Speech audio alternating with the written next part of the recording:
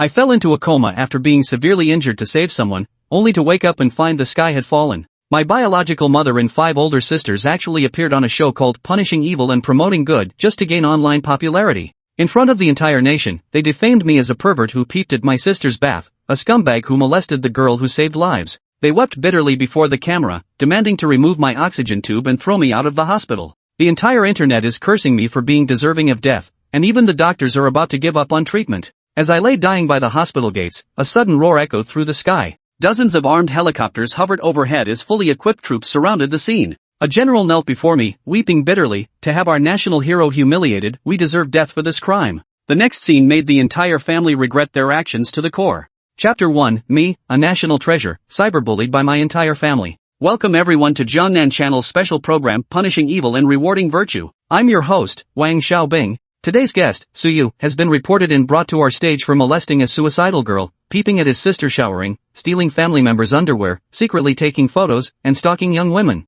Now, let's first hear from several of Suyu's family members about how they view this relative of theirs. Let me tell you, Suyu is just trash. Peeping at his third sister showering before was bad enough, but now he even took advantage of rescuing someone to molest them. Ugh, absolutely shameless. No wonder Xiaohan divorced him. If it weren't for the sake of my son's face, I would have already kicked him to death. Kyoto, in the live broadcast hall of the Punish Evil and Reward Good program group, as a dignified woman in her 50s poured out her grievances on stage, the off-site reporter slowly turned the live camera towards a strikingly handsome but pale-faced man. He is lying on the hospital bed now, unconscious, hanging by a thread, extremely weak, projected on the screen in the center of the live broadcast hall, seen by everyone. In the Great Hall, seated beside this noble lady were several other women adorned in resplendent attire with exquisite features. They were none other than Suyu's sisters. Gazing at Suyu lying unconscious on the screen, their expressions were filled with such disgust and contempt. It was as if they were looking at the most repulsive piece of rat droppings imaginable. Mom, how many times have I told you, we should have kicked Suyu out of the house long ago, and now he's caused such a huge disaster. What a piece of trash. People like him don't even deserve to live in this world.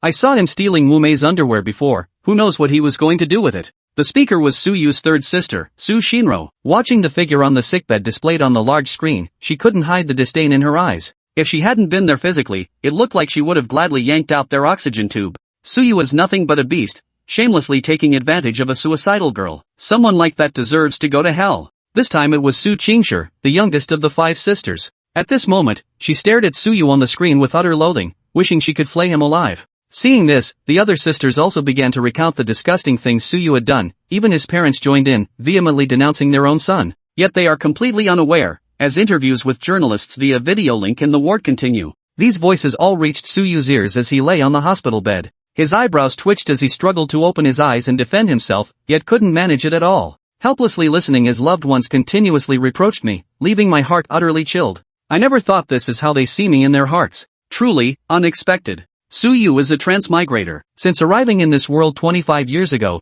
he has devoted himself entirely to technological research. Different from his previous life, Suyu discovered that this world's technology tree has taken a wrong turn. Although internet technology is basically the same as in his past life, military industry falls far short. For example, even in 2022, people here only use nuclear fusion for making nuclear bombs. More advanced technologies like hydrogen bombs or generating electricity through nuclear fusion, widespread technologies in his previous world, are completely absent in this world. Having been the youngest academician of the Chinese Academy of Sciences in his past life, Suyu demonstrated exceptional scientific talent early in this life. Not only did he gain admission to the nation's top university at the age of 12, but he also successfully assisted the country in developing various high-tech weapons. If not for the Confidentiality Bureau's requirements, their country's strength would have already surpassed that of all other nations. However, due to the need to maintain secrecy, Suyu was often away from home. This led to numerous arguments with his family members. They couldn't understand why Suyu was never home, especially his wife Jiang Han, who divorced him 2 years prior with the reason, "I won't spend the rest of my life with someone suspected of being a criminal."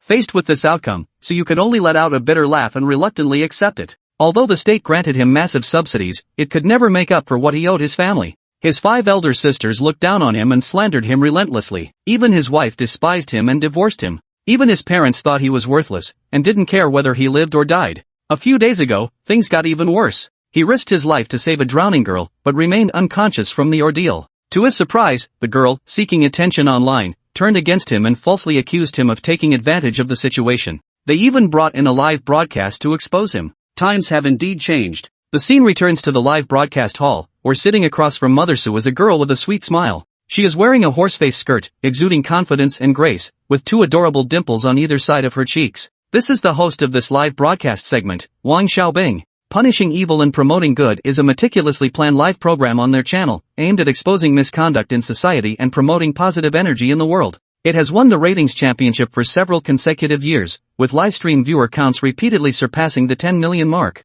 Today, she is invited to interview Suyu, who was caught in this public opinion storm, to verify whether what the rescued girl claimed is true or false. At present, it seems public opinion is decidedly one-sided. In my opinion, this Suyu is nothing but scum, stealing his own sister's underwear. Absolutely disgusting. Sister Xiaobing, hurry and expose him. Someone like this doesn't deserve to live in this world. I actually thought he was a decent guy at first. How revolting. Probably that scumbag just wanted to take advantage, but ended up unable to wake up. Serves him right, divine justice at work. Which hospital is he in? I'll bring him some warmth tonight. Wang Xiaobing glanced at the bullet comments, her sweet smile unchanged as she chirped. Auntie Sue will publicly expose everything Suyu has done soon. Do you think you can accept that? As a legitimate program, they couldn't disclose information without the consent of the subject or their relatives beforehand. Mother Sue nodded sharply, her voice shrill and her face filled with indignation as she said, hurry up and get started, I can't stand this jinx anymore. Usually, it's fine if he harassed a few older sisters, but this time he even dared to take liberties with a suicidal girl. You should arrest him if you must, sentence him if you must, there's no reason to forgive him just because he can't wake up now.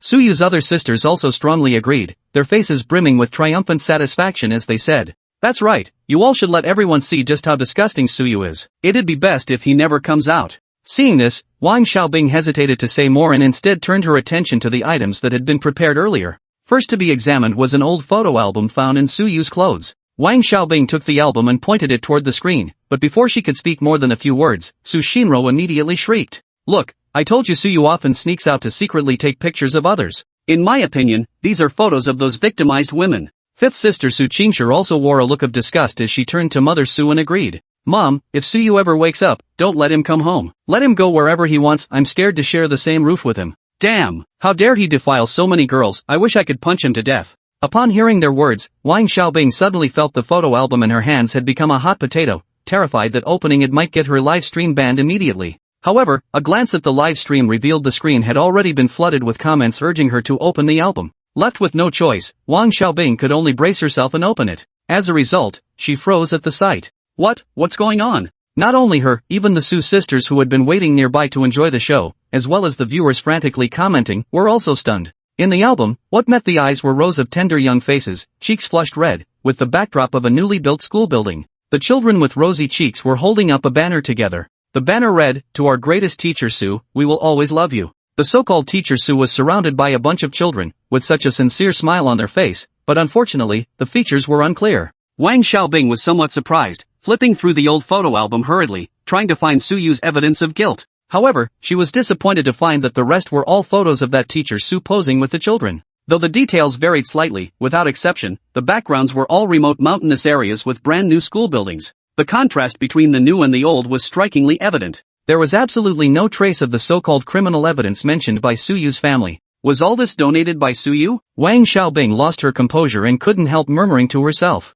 The moment she uttered these words, the barrage of comments exploded instantly. What's going on? That scumbag actually donated a building. What a joke. If he's good, then there are no bad people left in the world. No way. Absolutely impossible. That scumbag who took advantage of others to harass them if he did a good deed, I'll livestream eating shit. Where did this pervert get so much money to donate a building? And to donate so many at once? Fake. It must be fake. Chapter 2, Donating a School? All fake. At this moment, not only the audience in the live stream, but even Suyu's sisters found it hard to believe, feeling utterly incredulous. Suyu donating a building, how could that be possible? Could it be that they've been wrong about him all along, and he's actually a good person? Yet those photos cannot be fabricated. Wang Xiaobing couldn't help but swallow hard. Displayed in the live broadcast room are photos of Suyu with various individuals at different schools across various regions. The total number adds up to over 100. If all these photos are real, the amount of money and effort put into building these schools must be astronomical. What's going on? If Suyu really donated this many buildings, wouldn't that cost tens of millions? How is he so rich? Oh my god, how is he so wealthy? Over 100 school buildings, you can't be serious. Impossible. There are over 100 schools listed here. Where did this pervert get so much money? We must investigate Suyu thoroughly. Where did a criminal get so much money? It must be stolen. Wait a minute, if he really donated so many buildings, maybe we've wronged a good person. Could Suyu actually not be as bad as we thought? After reading these comments, the livestream audience seemed thoroughly shaken. Some people were shocked by the sheer scale of Suyu's actions, while others questioned the authenticity of the matter. They flooded the screen with comments. Suyu is just an ordinary person, where would he get so much money to build a teaching building? This is absurd. No, impossible. Only then did the Su sisters snap out of their daze, questioning the authenticity of the photo, crying out in unison. Having lived with Suyu for so long, how could they not know what kind of person he was? That worthless, disgusting good-for-nothing. How could he do such a thing? Among them, Su Shinro was even more adamant. Look, these photos must be fake. Even if they're not, they must have been stolen by Suyu from somewhere. Don't you see that the people in them aren't clearly visible? As soon as these words were spoken, they immediately garnered approval from the other sisters. The eldest sister, Su-ro, even nodded, her face filled with disgust as she said, frankly, I wouldn't be surprised if Suyu stole these from somewhere. Didn't he often use photos to scam people out of money before? Who knows, maybe these are even evidence of his crimes. Including Wang Xiaobing, the rest of the group now began to notice the issues with the photos. For some reason, in these hundreds of photos, every face was blurred, as if deliberately erased. The only thing in common with Suyu is probably that pitiful name, which might have been repeated tens of thousands of times worldwide. As soon as these words were spoken, they immediately garnered agreement from others in the live stream. Nowadays, with the help of technology, even appearances can be perfectly mimicked, let alone names. Even if Suyu and the person in the photo share the same name, what does that prove? It proves absolutely nothing. For a moment, the barrage of comments exploded, and seeing that Suyu's sisters had spoken up like this, the accusations against Suyu flared up again. Pa, what kind of teacher Su is this? Just a shameless, despicable pervert who steals others' photos to satisfy his own mysterious, questionable motives.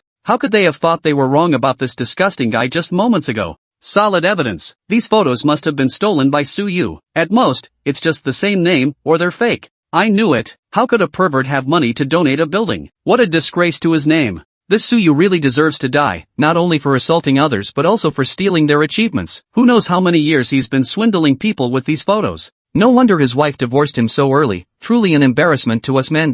Scumbag, beast, both named Suyu, yet one keeps stealing his sister's underwear at home daily, while the other tirelessly donates so many buildings. How can the gap between people be this vast? At that moment, second sister Su Lengling's eyes flashed with disgust. As a photography enthusiast, she effortlessly spotted the flaws in these photos, her disdain for Suyu growing even stronger. She added coldly, take a close look at these photos. Anyone who's studied photography can tell the faces were intentionally blurred. And he even hid these photos inside his clothes. Don't you see what he's up to? It's nothing but pulling it out when he lies, just to craft a grand persona for himself, isn't it? Su Qing angrily exclaimed, these photos must be fake. They're just meant to satisfy his pathetic vanity. Before, he said he was leaving to protect our homeland. But look what he did in the end. Either causing trouble or harassing girls. It's disgusting. How could I have a brother like this? What wretched misfortune. The other sisters also nodded in agreement. Su's mother even spat viciously at Suyu on the screen. Bah! What a disgrace. Why did I ever give birth to you? I should have stomped you to death.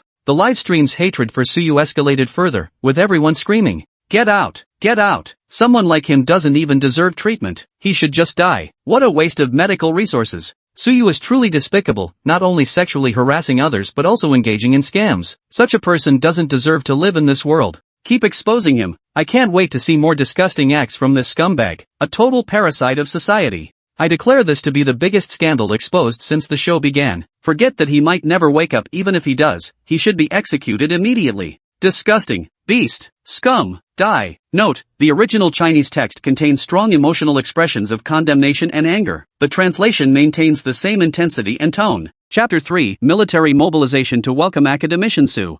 Meanwhile, in a conference room somewhere, several people were gathered around a table. If anyone were to glance over, they would be utterly astonished. For seated here were figures well known to every citizen of Longhua. High-ranking state officials, the Minister of Foreign Affairs, a provincial governor, the chairman of the Literary and Art Association. Among them were Dragon Nation's most powerful figures, military leaders in uniform. And in formal attire, the nation's most influential figures in the state apparatus. They were engaged in a heated discussion, having debated the recent issue for several days. At that very moment, a soldier in uniform, his face set with determination, entered the room. He first saluted the assembled figures with military precision. Then he approached the dignitarian in formal attire, producing a tablet. Chairman Hua, as per your instructions, we have been diligently protecting Academician Su. Recently, he accidentally fell into the water and lost consciousness while saving a drowning girl. Although we rushed him to the hospital immediately and arranged for the nation's top medical experts, he remains unconscious to this day. What? The suited official was utterly stunned. Even with other national leaders present, he couldn't hide his shock and blurted out. Didn't I instruct you to protect academician Su at any cost? Moreover, academician Su is heaven's most precious gift to our nation. Why did you wait so long to report this to me? The man in military uniform offered a bitter smile. Chairman Hua, it's not that I didn't want to report promptly. It's just that academician Su had previously instructed me never to delay national affairs for his sake. But this time, I simply couldn't bear it. Seeing how his family treated him, I had to let you know. Even if it means facing punishment, I accept it willingly. Listening to their conversation, the others in the room could no longer sit still. The mention of academician Su's name immediately sparked gasps of astonishment. Academician Su? The very same who single-handedly advanced our nation's technology by 2 decades? It's actually academician Su? I've always heard people say that without him, Dragon Nation wouldn't be where it is today. To think such a national treasure truly exists. Academician Su? What happened to him? Could someone be targeting him? What's going on? Hearing the surrounding murmurs, the elderly man in formal attire showed no reaction. Instead, he furrowed his brow as he examined the tablet handed to him by the man in military uniform. Meanwhile, the tablet echoed with relentless taunts directed at Su Yu. Why hasn't this pervert died yet? Such scum doesn't deserve to live. Su Yu's crimes are too numerous to list, shameless and disgusting, worse than a filthy pig. How could I have such a brother? Rest assured, I won't pay a single penny for Su Yu's medical bills. Even if he wakes up, I'll make him kneel and apologize to all of you. Mom, I suggest we just dump Su Yu on the street for people to trample. Best not even leave him any clothes. He's unconscious anyway. The words rang clear and distinct, piercing the ears of every person present. Before the elderly man in formal attire could react with fury, the tablet was snatched away by the military uniformed figure beside him. Seeing the live stream footage, his face instantly flushed crimson. What the hell are you talking about?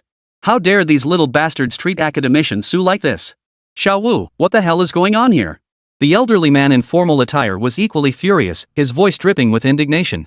The military man gave a bitter smile and explained helplessly. Old Hua, after academician Su lost consciousness, the girl he saved not only failed to thank him but turned around and slandered him, accusing him of taking advantage of the situation to molest her. And none of academician Su's family believed him. They all accused him of being disgusting and shameless, even bringing in the program to broadcast his punishment live. Right now, the ones on screen are Su Yu's mother and several of his sisters. Hearing this, everyone present grew restless. Exclamations erupted one after another. Academician Su dedicated his life to the nation, yet his own family treats him this way. Truly, people's hearts have grown cold. I still remember when academician Su received his first award, he immediately sent the money to his family. And this is how they repay him? They have hearts of stone. Academician Su sacrificed himself for the nation. He'd work for days without sleep, completely disregarding his own health. How dare anyone slander him? Enough. I can't stand this anymore. Even if they are academician Su's family, so what? Insulting a national hero? I'll arrest them regardless. The military uniformed official abruptly stood up, preparing to storm out. But just then, the elderly man in formal attire called out to him, steadying him. Old Li, don't be hasty. They are, after all, young Su's family. Let's wait until he wakes up and handle this personally. Our top priority now is to revive young Su. Otherwise, it would be a tremendous loss for our nation. Meanwhile, elsewhere, Wang Xiaobing's livestream continued. On screen, inside the hospital room, a doctor and nurse in white coats entered and addressed the camera solemnly. The patient's condition is critical. Due to severe head trauma, without medication to sustain him, he may become permanently vegetative. However, the medical fees must be paid promptly. Otherwise, we cannot continue treatment. Why bother saving someone like this? Just cremate them. I'll cover the cremation costs, don't compete with me. No way. Letting him die like this is too easy for this molester. He should be castrated and executed by slow slicing. Wang Xiaobing glanced at the comment stream, her expression unchanged, then turned the camera toward Su Yu's family. Auntie, what's your opinion? Su's mother looked disgusted. He can die wherever he wants. It's none of my business. Don't come looking for me. Wang Xiaobing turned to Su Yu's sisters. And what do you think? Their faces twisted with disgust. The second sister, Su Lang, spat out coldly. Put. That disgusting piece of trash? I've wanted him dead for ages. Think I'd pay for him? Dream on. I'd rather throw him away than give him a single penny. The voices carried through the screen into the hospital room. As the reporter relayed their words, the doctor and nurse exchanged glances. In that case, they said, we'll have to send the patient home. Is that acceptable to the family? Hearing this, the third sister, Su Shinro, shrieked and shouted at the live streaming screen, "Can't you just dump him on the street? Being with him gives me nightmares." The rest of the Su family nodded in agreement. "Yes. Kick Suyu out. He's not family." Wang Xiaobing, observing the scene, turned to Mrs. Su with a sweet smile, maintaining her composure as the host. "Auntie, please understand. We must take him home after filming this episode. Otherwise, you won't receive your exposure fee. But don't worry, once filming wraps, he can go wherever he pleases."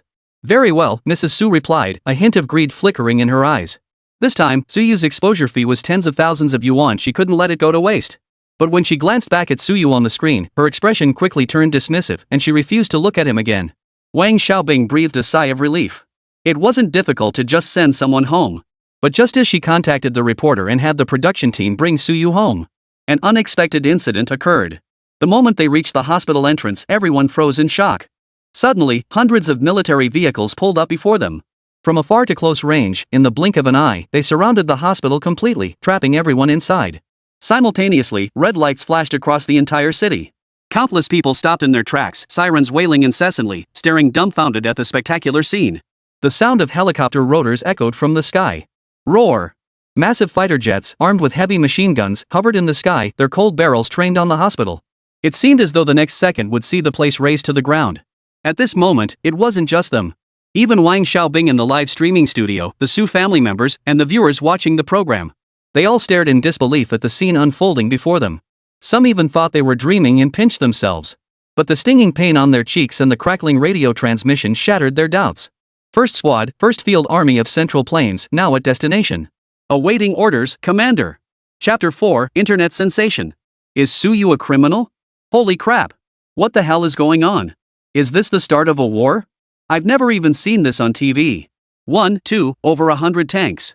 Did someone break some divine law here? Or are they here to hunt demons? Could it be a top-tier player from the national server? That doesn't make sense. Mom asked why I was kneeling to watch my tablet. I was stunned. 666. So this is what it feels like when the Dragon King returns. If they're all here to welcome me, that'd be awesome. Through the livestream, this scene unfolded in real time before the viewers' eyes. Comments flooded the screen. Speculation ran wild about which big shot could possibly warrant such an extravagant display. Even welcoming a provincial governor or a high-ranking state official wouldn't warrant this, right? Amidst the swirling speculation, several helicopters suddenly landed smoothly at the hospital's main entrance. One after another, high-ranking officials in military uniforms and medical staff stepped out. The sight of them sent shockwaves through the crowd. Every single one bore the 5-pointed star insignia, with the lowest rank being colonel. Among them stood one whose shoulders were adorned with golden olive branches. Even the medical personnel accompanying them were renowned as national-level medical experts. Holy crap! What kind of lineup is this? Colonels and brigadier generals, even their dogs rank higher than me. Is that old Joe? He's been treating our nation's leaders since the last century. Even ministerial-level officials struggle to get an appointment with him. And there's old Jiang, a medical genius hailed as a miracle worker who can raise the dead and restore the dead to life. Hasn't he been out of the public eye for ages? Watching the scene unfold on the lobby screen, Wang Xiaobing swallowed hard. As an insider within the system, she understood the weight of these figures better than anyone else. Perhaps those officers weren't the highest ranking. But the presence of these venerable physicians could only be commanded for the nation's absolute elite. And those at that level could be counted on one hand. How could a hospital this size possibly warrant their attention? Could it be that some founding generation figure was hospitalized here, necessitating their involvement? And even if it were a founding father, it would have to be someone at the rank of lieutenant general or higher. The leading major general, his face set in determination, appeared to be in his late 30s or early 40s. He scanned the scene. He easily spotted Suyu being pushed into the vehicle by the production crew. Move out. At the leading major general's command, a squad of armed personnel immediately surrounded the production crew. The atmosphere instantly grew tense. Before the crew could grasp what was happening, they were completely surrounded. Fear gripped each of them. Confusion dominated their thoughts. Even though they produced so many episodes and witnessed countless dramatic scenes, this was an experience none of them had ever encountered before. They stood frozen in place, not daring to move an inch. Even watching this unfold through the screen, Wang Xiaobing felt panic rising within him, dreading any unforeseen complications. Without further words, the major general ordered his subordinates to wrest Suyu from the production crew's grasp. Witnessing this, the crowd on site feared they were about to be targeted. One by one, they ducked their heads like ostriches. They watched helplessly as Suyu was led onto the aircraft, holding their breath in terror. Only after they had completely departed did the crowd snap back to reality. They gasped for breath, their faces etched with the relief of having narrowly escaped danger. Almost instantly, the previously frozen livestream was flooded with tens of thousands of comments. Holy, that scared the hell out of me. I couldn't even breathe through the screen. What's going on? Did they specifically take Suyu away? Why? I want a ride in a fighter jet too. Why does that scumbag get all the luck? Could Suyu be some big shot? Were old Joe and old Jiang just here to treat him? Forget it. I take back what I said earlier. Suyu is clearly a pillar of our nation. All that molestation and scumbag talk? My cat said it, I swear I didn't. Brother Su.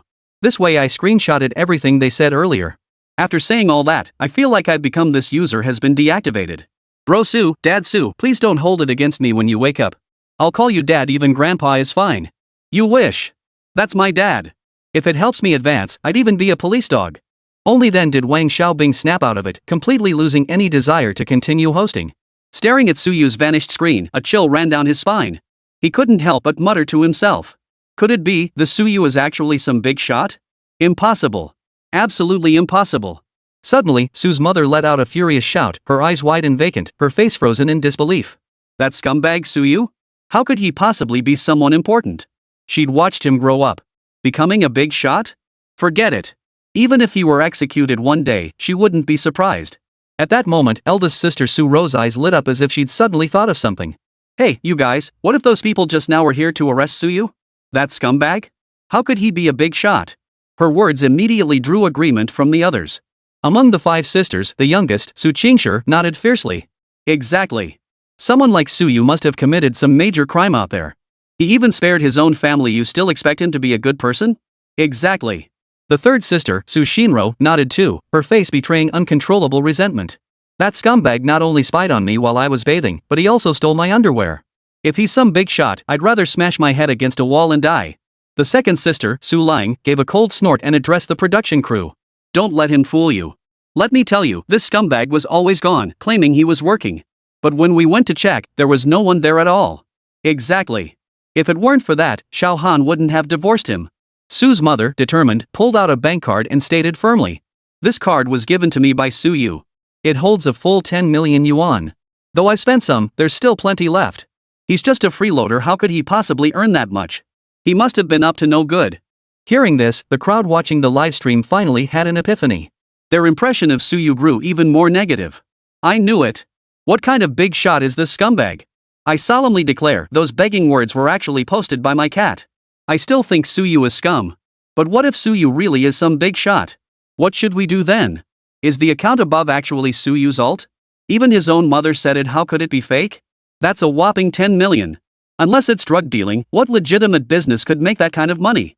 This scumbag is seriously impressive. Even Qin Hui would learn from him, and the mythical bird Jingwei would offer him cigarettes. You're all wrong. Suyu is clearly a compassionate person. He donates to orphans, but only if their parents sign off. Suyu's Douyin account is called 3 Kingdoms Kill. Go give him bad reviews.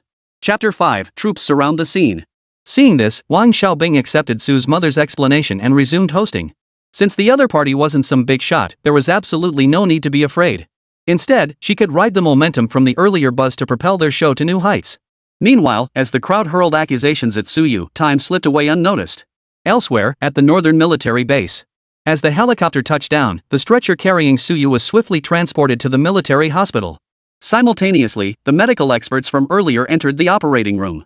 The equipment here was the most advanced in all of Long Nation. With the addition of medical masters like Elder Zhou and Elder Jiang, even if Suyu had one foot in the grave, they could still save him. Let alone someone in a coma. Outside, countless people were waiting. Among them were high-ranking officials in national attire. The military official who had earlier vowed to arrest those who insulted Suyu was waiting here. He paced the corridor incessantly, fearing any mishap might befall Suyu. At that moment, a slightly younger officer under his command handed him a phone. Even after the earlier incident, the live broadcast continued unabated, capitalizing on the incident to amplify its coverage. International criminal appears on Punish Evil, Promote Good program. Live broadcast of arrest captures millions. Shocking. Scum Suyu, a habitual molester, exposed with even greater crimes. Scum. Beast. Millions of netizens demand Suyu's execution. If this villain lives, where is justice? Seeing these headlines, the military uniformed big shot roared in fury. This is outrageous. How dare they slander little Su like this? Who gave them the audacity to defame such a national hero? He immediately dialed a number. "Hello, is this Xiao Xiao? When I told you to pick up little Sue earlier, why didn't you bring troops to surround the show?" "Uncle Lee, that's against protocol. I don't care where you are right now. Get your men back immediately and deal with this production team." The man named Xiao Xiao tried to explain, but before he could finish, he was cut off. "I don't want explanations. I want you to surround them right now.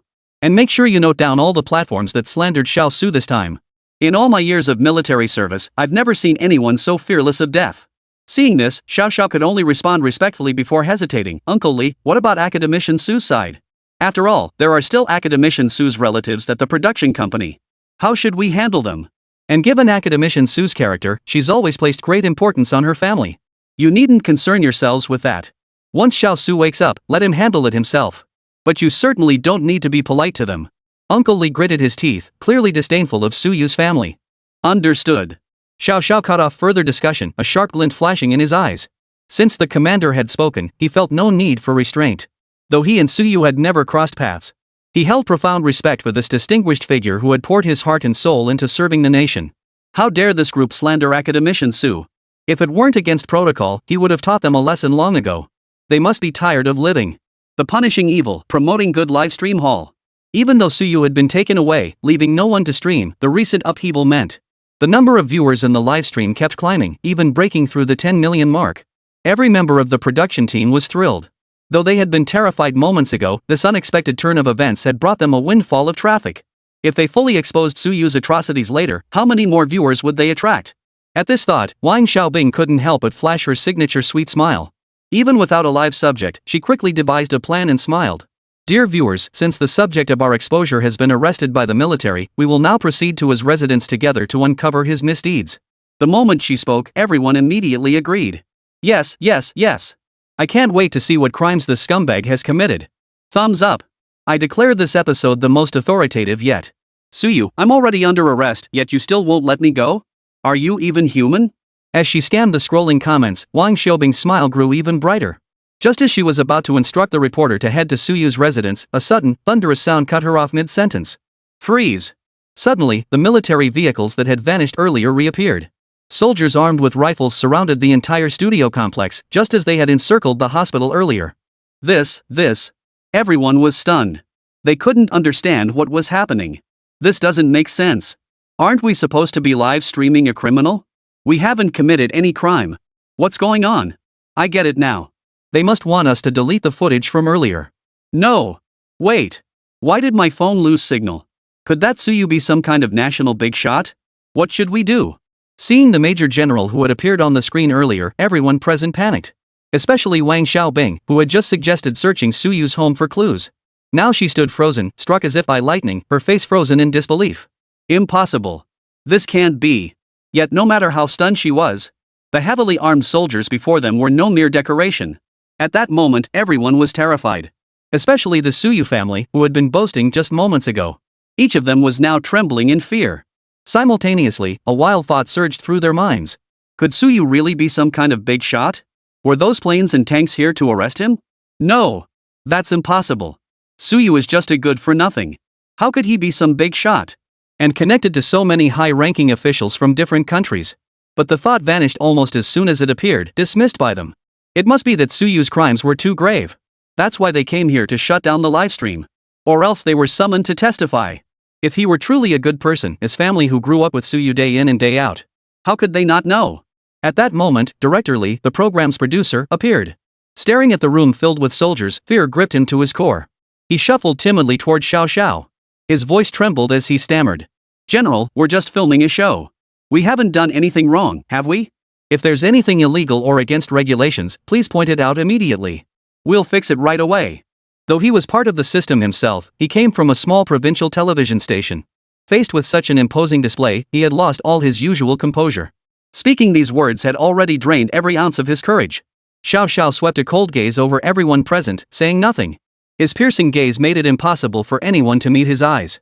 Everyone he looked at bowed their heads tightly, afraid of catching his attention. Chapter 6. Are you Su Yu's family? Are you Su Yu's family? Finally, Xiao Xiao's gaze settled on the Su family members, his eyes growing even more piercing. Though phrased as a question, his voice carried an air of authority that brooked no argument.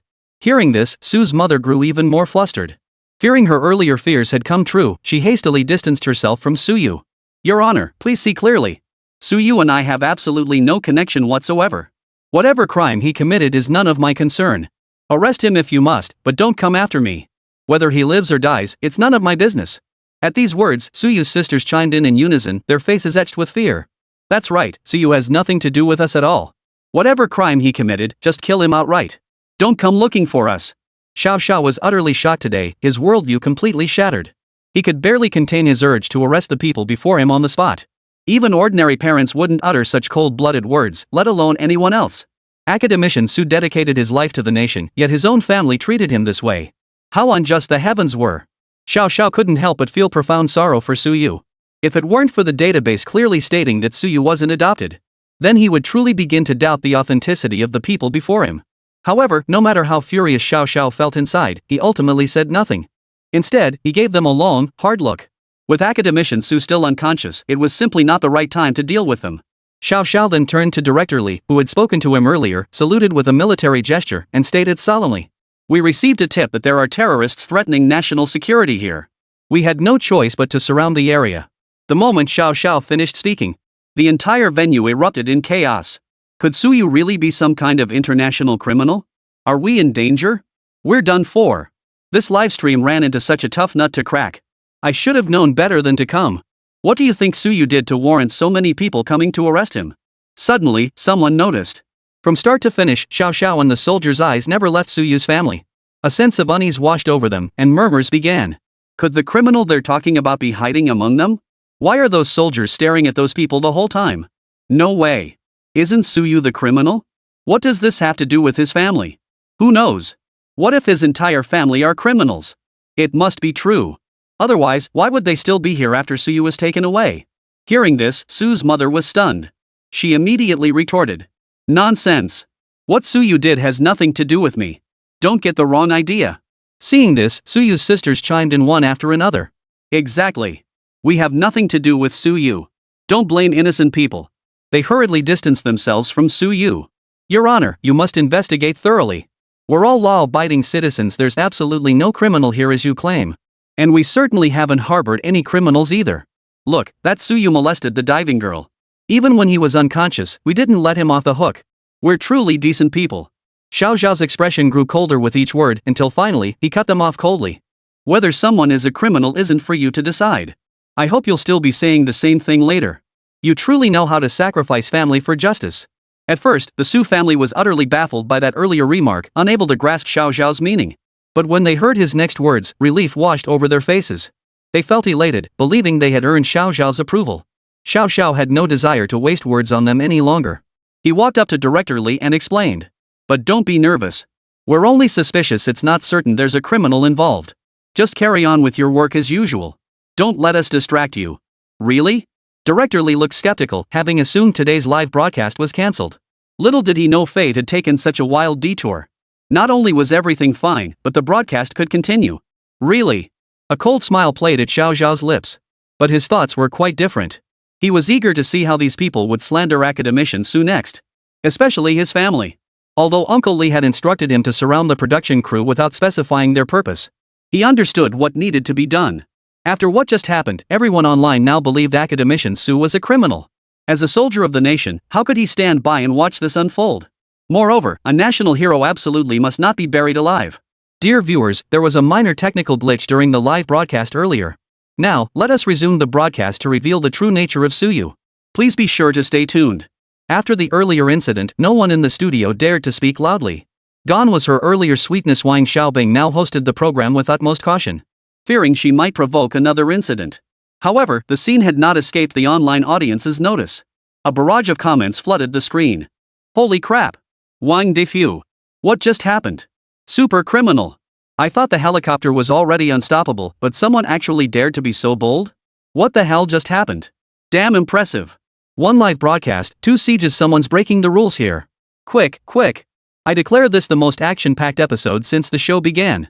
Meanwhile, field reporter Zhao Qian had arrived at the Su residence. It was an old-fashioned studio apartment. Its exterior was dilapidated, with signs of decay everywhere. Dear viewers, let's now step inside Suyu's room. What kind of environment does this suspect live in? What secrets might be hidden within? Is it like our previous guest's gilded opulence everywhere? Or is it filthy and chaotic, desperately concealing his guilt? Zhao Qian smiled as he looked into the camera and stepped into Su Yu's home. But when he saw the living room, his brow furrowed. A worn-out sofa, an outdated television, and a coffee table spotless and dust-free. Just like everyone else's, ordinary and unremarkable. Not only Zhao Qian, but even the viewers in the livestream were utterly shocked. Holy crap! What's going on here? Did I tune into the wrong channel? Where's the gold? Where's the cash? Where's the mistress? Where's the paid content I came here for? This can't be right. Given his status, how could he be this ordinary? Did we go to the wrong place, or is he really just an ordinary person? Zhao Qian also thought he'd come to the wrong place. After all, based on his past interview experiences, the rooms were either filthy and run down or extremely luxurious. Some even engaged in outright illegal activities at home. Chapter 7, Diary Entry, Reputation Reversal? Someone as ordinary as Su Yu was actually quite rare. However, Zhao Qian didn't immediately conclude Su Yu was above suspicion. Instead, he began searching the room for clues. Once, while live streaming someone's home, he had discovered a hidden room. Inside lay stacks of dollar bills covering the floor, totaling over $1 billion. Yet the homeowner appeared to be a harmless, honest individual. Everyone, please stop arguing. First, we haven't come to the wrong place. Second, appearances don't define a person. Though what we see here doesn't seem to match the identity of an international criminal, I must tell you. Often, the most inconspicuous corners conceal the deepest darkness. Zhao Qian quickly regained his composure, explaining with a smile. Meanwhile, he began searching the room for evidence of Su Yu's crimes. Suddenly, while rummaging through the wardrobe, he discovered a diary. Tucked away in a corner, it looked worn and tattered, its pages already slightly yellowed. It was clearly many years old. Zhao Qian's eyes lit up. He quickly grabbed the diary and flipped through a few pages. Just as he'd expected, it was filled with Su Yu's diary entries complete with dates. Did the streamer find something good? Show us. A diary? No way. Who in their right mind keeps a diary? But it's Su Yu's diary. If they mobilized so many people to seize it, it must be incredibly interesting inside. Hey, don't hog it all to yourself. Let me see. Does it say where he hid the money? Or does it record how he committed the crime? Hurry up. I need to see it. This scumbag, after seeing this, countless people will be screaming for his execution. Exactly. Execute Su Yu. Whether he's the suspect or not, groping a diving girl is enough to kill him 100 times over. Zhao Qian snapped back to reality, holding up the diary and stating, "Everyone, calm down first. If you want to see it, I'll read it out loud for you." As he spoke, Zhao Qian flipped to a random page and began reading aloud. The diary was thick, likely filled with years of entries. It might contain evidence of Su Yu's crimes. He had to examine it carefully. February 3rd, sunny. This afternoon, my eldest sister came home from work. She looked exhausted and collapsed onto the sofa to sleep as soon as she arrived. Watching her, I suddenly remembered how she'd mentioned her headaches before. She'd seen several doctors, but nothing helped. Because of this, she couldn't even sleep at night. Then I thought, why not give her a massage? I'd just learned how to do it. Ever since father passed away, mother and my eldest sister had been taking care of the household. Even my tuition fees were paid by my eldest sister. I felt utterly useless, unable to even offer this small help. But who knew that while I was massaging her, I would fall over? And worse, my head hit my sister's chest. Because of that, my sister thought I was molesting her while she slept. I tried to explain, but she wouldn't listen. I had no choice but to apologize to her. Why? I feel so wronged, but it's not really my sister's fault. I'm the one who tripped. Damn this place. You're the real culprit. When I grow up, I'm buying Big Sister and the others a huge mansion so we can escape from you all. Zhao Qian felt increasingly uneasy as he read on. Wasn't he reading the diary of a suspected major criminal? How could this be? The date was February 3rd, 2012, roughly 13 years ago. That year, Su Yu was only 10 years old. No way. I need to read another entry. This must be a mistake. May 10th, overcast. Got scolded today. Mom's clothes got torn and I wanted to sew them up. It's a dress she really loves and you can't buy it anywhere else. But just as I was sewing, Mom walked in. Seeing the scissors in my hand, she flew into a rage, accusing me of ruining her clothes. I said I didn't ruin it, I was just trying to fix it for her. But she retorted, if it wasn't you, then who else could it be? I tried to explain, but she wouldn't let me get a word in. She just kept saying, "Can't you learn to behave properly? This time you ruin clothes, next time you'll burn the house down? Of course you will. What are you explaining? Can't you spare me the trouble? Believe me or not, I'll kick you out. You dare glare at me? You ungrateful brat. I worked my fingers to the bone raising you, and this is how you repay me?" Actually, I wasn't glaring at her then. I just wanted to explain myself. But why didn't I even get a chance to explain? A day of being rejected. After these words, everyone fell silent. Even the comments demanding Suyu's execution vanished without a trace. Seeing this, Zhao Qian quickly read another post. September 8th, overcast. Today, I walked into the bathroom without realizing my third sister was bathing and accidentally saw her naked. She scolded me for quite a while over it. I want to apologize, but it seems a bit difficult. But doesn't she like rabbit heads? Luckily, I had the school bonus, so I bought her spicy rabbit heads. But then I got scolded again. She likes rabbits, but I thought she liked eating rabbits. It's over. How am I supposed to apologize to third sister? Later I bought a rabbit for third sister, but she wasn't talking to me anymore. I'm sorry, third sister. This diary entry no longer feels heartbreaking to read like the previous ones. Instead, it's quite amusing. Especially when I read the part about she likes rabbits, but I thought she liked eating rabbits. Everyone couldn't help but laugh. But as the laughter continued, a deeper sadness welled up inside. Some even began to cry. Could Suyu, who treated his family this way, truly be the scum who molested a young girl? Impossible. If what was written was true. At the very least, Zhao Qian believed Suyu wasn't a bad person. The scene cut back to the live streaming hall. Everyone here had fallen silent. All eyes were fixed on the screen in the center of the hall. When Zhao Qian read the diary, they only felt pity for Suyu. He hadn't done anything wrong, yet no one believed him. All because of those few family members of his. In an instant, the gaze everyone cast upon Suyu's family shifted. Originally, they had sympathized with them, thinking how unfortunate they were to have a brother-son like Suyu. But now, the truly pitiable ones were someone else entirely. At that moment, Su's mother and his sisters felt uneasy too. Though they sat together, their hearts felt heavy. Especially the three mentioned in the diary earlier. Su's mother, eldest sister Su Ro, and third sister Su Shinro. Could they have misunderstood Suyu?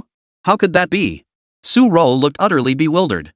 Could it be that Zhao Qian's words earlier were the truth after all? Had she truly misunderstood Suyu? Su Shinro was filled with regret.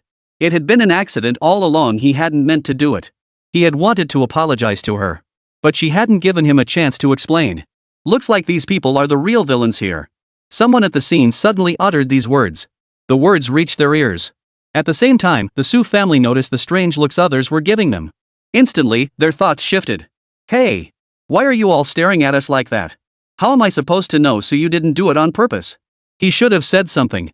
Unable to bear the stares, Su Shinro blurted out. Her voice was soft and gentle. Just like her name. Exactly. Anyone could misunderstand. And just because it's written in a diary doesn't mean it's true. He brought this on himself. At that moment, Su Lengling suddenly spoke in a cold tone. Among the five sisters, she and Su Shinro were closest. Seeing her speak up, she immediately chimed in. Moreover, she hadn't been among those who had misunderstood Suyu earlier. Her voice was anything but lacking in conviction. Chapter 8, the donation list, totaling tens of millions. In an instant, Su's mother and Su Qingshi caught on, chiming in unison. Exactly. With his personality, how could he possibly be like what's written in that diary? I say it's just like those photos earlier. All made up by Suyu. He's just trying to make himself look good. Even if they had genuinely misunderstood Suyu back then, it no longer mattered. A pang of guilt flashed through Su Qingshi's heart. Who was to blame for his lack of clarity? Besides, given his current status, they certainly didn't want to be dragged down by him. Right. Su's mother affirmed, her face betraying no attempt to hide her disgust. If all this is true, why would we single him out for suspicion? Why target him specifically? It must be because he's not clean to begin with. Give it back to me. Meanwhile, Zhao Qian continued flipping through the diary. Just like before, it was all about daily life, nothing important. Though the young Suyu might have truly been as described in the diary just now. A well-behaved, adorable child who cherished his family. But people change. He was a good child, but perhaps only once. Just as Zhao Qian reached the final pages, he suddenly froze. His expression was utterly shocked. This? What is this? What filled the livestream viewers' eyes were countless donation slips. Zhao Qian scanned them one by one. The amounts ranged from hundreds to thousands, up to tens of thousands. Among them were even several donations in the millions. Zhao Qian thought he was seeing things, but after rubbing his eyes, the thick stack of donation slips before him was undeniably real. Altogether, they amounted to tens of millions. What the hell is going on? How could a criminal be this rich? Holy crap! Did Suyu donate all this? No way! How could he be so generous? 666, did we all misunderstand Suyu? Maybe he's not a bad guy after all? Hold on. Maybe these donation receipts are just like the last ones, all forged by Suyu. His sister was right earlier, these alone prove absolutely nothing. I could claim I donated 100 million too. Forging donation receipts takes no time at all. Zhao Qian scrutinized the donation slip. He wanted to find any clues. Just then, he suddenly noticed that beneath each donation receipt was a small photo attached. The photos weren't large, only an inch or two in size. Yet the person in it looked so familiar. Rosy cheeks, a youthful face, and clothing typical of children from remote mountain villages. It was obvious. These donation recipients were all the children who had appeared in the old photo album with Su Yu. And the recipients listed on those large donation slips were even more familiar. They were the very schools he had seen earlier in the hospital ward. Not a single character had been altered. As for the names listed as donors, without exception, they all bore the name Su Yu. Everyone was speechless. Not just Zhao Qian, but even the viewers watching the live stream were now left in silence. Though some still refused to believe it. The evidence laid out before them could not be concealed. If it were just the donation receipts, those could easily be forged. But these photographs and the school itself were undeniable. If anyone were to investigate, the truth would come to light immediately. Not even a shred of an excuse. After an unknown period of silence, someone finally spoke up in disbelief. Fake? It's fake, right? Didn't they say Su Yu was a molester? How could this be real? Am I dreaming, or are you? Could Su Yu actually be a good person? Have we all wronged him? I don't get it. If he's really that rich, why would he molest the diving girl? And live in such a rundown place? Why? I was wrong, Su Yu. You're actually a good person. I misunderstood you. The truth. I want the truth. At that moment, the live chat was abuzz with discussion. Everyone was utterly shocked by the revelations. Host Wang Xiaobing was no exception. Glancing at Su's mother and the others, she couldn't help but ask curiously. Auntie, did you know Su Yu, that he was this wealthy? Su's mother was dumbfounded, her eyes wide and speechless, unable to form coherent words. I didn't know either. He's a good-for-nothing. Where did he get all this money? Su Ro and the others shook their heads, their beautiful eyes betraying their unmistakable shock. Had they known Su Yu was this wealthy, they probably wouldn't have shown up here. Just then, Su Long coldly interjected. You're being fooled. A selfish little man like Su Yu couldn't possibly have such a kind heart. This might all be fake just like before, carefully staged by him. Just waiting for you to fall into his trap. That can't be. Wang Xiaobing instinctively countered, pointing at the screen in the center of the hall. If all this is fake, then how do you explain these? Oomph. If this is real, where did he get all this money? Su Long coldly snorted, utterly dismissive. I don't buy that he could earn this much on his own. Even if he could, how could he possibly donate it all? This remark drew widespread agreement from the audience. Yeah. If he donated 10 or 20,000, I could understand. But tens of millions? How did he earn and donate that much without his family knowing? Wait, didn't his mom just pull out a card saying it had a lot of money? Exactly. Could he actually be some international thief? Did he steal all this money? What a new age Robin Hood. Come help me out, I'm so broke I'm practically eating dirt. Seeing this scene, Wang Xiaobing immediately had an idea. Turning to the Su family members, she said sweetly. Auntie, since no one seems to believe us, we'll contact the donation agency shortly to verify these receipts. Then the truth will come out. Do you agree? Mrs. Su nodded, sharing her daughter's disdain. Fine, let's see. I refuse to believe Su Yu could earn that much money. Fine. Wang Xiaobing cut to the chase, relaying the news to Zhao Qian through her earpiece. Zhao Qian responded promptly, immediately making a call in front of the audience. Fortunately, the donation forms included the contact number for the charitable organization. He didn't have to go through any extra trouble. The call connected quickly. A woman with a sweet voice answered. Hello, this is the Dawn Ho Project. How may I assist you? Zhao Qian cleared his throat and got straight to the point. Under the watchful eyes of the crowd, he voiced the question on everyone's mind. Hello, this is the Punishing Evil, Promoting Good program team. We're currently producing an episode and have several questions we'd like to consult with you about. Has Su Yu ever made a donation through your organization? The other party responded promptly, Are you referring to Mr. Su Yu? Zhao Qian nodded. That's correct. Chapter 9, These funds are of dubious origin. Alright, please hold on a moment. According to our records, Mr. Su Yu's total donations to our organization over the years amount to 50,411,000 yuan. He has also donated cash to schools in mountainous areas, as well as providing them with school uniforms and textbooks. Not only that, but Mr. Su Yu frequently participates in our activities, flying to mountainous regions to visit those children. Is there anything else you'd like to know? Hearing the operator's words, the live stream instantly erupted in a storm of astonishment. It really is Su Yu's donations. Over 50 million yuan and counting. This is the kind of role model we should all learn from. A true, time-tested GCism warrior. Mr. Su, may you rest in peace. Who slandered him just now? Step forward. Support Su Yu. He's definitely not a criminal. Clear his name. How dare you slander such a great man? You nearly made me misunderstand him. You deserve to die. Heroes never die, they only fade. We will always support Mr. Su.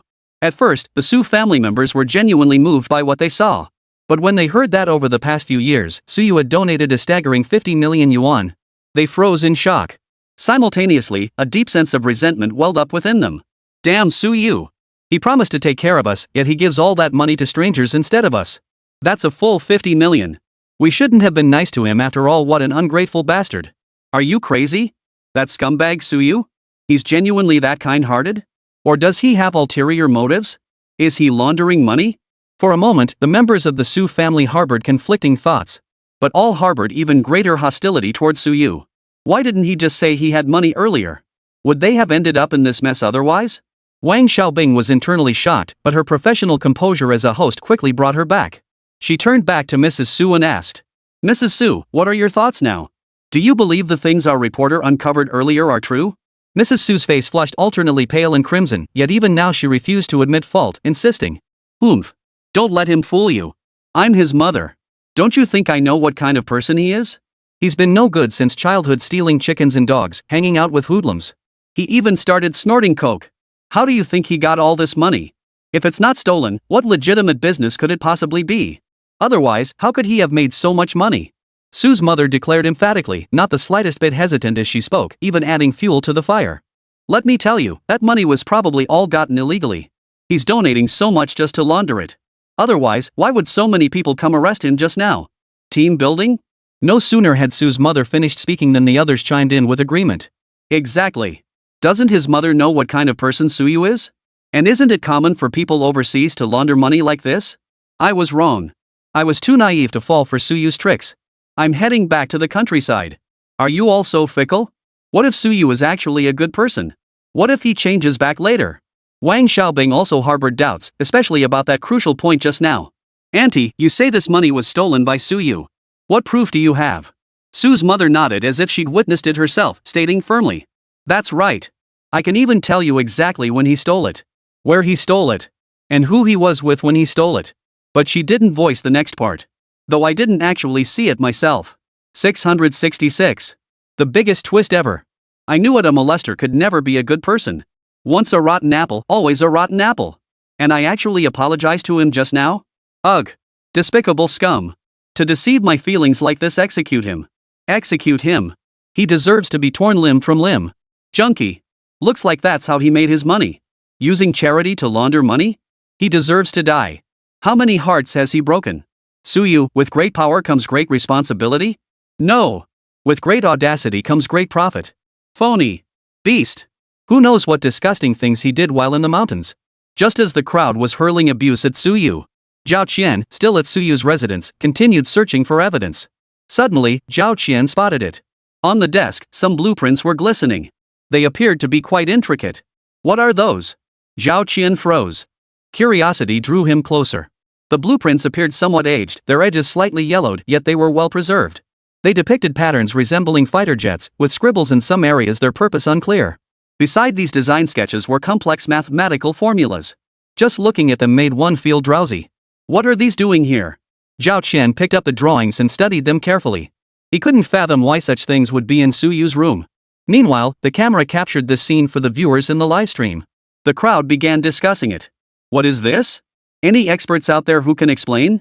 Could Suyu be a military enthusiast? These all look like fighter jets to me. Hey! Forget the planes, what's that thing over there? Why's he suddenly teaching an English class? Suddenly, a gasp echoed through the livestream. Staring at the blueprints on the table, someone exclaimed in disbelief. No way!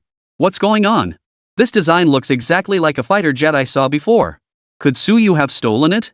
But that shouldn't be possible. This fighter jet's blueprints are top secret. Besides those few engineers, only its designer knows about them. How did it end up here? Shortly after this comment appeared, it was seen by countless viewers, sparking an uproar. Are you kidding me? This thing is a fighter jet blueprint? And top secret at that? Nope, I'm a seasoned military enthusiast. That blueprint matches the fighter jet our country released years ago exactly. Look it up if you don't believe me. No way. How could this scumbag have something like this at home? Is he a spy? I can vouch for it, this is a fighter jet blueprint. I used to work at a certain department, and this is the new fighter jet our country developed 5 years ago. It's still in active service today. But how did Suyu get his hands on this? He's just a scumbag, right? Holy crap. Could we have been wrong all along? Is Suyu actually some kind of big shot?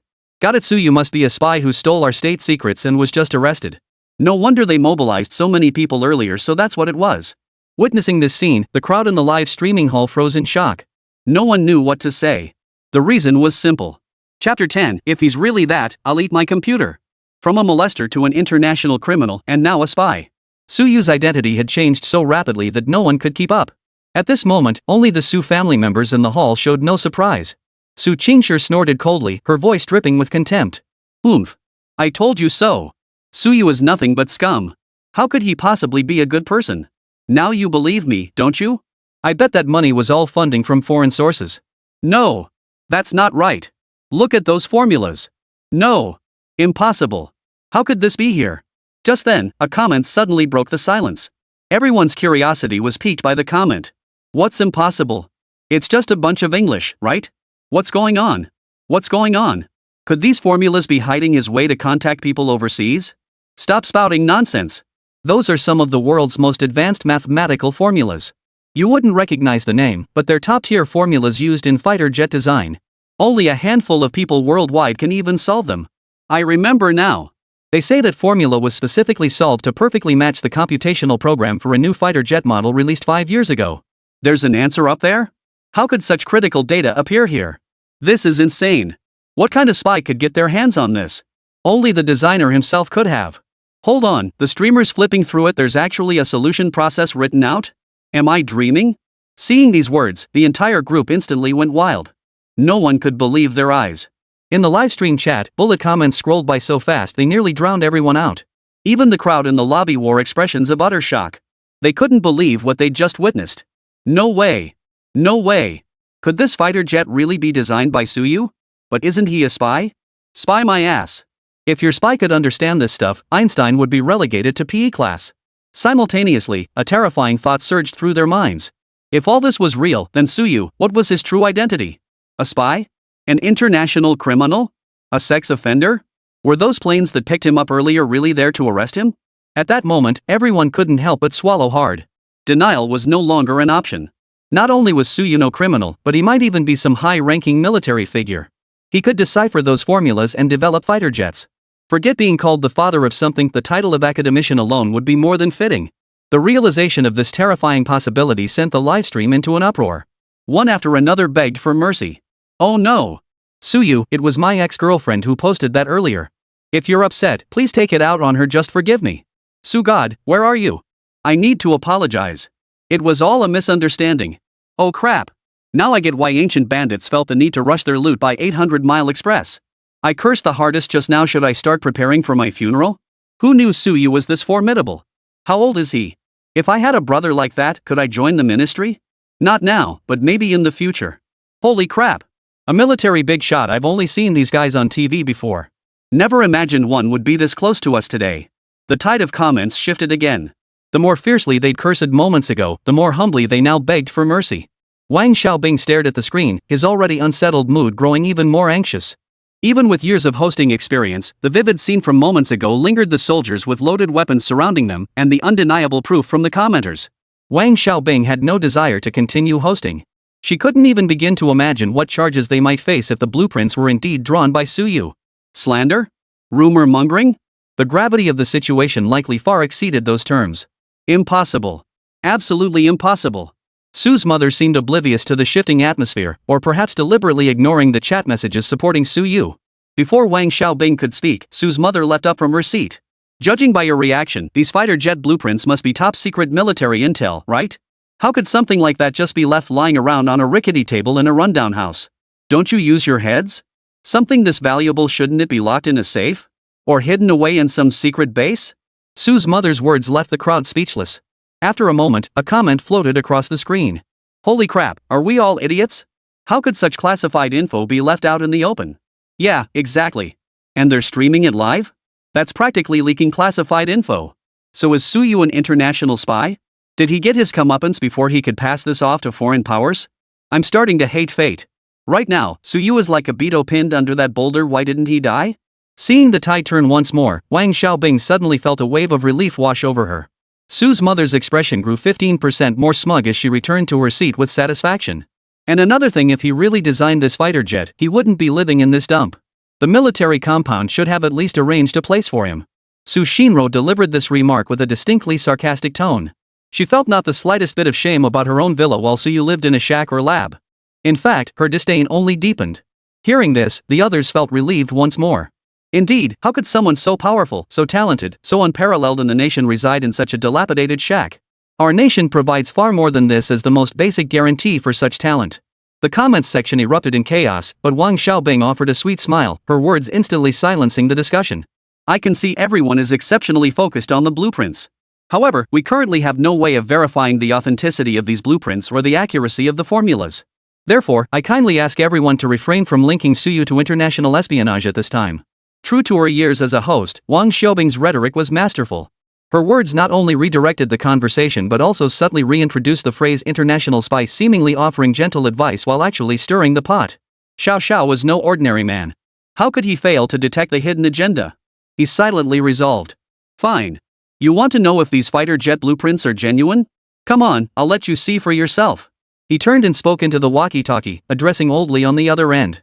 Within seconds, the walkie-talkie crackled with a response. Xiao Xiao's lips curled upward as he turned to face Suyu's family and director Li, his gaze now tinged with a hint of murderous intent. Chapter 11, Gunfire. The horn of counterattack sounds. Xiao Xiao's orders were to hold his position, while the higher-ups rapidly issued one directive after another. Xiao Wu, immediately notify all television stations. Overlay a model animation of assembling a fighter jet from blueprints in the bottom left corner of their current programming. Yes, and not just TV media, all short video platforms and live streaming platforms too. They must simultaneously open pop-up windows for playback, and viewers must not be allowed to close them. Monitor the data in real time from the backend. Any platform that resists will face direct accountability. Don't these people love to argue? Don't they love to follow the crowd and spout nonsense? Today we'll show them who the real clowns are. Daring to insult the nation's pride? They've got to be out of their minds. 5 minutes later, every entertainment outlet and TV station, whether CTV or Douyin, displayed a small window labeled Military Livestream, broadcasting the very same fighter jet assembly animation from the earlier design blueprint. Holy crap! What's going on? Fighter jet assembly?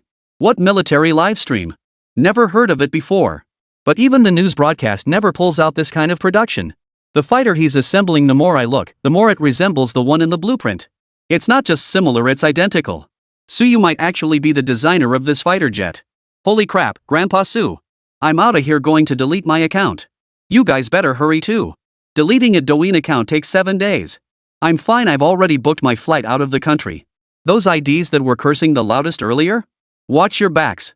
After leaving these final comments, the users named I'm an undercover agent and Little Lou the Wild One vanished without a trace. When people checked their profiles, they were already marked as user not found. They really deleted their accounts. Guys, could this be a show effect? I mean, something this classified, there's no way the production team would just broadcast it like this. What if there really is a spy? But if it's not real, why would it air simultaneously across all platforms? This statement exploded like a time bomb, shattering everyone's last shred of hope. Now, another wave of people began deleting their platform accounts, preparing to flee. Staff at flight booking apps were completely baffled, unable to explain why international flight bookings had suddenly surged so dramatically. Just as the remaining group hesitated over whether to flee, the fighter jet assembly video on the screen had finished playing. This fighter entered service in 20. The design blueprint is as follows. Wait, isn't this the very same one we just saw? Chief designer of this blueprint, General Suyu. Zhao Qian's hand trembled as he clutched the blueprint.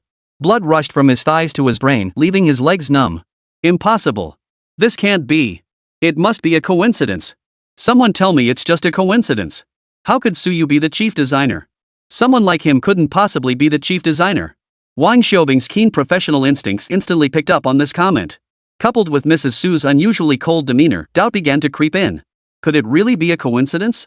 Mrs. Su, did you know Suyu possessed such design talent? Did you nurture it from childhood? Upon hearing this, Mrs. Su let out a cold laugh before mocking in a near harsh tone. Ha ha ha. Design talent? Our Suyu couldn't even draw a shrimp when he was little. And those so-called mathematical formulas you keep mentioning? Good heavens, he didn't even finish college. Designing fighter jets? Interpreting formulas? Seeing this, his eldest sister Su Ro hurriedly chimed in. Suyu? That's just a 2-character name. If he'd been called Su Shuyu, he might not even have had a duplicate. And look, here. This. Su-ro rummaged through her backpack and pulled out Suyu's ID card, prepared in advance. It clearly stated that Suyu had dropped out of college. Little did they know, this document was a fake ID issued by the Bureau of Secrets to explain Suyu's 4-year absence from home to his family. The university was real, but Suyu's information within the institution was so highly classified that outsiders couldn't find any records, and even his seniors at the school didn't know him. From our school? 2 years my senior? Never heard of him dropping out. Then it's confirmed just a name coincidence. But forging his academic credentials plus stealing design blueprints? That's no small crime. No wonder they mobilized such a massive operation to arrest him. Damn, I worried for nothing. I knew a pervert who steals his own sister's underwear and spies on her showering couldn't be this capable. Total scum. Traitor to his country. This is way worse than stealing underwear. That bastard deserves to be shot 10 times over. Go to hell. Suyu, oh no, I've been found out. Xiao Xiao stared at the flood of comments and Sue's mother's ugly, smug face as she gloated over winning another round. He wanted nothing more than to tear her mouth apart with his own hands. Generally, it seems this hasn't deterred them. Should I have the other side take action? Old Lee was furious too. If he didn't need to monitor the situation, he'd have smashed his tablet right then. Damn it, move. I need to see just how tough this production team is. And how thick-skinned these people really are. Snap. As Old Lee spoke, he crushed the walkie-talkie in his bare hands. Xiao Xiao received the order and immediately relayed it to the military personnel already lying in wait. Move out. Clang. Everyone down. Get down. Before Zhao Qian could react, dozens of heavily armed SWAT officers burst in, pinning everyone to the ground. The live feed went dark as SWAT hands covered the camera, leaving only sporadic bursts of chaotic noise being picked up. You are suspected of leaking state secrets. You are now under arrest according to the law. The earlier livestream had only revealed the design blueprints, not detailed data. But they had just recorded the fighter jet's design formulas. What the hell is going on? The production team turned out to be spies? The crowd on site was utterly bewildered by this sudden turn of events, especially since they had just been continuing their condemnation of Suyu for molesting that young girl. Impossible. This must be a misunderstanding. If this material were truly that critical, why would our program still be airing? Zhao Qian violently broke free from his restraints and pointed at the blueprints on the table. The designer proved stubborn too, following Zhao Qian's gesture and redirecting the camera back to the blueprints and design data. If all this is real, why is it just sitting here? And these formulas? They're clearly just scribbles, no equal signs, nothing but gibberish. The soldier, seeing the blueprints exposed again, fired without hesitation, the bullet striking the ground at the cameraman's feet. This is your first warning. Shut down filming immediately. Get down on the ground. That shot sent shockwaves through the entire crowd. They fired. They actually fired.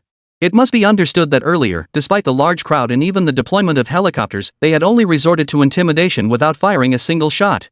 This was because our nation has explicit regulations to avoid harming civilians and causing panic whenever possible. But once shots were fired, it signaled something different. It meant that, at the very least, the person targeted by the gun barrel had been firmly labeled a suspect or even a criminal. If this were fake, the military would never have fired. Maybe it really is what that person said, genuine data. Those formulas could very well allow foreign powers to replicate this fighter jet. As far as I know, no foreign fighter jet in service is as advanced as this one.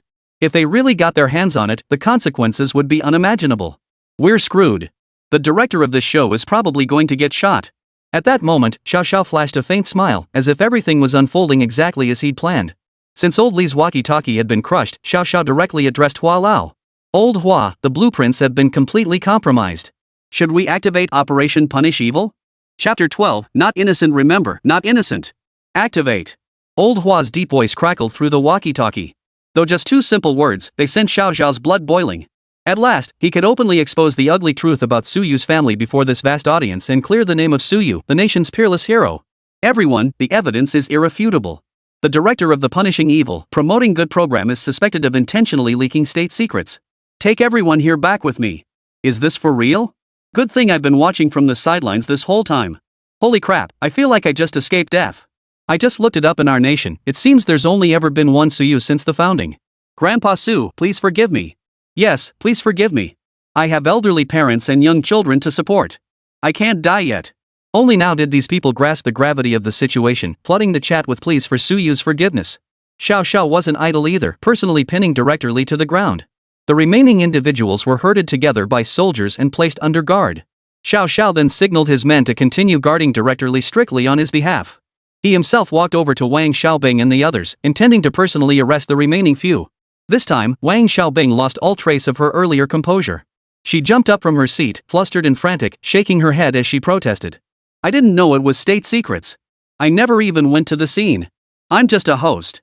Fine beads of sweat formed on Mrs. Su's forehead. Meeting Xiao Xiao's terrifying gaze, she instantly leapt from her seat. "Don't look at me. He's definitely a spy. He stole it. You shouldn't be arresting me, you should be going after that scum." Her voice was a mix of shouts and growls, yet the tremor within was unmistakable.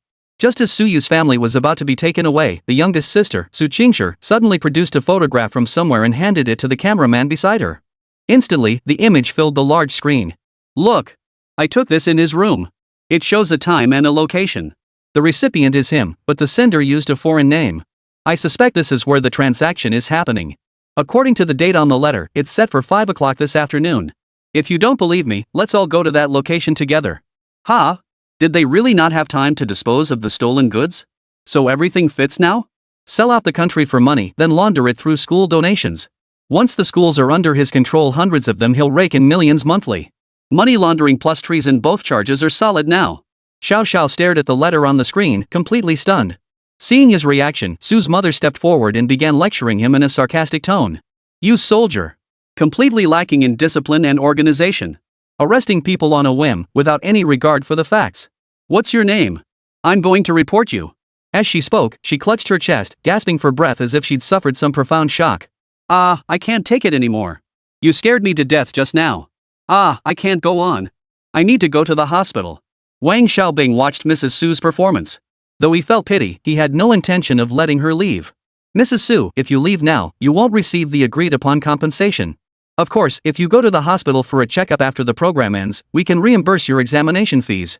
I trust you'll stay for the justice we seek, won't you?" Mrs. Su certainly didn't want to stay. A few 100,000 yuan in exposure fees? For someone worth 10 million, she could afford it, but she wouldn't risk her life for it. Yet just as she rose to leave, Wang Xiaobing's words struck her like a slap to the forehead. She straightened her posture and resumed her interview stance.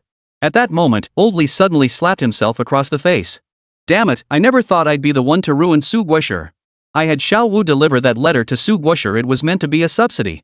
Because of his special status, bank cards and such wouldn't work, so I always paid him in cash. Oh man, this is all my fault." As he spoke, Old Li slapped himself across the face again. "Old Li." Old Hua spoke up. This was the third time he had spoken regarding this incident. But it was the first time he had spoken of his own accord. "Continue the live stream. If they want to release the fighter jet data, let them. We have plenty of countermeasures. But now we face an even tougher battle, clearing Su Guoshi's name. I will not be involved in directing this campaign, but I have 2 requirements. First, Su Guoshi's face must not be shown. Second, victory is the only option, defeat is not an option." With that, Old Hua raised his hand. Xiao Wu instantly understood and helped him out of the conference room. Those present understood Hua Lao's meaning at once. From here on, they were free to proceed as they saw fit. Could someone lend me a walkie-talkie? I accidentally crushed mine." Old Li still seemed a bit shy. After receiving the new walkie-talkie, he contacted Xiao Xiao again. "Xiao Xiao, keep the live stream going. We'll release all the data later, but first, we'll interrupt with some surveillance footage." Xiao Xiao listened to Old Li's words, utterly baffled. But as a subordinate, obedience was his duty. So, he shot Mrs. Su a withering look before turning to his team and barking, "Everyone, release them. They haven't leaked any state secrets." The moment those words left his mouth, the audience erupted once more. "See? The military must have already uncovered the truth based on that address. They probably even caught the foreign spy at the transaction site. So Su Yu's espionage charges should be confirmed now, right? I just want to know when his sentencing will begin. I can't wait a single day longer to see him face justice. Punishment? Punish your big head." Xiao Xiao silently noted the ID and cursed him under his breath. Moments later, just as before, a small screen bearing the military broadcast logo reappeared on everyone's display. This time, it showed footage of Su Yu emerging from the secret laboratory and walking away. Su Yu looked haggard and exhausted, his expression dull. He staggered as he walked, as if he might collapse at any moment. After this clip ended, the live feed resumed displaying fighter jet data. Seeing Su Yu's pitiful state, the comment stream fell collectively silent for a moment. Because he truly resembled a surgeon who had just finished a grueling operation in the operating room. I wonder where he went. Has the military released all the data? Could it be that these people didn't leak secrets not because they didn't, but because what they leaked is no longer classified? This is too much. My brain is fried. Someone explain what's going on here. Reading these comments, Xiao Xiao spoke in an icy tone laced with murderous intent. Didn't you say Subois? Suyu always goes missing? This is surveillance footage from one of his disappearances. He's wearing a white lab coat, not the thug-like clothes you imagined. Also, those people are right, you're not innocent. It's just that what you leaked isn't classified anymore. Inside the operating room, after treatment by Elder Jiang and Elder Zhou, Suyu's finger suddenly twitched slightly. Chapter 13, Peerless Genius, Awaiting the Bloom. For some reason, seeing that scene just now, I suddenly felt he wasn't a bad guy, more like someone protecting me. Me too. I feel like he's exhausted from doing something righteous. Wang Xiaobing watched the footage and smiled faintly. As everyone said, I also feel his image seems quite upright, not like the villain described by Mrs. Su. Mrs. Su, seeing herself about to be branded a traitor, immediately jumped up again. Don't talk nonsense. What do you mean, the villain I described? He is a villain. Look at him. Doesn't he look like he just stepped out of a drug lab? Doesn't he look like a heroin addict? I've said it before, his money is dirty, from shady sources. I've seen him snorting coke with my own eyes. I'm his mother. Would you rather believe a surveillance video than his own mother? The crowd erupted in shock once more. You know what? He really does look like those drug addicts in the movies. I actually felt moved for a second, and it turns out he's a junkie. What kind of surveillance is this? The footage is so blurry. Junkie plus spy plus thug? Suyu's got a lot going on. Amidst the chaotic barrage of comments, one ID named Truthseeker stood out. Did anyone notice the letter abbreviation in the bottom right corner of that blueprint? Is that SY? Nope, this SY matches the handwriting in Suyu's diary perfectly. LOL, you say it's identical and suddenly it is? After this comment, the bullet chat erupted in a wave of similar reactions. All of them were uniformly, who do you think you are? Just because you say so? But not long after, the first person who had argued back suddenly returned. Bro, my bad. Didn't know you were a cop at Truth Bro. No problem. My job is data analysis and comparison. I've already uploaded the specific evidence to my homepage. Anyone interested can check it out themselves. As soon as this comment was posted, several others came forward to corroborate. I checked it out. The analysis is solid, even includes an explanation for the blurring in that photo and a partial restoration. The outline really does look like Suyu. That photo was manually blurred in post-processing, but the technique is extremely sophisticated. It absolutely couldn't have been done with any commercially available software. As far as I know, only the military possesses this level of technology. I have a feeling that woman will pop up again soon claiming Suyu added that signature himself later. But if it's the same name, same face, same handwriting, denying it seems pointless now, doesn't it? Where are all the haters now? Get down on your knees. And you, woman, get down on your knees too. Seeing the chat's hostile turn, Su's mother snatched the microphone and bellowed. You can deny anything else, but you can't deny his academic background. How could someone who dropped out of college possibly design something like this? Exactly. He's obsessed with women, even preying on his own family. Could someone like that possibly focus on scientific research? His brain's probably rotted away from all that filth. What does a signature prove? Unless Suyu can stand at the scene and solve the equations himself. You. Xiao Xiao cursed Suyu's family hundreds of times in his mind, his fury boiling over to the point of physical violence. At that moment, Old Li's rage reached its peak. His hand tightened around the walkie-talkie once more, ready to crush it, but he pulled back just in time. Xiao Wu, how's that video recording coming along? What about the girl who fell in? Found her yet? Are all the video accounts set up? What about the videos? Are the designs finalized? The voice belonged to Old Lu, the highest-ranking official at the Central Broadcasting Station, who held regulatory authority over all entertainment and video platforms. Everything is ready as per your instructions. Good. Send the video to Old Jiang. Proceed with the rest as planned. This program can be terminated. Upon hearing this, Old Li immediately grabbed the walkie-talkie and relayed the order to Xiao Xiao. The girl who fell into the water has been delivered. Be fair, don't leave the audience with any lingering doubts. Though Old Li hadn't explicitly instructed him, Xiao Xiao wasn't a novice. He understood perfectly what Old Li wanted him to do. Click. The studio doors swung open. A girl with her head bandaged and clad in a hospital gown entered, supported by soldiers. Shut up. Seeing this, Xiao Xiao immediately silenced the still barking Su family members. This is the girl Suyu saved from drowning, the very same one who initially framed him and brought this production team here. Whether Suyu sexually assaulted the girl he saved isn't for anyone to decide, only the victim's testimony holds credibility. Young lady, come forward and tell everyone, did Suyu molest you when he saved you? The little girl, caught in this tense atmosphere, felt tears welling up in her eyes the moment she heard Suyu's name.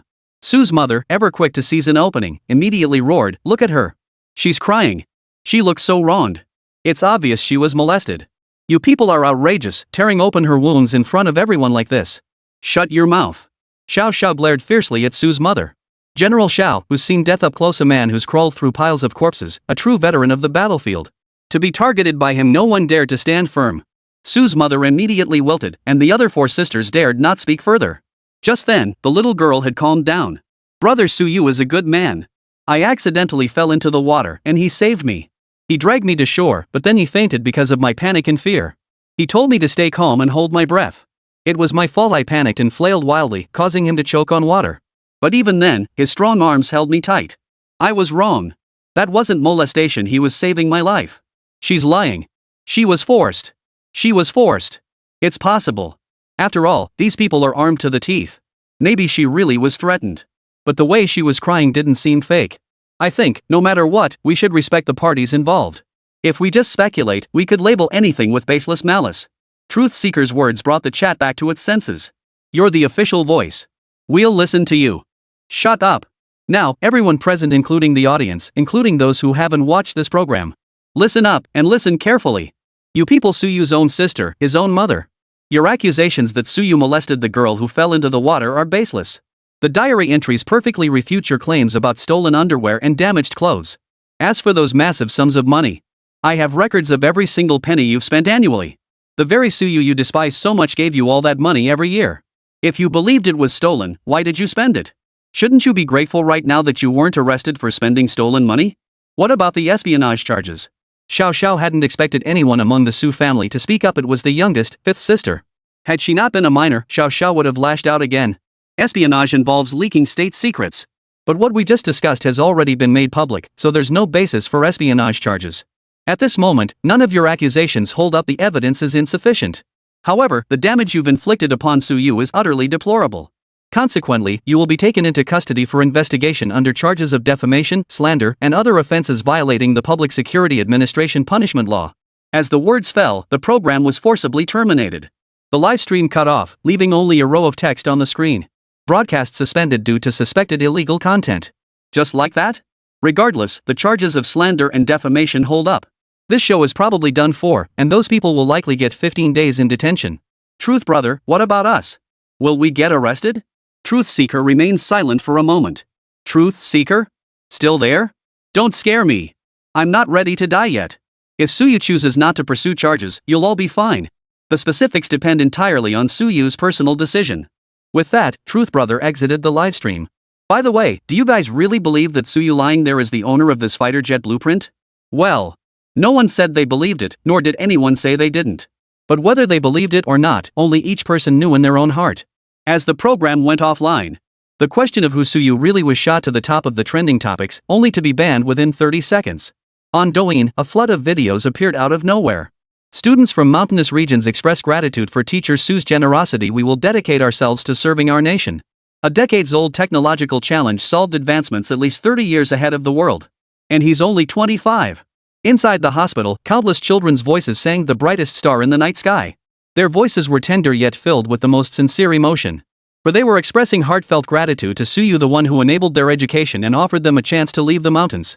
Suyu was their brightest star in the night sky. Teacher Su, we love you. You must wake up. Yes, Teacher Su, we can't bear to lose you. Ah. By the time the camera captured this little girl, she was already sobbing uncontrollably. Old Jiang and Old Zhou knew Suyu's physical condition was fully capable of supporting his awakening. All Suyu needed now was a catalyst. And this video was precisely the trigger they sought. Cough. Cough cough. Don't cry, Teacher Su is right here. Chapter 14, Masked Hearts, Crocodile Tears. The people in the room froze as if struck by lightning upon hearing Suyu's voice. Yet within moments, they all gathered around the hospital bed, their concerned gazes fixed on him as he slowly regained consciousness. Su Guosher, you're awake. Suyu opened his eyes, and the first faces he saw were those of Elder Jiang and Elder Zhou. This disciple has brought shame upon you. Having learned your medical skills, I still ended up drowning. Old Jiang pursed his lips, adding 2 more layers to the wrinkles already etched across his face. Shut up. Don't go around saying we're your masters. You're just a nominal disciple, never paid respects with tea, never received formal instruction. You're nothing but an embarrassment. Everyone present watched Suyu and the 2 elders, none daring to speak. As the tension mounted and Suyu was about to speak, Old Master Zhou interjected. I never said I wouldn't acknowledge you. If you refuse to recognize me, that's your problem. Besides, I've never thought much of the medical skills you taught anyway. Ha! You old fart. You were waiting for me here? Suyu chuckled, cutting off their quarrel. He then turned the page and looked at a soldier beside him. What's up? You look like you have something to say. Su Guesher, many things happened while you were unconscious. Of course, we've resolved some of them. The rest, Old Hua said, should be handled by you personally. You youngster really don't know how to behave. Little you just woke up and you're deliberately trying to upset him? It was clear that Old Zhou lacked Old Zhang's composure, acting more like an old prankster. My apologies for my rashness. The soldier hurriedly apologized and tried to leave, but Suyu called him back. It's fine. You were merely conveying Old Master Hua's message. Though I was unconscious, I overheard some things beforehand. If I'm not mistaken, my family has now been made into targets of universal condemnation across the entire network by Old Hua and his people, right? The soldier nodded, then quickly shook his head. No. Suyu could tell the soldier was lying. He'd learned his lesson. Xiaoyu, though they are your family, words are one thing and actions another. That level of slander is simply too much. Hearing Old Zhou's words, Suyu's expression grew grave, his mind a foggy mess, a state he hadn't experienced even when developing fighter jets from scratch. The punishing evil, promoting good program was shut down completely due to the numerous charges listed by Xiao Xiao. Yet, the live stream audience's abuse toward the Su family and the production team had not ceased to this day. So the Su family are the villains, and Suyu is the hero, a truly great hero. Whether Suyu is a national figure or not, at least he did good deeds. Unlike these trash bloodsuckers feeding off Suyu. People like them deserve to be shot 100 times. Everyone, stay calm. I'll gather more evidence and figure out how to report them. The military deliberately left the comments section open precisely to achieve this effect. The public pressure is now bearing down on the Su family. If they crack under it and resort to more extreme actions, authorities will have a legitimate reason to arrest them. On the ride home, Su's mother wore a heavy frown. For the first time, the three Su sisters had nothing to talk about. No one knew what the others were thinking, but they likely shared one common thread. It was undoubtedly related to Suyu. Mom? Why are we going to the mall instead of home? We're public figures now. If we get recognized, we'll be torn apart. At her words, Su's mother's expression turned dark and vicious. It's all that damn. Who knows where he found those soldiers? He's the one who got us into this mess. Damn it. Mom, calm down. We hate him too, but we have to keep a low profile now. The eldest sister and Su's mother exchanged a glance, then suddenly embraced each other and burst into tears. Moments later, Su's mother rose, stating she needed to step out. She instructed the three sisters to wait in the car before wrapping her headscarf and donning a mask to leave. After Su's mother departed, Su Qingshi, who had seemed so gentle and fragile, suddenly asked, "Do you think Suyu might cut ties with us?" Silence fell. General Li, Suyu has woken up. What? He's awake? Quick, take me to see him. Xiao Wu watched General Li dash off like a whirlwind and hurried after him. General Li. General Li. Old Master Hua has ordered that no one is permitted to visit Suyu anymore. He specifically instructed that Suyu's family be notified first. Upon hearing it was Old Hua's order, Old Li, though anxious, had no choice but to comply. But he thought to himself, looks like Old Hua wants Suyu to resolve his family issues on his own. As General Li had surmised, Xiao Xiao notified all members of the Su family, including Suyu's ex-wife, Zhang Han, of Suyu's awakening. Upon receiving Xiao Xiao's call, Su's mother rushed straight to her car. She slammed her foot on the accelerator and sped toward the hospital. When you see Suyu, you'd better all offer up a heartfelt apology. Not for anything else, but for the donations you embezzled, the villa you're living in now, and the bags you're carrying. Whoa! Mom, you were involved in misappropriating the donations too. Why are you making it sound like only we did it? Su's mother snorted coldly and said nothing more. It turned out they had long known Suyu made annual donations. Each time after he donated, they would approach the charity organization, claiming their family was unaware, and demand a portion of the funds. Initially, the charity refused, but unable to withstand the four women's wailing and screaming, they eventually relented. Inside the hospital, Xiao Xiao had already made all the necessary arrangements and informed Suyu that his family was on their way. Wait, what? What kind of live stream is this? This is a hospital? Military column. Another official intervention. Hey, is that person Suyu? Suyu's awake. Su God, can you hear me? I was wrong, we were all wrong. Clang. Just as the crowd cried out in anguish, Su's mother burst through the door with his three sisters in tow. Rushing straight to the hospital bed, she began wailing upon seeing Suyu's eyes truly open. Suyu. You are. It was all Mom's fault. I shouldn't have spoken ill of you. I didn't understand the truth. I'm so sorry. Please forgive me. Yes, Suyu. We're family after all, blood is thicker than water. Please forgive us. Even the youngest, Su Qingshi, now had tears welling in her eyes. Fourth brother, I was wrong. I'm sorry. Such a heartrending scene unfolded, yet the comments section was a chaotic mess. Bastards, a bunch of bastards. Crocodile tears. Drag them all out and shoot them. Sue Busher lived in a shack while you guys lived in mansions. Now you suddenly remember your family? Why don't you all just die? Sue Busher, no matter what you do, we stand with you. Don't let them bind you with family ties. Sue Yu, look at your mother. See how her face is covered in wrinkles now? Her hair has turned so much grayer. I can't endure this turmoil anymore. Please forgive me. Let's go home together, okay? Where are the wrinkles? All I see is a face glistening with expensive hyaluronic acid. Yeah, and those puffy double eyelids? Gross. Just as outrage reached its peak, Truth Brother reappeared, this time bearing explosive news. Found it. Sue's mother, formerly known as Su Li Yuan, holds 3 VIP gold cards for Macau casinos. The balance on each card is 10 million yuan. Chapter 15, The Python's gaze has locked on. So you watch the tearful figures weeping before his hospital bed, a flicker of coldness passing through his eyes. Originally, he hadn't wanted to discuss this matter in front of so many people.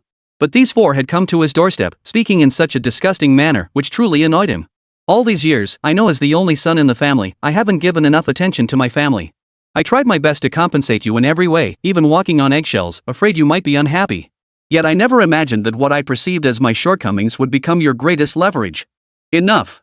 I won't speak of your sordid affairs any further. Su Yu turned his head to the side and cleared his throat. When he turned back, the last shred of familial affection in his eyes had vanished completely. Even now, with his lips pale, hair disheveled, and body frail, the chill radiating from his eyes still sent shivers down one's spine. Precisely because of this, when Su Yu spoke these words, not a single one of the 4 dared to retort. Xiao Xiao, all assets of the Su family are to be confiscated. The liquidation proceeds from fixed assets shall be donated to several scientific research institutes. Then find me a lawyer to draft a reasonable alimony plan. Rest assured, I won't neglect your support. Once the plan is finalized, I'll transfer every penny to you as agreed. As for the 3 of you, from this day forward, I bear the surname Su. As for you, you bear the surname. Good. Well said. That's exactly how it should be. I'll start. Holy Mother, yes, get the hell out. In this situation, surely no one would still be playing the saintly martyr. Ding dong. The silence was finally broken when Su Shinro's phone vibrated. It was a text message. Su Shinro opened her phone, but after just a glance, she snapped it shut. But this was a live broadcast. People had already been waiting to screenshot every frame. Got it. It's a credit card overdue notice 5 million. Holy crap, the Ima family with 5 million in debt. Is this what they mean by the richer you are, the poorer you feel? One with 10 million, another with 5 million. Without Suyu, they might have to sell themselves to pay it off. 10 million. 5 million. For these 4 useless people, 4 good-for-nothings who just lazed around at home, living off the benefits Suyu provided. How were they supposed to pay it back? Su's mother, who had been silent beside them since earlier, seemed to be rubbing something. Xiao Xiao was extremely cautious, so he'd been watching her from the start. The moment he saw Su's mother rise, he sprang to his feet, positioning himself half a step away from her in a defensive stance. Don't blame your mother for being heartless. This family can't be torn apart by you like this. The last 2 words were practically roared out before she flung the necklace in her hand toward Suyu's face. The suddenness of the attack caught everyone off guard, including Suyu. Only Xiao Xiao, who had been watching her closely, managed to snatch the necklace away. But the instant his fingers touched the chain, his hand began to turn black. It's poison. Gritting his teeth against the pain, Xiao Xiao signaled his aide to shut down the livestream. Once his aide had handled it, Xiao Xiao executed a sidekick, sending Su's mother crashing into the wall with such force she nearly sank into it. Even so, Su's mother rose from the floor like a zombie, snarling as she lunged toward Suyu. It's all your fault. All your fault. Why did you tear this family apart? Die. Die. If you die, I'll have money. I'll have money to pay off my gambling debts. This family won't be destroyed. You bastard. You devil. Each word was filthy and twisted, like the rantings of a madwoman. Hearing this, Suyu flung a thick stack of documents from his backpack in rage. I never imagined that after sparing your lives, this is how you repay me. Here are your casino transaction records. You owe 10 million. You deserve it. And here's the transaction records of the 13.5 million you siphoned from the charity fund. Do you have any idea how many years that'll get you? I didn't want to settle scores with you, but... Suyu desperately wanted to say, even a tiger doesn't eat its own cubs. But he gritted his teeth and held it back, because admitting he was that child felt filthy. You bastards. You poisoned someone in front of all these people. What won't you dare to do? Take them away. All of them. Xiao Xiao, gritting his teeth against the excruciating pain, signaled his men to take the 4 away. Honestly, if these 4 weren't Suyu's family, Xiao Xiao would have shot them dead on the spot. After Su's mother left, a soldier picked up the necklace and a medicine bottle from beside the hospital bed. Engraved on the bottle was an image resembling a python coiled around a firearm, not carved, but rather as if the pattern had been formed during the bottle's creation. Send it for analysis. We need to make an antidote. Just as the soldier was about to examine it more closely, old John gave the order. He could only quickly pack up the necklace and poison and hurry out. Far, far, far away in the desert. A man in a suit sat upright on a stool, staring at the black screen before him, still flickering with bullet hell patterns. A faint smile touched his lips. He rose slowly, walked to the desk, picked up a photograph, and spoke into his earpiece. It's your turn. Remember, no tricks. Or else. He gave a slight wave of his hand, and a hooded figure beside him immediately pressed a branding iron against a boy's neck. Just like the pattern on the bottle, it was a design of a python coiled around a firearm. Ah! Sizzle, sizzle. The boy's agonized scream transmitted through the earpiece to the other end of the line. The recipient remained silent, though faint gasps and sniffles could be heard. Rest assured, I'll complete the mission. That's best. Hanging up the phone, the man placed the photograph back on the table. It was a little boy, smiling happily, so very happily. If you looked closely, it seemed to be a group photo taken at the nation's most prestigious university. Inside the hospital room, Suyu and the others looked tense. They had all realized a grave problem at that moment. The consequences of the fighter jet blueprints being leaked had already become apparent. The toxic substance test results are in. It's a synthetic poison. This substance absolutely cannot exist in our country. Listening to the soldier's report, everyone knew what it meant. It seems foreign organizations have already set their sights on this technology. Knock, knock, knock. Just as they were discussing, an untimely knock suddenly sounded at the door. After what had just happened, no one dared to open the door carelessly, fearing they might hurt Suyu. Open the door, please. It's Jiang Han. Hearing Jiang Han's voice, Suyu's body trembled slightly. Su Guisher, should we let her in? Even though it was Jiang Han outside, the soldiers remained on high alert, their weapons pointed toward the doorway. Only upon Suyu's command would they lower their guard. Let her in. As soon as Suyu finished speaking, the soldiers opened the door. Jiang Han walked in carrying a fruit basket, holding a bouquet of flowers in her other hand. But for some reason, the button on Suyu's chest suddenly flashed. At the same moment, the previously interrupted livestream restarted. Chapter 16, Death and Decay, Fates and Justice. After the door opened, Jiang Han slowly walked in, but the two bodyguards following behind her were stopped at the doorway by the soldiers. Who is that? She's so beautiful. Jiang Han wore a simple long dress paired with black canvas sneakers. Her jet black hair fell casually to her waist, held in place only by a single silver hair accessory suspended above it. As the comments streamed, even in such simple attire, Jiang Han remained undeniably a peerless beauty. I remember now. She's Jiang Han, Suyu's ex-wife and CEO of Starsea Technologies. Oh. Right, their wedding back then caused quite a stir. Rumor has it the chairman of Starsea Tech nearly tore the Su family apart. But somehow, the whole thing was hushed up later. Now that I think about it, if this Suyu really is the fighter jet's designer, it all makes sense. Wait, how can anyone still doubt Suyu's authenticity? Starsea Technologies stands as a unique tech giant in China. While other tech companies exist, this firm's achievements and contributions are particularly outstanding. Jiang Han placed the fruit basket on the cabinet beside Suyu's hospital bed, then suddenly turned to look at him, her eyes brimming with tears. Suyu, it was my fault before. I had my reasons for leaving you. Believe me, I never stopped loving you. Whoa, complicated situation. Hard to judge. With the CEO of Starsea Tech groveling like this, no one should refuse Suyu's role as the fighter jet designer now.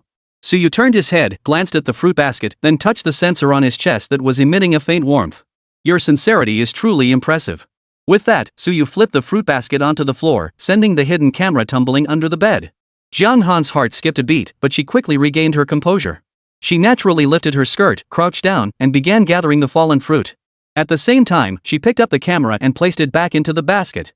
Your camera model is outdated. Next time, switch to military-grade equipment. If this is the best Starsea Tech has to offer, you might as well shut down. Listening to Suyu's words, Jiang Han hesitated to stand up. Throughout this time, her gaze remained evasive.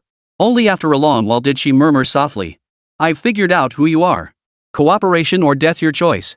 Suyu's brows instantly furrowed at her words. The fighter jet blueprints? As she spoke, Jiang Han deliberately bent over toward Suyu once more, seemingly to retrieve the pair from beneath the bed. In reality, she was intentionally positioning her neckline to face him. Black knot. At that moment, a black button-sized listening device was active at the collar of Jiang Han's white shirt. Seeing this, Suyu instinctively reached to activate the signal-blocking device on his chest.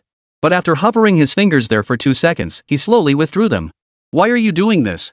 Jiang Han shook her head, but her lips formed the words. Hand over the item, or I can kill you right now. Suyu still frowned, but judging by Jiang Han's demeanor, he had at least guessed that Jiang Han was most likely being coerced. As the nation's unrivaled elite, Suyu knew exactly what took priority when facing foreign terrorists. Rather than dwelling on why Jiang Han had defected, he needed to focus on expelling these bastards. After a moment's thought, Suyu instantly pressed the signal jammer on his chest.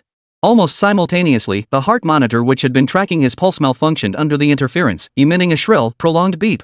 Suyu then collapsed onto the hospital bed with a thud, appearing as if he had suddenly died. Gone? Dead? Jiang Han? Did she kill Suyu? Save him. Are you soldiers here just to gawk? Freeze. Get down. Don't move. Finally, the soldiers snapped into action, rushing to Suyu's bedside.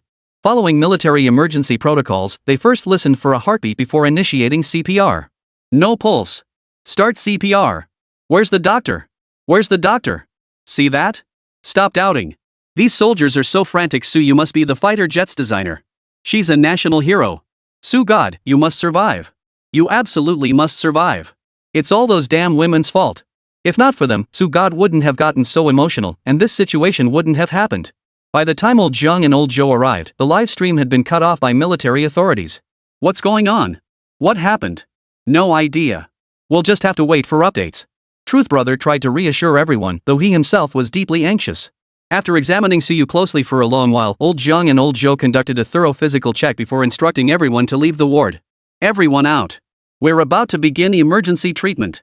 You two, get out. The accompanying doctors tried to protest, but they were all ushered out as well. Everyone stood at the doorway, faces etched with anxiety. Viewers in the livestream chat were also filled with anticipation. Wake up, Su God.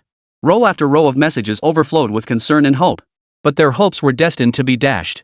Old Jiang and old Zhou emerged one after the other from the ward, their expressions despondent, their eyes dull and lifeless. In that instant, they seemed to have aged 10 years overnight. Seeing them like this, everyone guessed the outcome, yet they refused to accept it. Old Jiang, how did it go? Without even lifting his head, old Jiang let out a deep sigh and walked straight out. 10 minutes later. Those waiting at the hospital entrance captured footage of Suyu being carried onto a helicopter. The white sheet covering his head, anyone knew what that signified. No, what the hell is going on? God.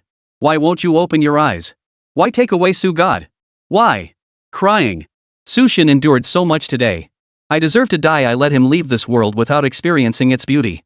It's not just you who should die, we all should. Those 4 women from the Su family deserve to die too. We're all murderers who killed Su Shin. I'm going to turn myself in.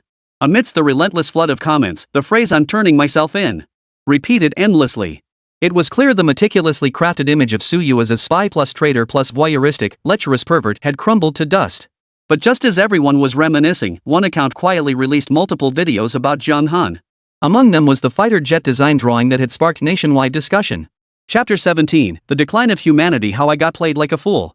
What is this? Looks like documents related to transactions with overseas organizations. And that fighter jet design is actually in there? Jiang Han a spy? Holy crap! The CEO of Starsea Technologies is a spy. In the video, documents of Jiang Han's transactions with overseas organizations appeared one after another before everyone's eyes. While a small portion of the content was encrypted and pixelated, it didn't hinder viewers from deciphering the message these videos intended to convey. Jiang Han watched these videos in the hospital restroom, a wave of panic washing over him so intense he nearly dropped his phone into the toilet. Suyu, what the hell are you trying to do? I refuse to believe you're dead. Beep. Just as she was about to explode in anger, the listening device in her chest emitted a beep. What's wrong? Suyu is dead? Yes. Fine, dead is dead. Next, I want you to steal the blueprints during their funeral. Success is mandatory, failure is not an option. Otherwise, don't blame me for being ruthless. After hanging up, Jiang Han ripped the listening device off and smashed it against the wall. Inside the police station. Although the Su family had committed wrongdoing, the military and police operated on parallel tracks. They couldn't interfere with each other. Thus, the Su family could only be detained at the station, awaiting the police to file charges with the court. Unexpectedly, the Su family members were released without charges. You are free to go. Su's mother, her hair disheveled, could scarcely believe her ears upon hearing those words. Leave? Attempted poisoning, that's attempted murder. Released? Just like that? Aren't you going? The officer couldn't fathom why these people were still standing there. He'd released them, yet they refused to leave. Hurry up and go. Outside the police station, what greeted them was nothing but one surveillance camera after another. Released? Who can tell me why? Why were they released after Su Shin died? Are you stupid? They're Su Shin's family, after all. Maybe they're going back to help with the funeral. But if that were the case, they should be on bail pending trial, or have police officers assigned to monitor them. Truth Brother's words left everyone momentarily stunned. Because whether it's bail pending trial or assigned surveillance, it requires police officers to coordinate and escort them back to their hometown in a police vehicle. So what do you think is the real reason here? At Truth Seeker.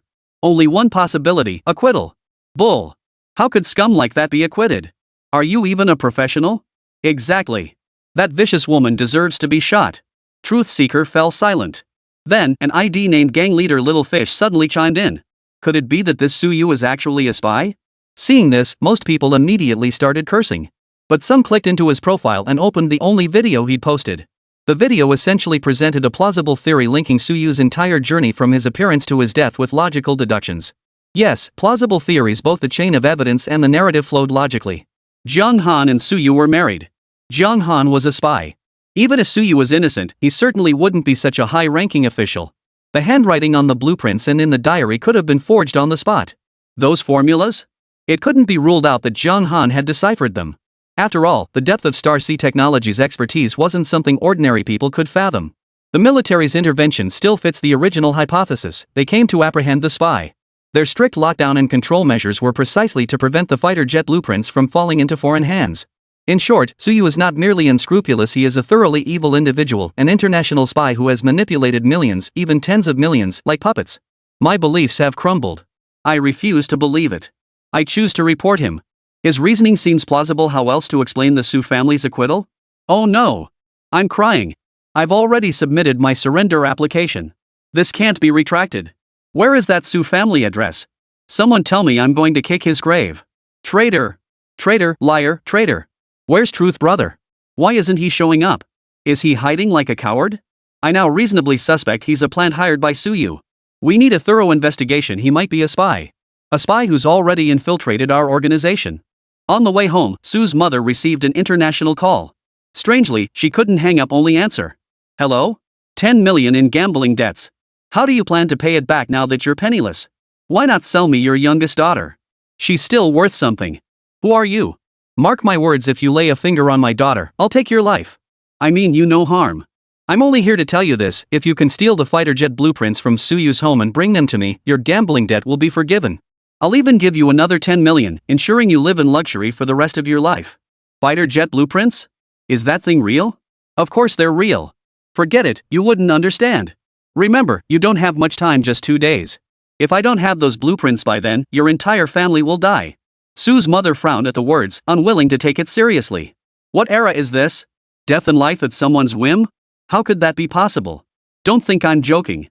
If I can get you out of prison, I can certainly put you back in. With that, the call ended abruptly. Su Ro sensed something was wrong and immediately asked with concern. But Su's mother, seemingly unwilling to involve Su Ro and the others further, shook her head and explained it was a scam call. Soon, the day of the funeral arrived. Suyu's coffin was placed in the hall. The scene was logical, but the atmosphere felt off. Besides the Su family and Jiang Han, numerous spectators filled the space. Instead of tearful eyes, their faces bore menacing expressions. Their hostility was directed not only at Suyu, but also at Jiang Han. At the funeral, footage of Suyu teaching in the mountains played on a loop. Yet in the live streaming chat, no one was posting comments like, teary-eyed, or, crying my eyes out. Instead, it was uniformly filled with comments like, serves him right, and, damn him. Jiang Han watched these scenes, tears streaming down her face. Her eyes were slightly red, making her look pitifully vulnerable. No one knew what she was crying for. Don't waste time, start the livestream now. I want you to steal the fighter jet blueprints in front of the entire nation. Chapter 18, Bullet Screen Tricks, the counterattack during the livestream. Jiang Han stood beside the white coffin, her face concealed by black veils, listening to the instructions coming through her earpiece. 2 fingers on her right hand tightened silently. It was a ring and simultaneously, a signal jammer. The internal program was preset. Once activated, the interference device would redirect all viewers' live streams to the feed from the miniature camera hidden in Jiang Han's sleeve. Close-up of a huge coffin. Where's this being filmed? Judging by the angle, it looks like it's from Jiang Han's position. Damn traitor, he deserves to die. You bastard, don't you dare be reborn in China next life. Meanwhile, the large screen that had been looping Suyu's volunteer teaching videos suddenly switched, apparently disrupted by the signal jammer, to display evidence of Suyu's dealings with foreign organizations. Interspersed among the footage were several shots of Suyu and Jiang Han together. That woman is an accomplice too. Brothers, kick her out of China. Yeah, get her out of China. No soldiers or police were present. In the vast courtyard stood only the Su family, Jiang Han, and the frenzied crowd beyond the fence. Please calm down, everyone. Today is Su Yu's death anniversary, after all. Su Yu? He was nothing but a traitor. We'd rather celebrate his death anniversary with fireworks. Besides, you're an accomplice too. Stop pretending to be righteous. Mid-sentence, the man cursed under his breath, then suddenly picked up a stone from the ground and hurled it at Jiang Han's head. The powerful impact sent Jiang Han staggering backward, the black mourning veil hanging from her head instantly falling to the ground. Blood trickled down, but it didn't stir any sympathy from this savage mob. Instead, they continued hurling stones at her. Jiang Han's brows furrowed slightly, but she quickly raised her arms to shield herself. One stone struck her ring, sparking a flash of light that instantly restored the live stream to normal. Ha! What just happened? Why is she bleeding from her head? Is it that thrilling on sight? I want to go too. Even if she's guilty, this is intentional assault, right? Seriously? Are there sanctimonious hypocrites everywhere? Watching the live feed return to normal on the big screen, Viper angrily slammed his fist on the table. But from his location overseas, all he could do was rage helplessly. That woman's useless now. Everyone, break open the coffin and get those blueprints. Funeral site. Suddenly, a black car that had been parked some distance away in the courtyard pulled up to the small compound. The door swung open and a reporter in a white shirt, accompanied by a burly cameraman, stepped out. Dear viewers, we are now at the funeral of the traitor Su Yu. Soon, you will follow my lead for an up-close look at Su Yu's funeral proceedings. Ha! Is this some kind of official intervention? Now Su Yu is completely unable to shake off the suspicion. Something feels off about this reporter, and that photographer seems a bit suspicious too. They're a little too fit, don't you think? After the female reporter spoke, she kicked down the fence surrounding the courtyard and strode toward Su Yu's coffin. Jiang Han watched the reporter, his first instinct being to step in and stop her. But as she took her first step, Jiang Han suddenly caught sight of a tattoo on the reporter's wrist. A python coiled around a firearm. Jiang Han instantly understood these people's identities and instinctively moved toward the house. As for Su's mother inside the house, she couldn't care less whether Su Yu was truly dead or what those people outside were up to. Her sole concern now was how to open the safe before her, one that looked incredibly valuable. Damn Su Yu! Why did he put it inside this thing? Useless piece of. How could I have given birth to you? Even in death, you're interfering with my life. Damn it! With that, Su's mother kicked the safe with all her might. Outside the door, Jiang Han heard the commotion and glanced toward the room. She didn't speak, however, instead shifting her gaze to a large wreath nearby. The wreath was enormous, so large that the name on it was easily overlooked. But Jiang Han was close enough to see it clearly. Zhulong. Having a mother like that must be exhausting for you. Jiang Han sighed softly, then suddenly heard a female reporter beside her say, "Now, everyone, please follow our gaze and take a closer look at this coffin." After speaking, the female reporter exchanged a glance with the burly cameraman, who immediately aimed his equipment at the coffin. The next instant, a jet of crimson smoke erupted from the coffin, rapidly filling the entire courtyard. Strangely, it seemed confined solely to the courtyard. Though fences separated the interior from the outside, the smoke showed no signs of escaping beyond the boundaries. What is this? Panic instantly gripped the crowd. The vivid, blood-red hue made them deeply uneasy, prompting many to cover their mouths and noses before hastily retreating. Wait, did a coffin just explode? I've heard of ancestral graves emitting green smoke, but never red smoke from a coffin. Could this be poison gas? Could it be that Su Yu wants to drag these people down with him? If that's the case, Su Yu's grave will be dug up. The female reporter and burly photographer were already choking on the fumes, tears streaming down their faces and saliva flying from their mouths. Without their formidable memory and willpower, they might not even have been able to find the fence wall. As for Jiang Han, she had reattached the black veil, allowing her to move freely through the smoke. She approached the coffin and lightly touched its surface. The next second, an extremely gentle ripple appeared on the coffin. As the ripple spread, strings of code composed of green binary digits rose into the air, transforming into a stream of data that weaved through the crimson smoke. You're something else. Jiang Han chuckled and shook her head as she watched the data stream coalesce into a colossal holographic image of Su Yu, suspended mid-air. Everyone, the show is about to begin. This was supposed to be my funeral, but a bunch of uninvited trash showed up. Now, I invite you all to play a game with me, a game of cat and mouse. For every mouse caught, the red mist will dissipate a little. Then, everyone will receive the reward I bestow. Come on, let's get started. Game on. Su Yu stood smiling in place, but a peculiar custom comment appeared in every viewer's livestream chat. Huan Bureau notice, overseas signal source detected. Reward issued for elimination. Broadcast continues. Both the online viewers and the live audience were utterly dumbfounded. But while they were bewildered, Su Yu's actions didn't stop. Suddenly, the solar panels on the roof came to life, their humming sound quickly filling the air. Those were drones all along? Holy! Holy! Holy! Ultra-thin self-powered drones. Holographic projection. Remote data control. What is this? This is a miracle. Chapter 19, The Double Agent, the beginning of the collapse. As the drones ascended, the live broadcast's coverage expanded exponentially. They were deployed in batches, each targeting different live stream audiences. Holy crap, this is like a spy thriller. But Suyu is dead, right? Why can we still hear his voice? Hey, look! There's someone in the bushes over there. It's a gun. The moment the user completed the screenshot, the location marked in the image was instantly transmitted to the corresponding drone. The next second, the drone locked onto the spot and fired a small cannon shell. Holy crap, area damage. That's impressive. These operatives clearly hadn't anticipated Suyu using artillery shells instead of a gun. It meant that once targeted, they were as good as dead. Perhaps driven by panic, their silhouettes appeared one after another on the screen. The big tree on the left. Boom. Hey, are that female reporter and cameraman also? Yes. They're out in the open, reaching for their guns. The female reporter stripped the casing off her microphone to reveal the pistol inside, but before she could fire, the drone's rifle locked onto her, instantly subjecting her to intense suppressive fire. Holy, that's impressive, suspended in mid-air with that much recoil. Damn it, I'll fight you to the death. The cameraman ripped open his camera, pulling out 2 grenades. Before he could even pull the pins, however, he was knocked unconscious by an electric shock released from the fighter jet. Holy, they captured him alive. Impressive. At that moment, the remaining agents' phones began vibrating simultaneously. Of course, they didn't need to pull them out to see every device they carried had been compromised upon receiving this text message, all displaying the same phrase. Your location is being broadcast live. Boom.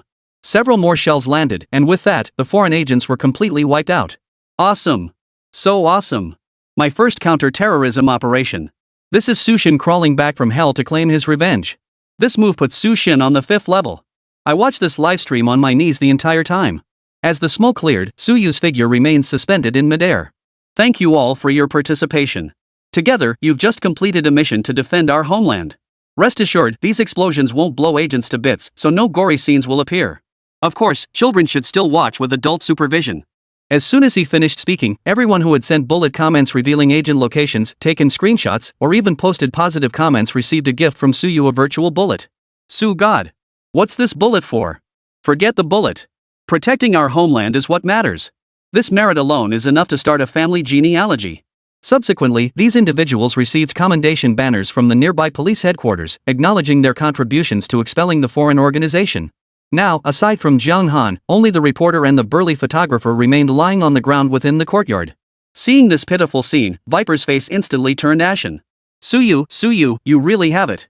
Oomph. Their first confrontation had ended in utter defeat for him. Viper gritted his teeth and flung the photo of the little boy on the table against the wall. Jiang Han. I order you now, immediately, this instant. Detonate the bomb beneath that coffin, damn it. Or else, your brother dies. Ha ha ha ha. Ha ha ha ha. Suyu. You dare challenge me? Then I'll make every innocent civilian die for you. Listening to the voice in his earpiece, Jiang Han's brows furrowed deeply as inner turmoil raged within him. The drones had now trained all their lenses on Jiang Han. Every move she made was being broadcast live in crystal clear detail to viewers across the nation. Criminal. She's the real criminal, a traitor, a sellout. Yeah, a Viper woman, a poisonous rose. I swear, I see bruises behind her ears and on her collarbone. And some scars on her wrists too. No matter how she got them, she brought it on herself. Who told her to be a spy? Traitor.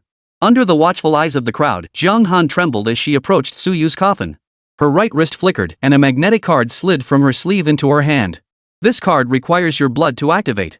Once activated, all electronic devices will malfunction, rendering the bomb inoperable. The choice is yours. Xiao handed the magnetic card to Jiang Han and turned to leave. Suyu, is he still alive? Xiao paused briefly, but that was all. Pushing aside his memories, Jiang Han's gaze suddenly hardened. Instantly, he raised his right hand and pressed the magnetic card against the still wet bloodstain on his forehead. Beep, beep, beep. With 3 crisp beeps, the magnetic card successfully recognized Jiang Han's DNA, and a green light illuminated. Suyu, I trust you don't screw me over. If this bomb isn't disarmed, we're both guilty. Praying silently, Jiang Han nervously pressed the magnetic card against the coffin. What is she doing? There can't be a bomb in that coffin. Oh no, everyone here, run. The crowd, seeing the comments, seemed to finally grasp the situation. Chaos erupted instantly as people scattered in all directions. Click. Almost simultaneously, all electronic devices malfunctioned except for the drones using Suyu's proprietary internal network program. Is that the coffin opening? Doesn't it look more like a coffin? Empty? but not entirely empty. Inside the coffin lay not the remains of Suyu as everyone had imagined, but instead a painting, a drawing created by Suyu and his sisters during their childhood. Beneath the painting lay a national flag and a USB drive. As for the national flag, that's a string of binary code. A minuscule string of binary code was visible in the folds of the flag. After being captured and enlarged, the image was uploaded online. As for the USB drive, Jiang Han instantly recognized its purpose, picked it up, and slipped it into his pocket. Everyone. I was born in China. My life belongs only to China. And to those who seek to take my life and destroy my nation, mark my words. I claim your lives. Viper roared with fury upon hearing this. Jiang Han, I fed your brother to the vultures. Stop. I have the blueprints. What? What do you have? Viper didn't catch Jiang Han's last words, as the large screen before him was suddenly assaulted by a torrent of data. Images of Suyu teaching in the mountains appeared on the screen. Spotting Viper watching him, the digital Suyu came to life and stepped right up to the camera. Your technology is outdated. You want to play games with me? You're nowhere near my level. Viper stared at Suyu's image, furious yet unsurprised. He had long known that with Suyu's capabilities, finding his lair was only a matter of time. The live feed of Suyu and Viper's confrontation streamed across the screen. Holy crap, Su God is dead but still defending the country. Has he already located the spy's lair? He really did it. I'm crying my eyes out. Su God, anyone who dares insult him again, I'll tear them apart. Suyu. Unparalleled national hero. Bullet hell combat, world's best. Watching the audience's reactions, the black-clad figure beneath the distant tree slipped away silently. Simultaneously, Suyu's image vanished from the screen after leaving behind the words, "See you next round." Chapter 20, Though the body dies, the way endures, but please save us first. After the blood-soaked funeral, Suyu's prestige soared to new heights. The entire nation cheered with pride that such a hero existed among them. Of course, there were also those despised by all, kneeling by the graveside. Su's mother remained utterly oblivious to the events unfolding outside, relentlessly focused on cracking the safe's combination. And succeed she did. But when the safe opened, it contained not the blueprints she sought, but only a necklace, a plastic one. Is this the one Suyu bought for you when he was little? Su Qingshi reached out to take it. But Su's mother reacted swiftly, shoving Su Qingshi aside.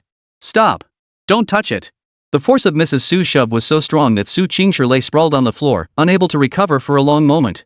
The others were also startled by Mrs. Su's violent reaction, baffled by her extreme response. Murder. This is outright murder.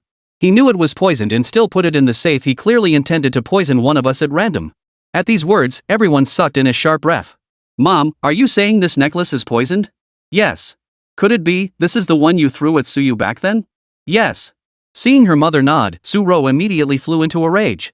That damned Suyu.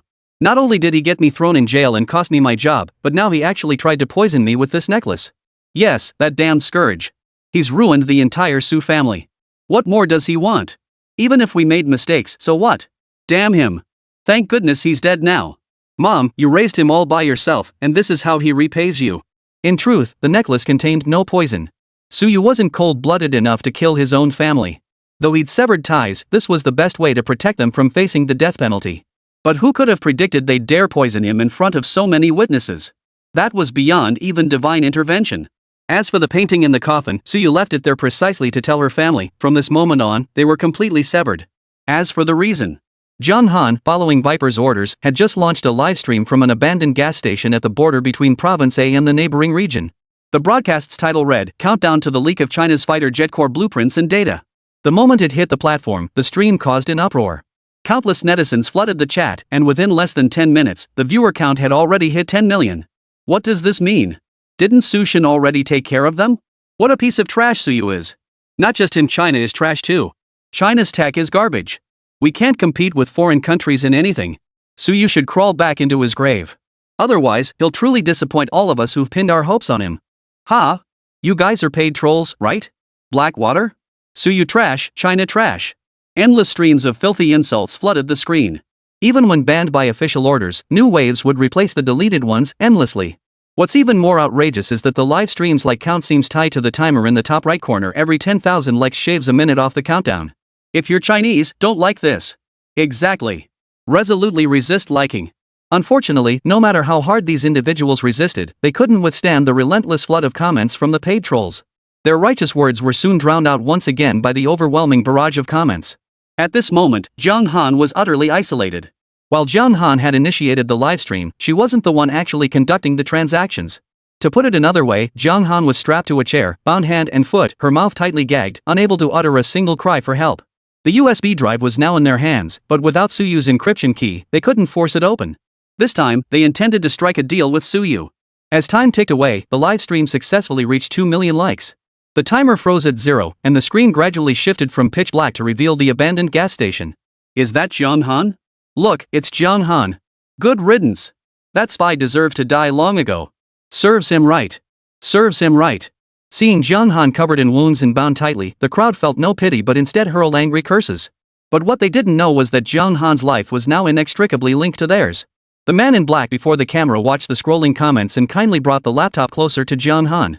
Then, with a voice raspy as if scorched by fire, he uttered a hoarse command. Look. This is the Chinese citizen you wanted to protect. You're fighting so hard to protect this data here, but they want you dead. Guard? What does that mean? Didn't she steal the fighter jet blueprints? Look at her body, it seems like there's a tube attached. Jung Han strained to lift her head and glance at the comments, but this seemingly violent movement seemed to tug at the tube embedded deep within her body, forcing her to lower her head once more. I advise you not to move. That tube in your body determines their very survival. Fine, I'm done playing games with you. Suyu, I know you're not dead. Of course, even if you really were dead, you'd still linger in this world in some form. But none of that matters to me now. All I want is the password for this USB drive. You can choose to give it to me, or you can choose not to. If you choose not to, then fine. The massive tube behind me will continue to penetrate Jung Han's body as the number of likes keeps rising, until it pierces her heart. At that moment, the powerful throbbing of her heart will shatter the membrane covering the tube's opening. A tremendous suction force will instantly pull out all of Jung Han's internal organs. Once her weight drops below a certain threshold, the intercontinental ballistic missile beneath the floor will launch. What? This is so bloody? This isn't human. Even if she's a spy, treating a woman like this is going too far. Time is running out. The likes are skyrocketing. As the black-clad figure finished speaking, a countdown reappeared in the upper right corner of the screen. A mere 5 minutes remained.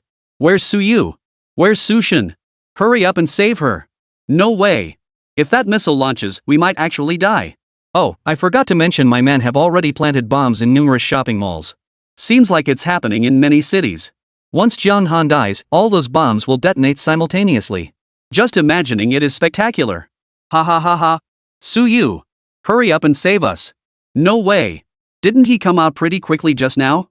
Why isn't he doing it this time? Chapter 21. So what if I show you? Suyu? Ha ha ha ha.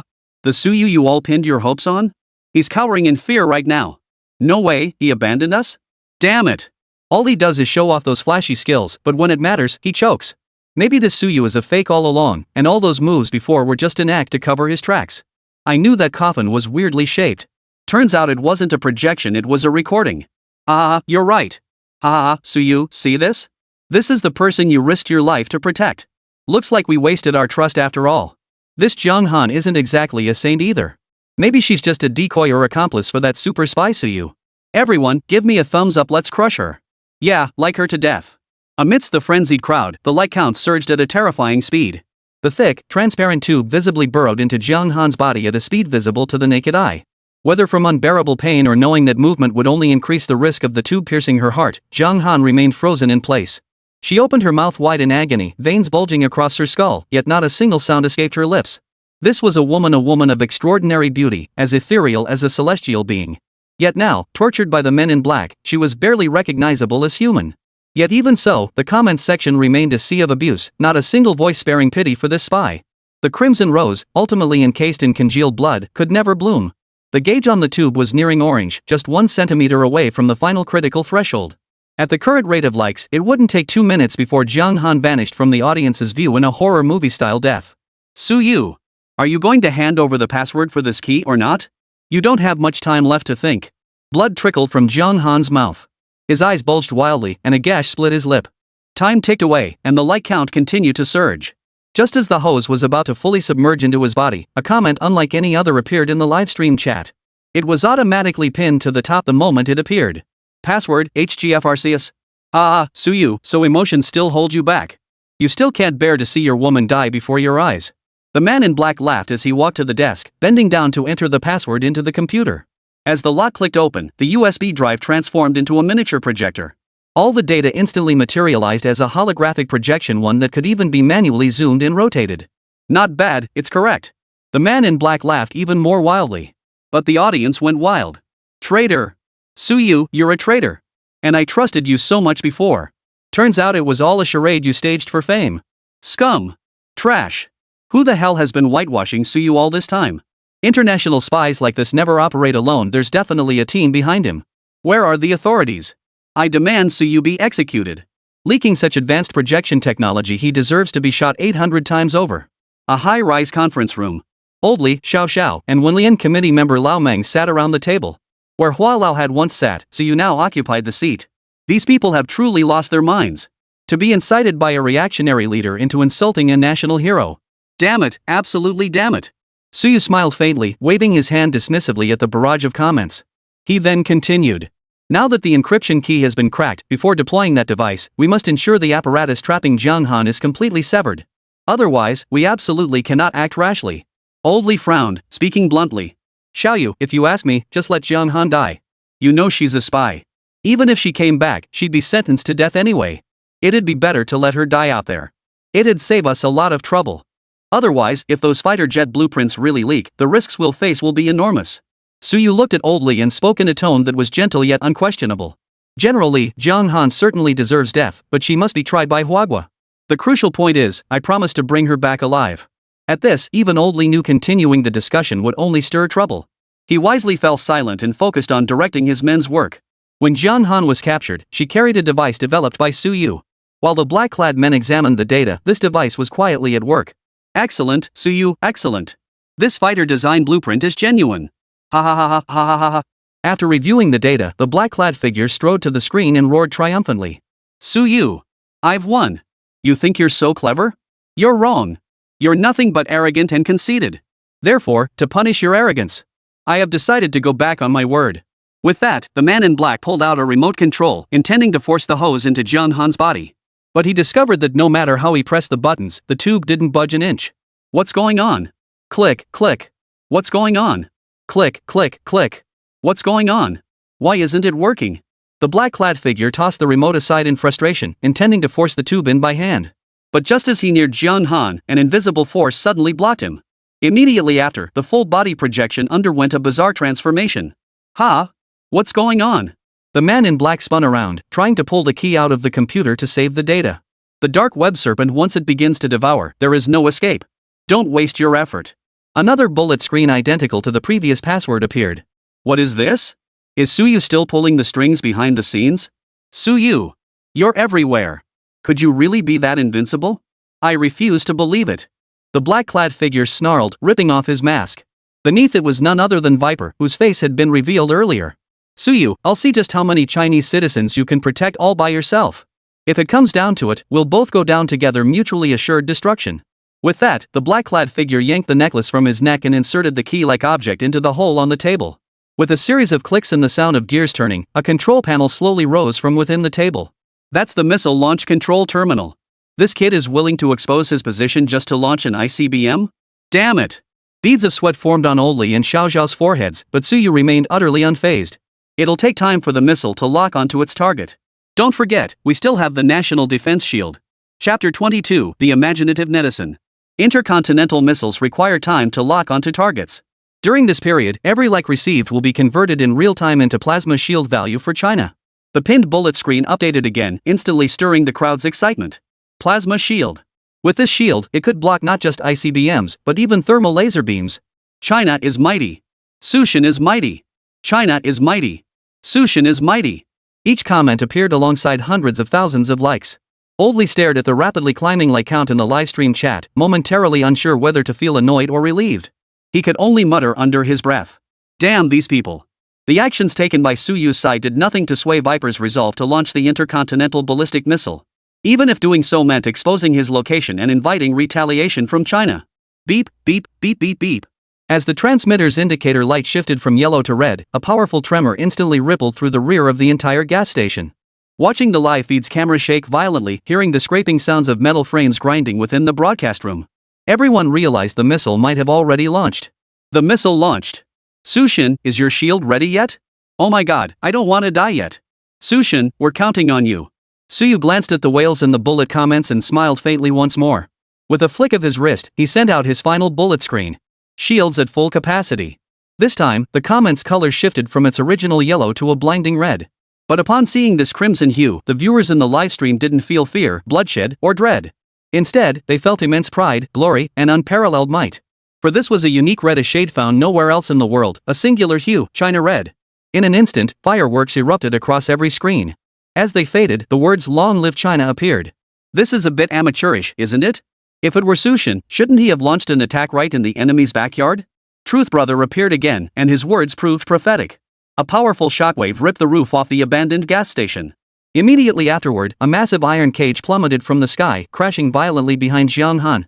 Inside the cage, a man with his hands bound behind his back coughed up blood, his eyes unfocused as he stared at Jiang Han and the camera before him. His clothes were torn to shreds by the explosion, and his limbs bore fractures of varying severity from the violent blast.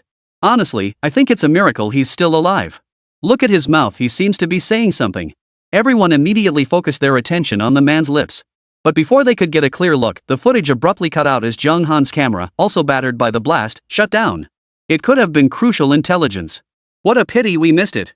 Xiao Xiao clenched his fist and slammed it onto the table in frustration, his eyes filled with resentment. Old Li, sitting nearby, was also flushed with anger as he exclaimed. Where the hell did that bastard get an ICBM that blows up on the spot if it can't launch? Such a piece of trash, trying to be a terrorist? If you ask me, I'd just take my troops and wipe the bastard off the map. Suyu hadn't anticipated this outcome either. The National Defense Shield program he developed was theoretically designed to make China disappear from all positioning systems, rendering any device requiring precise targeting incapable of launching. But who knew this Viper had dug up some junk defective model that just blew up on the spot when it couldn't launch? Never mind. We should count ourselves lucky these missiles were defective, their explosive power was minimal. Otherwise, Jiang Han would have been blown to bits. General Li, how's the hostage rescue operation progressing? The coordinates remain unclear. The live feed is coming from a military satellite belonging to a certain party, and we lack the authority to decrypt the location data. General Li spoke with a look of frustration, clearly ashamed that a military satellite could be exploited by terrorists. Jiang Han was jolted awake by the explosions. Dazed, he heard a familiar voice behind him. Brother! Brother! This hostage is actually her brother. Could it be she really was forced into spying? Viper struggled to her feet, hands braced on the table. Her eyes locked on the screen, where "Long Live China" continued to flash relentlessly. In a fit of rage, she hurled her phone aside. She immediately drew her pistol and, without a shred of reason, emptied the entire magazine into Jiang Han's forehead. Unfortunately, despite Viper's fury, the bullets were still blocked by that mysterious shield. As the leader of a terrorist organization, Viper's capabilities were undeniably formidable. After a brief assessment, he realized Jiang Han's younger brother was outside the shield's protective range. He charged straight for the cage, ripped it open, and dragged the man out. I don't want the fighter jet blueprints anymore. I want a brand new, fully operational F-88 fighter jet. Su Yu. Jiang Han was a traitor, he deserved to die. But this man? He's just a civilian. If he dies, it'll be your failure to protect him. You won't deserve your current title. That's right. He has a point. Su Yu is so powerful, he shouldn't let any Chinese citizen die at the hands of villains. Right. They deserve punishment, but only by our own people. Outsiders can't kill him. Su God, if you can't save him, we'll never trust you again. Hold on.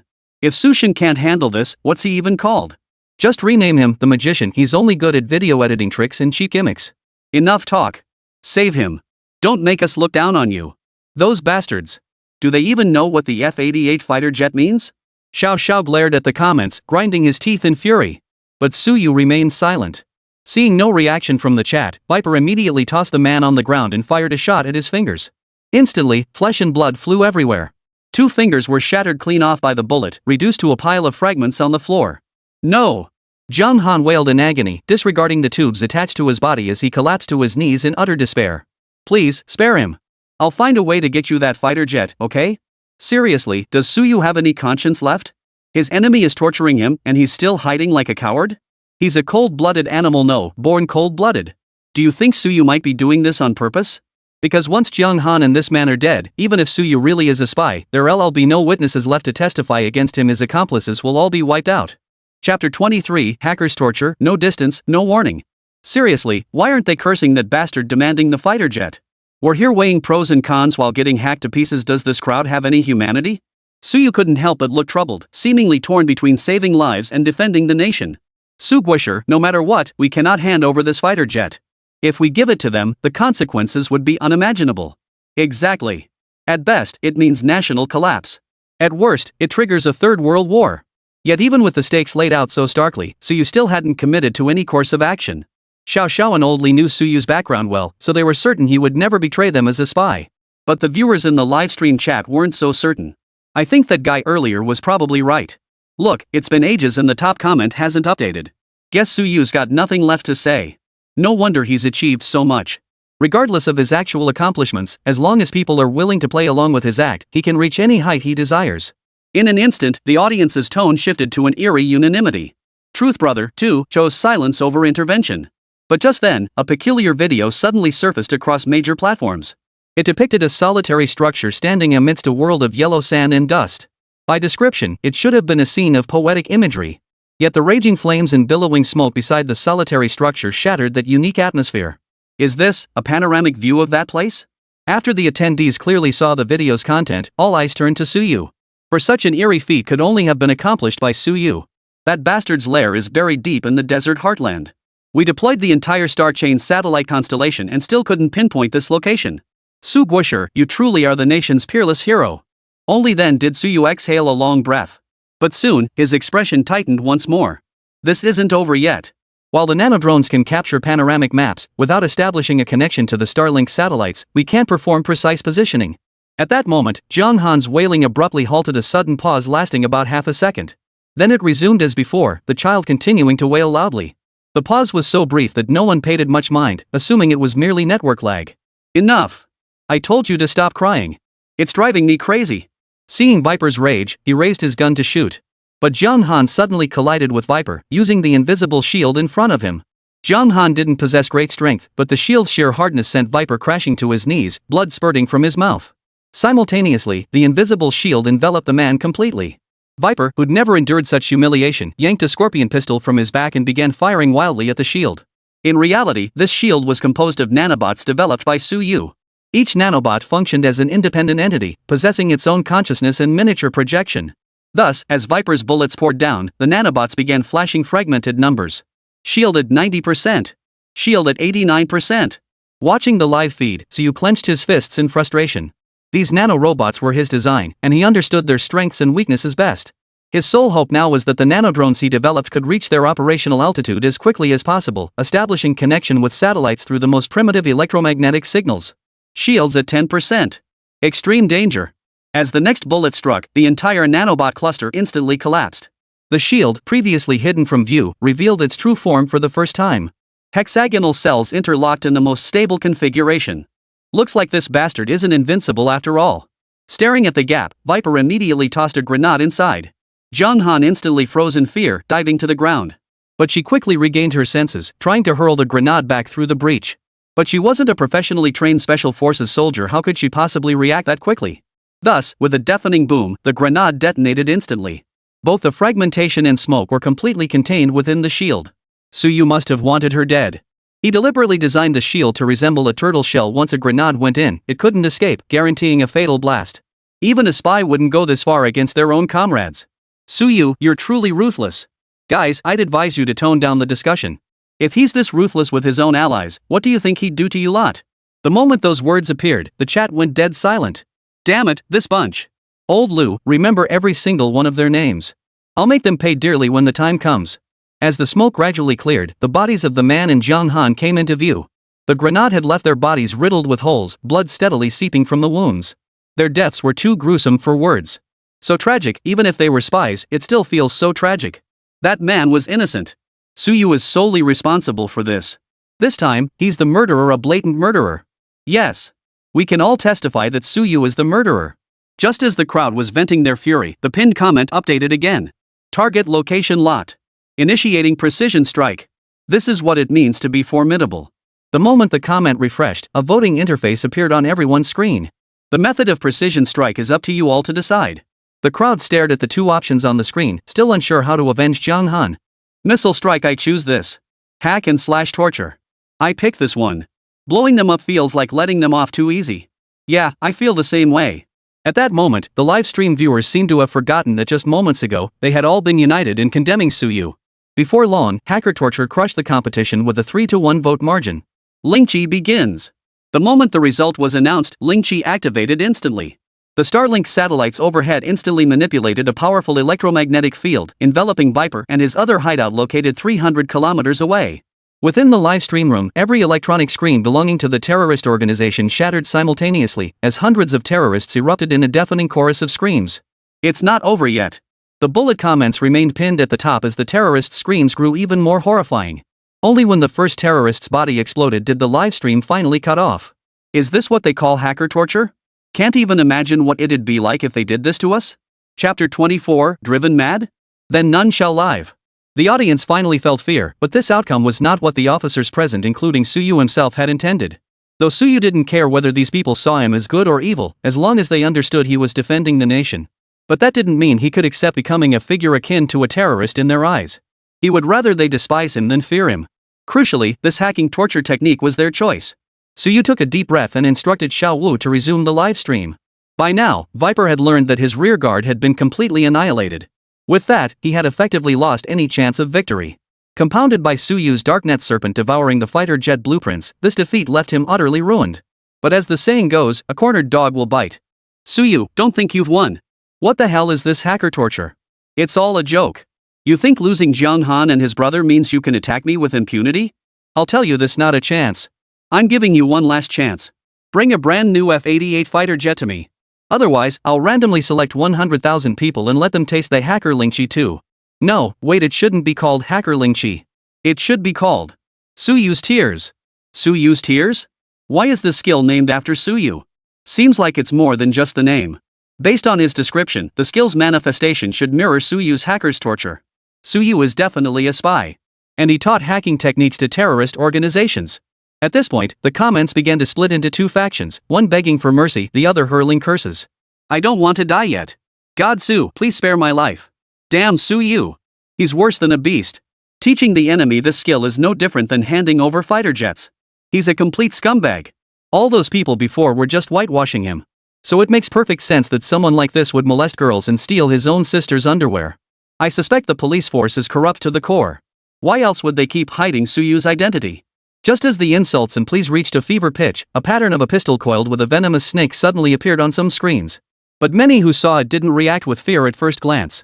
Instead, their attention was drawn to something resembling a link in the bottom right corner, sy.ssyyy.cn. This thing was designed by Suyu. So many SYs can't be a coincidence. That means this is the real deal. We're about to die at Suyu's hands. Suyu, you bastard. You're dead yourself, yet you drag so many down with you. I'll curse your entire family to rot in hell. Your next life's family won't escape either. The pattern didn't interfere with their bullet comments, but every time they touched the screen, the venomous snake on the pattern opened its mouth wider. Once the snake's mouth was fully opened, the program code would activate, and the phone's owner would explode within 2 minutes. Of course, the audience remained unaware of this.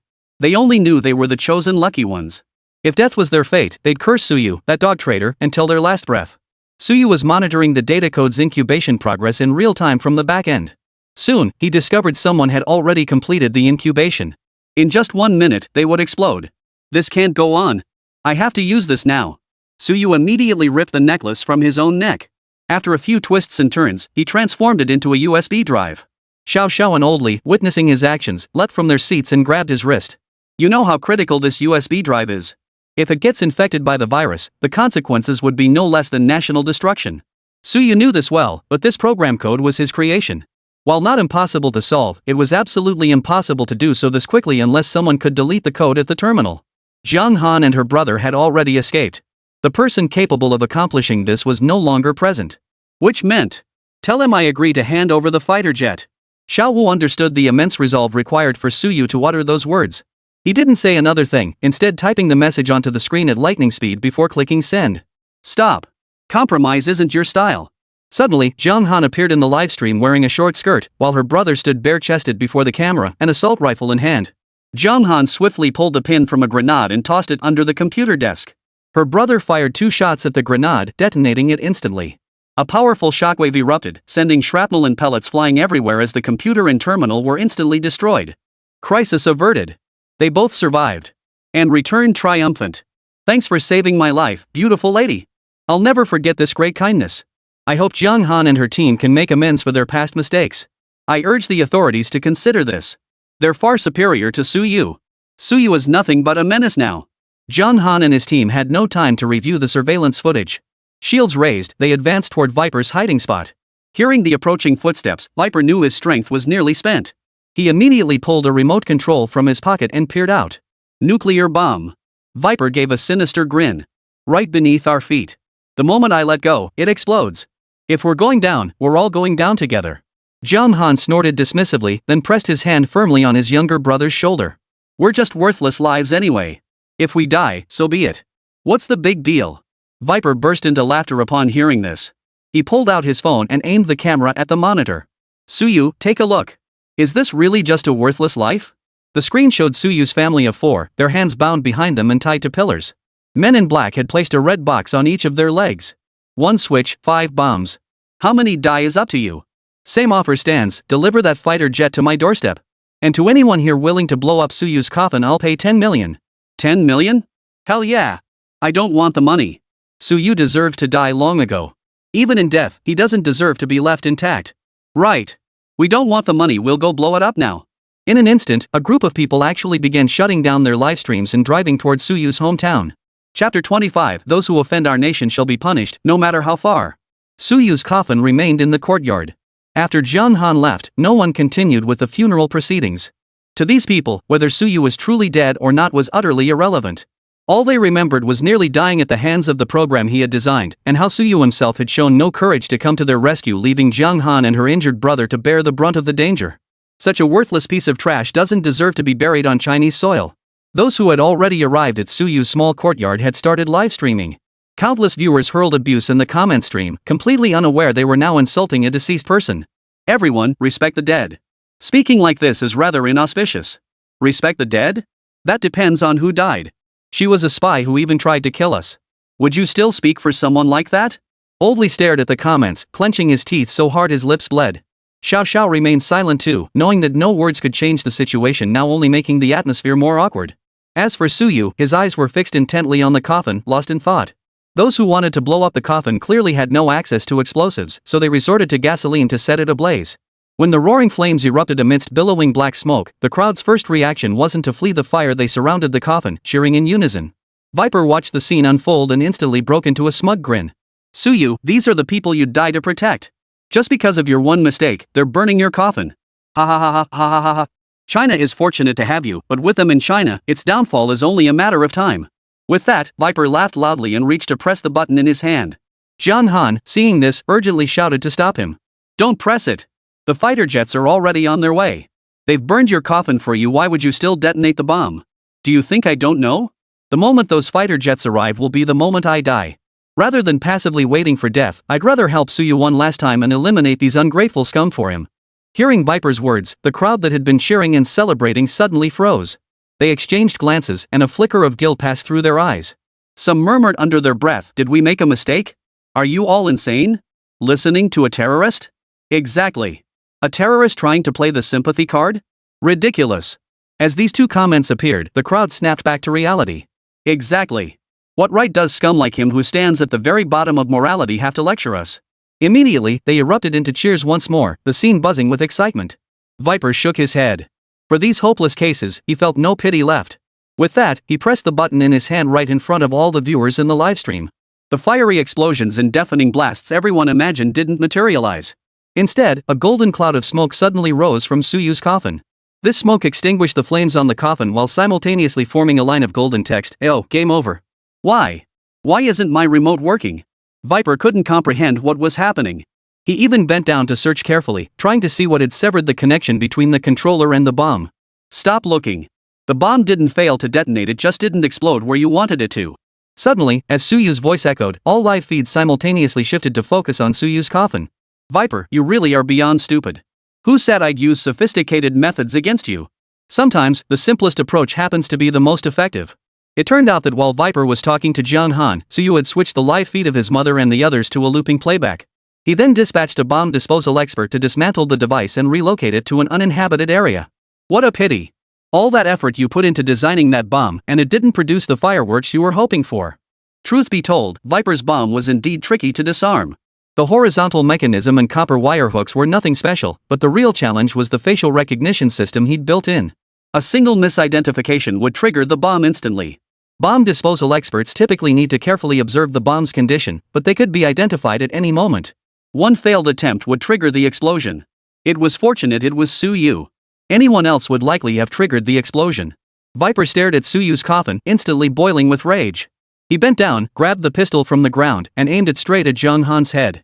But to everyone's surprise, Jung Han's younger brother flicked two small silver discs backward. The moment they were thrown, they erupted in a powerful blue light. Viper had no time to react and was knocked flat to the ground. The live feed immediately cut to Viper, capturing his expression of utter disbelief in a close-up shot by Suyu. What just happened? How did Viper get taken down?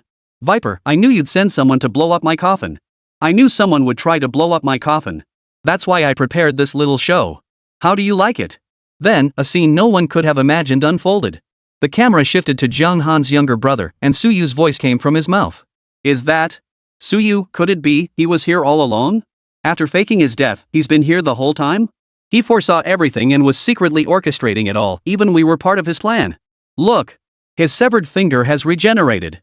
Someone zoomed in on a screenshot of Jung Han's younger brother's hand, revealing that the severed palm which should have been covered in blood had indeed fully regenerated. You're Suyu! When did this happen?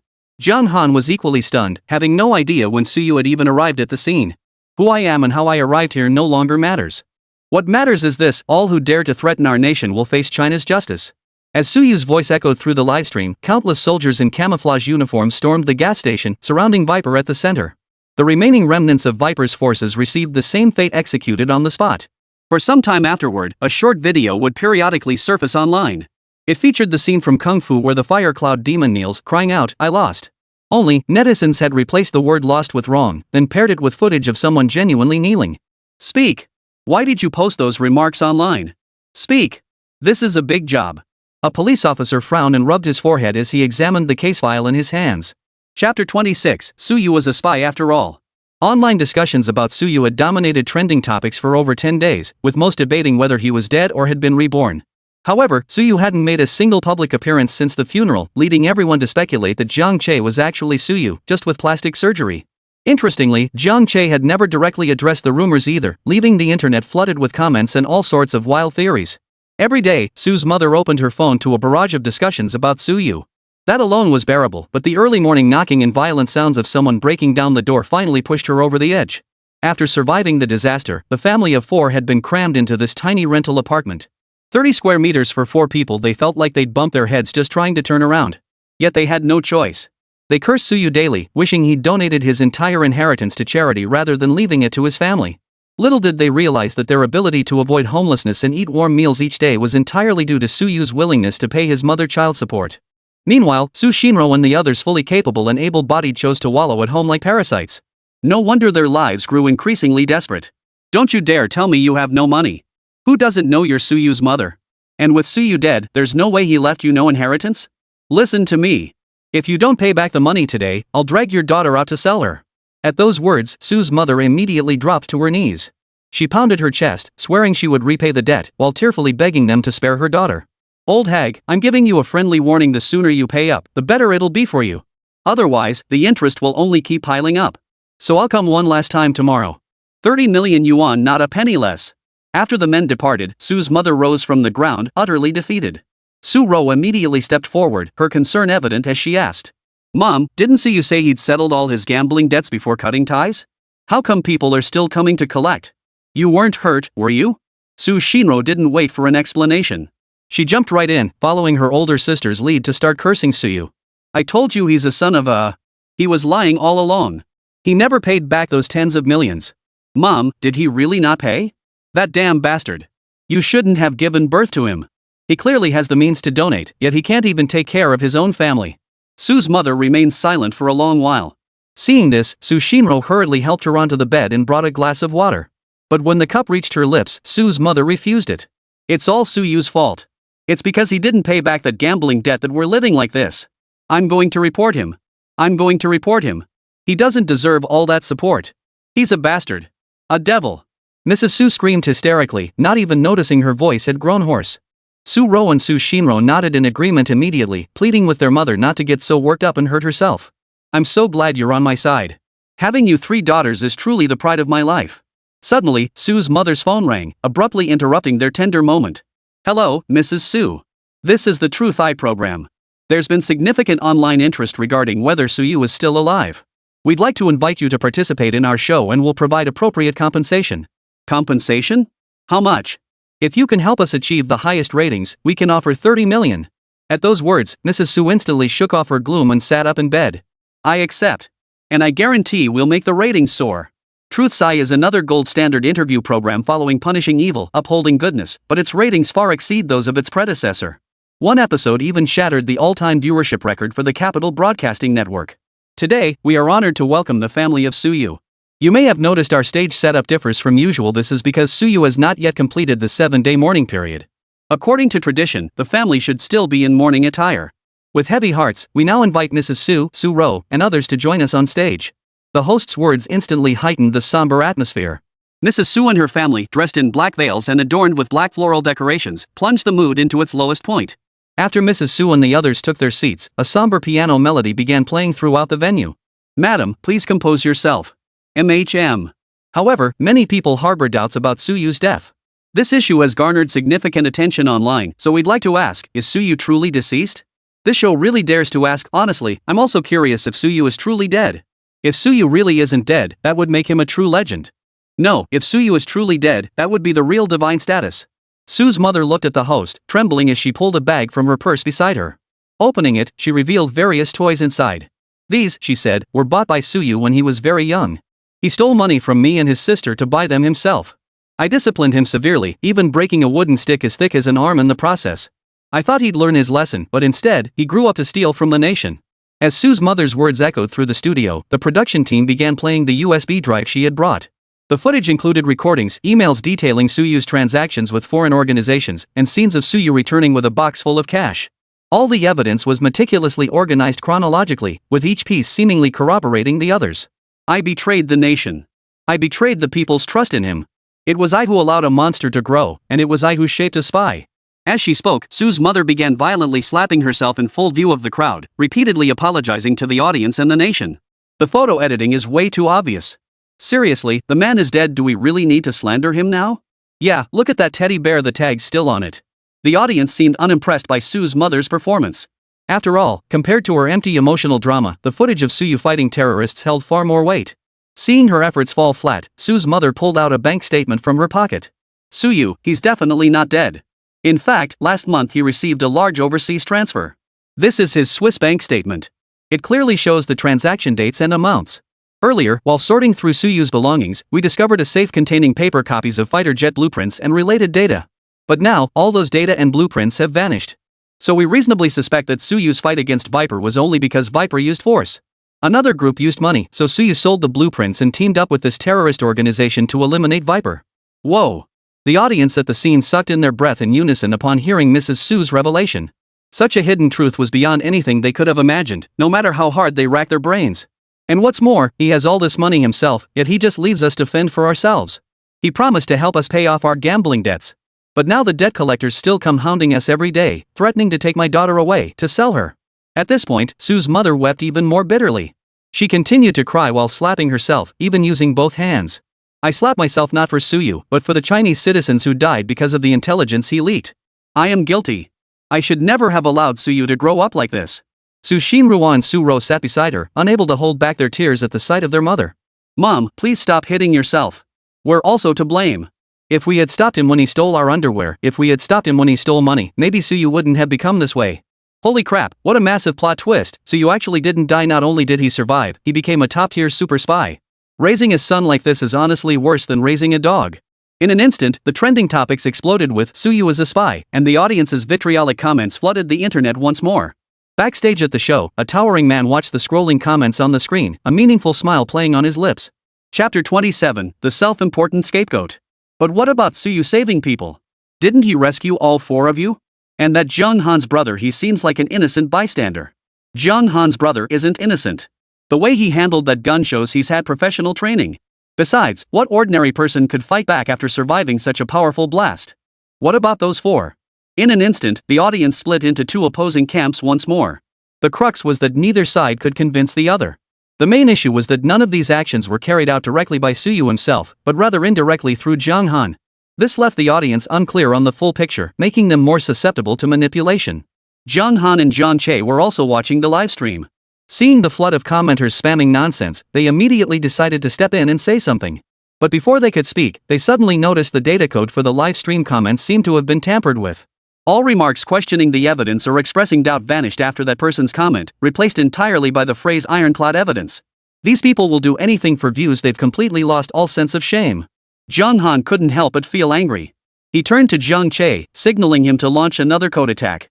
At that moment, Zhang Che was sitting nearby, bored stiff, tapping away at his keyboard while sucking on a lollipop. Hearing Zhang Han's words, he swiftly resolved the issue in no time. Having a hacker of my caliber do this kind of work feels like a waste of talent, don't you think? Zhang Che glanced sideways at Zhang Han. A breeze drifted in through the window, gently lifting his damp bangs.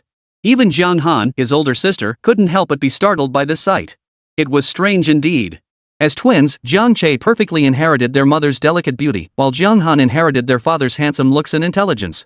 One could only wonder what good deeds Zhang Han's father had done in a past life to deserve such a son and daughter.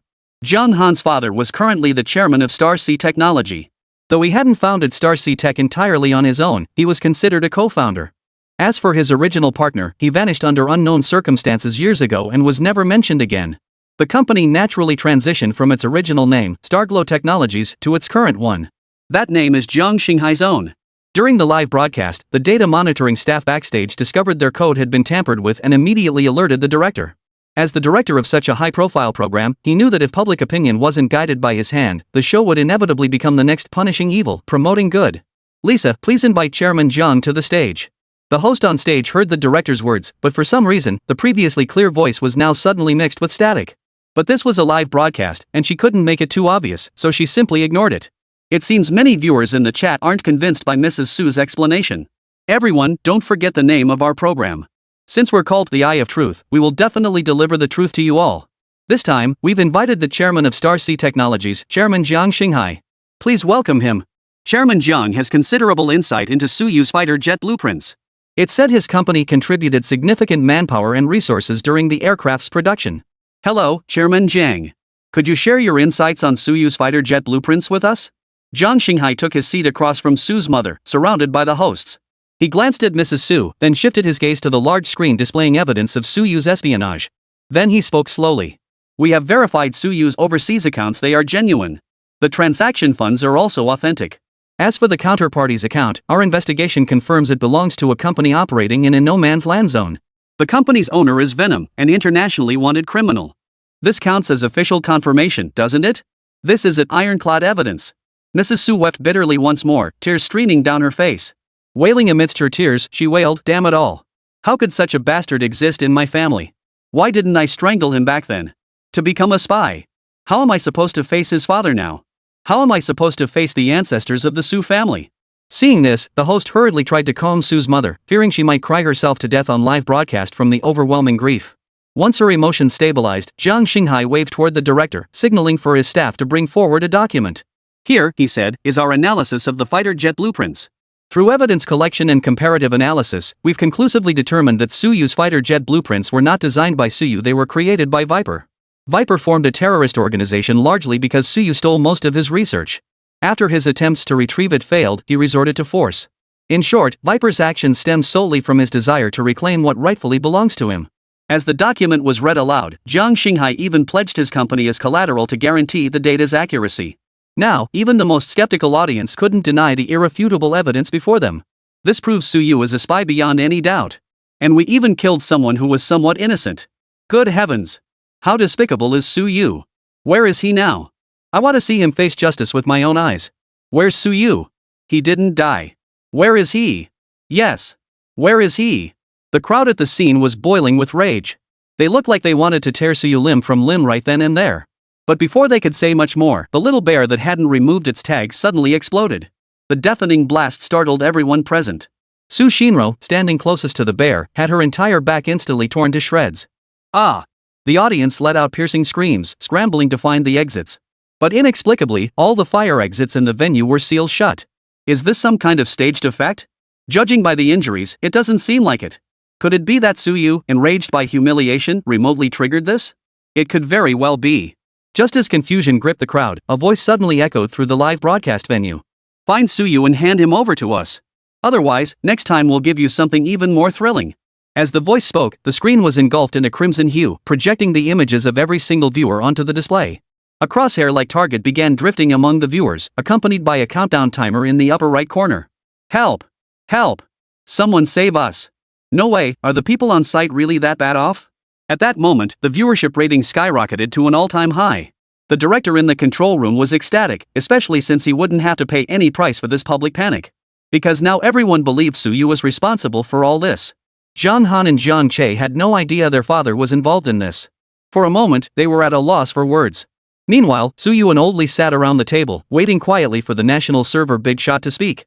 Jiang Xinghai, Old Wang, how long have you been following this lead? Old Wang Zhanggang, head of the state-level information intelligence department, was a general like Old Lee. 3 years, Comrade Hua. Do you have sufficient evidence? The current evidence, while sufficient to establish his guilt, could easily be used to exonerate him. But this time, he's made such a high-profile appearance in the public eye. Clearly, the terrorist organization backing him has made its move. This should allow us to gather more evidence. Upon hearing this, Old Hua sighed deeply before speaking in a tone that brooked no argument. This time, I don't want evidence.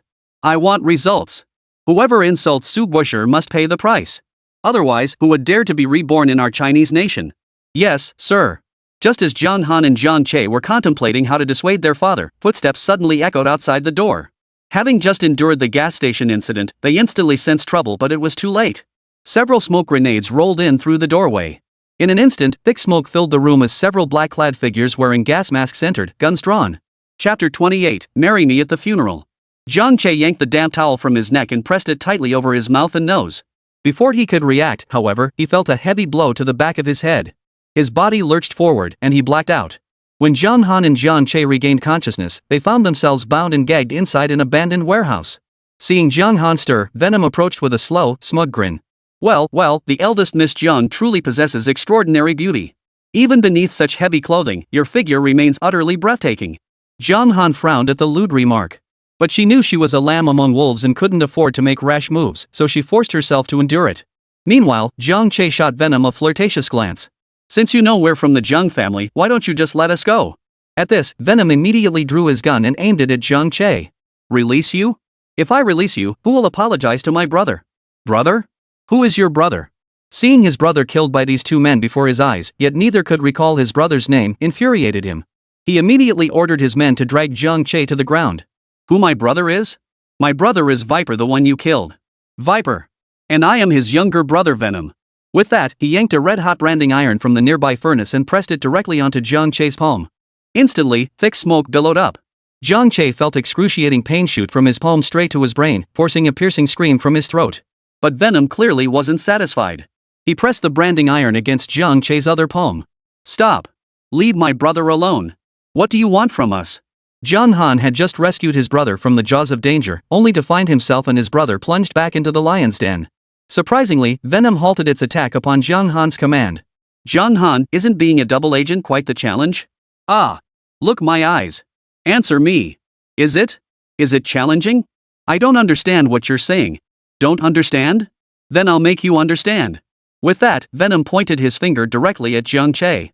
The next second, dozens of his henchmen swarmed forward, kicking and punching Jiang Che. Stop. Stop. Jiang Han's mouth twitched, his voice choked with emotion. Just tell us what you want us to do. Miss Jiang, what nonsense are you talking about? What could I possibly need from you? All I ask is that you marry me at a wedding ceremony tomorrow, the 7th day after Suyu's death, and I'll let you all go. Jiang Han shook her head flatly at the demand. Impossible. Don't even dream of me marrying a terrorist. Then you and your brother will die together. Venom wasted no more time with Jiang Han. It was either death or marriage. Even if I agreed, my father would never consent. To everyone's surprise, Venom burst into laughter upon hearing this. Is that so? Venom's tone was utterly dismissive, as if he didn't give Jiang Xinghai the time of day. Aren't you curious why Jiang Xinghai would recite that company-backed guarantee letter? It was you? That's right, it was me. So you orchestrated this terror attack too? Oh, not that one. That was the production team's idea to generate buzz. But we figured we might as well use it to our advantage. The doors to the hall remained firmly locked. No military sirens sounded outside either. It seemed they had been forgotten by everyone. Ahem, ahem. Good afternoon, everyone. Suddenly, Venom appeared on the livestream screen wearing a clown mask.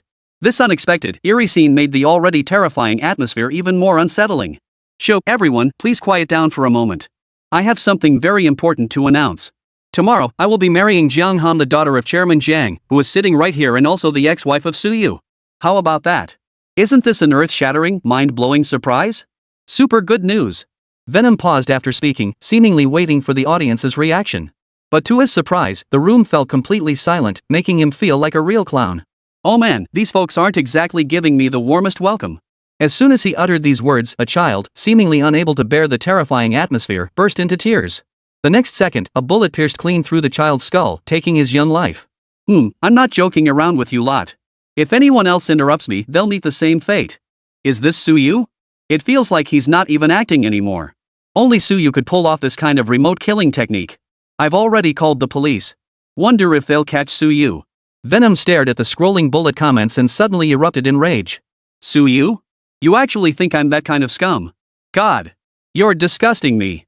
Venom roared, his voice echoing throughout the studio. Don't mention Su Yu in front of me. Oh no, no. Suddenly, Venom's fury shifted, replaced by a gentler tone. Now then, I'd like to play a game with you all. Getting so angry just now, well, that was my mistake. This man isn't Su Yu. This man is a madman. Madman?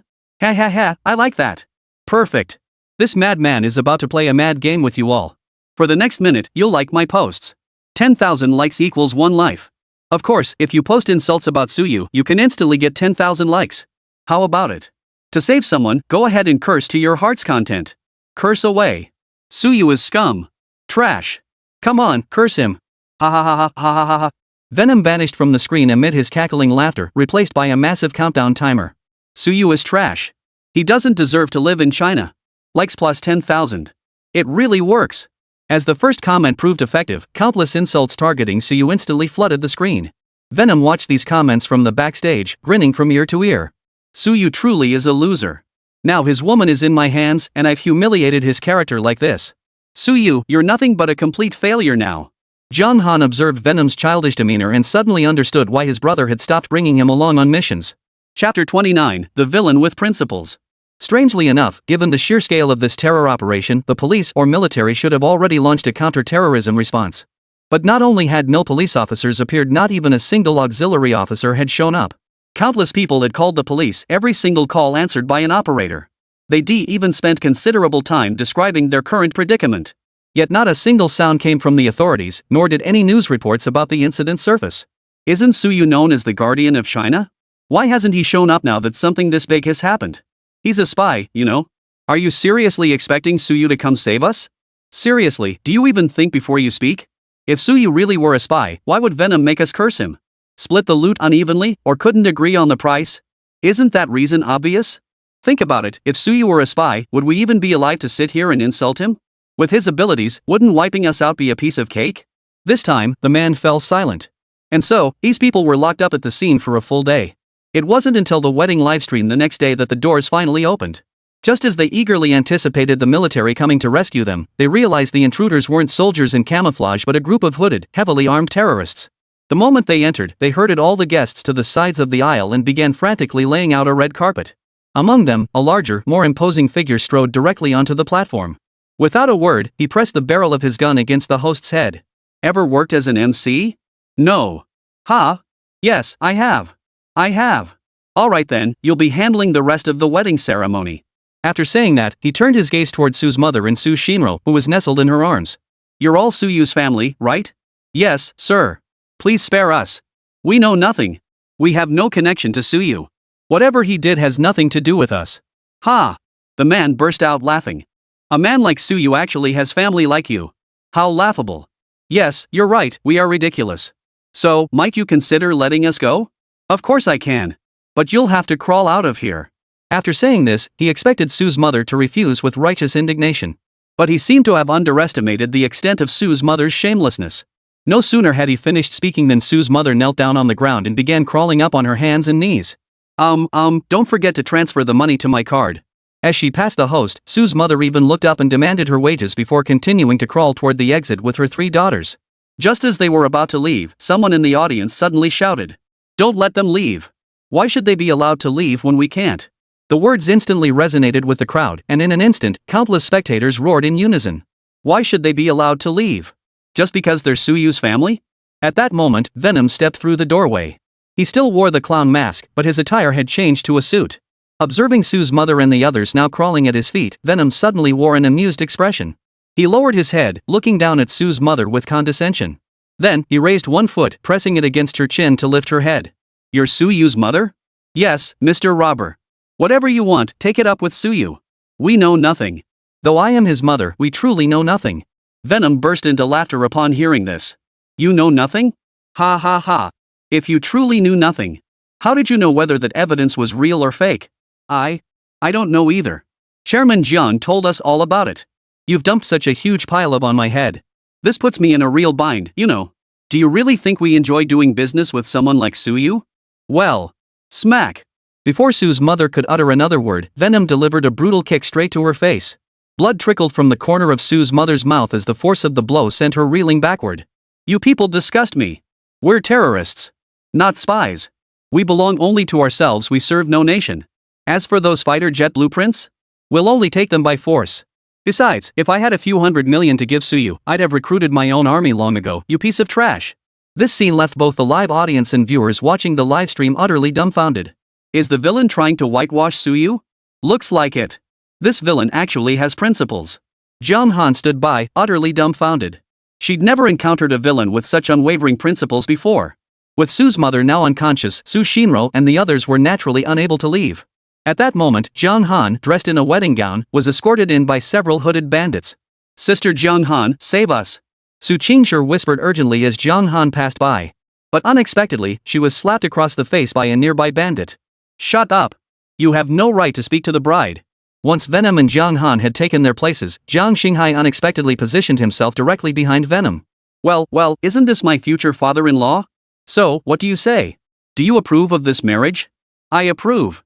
Jiang Xinghai agreed without a moment's hesitation, even as Jiang Han stared at him with pitiful eyes. Since you approve, you're no longer needed here. Get lost. Holy crap, he actually told Chairman Jiang to get lost. Somehow, Chairman Jiang seems like his underling. And the kicker, Chairman Jiang actually left. No way, did they really gang up to frame Suyu? We've wronged Suyu again. Enough. This is my wedding. You damn bastards, stop posting about Suyu. Venom was furious, raising his hand and firing a random shot into the crowd below the stage. An audience member's arm was hit, blood instantly flowing. Ah! Venom touched his nose, letting out a satisfied sigh. To him, that sound seemed like heavenly music. Suyu, I know you're watching everything unfold here, but there's nothing you can do about it. Jiang Han is one of your people too, right? I bet she's hiding your secret weapon as well. But I warn you, don't you dare disrupt my wedding. Otherwise, I'll make sure everyone here joins me in death. Ha ha ha ha. Ha ha ha ha. Unlike Viper's composure, Venom was nothing short of a complete madman. And that was precisely why Suyu had never intervened to save anyone. Chapter 30, The Wedding Conspiracy. Jiang Han's wedding, if Suyu doesn't show up, fine. But why is Jiang Xinghai so supportive? What if Jiang Xinghai is the villain? These comments actually made sense, but unfortunately, they were automatically deleted by the system the moment they appeared. Groom, in sickness and in health, for richer or poorer, will you promise to love and cherish the bride until death do you part? Venom clicked his tongue, then swiftly backhanded the host.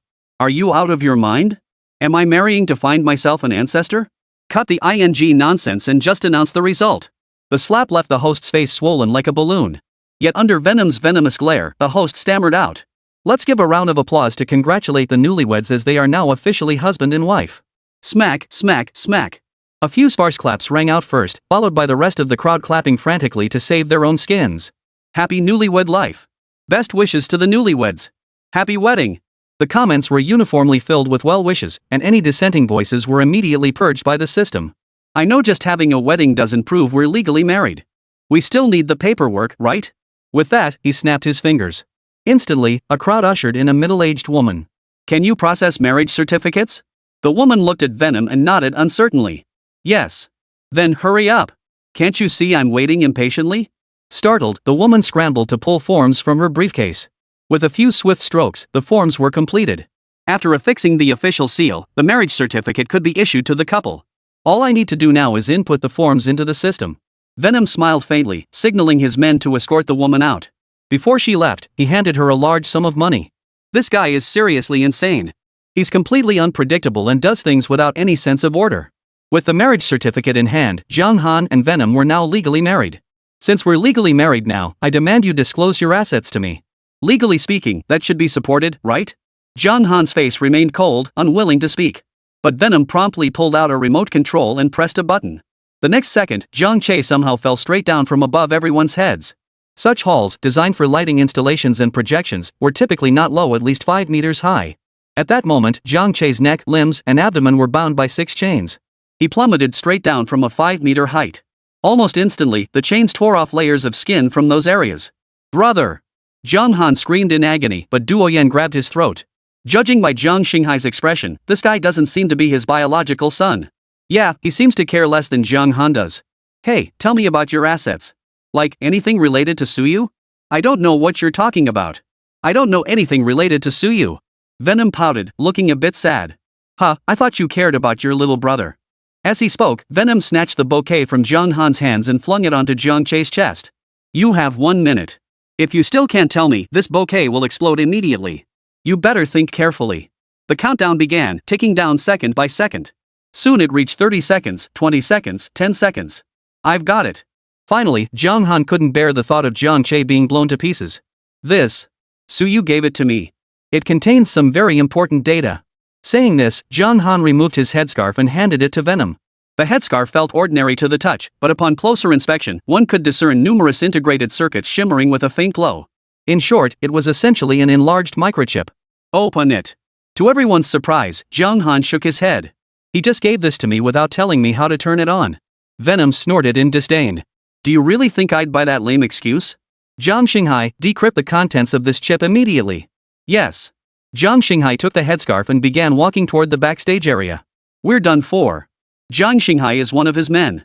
It seems our country has been completely infiltrated by terrorist organizations. If Suyu is also a spy, is Huagua finished? Jiang Xinghai arrived at the backstage area but did not decrypt the headscarf. What a little cutie. Given Suyu's temperament, how could he not have set up defenses on the headscarf? What good would undoing it do? Besides, how could he possibly let you undo it? Still, this presents a golden opportunity. A deafening explosion erupted from the backstage area, sending thick smoke billowing forward to engulf the stage. Jiang Xinghai's clothes were still speckled with sparks as he scrambled from backstage to the front of the stage. That headscarf decrypted as a bomb. And based on the locations displayed, the entire venue is now riddled with explosives. Impossible. Suyu wouldn't do something like this. But no sooner had Jiang Han voiced his doubt than an explosion erupted at the venue's main entrance. The entire entrance hall instantly turned to rubble, completely blocking the only escape route for everyone. Venom instantly furrowed his brow. He glanced at Jiang Xinghai thoughtfully before speaking. How are these bombs being detonated? I don't know. It's highly likely there's no discernible pattern. Why did Suyu give this to you? Jiang Han shook his head and cried as he spoke. I don't know either. He clearly told me there was important data inside. My God, Suyu actually wanted to blow us all up. What did we do wrong? Why would Suyu do this? He's so heartless. It's all your fault for giving birth to such a monster. As they spoke, the crowd began directing their anger toward Su's mother, who lay on the ground. What good does cursing us do? Who can control what their child turns out like? Suyu is a bastard. What does that have to do with us? Just as the heated argument raged on, a violent explosion erupted from the roof. Directly beneath the blast hung Jiang Che. As the roof collapsed, countless stones and shards of glass rained down, quickly burying Jiang Che beneath the debris. Who can explain the logic behind this bomb exploding? Venom roared, snatching a gun from his subordinate and wildly spraying bullets in all directions, venting his fury. If you're so eager to know, then let me tell you. Suyu's voice. It seems to be right here in this hall. Chapter 31, Jiang Che's True Identity. Suyu's voice echoed through the hall, sending a chill down Jiang Xinghai's spine. Is Suyu really dead? Could he still be alive? All the doors here are locked. How did Suyu get in? It's Suyu. Suyu has come to save us. Among the thousands of spectators present, many had never lost faith that Suyu was a good man. Hearing his voice, they suddenly felt hope for survival. But unexpectedly, Su's mother, who had just regained consciousness, let out a piercing scream the moment she heard his voice. She bellowed, "Protect the evidence. Suyu is here to steal it. Don't let him steal the evidence. Protect the evidence. Protect the evidence." Hearing this, the crowd suddenly felt that Su's mother might have a point. After all, Suyu's appearance was completely unexpected. While he might have come to rescue them, hadn't he also planted the bomb himself? I don't believe Uncle Suyu came to steal evidence. Right, I don't believe it either. Suyu must be here to save us. The crowd turned toward the voice and saw a little girl had spoken first. What do you know?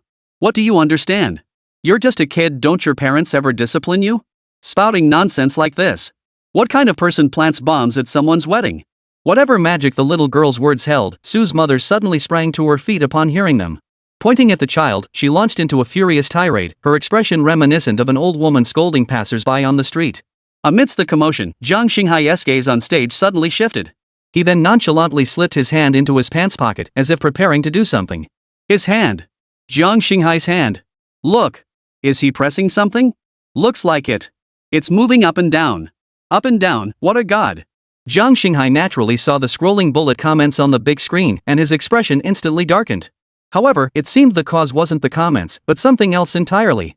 He was wearing dress pants fairly formal and fairly tight-fitting ones, so sharp-eyed viewers in the audience had spotted the small movement in his pocket. Strangely, though everyone saw it even as the camera zoomed in for a close-up, no one stepped forward to confront him. Seems like you all prefer to be bystanders. Suddenly, Suyu's voice rang out again. This time, an audience member finally pinpointed the source of Suyu's voice. It wasn't coming from anywhere else, it was Jiang Che, still suspended in midair, covered head to toe in blood. It's Jiang Che speaking. I heard it. It really seems to be coming from that direction. Wait, isn't that Jiang Che? Is it Suyu? Suyu. Suyu. A small group shouted in unison, but Jiang Che, suspended there, remained motionless and unconscious, not uttering a sound. You people are seriously delusional. Why would you still expect Suyu to come save you? Even if he did show up, it'd only be for the evidence. Do you really think he's some kind of savior? Jiang Xinghai sneered coldly from the stage, muttering under his breath. Jiang Che is Suyu? If he is, I'll eat that big screen behind me. With that, Jiang Xinghai smoothed his suit before turning to sit back down on the sofa. But the moment his left foot stepped forward, an overwhelming sense of foreboding surged through his mind. The sensation beneath his feet, akin to floating in midair, seemed to confirm the thoughts forming in his mind. Jiang Xinghai, did you step on something? Suyu's voice rang out again, this time directly addressing the renowned expert on stage. Jiang Xinghai knew he was in a bind. Speaking up seemed wrong, but staying silent felt equally bad. So he simply pretended not to hear. But his silence didn't sit well with Venom beside him. What's wrong with you? Why are you standing there like a statue? Hey, I'm talking to you. As he spoke, Venom actually reached out to push Jiang Xinghai. This startled him so much he could only wave his hands frantically, signaling Venom not to come near him. Venom, after all, was a terrorist. Seeing Jiang Xinghai's stance, he likely guessed what was going on. His expression turning grave, he grabbed Jiang Xinghai's arm and immediately ordered his men to retreat off the stage. Only after both he and his men had completely evacuated did he shout out. Jiang Xinghai, be careful. If that landmine explodes, everyone here could die. Landmines? Jiang Xinghai stepped on a landmine. Does Suyu intend to blow everyone here to bits? At first, Jiang Xinghai clung to a sliver of hope, wishing it was all just his imagination, that nothing lay beneath his feet. But Venom's shout made him instantly realize there was likely a landmine beneath his feet. Yet his expression turned puzzled. He had walked back and forth here countless times before, never experiencing this sensation of floating. How could he suddenly step on a landmine this time? This thought made Jiang Xinghai doubt himself once more. People are often like that, they love to paint themselves a rosy picture of the future, hoping things will turn out in their favor. This isn't necessarily a bad thing. Hope is essential for survival. But one mustn't get too caught up in their own expectations, for no one can predict what consequences such utopian thinking might bring. Yet at life or death moments, few seem capable of maintaining rational thought. His gaze hardened. He convinced himself the tile beneath his foot was ordinary, no hidden landmine, no impending explosion, no casualties. Not even his own. The next second, he truly stepped forward. You're insane. You want to die, but I don't. Venom roared from below the stage, then spun around and began sprinting toward the door, heedless of the fact it was still welded shut. But after waiting a moment, no explosion seemed to occur. Jiang Xinghai smiled faintly. I didn't. Suddenly, all the lights in the venue cut out. Jiang Xinghai's final syllable died in his throat before he could finish the word. Who's playing tricks here? Show yourself. Everyone, turn on your flashlights. As thousands of spectators in the venue switched on their flashlights one by one, the vast hall gradually regained some visibility. And that's precisely how everyone quickly discovered something utterly horrifying. Jiang Che, who had been bound and gagged, seemingly in a deep coma, had vanished. In his place lay only 5 chains and a pool of blood still wet, yet no longer dripping. Chapter 32, Jiang Che equals Suyu? No, that's not right. Jiang Che stood before Jiang Xinghai, observing him with keen interest. Jiang Xinghai merely glanced up at Jiang Che before snorting coldly. I knew it was you. Jiang Che smiled faintly, gradually closing in on Jiang Xinghai. He reached out and pulled the remote control from his pocket. You knew I was here, yet you still used such a low-tech wireless satellite communication device to detonate the bomb. Looks like you deliberately wanted to draw me out. No, I simply preferred this straightforward method. Besides, the production team notified me rather late, so I didn't have time to develop a more efficient detonation device. Jiang Che clearly hadn't expected Jiang Xinghai to be so shamelessly upfront about his crimes. But he seemed unwilling to waste words on Jiang Xinghai, opting instead to initiate a series of subsequent reforms and lessons. Instead, Jiang Che raised his hand, and an invisible sonic wave emanated from his palm. This sound operated at frequencies beyond human hearing, so Jiang Xinghai didn't notice it at first. However, its effect soon became apparent. Jiang Xinghai's gaze gradually grew unfocused, and his expression shifted from stern resolve to one of regret and remorse.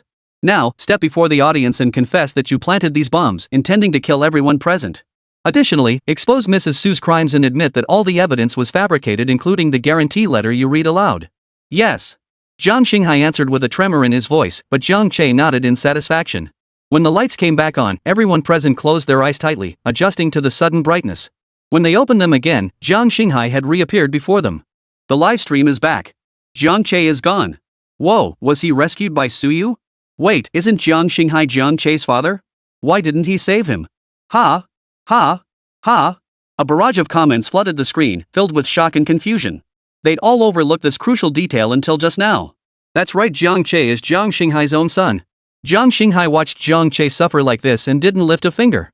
Could it be that Jiang Xinghai was forced? Or threatened by venom, so he couldn't save Jiang Che? Otherwise, what father could stand by and watch his own son suffer like this? Or maybe he's just cold-hearted? Didn't you see his expression just now? Does that look like a cold-hearted man? As the camera zoomed in, Jiang Xinghai suddenly burst into tears before the lens, his voice choked with sobs. His voice was filled with such heart-wrenching sorrow and genuine emotion that the restless audience fell silent, listening intently to his next words. I'm sorry. As a public figure, I was coerced into forging this plagiarism guarantee letter. It was my mistake.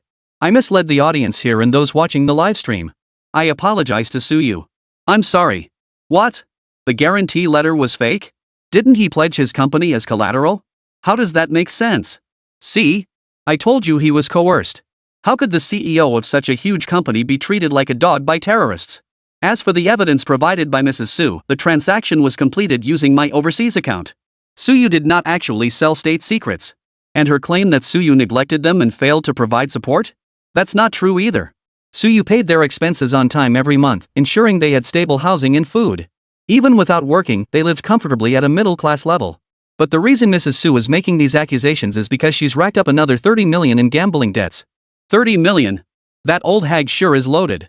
Probably trying to turn a bicycle into a motorcycle, but ended up owing more and more. Whether she owes money or not is none of my business, but blaming all this on Suyu is going too far. Nonsense. He's talking out of his ass. My screenshots are real, and the transaction records are real too. Go check with the bank. If you don't believe me, you'll find that this money was indeed received by Suyu. Su's mother screamed hysterically, never expecting the screen to immediately display the detailed breakdown of her gambling debts and footage of violent debt collectors from the casino. In the video, Su's mother knelt on the ground, her former dignity completely gone. Her pleading expression made her look more pathetic than a dog. Whether from shame or the utter loss of her last shred of dignity, Su's mother descended into madness once more. Suyu, I know you're still alive. Come out. It's all your fault. All your fault. If you hadn't taken everything I owned, how could I have ended up like this? But as soon as the words left her mouth, Suyu's voice echoed from some unseen corner. Your family fortune? Oomph. With a cold snort, the screen once again displayed the source of Su's mother's gambling funds. Every single gambling bet had been funded by the proceeds from selling her jewelry that corresponded to one whole project elementary school building after another. Your family fortune? These are all the charitable donations I made to the whole project that you stole. After speaking, the screen flickered again, shifting to display receipts for cosmetics and designer handbags belonging to Su Ro and Su Shinro. After a brief flicker, these receipts transformed into a list of impoverished children. One luxury item costs what a child in a poor mountainous area could spend in a year or even a decade. Because of you, who knows how many more children have starved or frozen to death. Data torture. This move makes Su God unbeatable. This is exactly how a social commentary film should be made. Is it the extinction of humanity, or was there never any humanity to begin with? Suyu, stop hiding behind others. If you've got the guts, come stand before us and say it. Su Shinro seemed visibly enraged. After all, this embezzlement of donations was tantamount to indirect murder. Just as the ethical drama unfolded on stage, gunshots suddenly echoed through the hall. Enough. Can't you all wait until after my wedding to discuss these trivial matters? I have more important matters to settle with Su-yu. With that, Venom somehow yanked a child from the side, clutching him tightly against his chest before pressing the pistol in his hand against the boy's temple. Su-yu, I know you're here. Don't give me that bull about holographic projections. I want to see you now. I'll count to 3. If you don't show yourself, I'll shoot. Jiang Che inwardly cursed his miscalculation. Clearly, he'd underestimated Venom's madness. 3, 2. Venom's voice boomed through the hall, echoing so loudly it could be heard even in the farthest corner. 1. The moment the final number left his lips, Jiang Che suddenly materialized on the stage. Everyone froze at the sight of Jiang Che. Though they knew Jiang Che was gone, they had assumed he'd been rescued by Su-yu. Yet here he was, standing before them, speaking with Su-yu's voice, a revelation that shattered their worldview. Last time I heard Jiang Che speak with Su-yu's voice, I thought it was an accident. Never imagined it was real. Jiang Che is Su-yu, and Su-yu is Jiang Che? What kind of surreal plot twist is this? In an instant, the trending topics on Weibo exploded. Everyone was speculating about the relationship between Su-yu and Jiang Che. Some claim Su-yu was actually Jiang Che wearing a disguise mask, while others suggested Jiang Che was an AI program designed by Su-yu. Venom visibly froze upon seeing Jiang Che. But he quickly realized something was off. Jiang Che, huh? Or is it Su-yu? Never mind. Whoever you are, as long as you're not Su-yu, you're useless. With that, Venom pulled the trigger. The next second, the bullet pierced the little boy's skull. Blood spurted out, splattering the audience nearby. Ah! As smoke curled from the muzzle, the child lost all signs of life, collapsing lifelessly to the ground. Witnessing this, Jiang Che dug his fingernails into his palms. He's dead? What about Su-yu? Didn't he boast about being so great? Why hasn't he shown up even though a child was taken hostage? He keeps harping on how his family indirectly caused deaths. Isn't he doing the same?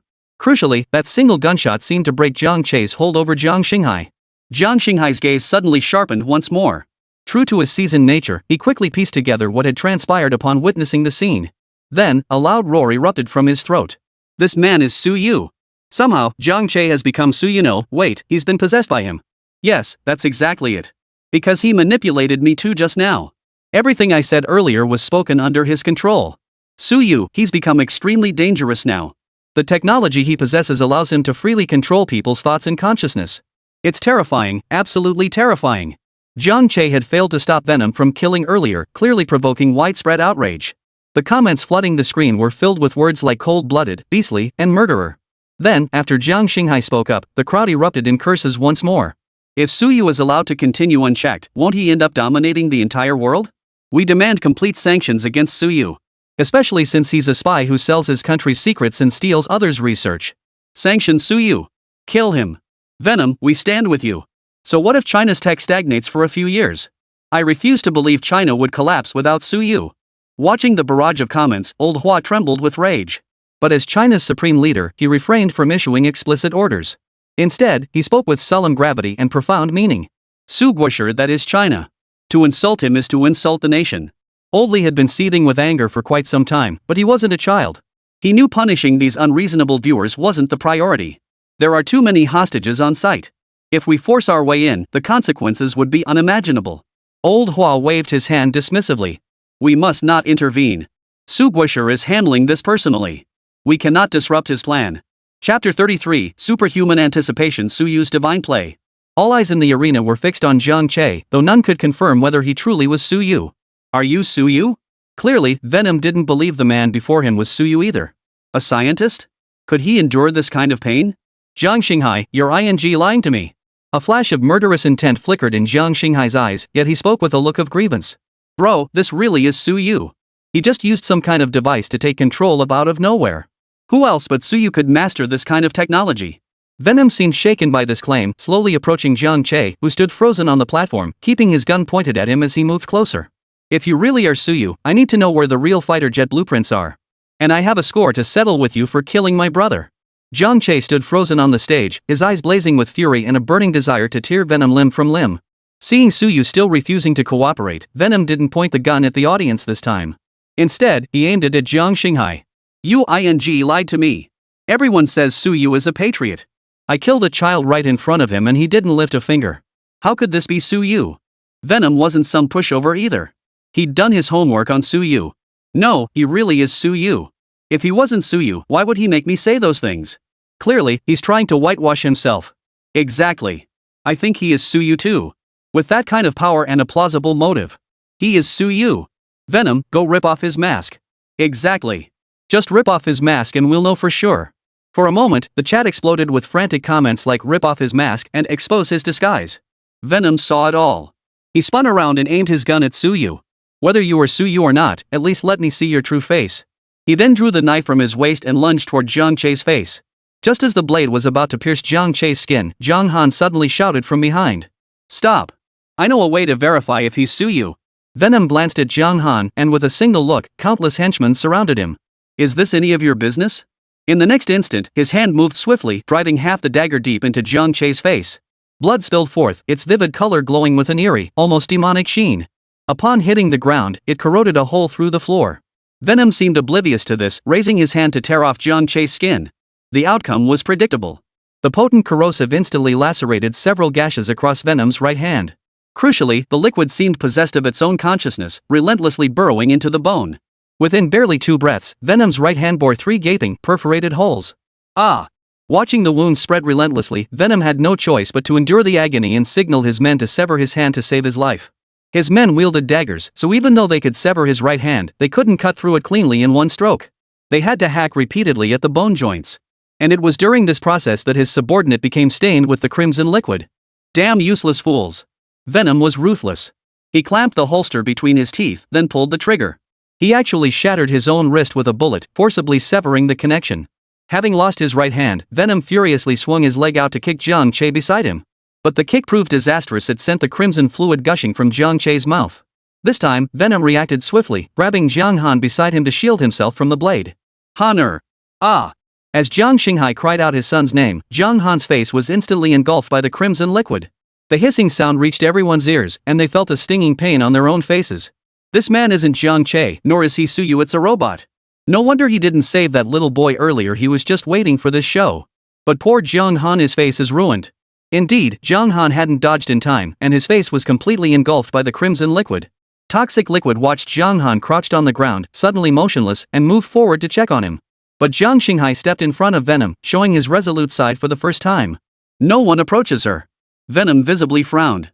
Then he swung his leg out, aiming a kick straight for Jiang Xinghai's midsection. You! How dare you talk to me like that? Venom, seemingly still unaccustomed to his missing right hand, attempted to slap Jiang Xinghai across the face with it. Damn it! Unable to land the blow, Venom cursed furiously and kicked Jiang Xinghai instead. Just as the kick was about to land on Jiang Xinghai, Jiang Han suddenly sprang into action from the side. He grabbed the dagger lying on the ground and stabbed it into Venom's calf. The blade still glistened with crimson liquid, so the physical and magical damage from this strike was immense. Damn it! Ah!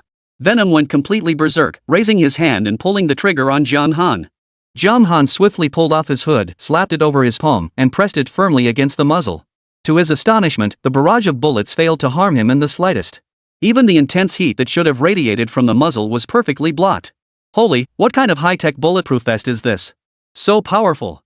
Is this another one of Suyu's creations? Venom was enraged, now utterly mad. He flipped the gun around and began smashing Jiang Han with the buttstock. But if that hood could withstand the impact of bullets, how could it possibly fail against brute force? Suyu! I know you're here. Show yourself. Otherwise, I'll make sure every single spectator here becomes your grave. With that, Venom charged straight to the seats and began rummaging through the toys Sue's mother had brought. Soon, he pulled out a small teddy bear. Isn't this the teddy bear that exploded earlier? Yes, the one with the tag still attached. Lacking a right hand, Venom used his left hand and teeth to tear open the teddy bear, revealing the remote control inside. He pressed the button, and instantly, countless machine guns emerged from the studio ceiling. Suyu, let these people join me in death. Ah! Venom roared, his screams mingling with maniacal laughter. But these machine guns didn't fire bullets as he'd expected, they just hung there silently, radiating a chill. Click! Click click click! Venom stubbornly kept trying, but no matter what he did, the machine guns remained unresponsive. Just then, Suyu finally appeared. Not in person, though it was Jiang Che, slowly rising from the ground. He touched his own face first, then sighed softly. I thought Jiang Che's face was handsome. Why did you ruin it? Do you know how expensive this synthetic skin is? Oh my god. It's Suyu. Jiang Che really is Suyu. So Suyu had infiltrated the operation all along. Is he always this masterfully orchestrating things? But he did sacrifice a child, didn't he? Without even turning his head, Suyu noticed the comment. He shook his head and explained to the camera. That child didn't die. It was an advanced robot I prepared in advance. Venom heard this and didn't believe it for a second. Because the child's texture, weight, and the sound of its struggling cries were indistinguishable from a real human. He couldn't fathom anyone in this world having mastered the technology to create such a lifelike, advanced intelligent robot. Ha! Is that advanced? The ones I have here are all low-end AI robots, some of them are even defective models. Suyu called out several numbers. 08. 9133 112. Soon, 4 defective units rose from the crowd. But to the naked eye, these 4 so-called defective units Suyu mentioned looked indistinguishable from ordinary humans. Not only their gait, but even their breathing and swallowing showed no signs of flaw. These are all robots? Oh, no. Only these 4 are defective. The rest are normal robots. As Suyu finished speaking, he slowly raised his right hand. And as his right hand rose, every single spectator in the venue simultaneously raised their own hands. Deactivate safety mode. The command echoed as the robot's head split open from the center, revealing pre-installed micro-missiles. Their wrists cracked open, causing their arms to fold downward, exposing machine gun barrels within. Sorry, but my robots are a bit more powerful than your machine guns. With that, Suyu brought his right hand crashing down. In an instant, countless bullets and missiles poured forth. The terrorists blocking their path were riddled with holes before they could even retaliate. A few managed to fire shots, but the bullets bounced harmlessly off the robot's armor. In an instant, every terrorist lay dead before Venom. Of course, Venom's condition wasn't much better. The red liquid had already spread to his thigh, rapidly corroding toward his other leg. Suyu glanced back at Venom, his face expressionless. Then he turned his gaze to Sue's mother and the others, who were cowering on the ground like beaten dogs. Soon, the large screen began playing footage, the process of Sue's mother signing the contract with the production team, the humiliation she suffered at the hands of debt collectors, and her collusion with Jiang Xinghai to fabricate evidence and frame Suyu. Though the content was similar to what had been shown earlier, the single difference amplified the video's authenticity by a factor of 10. Another official video. I suggest a thorough investigation into Jiang Xinghai. Suyu's family is utterly disgusting. Are they addicted to selling their son? Our nation's technology was buried deep, hidden from the enemy. But because they keep provoking us, keep collaborating with foreign organizations, our secrets keep getting exposed. Damn it, I really can't hold back from killing these people. Suyu stood before his mother, his voice cold and condescending. Have you ever shown the slightest remorse? Yes, son. I was wrong before. I'll change. I'll change everything from now on. Please spare me, okay? You recognize me as your son now? What about when you joined forces with others to slander me? What about when you traded the classified documents I left behind with terrorists? Don't think what you've done has gone unnoticed. As he spoke, Suyu's chest split open and a document sprang out from within. Seeing the document, Sue's mother's expression turned as sour as if she'd swallowed a fly. You knew all along? This time, even I can't save you. Is this really a mother? Seriously, can these people wrap up already? What a ing bastard. A flash of light darted through Suyu's eyes. Instantly, the live feed of Sue's mother and the others transformed into data streams broadcast across major livestream platforms. Within the livestream rooms, every curse and insult hurled by viewers landed squarely on Sue's mother and the others. Viewers could also use various props to strike Sue's mother on screen with varying degrees of force. Audience execution, damage values accumulate progressively. Once a critical threshold is reached, on-site robots will automatically execute you by firing squad. I never wanted it to come to this, but you have pushed me too far. Upon hearing she would be executed on the spot, Sue's mother panicked. She crawled on her knees towards Suyu and grabbed his ankle. Suyu, I was wrong. Please forgive me. Big sister was wrong too. Third sister was wrong too. I was wrong too. I'll do anything if you'll forgive me. Suyu didn't even turn his head, but several AI robots stepped forward, pinning the 4 wicked women to the ground with brutal force. The 5th sister seems underage. Should we spare her life? Spare her? She betrayed her country at such a young age, she'll only grow up to be a spy. Su Qingshi saw this message, and the hope that had just begun to stir within her was extinguished once more. After dealing with his own family, Suyu walked over to Jiang Xinghai. At that moment, Suyu was truly terrifying. A wound stretched from his left temple all the way to his right cheek, the entire skin hanging down from above, exposing the steel skeleton beneath. Even knowing it was a dummy, the sight was deeply unsettling. No, don't kill me. I was forced into it. You know that. I'm a patriotic entrepreneur. They threatened me with Jiang Han's life. Oh? Is that so? That's not what you were saying back there. A sudden flash of electricity surged through Jiang Xinghai's body. The next second, Suyu suddenly lunged to the side, landing directly on top of Jiang Han. Boom! Suddenly, Jiang Xinghai's body erupted in a violent explosion. The shockwave and blast wave shattered the entire venue's roof. If not for the robots present, everyone in the venue would have been buried alive alongside Suyu. Chapter 34, Whitewashing? Or Genuine Emotion? Reporting, no trace of Venom's body found. What about Jiang Xinghai's? None found either. Xiao Xiao frowned upon hearing this. Given the circumstances at the time, the absence of Venom's body suggested a predictable outcome. After all, the explosion had been sudden. Suyu had shielded Jiang Han, while the remaining robots had shielded the host and other staff members, including Su's mother. Only Venom had been exposed to the blast at close range without any protection. Under such circumstances, forget about being reduced to ashes, he probably wouldn't even have teeth left. As for Jiang Xinghai's robot, Xiao Xiao had asked about it primarily to understand how Jiang Xinghai controlled such an advanced AI robot. But now, with no trace of his body found at the scene, Xiao Xiao's initial confusion gradually turned to anger. Press Conference 9.08 Manhwa Grand Theater Explosion Case. May I ask, is the perpetrator of this explosion still at large? We apologize, but police investigation details cannot be disclosed at this time. However, we assure you justice will be served. Justice? Please. Is justice what we want? What's the difference between that robot and a real person? It could be hiding among us undetected. If it suddenly exploded, we wouldn't even know how we died. Exactly. We need you to disclose this technology, at least give us a way to identify and distinguish them. Release the technology? What are you thinking? Don't you realize how many eyes are watching this tech? So you're saying this tech is top secret? Then explain what happened with that robot impersonating Jiang Xinghai? Who knows? Maybe it was all staged by Suyu himself. As the audience was about to erupt into chaos, Xiao Xiao still had to deal with the reporters on site. Finally, with no other choice, he dropped a cryptic remark. This advanced intelligent robot is indeed a top-secret military project. As for how Jiang Xinghai's intelligent robot was developed, we still need to investigate further. Additionally, regarding public concerns about safety measures, we will soon have the 3 major telecom operators send a link to all citizens' mobile numbers.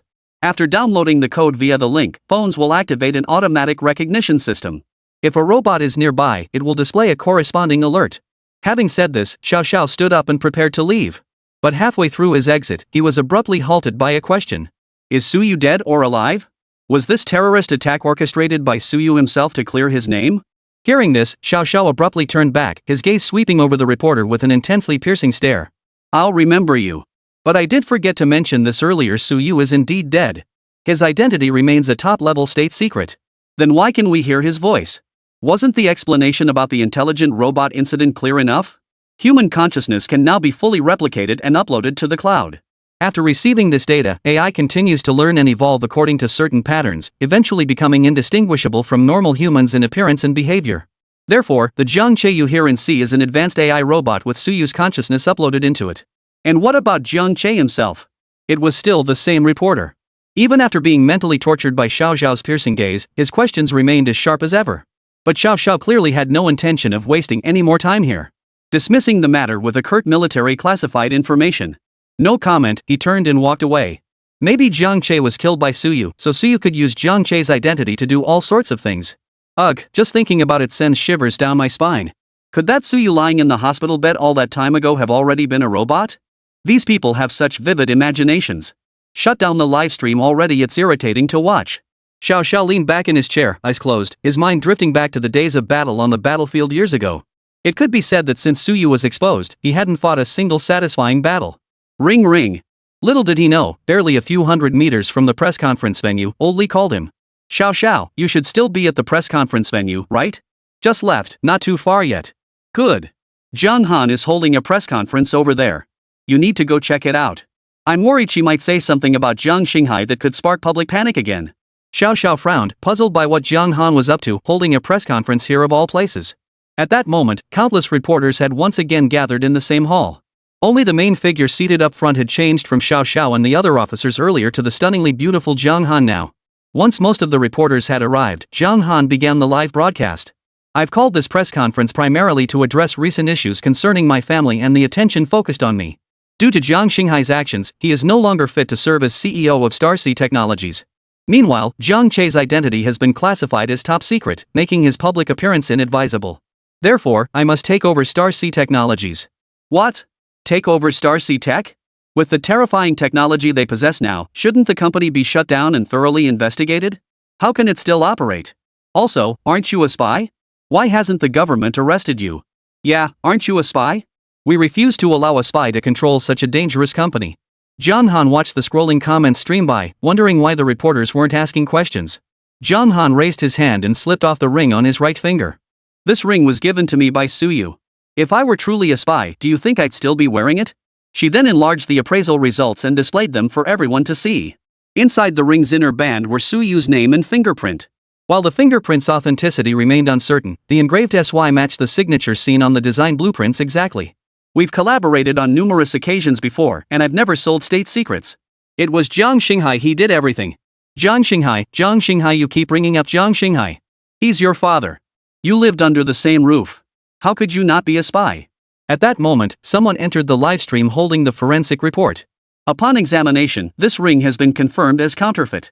The fingerprints and engravings were not imprinted while the ring was molten but were instead applied through later compression techniques. If the imprint isn't real, the fingerprints certainly aren't either. It's definitely fake. As the chat stream rolled by, a reporter finally posed the question.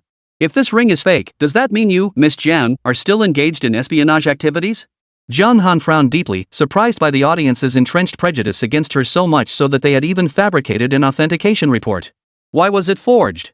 Because the company that issued the report was a subsidiary of Starsea Group. John Han's imminent takeover of Starsea Group was practically a done deal. While some might be secretly sabotaging her, this subsidiary certainly wouldn't. Therefore, the only explanation for this report being presented was that the audience had fabricated it. Since everyone is so determined to prevent me from clearing my name, I'll present more evidence. John Han then projected a DNA paternity test report onto the large screen. This is a DNA paternity test. As you can see, Jiang Xinghai and I are not biologically related. What? This is huge news. Jiang Xinghai isn't Jian Han's biological father? Then who is the real father? Behind the scenes, Xiao Xiao heard the news and suddenly sensed trouble. He could roughly guess what evidence Jiang Han would present next. But this evidence couldn't be made public. Sir, the press conference is underway upstairs. You can't go up yet. Please do not interfere with our military's official duties. We apologize, but this is also a state institution with its own regulations. We sincerely regret this, but every press conference held here is officially broadcast live, almost simultaneously across satellite channels, carrying significant influence. Your presence could potentially cause unnecessary panic among the public. Xiao Xiao took a deep breath, realizing that if he didn't take the stage now, it might actually cause greater panic among the public. Due to this delay, Xiao Xiao ultimately failed to prevent Jiang Han from presenting this crucial piece of evidence to the public. In the video, Jiang Xinghai peeled away a layer of skin from his face. Beneath it lay nothing less than a steel-like body. Simultaneously, this steel-like body was speaking. Listening closely, one could discern it was the language of the Gapan. Advanced Intelligent Bionic Robots? This video appears to have been filmed 8 years ago? Impossible. Global technology was still at a rudimentary level 8 years ago. How could any nation have developed such an advanced intelligent robot? What's truly terrifying isn't that, but the fact that the concept of cloud consciousness existed back then. Good heavens, what a backward world we're living in. Xiao Xiao slapped her forehead, inwardly cursing her misfortune. He turned to the staff member with a cold expression, his tone leaving no room for refusal. Before things get worse, I expect you to let me through. Otherwise, the consequences will be far more severe than if you'd simply refused me access. The staff member now realized she'd made a mistake and hurriedly let Xiao Xiao through. But by then, a reporter on the scene had already fired the crucial question. If Jiang Xinghai was replaced by an enemy mole 8 years ago, does that mean every product your company developed during those 8 years has surveillance capabilities? Or worse, could they pose a serious threat to the people of China? Damn it, why didn't I think of that? Oh no, it seems like a lot of our home appliances are from Starsea Tech. They won't start talking like the Aichin apartments and take over us, will they? What's wrong with this country? How could such a crucial company allow enemy infiltration, even replacing its CEO? I still suspect there are enemy spies within the police force too. Is there even a question? Suyu is the mole, right? As the situation threatened to spiral out of control and audience speculation reached fever pitch, Xiao Xiao rushed onto the press conference stage just in time, grabbing the microphone from the nearby table. Ladies and gentlemen, the evidence presented by Ms. Jiang Han earlier is not genuine. Our military has confirmed it to be a fabricated video. Jiang Han, please watch your words. Cease spreading rumors, or you'll face imprisonment. Rumors? More like trying to cover up the truth. This is just damage control. You call it a rumor, so it's a rumor? You say it's verified, so it's verified? Do you think we viewers are all little darlings? Faced with such skepticism, Xiao Xiao clearly had a prepared counter-argument. This video was filmed 8 years ago. As recent events have shown, most of the technology coveted by terrorists today is independently developed by our nation. Advanced intelligent robots are merely achievements from the past 2 years. It was absolutely impossible for any country to develop such technology 8 years ago. Then, based on what General Xiao said, I have a question. If this technology is a recent achievement of our country, why does Jiang Xinghai also possess it? I'm sorry, this is classified military information. I cannot disclose it. With that, Xiao Xiao vanished from public view once more. Of course, to avoid any unexpected incidents, he didn't leave but instead returned to the backstage area. Xiao Xiao's statement proved far more impactful than any standalone video, immediately redirecting the audience's ire toward Jiang Han. If you knew all along that Jiang Xinghai was an AI, how do you explain not assisting the police in eliminating this menace all these years and nearly causing thousands of deaths? If what you say is true, then you have a heart of stone. If you're lying, you're just whitewashing yourself. We won't let Starcy Tech keep harming ordinary people like us. The situation had spiraled completely out of control. Radical protesters had already stormed the entrance of Starcy Tower, splashing paint on the glass facade and hurling stones. Even with police present, they were powerless to intervene. After all, these were ordinary citizens. Jiang Han watched helplessly as the foundation his family had painstakingly built was being destroyed. His earlier actions at the abandoned gas station saving lives and protecting others were now forgotten by all. Tears welled up in his eyes as his voice trembled with frustration, injustice, and rage. What do you want from me? Are you trying to drive me to my death? Chapter 35, Self-Destruction, is it not also a form of redemption? Jiang Han never imagined he'd be dragged into a spy scandal because Jiang Che was threatened. But now, he had no clue where Jiang Che was, nor where Jiang Xinghai had gone. In the end, it had all been for nothing, and he was left bearing the weight of public condemnation. She felt a pang of regret for marrying Suyu, and even more regret for divorcing him in the first place. That line, "I don't want to spend the rest of my life with a criminal," had been nothing but a performance for others. As CEO of Xinghai Tower, how could she not understand the future of her own corporation? If she continued entangling herself with Suyu, it would only make matters worse. So it was better to face certain things alone first, then seek Suyu's help later. That way, if anything went wrong, she could take all the blame upon herself. That was indeed her original plan. But events began spiraling beyond her control. Marrying Venom, only for Jiang Che to suddenly transform into an AI robot imbued with Suyu's consciousness during the wedding ceremony. She had never received instructions or notifications about these events. She even began to wonder if Suyu was using her to accomplish his own goals, only to shift the blame onto her afterward. True, my goal was to rescue my brother. After that, I could take full responsibility for everything. But now, you've left me here alone. Where is my brother? What about the father you promised to save? Jiang Han murmured, tears falling uncontrollably onto the tabletop and onto the ring, the very one the audience had dismissed as fake evidence during the fight. Drip! A crisp sound abruptly disrupted Jiang Han's thoughts, instantly capturing the attention of everyone present. The ring abruptly began to deform. This advanced nanotechnology instantly stunned the live stream audience. It's happening again. This nanotechnology must be a relic left behind by Suyu. It's a USB drive. Probably proof that Jiang Han is a spy. Plug it in. Let's see what you really are. The chat exploded with frantic demands, but many had already begun hurling personal attacks at Jiang Han, convinced this must be proof of his collusion with enemy nations to sell China's advanced technology. At that moment, Jiang Han's tears streamed down his face. Tears poured down uncontrollably, her sobs choking her voice. Her heart was filled with injustice. Everything had been planned out. Why did it have to fall on her shoulders alone in the end? Crucially, Jiang Xinghai and Jiang Che were currently missing. If this espionage charge stuck, she would become the scapegoat who destroyed the Jiang family's lifelong reputation. Even in the afterlife, facing her ancestors, she'd likely be cursed beyond recognition. Plug it in. Suddenly, a voice echoed in Jiang Han's mind. This voice was one she knew all too well and the one she longed to hear most at this very moment. Plug it in. Suyu, where are you? Forgetting the USB drive in her hand, Jiang Han leapt to her feet and shouted the words. Plug it in. Jiang Han scanned the room, seemingly trying to pinpoint Suyu's location.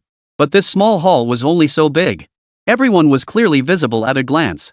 Unless, of course, someone here was like Jiang Che before a high-level intelligent robot. What's wrong, Miss Jiang? Why aren't you inserting the USB drive? A reporter's question interrupted Jiang Han's thoughts. She abandoned her search for Suyu and inserted the USB drive instead. At first, the screen was blank, then it began playing a video of Suyu recorded in the laboratory. Suyu appeared in military uniform, his first public appearance in such attire. Suyu is actually wearing the uniform of Hua Nation. I always thought he was just a scientist, but it turns out he's also a soldier. If this video were made public, it would mean Jiang Han's identity has come under irrefutable suspicion. Therefore, I, Suyu, stand here and vouch for her with my own identity. Jiang Han is innocent. She is not a spy. Just 2 sentences, and Jiang Han was already choking back tears. She felt as though she had cried every last tear today. She had expected the video to contain evidence proving she was a spy, but instead, it turned out to be a video that could redeem her. If this video is genuine, then we've truly wronged an innocent person. It doesn't look fake. The Suyu in the footage probably isn't AI generated. But there were always those experts who could spot the details hidden within the footage. It turned out the video was filmed the day after Suyu's funeral. The video was recorded after Suyu's death. Was it recorded by Suyu himself or by an AI robot possessing Suyu's consciousness? Clearly, the existence of intelligent robots had everyone on edge, making it impossible to trust even the simplest truths anymore. Jung Han realized this too.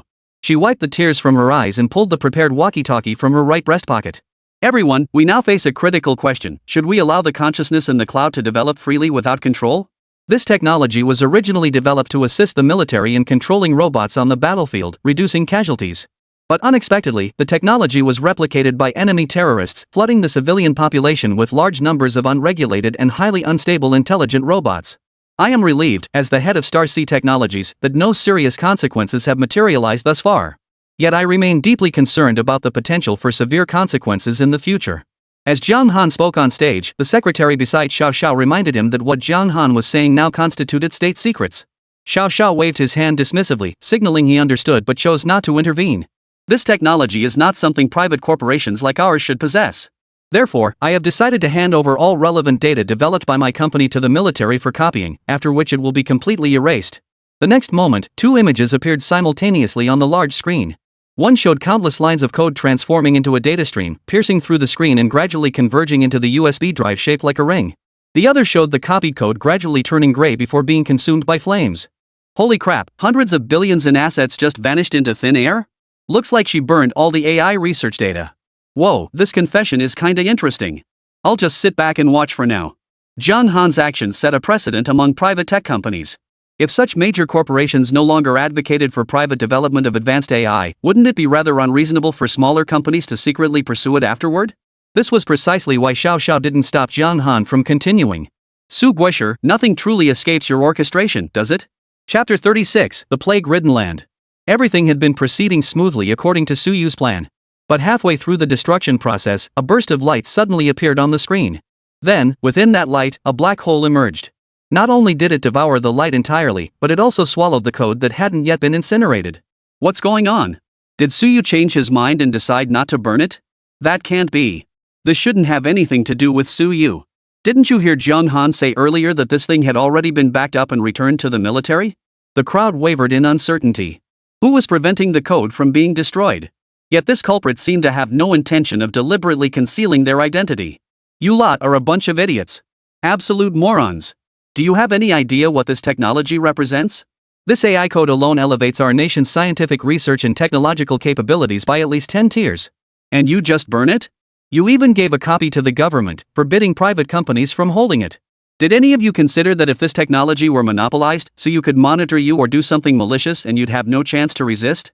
Is that Jiang Xinghai's voice? He seems to have a point. You're all a bunch of fools. By acting this way, you're playing right into Suyu's hands. Jiang Han, you've disappointed me beyond measure. As soon as Jiang Xinghai finished speaking, the data retrieval process concluded. His voice, along with the massive black hole, vanished completely from everyone's sight. But moments later, a video suddenly appeared before the audience. It showed footage of Suyu presiding over a meeting somewhere. If our nation wants to become powerful, merely enhancing military strength is useless. We must fundamentally adjust the quality of our citizens, eliminate the low IQ population and replace them with the advanced AI robots I've developed. These inferior humans are the cancer of civilization, only hindering its progress. He can't possibly be referring to me as one of those low-grade humans. He's the low-grade human. What kind of anti-human nonsense is this? He actually wants AI to rule the world. At that moment, Xiao Xiao's secretary approached with a tablet displaying the trending headlines. Every major video platform was flooded with this video. In other words, this slanderous, fabricated news had spread across the entire nation in an instant. Find a way to cut off the broadcast source and ban the video completely. Xiao Xiao knew this order was merely closing the barn door after the horse had bolted. Jiang Xinghai, if I ever find you, I'll tear you limb from limb. Jiang Han tried to delete the data earlier. She's an accomplice. Exactly. Since we can't get to Suyu, we'll come for you. Jiang Han was so terrified she immediately cancelled the press conference. She had no idea what these crazed netizens might do in this situation. Shortly after, the military urgently released a clarification video, stating that the footage was fake and artificially synthesized. But by then, no one believed the military's claims. After all, Suyu's identity was that of a soldier. Old Hua, what should we do? I never imagined things would turn out like this. Jiang Xinghai has seized upon Su Guisher's use of an AI image as leverage. Old Hua sat with his eyes closed, deep in thought. Even if the government intervened now, citizens would likely claim it was an AI impersonation. After all, super-intelligent robots had already reached a level where they could blend into crowds without a trace of suspicion. Have you made contact with Xiaoyu? Not yet. Old Hua sighed deeply. As everyone seemed at a loss, Xiaowu suddenly rushed in, leaning close to Old Hua's ear and whispering urgently. Whoa, what is it that I can't hear? Old Li glared at Xiaowu, demanding an explanation. Old Hua waved his hand, signaling Xiaowu not to worry about it and to speak freely. Xiao brought Jiang Han to headquarters. She said Suyu just entrusted her with something, but she needs military protection. Old Li shook his head flatly at the suggestion. Her father was the mastermind behind this whole mess. Now she's trying to whitewash it? I don't know what she's playing at. Now she's talking about Suyu like this, how can anyone trust her? Old Hua narrowed his eyes, deep in thought. Xiao Wu, of course, wouldn't blindly follow Old Li's lead after all, the ultimate authority here was Old Hua. Bring her up. I want to hear what Xiaoyu told her. Understood. 10 minutes later, Xiao entered with Jiang Han. Jiang Han was no longer wearing the dress she had worn to the press conference earlier. Instead, she had changed into a clean white t-shirt and black shorts. Our keypad system is a bit complicated here. Please bear with us, Miss Jiang. Jiang Han stared at the elderly man before her and suddenly gasped in shock. He had thought it would be a miracle to meet even a mid-level military leader, let alone the highest-ranking leader of Hua Nation. Chairman Hua. Hello, Miss Jiang. The situation is now urgent and cannot wait. I won't waste time on pleasantries. Tell me, what instructions did Suyu leave for you? At this, Jiang Han pulled a small chip from her pocket. This was slipped into my pocket by Suyu, or rather, the AI-powered robot disguised as Jiang Che at the explosion site. Then today, for reasons unknown, I kept hearing Suyu's voice. He was at the conference venue, instructing me to insert the USB drive materialized from that ring. After the data was hijacked, he told me to go to a specific location and insert this data chip. Where? Kashi Ishan District. At the mention of this location, everyone frowned. Kashi Ishan District was an exceptionally remote and underdeveloped area. It wasn't that the state had deliberately abandoned it, but rather that the place was simply too unique. No matter what crops you tried to grow there, they struggled to thrive. Even if they did mature, the yield was half that of other regions. Attempts to develop livestock farming were thwarted by the climate, sometimes humid, sometimes arid, sometimes bitterly cold, sometimes scorching hot. Not only livestock, but even humans living there would fall ill frequently. Thus, the locals primarily subsist on fish from mountain streams and edible plants gathered from the hillsides. In theory, adapting to the climate should make survival manageable. Yet the average lifespan here rarely exceeds 40 years, with some succumbing to severe illnesses as young as 10. Old Hua sent numerous experts to study the phenomenon, but no conclusive answers were found. Subsequent attempts were made to persuade the residents to relocate, but their ancestors had been buried in these mountains for generations. People could leave, but their ancestors could not be taken away.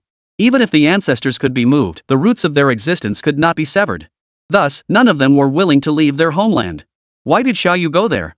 I don't know. Old Hua gave Jiang Han a piercing look, as if assessing whether he was withholding any information. But soon, he spoke. The Kashgar region has an unpredictable climate and is filled with thin, toxic mist. Ordinary people who go in there might not even know what illness they'll contract. Therefore, you must not go this time. I will transfer the items in your possession to the officers stationed around the Kashgar region. They will send people to handle it. No, I must go. Old Hua frowned slightly. Aren't you afraid you'll never be able to leave that place again? I'm not afraid. Seeing Jiang Han's resolute expression, Old Hua knew further persuasion was futile. He simply instructed Xiao to take Jiang Han to the Kashgar region. After a series of delays, the group finally arrived at their destination. Qin Miao, the commander of the military district, received Xiao. General Xiao, I've long admired your reputation. The specifics have already been explained to you by the Western Theater Command leadership, correct? Yes, they have. It involves escorting this young lady to a certain location, correct? Correct. The coordinates are here. How long do you estimate it will take to reach? Saying this, Xiao handed him the coordinates. Zhang, input these coordinates and see which village it's near. As the coordinates were entered, the exact location quickly appeared on the computer screen. However, this location wasn't near any village at all, it was in a place none of them had ever set foot in. Why do you need to go there? We haven't even explored this area yet. Without any landmarks in these deep mountains, even we might not be able to guide you in and out freely. Xiao was well aware of the complex terrain and unpredictable climate there, so he too momentarily doubted whether the coordinates were accurate. Having served as a CEO for so many years, Jiang Han was certainly no stranger to dealing with people. Without waiting for Xiao Xiao to ask, she spoke up herself. These coordinates are absolutely correct. We must go to this place. Hearing Jian Han's certainty, Xiao Xiao could only turn to Qin Miao and say, "This is the place. Get yourselves ready. We'll depart once you're prepared. Would the lady like to come along?" Of course. Qin Miao visibly frowned at the affirmative response. But out of respect for Xiao Xiao, she held her tongue. Once they stepped outside, Qin Miao finally couldn't hold back her criticism. What does he think this place is? Some kind of playhouse? This is the Kashgar region. Heavy rain, snow, or hail could hit at any moment. No road signs, no schedule, and we have to bring a woman along. I really don't know what these bigwigs from the capital are thinking. You're absolutely right. Never mind. Go prepare supplies. Make 2 extra sets based on the number of people. If we encounter any unexpected situations, an extra set of provisions means 1 more chance at survival. Xiao Xiao listened to Qin Miao's words inside, and to say he wasn't angry would be impossible. But he genuinely didn't know what to say to her. In this place, no matter how capable he was, he couldn't fully utilize his abilities. After all, he was in unfamiliar territory, vastly different from the outside world. Jian Han, why don't you sit down and rest for a moment? I'll go check if there's anything I can help with. After Xiao Xiao left, Jiang Han finally collapsed into a chair, unable to hold herself up any longer. Ever since entering this room, she'd felt dizzy and disoriented. Whether it was altitude sickness or the miasma deep within the mountains, she simply felt terribly unwell. But she feared showing it too obviously might make Xiao Xiao abandon her. So since earlier, she'd been forcing herself to stay upright, refusing to collapse. Hang in there. It'll be better once we reach the mountain. Su Yu. Jiang Han heard Su Yu's voice again, but when she looked around, there was still nothing there. This made her wonder if the miasma was affecting her, causing auditory hallucinations. Hang on. We're almost there. This time, Jiang Han heard clearly the voice was coming from outside the door. She hurriedly pushed herself up from her seat, gripping the wall for support, and made her way to the doorway. She collided head-on with Qin Miao and Xiao Xiao, who were rushing in. Outside the door, a middle-aged man in his 30s was pulling a cart. On the cart lay a child covered in wounds, already unconscious. "Brother Qin, please save this child." "What happened to Xiao Ko?" "He swallowed a toy, then." Qin Miao's face twisted with anguish at the words. But the dialect they spoke left Xiao Xiao and the others utterly confused. "He says this child has been cursed by the mountain god and can't be saved. He wants us to take him down the mountain." "Take him down the mountain? Why don't they just go down themselves? Besides, what's this about a mountain god's curse? Let's go to the hospital first." Xiao Xiao immediately tried to pick up the child to take him to the hospital, but Qin Miao stopped him. "Officer Xiao, you're unfamiliar with the local situation. Leave this to me." "You." Xiao Xiao was pinned in place by Qin Miao, who then stepped forward to confront Keela Keet. "So you snatched this child away from your father?" "Yes. That's why I hope Brother Qin will take him down the mountain quickly." "After taking him down the mountain, where should I bring him?" "The child can't be saved. I have some money here. I hope Brother Qin can cremate him and scatter his ashes on the grassland." "All right." Qin Miao agreed immediately, then motioned for Keela to carry the child to his car. "Officer Xiao, your matter will have to wait. I need to get this child down the mountain." "To the hospital?" "No, to be cremated." "Cremation? Why? The child is still alive." "You don't know children who contract this disease here never survive. Even he won't live past 40. "What? That's just how it is here. They all say it's the mountain god's curse. Earlier you asked why we didn't send him to the hospital. You think we haven't tried? They insist on never leaving their homeland. Even when they get sick, they won't let outsiders treat them, let alone send them to a hospital so far away. Otherwise, why would the government still let them stay in such a remote, desolate place? Wouldn't they have relocated them long ago? And you? Are you really going to take him down the mountain to cremate him? Not send him to the hospital?" Chapter 37, Su Yu's authority completely collapses. Qin Miao looked troubled, momentarily unsure how to explain to Xiao Xiao. But Xiao Xiao didn't care about his hesitation. The moment Qin Miao faltered, it proved he intended to take the child for cremation immediately. At that thought, Xiao Xiao immediately lunged to snatch the child from Qin Miao's arms. But to Keela, this action wasn't a friendly gesture, it was a malicious attempt to thwart his plan. Without hesitation, he grabbed a shovel from his car and swung it straight at Xiao Xiao's head. Fortunately, Xiao Xiao reacted swiftly, sidestepping the blow. "What are you doing? Arahako strike." With no common language, Qin Miao rushed to intervene. "General Xiao, don't stop me. If you keep this up, you'll only escalate the conflict between us. If I don't stop you, this child will die. He was going to die anyway. Let me be frank, this illness is incurable. If you take him to the hospital, not only will it solve nothing, but he might end up as research material for those people." "What do you mean by that?" Under Xiao Xiao's persistent questioning, Qin Miao finally revealed the truth. It turned out that when the state ordered development here, local medical authorities had discovered the disease and planned to study it to find a way to stop it. But whether it was drawing blood or collecting oral DNA samples, the villagers resisted fiercely. They believed they were born of the mountains, and everything within them belonged to the mountain deity. Not a single strand could be taken by outsiders, nor could anything be brought out of these mountains. This should have been a matter of mutual understanding, but unexpectedly, it escalated into a conflict between the villagers and the doctors. Their base station was established here after that incident. He just saw you as one of those people. He meant no harm, he was only trying to protect his child. Xiao Xiao stared at the dying child, his heart filled with rage. He desperately wanted to know why these people didn't take their children to the hospital during the early stages of illness. Take the child to the coordinates. Su Yu. Jiang Han heard Su Yu's voice again, yet she still saw no one unusual beside her. Xiao Xiao turned to look at Jiang Han, his eyes filled with confusion. Nothing. I guess I'm just missing someone too much. Take the child to the coordinates. This time, Su Yu's voice was distinctly clearer. Jiang Han realized she definitely hadn't been hearing things earlier, or perhaps she never had been. General Xiao, Su Yu instructed us to take the child to that coordinate location. What? Su Guisher? You heard Su Guisher's voice? Xiao Xiao found it hard to believe, as he hadn't heard anything himself. Yes, and this isn't the first time. It's the third time. Clearly, without concrete evidence, no one would readily believe Jiang Han's claim. But this was Su Yu, anything was possible. Qin Miao, I'm taking this child with me. What? Have you lost your mind? This time, Qin Miao didn't even use the honorific officer Xiao, he just shouted it out. No, big brother, do you even know what the Kashgar region is like? Taking the two of you to unknown coordinates is already difficult enough. Now you want to bring him along too? This is asking too much. A soldier's duty is to obey. This mission follows Su Guisher's orders and is also authorized by Old Hua. Do you have any objections? Su Guisher. Old Master Hua. If it were Su Yu, Qin Miao might have been able to argue back. But if it came from Old Master Hua? Forget resistance, Qin Miao knew pushing back any further might get him labeled as insubordinate. Alright, I understand. I'll figure something out. Afterward, Qin Miao found a way to send Kula away, then carried the child into the car, pretending to take the child down the mountain. In reality, he only drove a short distance away. Once Kila could no longer see the car, he turned around and drove back. By the time he returned, everything was nearly ready.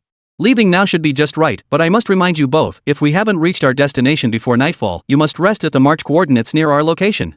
Understood. Xiao Xiao agreed readily. Then, the group set off. The Kashgar region stretched out before them, a vast expanse of mountains, primitive, untouched peaks. To the average person, such mountainous terrain might seem inhabited only by wildlife, perhaps wild beasts or birds of prey. But the Kashgar region truly has everything. As for the areas Qin Miao and his team have explored, that doesn't mean they're safe or free from danger. In the vast mountains, all creatures are equal, there is no such thing as an absolutely safe place. They marked coordinates only because they knew exactly what creatures would appear within a 10-meter radius, allowing them to prepare appropriate countermeasures. But in unmarked areas, they had no clue what lurked ahead. How could they prepare defenses? How could they take precautions? How could they feel safe? From the moment they plunged into the dense forest, Jiang Han's legs felt as heavy as if filled with lead. Each step seemed to drain every ounce of her strength. Worse still, she felt as if countless shadowy figures were weaving through the crowd ahead of her. Some of those shadows even turned back to stare at her with an eerie smile. Huff, huff, huff. She couldn't tell if it was fear or sheer exhaustion. Jiang Han's breathing grew heavier and heavier. Jiang Han, are you okay? Xiao Xiao, who was nearby, noticed Jiang Han's unusual state and hurried over to steady her swaying body. Qin Miao, who had been walking ahead, heard the commotion behind him and immediately turned around. Seeing the scene before him, he instantly dropped his backpack and lunged forward. The moment he crouched down, he pulled a towel from his pocket and pressed it over Jiang Han's mouth without a word. It smells a bit. Bear with it. Surprisingly, the towel did carry a strong urine smell. Yet to Jiang Han, it smelled strangely pleasant, like floral fragrance or expensive perfume. Whatever it wasn't the foul odor everyone described. What happened to her? Why did she suddenly turn into this? Qin Miao asked with a grave expression. This is the first major obstacle in the Kashiyu region, miasma. No one knows how this miasma forms. There are no volcanoes nearby, nor any decaying vegetation or soil layers. Yet for some reason, this miasma permeates the air constantly. We've grown accustomed to it and can tolerate it somewhat. But for her, being here for the first time and being a woman with weaker physical constitution, she couldn't handle it instantly. In my opinion, she was probably already struggling long before this, just pushing through. Xiao Xiao heard this and turned to look at Jiang Han. Jiang Han seemed slightly more lucid now. She looked at Xiao Xiao and spoke in a weak voice, enunciating each word carefully. I'm fine. Let's keep going. Are you sure you want to keep going? Yes. With no other choice, Xiao Xiao reluctantly agreed to Jiang Han's request and the group pressed onward. After traveling another kilometer or so toward their destination, the sun was already nearly setting. Let's rest here for now. This spot is actually one of our designated campsites. Xin Miao had made arrangements with the group beforehand. Once the sun began setting, they must find a marked location nearby to camp and wait, under no circumstances venturing further. Therefore, after making this announcement, he hadn't expected anyone to object. But unexpectedly, just as he opened his backpack to set up the tent, he heard Jiang Han's weak voice say, "Keep going. We'll be there soon." What? Xin Miao's face flushed instantly. He couldn't fathom what Jiang Han meant by those words. Miss Jiang, this isn't a joke. Keep going? According to the map coordinates, these two locations are still a full 5 kilometers apart. And this isn't some flat, easy road. If we keep going like this, who knows how we'll end up dying? Xin Miao grew increasingly agitated as he spoke, and in this situation, Xiao Xiao couldn't afford to appear overly protective. Jiang Han, he's right. Besides, we agreed on the way here if we don't make it before dark, we can't go on. Suyu told me we're almost there. Besides, this kid won't make it till tomorrow. Suyu? Where? Where is Suyu? Ever since we started, all I've heard you talk about is Suyu. Isn't Suyu dead? Where did you hear Suyu's voice? Besides, isn't Suyu still scheming to eliminate us useless trash right now? And you're defending him? This time, Xiao Xiao couldn't hold back. He lunged forward in a single stride, grabbed Xin Miao around the waist, and slammed him to the ground. Xin Miao, clearly unwilling to accept this, sprang up like a carp and prepared to fight Xiao Xiao fiercely. But Xiao Xiao seemed uninterested in fighting. He simply helped Jiang Han to his feet and walked away, speaking as he did so. Old Hua personally instructed us, Suguosher is Huagua. Insult him, and you insult the nation. Remember what you said today. Don't expect me to show mercy when I come to discipline you. Little did he know, Xin Miao wasn't buying it. I hope you come discipline me. I refuse to believe Suyu is truly a good man. Didn't he develop this technology just to replace us lowly laborers?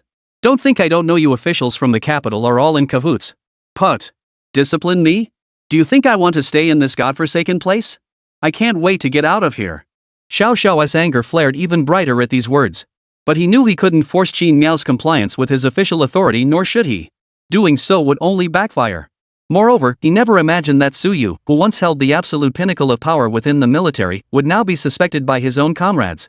Jiang Xinghai, this is all you're doing. Though Xiao Xiao didn't understand why Jiang Han claimed they were nearly there. He chose to trust her and followed the direction indicated on the map. At this moment, Jiang Han was clearly running on fumes. She had no idea how long or how far Suyu meant by almost there. Yet she too chose to trust that Suyu wouldn't deceive her. Perhaps it was precisely this trust that allowed them to reach a place before the sun had fully set. This place was extraordinary. Though still deep within the ancient forest, the moment they stepped inside, they could distinctly feel a refreshing, invigorating sensation wash over them. My dizziness is gone. Indeed, I noticed that drowsy feeling vanished too. Xiao Xiao knew that where there was an anomaly, there was bound to be something amiss. He began to search the surroundings carefully. But before he could take 2 steps, rustling sounds erupted from the surrounding thickets. What is that? Xiao Xiao immediately drew the pistol from his waist, gripping it with both hands as he stared intently at the swaying bushes. But to his surprise, what emerged from the bushes wasn't a wild beast, but a robot. Short and stocky, it barely reached Xiao Xiao's thigh. Identification protocol initiated. The robot walked straight up to Jiang Han. As the prompt sounded, it aimed a laser beam at him. Identification successful. Jiang Han, please follow me. Amidst a series of mechanical grinding sounds, the originally compact robot transformed into a simple vehicle. Though lacking a roof and any luxurious features, the sheer fact that such a small object could morph into a self-driving car was astonishing enough. Xiao Xiao and Jiang Han exchanged glances, both realizing this must be the device left behind by Suyu to transport them the rest of the way. They climbed aboard without hesitation, setting off toward their final destination. Though the robot-transformed vehicle appeared somewhat rudimentary, its speed was anything but slow. Especially remarkable was how smoothly it traversed the rugged terrain, as steady as if traveling on flat ground. Its swiftness and smoothness made it feel as though they stopped every few moments. After they disembarked, the vehicle reverted to its robotic form and guided them through a layer of ethereal spatial barrier. Patriot Shield. Looks like this really is Suguosher's left behind. This isn't the Patriot Shield, it's the Guardian Shield. Suddenly, the robot emitted Suyu's voice, causing Jiang Han and Xiao Xiao to freeze in place. You heard correctly, that is my voice. My consciousness has been partially uploaded to the cloud. Therefore, I can control any electronic device and use it to transmit information. Suguosher, where have you gone? In this situation, we can't resolve it without you stepping forward. Don't worry. Didn't I summon you here precisely to resolve this? After passing through the protective barrier, the scene before them opened up dramatically. A pristine white structure materialized out of thin air, standing before the two men. Inside, advanced intelligent robots moved about everywhere, as if they were the true masters of this mysterious structure. This place, I call it the Hive, is a super advanced medical base I built using AI and my medical expertise. Chapter 38, Unexpected, yet not entirely so. As soon as Xiao Xiao and the others entered the base, two robots approached them and began scanning their bodies. Almost instantly, detailed analytical reports on their vital signs appeared before them, clearly marking every healthy and unhealthy aspect. What they didn't know, however, was that from the moment they entered the base, the entire scene had begun broadcasting live nationwide. Where is this? It looks so high-tech? Are all those robots? They all are. What's wrong with that child? Why does he look like he's barely clinging to life? Isn't that Jiang Han and General Xiao? Where are they? The top streamer tried to crack the broadcast's access code, but no matter what he did, he couldn't break through the security. Before they could continue chatting, the chat function suddenly went offline. Immediately afterward, a series of news reports about the Kashgar region and related disease information flooded the comments section. Meanwhile, inside the base station, a robot had already taken over the care of Xiao Xiao's little Kiki, whom he had been holding all along, and began examining him. What surprised both men was that the advanced robots here could treat illnesses in just 3 steps. Scan, prescribe, administer. Traditionally, Chinese medicine addresses root causes while Western medicine treats symptoms. Yet even Western medicine, which focuses on symptom relief, never instantly cures illnesses. Yet the medication formulated by the intelligent robots based on the scan results worked like magic. The illness vanished the moment it touched his lips. Watching Xiao Ke gradually open his eyes, Xiao Xiao and Jiang Han rushed over, overcome with emotion. Xiao Ke, how do you feel? Any discomfort? Who are you? You speak Mandarin? Jiang Han was taken aback. She'd been worried moments ago about a language barrier between them. To her surprise, not only did Keela not speak Mandarin, but Xiao Ke did. A big brother taught me. He also told me that one day, robots would cure the illnesses in our village. Jiang Han asked urgently upon hearing this. Is the big brother you're talking about named Suyu? Xiao Ke thought for a moment, then shook his head. I don't know. He never told me his name. Besides teaching you Mandarin, what else did he teach you? He asked me if I believed robots could cure illnesses. At first I didn't believe it, but I said if Big Brother made it, I'd believe it. And wouldn't you know it, I really was cured by a robot. At that moment, the robot imbued with Suyu's consciousness slowly approached Xiao Ke. Xiao Ke, how do you feel now? Big Brother. You're a robot. Suyu gave an awkward chuckle and shook his head, indicating he wasn't a robot. But he didn't explain much to Xiao Ke, just smiled and said. Xiao Ke, I'm not lying to you. At that moment, the previously blocked bullet chat channel reopened as the relevant information transmission concluded. Is that Suyu? Did Suyu's consciousness upload into the robot? I looked up that disease earlier, it's basically incurable. Who would have thought this robot cured it in just 3 minutes? Su God promised Xiao Ke, and he delivered. It's unimaginable how much effort Su God must have put into this in such a place. Tears up. I thought AI was only for starting wars, but it turns out AI can also cure diseases. The greatest part is, Su Shen didn't choose to profit from his technology, he used it to treat these incurable diseases. Reading these comments, Suyu felt a slight sense of relief. Then he spoke slowly. The emergence of AI is an unstoppable trend. What we can do is adapt to the times, develop AI to the fullest extent possible, and make it an auxiliary tool in our lives. But didn't you say earlier you'd use AI to eliminate some low-level humans? Yeah, and you wanted AI to rule China. Don't think building these robots absolves you of your past crimes.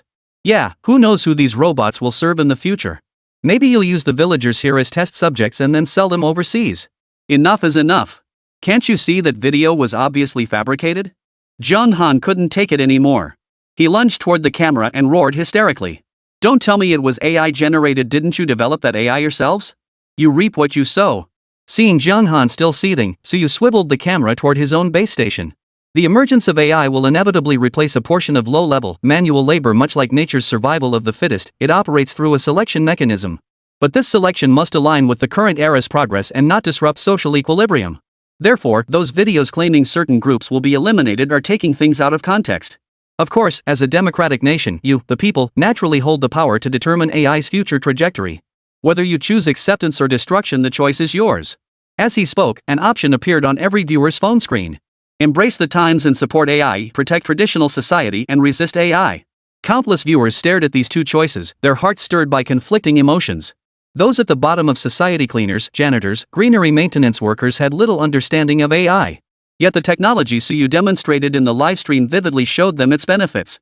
Though they might eventually be replaced by AI, they still chose the first option. Meanwhile, white-collar workers and those with stable jobs. Their perspective on AI varied based on their own occupations. Some immediately voted against it. After all, AI far surpasses human labor, and with AI, they would become obsolete. Others hesitated before casting their votes against it. These individuals had scarcely benefited from societal welfare programs and thus held no expectations for how AI development might transform society. Consequently, they prioritized preserving their jobs and opted against adopting AI. Still others outright opposed CU and AI, casting their no votes without hesitation. After the vote, the number of opposing votes far exceeded the number of supporting votes. Seeing this outcome, Jiang Han and Xiao Xiao both wore expressions of utter bewilderment. Why? Isn't AI development a good thing? Healthcare, education, services, every field would see a quantum leap. Why resist it? Jiang Han's confusion was difficult to resolve. In this so-called revolution, no one held absolute truth, nor did anyone embody absolute righteousness. Suyu's AI system could potentially be stolen by the empire, become a trigger for war, or fail to serve the common people. In that case, this AI truly had no ideal solution. But debating these points now was pointless. The moment the options appeared, the base station instantly flashed red. Self-destruct sequence initiated. Countdown, 10 minutes. All non-essential personnel evacuate immediately. Suyu turned to Xiao Xiao, his face etched with helplessness. You guys should leave quickly. Based on the audience vote, this base station is about to explode. Why? Why destroy it? If we follow their logic, the purpose of blowing him up is probably this: better to retreat than lose control. Xiao Xiao understood this logic better than anyone. Before all the technology was made public, China and its neighboring countries had coexisted peacefully. But ever since the live stream exposed the fighter jets' blueprints, nightmares had come one after another. AI, holographic projection, satellites, Patriot shields. Every cutting-edge technology had been laid bare. Xiao Xiao now dared not even contemplate how many terrorist organizations or hostile nations were already plotting or had already begun to steal these scientific research data. If these technologies couldn't be monopolized, then they might as well be destroyed. What a waste! You're wasting precious resources. Destroy it. How dare you destroy something like this? Suddenly, the lab's red warning lights ceased flashing. At the same moment, Jiang Xinghai's voice abruptly echoed through the space. Jiang Xinghai. How did you break through my data lock? Suyu was momentarily stunned, the first time he'd ever shown surprise. Oh, you mean your protective shield? Could it be that I just walked right through it? At that moment, the necklace around Jiang Han's neck flashed a red light. Suyu instantly detected the signal source and reached out to snatch the necklace off. So, Jiang Han is a double agent? I knew it. Pretty women like this are completely unreliable. This is getting really interesting. This technology is probably going to be snatched away by Jiang Xinghai too. Jiang Han, you deserve to die. You trashy woman. In an instant, all eyes turned to Jiang Han. No one cared that the device was Suyu's design, nor did anyone care that Jiang Xinghai was the villain. Why are you blaming me? This necklace was a gift from Suyu. Oh wow, passing the buck. No way, the lab destruction was just a cover-up. The real goal was to transfer the data to Jiang Xinghai. How much did Jiang Xinghai pay you? Enough to make you, Suyu, sell out your country so completely? Suyu's voice was icy cold. Ignoring the online abuse, he flew straight out of the machine and addressed the necklace. Jiang Xinghai, you won't get a single bit of data from the space station. As he spoke, Suyu's golden body began to glow. Powerful data surged through electrical currents, flooding into the necklace where Jiang Xinghai was hiding. Clearly caught off guard by Suyu's desperation, Jiang Xinghai burst out of the necklace, transforming into a blue stream of data. Does anyone else think these two look remarkably similar? Their techniques are strikingly alike too. It's hard not to be suspicious. Honestly, I believe this technology was developed by Su Shen. But why does Jiang Xinghai, this private entrepreneur, know about it? That's the real question. Su, it's no wonder we suspect you're a spy. This is just too unbelievable. Suyu looked at Jiang Xinghai and smiled contemptuously. Jiang Xinghai, back then you advocated sharing technology, urging us to showcase our current and future developments. On the surface, it was supposedly to promote military-civilian collaboration and advance technological progress. But in reality, you just wanted to steal these secrets, right? And given your capabilities, forget about advancing. Even replicating my technology would be nearly impossible. That's why you chose to collaborate with multiple hostile nations to develop the current generation of AI you're using now. Jiang Xinghai frowned, but quickly relaxed into a resigned smile. Since you already know, there's no point in hiding anything. You're right, that's exactly it. This technology is now relatively mature. Soon, China will be overwhelmed by a massive flood of AI data. Ha? Jiang Xinghai is the mastermind? Wait, I don't get it. What's going on? Who developed what? Hey, look who's here. Suyu glanced at his palm, then instantly manipulated it to grow larger, gripping Jiang Xinghai firmly within his hand. Almost instantly, powerful currents and data streams began washing over Jiang Xinghai's body. His originally pure blue body gradually became eroded by golden hues, turning chaotic and distorted. Jiang Xinghai's face contorted in agony, and moans escaped his lips. But Suyu showed no mercy, his gaze still filled with contempt. Your technology is ultimately a copy of mine. Therefore, I will always be one version ahead of you. Oh, wait, 7 versions ahead. As he spoke, a pair of golden wings sprouted from Suyu's back. He seized Jiang Xinghai and soared into the sky. He then flung Jiang Xinghai's blue phantom skyward with a flick of his wrist, simultaneously summoning a golden spear that pierced straight through the clouds. Holy crap, what a sight! Su God is making another blockbuster. Damn it, I'm not human. Su Shen has the skills to rule the world himself, yet he's still spying? Snap! Jiang Xinghai's body was pierced clean through by the golden spear. But since he was merely a convergence of data, as long as his source code remained intact, he couldn't truly die. As the blue data stream disintegrated, it didn't vanish completely. Instead, it transformed into 2 small blue vortexes, gathering around Suyu. Data black holes? Low level. With a sweep of his arms, tens of thousands of golden swords materialized behind Suyu. Cyber cultivation, it's the legendary cyber cultivation. I want it. Can I vote again? I'm casting my vote for support. As Suyu brought his hands down, the golden sword split into 2 surging torrents of data, each plunging into the data black hole formed by Jiang Xinghai. Suyu's move aimed to overwhelm the data black hole with sheer volume, meeting brute force with brute force. Indeed, the tactic proved effective. Within mere minutes, 2 blue data black holes erupted in violent explosions. All data became chaotic and disordered, even beginning to manifest other colors.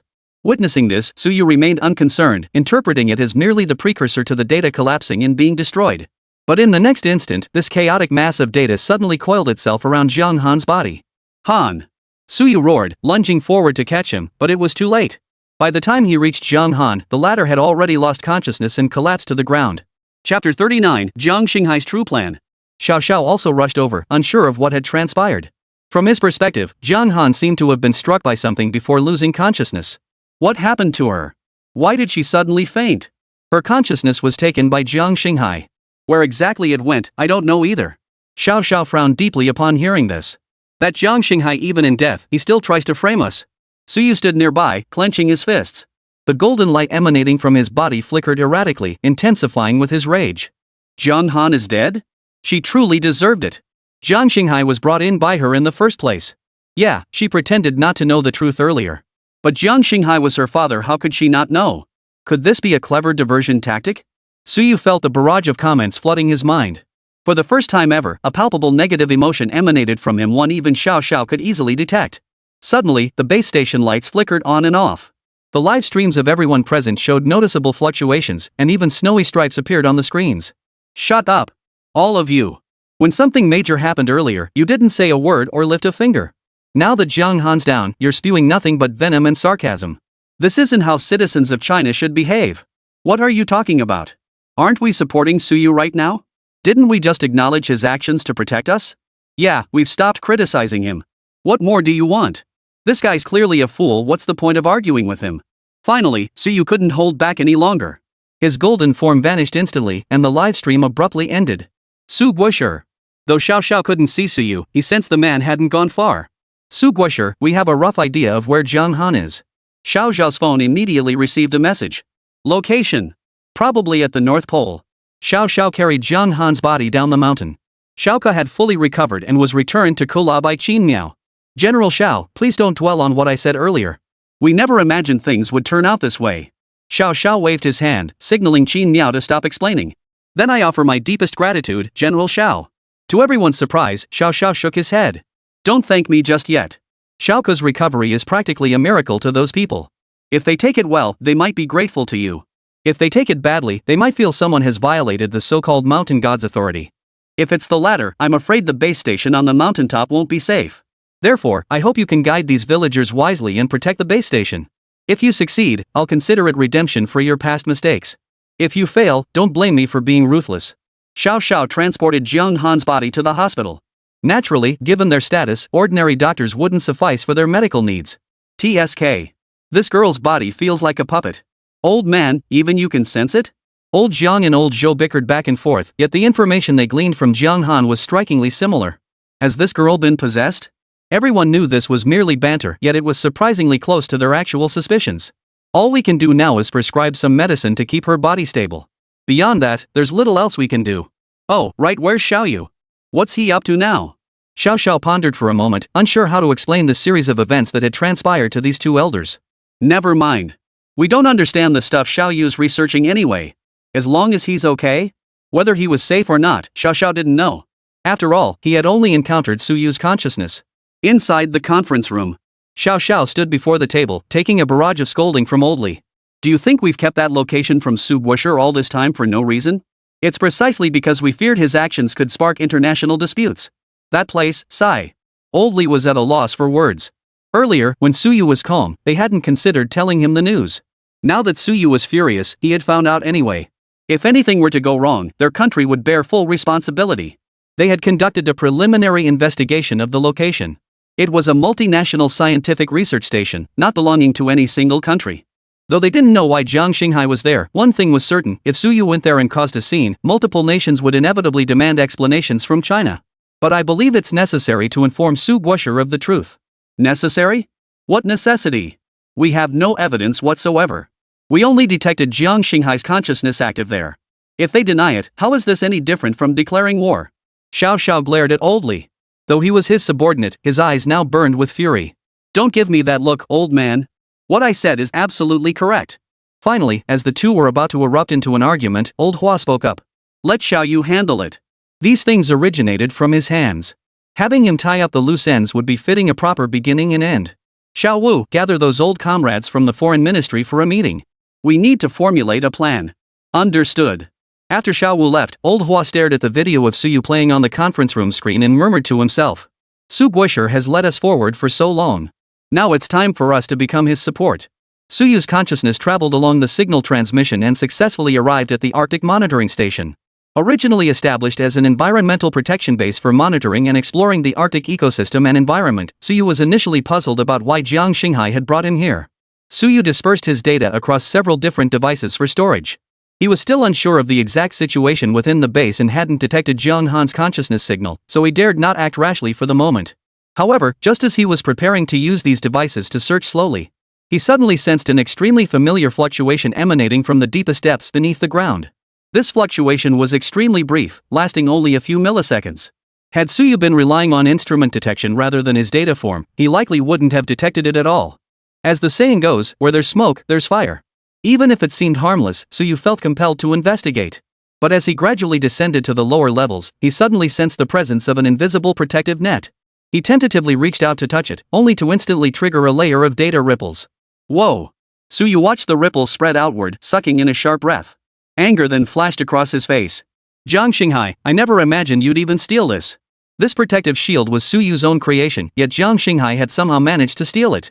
This, however, also sparked Su Yu's suspicion. Logically speaking, he hadn't publicly released these things yet, nor had he ever demonstrated them during a live stream. How did Jiang Xinghai know about them? Could it be the military already has an undercover agent sent by Jiang Xinghai? Before Su Yu could ponder further, Jiang Xinghai's figure suddenly materialized before him. Jiang Xinghai still maintained his data form, though his appearance had visibly thinned considerably after his battle with Su Yu. Sneaking around isn't your style, Su Guosher. Come on, I'll give you a tour of my lab. Su Yu stared at Jiang Xinghai, his already boiling anger flaring even higher. Where's Jiang Han? Where did you take her consciousness? You two are already divorced. Why do you still care so much about her? That's my business, none of yours. Oh, I see. With that, Jiang Xinghai turned and walked toward a brightly lit cave, paying no further attention. Su Yu frowned at the sight but followed nonetheless. As light gradually enveloped Su Yu's entire body, the next moment, his data form materialized within a vast laboratory. In the center of the lab sat an extremely conspicuous, enormous white tank. White tubes protruding from it were continuously sucking something into its interior. The other end of the tube connected to numerous smaller white containers. At that single glance, Su Yu instantly realized what Jiang Xinghai was doing. Jiang Xinghai, you're cloning my consciousness. Hearing those words come from Su Yu's mouth, Jiang Xinghai visibly froze. Clearly, he hadn't expected Su Yu to catch on so quickly. You're truly exceptional. Everyone else would need me to explain it before they could understand. Do you even know what you're doing? This is nothing short of accelerating the world's destruction. Hold on. Suddenly, Jiang Xinghai's consciousness vanished before Su Yu's eyes. In its place, a virtual screen materialized where Jiang Xinghai had stood moments before. Hello, everyone. Next, allow me to present a truly spectacular show: the birth of Su Yu's first-generation AI, Soul Child. Is that Jiang Xinghai? Is he out of his mind? He actually dared to go live? What's that canister behind him? What did he mean by Suyu's first generation AI? Did he turn Suyu into an AI? Hey, that viewer guessed right. Exactly, we've turned Suyu's consciousness into an AI. Come on, Suyu, say hello to everyone. As the camera panned, Suyu's data avatar appeared on screen. But he was in no mood to play around with Jiang Xinghai. He immediately tried to generate a powerful disturbance to forcefully shut down the livestream. Don't waste your energy. The building materials here are all board cotton, the very substance you invented to completely block signals. Board cotton, though named as such, was actually a paint-like coating. Only after drying did it develop a cotton-like fibrous texture, earning it the moniker board cotton. Suyu originally developed this material for mobile command centers on the battlefield. Once deployed, it not only evaded radar detection but also prevented the transmission and reception of satellite signals from being intercepted. Unexpectedly, Jiang Xinghai had deployed it here. I left only one interface, so you can't interrupt my livestream. Oh, and you certainly can't defeat me here. Only then did Suyu realize that the luminous cavern they had just passed through was the sole entry point for the data stream. You just figured that out? Too late. With a furious roar, Jiang Xinghai flashed forward, closing the distance to Suyu in an instant. His fist slammed into Suyu, sending him flying backward. With only one port connected to Jiang Xinghai's body, he gained an endless supply of power during combat, while Suyu relied solely on his remaining reserves. From the very start, Jiang Xinghai demonstrated overwhelming dominance, leaving Suyu utterly defenseless. Consciousness replication complete. Integrity at 98%. Hearing the AI's prompt, Jiang Xinghai abruptly halted his swinging fist. Do you know why it's still only 98% after the consciousness replication is complete? Because it still lacks you, the original host. The next second, Jiang Xinghai grabbed Suyu by the collar and dragged him toward the large tank like a chicken. Wait, he wants to dump Suyu's data into it. If Suyu's consciousness gets cloned successfully, doesn't that mean they could create a high-level AI with Suyu's intelligence? What are you so excited about? If this AI could stay in our hands, that'd be fine. But Jiang Xinghai is clearly a spy, he'll sell it to terrorist organizations sooner or later. Jiang Xinghai ignored the barrage of comments, continuing to drag Suyu toward the tank. Without his powers here, Suyu struggled in vain against Jiang Xinghai's grip. Upon reaching the tank, Jiang Xinghai grabbed Suyu by the throat with one hand, hoisting him out of the void and suspending him above the vessel. Goodbye. Whether Jiang Xinghai knew the adage that villains die by talking too much or not, he disposed of Suyu so swiftly that the audience didn't even have time to react or think of a way to stop him. Suyu's data form instantly plunged into the tank, and the replication process began pulsing once more.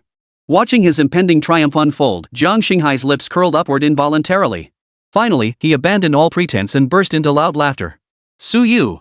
No matter how formidable you are, you've finally fallen into my hands. Ha ha ha ha. Ha ha ha ha. What is that? Look, everyone. What is that? Looks like a giant heart? Chapter 40, fine, I'll go die. Jiang Xinghai glanced at the bullet comments and instinctively turned his head. Had he not looked back, he would have been fine, but the instant he did, a tremendous force hurled him backward. The immense impact sent his body reeling, but a steady stream of energy replenished him. Without it, another 2 hits of that intensity would likely have caused him to dissipate entirely. As the enormous heart rose into the air, Suyu's golden figure reappeared before the crowd. This time, however, the crowd noticed a layer of pink armor covering Suyu's body. What is that? Jiang Xinghai was as stunned as the others. Logically, the virtual sea consciousness technology he and Suyu mastered should be identical at most. Suyu's version might be a few iterations ahead. But surely a mere few iterations couldn't have allowed Suyu to evolve to the point of arming this virtual body? This can't be. Suyu, who exactly are you? Jiang Xinghai had founded this Arctic lab himself, and he had been involved in the development of this consciousness sea virtual technology from start to finish. He knew firsthand the grueling effort required to research this field, and he understood that developing such technology was nothing short of a miracle.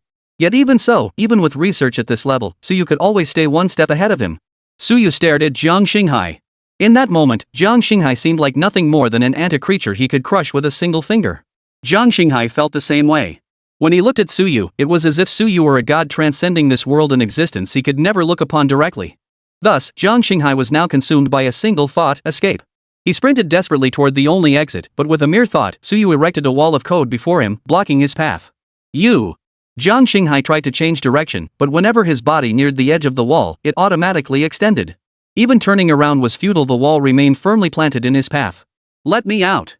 Finally, Jiang Xinghai roared and knelt on the ground. He pounded the wall with all his might, letting out a roar of frustration. Suyu walked forward slowly, gazing down at the battered figure with a regal gaze. Jiang Xinghai, while this virtual consciousness sea technology wasn't developed solely by you, achieving this level demonstrates that your research capabilities rank among the world's elite. With such technology at your disposal, why didn't you dedicate yourself to serving your country? Why did you choose to become a spy instead? Serve the nation? This nation already has you. What more could it possibly need from us? I'm not omnipotent either. Suyu replied indifferently. After all, he was still just one person. There were always things that couldn't be accomplished alone. Impossible. I can't go back now. As the words fell, Jiang Xinghai seemed to make a resolute decision. Suddenly, he began forcibly drawing in vast amounts of energy, causing his body to rapidly expand. This expansion swiftly shattered the code walls that had imprisoned him. Are you out of your mind?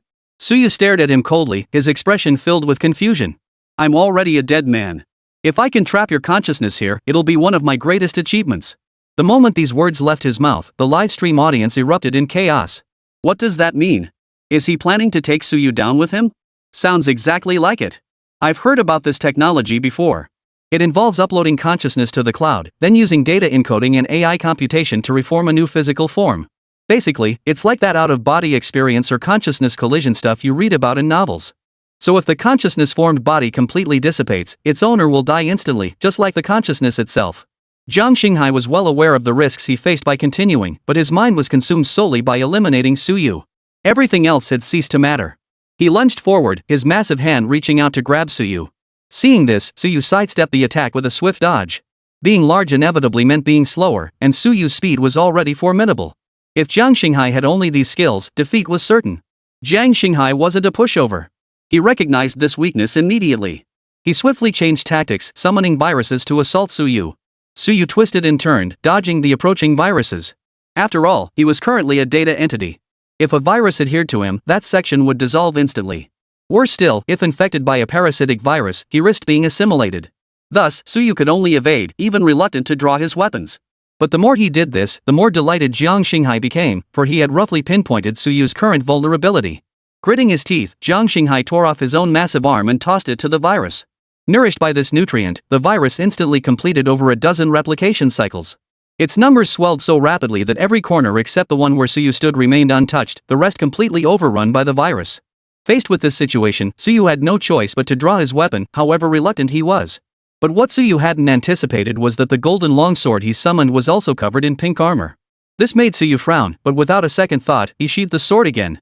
Jiang Xinghai witnessed this scene, and a look of satisfaction immediately spread across his face.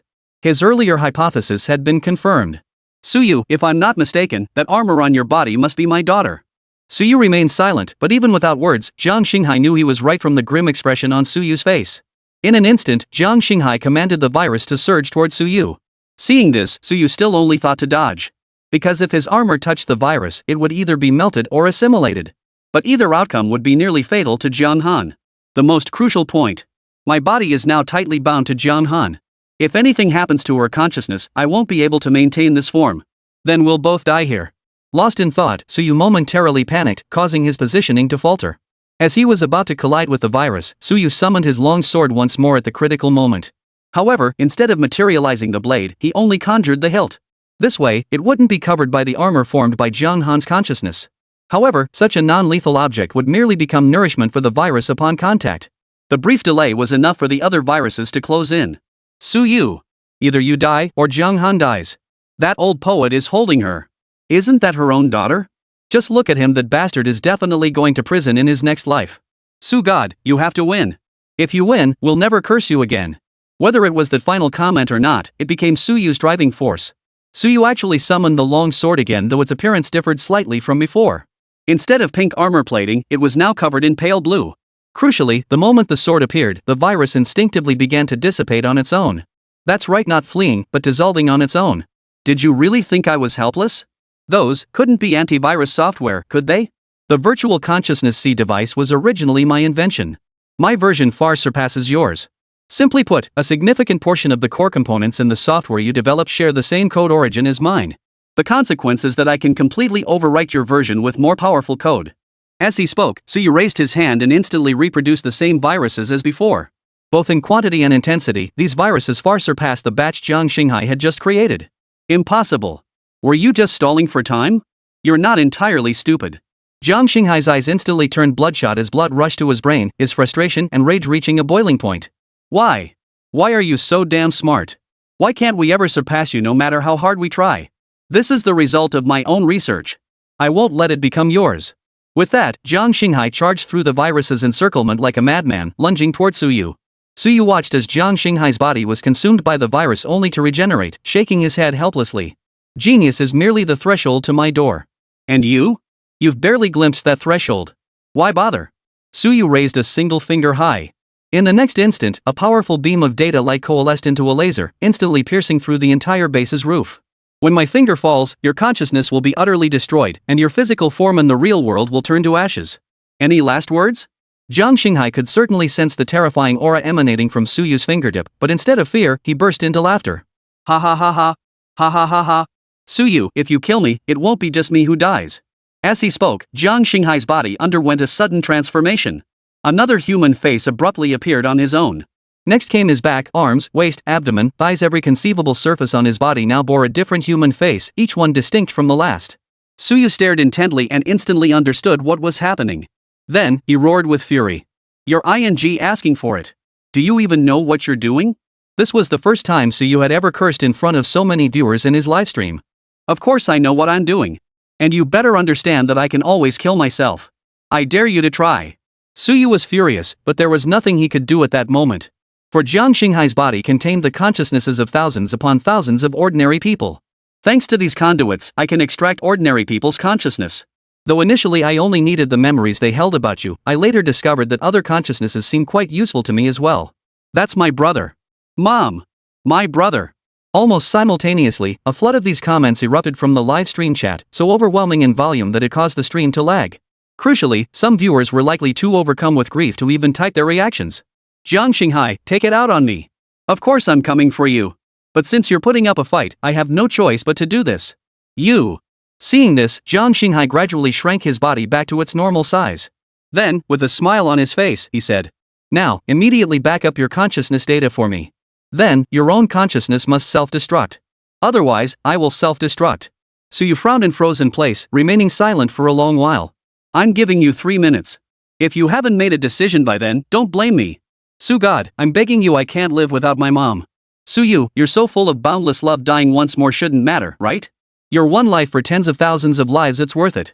At that moment, Jiang Han's consciousness detached from Suyu and addressed the live stream audience directly. If he dies, China is finished. Finished?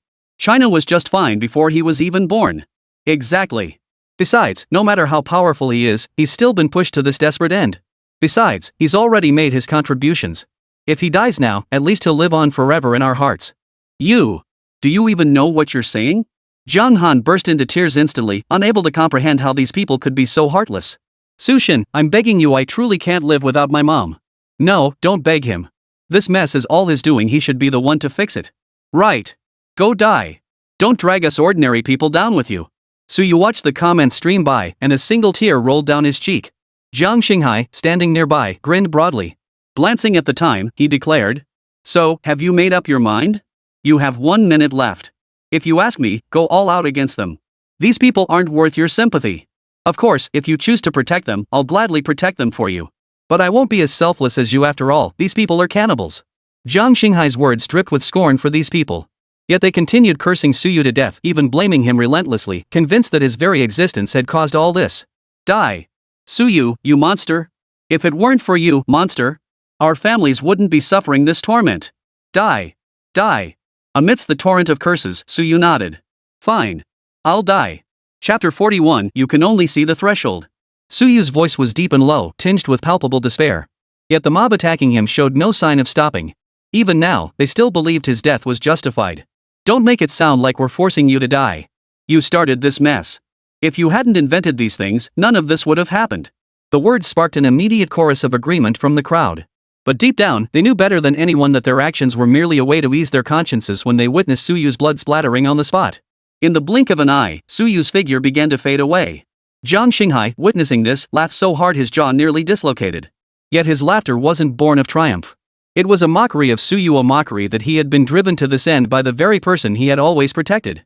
Suyu, this is the person you've been protecting all along. In the end, it wasn't me who killed you, it was them. What nonsense are you spouting? If you hadn't threatened us with our families, how would we have ended up like this? What does that have to do with me? I only wanted Suyu's consciousness. It was you who truly killed him. You shameless bastard. Cut the bull and release our family now. Release them? When did I ever say I'd release them once Suyu was dead? You're breaking your promise. What promise? I never agreed to anything from the start. The audience started bombarding the screen with comments cursing Jiang Xinghai again. Hold on, can you guys stop being so shameless? I never promised I'd release them if Suyu died. I only said they wouldn't die if Suyu died. Who said I'd release them? This livestream has replays. Stop fabricating things, you shameless people. Little did they know, while Jiang Xinghai was locked in a heated argument with the audience, the starlight that was Suyu had already begun to blend into Jiang Xinghai's phantom form. The next second, Jiang Xinghai suddenly froze in place. No matter how he struggled, he couldn't move an inch. Jiang Xinghai, you're being far too arrogant. Do you truly believe you can threaten me? I'll say it again, genius is merely the threshold to meeting me, and you? You've barely even seen that threshold. Suyu's voice echoed from within Jiang Xinghai's body. As the words fell, countless streaks of starlight erupted simultaneously from his form. Meanwhile, Zhang Han had silently approached the machine's central control console. The instant the starlight erupted, he flipped the instrument's reversal switch. In an instant, all consciousness that had been extracted and transported into the central tank reversed back. Naturally, the scattered starlight followed the path it had come, reassembling into a complete entity and returning to its original position. Jiang Xinghai watched his body grow increasingly weak and let out a roar of unwillingness. Seeing his state, Suyu reappeared before him. Now it's my turn to ask you. Is there anything else you wish to say? Jiang Xinghai seemed to age 10 years in an instant, his body slumping as he knelt directly onto the ground. He glanced at Suyu, then at Jiang Han. Take care of Jiang Han. The next instant, he swung his fist, smashing his own skull, and his body began to disintegrate. The incident happened so suddenly that the viewers in the livestream didn't even have time to react. Is our family okay? Sushin truly lives up to his name. He can even prop up a collapsing building. Sushin is mighty. Sushin is amazing. Suyu didn't even bother glancing at the chat messages, he shut down the livestream immediately. But at that very moment, every light in the entire Arctic base suddenly turned red. Base self-destruct protocol initiated. Personnel evacuate immediately. Suyu glanced at the spot where Jiang Xinghai had vanished, his brow furrowing slightly. But his eyes darted around as if he'd thought of something else. He then led Jiang Han away from the area. The instant they departed, the Arctic base station behind them erupted in an explosion, reduced to a pile of rubble. Truthfully, Suyu strongly disapproved of such self-destructive actions. He couldn't understand why villains always insisted on eliminating all evidence after their defeat. This was the Arctic, a place that naturally lacked high-emission facilities. Now, not only had emissions skyrocketed, but the resulting fire had also dramatically increased carbon dioxide levels. It was as if they feared the Arctic glaciers weren't melting fast enough. Jiang Han was evacuated by a helicopter arranged by Suyu. After all, China maintained a scientific research station in the Arctic, so resolving this situation wouldn't prove too troublesome. Suyu himself successfully returned to his original body and materialized in the conference room. The moment old Hua saw Suyu, his first words were a furious rebuke for acting on his own initiative. Professor Hua, you couldn't have intervened either. We haven't yet developed soldiers capable of controlling virtual consciousness in combat. Sending them into battle under these circumstances would be no different from sending them to their deaths. Old Hua took a deep breath, said nothing more, and turned to leave with Xiao Wu. Xiao Wu, do you think we've been holding Xiaoyu back? After a moment's thought, Xiao Wu replied. I don't think so. In fact, if we act rashly, that would truly be holding Su Guoshi back. But we can't really help him at all. Actually, I don't think Su Guoshi cares about this point. If he truly couldn't do anything about it, he would surely discuss countermeasures with us. So I believe what we should do is become Su Guoshi's strongest support. At the very least, we must not let the people become a shackle on Su Guoshi's progress. Right. Speaking of which, I just remembered, investigate all those people from earlier. Then go to their workplaces and schools, publicly reprimand them by name. For serious cases, arrest them immediately. Old Comrade Hua was genuinely furious this time. But Xiao Wu remained level-headed. Mr. Hua, our country currently lacks clear legal boundaries defining the illegality of such actions. A legislative issue, then? I understand. This time, if Suyu hadn't possessed overwhelming technical superiority over Jiang Xinghai, he might truly have been driven to the brink by this ignorant crowd. But what if next time, Suyu hadn't prepared for this in advance? The consequences would be unimaginable. After all this turmoil, half a month had passed. Suyu finally found some peace and could properly rest at home. However, the dilapidated old courtyard was no longer an option. Since he couldn't reveal his true identity just yet, he moved into Jiang Han's residence.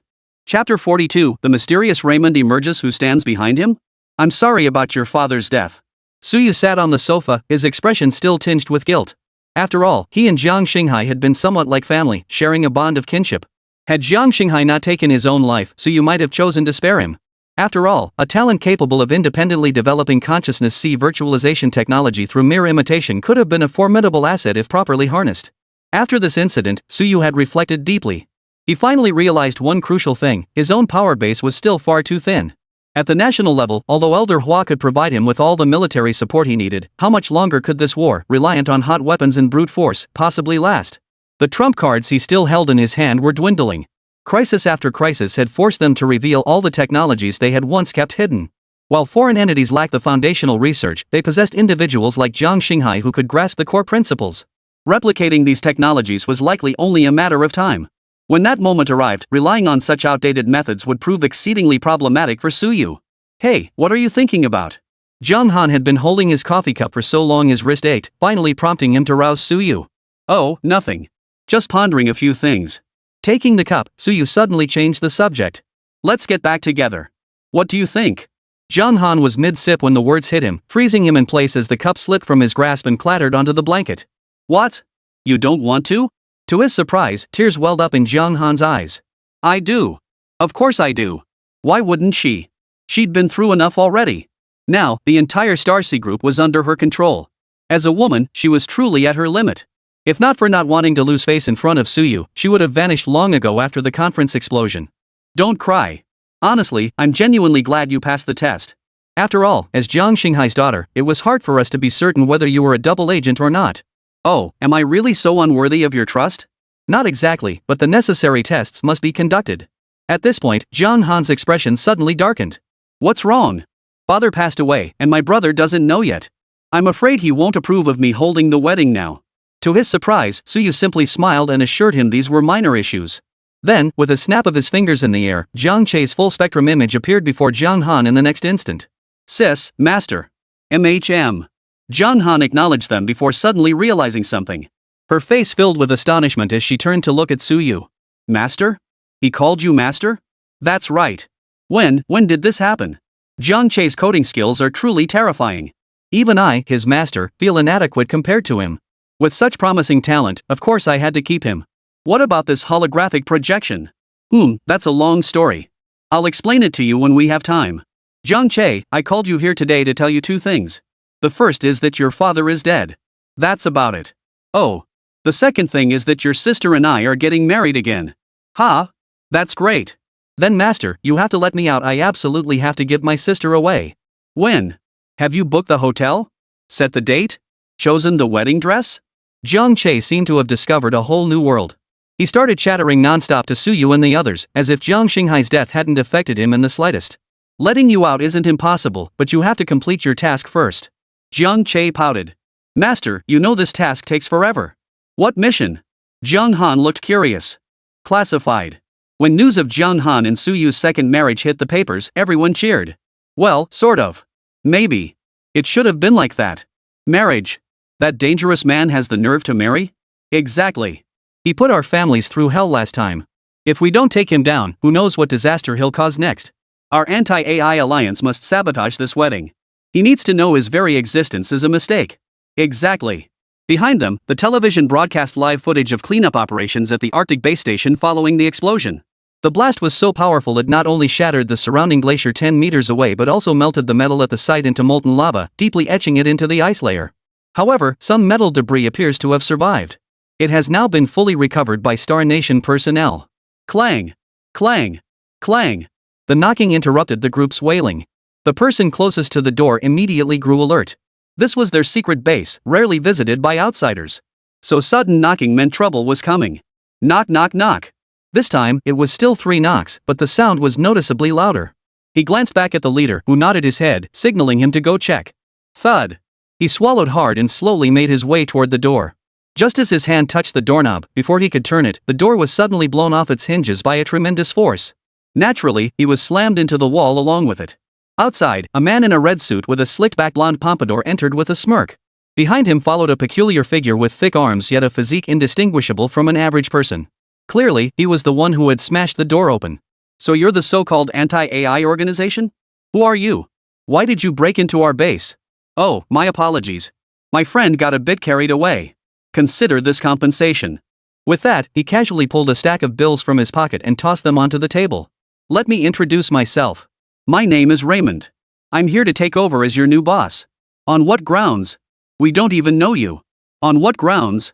Before the man could finish his sentence, his head suddenly twisted 180 degrees backward.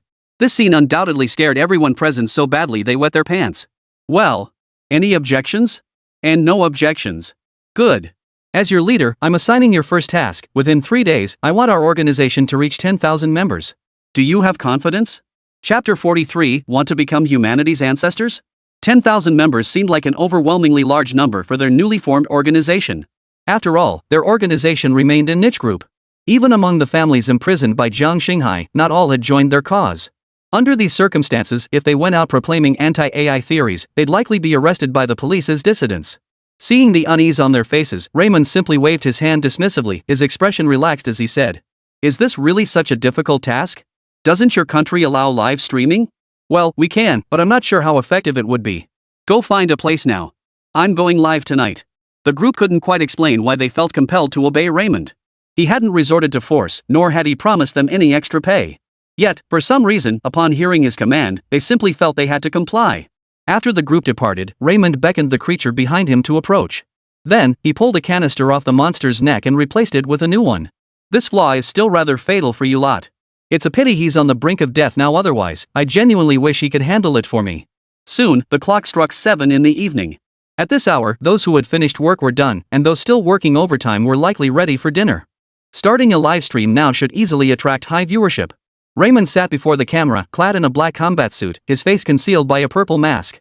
Through the video feed, the purple mask shimmered with golden patterns that flickered in sync with his voice. "Boss, time's tight. This is the only place we could find. You've done well. This is what you deserve. The rest of your time is free. If I need you again, I'll call."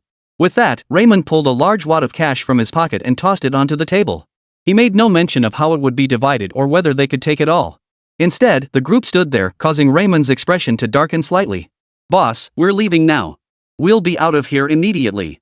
Once the group had departed, Raymond pressed the start button on his livestream. Whether it was the topic related to Suyu that drew such high interest, or Raymond's outfit and the flashing red lights behind him that held greater appeal, it was unclear. Within a minute of going live, nearly 10,000 viewers flooded the stream. Who is this guy? Could it be Suyu? What does he mean when he says Suyu is monitoring everything we do? "You're here." Raymond's voice, processed through the mask's dual voice-changing device, was unrecognizable from its original form. His voice is so cool. Dude, you must be a game streamer. You're all pathetic souls under AI surveillance. In this society, you have no privacy left. The advanced AI developed by Suyu has infiltrated every aspect of your lives. Whatever you do, the AI will be watching you. Moreover, AI replacing humans isn't a rumor. The incidents that occurred earlier were merely due to flaws in the plan and incomplete development of related products. But with Jiang Xinghai's consciousness dissolved, Suyu absorbed all his research. The AI is now highly advanced, replacing humanity is only a matter of time. These are military documents. The project is called the Nuwa Plan. It contains clear timelines. The first batch of AI deployment will commence in 1 month. The Ministry of Defense seal and Suyu's signature stood out prominently on the document. Moreover, Raymond seemed aware that these individuals intended to take screenshots for information comparison, deliberately placing both signatures squarely at the center of the screen, as if to ensure they couldn't be missed. The signatures appear authentic. They are indeed Suyu's handwriting. The voice belonged to Truth Seeker, who hadn't been seen in a while. His profile page no longer displayed the official police verification badge. Could it be that Suyu truly intends to replace humans with AI? Was all that before just a show for us? Exactly. He staged this entire charade just to frame Jiang Xinghai for everything. And conveniently appropriate Jiang Xinghai's experimental results for his own research. Good heavens! If this is true, I can't imagine who could protect us now. Even the Ministry of Defense has stepped in. Who else could protect us? The state has already abandoned us lowly commoners. Exactly. Your country has abandoned you. But I haven't. I'm streaming right now precisely to redeem you all. You can choose to join our organization and become part of the fight against AI. I'm in. What risks come with joining? By joining us, you'll fight against the AI. After victory, you'll gain access to superior survival resources. Go ahead and like my stream. The top 10,000 with the most likes will gain free entry into my organization. Also, each like earns you 1 exchange token. Use these tokens to redeem various weapons and gear from me. I won't send you into battle empty-handed to become cannon fodder. Come on, join us. Let's become humanity's second ancestors. These words seemed to ignite a flame of conviction within them. They actually began liking Raymond's posts, regardless of whether his claims were true or his promises genuine. Meanwhile, Old Hua had just concluded a meeting. They had finally decided to grant operational authority to a secret organization that had been dormant for over a decade. Jiang Han was appointed as the commander-in-chief of this covert operation. Jiang Han, this position is yours because you can communicate with Xiaoyu more easily than we can. But always remember the unique nature of this unit. I hope you will make good use of your authority. Oh, and if you need any additional resources, Old Li and Xiao Xiao will assist you. Jiang Han bowed to Old Hua, affirming his commitment and resolve. Coincidentally, just as Jiang Han assumed his new role, he encountered Raymond. Commander Jiang, this is Raymond's detected live streaming IP address, but we cannot pinpoint his exact location. On the screen, Raymond's IP address jumped between over a dozen cities across China. Each location logged in for 3 minutes before vanishing.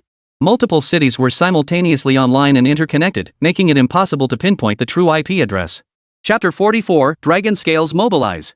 Jiang Han glanced at the computer. Though she wasn't a computer genius herself, Zhang Che was, and so was Su Yu. So she knew how to tackle this problem. Jiang Han pulled off her ring, gave it a quick rub, and it instantly transformed into a compact USB drive.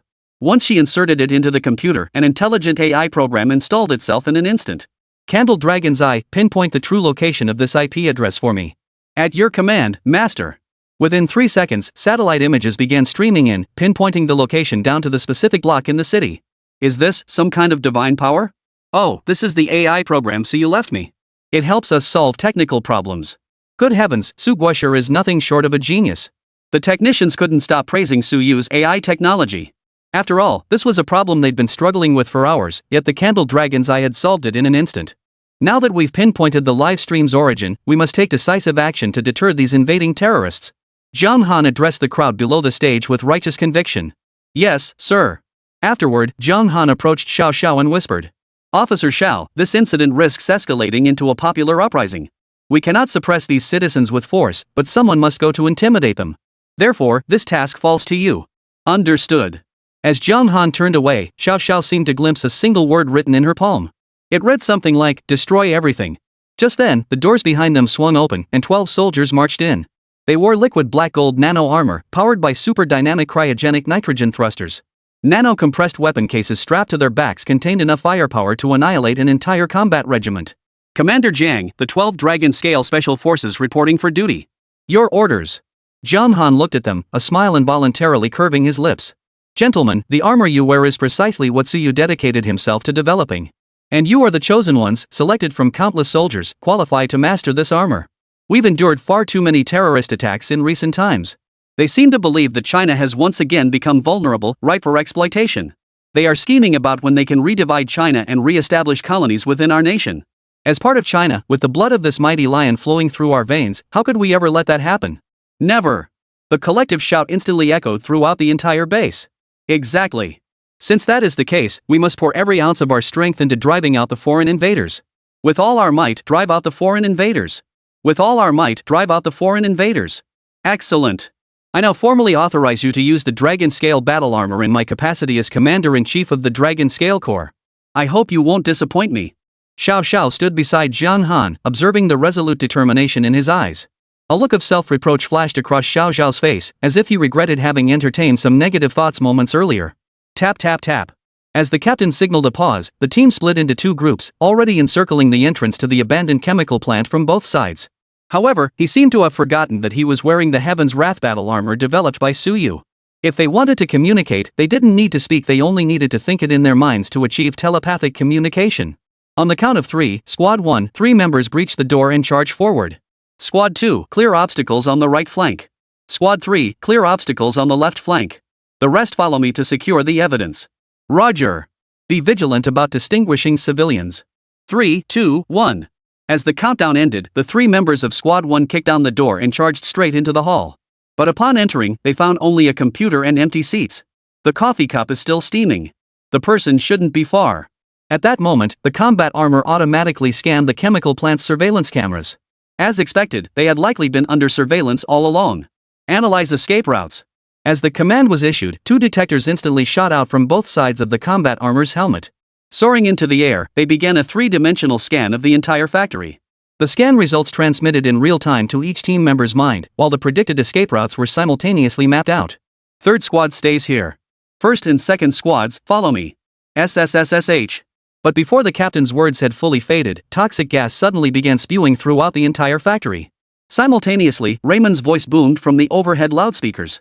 You lot are such uncouth lot, barely even bothering to knock before barging into someone's home. Since you're here, you're not leaving. This place has been rather lonely lately.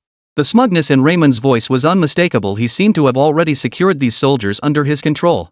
Activate gas masks. Ha! Subwisher's battle armor? A mere gas attack is nothing. Come on, let's keep pushing forward. Soon, the group broke through to the third underground level.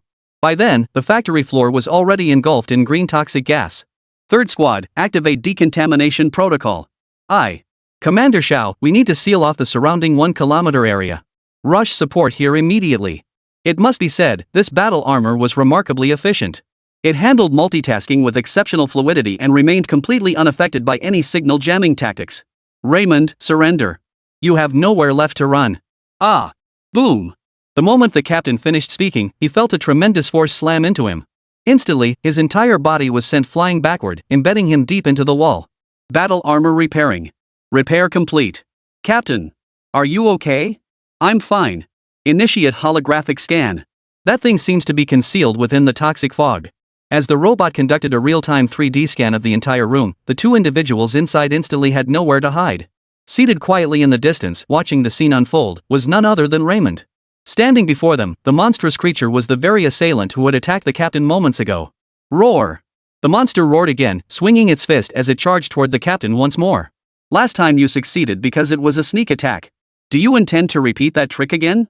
In one fluid motion, the captain yanked his weapon holster off his back and drew a razor-sharp shortblade forged from nanoscale rare metal. Nano-rare metal, the hardest synthetic alloy known on Earth, capable of slicing through diamond-grade substances with ease. SSSSH. Swish. With fluid, silky precision, the blade sliced through the monster in an instant, cleaving it cleanly in two. Chapter 45, Thunderous Measures Against Civilians. Clearly, this initial clash revealed that neither side had a clear grasp of their own power. The Dragon Scale team never imagined their weapon could be this sharp, while the monster never expected its full power strike to not only fail but also accelerate its own descent into the abyss. Useless. All this is futile. The virtual exchange coins have already been distributed. You cannot stop my plan. As he spoke, Raymond's voice grew fainter and fainter, as if he were gradually fading away. The holographic 3D scan results confirmed this. Yet to everyone's astonishment, Raymond vanished into thin air, no movement trajectory, no warning whatsoever. The Dragon Scale Squadron expanded their search perimeter once more, even extending the holographic projection scan across the entire factory grounds. Still, they found no trace of Raymond's disappearance. In short, Raymond vanished right under everyone's noses. Destroy the servers. Stand down. The captain gave the order, and all members retrieved EMP bombs from the armory, attaching them to every computer chassis on this floor. Withdraw. Only after retreating 3 kilometers from the factory did they detonate the EMP charges. The electromagnetic pulse's range is surprisingly vast. Had we stayed inside, even the battle armor would likely have failed. According to the commander, the battle armor has some level of EMP protection, but we don't need to take that risk. Dragon Scale Squad's first engagement concluded with near total annihilation. The subsequent cleanup operations were no longer their responsibility and were handed over to the local police. Hello, we're the police. Crack. Clatter. The sound of shattering glass echoed from the other side of the house. It was obvious the suspect had broken through a window in the corner to escape. Such pursuit operations spread across the entire nation overnight. This time, the state deployed thunderous measures. The police station entrance was swarming with the suspects' families, none of whom understood why the police had suddenly arrested their loved ones. Some extremists even stormed the station trying to free them, only to be thrown out by the officers. The chief stood at the entrance and shouted directly to the crowd outside. If you don't want your loved ones to become monsters or die, go home and wait quietly. What right do you have to arrest people? What evidence do you have? Which law did he break? I'll say it again, we didn't arrest anyone.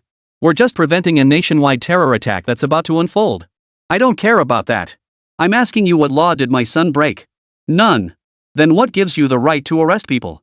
Damn it, guys, let's just storm in and get him. I don't believe he'd dare shoot. This group was clearly prepared. Someone in the crowd even handed over a pair of bolt cutters. The door lock was useless against such tools. The moment the door swung open, the mob surged forward, instantly pinning the chief to the floor as fists rained down on him. The rest stormed into the police station, frantically searching for their family members. At that moment, they cared nothing for assaulting officers. They'd even forgotten their actions were indistinguishable from those of criminals. Woo woo woo woo. Amid the wail of sirens, 3 fully loaded military pickup trucks suddenly pulled up outside the station. Dozens of soldiers leaped nimbly from the vehicles and charged toward the crowd. These ordinary people were no match for the soldiers, even with weapons. In the blink of an eye, everyone was restrained, hands pinned to the ground. "Why are you arresting us? We just wanted to find our families." The charges against you at this time are assaulting an officer, suspected involvement in a terrorist attack, and endangering national security. Do you have anything to say? When did we endanger national security? Why are you arresting us? Give us an explanation. Is this how you treat the citizens of this country? The commanding officer glanced back at the speaker, his eyes conveying meaning without uttering another word. Take them all away. Detain them collectively. This was an overtime day reserved solely for journalists. Nearly every newspaper office and news station anyone who could serve as a reporter had taken to the streets. Throughout the streets and alleys, relatives holding protest signs were everywhere. Having learned from past experiences, they had shifted their appeals to a more reasonable form of demonstration. As you can see, the situation here is now filled with panic due to the police's inexplicable actions. The families of the arrested suspects are deeply distressed and hope the police will provide a proper explanation as soon as possible. Nearly every television station was broadcasting this breaking news live. Many anchors have also taken to the streets to broadcast this tragic scene. Some were sharp enough to piece together the sequence of events and concluded these incidents must be connected to Suyu. In an instant, suspicion once again fell upon Suyu. After all, Raymond had explicitly mentioned in his livestream that Suyu sought to eliminate humanity. This is the first step in Suyu's AI purge plan. Who knew this plan was actually real? I wonder if that organization still exists. I have 100 exchange tokens. Contact me if interested, 500,000 each. I want it. I want it. Holy crap, you have so many. I couldn't even snag one yesterday. Looks like joining the anti-AI group is our only option now. We must unite and resist Suyu. State Security Command Center. They're insane. This crowd has completely lost their minds. Can't they tell right from wrong? Jiang Han sat in his seat, frowning and muttering to himself. Suyu, what do you mean leaving this mess for me to clean up? Director Jiang. Jiang Han waved his hand, signaling him to shut up. About 2 minutes later. Xian, go get permission from old Lu to cut all local and national broadcasts immediately. Replace them with yesterday's footage of the Dragon Scale Squad in action. Yes, sir. Xian, Deputy Minister of State Security, held a position second only to Jiang Han and Zhang Jianfeng, the latter being the Minister of State Security. Xiao Han, are you trying to use the Dragon Scale Unit's influence to cover up the negative aspects of this incident? No. Minister Zhang, the fact that I serve as the National Security Bureau's overall commander should be known only to internal state personnel, correct? Of course not. Good. Jiang Han nodded before rising from his seat and walking out. 10 minutes later, all live broadcasts across television networks were abruptly cut off, and streaming platforms went dark. Replacing them were footage of the Dragon Scale Squad's raid on the chemical plant yesterday and an official livestream from Starsea Group. Chapter 46, The First Uprising, The Monsters. Yesterday, our nation unveiled the Dragon Scale Squad Special Operations Force for the first time. Their formidable strength is sufficient to repel any external threat. Now, let us view combat footage transmitted from the front lines. Holy crap, that battle armor is seriously cool. It's all nanotech, with holographic 3D scanning too. They don't seem to be talking, yet their coordination is flawless. The Heaven's Wrath battle armor employs cutting-edge brainwave sensing technology with a detection range of 3 kilometers. Brainwaves, sensing, 3 kilometers. These terms sound ordinary on their own, but do you grasp their combined value? As far as I know, no mature brainwave sensing technology exists anywhere in the world yet. The Divine Retribution battle armor requires only 0.02 seconds from command reception to execution, and its deployed EMP bombs have an effective coverage radius of up to 3 kilometers. Based on current combat parameters, this armor technology is at least 2 decades ahead of neighboring nations. Just blowing your own horn. Probably got cocky since no foreign country has exposed their battle armor yet. Probably trying to cover up this PR disaster. Don't even think about it, they don't treat us citizens like human beings. Jiang Han seemed to have anticipated this public backlash, so another live stream focused on Starsea technology served its intended purpose. As the stream began, Starsea Tech's background and logo appeared before the audience. Immediately afterward, they began releasing data, a log of information exchanges between Jiang Xinghai and Raymond. Most of the disclosed data pointed to a single target, the exchange currency. Jiang Han must have held back, the data wasn't complete. At least that inhuman monster didn't appear in the main broadcast, nor was the connection between the exchange currency and the monster revealed. But astute observers could discern that the exchange coins were definitely not benign. Moreover, contact with them carried a high probability of triggering an anomaly. It's just a coin, what kind of anomaly? I've got 100 in my hand and haven't seen anything unusual. This is solid proof. Starcy Group is so closely tied to Suyu, this livestream is clearly meant to exonerate him. I didn't believe Suyu's AI eradication plan before, but judging by the official response now, I'm convinced it's real. Commander Jiang, it seems these livestreams are only stirring up public sentiment further. Could it be he gave me this log specifically for this purpose? Jiang Han rubbed his eyes, slumping in his chair. Even a seasoned operator like him felt utterly helpless in the face of this situation. Nansha Road, Metro Line 2. A landscape, a dream. Han Nuonyuo took the subway to City University of Science and Technology as usual. She listened to music and glanced at the subway schedule as migrant workers and students bustled around her. Everything seemed exactly the same as always. A figure staggered into the subway station. Aside from bloodshot eyes and unsteady gait, he appeared otherwise normal. At this hour, the subway was filled with commuters and students, early risers brimming with pent-up frustration. They channeled their emotions into their phones, swiping through short videos for fleeting gratification. No one noticed this peculiar figure. Beep. Card reading failed. Beep. Card reading failed. Beep. Card reading failed. Beep beep beep beep. Card reading failed. Hey, hurry up, man. We've got work to get to. Move back a bit, will ya? The impatient crowd behind him shouted at the strange man. Suddenly, the man whipped his head around, leaped forward, and landed directly on the man's neck. With a sudden, powerful twist of his arms, a jet of bright red blood spurted out. Roar! After the killing, he returned to the turnstile. This time, however, he uprooted the entire turnstile from the ground with his bare hands and hurled it onto the subway tracks. Ah! A piercing scream echoed as the crowd scattered in panic. Security guards rushed to the scene, but no one dared approach the horrifying spectacle. Did you call the police? Yeah. Only then did the security guards notice someone actually filming the monster up close. Guys, trust me, this is no special effect. See the patterns under its skin? They look like circuitry. Suyu. In my mind. He seems to be saying something. The female streamer was bold, unable to hear clearly. She actually moved even closer. The next second, the monster suddenly turned its gaze toward the camera. Its pupils instantly transformed from a single black pupil into 6 scattered red dots. Snap. Simultaneously, his arm split open, and countless wires seeped out from within, burrowing into the female streamer's body all at once. Ah! The streamer let out a final scream before losing consciousness. Bang! Finally, nearby police officers rushed over. Without a word, they fired multiple shots at both the streamer and the monster. The monster's head shattered upon impact, collapsing instantly. The female anchor, seemingly only partially assimilated, retained human form on one side while the other half had transformed into the creature's monstrous shape. However, a bullet struck her heart directly, killing her instantly. Police cordoned off the scene, and military personnel took charge of the monster and woman's bodies. While transporting the bodies, they discovered that part of the monster's wiring was embedded in the ground. The lead soldier suddenly felt an ominous foreboding, so he photographed the scene and sent it back to the Ministry of State Security. Inside the laboratory, scientists had already dissected the creature. They found no pre-embedded wires within it, and its flesh was intact. Aside from a layer of metal-like substance covering its bones except for the skull, it appeared nearly indistinguishable from a normal human. Of course, 3 chips were also excavated from its brain. This material is typically used for biomimetic substances, essentially surgical implants. It can be absorbed by the human body without causing abnormalities. But clearly, since it's meant to be absorbed by the body, the molecular framework must be carbon, not silicon. This directly contradicts the chip's structure. So we're curious how this was achieved. According to the scientists, these chips appear to be biologically absorbable, yet after absorption, they implant circuits deep within the living organism. It's like an ice bullet capable of inflicting damage on the body, only to vanish without a trace once melted.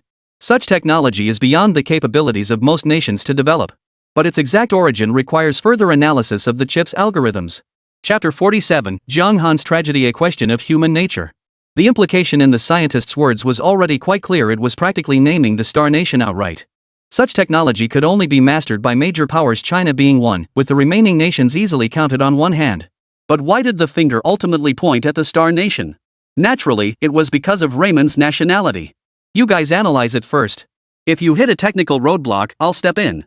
Jiang Han, wielding Suyu's Candle Dragon Eye AI, would undoubtedly be far more effective than them. After this incident, everyone instantly realized that the measures taken by the state seemed necessary and effective.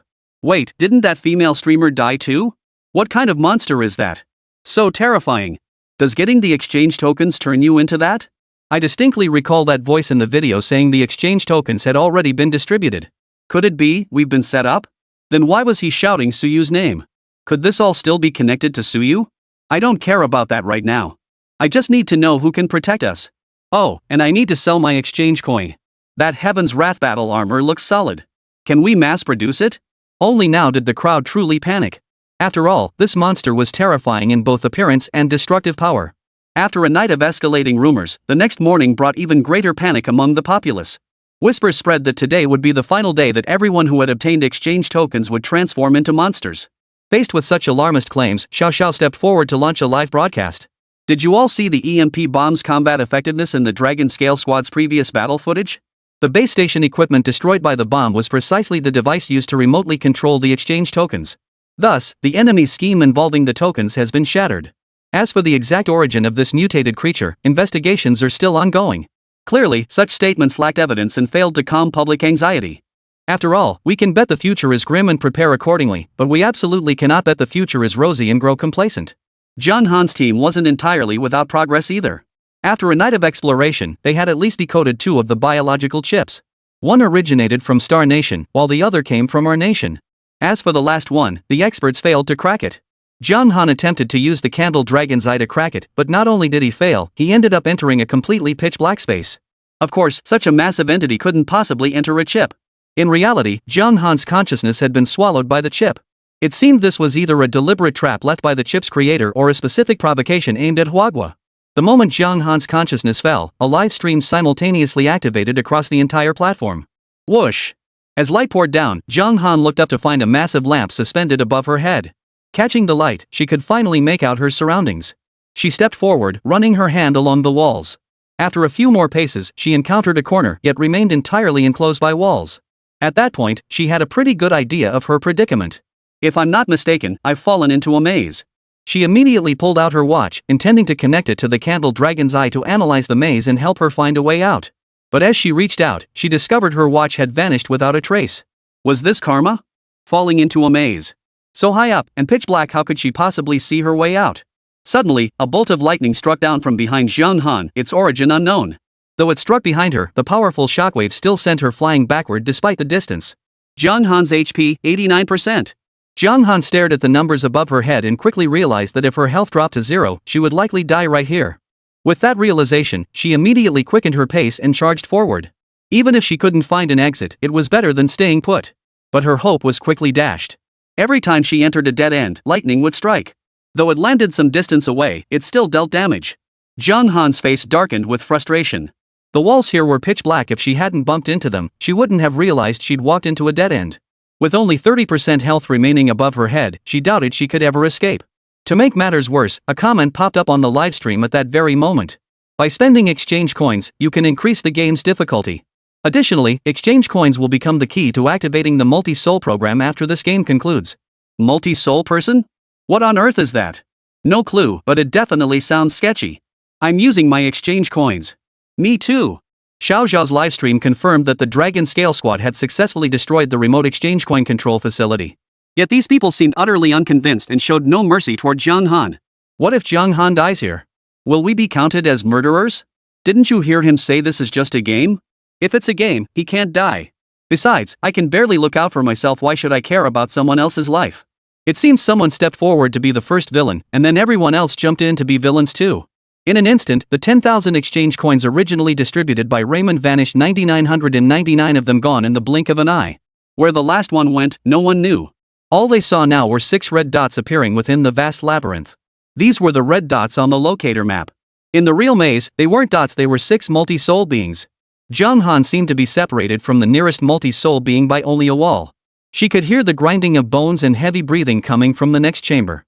Poof! Zhang Han immediately covered her mouth and cautiously shifted her steps, pressing herself against the opposite wall. But this method seemed to be of little use. In the next instant, the multi-soul being smashed through the wall and lunged at Zhang Han. It raised its hand, and instantly, countless wires shot out. Zhang Han froze in terror, collapsing to the floor, a move that coincidentally dodged the multi-soul being's attack. Almost simultaneously, the remaining 5 multi-soul beings heard the commotion and swarmed toward the location en masse. They couldn't care less about whether this was a maze or not, they could simply smash through any wall with brute force. Zhang Han scrambled to his feet and, taking advantage of the multi-soul creature's distraction, slipped through the hole it had just torn behind it.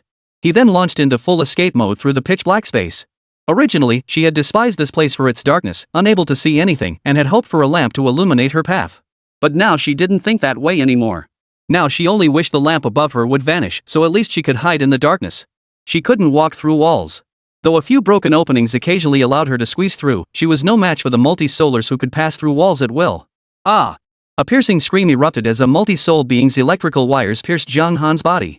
Instantly, the wires twisted and coiled, completely enveloping her.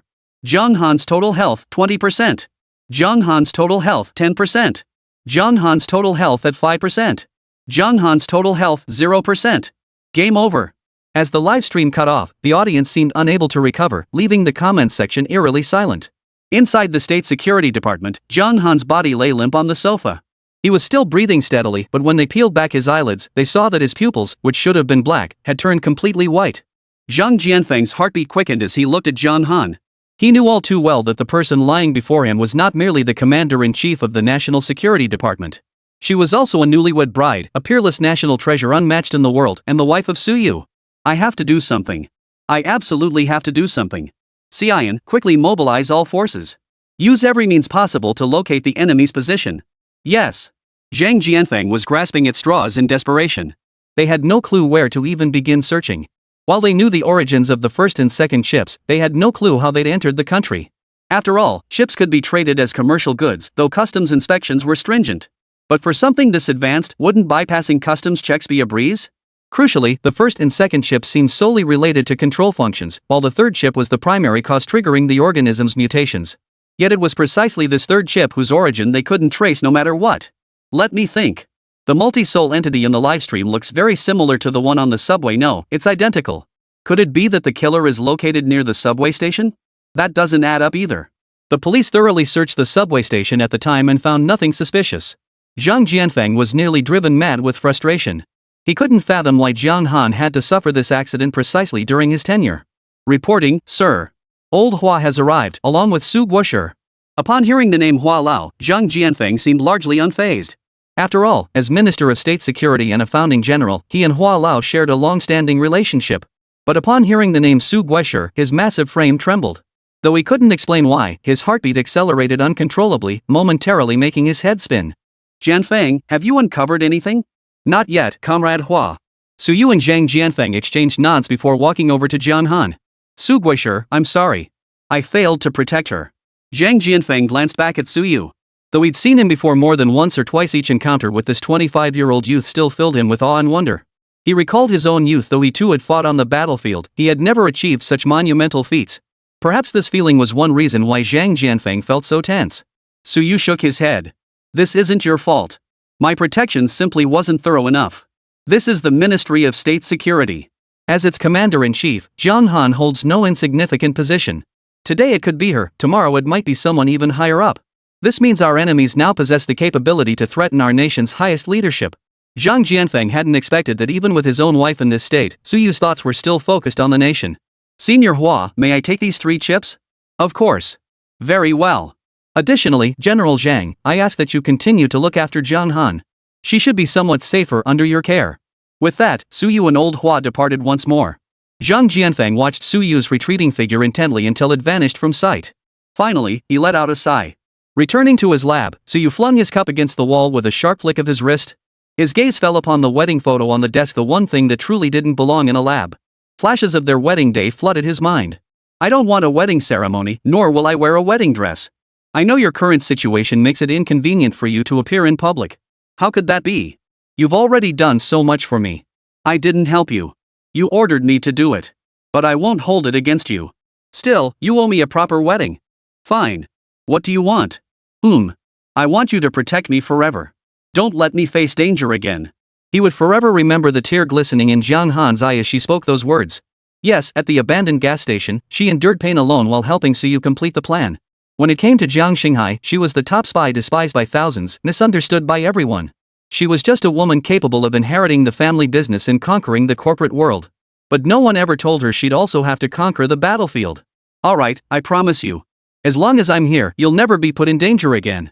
It was precisely because of this promise that Zhang Han was assigned to the position of chief commander, a role kept under strict military red-level secrecy.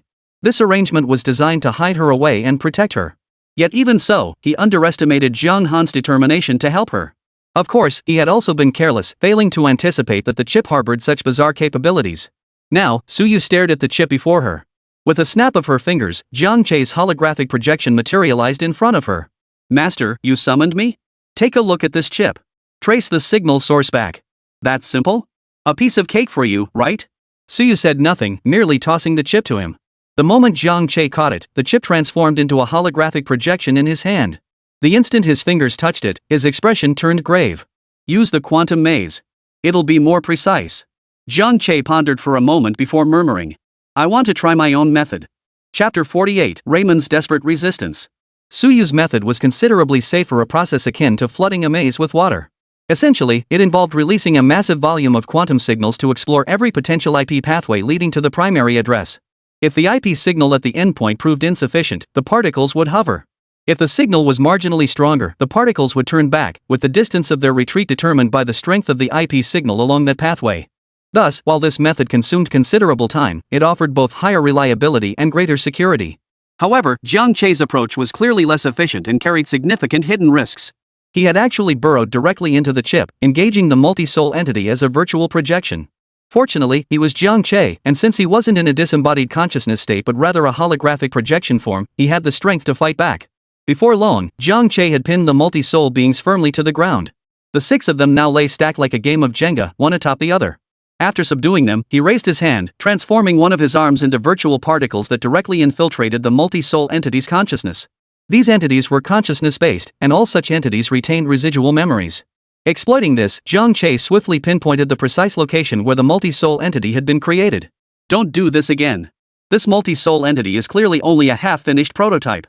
If it were a fully developed one, your virtual consciousness state might not have been able to defeat it. Understood, Master. After handing the coordinates to Suyu, he vanished once more. After all, Suyu had tasked him with a mission that seemed nearly impossible to accomplish. Night fell, the moon hanging high like a bright mirror. Under its light, all evil would eventually be eradicated. Above S City, a stealth fighter hovered motionless in the sky. Yes, just like before, each word could be understood individually. But no matter how one tried, it was impossible to grasp how these elements connected. Stealth fighter seemed plausible enough. After all, a single layer of coding could evade radar detection. But this was true invisibility. The kind where even if it hovered right before your eyes, you wouldn't see it unless you collided with it. Fighter jet hovering. That was highly problematic. Hovering was only possible for helicopters. Fighter jets could only perform a falling leaf maneuver, shutting down engines for vertical free fall, relying solely on the aircraft's aerodynamics for rapid descent. But this was hovering, no exhaust plumes, no magnetic levitation technology. This fighter jet was simply hovering, motionless, directly above S City. Suyu sat in the co-pilot seat, swiveling the gun barrel to lock onto the bombing target. But he didn't intend to fire. Instead, he addressed the pilot. Stay here. I'm going down to investigate. If I need your support, I'll signal you. When I do, press this switch. Yes, sir. Then, Suyu jumped straight out of the aircraft's cargo bay. Su Guosher, parachute. The pilots were stunned. Suyu had jumped without even bringing a parachute. Boom! Suyu landed squarely on the factory roof. As his feet struck the surface, the immense impact surged through his body and into the corrugated steel roof, instantly tearing a massive hole through it. Simultaneously, his entire body plummeted through the gap. After landing, Suyu brushed the dust off his clothes. Before he could do anything, enemies drawn by the massive commotion surrounded him. Though called enemies, they were actually civilians. This was another stronghold of the anti-Suyu AI organization. A quick scan revealed at least 10,000 people gathered here. You weren't joking when you said it during your livestream. In just 3 short days, you've truly gathered 10,000 people. Clap, clap, clap. Raymond descended the stairs clapping, his applause echoing loudly in the empty factory hall. I never thought you'd actually find your way here. You're truly Suyu. Everyone present knew the man before them was Suyu, but the looks in their eyes were no longer filled with admiration and respect as before. Instead, they were filled with hatred, contempt, and gritted teeth resentment. Truthfully, I didn't intend to reveal this place so soon, Raymond said, smacking his lips as he spoke, his expression tinged with melancholy. But since you're already here, I'll make sure you have a good time playing around. With that, Raymond turned and headed back upstairs. But the remote control in his hand caught Suyu's attention. Seeing this, Suyu instantly leaped forward, charging toward Raymond. Before Suyu could reach Raymond, a dark shadow materialized out of nowhere and landed squarely on Suyu's head. The immense force pinned him down, driving him deep into the concrete floor. Suyu slammed his palm against the ground, sending a powerful shockwave that instantly hurled the creature off him. He snapped his fingers, and an absolute protective shield materialized around him. Raymond, if you're so brave, why don't you transform into that monster yourself? Using all these civilians as human shields, don't you find that disgusting? Ha ha ha. Disgusting? Do you take me for some little darling? Do you think I'd fight you head on knowing I'm no match for you? As he spoke, Raymond pressed the button in his hand once more. Instantly, several beams of red light pierced the bodies of everyone present, some receiving more, some less. Within 2 or 3 minutes, every single one of them underwent a transformation. Brothers, the man before you is Suyu, the one you hate most. It's him who sought to take your families, take everything you have, and take away your right to enjoy this world. Now, you finally have the chance to take revenge. You've been granted superhuman abilities. Suyu is no match for you anymore. Raymond seemed genuinely convinced he had Suyu cornered. As he spoke these words, he stood casually by the railing, without a single bodyguard in sight. You really don't think much of me, do you? Suyu smiled faintly. A pale blue light suddenly flickered around his body. The next second, his figure vanished from where he stood. Raymond visibly froze. Vanishing into thin air was something he'd only witnessed in magic tricks. But he knew this vanishing act was no mere trick. Indeed, it couldn't be a trick, so you wouldn't stoop to such low-level tactics. When he reappeared, he was already behind Raymond. With a sweeping motion of his hand, he grabbed Raymond by the collar and pulled him skyward. Raymond was completely bewildered, utterly clueless as to how he'd ended up soaring through the air. More importantly, why was there a plane hovering above this factory? What are you doing? I warn you, you can't kill me. Suyu frowned at him, his face filled with confusion. When did I say I was going to kill you? The only reason I came down personally was to see what kind of people were inside this factory. I didn't expect there to be only one villain here. In that case, I only need to take you away. Raymond immediately broke free from Suyu's grip and pointed down at the factory floor. Everyone down there has already mutated. Why would you think I'm the only villain? Well, your low-tech methods might have left other countries helpless. But unfortunately for you, you came to me. With that, Suyu walked straight to the passenger seat and pressed a pre-programmed button. In the next instant, the fighter jet unleashed tens of thousands of nano-drones onto the factory below. Like a silver waterfall, the drones plunged into the factory buildings. They rapidly transformed, scanning each mutated individual. Upon identifying the chips embedded within them, they swiftly extracted specific materials and fused them directly onto the subjects' bodies. Accompanied by the release of an electromagnetic pulse, all the chips lost their functionality in that instant. As the operator, Raymond naturally had access to the data of the multi-soul individuals under his control. When he saw the red dots on his remote control DIM, he froze in shock. Impossible. These biochips don't even trigger rejection reactions in the hosts themselves. How could you counter them so quickly? Is that so difficult? I told you, if you went to another country, it might be challenging. But you came to China, and you encountered me. With that, Suyu instructed the pilot to start the aircraft and head toward the base. On the plane, Raymond watched Suyu, his mouth twitching involuntarily. His initial demand for his men to expand the anti-AI organization to 10,000 members overnight was precisely to forge a powerful multi-soul force from that foundation. His earlier decision to unleash a multi-soul individual had been a calculated move to draw police attention, buying time for mass-producing the chips. Yet despite all his efforts over this period, Suyu had shattered it all in a single encounter. Impossible. This can't be. How dare you be this powerful? Raymond roared in fury, charging directly at the fighter pilot. The instant he made contact, he flung the chip from his hand. The chip instantly fused into the pilot's body upon contact. Immediately afterward, the pilot's consciousness began to blur, and he lost control of the fighter jet. Candle Dragon's Eye, activate autopilot mode. Pilot still in control. Cannot activate autopilot mode. Suyu watched the pilot. Though he had lost consciousness, he still swayed from side to side, attempting to control the fighter jet. Raymond, are you out of your mind? Do you think you can survive a fall from this height? Whether I live or die doesn't matter. At least I'll be the one who kills you. Every nation will thank me for this and write my name into their history books. Raymond let out a laugh bordering on maniacal. But Suyu had no time to engage him. With the capabilities of his battle armor, jumping from this height wouldn't kill him. But the plane couldn't remain out of control. Below lay residential areas, and this was S-City, China's financial hub with an exceptionally high population density. If it crashed, the consequences would be unimaginable. Suyu now faced a dilemma: save the pilot or prevent the fighter jet from crashing. Common sense dictated that protecting the citizens of S-City must come first. But if he engaged the pilot in combat now, it might only accelerate the plane's descent. Raymond, watching Suyu's furrowed brow, felt an even greater sense of satisfaction. Ha ha ha ha. Suyu, no matter how skilled you are, you're still just a mortal. There are many things you simply can't accomplish alone. The fighter jet blared continuous warning signals as it plummeted downward at an alarming rate. At the critical moment, Suyu steeled his resolve. He grabbed Raymond, knocked him unconscious with a punch, then reached out and began assembling the nanodrones by hand. Damn it, I shouldn't have thrown all the drones down earlier. Suyu had assumed that once he brought Raymond aboard and secured him, nothing unexpected would happen. Little did he know Raymond was carrying a chip on his person. Beep, beep, beep. The aircraft's alarm grew louder and louder. Through the window, residents on the rooftops of the skyscrapers were now clearly visible. Damn it, we're running out of time. With no other choice, Suyu immediately reached out to grab the pilot. But unexpectedly, after the pilot's transformation, eyes had sprouted behind him as well. Anticipating Suyu's intent, they blocked him instantly. Don't even think about it. The people down there must die. A voice filled with crackling static erupted from the pilot's mouth. The sound made Suyu's head ache. But he wasn't about to give up easily. After violently breaking free from the restraints, he grabbed the pilot by the throat. It's useless. My body has multiple parts. Even if you choke that one part to death, it won't affect the rest of us. Ha ha ha ha. Ha ha ha ha. It sounded like a taunt, or perhaps mockery. The pilot suddenly detached himself from his seat and used his own strength to lift Suyu off the ground. Then, with a mighty toss, he hurled Suyu violently onto the pilot's seat.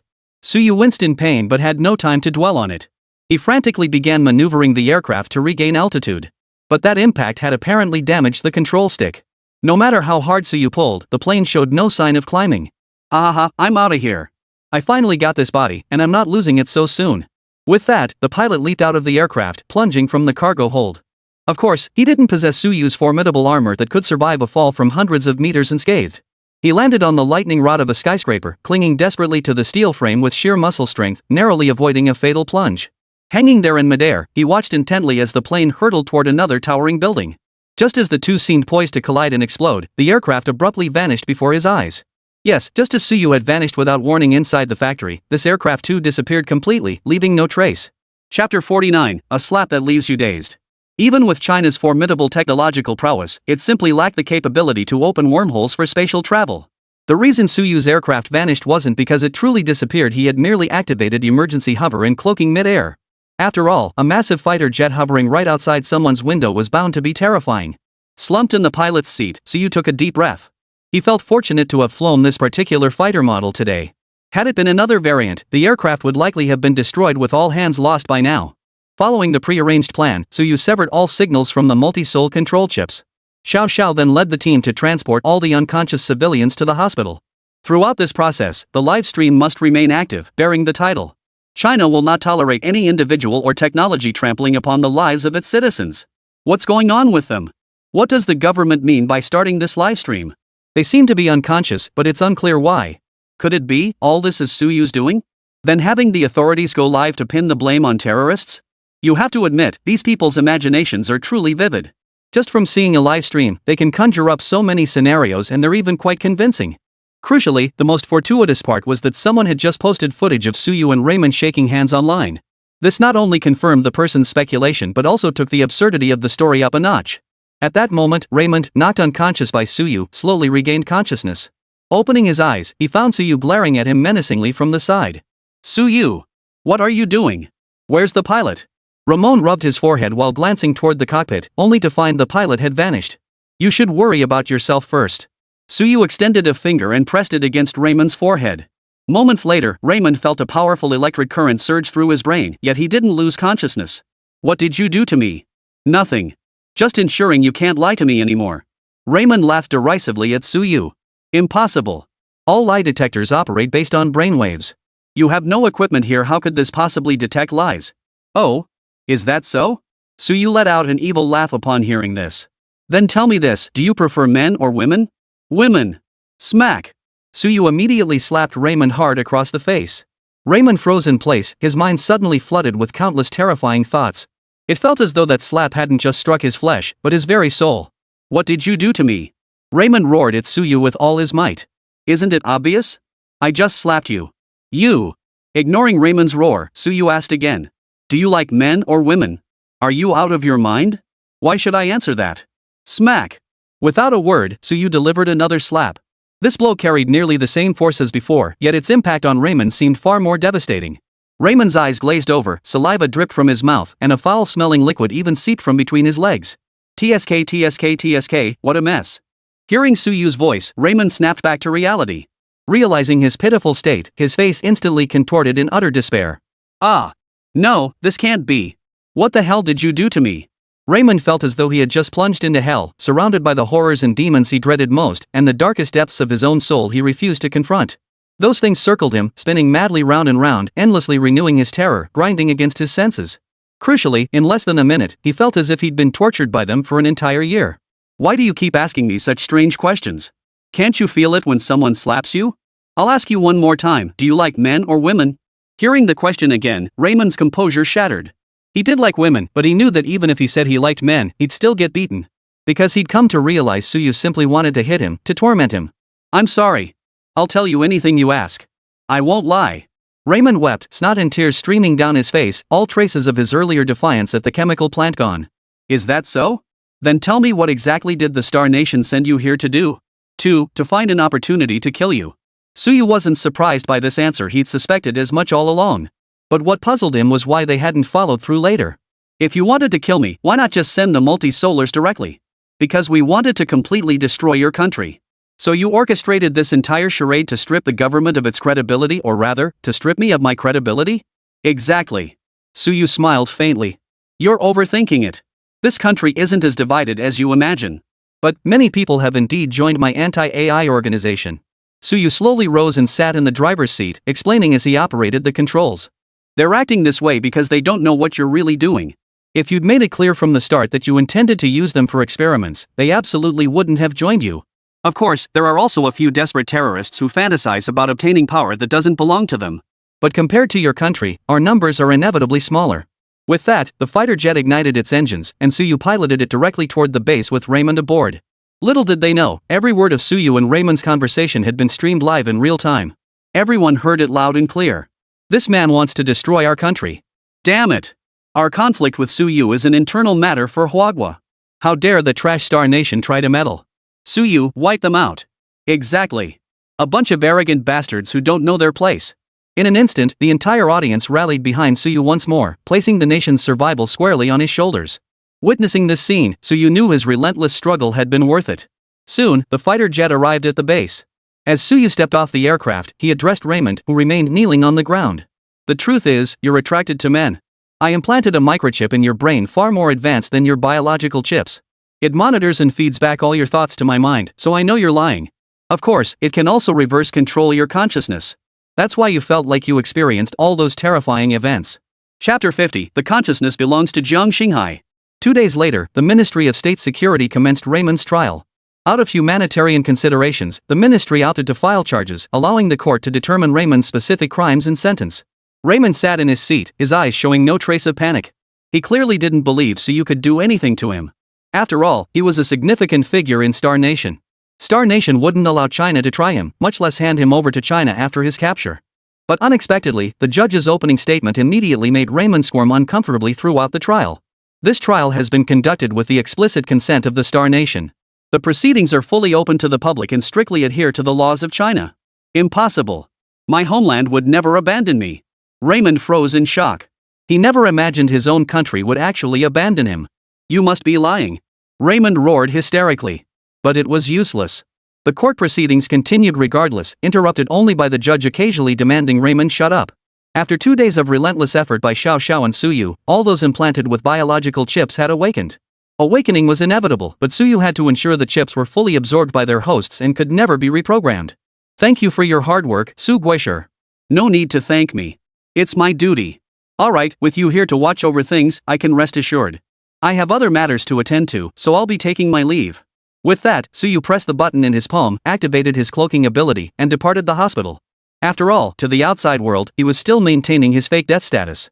As night fell, Suyu arrived in City S. As expected, he was here to track down the escaped multi-soul being. Since he could still receive Raymond's thoughts, he could naturally sense the multi-soul being's location indirectly. Come out. I know you're here.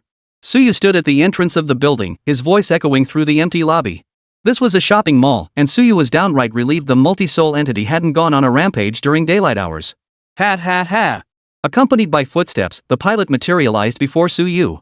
But clearly, the pilot's own consciousness had been completely erased. He was now nothing more than a puppet controlled by a chip. This new body hasn't adjusted to the vocal cords yet. Suyu, do you even know who I am? Suyu rubbed his forehead. Bro, you can't use your own voice or appearance right now. How do you expect me to know who you are? After saying this, Suyu let out a deep sigh. Then he spoke again. Forget it. I know who you are, Jiang Xinghai. I never thought you'd figure it out. It wasn't hard to guess. And I also figured out that this chip housing your consciousness was actually meant for me, right? Smart. Jiang Xinghai clapped his hands in appreciation toward Suyu.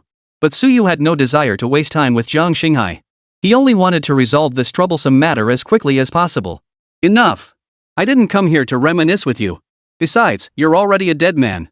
Wrong. Wrong, utterly wrong. Death is the pinnacle of eternal life. Had I not experienced death, I would never have chosen to remain in the realm of consciousness so willingly. You're nothing but an evolving AI. Aside from the database fueling your evolution being your original consciousness repository, what else is truly yours? So what? I still retain my habits, my emotions, my feelings, my thoughts, my way of doing things. This is me. It would be me no matter whose body I inhabited. Suyu frowned, his expression thick with disgust. He genuinely couldn't be bothered discussing this with a lunatic. What you think is your own business. It's none of mine. Right now, I just want to kill you quickly and extract that chip. With that, Suyu flicked his wrist, sending a dozen steel ball-sized nanospheres hurtling through the air. Instantly, the spheres underwent a series of transformations in midair, morphing into one drone after another. Like the previous ones, these drones could isolate Jiang Xinghai's consciousness chip, blocking its control over the human body. You think this technology will work on me? Jiang Xinghai sneered coldly, producing an EMP bomb from somewhere and tossing it onto the ground. Suyu clearly hadn't anticipated this.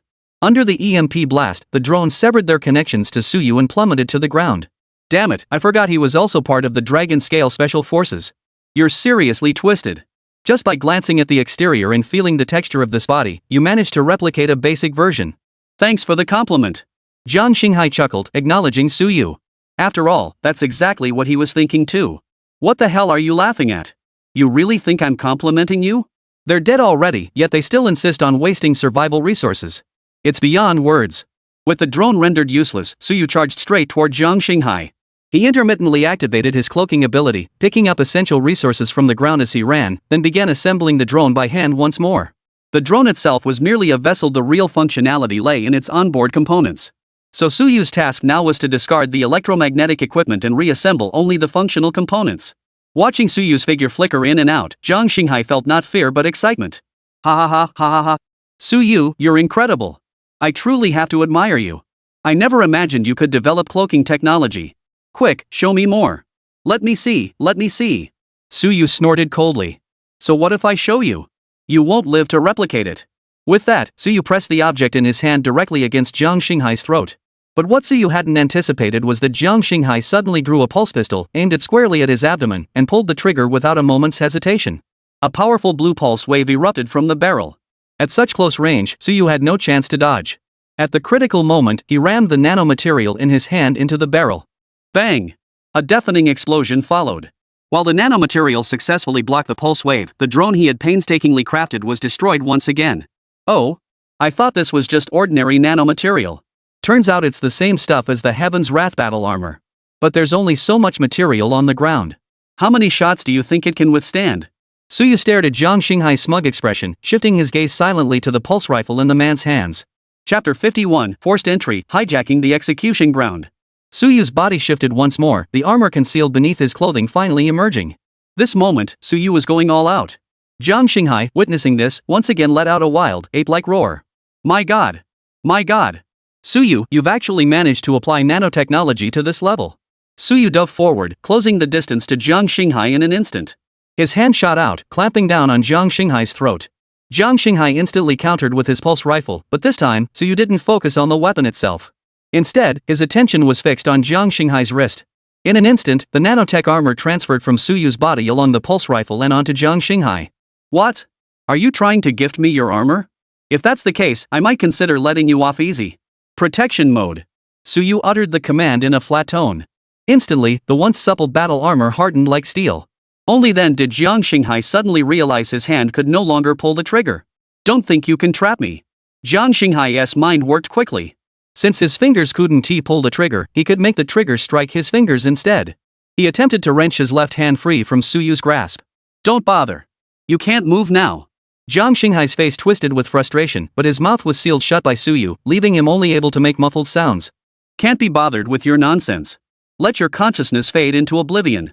With that, Suyu rubbed another device between his palms and pressed it against Jiang Xinghai's nape, instantly severing the chip's control over the pilot. However, this time felt different from before.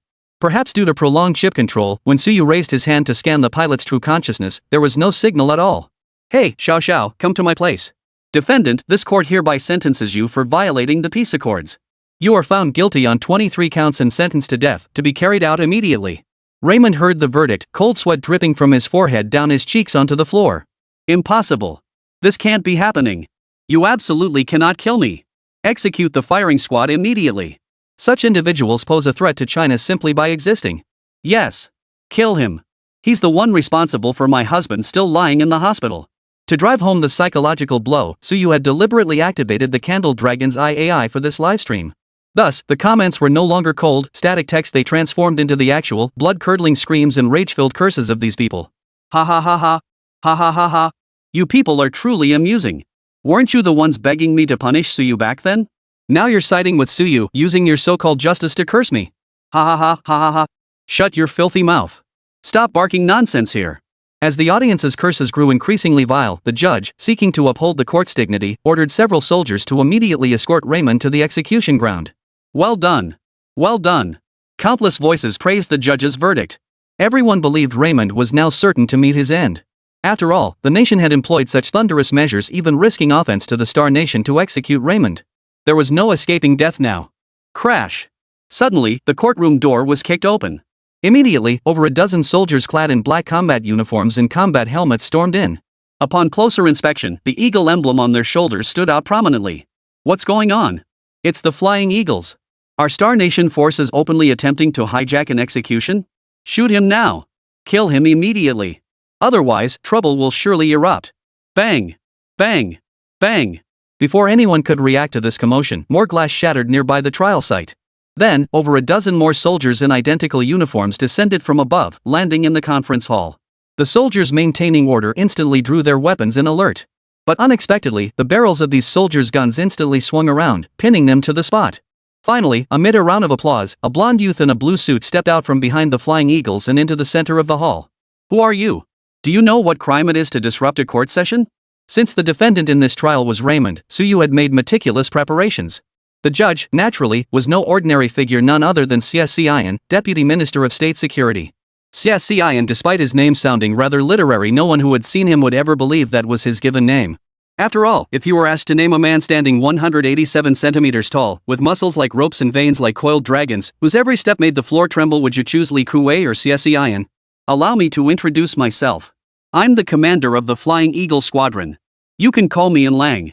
Since Suyu had already integrated translation capabilities into every corner of the State Security Department building, any non-Chinese language spoken would trigger real-time translation via overhead holographic projections visible to everyone present. The Flying Eagle Squadron's commander? He looks barely 20. Good heavens, so young. Just how formidable must this person be? As Deputy Minister of State Security, CSCIN was naturally familiar with the elite combat capabilities of foreign forces. Therefore, he was certainly not ignorant of Lang. Lang, codename Golden Bullet. During the Qiangwei Island naval battle, he single-handedly eliminated multiple enemy commanders with his sniper rifle and withdrew unscathed. I didn't expect a judge like you to know about me. Of course. Lang smiled, stepping before the towering figure, a wall of a man a full head taller than him, and spoke loudly. I'm here today primarily to take Raymond away. I trust you won't stand in my way. Whoosh. The moment the words left his mouth, every member of the Flying Eagle squad aimed their guns at CSCIN. No, don't let him get away. If he really gets taken away, we'll probably never catch him again. We can't tolerate someone running rampant on Chinese soil getting away scot-free. Exactly. If he escapes, I'll never trust the Chinese military again.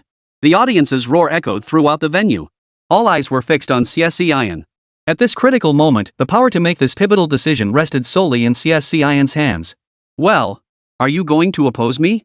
Lang's tone was flippant, his gaze contemptuous, showing no regard for CSCIN whatsoever. After all, with so many guns pointed at CSCIN, the moment he uttered a single word of refusal, they would fire. Don't be so tense. Just take him away. Chapter 52, The Republic of China shall not be insulted. The words sent shockwaves through the crowd, with only the Flying Eagle squad members and Lang laughing derisively. But Lang quickly quieted down, addressing all the viewers in the livestream. Don't blame your general. After all, he can barely save himself. With that, Lang turned and strode toward the exit with a flourish. As he departed, he waved his arm, signaling everyone to retreat with him. What a disappointment. I never imagined this would actually happen. It seems the entire military high command is utterly corrupt. Even the State Security Department is this weak. This country is beyond redemption. Everyone felt profound disappointment.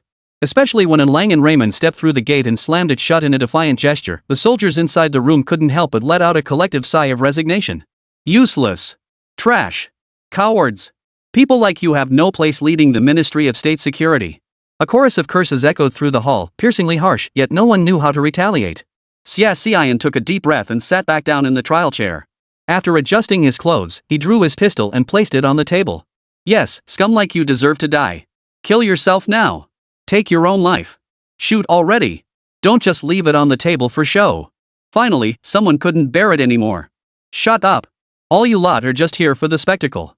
When you weren't even aware, Minister Xia has blocked countless foreign threats on your behalf. Without him, who knows what state this country would be in now?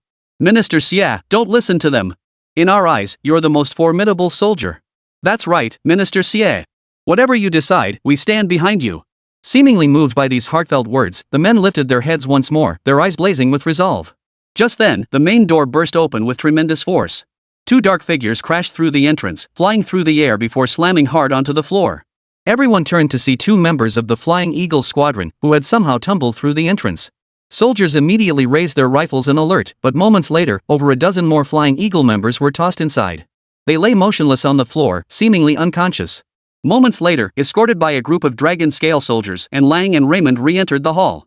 The moment Raymond appeared, Xian raised his gun and fired 2 shots at him.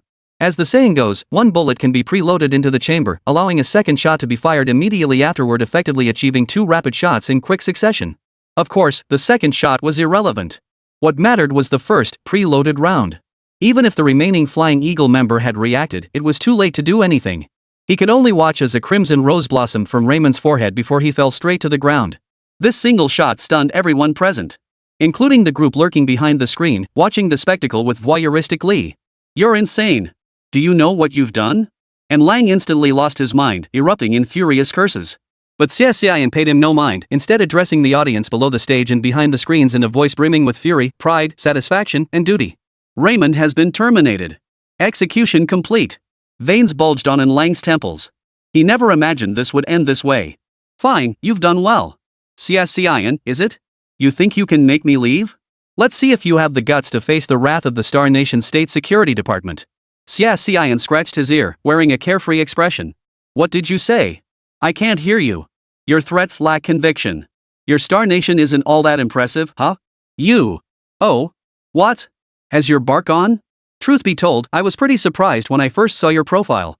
How did a useless piece of trash like you become the commander of the Flying Eagle Squadron? If all of you in Star Nation are as useless as you, then you might as well give up your superpower title early.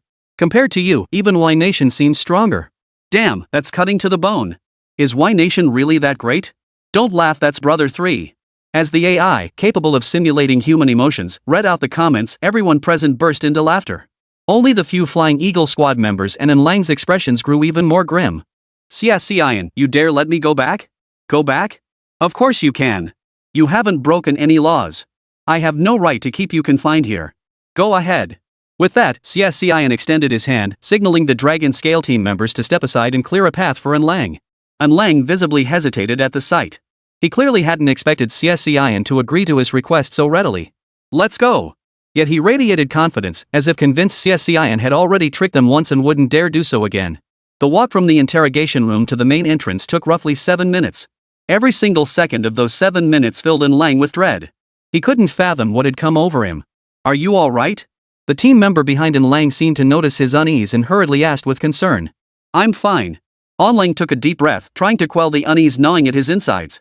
On Xian's side, perhaps because he had just executed Raymond with such decisive force, even though he let Lang go this time, no one continued to criticize him. Yet they remained puzzled, unsure why Xian had acted this way. Suddenly, the sound of a car door slamming shut echoed from outside the window. The next second. Boom! Flames shot skyward. Sparks were visible even from the 7th floor, a testament to the sheer force of the explosion. But remarkably, the shockwave generated by the explosion appeared to have no effect on the surrounding buildings. Through the surveillance feed, it appeared the blast wave only surged upward without spreading outward. In truth, this detail wasn't particularly significant. After all, this was the Ministry of State Security building. Possessing such weapons wasn't unusual, nor was his audacity in carrying out such an act. What was most shocking, however, was that he did not conceal this incident. Instead, he broadcast the entire event live, making it public knowledge. No, to be precise, it wasn't merely public knowledge, even the people of Star Nation were aware. After all, they were trying Raymond. Although they had consulted Star Nation beforehand, the actual trial proceedings still required Star Nation's supervision. Inside the State Affairs building, the officials watching this scene couldn't help but turn grim. This is tantamount to declaring war on us. Exactly. If we don't retaliate, we'll lose our ability to deter other nations. The director of the National Security Bureau looked up at the two who had spoken. Which one of you can mass-produce their battle armor? That golden suit? Which one of you can develop that kind of directional bomb? If you were in Cyanxi's position, who among you would have the guts to shoot Raymond? Nothing but a bunch of useless talkers. The director proved reasonably level-headed, refusing to let this rabble's inflammatory rhetoric push him into irrational decisions. Go handle the media first to mitigate the negative fallout from this incident. The rest of you useless fools needn't be involved. These people were clearly displeased. After all, even when cursing someone, we do it behind their backs. To be berated like this to their faces was a bit much. But the man before them was, after all, the director of the National Affairs Department. Even if they resented it, what could they do? After everyone had left, the National Affairs Director tapped the desk. Moments later, a figure emerged from the room. Can you handle this matter? Director, you should have sent me in the first place. Those people are a rabble, how could they possibly accomplish the mission? Enough nonsense. Bring me Suyu's head. Yes, sir. Footage of Enlang's explosive demise swiftly spread nationwide. The Central Broadcasting Station even archived the footage directly into its century-long treasured archives. This move was nothing short of a psychological assassination. The key video went viral at an unprecedented rate within mere minutes. It garnered millions of shares and tens of millions of views. This didn't even include the countless viewers who had already watched the live broadcast. But just as the entire nation was basking in the euphoria of this display of national strength, a massive phantom suddenly appeared in the sky. This phantom was visible province by province, city by city, ensuring every person could see it. Isn't that Suyu? What is he trying to say? Perhaps due to the recent live streams, people no longer seemed surprised by such technology. Yet what Suyu said next sent shockwaves through the crowd, even sparking outrage. Humanity must be purified. The world's environment is being gradually destroyed by humans. Blue Star is crying out in agony, but none of you can hear it. Humanity must be purified. Humans were never the creators of this world, only exploiters and destroyers, ungrateful fools who deserve nothing but contempt. The moment these declarations of human purification were uttered, everyone lost their composure. Good grief, the National Security Bureau, local governments, and even tax authorities were inundated with calls. They vented their fury towards Suyu onto these state institutions. In some places, extreme riots erupted once more, with police stations being vandalized and looted. Just as chaos engulfed the nation, a synchronized livestream appeared on everyone's phones. The live feed showed 3 multi-soul experimental subjects rampaging through the city. One stood in a subway station, stopping a speeding train with bare hands. Another transformed its hand into a power cable at the utility office, forcibly cutting off electricity to the entire district. The third appeared far more advanced than the other two, both in physique and the logic of its movements. He moved swiftly down the street, his eyes darting constantly around as if searching for something. But they didn't care what this multi-souled being was searching for. They didn't even care that these multi-souled beings were destroying their homeland right under their noses. For in their eyes, none of this compared to the anguish caused by Suyu's desire to purify them. Are you all feeling heartbroken? Do you hate yourselves for lacking the strength to stand against Suyu? Look at these multi-souled beings. How powerful they are. Though they lack their own consciousness, their power is extraordinary. If you choose, you can be like them. And our organization solemnly vows to offer you special privileges preserving your self-awareness. This offer was undeniably tempting. After all, it was essentially a direct power boost with no side effects whatsoever. In no time, the number of bases for the National Anti-AI Organization grew exponentially. Nearly 30% of the nation's population joined the organization. However, not everyone could become a multi-souled being with self-awareness as they desired. The core of a multi-souled being lies in physical constitution. One must possess sufficient strength to accommodate multiple souls. As for which soul ultimately manifests, that depends on whose soul is strongest. Upon reading this passage, one should recognize a fundamental issue. The dominant soul manifested by a multi-souled being is determined by the strength of the souls. To preserve one's own consciousness, one must cultivate a sufficiently powerful soul to become the dominant spirit. In short, one must choose between strength and soul. Many choose their soul. These individuals cannot be entrusted with significant roles within the organization, as they cannot accommodate overly powerful souls and are thus destined to remain unchanged. Of course, they didn't grasp this principle initially. It was only after Suyu went live that they finally understood. The image of Suyu appeared directly before the crowd. Of course, everyone was already familiar with holographic AI projection technology. So even if this were the real Suyu standing there, as long as Suyu himself declared it was AI, no one would believe it was genuine. My fellow countrymen, this is a deception. This is Star Nation's tactic to control our country. Those AI disruptions were released by Meteorological Bureau personnel bribed by Star Nation spies. The responsible parties have been apprehended and brought to justice. And regarding this multi-soul individual's genetic makeup, a simple comparison reveals they access Star Nation's genetic database when simulating souls. Suyu not only presented the final evidence but also demonstrated how the multi-soul individual's body had been transported via cold chain to the livestream studio. Simple. Brutal. The Dragon Scale Squad executed the kill, then loaded the body onto a vehicle for rapid transport here. Comrades, think about what I just said. Are you truly willing to destroy the very nation that sustains your existence? Suyu spoke with heartfelt sincerity, his words brimming with passion and concern. I know who's behind this incident. Here, I, Suyu, warn you. Leave China, or don't blame me for being ruthless. Chapter 53, Nation Steps in, Mass Manhunt. However, the mastermind behind the scenes seemed unconcerned by Suyu's warning. Suddenly, the livestream feed was interrupted by signal interference and redirected to another broadcast titled How to Use 3D Printing Technology to Fabricate Fake Biological Samples. The background resembled the laboratory Suyu had once worked in.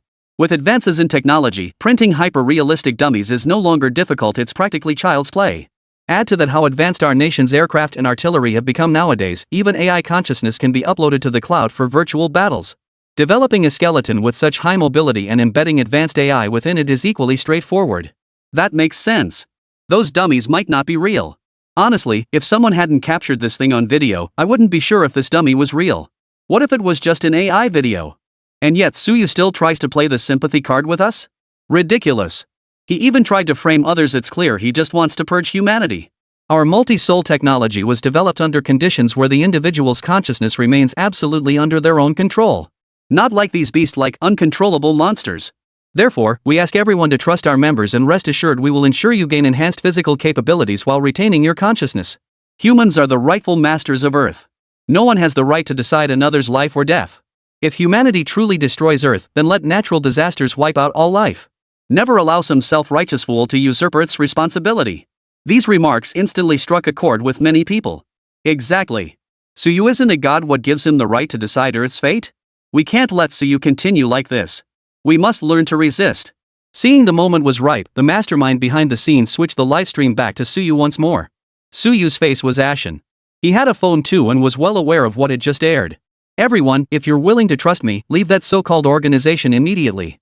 I, Suyu, pledge my honor and life. These people are absolutely evil.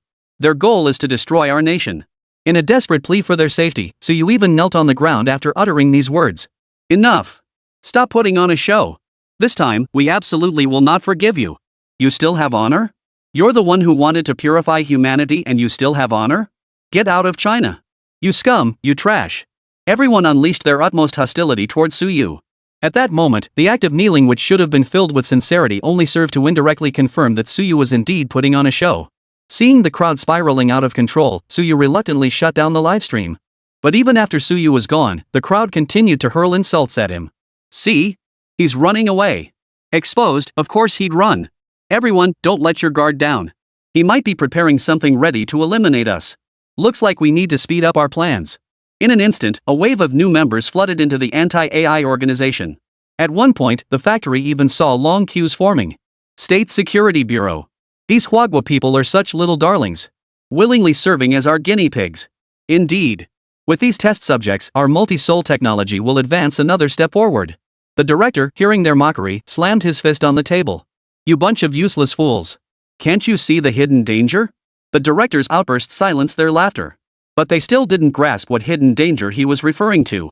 With such a crisis emerging in China now, do you think China will just sit idly by and wait for its demise? They will certainly strike back. Therefore, during this period, I urge everyone to keep a low profile and avoid drawing attention to yourselves, lest you invite disaster upon yourselves. The Director of National Security had indeed guessed correctly. Old Hua was already seething with rage. These foreigners are utterly despicable. Truthfully, it's not just their fault. I share responsibility too. I should have incorporated the essence of these technologies into the textbooks for top students long ago. In truth, this was the countermeasure Suyu had devised recently, given his current position of weakness. Previously, he had simply contributed his research findings to the nation. He had never considered making these discoveries public. Keeping them private was understandable. After all, these were military secrets, the very foundation of a nation's security. However, certain underlying principles and foundational logic could be broken down and incorporated into educational materials. If someone were to grasp them or develop an interest, it would be akin to cultivating talent. Even if no one grasps or takes interest, at least having studied this knowledge would prevent today's situation. Xiaoyu, your suggestion is excellent. I'll have someone implement it immediately. But regarding the current situation, do you have any good ideas? I believe we must find an opportunity to deploy drones to their major strongholds and remove the chips implanted in their brains. There are 3 chips implanted in their brains. One is the terminal controller, one is the neural suppressor, and the third is the body modification module. Once the neural suppressor and terminal controller activate, even those with low-grade souls injected into them will lose their consciousness. Old Hua took a deep breath, gazed out the window, and murmured, "This is a calamity for Huagua. If we don't act soon, I fear Huagua will be lost." Oldly, Jianfeng, I hereby grant you supreme military authority. I don't care what you do, seize control of every stronghold and everyone within them. Old Hua, they're all ordinary people.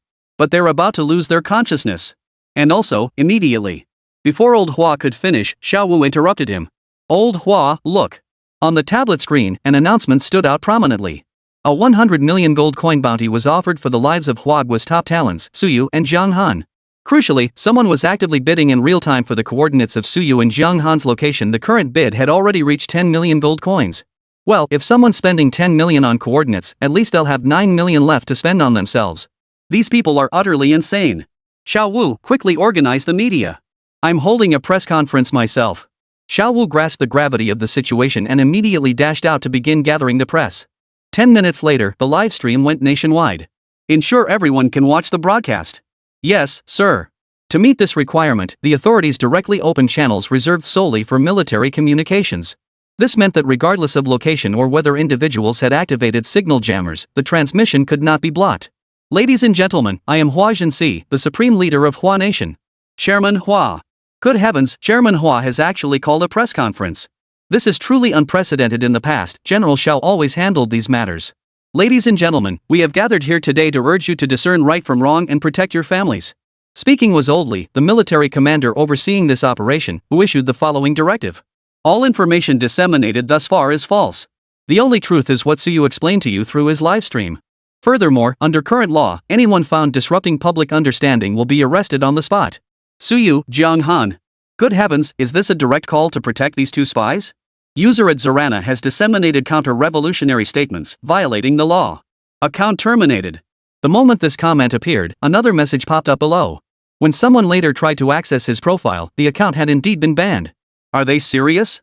Seeing lingering doubts among the crowd, Old Hua emphasized again with a stern expression. Huagua has always been incorruptible and will make no concessions to criminals. Otherwise, I would have ensured Onlang and Raymond's safe departure. Therefore, I urge everyone to discern right from wrong and avoid setting yourselves on fire. With that, Old Hua ended the live stream. For a moment, everyone froze in place, unable to calm down for a long time. Within the anti-AI organization, some members began to waver.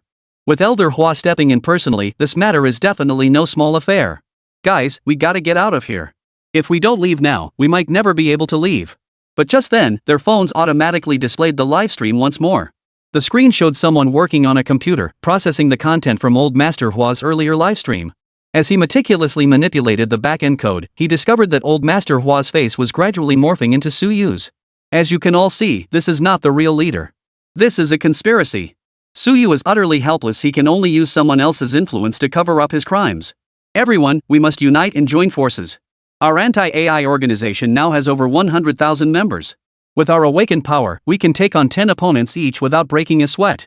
Put that way, we're equivalent to 1 million people. We're like an army of 1 million soldiers. Exactly. We're equivalent to 1 million strong army. With that, what is there left to fear? It's not us who should be afraid now, it's Su Yu. Yes, Su Yu. Yes, it's Su Yu. We'll make Su Yu pay a heavy price. Pay the price. Pay the price.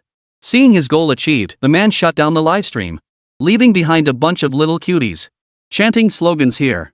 Old Hua watched the scene unfold, narrowing his eyes. Reporting, we've pinpointed the location of the earlier livestream. Upon hearing this, Oldly immediately issued the order. Dragon Scale Squad, deploy. Capture the enemy and bring them back. But before they could move, Old Hua raised his hand to halt them. I recall that beneath your Dragon Scale Squad, there exists the latest generation of products, correct? The Dragon Scale Squad members exchanged glances and nodded. But the squad leader spoke up. Old Hua, we're more than capable of handling these men. There's no need to deploy that unit after all, they're our trump card. Suyu shook his head. Not a trump card. Those are merely defective units left over from when I upgraded your generation of battle armor. Defective parts? The Dragon Scale Squad members could scarcely believe it. They had witnessed the armor's power firsthand and even clashed with it. The Dragon Scale battle armor had been utterly crushed. Suyu nodded, ignoring their astonishment as he continued. Precisely because it's defective, its attack power is too strong. If chaos erupts, a single strike from it could end the lives of 100 or more people. That's precisely why I didn't assign them to the mission. Unexpectedly, after Suyu finished speaking, Old Hua waved his hand. All members of the Dragon Scale Squad, attention! Each of you will lead a modern infantry squad to the nearest stronghold and conduct a mop-up operation. Those who surrender will have their chips removed and be sent home. Those who refuse to surrender will be arrested immediately. Yes, sir. Xiao Yu, release that group of soldiers too. Given the current situation, isn't this the perfect opportunity for you to conduct your tests? Suyu considered the suggestion. You mean you want him to hunt down the mastermind behind this? Precisely. We wouldn't use this capability against our own citizens, but we must make these terrorists pay dearly. Understood. Suyu had phrased his earlier words cautiously precisely to prevent Elder Hua from acting impulsively and using the Heavenly Army battle armor to wipe out the stronghold. Now that he understood Old Hua's true intentions, Suyu saw no need to intervene. Moreover, the Heavenly Army battle armor was far too powerful. Since its creation, it had never seen actual combat, having only engaged in simulated battles against the Heavenly Punishment battle armor at most. The current situation presented the perfect opportunity to test the armor's strength. In a certain livestream, a university sociology professor was analyzing the unfolding events and the future trajectory of society. Suyu is nothing but a cancer obstructing normal progress. His technology sparked this entire chain of events. Truthfully, monopolizing core technologies isn't inherently bad. But researchers must disclose their work publicly. Others may not know the specifics of your progress, but they should understand the direction of your research. This encourages others to strive toward the same goals, eliminating the temptation to resort to theft. Moreover, Suyu's constant talk about the righteous purification of humanity is merely a distraction. Because the real source of conflict now is Suyu himself. His technology has undoubtedly caught the attention of many. He can no longer handle it, so he resorts to this tactic to prolong his own survival. Wow, this professor is something else. He speaks without thinking. Hey, who are you calling thoughtless? Me. With a thunderous shout, the Dragon Scale Squad members smashed through the window and kicked the professor flat on the floor. Chapter 54, Direct Intimidation. The professor clutched his arm, writhing in pain on the floor. Yet the Dragon Scale Squad showed no hesitation, swiftly twisting his arms behind his back and binding them with specialized chains. Seeing this, the professor immediately began screaming. What right do you have to arrest me? What right? Why? Because you can't keep your mouth shut. The Dragon Scale Squad deliberately kept the livestream running, broadcasting every moment of the arrest. By the time the viewers in the livestream room came to their senses, the professor had already been taken away. However, compared to this incident, their attention seemed more focused on the Dragon Scale Squad. Is that the Dragon Scale Squad? The state actually deployed the Dragon Scale Squad to deal with ordinary citizens? Looks like this time, they're not messing around. To satisfy public demand for transparency, the military broadcast all squads' operations live. Due to the Heaven's Wrath battle armor, wherever these squads arrived, they swiftly located and eliminated the leaders with thunderous force before taking control of the area. Of course, this process wasn't entirely smooth sailing. Many resisted, insisting on fighting back against Suyu. For those too deeply brainwashed by the cult, the Dragon Scale Squad simply bundled them up with special ropes and took them away. The unique feature of these ropes was the embedded biochips that instantly blocked the bound individual's senses and speech, rendering them unable to speak, hear, or see. It served as a small punishment for these wicked souls before their trial. All 237 anti-AI strongholds across the nation were eradicated within a mere half-day. 237 strongholds, each defended by a Dragon Scale Squad member. That means our nation possesses 237 battlesuits of this caliber. This thing was developed, it can't possibly be for exterminating humanity, right? Are you stupid? If it were meant to wipe out humanity, why capture these people and remove their control chips? Wouldn't it be easier to just use the Heaven's Wrath battle armor to slaughter everyone under this pretext? This remark resonated with many, as they finally seemed to grasp the truth. With such a killing machine at his disposal, Suyu could easily unify the world, let alone purify humanity. Yet he hadn't done so even now, proving this wasn't meant for ordinary people. Perhaps we truly misunderstood Suyu from the very beginning. As if to prove this point, everyone's phones simultaneously activated another live stream. The first person to appear on screen was Su Yu. Everyone, I've been studying how that person broadcasts. Actually, when I go live, I use a dedicated channel that I've isolated. This channel ensures my stream remains uninterrupted and immune to interference from other information streams. But last time, someone managed to infiltrate my live stream and abruptly cut it off. That's when I realized there must be a mole among us. Ding ding ding. It's this guy, an assistant in my lab specifically tasked with developing the network communication module. Suyu raised his hand and used the detection device to scan his brain on the spot. As the device scanned him, 8 red dots instantly appeared in his pupils, and 3 chips at the back of his head emitted a dazzling white light. Good heavens, a multi-soul being. So infiltrators have already penetrated our ranks? I'm equally astonished that a multi-soul being has infiltrated my inner circle. But then I thought about it and realized it was unlikely. My lab entrance has an absolutely airtight security system. It couldn't possibly let a multi-soul being in.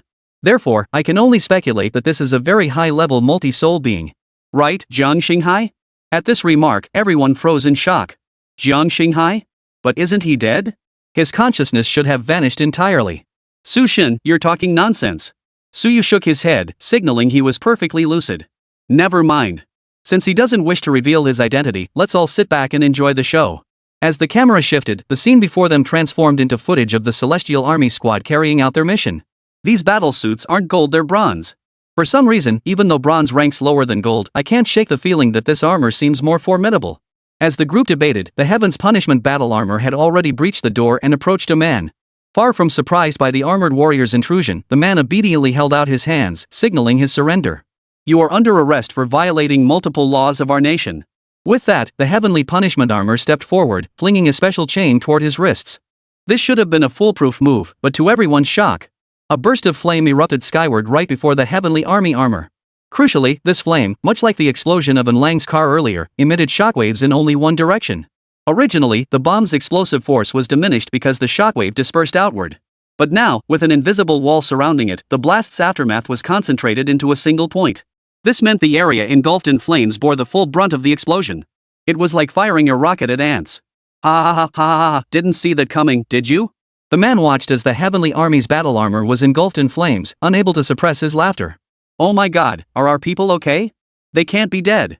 We didn't want to engage you, but since you struck first, we won't hold back either. By now, the thick wall behind the Heavenly Army armor had been completely shattered by the shockwave. Yet the Celestial Army armor remained unscathed, even radiating the unique metallic sheen of bronze. This can't be. That bomb's power could pierce through a hill. How could you possibly be unscathed? He wasn't exaggerating, it was the truth. This man was positioned in an underground bunker built deep in the wilderness. All the walls were constructed exceptionally thick to withstand enemy projectiles. Yet even this reinforced chamber had been blown apart by the explosion, leaving a bottomless hole. One could only imagine the sheer magnitude of that blast. Nonsense! A mere bomb couldn't possibly harm us. With that, he stepped forward again, intent on teaching this arrogant fool a lesson. But as he looked up, the bandit pressed the switch once more. Beep! Boom! Chapter 55, The Might of the Celestial Army Armor. Ha, laughable. After enduring one explosion, how could the Heavenly Army squad possibly endure another? Impossible. Where's the explosion? Where is it? Pressed relentlessly by the Heavenly Army armor, the man, overcome by sudden terror, flung himself backward from his stool and crashed to the floor. Don't come any closer. Don't come any closer. Terrified, the man flailed wildly in place. Seeing this, the Heavenly Army armor swiftly deployed a special rope, binding him securely to the spot. Speak! Who ordered you to stream and slander us? I didn't slander anyone. Everything I said was the truth. Still denying it. The captain pressed his hand against the man's forehead. His palm shifted, revealing a slender, needle-tipped tube. Talk. If you don't, I can't guarantee where this thing will pierce your body. I. Seeing his hesitation, the captain controlled the needle tip to inch closer to his head. I'll talk. Yes. Before he could speak, his pupils suddenly turned from black to white, and his entire face became covered in bulging veins. What's wrong with you? Roar. Ha! He was human just a moment ago. Why did he suddenly mutate? The man had been lying on the ground. Suddenly, he sprang up from the floor. Holy crap, what did I just see? Rinka? The ultimate aesthetic of muscles, except he doesn't have any. Indeed, this man possessed no muscle mass. His ability to launch himself from the ground relied entirely on the armor formed by his protruding ribs. Got it. So it's bone spurs. It was the first time the Heavenly Army squad had witnessed the mutation process of a multi-soul being up close. But instead of fear, they all huddled together and burst into laughter. Ha ha ha, did you see that? It's alive. Alive. Man, we've been dying to catch one of these. But they only ever sent the Dragon Scale squad. We were getting so fed up. Hey, little thing, let me punch you a couple more times later. Don't go dying so easily, okay? Though his self-awareness was being manipulated, the primary consciousness controlling his body wasn't exactly a pushover. He certainly picked up on the mockery in their words. Roar! The multi-soul being roared again, then charged straight at the Celestial Army battle armor. His ribs protruded outward, reinforced into bone spurs, so developing this attack style wasn't surprising. Interesting. Let me test your strength. The Heavenly Army battle armor immediately spread its legs wide into a defensive stance, preparing to meet the powerful, heavy blow. But, clang! Roar! Whoosh, smack! Those few words just now hit a story. Let your imagination run wild. A massive monster charged at the Heavenly Army battle armor with fury boiling over, and the armor was indeed ready for battle. But this mighty strike landed only as lightly as a mosquito bite. The Heavenly Army armor visibly froze, huh? The multi-soul being froze too, but more than that, he was filled with defiance. Roar! No matter how hard he struck, he couldn't budge the Heavenly Army armor's towering frame. Useless. The Heavenly Army armor cursed angrily, then casually flicked a palm, sending the multi-soul being flying like a fly, smashing him into the wall. Let's go. This is pointless. Yeah, let the Dragon Scale squad handle this kind of job. Right, exactly. The group grumbled in dissatisfaction as they walked off, not bothering to check if the multi-soul being was dead. It wasn't arrogance on their part, but sheer confidence. The captain's utterly contemptuous strike had easily shattered a boulder 3 meters in diameter. Is this the power of the Heavenly Army battle armor? It feels far superior to the Dragon Scale squad's Divine Punishment battle armor. If Suyu truly intends to annihilate humanity, we seem utterly powerless to resist. At that moment, the live feed cut back to Suyu and Jiang Xinghai. The concern raised by that viewer earlier is valid. The Heavenly Army battle armor is indeed somewhat overpowered. Even so, it won't harm ordinary citizens in any way. Because within the armor lies a highest priority control system. This system activates the armor's AI program, which connects to the Ministry of State Security's terminal. In short, the armor can only activate normally if it adheres to all protocols enforced by the ministry. Should anyone violate this principle of putting the people first, the armor will fail to activate. It seems we truly misunderstood Suyu. He wields such formidable weaponry to protect us. Yes. Don't do this, Su God. What about me, who once cursed you? Jiang Xinghai, what do you think? Your men don't seem to be up to the task. I don't understand what you're talking about. Suyu chuckled, then turned and snapped his fingers toward the doorway. Immediately, a Heavenly Army warrior in full armor stepped through the doorway. Jiang Xinghai, I respect you as my father-in-law. I've been polite to you. But that doesn't mean I'll tolerate your nonsense indefinitely. If you want to live a little longer, don't follow in my family's footsteps. Jiang Xinghai's pupils visibly contracted at these words. Earlier at the venue, after Jiang Xinghai triggered the massive explosion, Su's mother and the 3 women had been shielded by the AI, yet all suffered varying degrees of shock. Suyu had treated them, but each was left with lasting aftereffects. The immense shock had rendered Su's mother mentally impaired. The eldest sister, Su Ro, had her arm crushed by a boulder. The second sister, Su Shinro, had her foot shattered by a falling rock. The youngest sister, Su Qingshi, had her face burned beyond recognition in the fire. Her most adorable, most cherished feature was gone forever. Though Suyu relented and did not imprison them, he sealed off all channels connecting them to the outside world. Currently, the only way they can earn money is by arranging flowers and folding paper money at home to sell to those in need. Jiang Xinghai, I don't need you to do anything. I could just let all your Tai deeds slide. I only want one thing from you, return Jiang Han's consciousness to me. Jiang Xinghai took a deep breath upon hearing this, then slowly exhaled. Suyu, you went to such great lengths to showcase your technology to the world. It wasn't just to claim my daughter's consciousness, was it? Yes. You don't have any other plans? Yes. Defending our homeland. Ha ha humph ha ha ha ha ha. Jiang Xinghai laughed, his laughter echoing to the heavens. But his laughter held layers of meaning. As he laughed, a single tear fell from the corner of his eye. There's no going back. I've already handed over the technology for the multi-soul technique. What do you mean? If I could live again, perhaps I'd choose to serve under you, defending our homeland together. At this point, Jiang Xinghai pulled a chip from his pocket, displaying Jiang Han's portrait. This is her consciousness chip. I hope you can save my daughter. Beep, beep, beep. As the words fell, a series of urgent beeps sounded from somewhere. Suyu looked down to search for the source, finding nothing. But the next second, a plume of blue particle smoke erupted from Jiang Xinghai's head. Chapter 56, Sudden Death of Family. Suyu never imagined Jiang Xinghai would disintegrate his consciousness. That pale blue particle trail was identical to the residue left behind when his consciousness had defeated Suyu. Suyu took a deep breath, his brow furrowing deeply. Witnessing Jiang Xinghai's death stirred an uneasy feeling within him. Moreover, Jiang Xinghai's demise was highly suspicious. Did he commit suicide out of guilt? Possible. After witnessing the overwhelming power of the Celestial Army's battle armor, it's only natural he'd lose the will to resist. Judging by Su God's expression, he probably isn't trying to whitewash him. Suyu said nothing, merely shutting down the livestream. Having secured Jiang Han's consciousness, Suyu headed straight for the basement lab via elevator. Just as the elevator doors were about to close, a hand reached in at the last second. Clank! SSSSSSS. The elevator doors slowly reopened. A figure clad in a white lab coat stepped inside, offering Suyu a nod accompanied by a smile. Unexpectedly, the person didn't press the elevator button. Heading to level 3 too? The person still didn't speak, merely nodding. Do you know what level 3 is? The person nodded again. Then why haven't I seen you before? This time, the person didn't even nod. He just smiled. Suyu glanced at the chip in his hand, already suspecting the reason. Taking a deep breath, he sprang into action. First, he used his consciousness to command the candle dragon's eye to take control of the elevator's operating system, halting its movement. Then, he swiftly reached out, seized the man by the throat, and lifted him entirely off the ground. Who are you? I knew I shouldn't have snuck in this way. The man spoke in the language of the Star Nation, which explained his earlier silence. Let go of me first. How about we find a place to talk properly? Let you go? Do you know what you're saying? Besides, I don't even know who you are. Why should I have a nice chat with you? The man frowned, clearly displeased with Suyu's attitude. What this is, you can't possibly not recognize. If you don't want the chip in your hand destroyed, do as I say. Suyu glanced at the object in his hand, his brow instantly furrowing. He immediately looked up, his gaze sharp and piercing. What do you want to talk about? Anything. With no other choice, Suyu released him and restarted the elevator. In the basement, Suyu's office. Suyu, you're far too dangerous. Your very existence has disrupted the balance of this world. Balance? You stand here lecturing me because my existence has stripped you of the privileges you once enjoyed.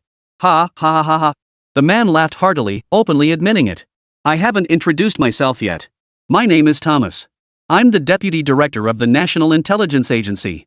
I want you to join our National Affairs Bureau. If you help me become director, I'll help you become president of Star Nation. It's a sweet deal. I become director, you become president. Then the entire Star Nation is yours, and China is yours too. You'll become the most powerful person in this world. Suyu remained silent, his expression still stern as he stared at him. Forget it. Looks like you're not swayed by sweet talk. Then I'll be blunt. Produce the battle armor blueprints.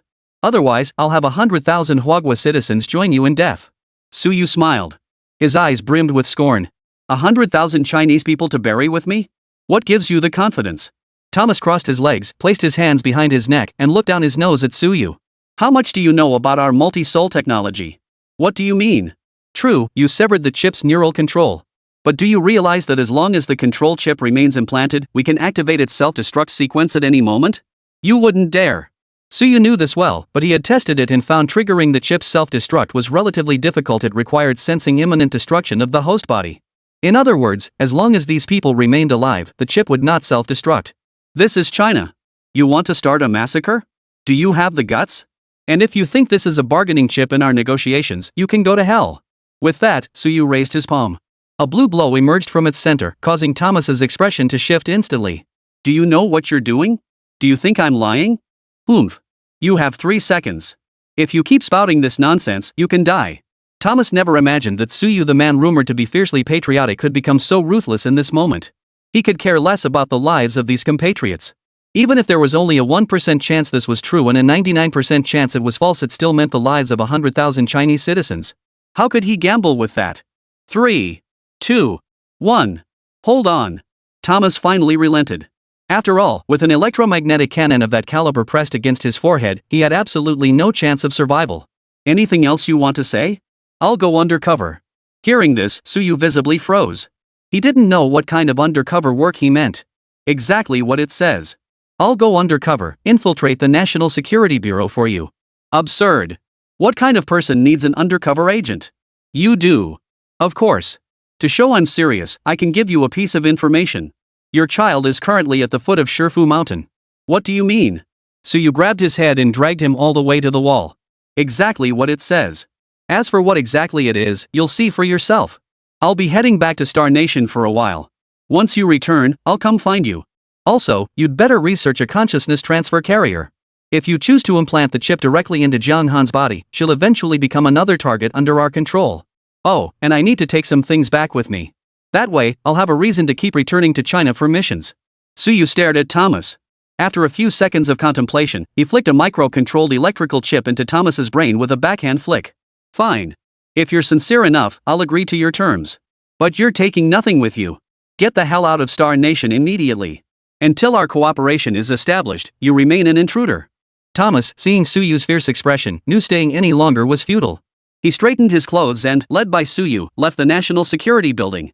After Thomas was gone, Suyu didn't rush to verify his claims. After all, he could monitor Thomas's thoughts anytime he wished. Should Thomas make any suspicious moves, Suyu would know immediately, preventing any complications. Moreover, how Thomas had gained entry was now the question occupying Suyu's mind. Suyu sought out old Hua and explained the recent events. Are you suggesting there's a mole within the State Security Department? Given the current circumstances, that seems likely. Of course, it also points to lax security within the Ministry of State Security.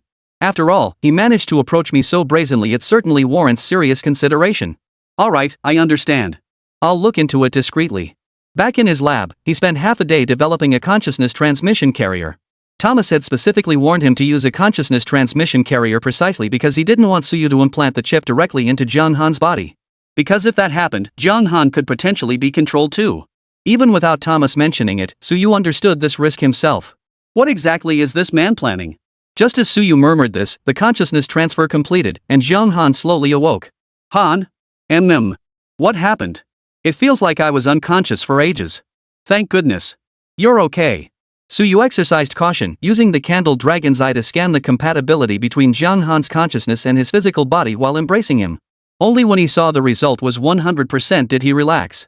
After all, Jiang Xinghai wasn't exactly a saint. He might have tampered with things. After resolving the matter with Jiang Han, Suyu resumed his livestream and provided a brief summary of the events unfolding nationwide. This incident didn't directly cause any casualties, but at least 130,000 people underwent the multi-soul transformation program. While we can currently suppress the multi-soul control chips, this is not a permanent solution. In the coming days, we will deploy specialized forces to execute the chip removal operation based on the compiled list. We urge all citizens to cooperate fully. Why remove them? Aren't these things beneficial? Our physical abilities have improved. I can now lift a car with my bare hands. Exactly. Why remove them? I'm baffled too. We retain our consciousness with no side effects. Why not expand this instead of removing it?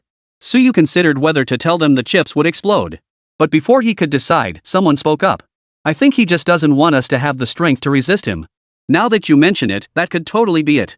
If we all got powerful, he wouldn't be able to eliminate us. Whoa. Suyu frowned as he read the comments. Everyone, it's not that I don't want you to grow stronger. This technology isn't particularly difficult. It's merely derived from our previous consciousness entities. But it carries significant side effects or uncertainties. Moreover, even if you do apply this technology, you could use your own country's technology. Why implant Star Nation chips into your bodies? But to Suyu's surprise, his explanation not only failed to clarify things but actually deepened everyone's misunderstanding of him. Guys, don't believe a word he says. He's a fraud. He just wants us to dismantle this thing. Exactly. Think back, he even faked his own death to deceive us. At some point, the state broadcaster began airing news reports regarding the recent incident where Star Nation's reactionary organization infiltrated China to implant chips. National authorities have decided to enforce mandatory removal of these devices. All individuals must report to their nearest police station for registration within the next week. Failure to register within the deadline will result in a 3-day warning period. Failure to register after the warning period will be prosecuted as a crime against national security. With the state issuing this policy, the entire affair took on a much more formal tone, at least dispelling suspicions that it was solely Suyu's personal initiative. Following this incident, public trust in the state recovered considerably. After all, they had indeed resolved numerous issues, even swiftly executing 3 foreign spies with decisive action. Having now formally appeared before the public and held an official meeting with Thomas, there was no longer any point in maintaining his fake death. He decided to handle many matters directly himself. General Shao, you really don't need to see me off personally. That's out of the question. If anything happened to you, I couldn't bear the responsibility. I'm just going back to see my family. What could possibly happen? You think? You ordered the removal of the chips from their bodies, which has caused quite a stir. Who knows? They might be secretly organizing some anti-Suyu alliance. That's only human nature. After all, it's incredibly difficult to accept having your superpowers suddenly taken away after finally obtaining them. But Su Guosher, haven't you considered applying this to the military? It could revolutionize combat effectiveness. Suyu chuckled. Combat effectiveness? Actually, all those wires and such we saw were fake. Fake? Exactly. The chip doesn't rearrange human tissue, so those effects don't actually occur. It's all just high-precision simulation AI. The goal is to convince citizens to implant the chip they developed. But the physical enhancements are real. After all, that multi-soul chip activates unused areas of the brain, allowing them to perceive their control over their bodies more keenly. It's just that this perception comes at a cost, like accelerated cell death, for instance. In short, to adapt to this kind of hardware enhancement, you need sufficient self-healing capabilities and efficient energy supply to maintain bodily equilibrium. Otherwise, it's suicide. Xiao Xiao chuckled upon hearing this. So that's how it is. Seems I was short-sighted. Oh, we're here. Su Guosher, do you need me to come up with you? No need. I'll wait here for you. Call me if you need anything. Suyu nodded, opened the car door, and stepped out. Boom. Crack. Clatter. Just as Suyu stepped out, something smashed into the passenger side of the car. He looked up and saw it was a person, face down, impaled straight through the windshield. Xiao Xiao hurriedly got out to check on the injured person, while Suyu looked up. The assailant, wearing sunglasses and a black suit, vanished into the blind spot the moment he spotted Suyu. Call an ambulance immediately. I'll go check on him. Chapter 57, Jiang Che's Revenge Operation. Suyu sprinted upstairs and found the stairwell littered with bloody footprints. Moreover, upon reaching this floor, his heart suddenly clenched in pain. Realizing something was terribly wrong, he rushed toward his mother's residence. Upon entering, he found Su Shinro and Su Ro lying on the floor, while Su's mother and Su Qingshi were nowhere to be seen.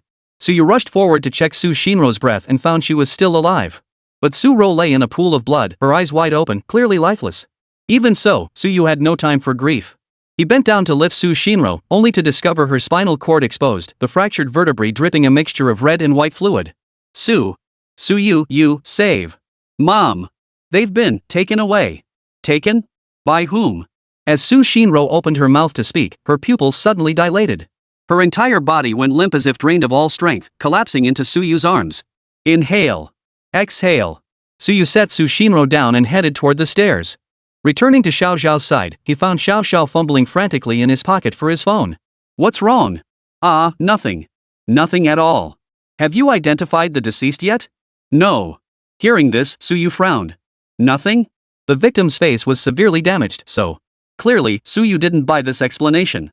The key point was that Xiao Xiao himself didn't continue, knowing Suyu wouldn't believe him. You know, my genetic matching technology can extract DNA from any bodily component and perform big data matching. So what if the victim's face was badly damaged? What difference does that make? Seeing he couldn't hide it from Suyu any longer, Xiao Xiao had no choice but to come clean. It was Su Qingshi. Suyu's brow instantly furrowed. His fists clenched tightly as he remained silent. He walked over to Su Qingshi's body and carefully pulled her out of the vehicle. The third floor wasn't particularly high, but Su Qingshi was still a minor with average physical strength. Combined with the fact that she hit the ground head first, her chances of survival were extremely low. Precisely for this reason, Suyu retrieved a device from the trunk, none other than the consciousness harvesting apparatus for sword intent. With this device, even if Su Qingshi had died, it might still be possible to retrieve some information from her brain before it was completely gone. Such fragments were often the most vivid and unforgettable memories of the deceased. After collecting the chip, Suyu instructed Xiao Xiao to wait for the police at the scene while he returned to the lab first. After all, this thing, like food, had a shelf life. The moment Suyu entered the door, he bumped into Jiang Han. But he was rushing about carrying things, not even bothering to greet her before yanking her into the elevator. What's going on? What happened? Answer me. What's that in your hand? Jiang Han knew Suyu well enough to realize he must have encountered something serious, something difficult and thorny to handle. Once they reached the basement, Suyu immediately operated the equipment, converting Su Qingshi's consciousness into a chip. This way, once the chip was implanted into an advanced AI robot, Su Qingshi's consciousness could be retrieved. That chip has Su Qingshi's name on it? How did you get her consciousness back? She is dead. What? Jiang Han clearly didn't believe it. After all, they were Suyu's family. How could anyone be so reckless as to harm Suyu's family? Except for her mother, whom I haven't located yet, the rest Su Qingshi, Su Xianro, Su Ro, they're all dead. What? At that moment, Suyu led her into a warehouse filled with the advanced AI robots he had developed. Suyu selected a female robot roughly the same height as Su Qingshi, with a strikingly similar appearance, both possessing a rather cute look.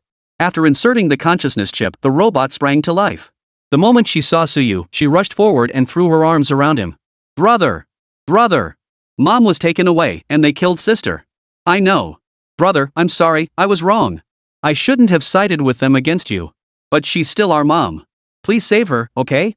Suyu nodded, then led Su Qingshi out of the warehouse, providing her with food and drink. So-called advanced intelligent robots were essentially identical to humans, except their internal skeletal structures were replaced with steel. Therefore, Su Qingshi could eat, drink, and even excrete. Of course, if she desired, she could also engage in reproduction and procreation. Tell me slowly. Who captured you? I don't know them. I have no idea. The moment they entered, they slashed my eldest sister's abdomen. Then they killed my second sister and extracted their bone marrow. I think they picked me up and threw me off the building. After that, I lost consciousness. Suyu hadn't gleaned any useful information. Curiously, although surveillance cameras were present in that building, nothing had been recorded during that specific time frame. Clearly, those people had tampered with the cameras. Brother, I truly made a mistake. I didn't deliberately try to discredit you on stage. I just didn't want mom to hate me. I'm still young. I'm not as strong or independent as you. I still need mom and sister's help. I had no choice. That's why I had to say those things. Brother, please forgive me. I was wrong. Will you forgive me? Suyu nodded and pulled Su Qingshi into his arms. Among his mother and three sisters, Suyu worried most about his youngest sister. Su Qingshi was still 3 months away from adulthood. It wasn't just because she was young, but also because she was the most grateful of them all. Su Qingshi actually kept 2 diaries. One recorded incidents like Suyu peeping on her while bathing or stealing her underwear. Of course, much of it was fabricated. The other recorded every treat Suyu bought her and every penny he spent on her. There's someone you'd probably want to see. Whom? Su Qingshi fluttered her large eyes, tears glistening in them. Jiang Che, come out and see your girlfriend. The moment Jiang Che heard this, he instantly materialized before Suyu as a holographic projection. He scanned the room, his face brimming with anticipation. Where is she? Right here. Jiang Che turned to look, furrowing his brow. Master, don't joke around. We grew up together since childhood, how could I not know if she's sure or not? We're childhood sweethearts, properly betrothed since we were kids. Brother Che, I really am Su Qingshi. Hearing Su Qingshi's voice, Jiang Che froze. In disbelief, he turned back and scrutinized the robot once more. He confirmed her appearance was undeniably different from Su Qingshi's. You are sure? It's me. Master, what's going on here? Suyu glanced at Jiang Che and decided to tell him everything. Unsurprisingly, Jiang Che's expression darkened immediately after hearing Suyu's words. Master, tell me who did this. I must break my seclusion. I don't know who did it either, but I have a rough idea where the culprit might be. Where? At the foot of Shifu Mountain. I'm going. Suyu made no attempt to stop him, merely handing him the key to the armory. You'll find every weapon you need here except those requiring my personal authorization. That's enough. Just as Jiang Che was about to disappear, Su Qingshi called out to him. Brother Che. Don't worry, I'll be back. With that, Jiang Che touched Su Qingshi's forehead before vanishing instantly. Jiang Han was puzzled. Why would Suyu send Jiang Che? Wasn't he afraid Jiang Che would mess things up? That boy, Jiang Che. You've all pushed him aside since childhood. That's why he grew up alongside Su Qingshi, he's practically my own charge. I know him inside out.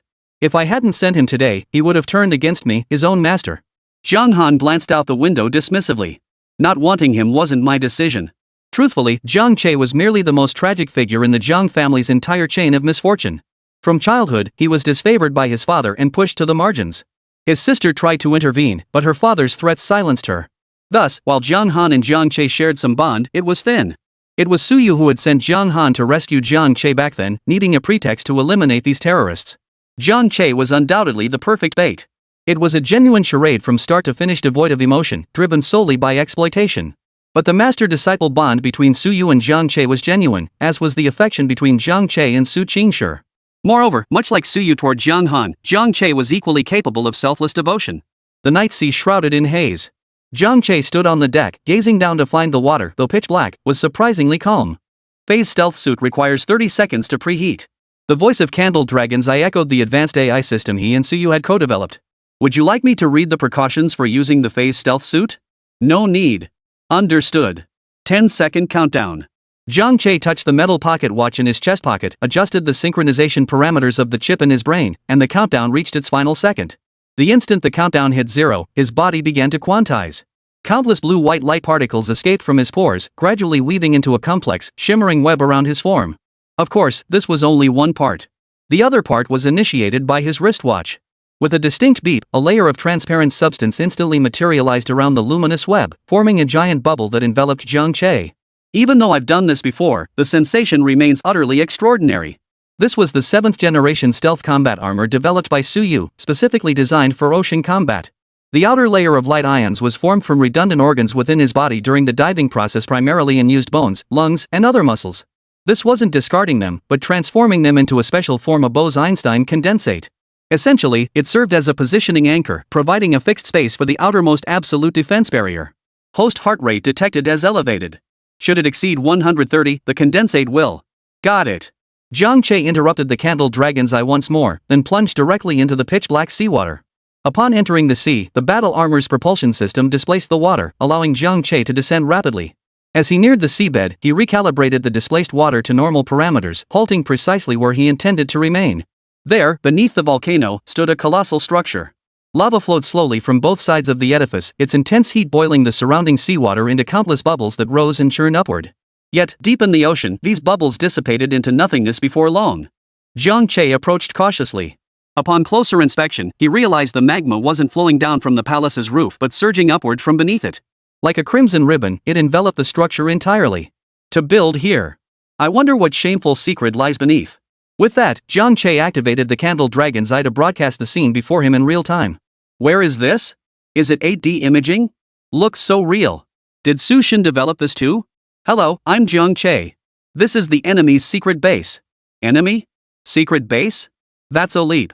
Honestly, I'm more curious, why is this building suspended in midair? It relies on an anti-gravity core. To enter, we must let the blue orb above scan and verify our identities to synchronize with the gravity system. Otherwise, we either can't get in, or we'll get crushed the moment we step inside.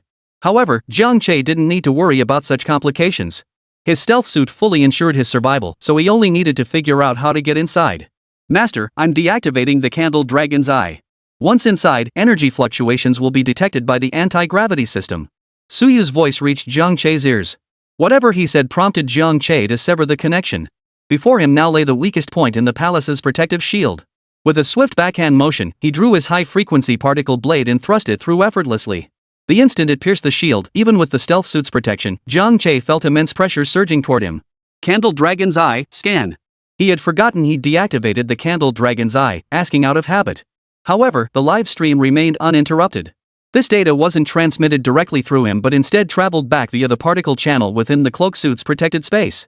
Therefore, it wouldn't be detected. What Jiang Che hadn't anticipated was that despite his extreme caution and meticulousness, the moment he entered, countless infrared beams locked onto him, pinning him in place. Of course, these crimson laser beams couldn't easily breach his defenses. But since he'd been discovered, rushing to escape now would defeat the purpose. After all, he had come here for revenge. Chapter 58, Suyu the true mastermind behind the scenes? As Jiang Che's expression hardened into ferocity, the laser beams began shifting upward, converging at a single point, the center of his forehead. Seeing this, Jiang Che narrowed his eyes slightly. His right hand tightened around the high-frequency particle blade, and his feet began to brace. Clearly, he intended to burst forward the instant the laser fired, swiftly eliminating these troublesome obstacles. But before he could move, a voice suddenly echoed through the waterless void. Mr. Jiang, though we've never met, I have seen you. Who are you? I am. As the voice spoke, a holographic projection materialized before Jiang Che. I can be many people. Who do you want me to be? Raymond? When he first appeared, it was unmistakably Raymond's face. But as his face flickered and particles rearranged themselves, it transformed into Jiang Che's own likeness. Don't gross me out. Jiang Che chuckled, then his face shifted again, transforming into Jiang Xinghai's likeness. So, can you handle this? Jiang Che frowned and flung the high-frequency particle blade in his hand. The blade sliced clean through the holographic projection. Due to the high-frequency particles, it did cause noticeable damage to the projection itself. However, after a short while, it restored itself. Young man, you're far too impulsive. Jiang Xinghai shifted his face once more, reverting to Raymond's appearance.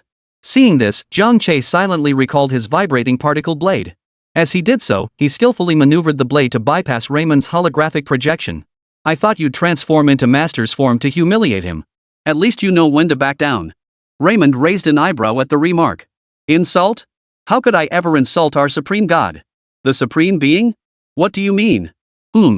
This question seemed to stump Raymond, causing him to hesitate for a moment. A phantom is just a phantom. You cowardly bastard hiding behind it, show yourself now, or don't blame me for being rude.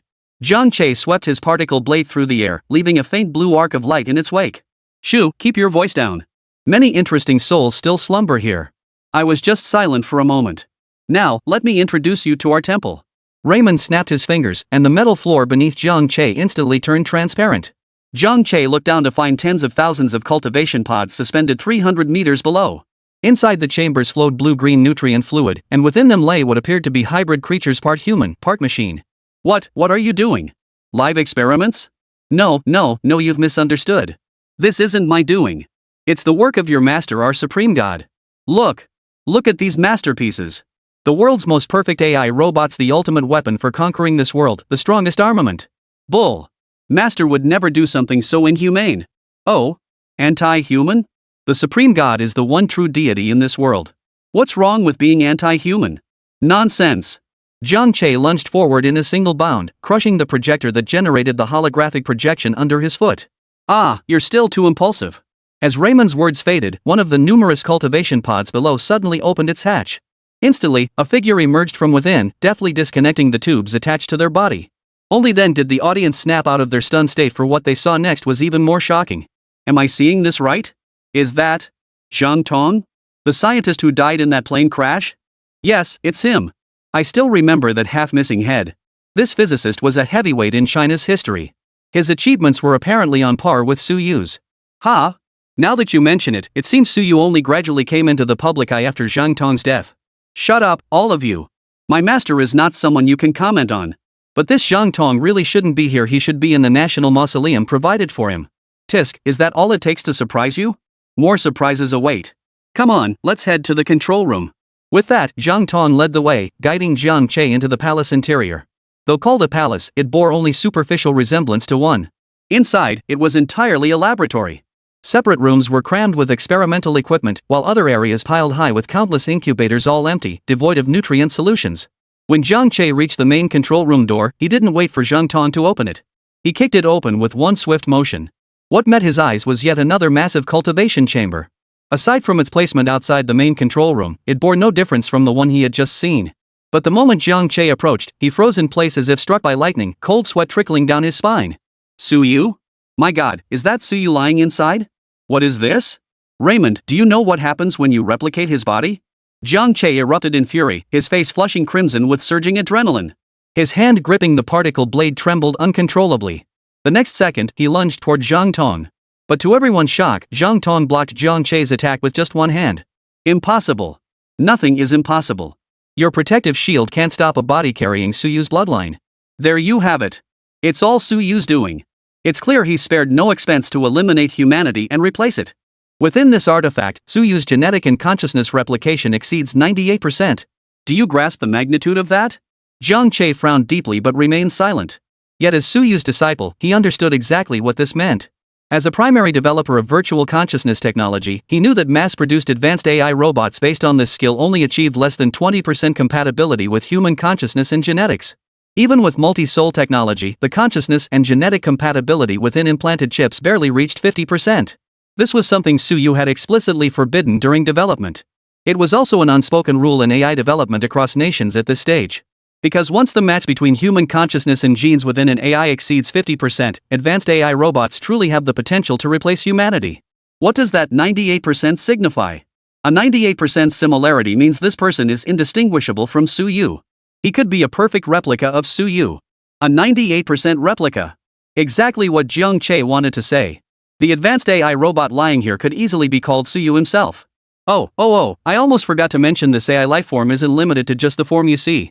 You must understand, it can host and multi-thread process 7 distinct consciousnesses within itself.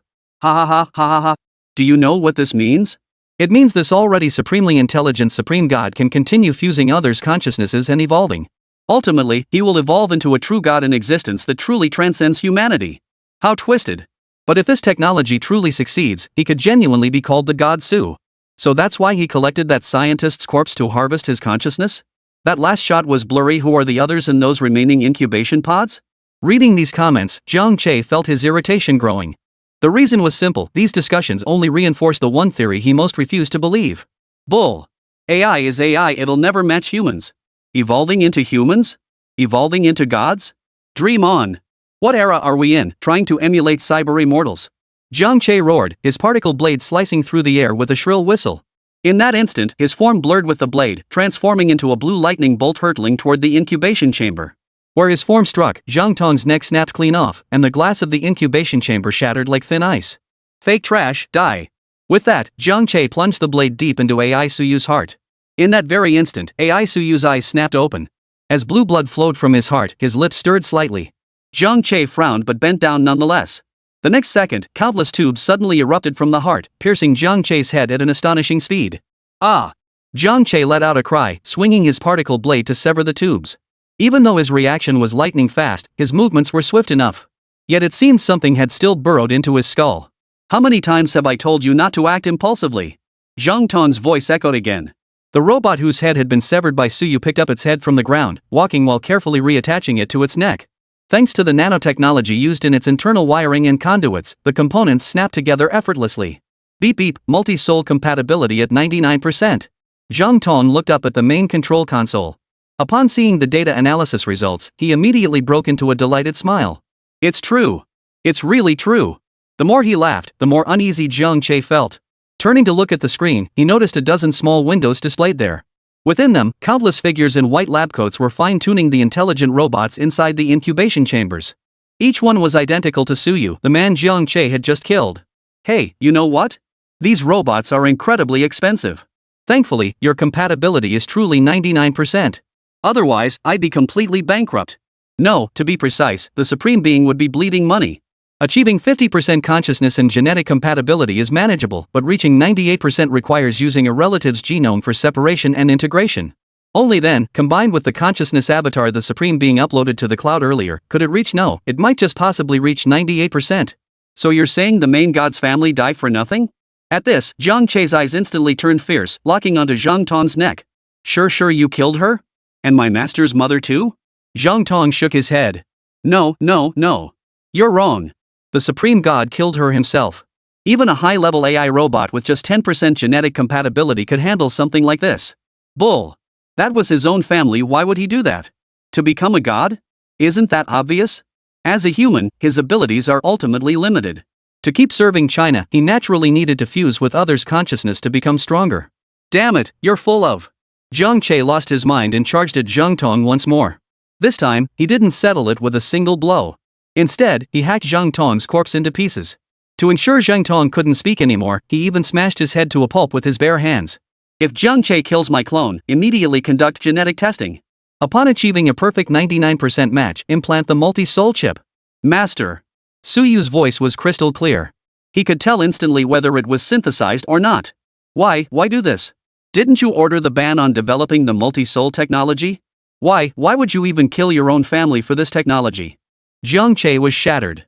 He had considered every possibility, all possibilities, every conceivable scenario. He had even imagined it was the Huadwood government secretly orchestrating this to intimidate Suyu. But he never imagined it was Suyu himself who had done this. Why? Zhang Che's particle blade slipped from his grasp, the blade striking the metal floor with a sharp clang. There are 7 more of these units, built as a precaution. The age of gods is approaching. You cannot escape your destiny, messenger of the gods. Zhang Che said nothing, taking slow, deliberate steps toward the palace exit. His Tao heart is shattered, isn't it? Yeah, after all, discovering his own master was the mastermind behind it all. A hypocritical phony would shatter anyone's Tao heart. I've already reported Suyu. This livestream is being broadcast simultaneously. The evidence is irrefutable. The state will surely deal with him. Still, I hope the authorities swiftly eliminate the remaining clones. Otherwise, once Suyu gains full power, the world itself might face destruction. Suyu is truly terrifying. If he's captured, I hope the authorities will swiftly sentence him to death. A person like him, no matter which country acquires him, poses a threat to the entire world. Zhang Che had now reached the palace entrance. He turned back, casting a lingering glance down the pitch-black corridor before flinging his necklace into the darkness. The next instant, the palace behind him erupted in a violent explosion, sending shockwaves rippling through the entire undersea realm. Fortunately, the magma did not erupt, seemingly protected by the anti-gravity magnetic field. Returning to the surface, Zhang Che no longer saw endless darkness beneath him. Instead, the water glowed with raging flames, while the moonlight shimmered on the surface. Only then could he finally receive the signal transmitted by the candle dragon's eye once more. 2 simple words. Trust me. Chapter 59, Kidnap who? Suyu? Jiang Che stared at those two words, drawing in a deep breath. It wasn't that he didn't trust Suyu, but he couldn't convince himself that the marvel before him wasn't Suyu's doing. For these things were simply too perfect, so flawlessly crafted that it filled him with dread. Few nations possessed the capability to develop such technology. Even among those with the resources to pursue it, only a handful could achieve such flawless execution. The crucial point is, even if this thing really has nothing to do with Suyu. But now, everyone in China, indeed, the entire world, no longer trusted Suyu. Their thinking was likely similar to Jiang Che's. They all believed only Suyu could have developed this thing. This realization made Jiang Che feel compelled to take action. Before taking any action, however, he needed to confront Suyu and get some answers. What would normally take a day and a half, Jiang Che covered in just one day as he rushed back to the Ministry of State Security. The moment he entered, everyone stared at him with strange looks, sizing him up from head to toe. Jiang Che was puzzled, unsure what had changed. After all, no one had looked at him like this during his entire journey back. What's going on? Why are you all looking at me like that? You don't know? Su Guisher has been kidnapped. What? Kidnapped? How could that be possible? Jiang Che mentally rolled his eyes at the woman. Did she even know what she was saying? This was Suyu we were talking about here at the Ministry of State Security, no less. How could he possibly be kidnapped? It's true. And internationally, investigations into the undersea palace have already begun. I blew that place to smithereens. What exactly are they investigating? Based on the footage shown on the main control room screen during the live broadcast, there are at least 6 more similar palace bases. So they're investigating those? Exactly. After getting the full story, Jiang Che turned around and left the State Security Department. Jiang Che. Since Jiang Che wasn't officially employed by the Ministry of State Security, they weren't sure how to address him and simply called him by his name. What else is there? Before leaving, Su Guisher specifically instructed that if you returned, you wouldn't be allowed to leave again. He also emphasized that there's a more important mission requiring your completion. Jiang Che frowned, surprised that his master had secretly arranged everything. All right, I understand. In the basement, Jiang Che gazed at the massive black box on the table, his eyes lighting up with surprise. But soon, as if remembering something, his eyes darkened again. As he turned the black box over to examine it closely, a smile returned to his face. You search high and low in vain, yet when it comes, it requires no effort at all. It turned out that Jiang Che had blown up the palace precisely because he hadn't found the data core that powered its entire operation. This meant the palace was most likely an abandoned stronghold, which is why he had destroyed it to prevent anyone with ulterior motives from exploiting it. In short, this data core contained the palace's structural blueprints, the activation protocols for all its artificial intelligences, and the consciousness cores of every advanced AI robot within. To uncover the palace's true origin, one must rely on this core. That was why his brow furrowed again as he pondered. He couldn't fathom why the core had ended up in Suyu's possession. But none of that mattered now, for the task Suyu had left him was to crack the data core. A 12-dimensional encryption matrix, such a high-level technique. I can't imagine anyone besides my master who could master this. But then again, this is old hat for us. Cracking it shouldn't be too difficult. With that, Jiang Che pressed the emblem on his chest. Instantly, his body dissolved into a holographic projection. This was a portable consciousness to virtual body transmission device, capable of uploading one's consciousness to the cloud within 10 minutes and converting it into a virtual form. Of course, his physical body didn't vanish, it merely became invisible. Otherwise, leaving his soul behind while his body remained exposed would be tantamount to suicide. After virtualizing his consciousness, Jiang Che split his mind into 4,096 threads, launching a synchronized assault on the data core. Though this data core employed a 12-dimensional encrypted matrix, its underlying principles remained consistent. It merely required navigating a few more twists to reach the core. Breaking standard encryption matrices required only the candle dragon's eye. However, matrices exceeding 8 dimensions proved challenging for it, and 12 dimensions rendered the candle dragon's eye utterly ineffective. 10 minutes later, Jiang Che obtained the decryption program for this 12-dimensional encrypted matrix. He fed the code directly into the candle dragon's eye, then connected the device directly to the core. Large amount of data detected. Download? Jiang Che smiled. Hearing this message confirmed his successful decryption. No need to download all data. Retrieve and download data related to Suyu, the palace, the base, and AI. He hadn't realized until the download began. As the data gradually downloaded and integrated, Jiang Che witnessed a scene that left him frozen in place, unable to recover for a long time. General Xiao, I must see Elder Hua immediately. It's of the utmost urgency. Suyu stood within the palace, gazing at the figure seated before him and sighing helplessly. Why must you do this?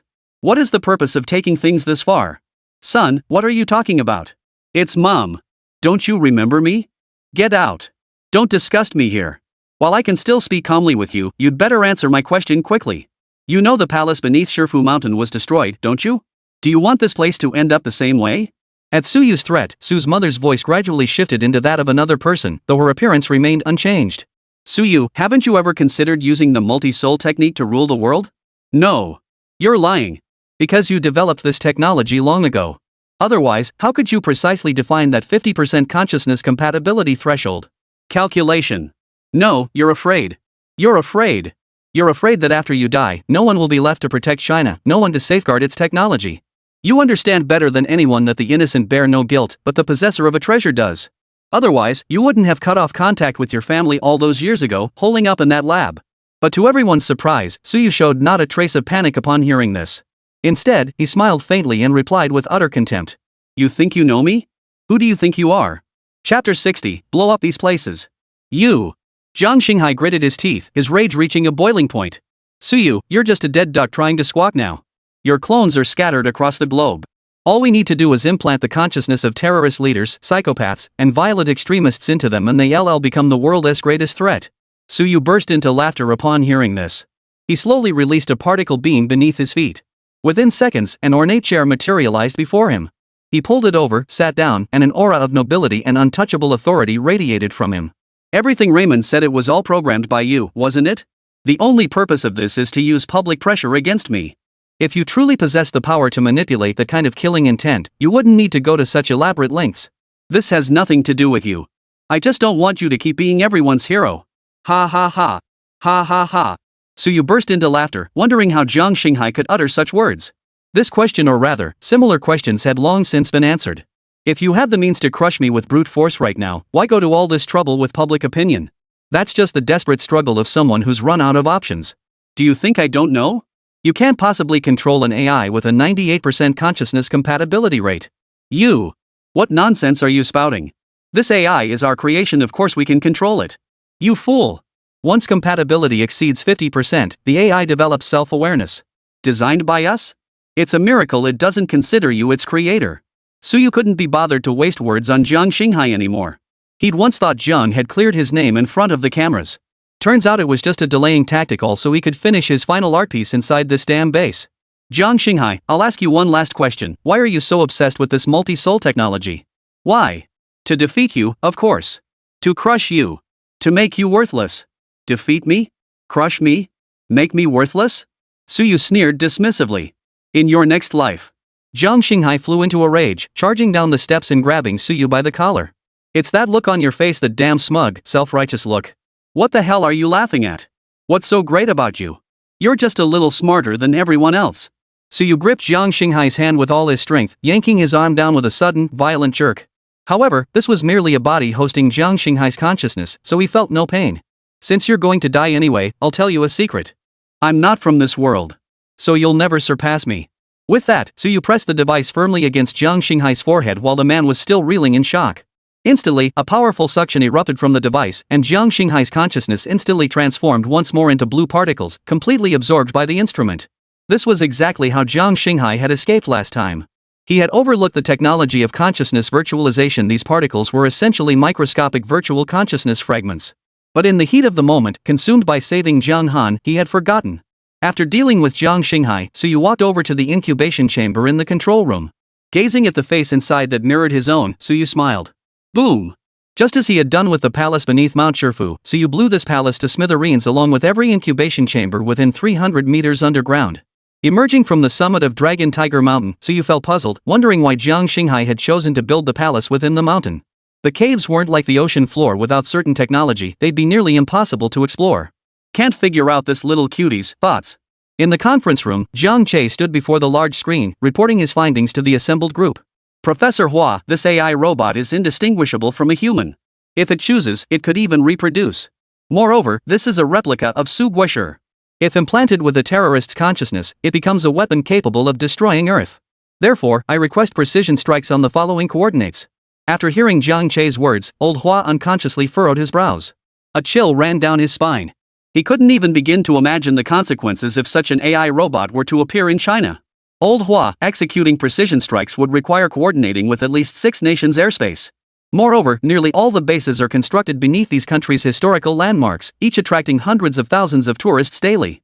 This necessitates local police coordinating massive accusations and ensuring citizens voluntarily dismantle their own national heritage. Xiao Zhao's words were spot on. Yet it was precisely what they had to consider. Old Hua remained silent, his cloudy eyes reflecting profound sorrow. Everyone watched him, awaiting the final directive from this Western-suited heavyweight of China. I will personally persuade the nations involved. Oldly, mobilize the nearest theater forces and pre-deploy intercontinental missiles. Launch them immediately upon receiving my order.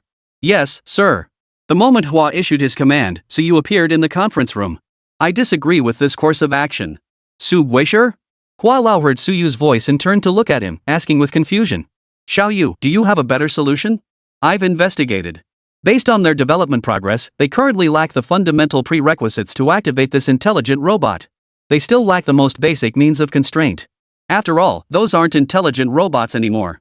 They're a higher form of humanity with self-awareness that surpasses our own. Exactly. That's precisely why we need to eliminate them, isn't that right, Master? Jiang Che couldn't understand why Suyu was trying to stop them. If they let this thing exist in the world, who knew what kind of disaster it would bring to Earth? Swish!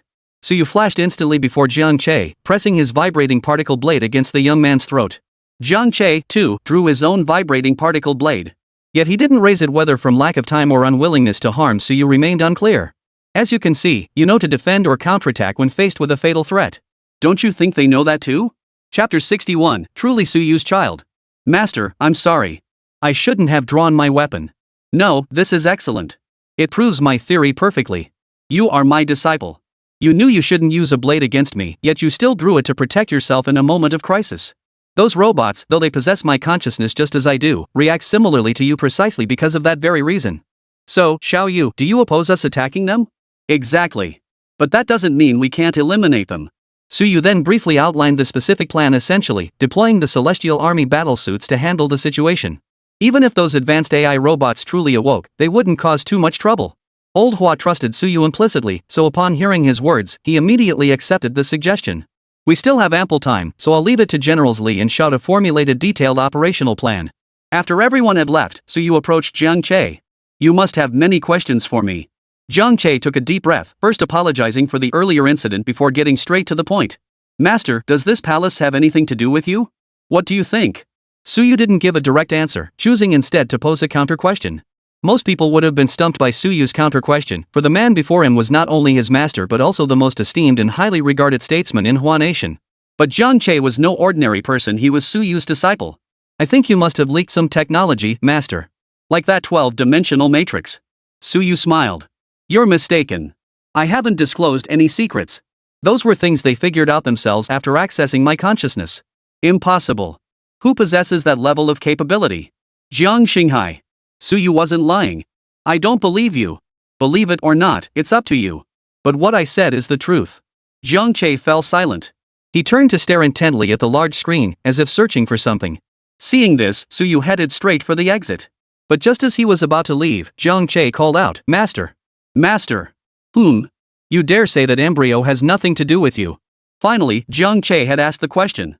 Suyu paused for a minute. Throughout that time, Jiang Che waited for Suyu to give him an answer. But Suyu didn't say a word. He simply turned and walked away. Over the next month, live broadcasts began worldwide, showcasing targeted demolitions of palaces beneath various historical landmarks. To minimize damage, Suyu specifically instructed the Heavenly Army battlesuits to deploy protective shields over the entire palaces before detonating the explosives. Thanks to little Yu this time, we were able to eliminate the cancerous growths across the globe so smoothly. Old Hua's face lit up with joy. It was the first time in recent meetings he'd appeared relaxed, even smiling. Indeed, indeed. Truly cause for celebration, cause for celebration. Everyone echoed Old Hua's words, directing praise towards Suyu. Of course, they were genuinely delighted. After all, they had eliminated a future threat to Huagua. But at that moment, Jiang Che abruptly rose from his seat. Old Hua, there is one matter I must report truthfully. The abrupt voice cut through the laughter, and everyone turned in surprise to look at Jiang Che. What is it? I have a USB drive containing a large number of location coordinates. These coordinates fall outside the scope of the Heavenly Army's battle armor operations. Upon hearing this, Old Hua immediately furrowed his brow, and the others' hearts instantly leapt into their throats. Are you saying our mission isn't complete yet? Yes. Whoosh. Old Master Hua remained silent, but turned his gaze towards Suyu. Jiang Che was Suyu's disciple. In such a setting, he wouldn't have stood up to speak without Suyu's explicit instruction. But when old Hua saw Suyu merely smiling, looking as if it had nothing to do with him, he realized things were definitely not that simple. Xiao you tell us. Having been called out, Suyu could do nothing about it. Indeed, old Hua. These coordinates were compiled after decrypting the data cores we retrieved over the past month. They don't lead to cultivation chambers, they point to embryo incubation chambers. Embryo incubation pods? No one present had ever heard the term before, unsure what it referred to. But at that moment, Jiang Che activated the projector and inserted his USB drive. After a moment, a video appeared on the screen. This is an embryo incubation chamber. The white cocoons inside contain the embryos. An embryo? Whose is it? The cocoon simulates the amniotic sac, and the fluid inside mimics the amniotic fluid found in a pregnant woman's body. However, all materials are synthetic, and there are no obvious signs of artificial intervention. Therefore, we speculate that this embryo belongs to those robots. Is that so? Xiao Yu. Everyone looked utterly astonished. They had heard Suyu mention during the last meeting that these robots could even reproduce. But they had assumed it was a joke. Who would have thought it was actually true? What's inside the embryos? Finally, someone voiced the question. Yeah, what's inside the embryo? While the outer material is synthetic, what about the embryo itself? Jiang Che remained silent, saying nothing. The others looked puzzled, unsure why Jiang Che had suddenly fallen silent. Suyu, observing the scene, maintained his usual calm, carefree smile. Let me answer for him. The embryos inside are all normal babies. Normal babies? No one had anticipated this response from Suyu. If these were all normal babies, then didn't that mean each embryo contained a developing life? Because this embryo differs from its mother, it receives exceptionally abundant nourishment. Consequently, the embryo within has already formed a rudimentary shape by 4 months, even more robust than the average premature infant. By 5 months, it essentially meets the criteria for delivery. Dr. Hua rubbed his forehead, staring intently at the wriggling cocoon on the screen as his brow slowly furrowed. He never imagined robots could actually give birth to children. Given the current situation, we certainly cannot dispose of all these children. Under Hua Nation's laws, once a child is born, it is considered a life with human rights. To terminate a child within the cocoon, one must break open the outer shell and release the infant. But wouldn't that effectively be assisting the child into the world? To intervene at this stage would be tantamount to killing a living, breathing life. Old Hua, I see no need for hesitation. These embryos are flawed creations that should never have existed in the first place. They deserve to be eliminated. Furthermore, I propose permanently halting the development of multi-soul technology and imposing strict limits on AI advancement. Otherwise, who knows what even more outrageous things might emerge in the future. Jiang Che's words echoed through the conference room, instantly dividing the attendees into 2 factions. How can that be? They are living beings, not robots. Their growth rate is astonishing. This is akin to creating an entire species out of thin air. If this species were to transcend the laws of natural selection, it would spell the extinction of humanity. Both arguments held merit, leaving old Hua momentarily undecided. Moreover, this wasn't a matter of legislation where public participation could be mobilized. If the public found out about this, who knows what kind of chaos it might unleash. Su Guisher, say something. Xiao Xiao whispered to Suyu. Suyu smiled, nodded, then addressed Jiang Che. Jiang Che, I now order you to lead 30 Heavenly Army battlesuits to all designated coordinates and eliminate every single one of these embryos. Ah! Everyone was stunned, not expecting Suyu to be so decisive. Old Hua looked up at Suyu. Xiao Yu, do you realize those are all lives? They had thought Suyu's earlier words were already shocking enough, but what followed was even more explosive. These children could all be considered mine and Jiang Han's. We have now unanimously agreed to terminate these pregnancies. Surely none of you present here would object to this decision, right? Even after the meeting concluded, some people were still reeling. This was only because Suyu had provided a reasonable explanation for his statement afterward. Jiang Che stood silently behind Suyu. He hung his head, looking like a child who had done something wrong.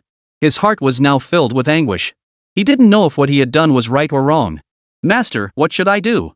Suyu glanced back at him, stepped forward, and smoothed out the creases in his suit jacket. Didn't I assign you a task? What else do you need to ask? Master, do you not mind that I killed your child? Ha ha ha ha. I'm not infertile. These children are merely clones created using my genetic material. They share no biological bloodline with me. It matters not. Then Master, I'll ask you once more, does the construction of this palace and the development of the multi-soul technology have anything to do with you? None whatsoever. Alright, I believe you. With that, Jiang Che departed. Suyu watched his retreating figure, his expression growing increasingly complex. He then summoned the candle dragon's voice and murmured, the primary test subjects have begun exhibiting basic rejection reactions. Jiang Che's mission was no easy task. This trip would take at least 3 months before he could return. During this period, Suyu happened to have other matters to attend to. Strategic conference room. This was a conference room activated only under extremely rare circumstances. Inside stood nothing but an antique-style rosewood table, devoid of any other furnishings.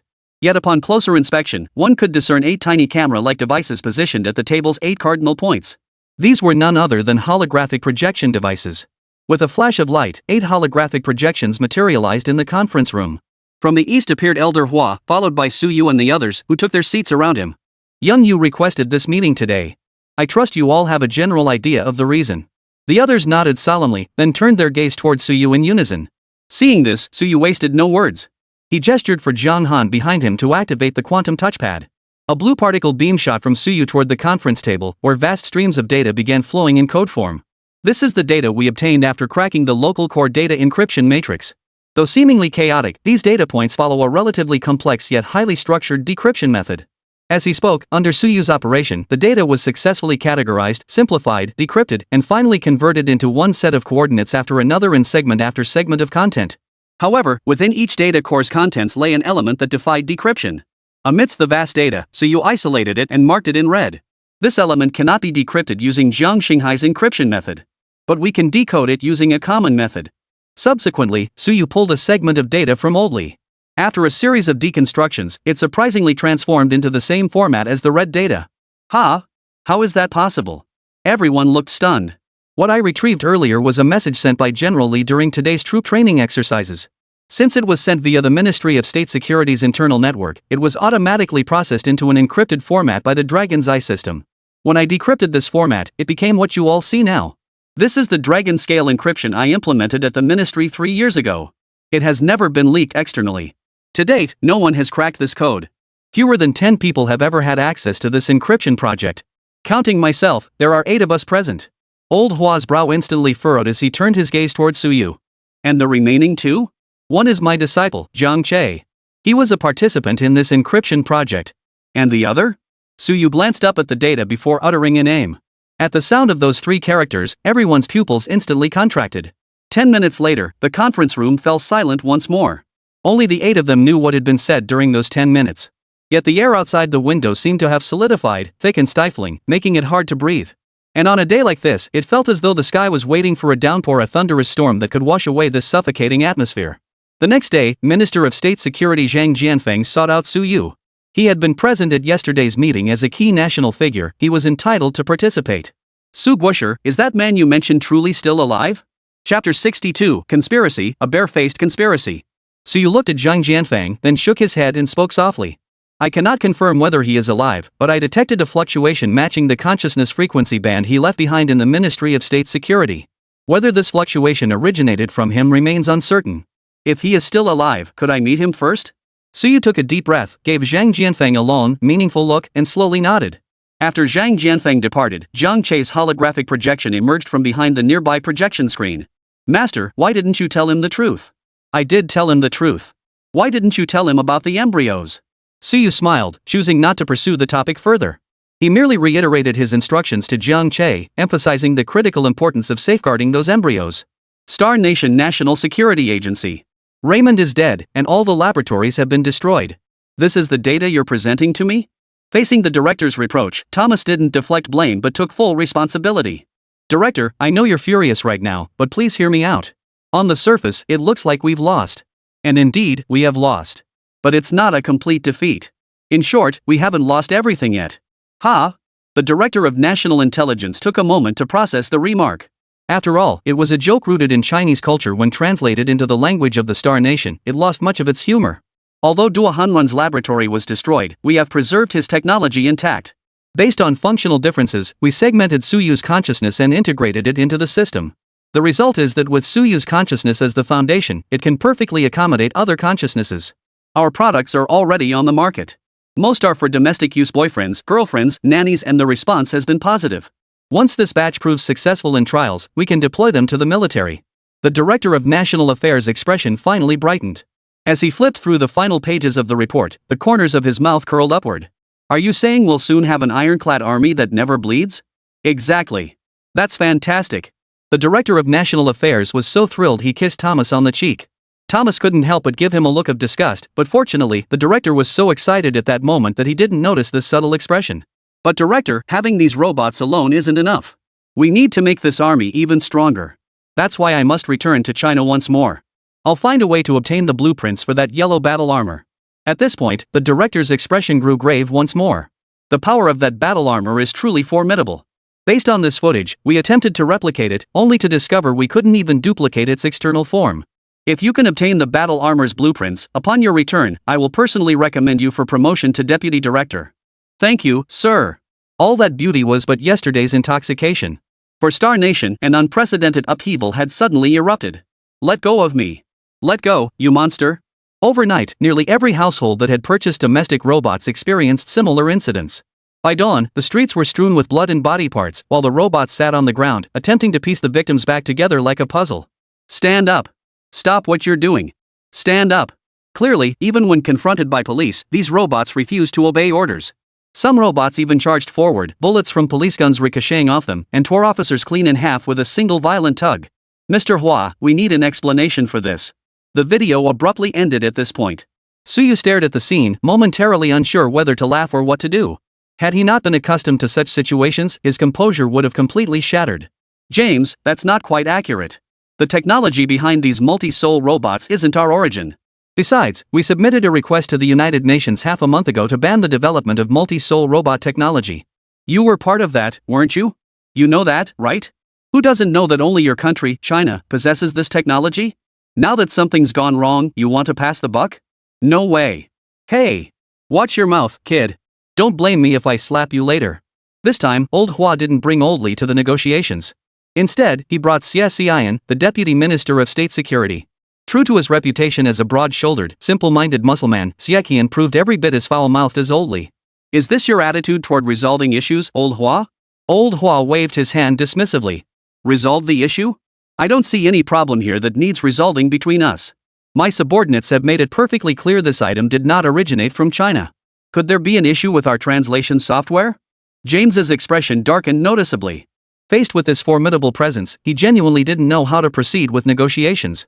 Suddenly, the young man trailing behind James bent down and began whispering something into his ear. Suyu recognized this youth, a former classmate from China's most prestigious university.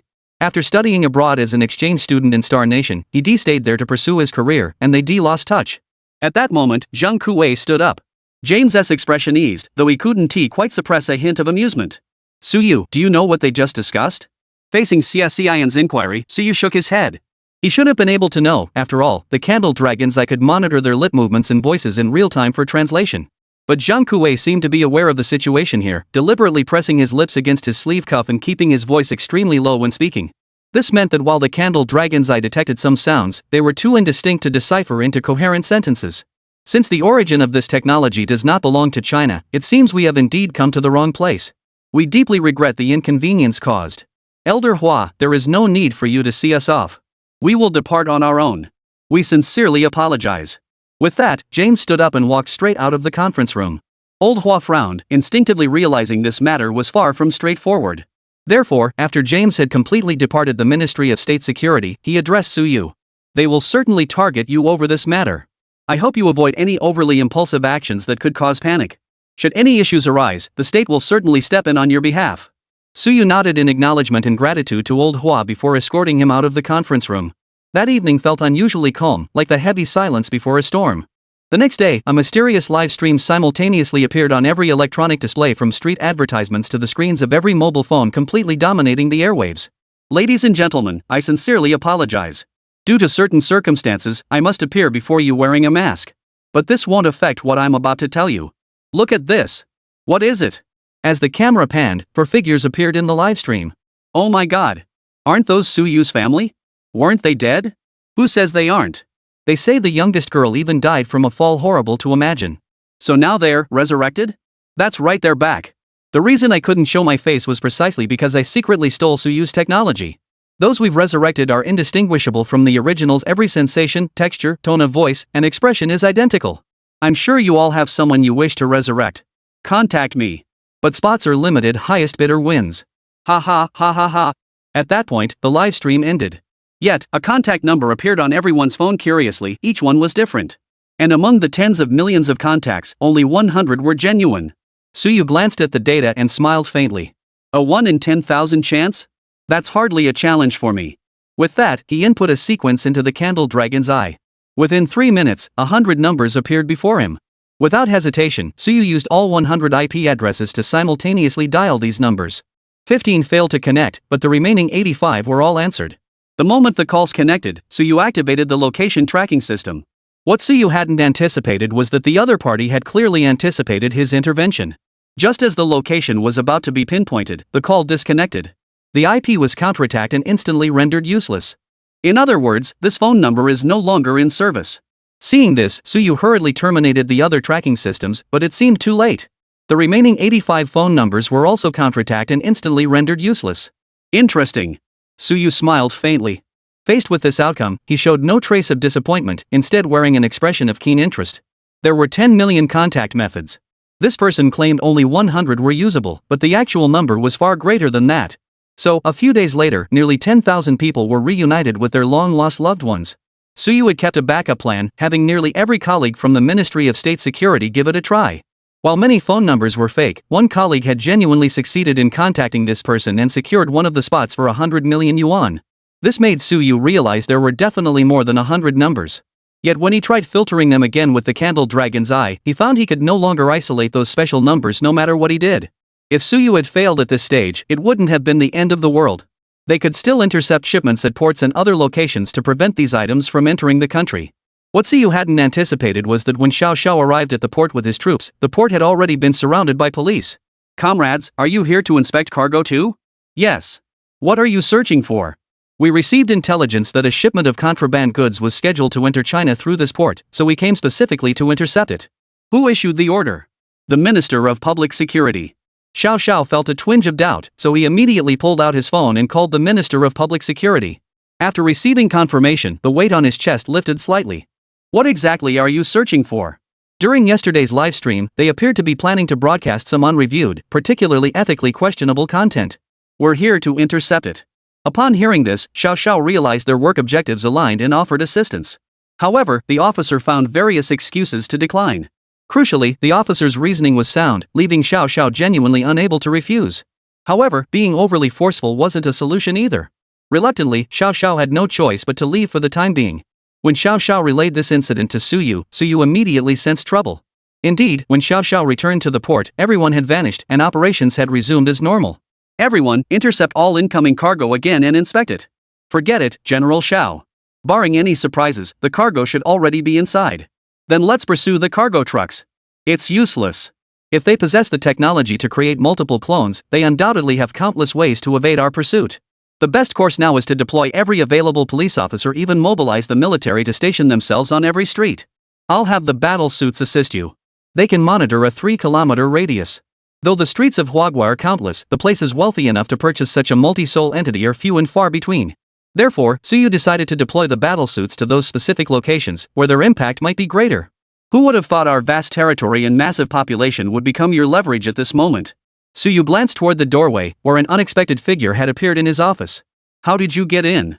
Suyu was taken aback. This was the Ministry of State Security, and more importantly, his own office. It was a location so classified that even satellites couldn't detect it, a top-secret national asset. "I entered with full authority, of course. What else would it be? I don't recall giving you anything that could prove your identity." "What do you mean by legitimate?" "Never mind that for now. I'm here to give you some intelligence." Thomas pulled out a document. Since their multi-soul units were all shipped from Star Nation, tracing the production batch numbers made it easy to identify the physical specifications of this batch. With this information, wouldn't tracking the source address be much simpler? Chapter 63, I can't argue, so I'm just giving up. Suyu wasn't a pushover. He knew exactly what Thomas meant by bringing the data now. But he couldn't deny it was the most efficient solution available right now. "Why are you so determined to work with me? Is the position of National Security Director really that appealing to you?" "Exactly. It's been my lifelong dream.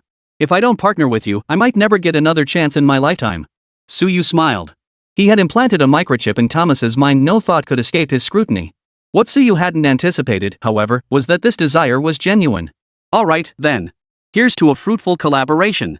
With that, Suyu pulled a bracelet from his pocket. This wasn't something he carried with him, of course. Instead, he fashioned it on the spot by kneading parts from his transparent right-hand armament. Thomas's expression visibly stiffened upon seeing the bracelet. He looked up at Suyu, his eyes filled with disbelief. After all, this was Star Nation, a nation that championed freedom and democracy. Its citizens found it difficult to accept the idea of their every move being monitored. Unfortunately, this was Suyu, a man who would never compromise. Thomas quickly realized this too. With a sigh, he accepted the bracelet and slipped it onto his wrist. Rest assured, this bracelet won't monitor your daily life. It will only trigger an alert if your heart rate spikes abnormally or if there's magnetic field disruption in your vicinity. Suyu chuckled even as he spoke these words. Because the bracelet itself had no actual functionality. The true means of monitoring Thomas lay within the microchip implanted in his brain. Armed with the data Thomas provided, Suyu swiftly located every household that had purchased multiple souls. The final count was a staggering 5,000, far exceeding the 100 mentioned by that mysterious figure during the livestream. They're trying to fleece us and destroy our country. Don't you dare let me find out who you are. If I do, I'll skin you alive. Given the sheer number of people involved and the vast distances between regions, this operation mobilized multiple forces including the Ministry of State Security and the 1st Field Army to work in parallel. The military's efficiency proved remarkable, swiftly eliminating a large number of multi-soul individuals. Hello everyone, this is Omniscient Truth. As we can see, the state has now deployed military forces to confiscate the intelligent robots they purchased. Hello, may I ask why the military is confiscating these robots? Host He Lily approached the officer directing operations on site, holding the microphone and politely extending it toward him. Unexpectedly, the officer slapped the microphone out of her hand. This is classified information. And you are ordered not to interfere with military operations. Whoa, what an authoritarian attitude. Can't a reporter even ask a question? There must be some hidden secret they're afraid to reveal, that's why they won't give an interview. The show Omniscient Truth, just from the name, you could guess it was pretty much the same as the previous 2 programs, and it also had a strong audience base. Having learned from the previous 2 incidents, the military naturally refused to disclose any classified information to these production teams. But who could have predicted that such deliberate caution would backfire? He Lily bent down to pick up the microphone and address the camera directly. At present, we don't know the military's purpose for doing this, but doesn't this kind of forcible seizure of others' property require a reasonable explanation? Sir, I assume you're a family member. What are your thoughts on them forcibly seizing your property? The man was dressed in expensive attire, clearly no ordinary person. Indeed, some viewers in the comments section recognized him immediately, a leading figure in the real estate industry nicknamed Dragon 3. This man had one thing in abundance, money he couldn't possibly spend.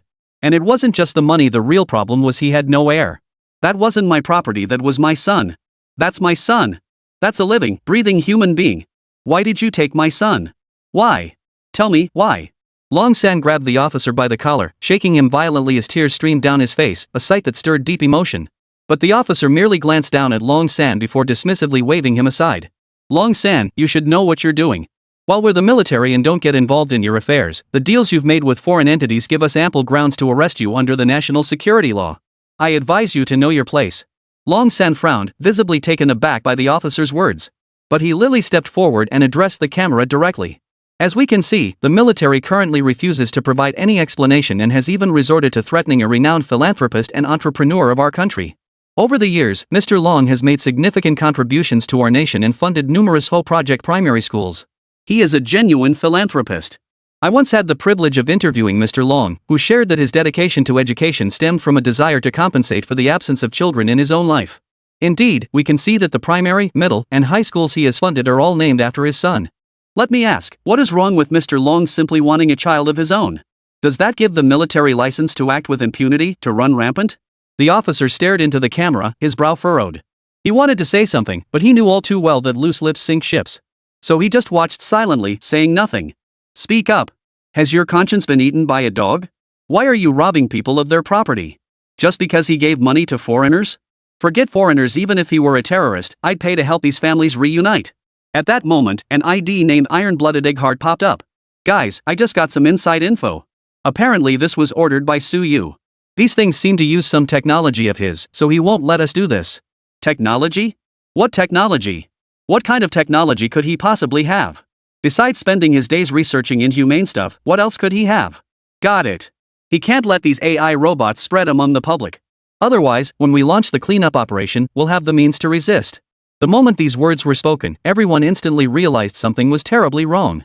Households that hadn't yet been raided immediately hired large numbers of bodyguards to barricade their entrances, attempting to block the soldiers from entering. As the situation threatened to spiral out of control, Suyu stepped forward and held a press conference. Ladies and gentlemen, we are taking these measures because these intelligent robots fall under the category of multi-soul entities. We still don't know whose consciousness is stored within them. It's akin to how every family undergoes Down syndrome screening before their child is born. It's essential to detect any potential risks. Therefore, our mandatory recall of these intelligent robots is not for destruction, but for testing. Once we confirm that only the consciousness of family members resides within them, I will promptly issue corresponding user manuals and refine relevant policies. This will allow you to reunite with your long-lost family members through this method. Just as Suyu spoke with righteous indignation, he suddenly noticed all the cameras below the stage flickering with an eerie red glow. He discreetly pressed a button in his palm, activating the candle dragon's eye. Sure enough, he discovered someone had intercepted the live broadcast signal through internal lines. I didn't even seek you out, yet you've come crawling out. Suyu flew into a rage and immediately stormed out of his seat. Yet this scene was never broadcast on the live feed. Instead, on everyone's phones, Suyu continued to speak at length. You people think you deserve such advanced AI robots? Your children are gone, your families are gone, and you still dream of reunion? Delusional. I will never release these intelligent robots, never. They exist solely as weapons for me to eliminate humanity. Holy, he's not even pretending anymore. What the hell? Who dares let him take them back? He's clearly planning to implant something inside them and destroy humanity. Someone. Isn't anyone going to stop him? Suyu watched the live stream, his lips twitching slightly. Su Guisher, attempting to shut down the live stream but unable to do so. Internal highest level permissions are interfering. Eyes of the Candle Dragon cut the stream. 3 seconds later, the broadcast was forcibly terminated. But this only seemed to confirm the truth that Suyu was in the wrong and couldn't suppress public opinion. He restarted the stream using a military IP. I'll be damned if I don't see what else he's got up his sleeve. As the stream restarted, the crowd flooded in and instantly erupted into a torrent of abuse. Without exception, every voice demanded Suyu's downfall. No matter how great his contributions, he still wants to eliminate humanity. He deserves to die. Kill him. I agree. What right does he have to decide humanity's fate? Isn't he human himself? Suyu watched the barrage of comments but chose not to defend himself. Instead, he revealed the truth to them. This time, the multi-soul entities no longer use humans as hosts. Instead, they inhabit advanced AI robots. These robots possess human-like thoughts, consciousness, and thought patterns they can even reproduce. But they also serve as excellent vessels, capable of integrating multiple other consciousnesses. Imagine if one of these multi-soul entities suddenly went rogue while you were sleeping at night. How would an ordinary household handle that?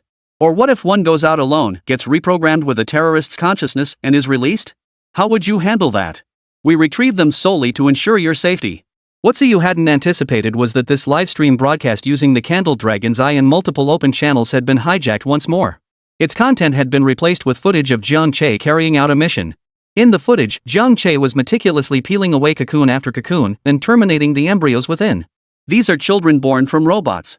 From birth, they fuse the consciousness of both parents into a perfect amalgamation. Their internal structure is identical to humans, yet their bodies never age. This is the ultimate achievement of my research. This is the new humanity. I envisioned, a superior, new breed of humans. You trash, you deserve to be eliminated. What more is there to say? Brothers, I'm moving in. If the government still doesn't take action this time, I choose to leave this country. Jiang Han naturally sensed something was amiss, so she once again used the Starcy Group account to launch a livestream. Everyone, what you're seeing right now is not real. It's all malicious slander against Suyu. Slander him? Then why doesn't he slander others? Is he the only scientist in China? Why are other scientists never slandered, yet he slanders himself? Yeah, it's like this country can't function without him. What does he even do? Everyone, this is truly defamation. Suyu's value to Huawei is immeasurable. Is that so? What use is he? Besides wanting to wipe out humanity, what purpose does he serve? You bastard. You're just like him, both deserve to die. And you dare play the righteous one? Go to hell, you rotten woman.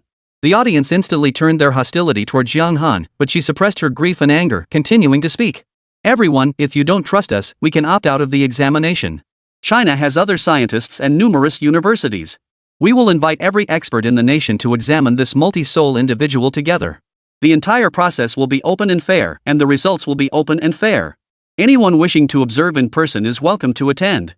If the final examination shows no abnormalities in this multi-soul being, we will certainly provide an explanation to everyone. Please bear with us a little longer, okay? Get lost. Wait? Wait for you to fabricate evidence? Wait for you to forge data and deceive us? Exactly. We don't trust you anymore. I'll fight you bastards to the bitter end today. Suyu frowned, his eyes blazing with fury. Every subordinate beside him felt an overwhelming sense of dread. Su Guisher is completely enraged. It's obvious. At that moment, Su Yu spoke slowly. Withdraw all battle armor and troops. Abandon the recovery mission. Ha? Can't you hear me? Yes. One of his subordinates hurriedly called Xiao Xiao and CSCIN. Cancel? Are you sure? Confirmed. Xiao Xiao and CSCIN both wore puzzled expressions, but adhering to the principle of obedience, they chose to withdraw the team, bringing back only the multi-soul individuals whose clearance had already been completed. At that moment, Old Hua also learned of the situation and immediately initiated a holographic projection to contact Su Yu. Xiao Yu, you mustn't act impulsively and disregard the safety of the nation and its people. Su Yu frowned at Elder Hua and replied calmly. I'm not acting impulsively. To them, those multi-soul individuals pose no threat, right? Since their lives are safe, why should I intervene? Chapter 64, The Purge Plan officially commences. Su Yu turned and left the control room without a moment's hesitation. Zhang Kuei and James watched the live feed abruptly cut off, their earlier smiles freezing on their faces. What does this mean? What does this mean? Why did they stop broadcasting? Please hold on, I'll check. After meticulously searching and filtering through the data, Zhang Kuei confirmed it wasn't a network issue. They had halted the capture of the multi-souled being. What? They stopped? Why? James immediately turned to Zhang Kuei behind him, his eyes brimming with suspicion and accusation. No, sir, I swear it wasn't me who leaked the information. Not you. Only you and I knew about this plan. If it wasn't you, then who else could it be? Zhang Kuei bowed his head submissively, having no right to voice his own opinion in front of James. Enough. Stop apologizing. We deployed numerous AI robots for this mission. Now that it's failed, you'll bear the full cost of this loss. With that, James stormed out of his seat and marched toward the door. Chinese people really are trash. I can't stand this barbaric country another minute. He spoke in his native tongue, but how could Zhang Kuei not understand? Watching James' retreating figure, Zhang Kuei slowly removed his glasses. In that instant, his aura and gaze sharpened into a piercing intensity. Ah! Suddenly, James tripped over something and fell flat on the ground. The fall seemed to be quite hard, as blood immediately began trickling from his nose. Zhang Kuei saw this and took a few steps forward to help him up, but James slapped his hand away. You filthy creature, don't touch me with your dirty hands. Those words ignited Zhang Kuei's fury. He rose slowly, towering over James on the ground and gazing down at him with contempt, as if he were looking at a mere insect. What kind of look is that? Who gave you permission to look at me like that? General James, I advise you to watch your language. While my position is your assistant, I hope you haven't forgotten my other identity. You're trying to intimidate me with Baron Tarek's authority again. Zhang Kuei snorted in contempt at the accusation. No, I'm not using my father-in-law's status to intimidate you. I merely wish to impart an ancient Chinese truth: tall trees catch the wind, and pride leads to ruin. This time, Zhang Kuei truly paid James no further mind, turning away and leaving the hotel on his own. Thanks to Su Yu's concession, tensions between the military and civilians seemed to ease after all. The streets were no longer filled with protesting troops clamoring for Su Yu's removal. Of course, it could also be that families reunited with loved ones were celebrating joyfully. Regardless, the night unfolded like the moon in the sky, full and bright. By dawn, the mist still lingered over Haishan's Bailey Street. Lin Xiaoman had worked late into the night and was just leaving the office now. Glancing at the time, it was already 3:30 a.m. At this hour, back in the day, there would be no last buses or subways running. But in today's world, hailing a taxi was quite convenient. 10 minutes, just enough time to grab a cup of coffee. Right downstairs from Lin Xiaoman's workplace was a coffee shop she used to frequent. It was also where she had met her boyfriend. But since her boyfriend passed away, she rarely sat inside anymore. If she really wanted coffee, she'd just order one to go. This time was no different. Iced Americano, with sugar and milk. Sugar and milk. Almost simultaneously, those four words, spoken in a voice she knew all too well, reached her ears. Hearing that voice, she instinctively shuddered, goosebumps instantly covering her skin. She slowly lifted her head, looking toward the source of the voice. Drip! A tear fell precisely onto her phone screen. At the same moment, a downpour began behind her. Lin Hao stepped out of the cafe, holding an umbrella over her and casually picking up the coffee cup. After all these years, you still like this combo? He Xiaoman couldn't believe the person before her was her long-deceased boyfriend. But the mole behind his ear, the smile on his face, and the lavender scent on his body matched her memories perfectly. She found no reason to doubt that the man before her was real. Xiaoman, I'm back. The man opened his arms, reaching out to embrace Lin Xiaoman. But at that moment, Lin Xiaoman hesitated. Her feet stumbled, and she even took a step backward. This movement caught Lin Hao's eye, and his warm smile vanished instantly. Are you afraid of me? Why would you be afraid of me? Am I not real? Or have you stopped loving me? Have you fallen for someone else? Yes, you've fallen for someone else. Fallen for someone else. Ah! Lin Xiaoman screamed and shoved Lin Hao away. This push, however, triggered Lin Hao to emit a piercing sonic wave. The powerful sonic energy instantly shattered the floor-to-ceiling windows of nearby shops, while mobile phones and other electronic devices lost all functionality under its force. Lin Hao, you're still the same as ever. So full of suspicion. Back then, you got hit by a car because you argued with me, suspected me, and doubted me. Ha ha ha ha. Stupid woman. Finally, Lin Hao shed his disguise. The skin on both hands instantly ripped apart, revealing chainsaw blades beneath. With a flick of his wrist, a flash of light erupted. Coffee spilled onto the floor, mingling with blood. These intelligent robots, seemingly controlled by a central command, simultaneously went berserk across the entire country. It was still the early hours of the morning, with many people asleep in their homes. Before they could react, chainsaw blades pierced through their bodies. Suddenly, two distinct sounds filled the streets. One was Suyu's voice, "Humans must be purged. This is the stairway to civilizational purification." The other was the collective voices of countless victims, "Look at these monsters. Who can save us?" Some, fearless of death, began live streaming from their homes. "Oh my god, this is terrifying. Suyu's purge has begun. Should we run now? Is it safer abroad? Where can we even get visas at a time like this? Damn it, there seems to be one downstairs too." These violent outbreaks were happening in wealthy neighborhoods. Few can afford these intelligent robots. But precisely because of this, allowing the unrest to persist would inflict immense damage on China. At that moment, in Suyu's laboratory within the basement of the State Security Department, Suyu's fingers traced crimson paths across the holographic sand table. Yet no one noticed the eerie green light flickering in his pupils. "Suyu, could you open the door? With things like this happening, aren't you going to do anything?" Zhang Han's voice echoed from outside the door. The urgency in her tone, evident from the rhythm and volume of her knocking, spoke volumes. "Suyu, don't act on impulse. You must deploy the battle armor now." As the overall commander, Zhang Han could indeed mobilize the Heaven's Punishment battle armor, the so-called Dragon Scale Squad. But whether the Dragon Scale Squad's battle armor could be activated required authorization from Suyu's side. That's exactly what Suyu did. How could he possibly open the door? "You fool, run while you still can. Don't end up dying the most miserable death." For some reason, everything inside the lab was being broadcast live. Everyone was urging Zhang Han to leave. But the chance to save the Chinese people was in Suyu's hands. How could she just walk away? Suyu manipulated the objects on the sand table, marking several points with red Xs one after another. After marking them, he snapped his fingers. The launch keys for 12 annihilation-grade antimatter missiles, corresponding to 12 locations, floated out from the sand table. Zhang Che was currently on a mission outside and truly had no time to attend to the situation back home. But the moment a piercing blast erupted from the pocket watch strapped to his chest, he immediately halted whatever he was doing. Switching to holographic mode, he swiftly materialized in Suyu's laboratory. "Master! You're insane!" The instant Zhang Che materialized, he delivered a punch straight to Suyu's face. Yet the instant their fists connected, his brow furrowed. "Who are you?" Beep. Zhang Che's scanner had completed its analysis, revealing that the Suyu before him possessed brainwaves composed of multiple overlapping consciousnesses. "Who the hell are you? How did you get into this lab?" Zhang Che immediately drew his high-frequency particle blade and lunged forward in a single stride. Seeing this, Suyu flickered away to create distance, then looked at him with puzzlement. "What are you doing? Attacking your own master? Bull! My master would never use lethal weapons of this caliber." "Oh, but the souls are already swarming outside. If not for this, how else could you possibly eliminate them all?" "None of your business. We'll handle it ourselves." "Who the hell are you? Get the hell out of here, or don't blame me for being rude." "Rude? I'm your master. How dare you be rude to me?" Zhang Che snorted coldly, his figure piercing through the sand table as he lunged toward Suyu. Seeing this, Suyu snapped his fingers. The sand table instantly shattered, and a massive shockwave knocked Zhang Che flat on his back from behind. Suyu stepped forward and kicked his high-frequency vibrating particle blade away. "Just a holographic projection, and you dare act so arrogant." As he spoke, Suyu manipulated the sand table to reorganize the display, only this time the image shifted to show those cocoons. "These things are truly perfect, possessing the highest grade genes, the future masters of civilization." "Ha ha ha ha ha ha ha ha.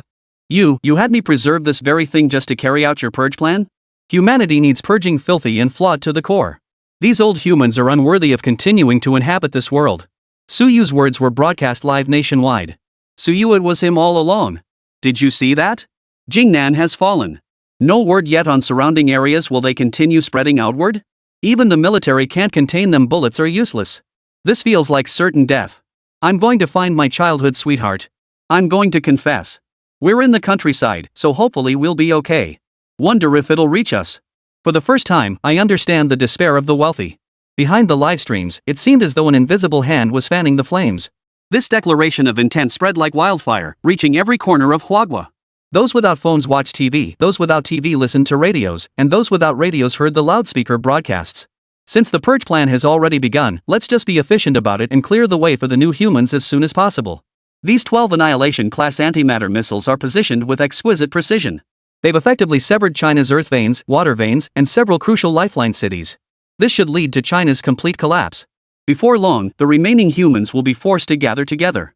Then I'll launch the final missile to achieve total eradication. China will have the honor of becoming the first breeding ground for the new humans. Don't even dream about it. Your plan will never succeed. Don't forget I'm Suyu. Is there anything in this world I can't accomplish? As he spoke, Suyu lightly traced his fingertips across the 3 secret keys. As the microcurrent detection confirmed readiness, the keys activated instantly. 3 missiles shot straight from the military base, precisely entering their predetermined trajectories.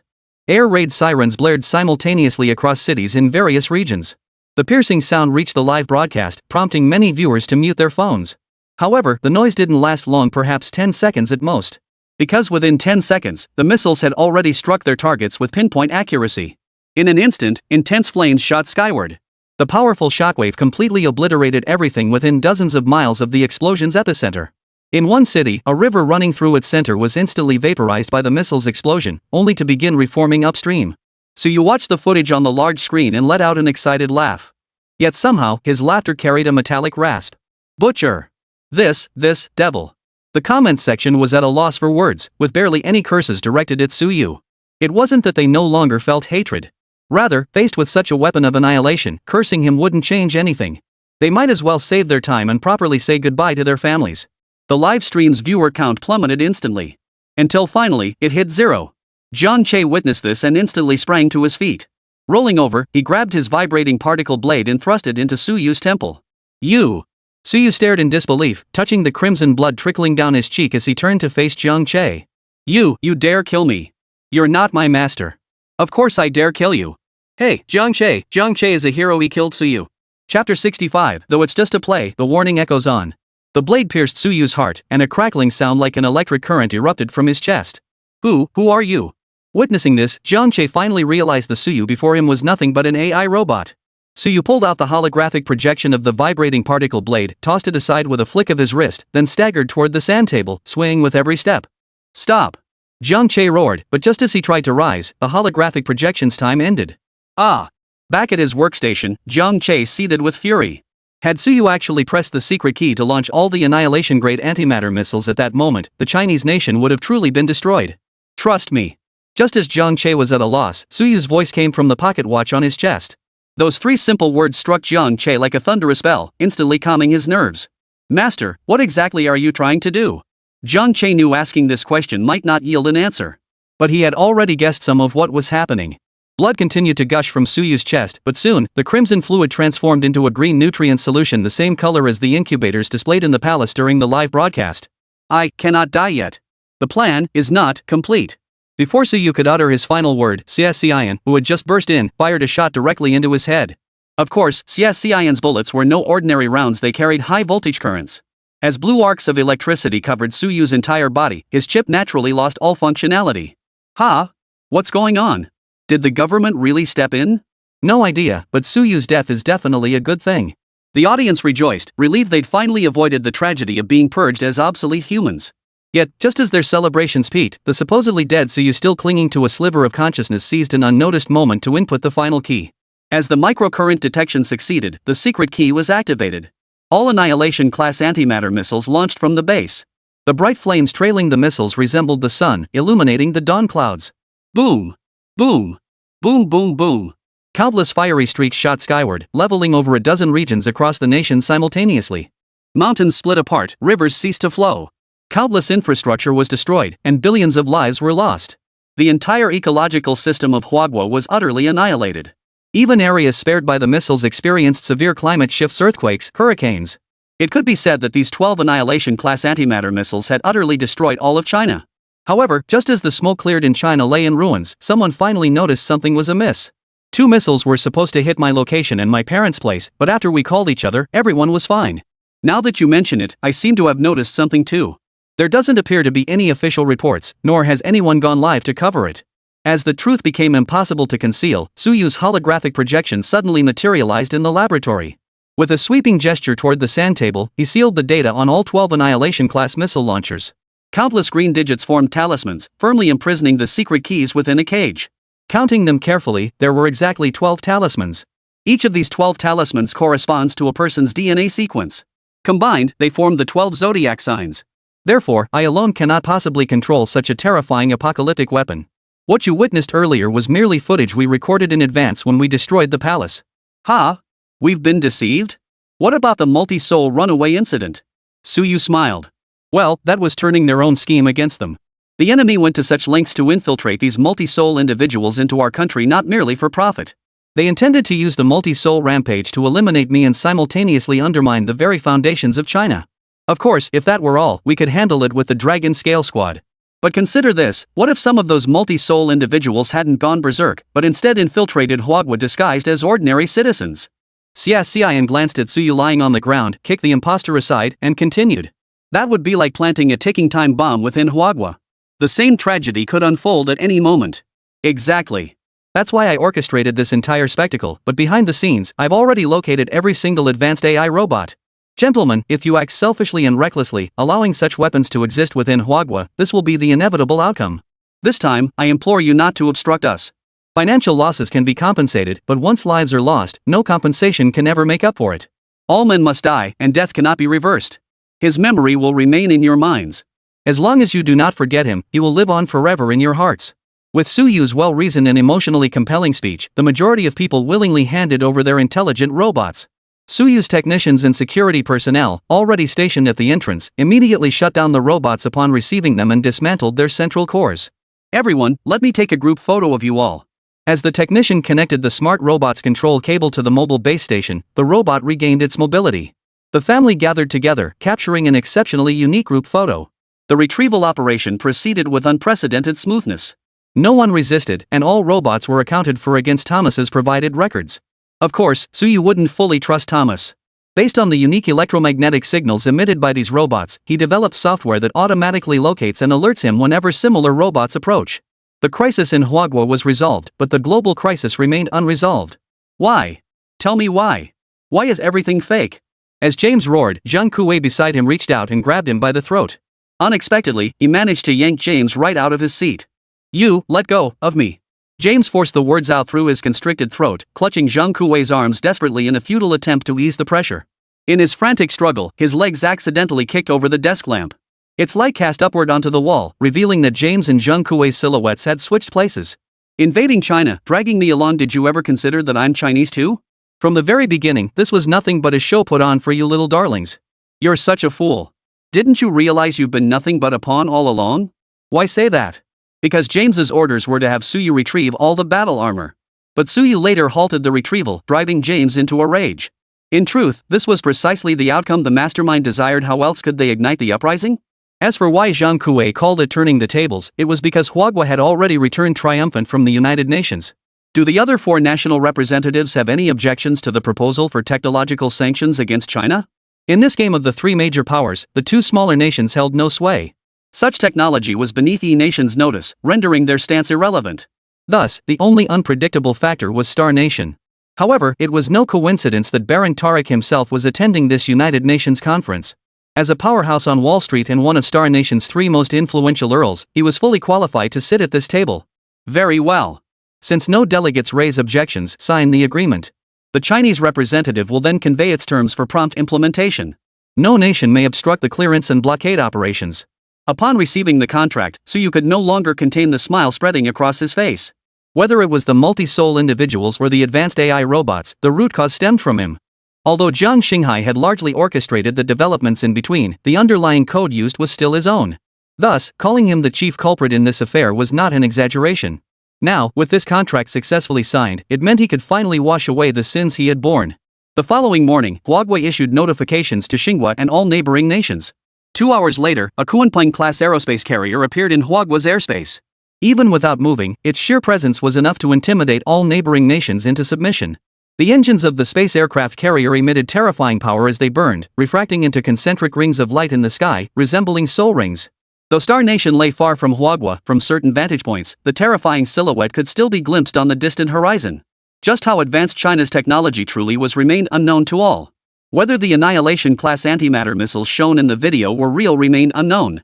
But one thing was now undeniably confirmed: China possessed weapons capable of dominating global airspace, a power no nation could rival. At Suyu's command, countless lasers blasted forth from the aerospace carrier, converging on several coordinates within the Star Nation. These lasers possess discrimination capabilities and specific effects, automatically identifying and tracking multi-soul entities. Upon contact, they dissolved the entities instantly. Meanwhile, while this physical elimination was underway, Thomas and Zhang Kuei jointly executed the true data purge.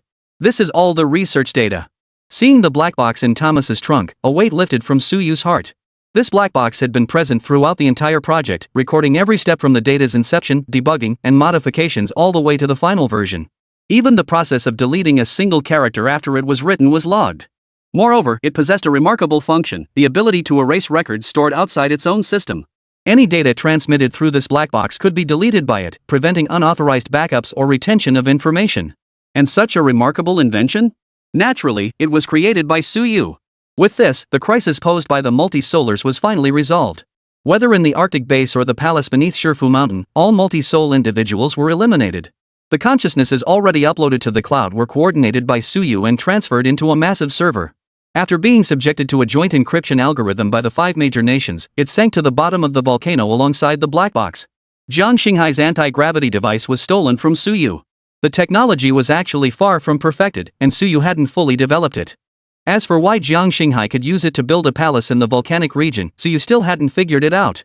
Of course, that was all water under the bridge now. At least for the moment, no material could withstand the extreme heat of magma. All matter would be utterly destroyed. Due to Star Nation's reckless actions, the United Nations imposed sanctions. All scientific advancements made by Star Nation over the next 3 years must be submitted to the United Nations for review. After all, this incident had nearly sparked the Third Shinobi World War. Were it not for Suyu's mercy, the Star Nation might have been reduced to utter devastation. Thomas secured the position of Director of National Intelligence as he desired. What further ambitions could he possibly have? Never mind, it didn't matter. Suyu could monitor him indefinitely. Zhang Kuei formally married the daughter of Count Clark, with the ceremony held in China. Thank you, Count, for your contributions to world peace. Earl Clark clinked glasses with Suyu, then spoke in imperfect Mandarin. China is the most powerful nation. They are blind to the truth. I am merely protecting my homeland. At that moment, the television behind Suyu broadcast news of 2 newly enacted legislative measures. The first imposed restrictions on live streaming, film, television, variety shows, interviews, and other multi-participant real-time programs. Content must not touch upon controversial topics like ethics or morality. Comment sections were prohibited from displaying abusive language, arguments, or other disruptive terms that undermine harmony. With this legislation, future live streams would at least be cleaner. Otherwise, it was only a matter of time before malicious incidents occurred. The second legislation was the Scientific Research Achievement Protection Act, essentially China's internal copyright agreement. Should any technology leak abroad and later re-enter the country, if proven to have originated from China, that research achievement would be deemed state property. No individual could withhold it privately under any circumstances. With these 2 laws in place, similar incidents would be far less complicated to resolve. After all, besides the multi-soul person, Suyu also held a game-changing trump card that made everyone envious. Xiao Yu, we owe this entirely to you. Not at all, it's what I should do. My life belongs to China. I'm happy to be born here. Chapter 66, Yin Yang Lodge's Curse, The Unknown Tournament. A year passed in the blink of an eye. Whether due to the deterrent of the final aerospace mothership or the decisive eradication of the multi-solars technology, Huagua experienced no further terrorist invasions during that year. The peace felt almost unreal.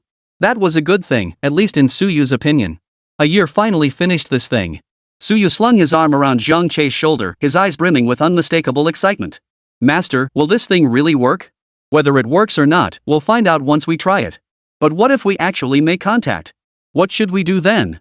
I think we should announce this to the United Nations first. Suyu nodded. Your concern is valid. We certainly can't activate this device rashly. For now, seal it away. Classify it as a Level 1 confidential device. Use a 16-dimensional multi-layered security sequence password, leaving only 1 access channel. Whoa, that's some serious security level. And while setting the password is easy, I wonder if the candle dragons I can even crack it. You think I've spent the past year solely researching this? The candle dragon's eye has been enhanced as well. Ha, master, you're truly formidable. I see you've been busy with this daily. Where did you find time to evolve the candle dragon's eye? Suyu pursed his lips, detecting a hint of something else in Jiang Che's words. Enough bickering. Your sister just called me to the office. She said that our country, which had been dormant for ages, suddenly made a move, and it's an overt one at that. Our country? That barbaric backwater, a pathetic little place that can't even copy homework properly. What new scheme are they hatching against China? That aerospace carrier never even reached our coastline. If it had, it would have blanketed their entire territory. They can't even fly their own planes. Their airspace is completely dominated by us. And they still aren't behaving themselves? So you watched Jiang Che, his face flushed red with anger, and placed a hand on his shoulder, signaling him to calm down. Don't be so impulsive. I don't even know what's going on. They're not here with good intentions. Soon, the master and disciple arrived at Jiang Han's office. The moment they entered, Suyu began teasing Jiang Che. Honey, your brother sure is patriotic. Counting the elevator ride, that was 10 straight minutes of him ranting about our country. Ha ha ha. Jiang Han burst into laughter upon hearing this. That's just how he is. He doesn't like any country except China.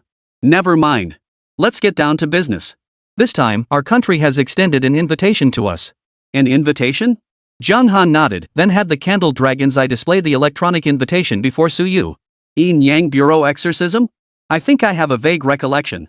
Well, you probably wouldn't remember it, since this competition changes its name every 10 years. The last one was held in Star Nation under the name Furioken Front. The one before that was hosted by China and called the Great Celestial Ritual. Ha! Wasn't that organized by that group of Taoist priests? Rumor has it people actually witnessed supernatural abilities. Jiang Han hummed in acknowledgement before explaining.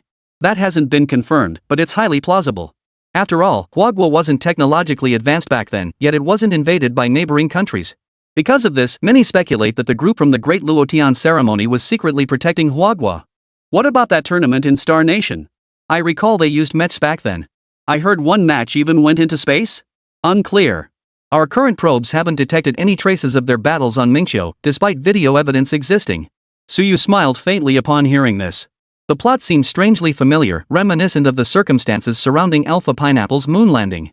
So what are they planning to compete in this time with the Yin Yang Bureau? Jiang Han frowned slightly before gesturing for the candle dragon's eye to open the invitation. As the electronic invitation unfolded, a video began playing. It introduced the Yin Yang Lodge ceremony, outlining that this competition would essentially evaluate the technological advancement levels of various nations. The core purpose remained unchanged from previous years. It functioned like a global military parade, the most fitting stage for nations to showcase their strength. Weapons used in the competition are unrestricted. Victory is the sole criterion. The final sentence was clearly the crux of the matter, and Suyu had already guessed their intentions. They clearly intended to probe China's progress over the past year to test its true capabilities. I suppose I could decline to participate in this contest. Well, Old Hua's meaning is that we should give it our all without worrying about any consequences. Ha! Suyu wore a look of utter bewilderment. He couldn't believe this was an order from Old Hua. It's true. I just came from the meeting myself. Old Master Hua shouldn't be far away. You can go ask him yourself. Suyu vanished in a flash, disappearing from his spot. Seconds later, he found Old Hua sipping tea. Accompanying Old Hua were Old Li, Xiao Wu, and another person Suyu hadn't seen before but knew existed. And who might this be? Seeing Suyu suddenly burst in, Minister of Science and Technology Si Nank set down his teacup and pointed at Suyu. Oh, I haven't introduced him yet. This is Suyu, the renowned national treasure of Hua Nation, and indeed, the only national treasure Hua Nation possesses. Upon hearing the name, Si Nankai immediately rose from his seat and walked over to Suyu with a smile. Greetings, National Sage Su. I've long admired your reputation. I am Si Nanki, the newly appointed Minister of Science and Technology. Hello, I'm Suyu. Suyu found Si Nanki's attitude somewhat puzzling. Though they had never met before, Suyu sensed a palpable hostility emanating from Si Nanki. And it was quite intense. Si Nankeichi naturally sensed it, but he said nothing more, simply returning directly to his seat. Xiaoyu, establishing the technology headquarters was my decision. After all, relying solely on you isn't a sustainable solution. Besides, I want to help lighten your load. Of course, your lab will remain independent. The establishment of the technology headquarters won't affect you. Suyu bowed to Old Hua in gratitude. He then clarified that he personally held no objection to the establishment of the headquarters. Truthfully, Suyu had previously wondered if Old Hua intended to check his power or use the headquarters to restrain him. But upon further reflection, he concluded he might have been reading too much into it. Mr. Hua, my primary purpose in coming today is to ask for your perspective on the Yin Yang Bureau. Upon hearing this term, old Hua immediately smiled. It seems Commander Jiang has already discussed this with you. My stance is clear, give it your all and showcase the strength of Huagua. And for this competition, Sinan will accompany you. Oh, and Xiao Xiao too, he'll handle your logistical support. Old Hua, the events that unfolded in Huagua a year ago have made us a target for criticism. Their lack of provocation over the past year doesn't mean they're truly afraid. It's more likely they're replicating the various weapons we've exposed. If we go this time and win without holding back, they'll likely figure out our capabilities. Should they then initiate a war, we'll be at a disadvantage. Old Hua opened his mouth, but before he could speak, Sinan interjected. I think you're being overly pessimistic, Su Guisher. If we demonstrate absolute dominance on the battlefield, why would they be so foolish as to still declare war on us? Suyu shot Nan Kui a displeased look. But old Hua's subsequent words forced Suyu to swallow his displeasure. I find Sinan's reasoning quite sound. Moreover, during the meeting, he outlined 10 compelling advantages of participating in the competition, all of which make perfect sense. If managed well, this competition could be a once-in-a-lifetime opportunity, much like the Luotian Grand Ritual back then, which kept our nation free from invasion for a decade. Suyu took a deep breath, bowed once more to old Hua, then turned and left. Old Hua, Su Guisher seems rather hesitant. Does he have reservations? Has he made any progress with his experiments lately? Sinan, just focus on your duties. Su Guisher is not someone you should speculate about.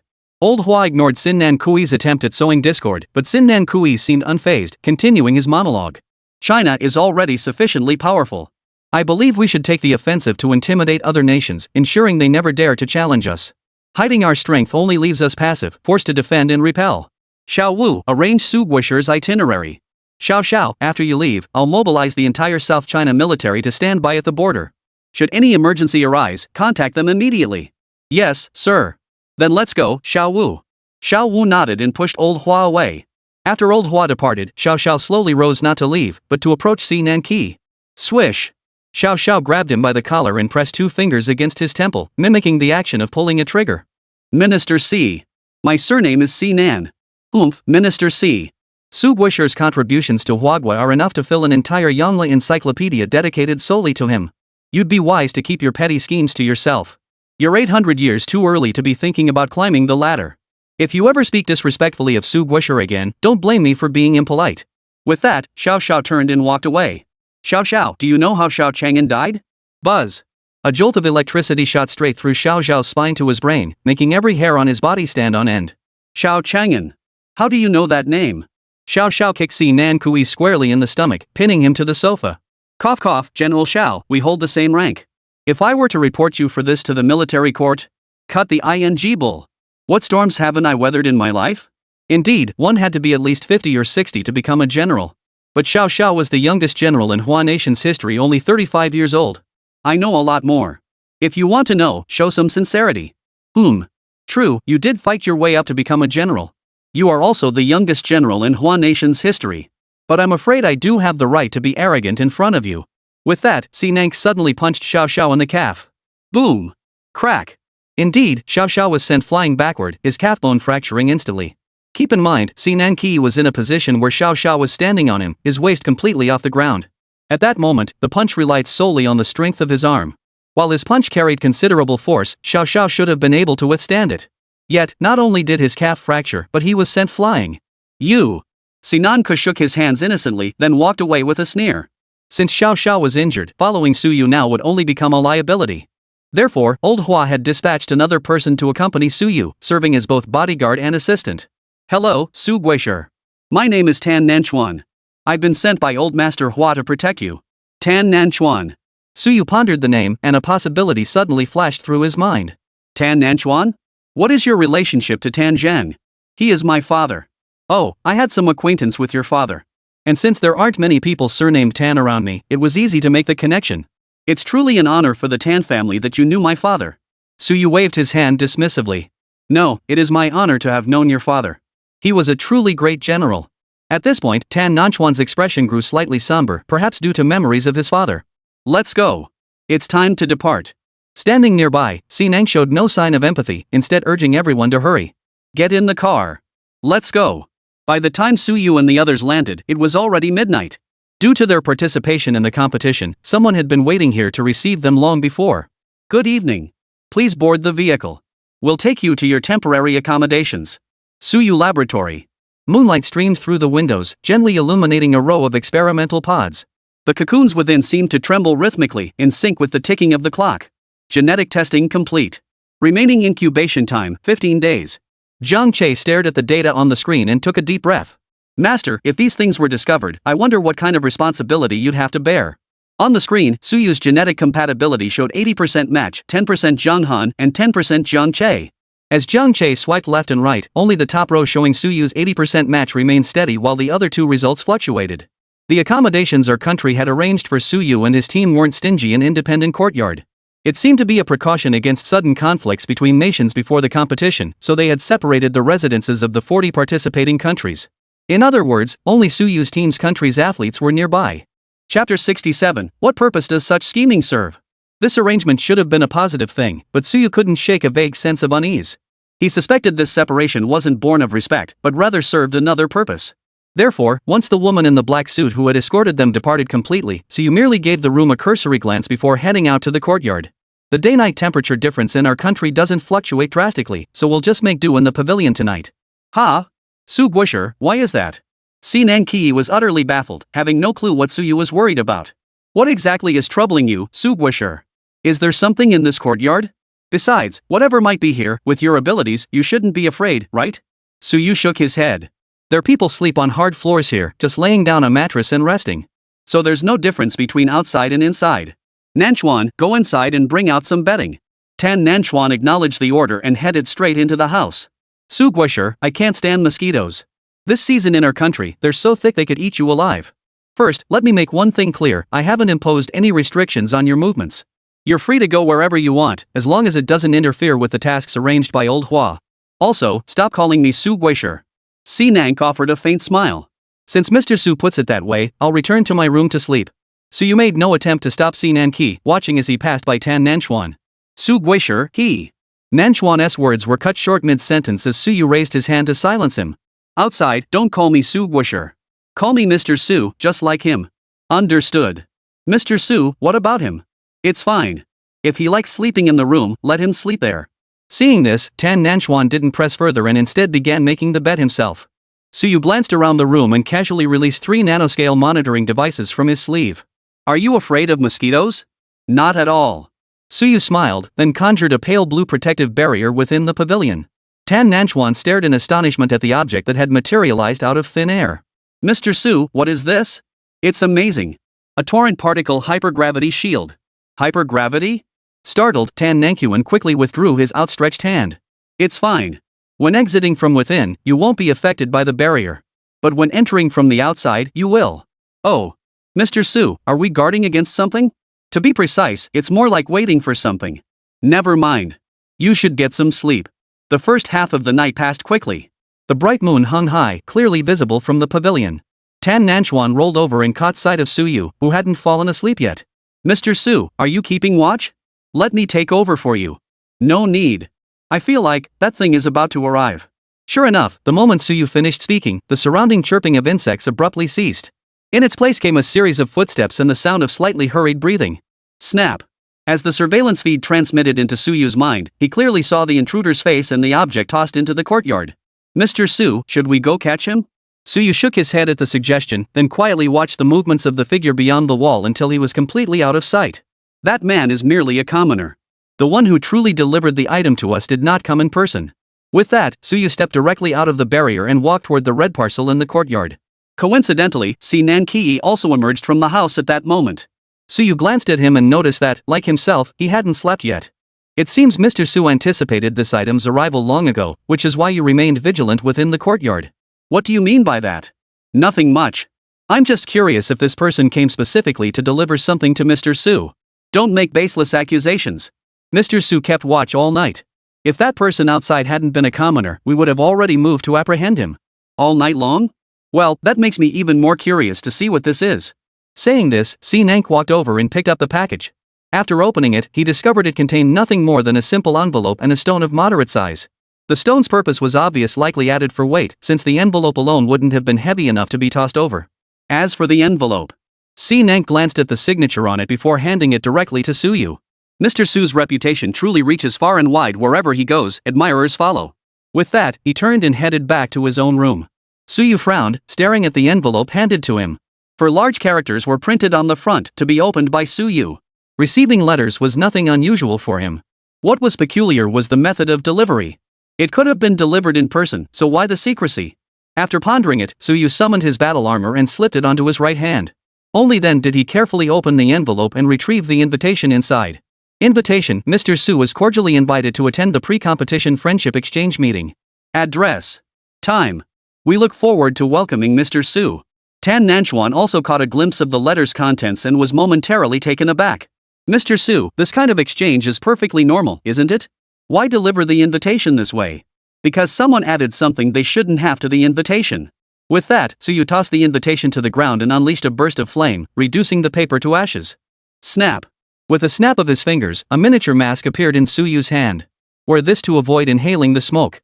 Subsequently, Suyu used surveillance equipment to magnify the smoke and the burning invitation on the ground tens of thousands of times. The image projected holographically before them revealed, with startling clarity, the silver insects still wriggling and writhing within the billowing smoke. What the hell is this? Probably nanobugs. If inhaled, they'd devour your internal organs in no time. Who dares to be so audacious? This is a blatant attempt on your life. Suyu remained unconcerned, for this wasn't the insect's final form.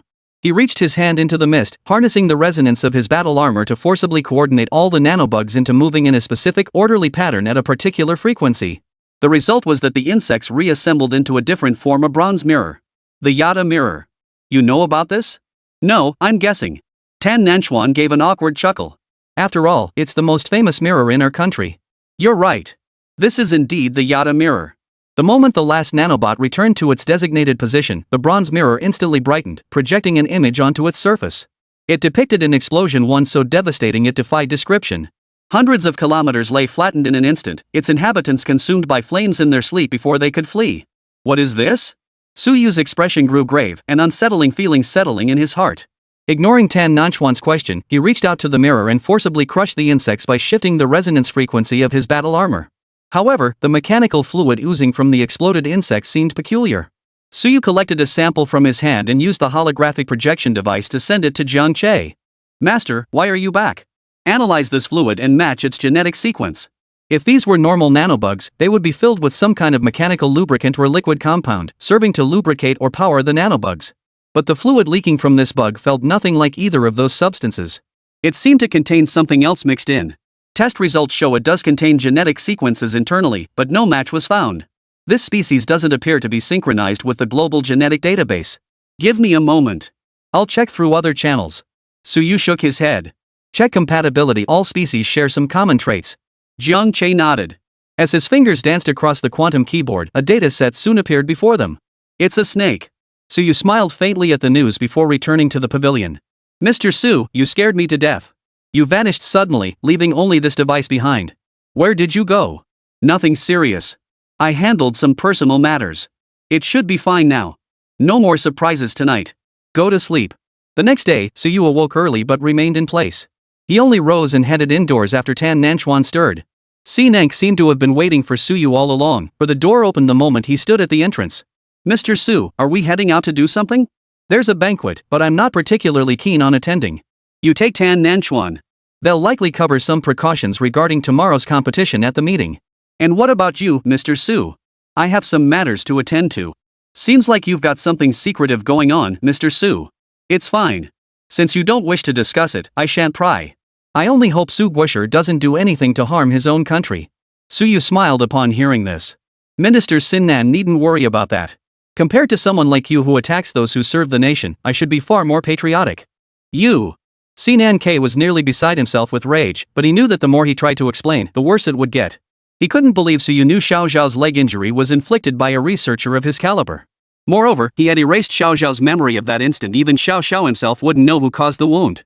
Ignoring Sinan, Suyu entered the courtyard, gave instructions to Tan Nanchuan, and then walked straight out. He had barely stepped through the gate when his figure vanished into the street. Sunyuan County, Zioji Mountain Hospital. Suyu pushed open the door and walked in, approaching the front desk. Hello, how may I assist you? I'm here to see Dr. Tian Meiziyang. Dr. Tian Mei is not on duty today, so you won't be able to see her at this time. I can schedule an appointment for you. Please come back tomorrow when she's on duty. Suyu shook his head and walked straight out of the hospital. But he wasn't leaving at all, he was merely entering the hospital by another means. With a single leap, he landed on the hospital's rooftop. He then descended via the rooftop staircase to a floor inaccessible by elevator. Dr. Tian Mei. Tian Mitsuyama was busy tinkering with something here. Hearing Suyu's voice, she paused briefly before resuming her work. The invitation from last night, you sent someone to deliver it, didn't you? What invitation? I don't know anything about that. Of course you know. Otherwise, you wouldn't be waiting for me here. Suyu, you're still as irritating as ever. Finally, Tian Mei set down what she was holding and turned around. How did you know I sent that thing? Guessed. You guessed right. As she spoke, Tian Mei suddenly pulled Suyu into her arms. Then she slid her right hand onto his abdomen, beginning to trace the contours of his abs.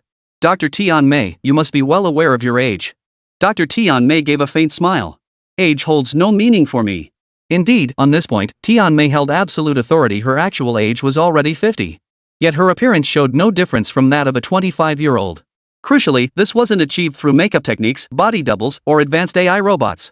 It was the genuine article, a medical technique akin to freezing one's lifespan. That may be true, but to me, you're still an old hag. Seemingly affected by Suyu's abruptness, Tian Mei instantly pushed him away and issued her dismissal. I came here simply to ask if you'll be participating in tomorrow's competition. No comment. I know you will participate, but I can't work with you. Why not? Let bygones be bygones. What purpose does revenge serve now? What meaning? I've frozen my body in this youthful state forever for revenge. You ask me what meaning? Isn't that just because you're obsessed with beauty? I did it to maintain greater vitality. Suyu, don't you want revenge? No. Tian Mei shook her head. Her expression betrayed disappointment. You've changed. You've become weak. Fine. You can choose not to cooperate with me, but the consequences, you might not be able to handle them. Chapter 68, First Victory, First Blood. Suyu ceased his confrontation with Tian Mei, turned, and left the laboratory, returning to his courtyard by the same route.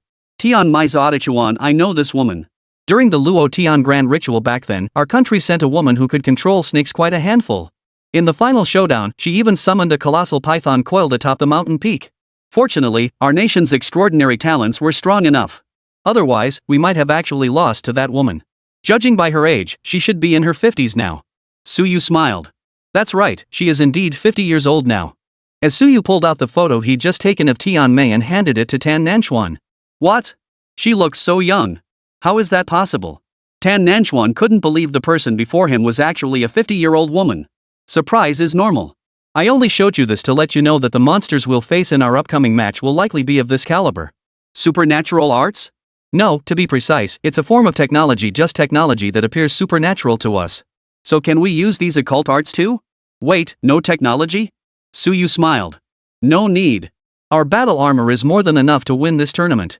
The next day, Suyu and his two companions arrived at the competition venue. Since Si Nank had attended the banquet, they were already familiar with the specific rules of the competition. The venue was set within the forest sea of Qingmu Plain, where magnetic field disruptions severely limited electronic technology. This was clearly our nation's attempt to counter Suyu's battle armor. However, the organizers showed a shred of humanity by incorporating this limitation into the rules. Each three-person team required one member to remain outside the battlefield at all times, monitoring the status of their team's weapons and providing immediate feedback. The remaining two members would enter the battlefield to fight and secure the 3 Magatama stones required for advancement. Upon entry, each participant starts with half a Magatama, totaling 1 per team. Each opponent killed yields half a Magatama, while eliminating the entire opposing team grants 1 whole Magatama. However, the tournament features a resurrection mechanism. If one member of a team is killed, the other can take their jade to a designated location to perform a resurrection ritual. Of course, the term revival is somewhat misleading. The fallen member doesn't actually come back to life.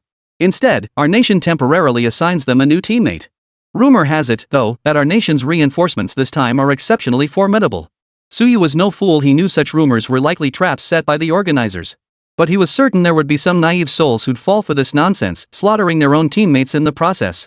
Kayomihara, a place the Arnation people called the Ghost Forest. The area was densely packed with towering trees. Though the canopy had some gaps, they were too small to allow sunlight to penetrate in large patches. Thus, scattered sunlight constantly flickered and swayed, while the miasma emitted by decaying plants accumulated. Ordinary people entering easily fell into hypnotic states and dizziness. Yet here he was, striding through the forest unarmed, wearing no armor whatsoever. Beside him stood Tan Nanchuan, a recurve bao in his hand and a konang hunting knife tucked at his waist. Mr. Su, isn't walking like this a bit too conspicuous? Flashy, huh? Then shouldn't we be more discreet? Why keep a low profile? Tan Nanchuan looked at Suyu's confident demeanor and momentarily didn't know what to say. In that very moment, Tan Nanquan suddenly heard rustling sounds coming from the bushes behind them. Without hesitation, he drew the recurved bow in his hands. As a blue bowstring materialized, the surrounding air inexplicably compressed, forming a transparent arrowhead radiating terrifying pressure. Whoosh! The sound of piercing the wind. No, it wasn't wind at all. It was a delayed, infinitely stretched sonic boom. Without high-speed cameras, the naked eye couldn't possibly track the arrow's trajectory. The man crouched in the grass, poised to ambush Suyu, was no exception. He only heard the sound. The next instant, his vision turned blood red, and he lost consciousness. Tan Nanchuan charged over, immediately spotting the figure lying on the ground with a gaping hole in its skull. Not far away, his opponent, terrified by the sight, had lost his wits and was wailing as he fled into the distance. Don't chase him. Let him go. Suyu promptly grabbed Tan Nanquan's shoulder to prevent him from actually going after the fleeing man. Why not chase him? If you did, wouldn't you get the second Magatama? Seriously? Has Suyu become such a coward? The others couldn't fathom Suyu's actions. They felt his behavior completely failed to reflect the spirit of China. Why send Suyu into the fray? That Minister Sinan seems far more dependable. Not only reliable, but he's also handsome. Suyu looked down at the fallen opponent, carefully inspecting him but finding no valuable resources worth taking.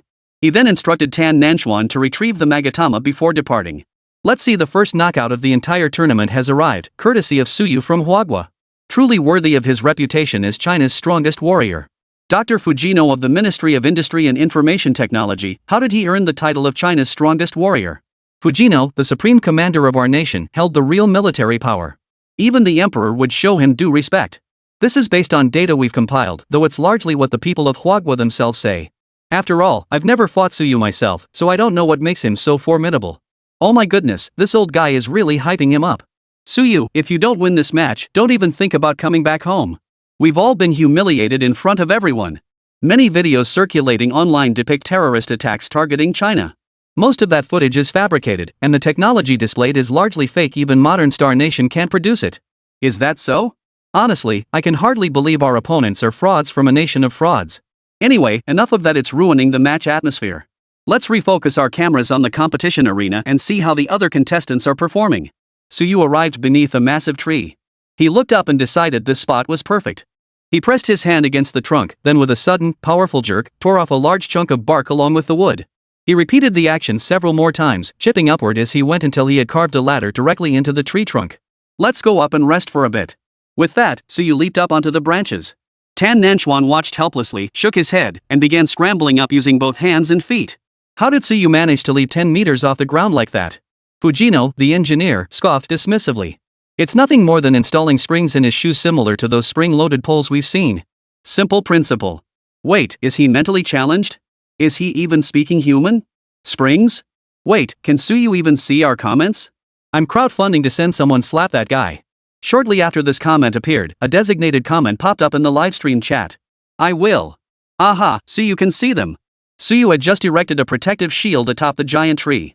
This shield blocked surrounding miasma and dampness while regulating the internal temperature, creating a pleasant and comfortable space ideal for relieving physical and mental fatigue. You should rest for a bit. That's out of the question. I still need to protect your safety. It's fine. Few can climb this tree. I can handle guarding myself. But that won't do. Rest now. I'll need your strength later. Since Suyu insisted, Tan Nanchuan had no choice but to find a flat spot and lie down. Sleep. Time to sleep. He's practically ignoring the rest of us competitors. To sleep during such a tense match, I wonder if Suyu truly has the strength or if he's just bluffing. The ultimate goal of this competition is to obtain the Magatama. The Kayomihara is filled with miasma. The longer you stay inside, the greater the damage to your body. So the right approach is to finish quickly, get the 3 Magatama as fast as possible. That guy beside Suyu? He might lose his name because of this nap. Zhang Che was also watching the livestream. Hearing that so-called trash general speak, he couldn't help but laugh. Sis, listen to this commentary, it's hilarious. He actually ignored the master's high-frequency ion partitioned protective shield. Huh? What? Zhang Han walked over and joined Zhang Che in watching with rapt attention. Suyu and the others waited here for a full half hour, but no one showed up. While the rare quiet was pleasant, this was still a speed-running game. Waiting like this was getting downright boring. After a moment's thought, he tossed out 3 monitoring nanodrones, sending them to scout for others within the tree sea. Hey, 2 Magatama? Interesting. You're mine.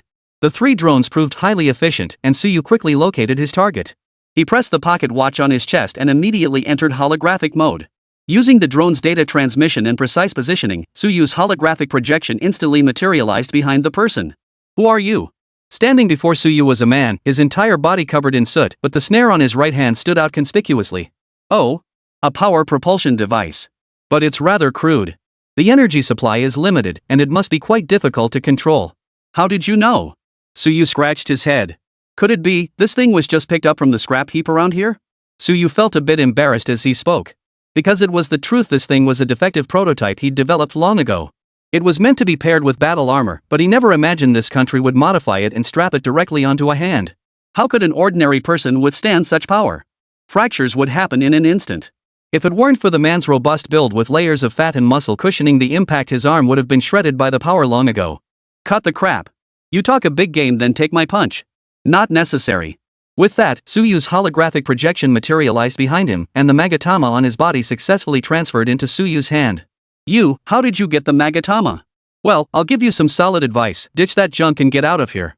With that, Suyu's holographic projection vanished, taking the magatama with him. The scene left everyone present utterly dumbfounded.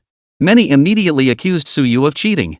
While most were fighting tooth and nail right there, Suyu simply projected a hologram to battle them, one that wouldn't bleed, wouldn't get hurt, and could still kill opponents to seize the magatama. Well, the audience is reacting quite enthusiastically to Suyu's performance.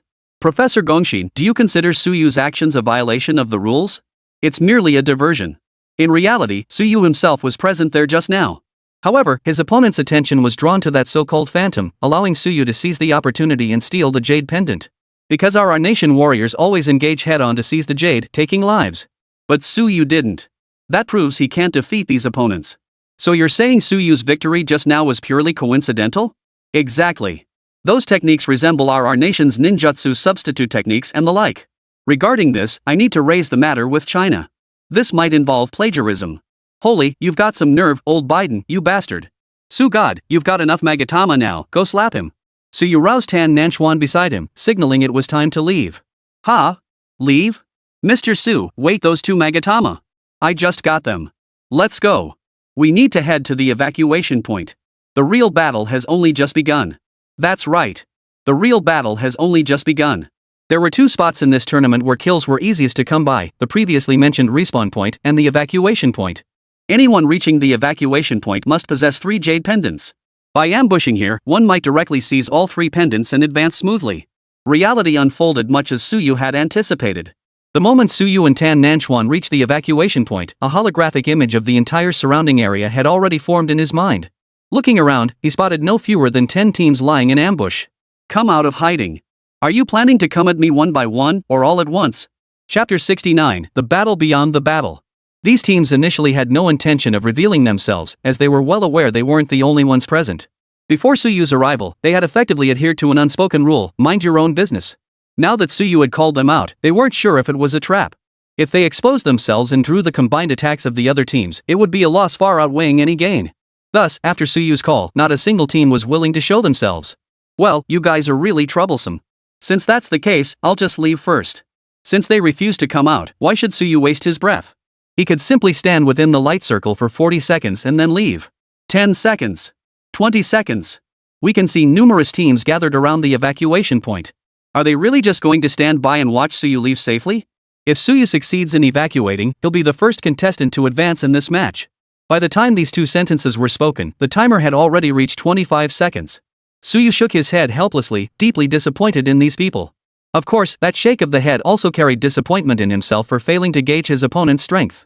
Tian Mei must be here for this competition, whether on or off the field. Moreover, whoever teamed up with her couldn't be ordinary either. After all, Tian Mei Zichuan was a formidable competitor who had secured second place in the Luotian Grand Ritual. Russell. With just 3 seconds left on the clock, the grass behind Suyu finally stirred. But it was only a slight movement. The timer hit 40 seconds. The announcement of Suyu's advancement echoed through the venue. Instantly, the white light circle beneath his feet descended, carrying him through a hidden passageway as he evacuated Qingmu Forest. Someone had advanced good news for the contestants. They didn't know what had transpired at the exit point, but they knew it must have been heavily ambushed. And the fact that someone had managed to escape at this moment meant the ambushing teams must have suffered heavy losses. Now was undoubtedly the best moment to charge forward and escape. And sure enough, there were quite a few cute little things. That's what they thought. They all rushed headlong toward the evacuation point. But they were stunned when they got there. Before they could steady themselves, a figure emerged from behind them. Anyone capable of carrying 3 magatama during evacuation possessed formidable strength. Before he could even turn around, the spear in his hand swept out first. Clang! The clang of metal echoed as the man swiftly stepped forward and spun to thrust again. As the spear thrust forward, a tiger's roar erupted from its tip. As the sound reached its peak, the spear began to disintegrate.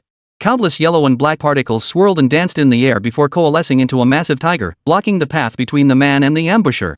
Suyu watched from the spectator's seats via his monitoring drone. Naturally, the screen was currently zoomed in on this battle. Mr. Su, who do you think will win? Si Nank suddenly asked. This tiger was assembled using the Phase 2 core control system to manipulate mecha fragments, incorporating some nanotechnology. But its power source still relies on the most basic particle collision technology. That alone makes it clear this tiger is all show and no substance. It probably can't beat this guy. But I think this tiger can win. The ambusher stared at the tiger before him, then charged forward without a word. The tiger, refusing to be outdone, let out a roar that echoed through the mountains and forests. Then, it raised its paw and swung it down at the ambusher. You dare to be insolent before me, you insignificant toy? As the words fell, the ambusher's arms suddenly covered in scales. The next instant, his right hand plunged deep into the tiger's body, gripping its power core. Trash. Snap. This power unit operated on a particle collision mode. Its advantage was the ability to deliver massive energy outputs in short bursts. Its disadvantage was that the environment must remain stable during energy discharge. Any sudden changes would trigger an explosion. The explosion did indeed occur, but its energy wasn't transmitted outward. Instead, the ambusher caught it with a single hand. Subsequently, the explosive energy was channeled and absorbed directly by that scaly arm. This scene left Suyu somewhat astonished. Yet he couldn't immediately discern the core technology behind it. Especially when the camera zoomed in on the assailant's face, Suyu noticed something peculiar. The eyes possessed dual irises. The inner layer featured a normal black pupil resembling a human's, while the outer layer displayed vertical pupils akin to those of reptiles. Human experimentation. Suyu finally understood why this technology was unfamiliar to him. Because on Blue Star before his transmigration, such human experimentation was strictly prohibited. Thus, he had never encountered such research. After the man's tiger was destroyed, a hint of panic flickered in his eyes. Yet after the initial shock, a hint of mockery surfaced in his eyes. This scene visibly startled the ambusher, yet he seemed confident in his own abilities. As he charged forward, scales erupted from his right hand, spreading across his shoulder, then his head, followed by his left arm, until they covered his entire upper body. His speed visibly increased at this moment, his swinging arms cutting through the air with a distinct whistling sound. Having spent years working with machines, Suyu had developed a keen understanding of speed. He could tell the ambusher's palm strike was traveling at 100 kilometers per hour. If it hit someone, it would be no different from being hit by a car. But the man's expression remained unervingly calm. Mr. Su, have you ever encountered a Shikigami? Shikigami? Since his transmigration, Suyu had gained some familiarity with her country's culture, but it was mostly confined to fictionalized traditional elements like the Yata mirror. His knowledge of Shikigami was genuinely limited. Sinanku smiled. Shikigami are tools from another dimension. Used properly, they could dominate the world. Dominate the world? That sounds a bit exaggerated. Could they really defeat our battle armor? Yeah, is this Sinanku trying to be a Western-obsessed sycophant? I heard he used to live abroad. Wonder why he suddenly came back. Suddenly, the comment stream fell silent. Everyone was rendered speechless by the scene unfolding before them. Behind the man, a woman clad entirely in snow white appeared. Everything about her was white: her eyelashes, her skin, her lips except for her eyes, which were black, and her lips, which were red. Even so, her features were strikingly beautiful. This beauty stood in stark contrast to the sheer terror she now embodied. For with her first move, she froze the attacker solid into a block of ice. Overestimating your abilities. As a white light flared, the man successfully retreated. Because the attacker was stuck at the edge, when the platform descended, he fell with it, crashing into the wall and shattering into a pile of fragments. Impressive cryogenic technology. Suyu was momentarily stunned. Such rapid freezing technology was far beyond what ordinary armor could accommodate. Moreover, freezing someone solid enough to shatter upon impact within mere seconds required reaching an extreme sub-zero state likely on par with the Iceman. But the Iceman was an Omega-level mutant. Suyu remained silent. What made him even more reluctant to speak was that Sinakui had guessed correctly. Guess might not be the most accurate word. But Suyu currently had no direct evidence to prove that Sinan had connections with teams from other countries. Let's go. Suyu rose and exited the spectator area through a special passageway. As he passed a dimly lit corner, he activated his battle armor's cloaking mode and turned back toward the entrance. Wait, was that just my imagination? I thought Sinan Ki turned back. It wasn't. I saw it too. But isn't Su God invisible? Suyu was somewhat surprised. He had long known that this Si Nanki was no ordinary opponent, but he hadn't expected him to be this extraordinary. Still, they were currently a united team. Suyu couldn't afford to do anything that would severely damage their harmony. After all, every match required him to make adjustments behind the scenes. If this man suddenly turned hostile, it could put them at a disadvantage. Suyu walked over to the spectator area and delivered a slap to Gong Xin right in front of the camera. The sound of the slap echoed through the microphone, instantly reverberating throughout the entire venue. Yet Suyu seemed unsatisfied. As Gong Xin stared in shock, he delivered a second slap before strutting away. Suyu's battle armor employed three-dimensional photon distortion diffraction technology for invisibility. Simply put, light waves compressed and bent upon its surface, transforming into a form beyond their original wavelengths. This light was invisible to the human eye and exceeded the visible spectrum for most animals. Yet this didn't guarantee absolute concealment, as the armor inevitably emitted heat. Consequently, certain animals capable of thermal imaging such as snakes or those that navigate using sonar, like bats or dolphins, could still detect him. That Suyu is quite the character, going to such lengths. It's not entirely his fault, though. That commentator was downright unprofessional. To us, Star Nation, they're merely a vassal state, yet he spoke with such arrogance. If I couldn't cloak myself, I'd have gone over there and slapped him myself. Suyu had already left the venue. When he stepped outside, Si Nank sat calmly in the car, while Tan Nanchuan frantically darted about searching for Suyu. Seeing Suyu return, Tan Nanchuan was so overcome with emotion he was nearly in tears. Good heavens, where did you go? If something had happened to you here, how could I possibly face old Hua back home? I'm fine. I'm back now, aren't I? Mr. Su, I think Minister Si Nan is suspicious. You disappeared for so long, yet he didn't seem concerned at all. Suyu merely smiled faintly at this, saying little else, only that Minister Si Nan Kui knew what he was going to do. What? You mean you just went up on stage and slapped that commentator? Yes. And you walked away unscathed? Exactly. Tan Nanchuan looked at Suyu with utter admiration. At that moment, Suyu's standing in his eyes soared even higher. Si Nank, however, remained calm. He then remarked with a hint of amusement. This time, Mr. Su must have felt quite a few eyes on him. Indeed. I've had the privilege of seeing Mr. Su's battle armor blueprints, though only certain functional aspects, as Master Hua also hopes I can make contributions in this field. It doesn't matter. Suyu wasn't worried about anyone replicating his battle armor. The core technology within was impossible to duplicate, even if someone managed to replicate his consciousness. The stealth technology integrated into Mr. Su's battle armor is undoubtedly world-class, yet it still has several vulnerabilities such as sonar and thermal imaging. My armor can actually evade most thermal imaging devices, but it still can't evade the kind of thermal imaging technology mastered during the evolutionary process. So Mr. Su, you must remain vigilant. This competition won't be so straightforward. When is the next match? 3 days from now. The location is set within the ruins at the base of Mount Fuji. However, Suyu frowned slightly. But what? But within these 3 days, the organizers have scheduled an additional tournament. What do you mean? At that moment, Tan Nanchuan pulled out the handbook he'd received at the banquet earlier from his pocket. I wasn't planning to tell you about this, because the process is fraught with danger, yet the reward is rather lackluster. With that, he handed the booklet over. Suyu gave it a quick glance before flashing an enigmatic smile. Interesting. Isn't this essentially like overtime? To be precise, it's more like the competition within the Qingmu forest is still ongoing. No wonder so many participants didn't directly engage in the Qingmu Plains tournament, some even struck deals. It all makes sense now. They were saving their strength for this. Exactly. So the Qingmu Forest tournament was merely the beginning.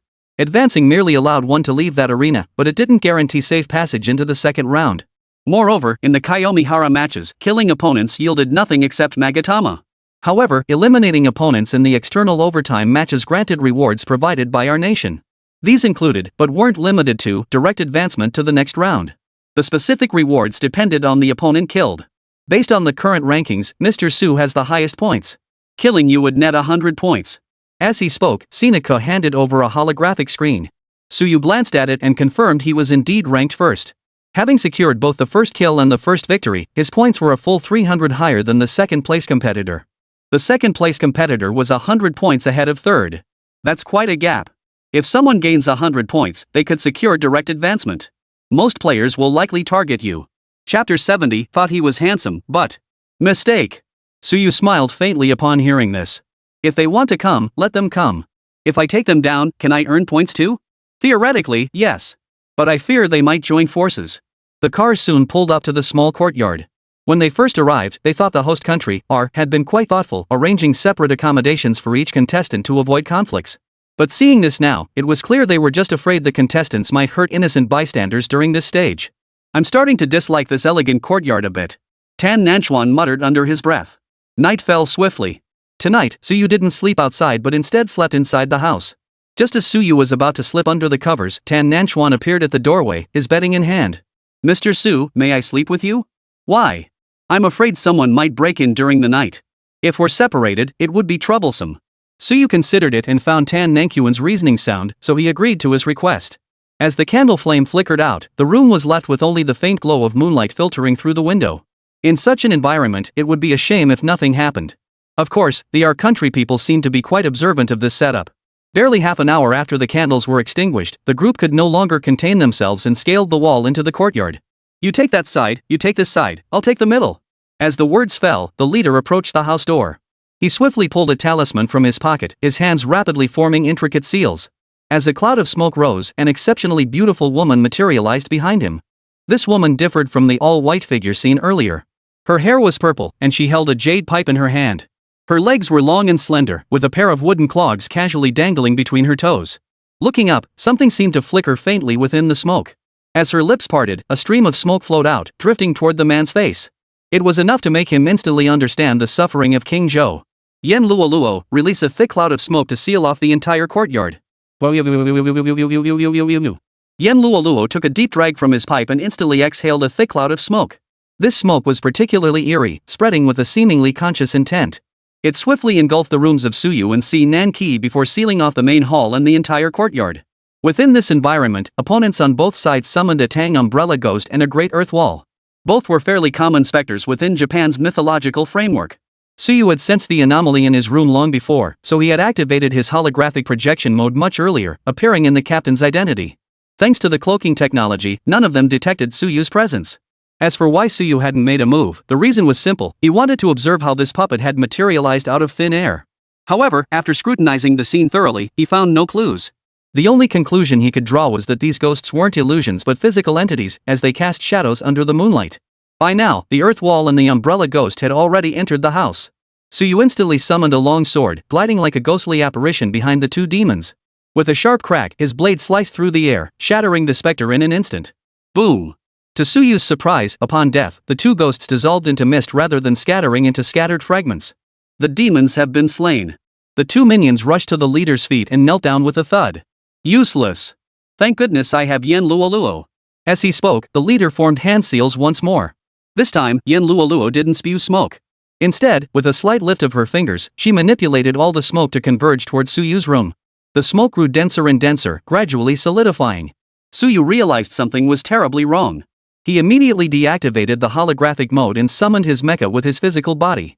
Grabbing Tan Nanchuan and Si Nank from another room, he ascended into the sky. Hearing the commotion, they looked up to see a battlesuit, its entire body flowing with liquid metal, gleaming brilliantly under the moonlight.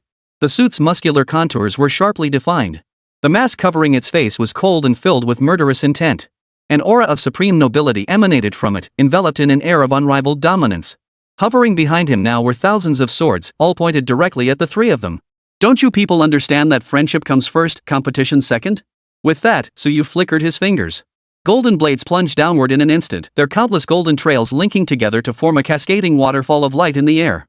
Clang! Clang! Clang! Before these individuals in Yen Luoluo could even react, they were instantly pierced through by the golden blades. At that moment, Suyu received a notification: he had earned 10 points. A worthless piece of trash with only 10 points dares to challenge me? Suyu disengaged his battle armor and landed back on the ground. But at that moment, he noticed that Si Nank's expression was not good. What's wrong? Why didn't you mention you had this battle armor beforehand, Mr. Su? Ha? What do you mean by disclose beforehand? Before this competition, all technologies used must be reported. While detailed functional descriptions aren't required, the technology names and general designs must be submitted. I assumed Mr. Su was using the highest grade Heavenly Army battle armor currently available in Huagua, the same as Tan Nanchuan's. So I only reported technologies like the Heavenly Army battle armor and holographic projection. So you're saying I can't use the battle armor I'm wearing? Exactly. But I've already activated it. What should I do now? It may result in us losing our overtime eligibility outright. Points will be redistributed proportionally to the remaining teams. What? Suyu isn't rigging the match, is he? No way. Suyu is way too arrogant. Didn't he even bother to check the rules beforehand? Mr. Su, you should have joined us at the banquet. The competition hadn't officially started then, there was still time. What? He hasn't even checked the competition rules? No way, that's just arrogant. So cocky, no wonder he made such a rookie mistake. Could it be that Suyu knew but did it on purpose? This is clearly him throwing the game. Suyu frowned, his gaze towards Si Nanki tinged with confusion. Why hadn't Si Nanki asked him about such a crucial rule? Why bring it up only now? But the outcome was indeed his doing. Suyu could only take a deep breath and accept the result. Chapter 71, Clash of the Titans. Sure enough, shortly after their conversation ended, officials appeared at Suyu's doorstep. They handed Suyu a disciplinary notice for the competition. It demanded that Suyu register his other techniques and imposed penalties for his violation of competition rules. Hold on. I want to see the technologies submitted by competitors from other countries. Certainly. That data is publicly available. You may download it directly from the official website provided. Alternatively, you may collect a copy at the official venue tomorrow. With that, the three men in suits departed. With the competition concluded, the live broadcast ended as well. But the audience's verbal abuse towards Suyu hadn't ended. Suyu could have advanced directly through this match, avoiding any potential mishaps. But who could have predicted that Suyu would squander such an overwhelmingly favorable start? No wonder they were so furious. Honestly, I think this might actually be a blessing in disguise for Su God. Now he can carefully study other team strategies in the coming days and avoid being targeted again. Get lost. You're whitewashing him now? A loss is a loss. What if this happened during an actual match? Would they just forfeit the game? The deluge of abuse forced the person to log off immediately. Fortunately, the fury didn't linger much longer, otherwise, that person would likely have a rough time moving forward. Still, this person's perspective mirrored Suyu's own. Since it had already happened, even if Suyu had other ideas, he couldn't do anything about it now. Might as well look on the bright side. Besides, Suyu wasn't entirely idle. For instance, monitoring Si Nanki's movements. Early the next morning, Si Nanki left the courtyard. As he departed, Suyu had deployed a nanomonitor to track his movements. Of course, Suyu wasn't going to idle at home either. He immediately utilized his battle armor's stealth capabilities and powerful propulsion to head straight for Qingmu Plain. He had arrived relatively early, so he hadn't closely observed the techniques of others on the battlefield. Nowadays, the odds of stumbling upon their fights on the streets were slim, so Suyu figured coming to Qingmu Plain to examine the traces of their battles might offer some clues. He could roughly guess that the Star Nation's fighters were all warriors built on the foundation of human experimentation. There wasn't much of a counter for these monsters, just brute force. But as for the Shikigami from our nation? Suyu still hadn't figured out what they were. Walking through Qingmu Forest, Suyu quickly found a site of battle. The trees were covered in claw marks, and the ground was littered with bomb craters. These marks alone were enough to imagine the sheer ferocity of the battle that had unfolded here. But after surveying the area, Suyu found no parts at all. Looks like the organizers cleaned up after the match. There probably won't be any evidence left here. Just as Suyu turned to leave, something on the surveillance monitor caught his eye. Upon closer inspection, it was Qingmu Yuan. This meant that Sina Keiichi was currently within the Qingmu forest. His objective seemed clear. Unlike Suyu, who was wandering aimlessly like a headless fly, he was heading straight for a specific location. Is that the large tree where I stopped earlier? Suddenly, Sinan Kui placed his right hand on the tree trunk. The next instant, the trunk split open from the center, revealing a fissure that looked as though it had torn through space itself. Another dimension? Only after Sinan Keiichi had been gone for quite some time did Suyu approach the vicinity. Through his battle armor's scanning function, he discovered a massive underground laboratory spanning 10 kilometers in radius, centered around the tree. The nature of the experiments remained unknown to Suyu. Yet he could roughly guess they were connected to those Shikigami. What exactly are these things? Suyu circled the tree twice, searching for clues. Before he could complete a third circuit, however, Sinaku-e emerged. Seeing this, Suyu quickly activated his cloaking ability and climbed up the tree. But recalling the look on Si Nanki's face when he first saw Suyu's stealth mecha, he knew he'd be spotted if he stayed. He immediately activated his mech's burst charge mode, propelling himself hundreds of meters away in the blink of an eye. Si Nanki seemed to sense the wind behind him, yet he knew the space was empty. Next time you come, you'd better be more careful. It'll save you unnecessary trouble. Tian Mei appeared behind Si Nanki and patted his shoulder. Suyu watched this scene unfold from a distance, his brow furrowing. He hadn't anticipated that Si Nanki's appearance was solely to meet Tian Mei. The details of their transaction remained unknown to Suyu. He hadn't uncovered much about the secrets of the Shikigami either. But for now, at least he knew to be wary of Si Nanki. Back at the courtyard, Si Nanki had been waiting for quite some time. Mr. Su, I hear the second and fifth place contenders are competing today. We could go watch. Mr. Su, here is the information on the second place contender. And this is the fifth place contender.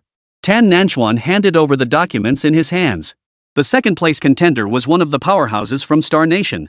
The fifth-ranked contestant hailed from Country J. Judging by the registered technology, they appear to have mastered a form of compressed air technology. Air compression hardly outdated, especially on the battlefield. With an endless supply of raw materials, it's quite useful. The drawback is the lengthy setup time. Suyu mentally weighed the strengths of both techniques, though determining their relative superiority would require seeing them in action. The group soon arrived at the rumored venue. Strangely enough, they didn't choose to ambush each other but instead agreed to meet at a designated location for a fair contest. That doesn't sound like Star Nation's style. Rumor has it it's because the J Nation competitor has a special status. He's J Nation's deputy commander, which is why Star Nation is acting this way. Suyu smiled faintly, wondering what J Nation was up to, sending out their deputy ZT to fight. Soon, both combatants arrived at the arena. With a fierce roar, the Star Nation competitor transformed his head and limbs into the form of a white tiger. Meanwhile, the J Nation competitor instantly compressed the surrounding air, forming a high-density wind wall around himself. Due to the high-pressure state, breaking through required enduring immense pressure and the tearing sensation from the powerful air currents. Yet the Star Nation fighter seemed impervious to pain, relentlessly clashing his flesh against the wind barrier. Kafu was one of the stronger fighters on Star Nation's team this time, so it's no surprise he chose this method of confrontation. After all, he is a tiger of fierce beast. Suyu nodded, but his attention remained fixed on the vice president of Country J. Before Suyu could observe further, Sinan-ka suddenly blurted out. I know you've been following me. You went to Kayomihara too, didn't you? Chapter 72, Avoiding Battle Isn't Cowardice. I went, but not to follow you. I was just searching for something useful in Kayomihara. But you said you went there? How come I didn't see you? Suyu felt it best not to reveal his thoughts before learning about the deal between Si Nanki and Tan Mizeo Jichuan, to avoid unnecessary conflict. I know you suspect me of colluding with Tian Mei, but I can only say you think too poorly of me. I merely went to discuss with Tian Meizwa whether you could be reinstated in the competition. Suyu smiled. Is that so? Yes. What Suyu hadn't anticipated was that Si Nank had gone live at that very moment. Their entire conversation was heard crystal clear by viewers in China. Seriously, Suyu's attempt to sideline Si Nanki was way too obvious. Exactly. He made the mistake himself, yet he wants Si Nanki to take the fall for him. And the worst part is, he actually did something good, yet he's getting misunderstood. I can't stand watching this. Guys, let's call him out. What a shameless jerk, arrogant jerk, like he owns the whole world. Suyu glanced at the comments, then turned his head and locked eyes with Si Nanki. He was certain he hadn't misread it. Si Nanki's gaze had been filled with mockery and scorn. But that didn't matter. What mattered was that Suyu detected a hint of murderous intent. Just as Suyu was about to say something, a dust-filled storm erupted and surged forward. All eyes followed the billowing smoke to see J Nation's deputy commander slammed violently into the ground. Meanwhile, Star Nation's white-haired Lion King, Cuff, hovered above with a mocking expression, surveying the defeated foe below with the air of a conqueror. I concede. J Nation's deputy ZT conceded defeat. But to everyone's shock, even after those words had been spoken aloud heard by the entire audience, the white-haired Lion King Cuff acted as if he hadn't heard a thing. He dove straight toward the defeated commander, his claws tearing through flesh in an instant, reducing his heart to pulp. What? The entire crowd froze in place. In that moment, the once boisterous stands fell deathly silent. The referee stepped forward, pointing at Calf and declared, "Congratulations to Calf on his victory." Upon hearing this, a bloodthirsty grin spread across Calf's lips.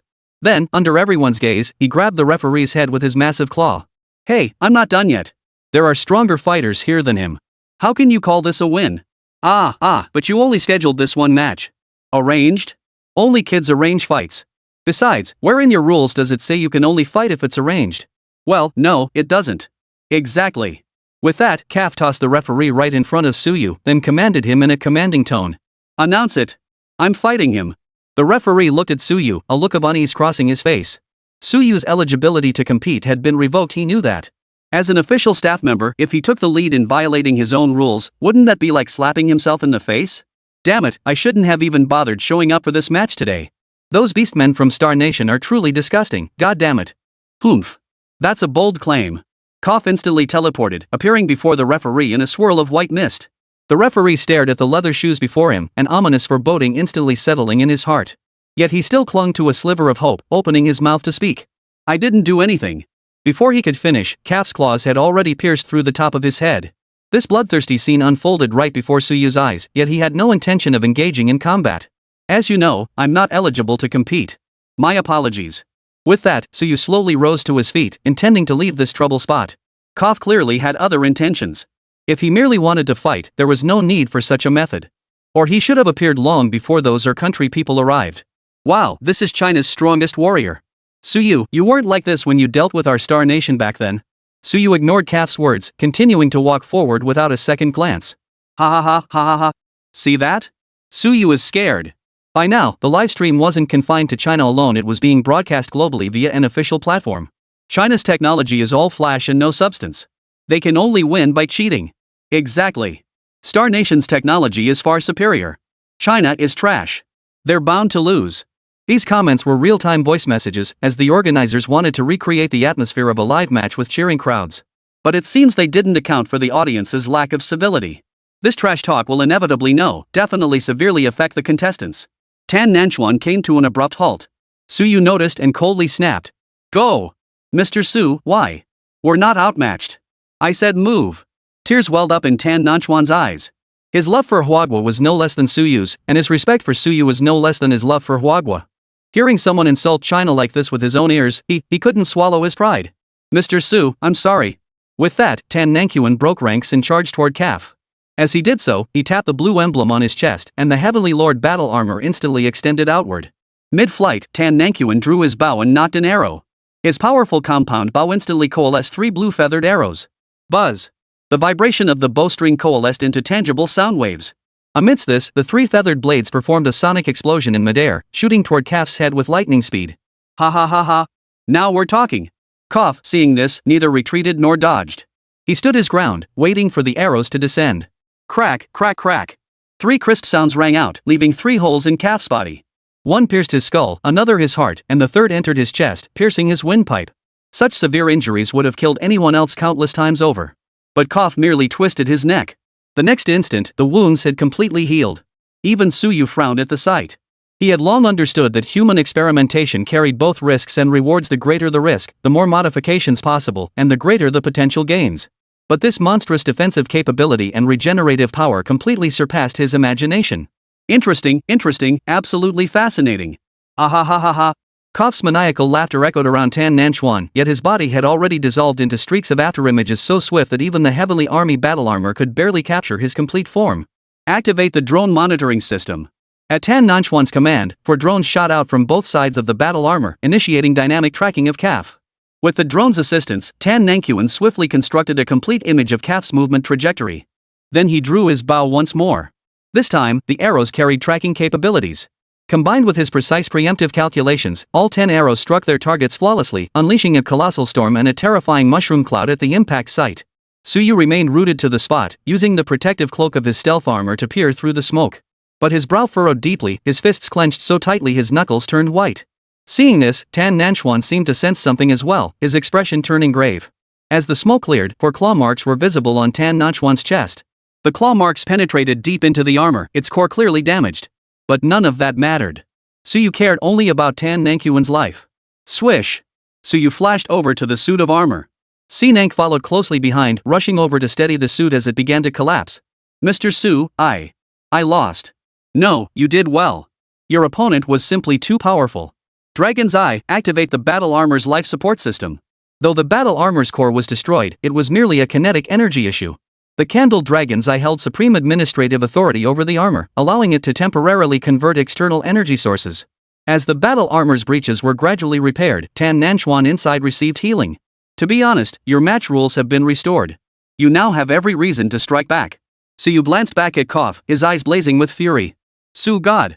You really can't hold back this time. He's literally ting on our necks. We don't blame you for the foul, but this damn thing, it can't be left alive. Look at him, he's clearly scared. He doesn't dare face our warriors. Suyu, don't disgrace China. A cacophony of voices reached Suyu's ears.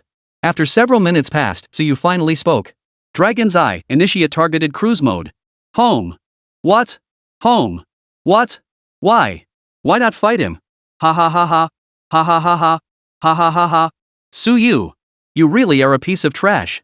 Ha ha ha ha. Damn it, traitor. I can't take this anymore. How could Huagua produce such scum? Damn it, he chickened out at this critical moment. No, he's done for. Finished. Completely finished. If you won't even put on a show, why bother competing? Just surrender already. Get out. Get the hell out of China. Eyes of the Candle Dragon shut down the broadcast. Though Suyu spoke these words calmly, the tremor laced with murderous intent was unmistakable to Si Nank. Therefore, in the car, he didn't interrogate Suyu but instead adopted a normal tone of inquiry. Mr. Su, did you discover something? Suyu took a deep breath. I'm not entirely certain, but I can say with confidence that he possesses the strength to kill me. Kill you? That's ridiculous. Your battle armor is the strongest in Hua Nation. If he truly possessed the strength to kill you, wouldn't he be able to slaughter everyone in sight if he stormed into Hua Nation? It sounds ridiculous, but it's true. But this isn't his true strength. It's only today, only this moment. Barring any accidents, he absolutely won't participate in the match the day after tomorrow. Today, he's already exhausted his life force. What data did Mr. Su base this assessment on? Based on my own battle armor. Upon hearing this, Si Nank took a deep breath. Mr. Su, I know you have absolute confidence in your inventions, but sometimes, excessive arrogance isn't a good thing. This time, you have utterly trampled upon the dignity of Huagua. I will report this matter truthfully to Elder Hua. If Mr. Su continues to act on his own accord and make unfounded judgments, then I request a replacement for the team member. With that, Si Nanki started the car and drove toward the compound. Meanwhile, upon returning to the Star Nation's base, Calf spat out a mouthful of blood. Instantly, his muscles began to disintegrate. Streaks of blood appeared across his body, as if he were about to fall apart at any moment. The side effects of the drug are still too severe. At that moment, the rest of the Star Nation team gathered around, standing there coldly watching Calf kneel on the ground. And you call yourself our second strongest fighter? We gave you the potion, yet you couldn't even gauge Suyu's strength, let alone defeat him. I didn't expect Suyu to be so resilient. The mission failed, and we lost a combatant like you. This misjudgment was entirely due to your bloodlust, so you bear full responsibility. But one thing is certain, the potion's enhancement was significant. Your stats were clearly superior to Suyu's at the time. If you'd engaged him, you could have easily cut him down. Huagua, conference room. After hearing Si Nanki's report, the expressions of those present darkened noticeably. Seeing this, Si Nanki immediately added fuel to the fire, stirring up the situation. Senior Hua, I believe this matter warrants serious handling. If Suyu continues to be passive and lackadaisical in the upcoming matches, we will be utterly unable to accomplish the mission you entrusted to us. Are you finished? Old Hua suddenly blurted out this question. Ha? Si Nanki visibly froze, caught off guard. I asked if you were finished? Yes, I'm done. Then leave. Focus on your competition. As captain, not only do you refuse to trust your own teammates' judgment, but you come here to slander and defame your own player. You must know how serious this matter is. If this happens again, don't blame me for sending you straight to the disciplinary tribunal. Old Hua snorted coldly and walked straight out of the meeting. Seeing this, the others followed suit and left one after another. I told you before, you think you can take down Su Guisher? Not in a million years. Xiao Xiao harbored deep-seated contempt for Si Nank. Now that he finally had the chance to mock him properly, he wasn't about to let it slip. Suyu remained unaware of their meeting's contents, only noticing that the eye of the Candle Dragon had been buzzing non-stop since earlier, all messages for him. People of every stripe, channels of every kind. Phew. Sometimes, I really feel exhausted. Chapter 73, One Strike, Victory. Although Elder Hua had strongly backed Suyu, not everyone shared that view. Sure enough, not long after Old Master Hua left the conference room, another person caught up with him. Old Hua, I think this matter still requires careful consideration. Old Tang, you don't doubt Suyu too, do you? You're a brother who's shared life and death with me. Don't put me in a difficult position. Mr. Hua, I understand you value Suyu as a talent. But he's still human, isn't he susceptible to temptations he can't resist? This is already the second controversy he's caused during the competition. If this continues, it will severely damage our international image. Old Hua took a deep breath and slowly exhaled. For your sake, I'll ask, what do you propose we do? I believe we need to be more cautious. If Suyu makes another mistake, we'll have to replace the delegation. This would also address public sentiment, as there is growing criticism of Suyu among the populace. Alright, I understand. The next day, the competition raged on. Due to Suyu's extreme timidity displayed in the previous match, many sought to ride his wave of popularity. But without exception, they were all defeated by Suyu. Until now, the third-ranked competitor from Saimihara stood before Suyu. The third-place contender was a native player from our country, naturally also wielding a shikigami in battle. Mr. Suyu, I'm honored you've accepted my challenge. Suyu remains silent. He wasn't particularly keen on interacting with people from our country. It seems you don't care much for me, sir. In that case, allow me to introduce myself. My name is Morikawa Hanji. Oh. This time, Suyu acknowledged him. The next second, he charged straight at him. It was clear he didn't intend to waste any time. Morikawa Hanji hadn't expected Tsuyu to be so ruthless. He hurriedly began summoning his Shikigami. But Tsuyu acted this way precisely to deny him the chance to prepare and summon his Shikigami. Because this was the common weakness of puppeteers, their physical bodies were too weak. However, Tsuyu clearly underestimated the situation. Morikawa's Shikigami summoning speed was astonishingly fast. In less than half a second, he conjured a massive Shikigami, the Crow Tengu. The Crow Tengu swung its great sword, slashing down with thunderous force. Simultaneously, countless crows followed the blade's aura, diving toward Tsuyu. Seeing this, Tsuyu stood his ground, raised his hand, and in the next instant, a powerful shockwave surged forth from his palm. Like a tiger, like a dragon. The shockwave began to shift shape mid-air, engulfing all the crows and the Crow Tengu within its grasp. Crack, crack. Seconds later, the Crow Tengu shattered and dissipated, while the crows fell lifeless to the ground. Before Morikawa could react, Tsuyu appeared beside him and thrust his right hand through the man's chest. HM? Tsuyu clenched his fist, sensing something amiss with the feel of it. Looking up, he saw Morikawa had summoned another Shikigami smaller than the Crow Tengu, but it had blocked the fatal blow. I concede this match. But I'm curious, what kind of attack was that shockwave you used just now? That's an ability built into my battle armor. If you're thinking of reporting me for using an unregistered technique, save your breath. With that, Tsuyu turned and walked away. Of course, he wasn't rushing to leave, but rather to shake off the sample clinging to his arm. Earlier, during his battle with Yen Luoluo, he hadn't come into direct contact with the battle armor corpses because he'd used a sword. Such remains were always collected by designated personnel after combat. Just like at Qingmu Plain. Since the Crow Tengu corpses would also be collected, he hurried toward the vehicle before the staff could ask him to leave the sample on his arm. Once inside, he swiftly pulled a small orb from his pocket. Activating it transformed it into a box of just the right size to hold the armored gauntlet from his arm. The moment he secured the arm guard, a staff member tapped on Tsuyu's car window. Hello, I'm So Shizuki, the off-field responsibility committee member for the Onmyoji tournament. Oh, hello. Mr. Su, let's get straight to the point. I'm here to collect the Shikigami blood that was just stuck to your battle armor. What blood? I'm not aware of any. Hearing So Shizuki's words, Sinank finally understood why Tsuyu had rushed in earlier. Mr. Su, please don't make this difficult. If you don't hand it over voluntarily, we'll have to take compulsory measures. Force? Is this how you treat guests in your country? But it doesn't matter. You've always been shameless anyway. Zhao Zhizhu maintained his cheerful expression, but his hand was already reaching for the car door handle.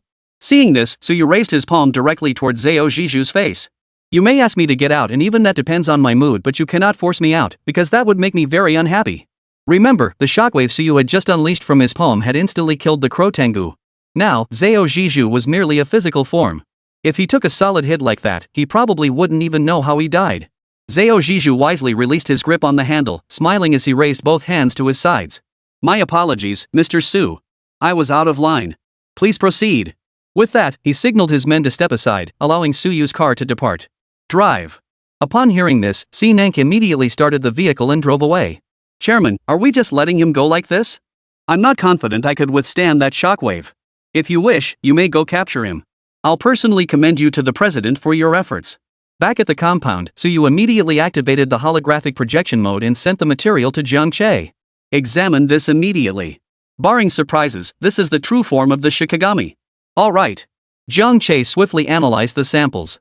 With the assistance of the candle dragon's eye, they quickly matched some data. However, none of this data was ancient, and it was all very familiar to them. Master, we've seen this before. No, more accurately, we've seen the genes within it. It's from our scientists in the incubation chambers during the multi-soul incident earlier. But these aren't synthetic components, they're genuine human cerebrospinal fluid. What? And judging by its freshness, it must have been extracted from a living body very recently. You mean this stuff was taken from living people? Unless our nation has already developed advanced technology capable of synthesizing such complex cerebrospinal fluid, it must have been obtained from human sources. Tsuyu shook his head.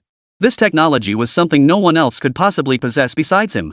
That was precisely why others could only use advanced AI robots as vessels, while he alone could make such robots give birth to offspring resembling humans. I think I understand what these so-called Shikigami truly are now. It seems the Onmyoji competition isn't just a simple contest, there must be other, undisclosed objectives at play. Upon returning to the courtyard, Tsuyu didn't rest but went straight to Sinnen Kichi's room. Mr. Su, what brings you here? Drop the hypocrisy. You knew full well that beneath Kayomihara lies a massive laboratory, yet you still went to meet Tian Mei. I now have every reason to suspect you're a spy. A laboratory? What's wrong with that? True, visiting there during the competition period would seem unreasonable no matter my status. But I told you I only went to discuss whether you could be reinstated. But Tianmei holds no position on the committee. But Dr. Tianmei is a renowned physician in our nation. Even their imperial celestial warrior has been treated by her. Moreover, she's a formidable practitioner who participated in the Luotian Grand Ritual. So, having some influence doesn't seem all that surprising, does it? Even so, I still don't believe a word you're saying. And you must have known the internal structure of the Shikigami all along, right? Shikigami? What is that? Isn't it some kind of energy composite from mythology? Suyu chuckled upon hearing this. But the next second, his gaze turned sharp as he fixed it on Sinan Ki. Sinan K felt every hair on his body stand on end, for he sensed the murderous intent radiating from Suyu. Mr. Su, are you planning to kill me without any evidence? Kill you? I'm not that foolish. Of course, I never intended that either. Don't misunderstand, I came here merely to discuss the direction of the upcoming matches. The second round's venue is at the ruins beneath Shifu Mountain, correct? That location possesses powerful magnetic fields and anti-gravity devices, which aren't particularly favorable for combat armor. What countermeasures do you have? Sinank frowned, puzzled by Suyu's sudden shift in topic. Before he could utter another word, Suyu raised his hand to cut him off. Got it.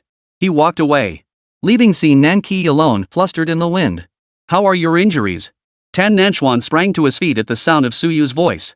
The life support system and the battle armor is pretty advanced, so I should heal quickly. That's good. Mr. Su, I apologize. I acted impulsively back then and didn't follow your instructions. This is a one-time exception. I know you all have patriotic hearts, but such matters require discretion. We're on the battlefield, simply standing here is already bringing glory to our nation.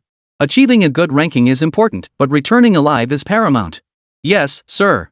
But Mr. Su, how did you know he was that strong? Intuition. I can sense the strength or weakness of certain things quite clearly. It feels like an innate ability. A sixth sense? No, it's a very tangible sensation. Suyu's words left Tan Nanchuan somewhat perplexed. But from Suyu's perspective, one could intuitively grasp what constituted strength and weakness.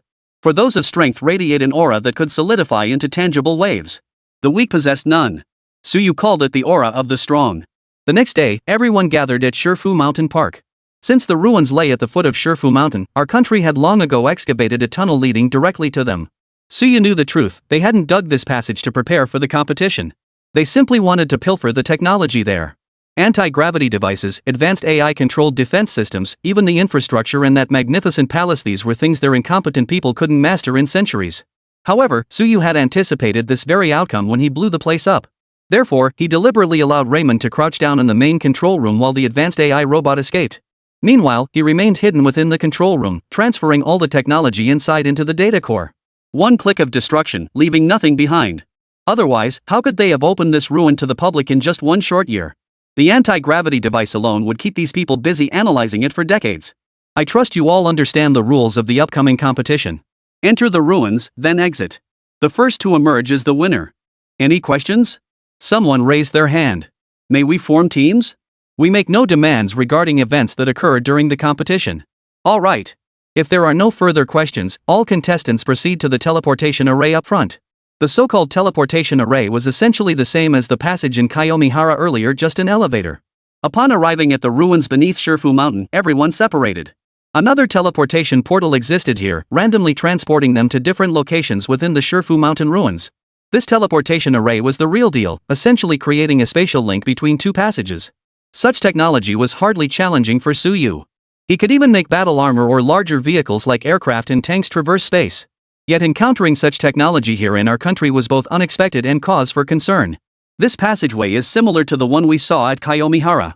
It seems Tianmei has mastered quite a bit of technology. The art of eternal youth, the art of spatial traversal. One he possessed, one he did not. Suyu took a deep breath, his expression growing complex. Let's go. It's our turn. At that moment, Sinaka's voice rang out. Suyu glanced ahead and saw the path was clear. They didn't even rush us. They wouldn't dare. After all, you could have reduced that massive Krotengu to scrap metal with a single slap. Suyu smiled faintly and stepped forward first. This was a passageway, not a particle transfer, so after passing through the light gate, they still had to walk a distance. Reaching the end, they arrived at the corner of the ruins. Suyu scanned the surroundings and realized they were now in underground laboratory 3 of the Shifu Mountain ruins. Chapter 74, Brutality, Torture, Death. At the time, when Huaguo was carrying out the clearance mission and technology recovery mission, it was authorized by the United Nations and executed by the Celestial Army's battle armor. Therefore, our nation genuinely remained unaware that Suyu had visited these ruins. However, Suyu discovered that although he had destroyed most of the defensive structures here, a closer inspection revealed that some of these defenses seemed to have been partially repaired. They probably intended to use these to delay some of the contestants. With that, Suyu casually extracted the main control core from one of the defense devices. Just like that? Suyu scanned the room to ensure there were no other triggerable mechanisms before pulling over a chair and slowly sitting down. These things are pretty basic. There's nothing overly high-tech about them, so it was easy for me to hack and disable them. So does that mean we can go out and explore now? Tan Nanchuan's eyes brimmed with admiration for Suyu, his gaze sparkling with excitement. I wouldn't recommend leaving just yet.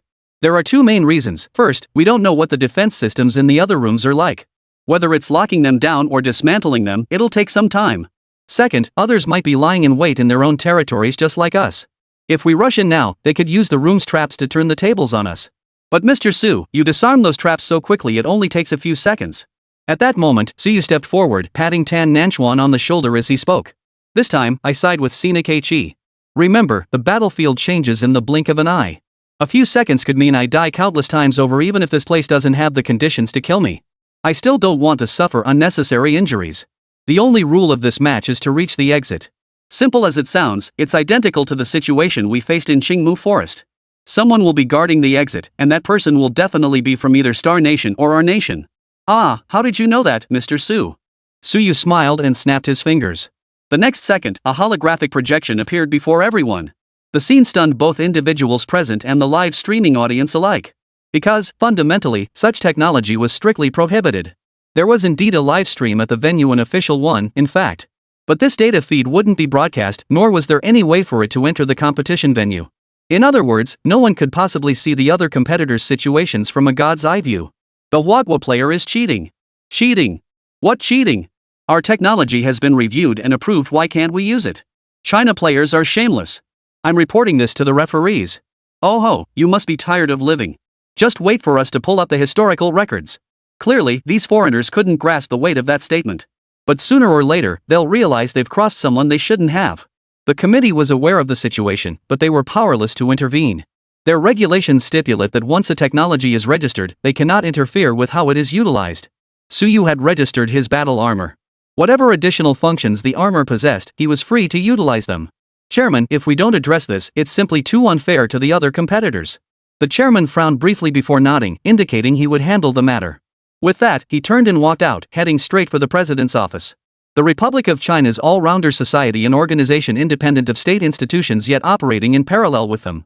Established by Luo Tiandajiao, it had been mired in controversy since its inception. Yet undeniably, this organization propelled our nation's national defense, technological advancement, agricultural growth, and fisheries development. In short, its influence permeated every facet of the nation's livelihood. Scrutinizing any sector would inevitably reveal its footprint. Thus, even when their own celestial guardians arrived, they dared not interfere with the society's affairs. To do so would risk their own replacement. Chairman, how should we handle Suyu? Should we ban this skill? Ban it? On what grounds? Taking action now would be tantamount to admitting we're afraid of Suyu's technology. Well, therefore, we do nothing, or rather, we need not do nothing. We must show him something even more spectacular. In the end, things unfolded exactly as Suyu had predicted. No one came to stop him from using this technology. However, a group of figures on the screen caught their attention. 3 competitors from Country B, armed with thermal weapons, crawled and rolled their way to the exit room with great difficulty. They were called hot weapons because they were literally hot weapons, 2 simple electromagnetic cannons and a heat-seeking laser gun. That they'd made it this far with such equipment was nothing short of a miracle. They relied entirely on sheer willpower and teamwork. It's enough that they can leave. Indeed. If I'm not mistaken, this equipment should still be the aid we provided, right? Suyu nodded. He knew this well, as Country B and China remained close brother nations. China typically involved Country B in its affairs, making them very good neighbors. Back then, Suyu had considered providing them with 2 advanced AI robots as aid. But as the saying goes, the man is not guilty, but the jewel is. While they had the capability to receive his support, they might not have the strength to protect it. Still, I find it odd. The enemies they encountered along the way didn't seem particularly formidable. Seeing this, Sina chimed in. Exactly. I noticed too they seem to have only encountered opponents from relatively underdeveloped nations. Just as Suyu pondered this, the next scene made it immediately clear why. The moment the 3 brothers stepped into the exit room, a figure plunged down from the ceiling, crashing violently between them. The immense force instantly hurled all 3 men backward. One of them, landing awkwardly during his tumble, impaled himself directly onto exposed steel rebar. The other two fared little better, as stones kicked up by the violent impact embedded themselves into their bodies at different angles. Yet these wounds proved non-fatal. Struggling to their feet, the two on the ground fired multiple shots at the assailant. Though a simple electromagnetic cannon, it was crafted by Suyu, and its intensity was undeniable. A powerful electromagnetic beam struck the man directly. Following a violent explosion, a scorched mark instantly appeared on his arm. Interesting. Absolutely fascinating. Suyu frowned as he watched the scene unfold. What's this man's name?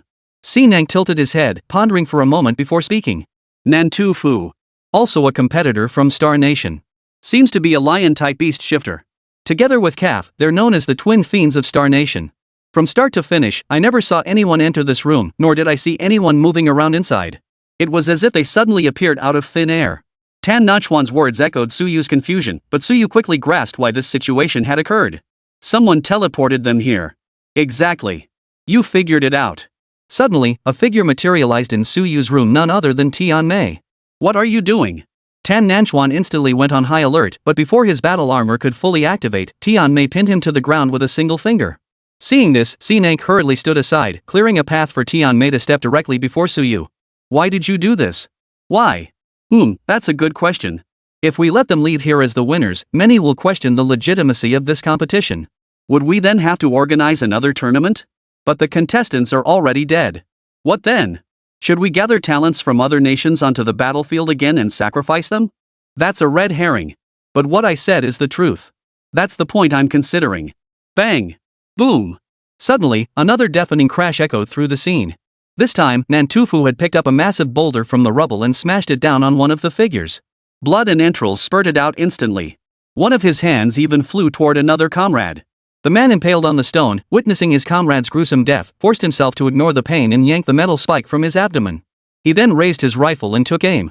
He was the sole bearer of a heat-seeking laser rifle, a weapon whose only flaw was its need for charging, whose sole advantage was its immense destructive power. Interestingly, that flaw could be overcome with sheer willpower. Boom! A laser beam nearly half a meter in radius erupted from the weapon, its intensity so fierce it scorched all nearby light-sensitive equipment. But as the image gradually stabilized, Suyu was once again stunned by the authorities' shameless maneuver. Because this laser beam had been blocked by a Shikigami. Oh, what a powerful weapon. But alas, you still cannot breach my defenses. As the great wall-like barrier rapidly dissipated, a golden-hued Shikigami appeared before the crowd, hammer in hand. Yamabiko, smash him to pieces. Roar! With Yamabiko's thunderous roar, the man was instantly smashed to pieces by the colossal hammer. In the span of just 3 minutes, the entire team was reduced to a single survivor, gasping for breath. How about it? Want to avenge your teammates? Ah! The survivor hoisted his weapon and fired wildly at the mountain child and Nantufu. But how could his weapon possibly harm them in the slightest? Ha ha ha ha ha ha. Thud! With a wave of his hand, the mountain spirit smashed the man's arm clean off with his giant hammer. Seeing this, the man grabbed his gun with his other arm and pulled the trigger again. Boom! Oh, ho ho! With both arms gone, how exactly do you plan to keep shooting? Ah! The man let out a blood-curdling scream, then somehow yanked the gun toward him with his head. After adjusting the angle, he used his teeth to pull the trigger. Boom! This time, the mountain spirit shattered both his legs. A torrent of blood spewed from his mouth, splattering onto the trigger. The excruciating pain made even lifting his head a luxury, yet he still tried to reach for the weapon within arm's length. What's his name? I think these two are going too far. Suyu, move! Move! Avenge them! Yeah, move! The situation seemed to have developed into an outcome no one had anticipated. Tian Mei herself seemed taken aback that even some of her own countrymen had risen to cheer Suyu on. At that moment, Tan Nanchuan, who had witnessed the entire scene from the sidelines, could no longer contain himself. Overwhelming fury surged through him, causing his battle armor to shatter Tian Mei's demonic spell. Mr. Su, may I eliminate them? Suyu watched the scene unfold before him but remained silent. At that moment, Si Nank spoke up from the side. We've identified him. His name is Cheok Royce. Yes, he was a member of the 4th Army of the former Huaguat Agreement Forces. Suyu visibly paused. The Agreement Army was a special institution established by Huaguay to assist neighboring underdeveloped nations. Here, these individuals ostensibly came to serve in Huagua, but in reality, Huaguay taught them how to use various weapons during their service. For those with development potential, Huagua would even freely impart the manufacturing principles of these weapons. Finally, they would be allowed to take one weapon back with them. Country B had likely chosen the heat-seeking laser cannon. Mr. Su. Suyu took a deep breath and turned to Tianmei. Teleport us over. Tianmei smiled. Sure thing. But I don't see how you could possibly win. With that, Tianmei snapped her fingers, and the group was instantly transported to the room containing the exit. Suyu, beat the crap out of him. Otherwise, we won't forgive you this time. Yeah, hit him. Hit him hard. Suyu walked up to Chaeok and crouched down. Su Gua. Don't speak. You're badly injured. Drink this. With that, Suyu handed him a cup of potion. No, I won't drink it. This must be very precious. I'm not worthy. Drink it. With that, Suyu forced the potion into his mouth. But Suyu had clearly underestimated the severity of his injuries. Without the exoskeleton or armor to protect him, his internal organs were completely shattered. Consuming this potion would only worsen his physical distress. Suyu considered removing his own armor to give him the life support system. But, please, avenge me. With those final words, Chaeok closed his eyes forever. Witnessing this, Tan Nanchuan roared in fury, his Kunin hunting knife appearing instantly in his hand as he charged toward Nantufu. Chapter 75, withdrawing from the tournament, then letting go. Nantufu watched Tan Nanchuan charge toward him, showing no intention of moving. He knew a single glance from him would be enough to signal Shantanzi to act. Sure enough, halfway through his charge, a wall of stone abruptly materialized between Tan Nanchuan and Nantufu. Seeing this, Nantufu immediately sneered. Just a worthless piece of trash. If you've got the guts, come fight me. Fight you? Think again. I'm going to kill you. With that, Tan Nanchuan sheathed his hunting knife, drew his recurve bow with a backhand motion, and flung his arm skyward, unleashing a torrent of arrows. Resolve. At the command of our country competitor, the mountain child instantly summoned a protective armor over his body. Given the Yamabiko's massive frame, it easily shielded both figures. Bolstered by resolve, the arrows inflicted no significant damage. Instead, as Tan Nanchuan prepared to draw another arrow after the volley ended, another Shikigami burst forth from behind the mountain child. The Shikigami landed, raised the paper in its hand, and in the next instant, a massive purple flame erupted from beneath Tan Nanchuan's feet, engulfing him entirely. Shikigami Tamamo no Mei reporting for duty. Unlike the previous Shikigami, this one could speak for itself. But Suyu had no time for surprise. He immediately commanded the candled dragon's eye to collect and analyze the voiceprint. Voiceprint identification result, Lu Baichuan. Immediately, information about Lu Baichuan appeared before Suyu. Indeed, another scientist from Huagua, previously listed as missing. Though termed missing, their flight had actually crashed, with charred remains found in their seats. Yet Suyu suspected the truth was far more sinister, which is why he had never allowed the police to process their deaths. Instead, he maintained their status as missing persons. It turned out his approach was correct. These people weren't dead at all, but had been turned into puppets. At that moment, the explosive purple flames finally dissipated. Fortunately, Tan Nanchuan's battle armor had protected him, preventing serious injury. Watching from the sidelines, Nantufu seemed to realize his Shikigami couldn't inflict substantial damage on the battle armor. He charged straight toward Tan Nanchuan. Seeing this, Tan Nanchuan swiftly sheathed his recurve bow and summoned the Kuan Nan hunting knife once more. Leveraging the battle armor's extraordinary reflexes, he slashed the knife across Nantufu's throat before the latter could even steady himself. This kunai hunting knife was no ordinary weapon, forged from the hardest metal found on the Earth's surface. But unexpectedly, the blade nearly sparked against Nantufu's skin. Oh! Nantufu chuckled with interest, then swiftly grabbed Tan Nanchuan's wrist. Seeing this, Tan Nanchuan forcibly broke free from the grip and created distance between them. From that brief exchange alone, Suyu had already discerned that Nantufu's strength was truly extraordinary. Even with the enhancement of his battle armor, Tan Nanchuan seemed to be at a disadvantage against Nantufu. Candled Dragon's Eye scanned the status of his battle armor. The core temperature of the battle armor is excessively high. Cease combat immediately. Sure enough, Tan Nanchuan's control over the battle armor showed a noticeable decline in mobility. While still operating at a high level, it was far from peak performance. The primary reason was that the armor's core had been affected by Yu Qiansao's purple flames earlier. Thus, Suyu charged directly toward Nantufu, intending to intercept his attack and allow Tan Nanchuan a moment to rest. Unexpectedly, Shantanzi and Yuzenko stepped in front of Suyu. Bullying the weak with numbers isn't a good habit. I'm your opponent. With that, the figure commanded the mountain child to charge at Suyu. Seeing this, Suyu's first instinct was to dodge. No matter how fiercely the mountain child blocked his path or how high the walls had erected, Suyu leapt over them one after another. What is he doing? Why hasn't he made his move yet? Yeah, Tan Nanchuan's already struggling to hold on. What is he doing? No one understood what Suyu was thinking, why he kept dodging instead of attacking head-on. After all, attacking head-on would end the fight quickly. The mountain spirit seemed to notice Suyu's hesitation. He immediately commanded two Shikigami to attack simultaneously, launching a fierce assault to surround and crush Suyu. Yamabiko's walls erupted one after another. Just as Suyu attempted to leap away, he collided head-on with the ghostly flames hurled by Gyokuzensou. Seeing this, Suyu altered his strategy. Using the high vantage point afforded by the city wall, he swiftly summoned several golden long swords behind him and commanded them to strike at Nantufu. Yet, this attack was still blocked by the resilient mountain spirit. In less than a minute, Tan Nanchuan's core had completely lost its kinetic energy, causing the battle armor's mobility to rapidly decline. At that moment, Nantufu sensed Tan Nanquan's power waning. He reached out, grabbed Tan Nanquan's arm, and yanked it off with brutal force. Tan Nanchuan's agonized roar instantly echoed throughout the chamber. Blood gushed from the wound, staining half of his snow-white Tianjun battle armor crimson. Suyu, what the hell are you doing? Move already! If you don't act now, Tan Nanchuan will die. How long do you intend to keep this up? Suyu took a deep breath and charged toward Nantuf once more. Yu Qianzhou, seeing this, stepped directly in front of Suyu and ignited a vast expanse of purple flames around her. The flames compressed the surrounding air, triggering an explosion whose powerful shockwave sent Suyu flying backward. Ha ha ha ha! Look at your teammates, one spectating, the others dodging. Neither of them wants to save you. With that, Nantufu tore off Tan Nanchuan's other arm. The severed limb dangled from the gaping wound in his battle armor. The excruciating pain was so intense that Tan Nanchuan ground 2 teeth to dust. He wanted to scream, but now, the excruciating pain made him tremble uncontrollably. Forget screaming, even breathing was becoming a luxury. Let me send you on your way. It's been ages since I've tasted human blood. With that, Nantufu seized Tan Nanchuan's head and bit down on his neck through the battle armor. The powerful bite instantly pierced through the nanomaterial of the battle armor, completely tearing open Tan Nanchuan's throat. Blood gushed forth instantly. In that moment, death truly enveloped his heart. For the first time as a soldier, he sent out a distress signal to Suyu. Su, sir, save me. Witnessing this, Suyu instantly accelerated to his maximum speed and activated his cloaking ability, intending to bypass the Shikigami and rescue Tan Nanchuan directly. As long as the battle armor's life support system could still be activated, Tan Nanchuan might at least survive. However, though invisible, the Shinto spirit relentlessly conjured walls to block Suyu's path.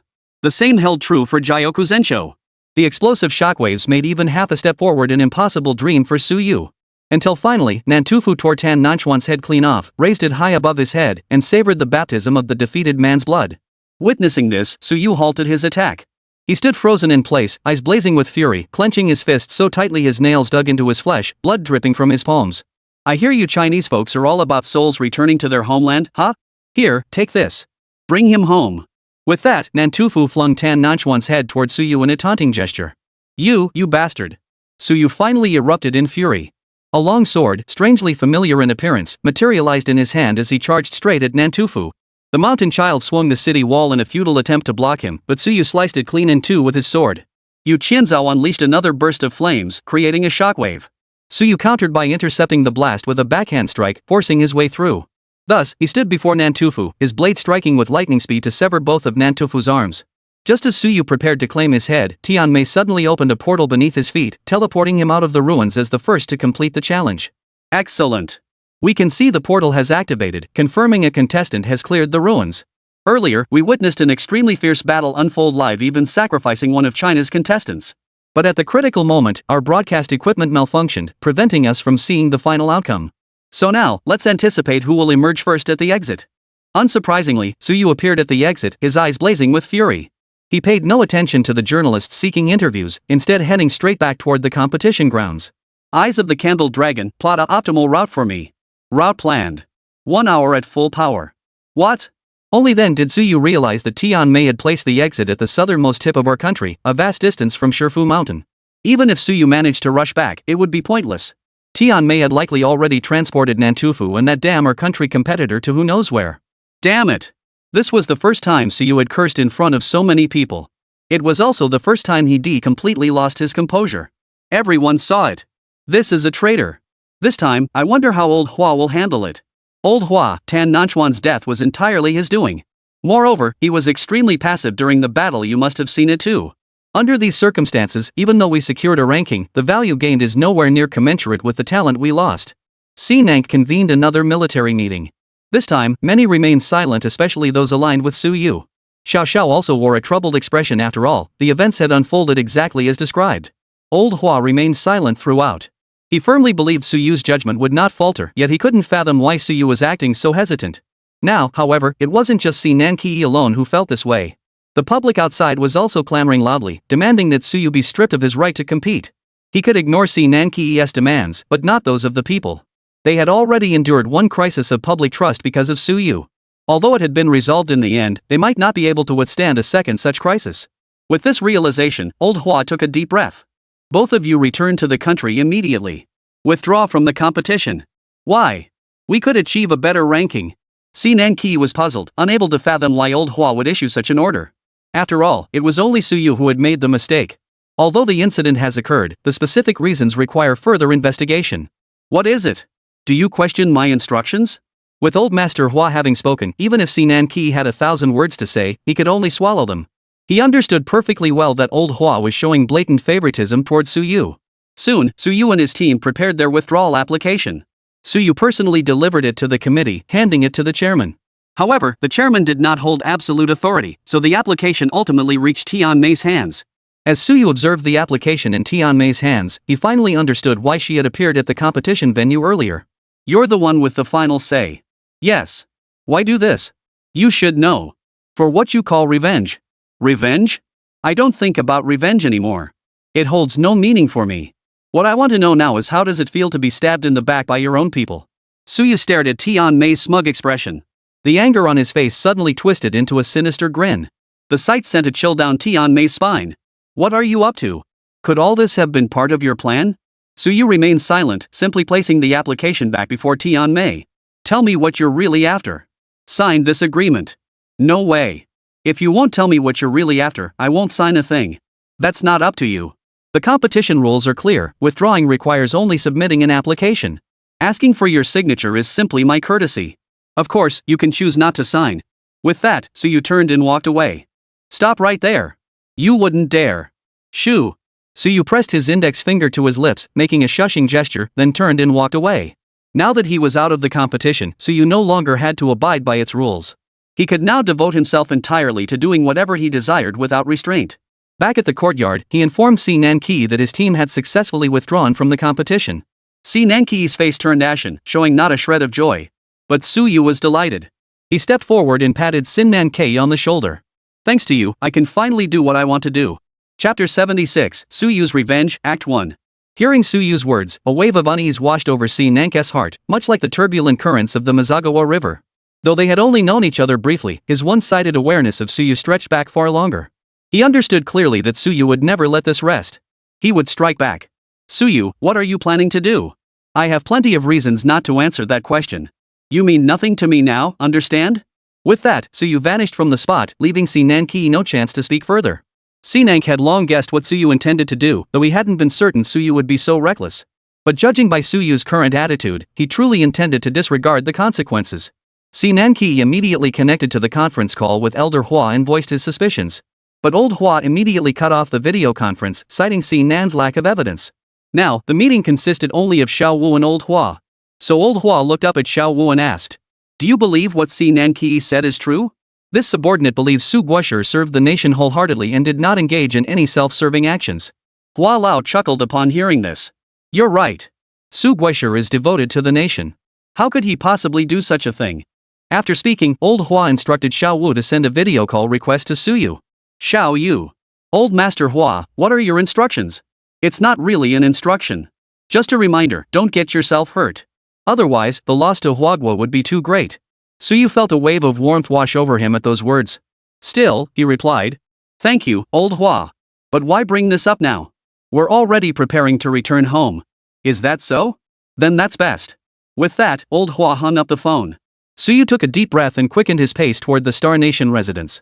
Today was still the off-season, so Su Yu could be certain the Star Nation players were inside the villa. Sure enough, things unfolded exactly as Su Yu had anticipated. From a distance, he scanned the villa's personnel distribution and generated a complete holographic 3D model. Su Yu adjusted the monitoring drone, connecting it to a domestic live streaming channel. He established one of the ports on the military network and once again initiated the broadcast under the military's authority. This time, Su Yu didn't use his own mecha, he donned the Celestial Army battle armor. Is the military going to seek revenge? Turns out we still need the military. Su Yu's useless, he doesn't even dare seek revenge. I heard they withdrew from the competition because of this incident. Now they've not only lost a talent but also their chance at a ranking. Blame it all on Su Yu.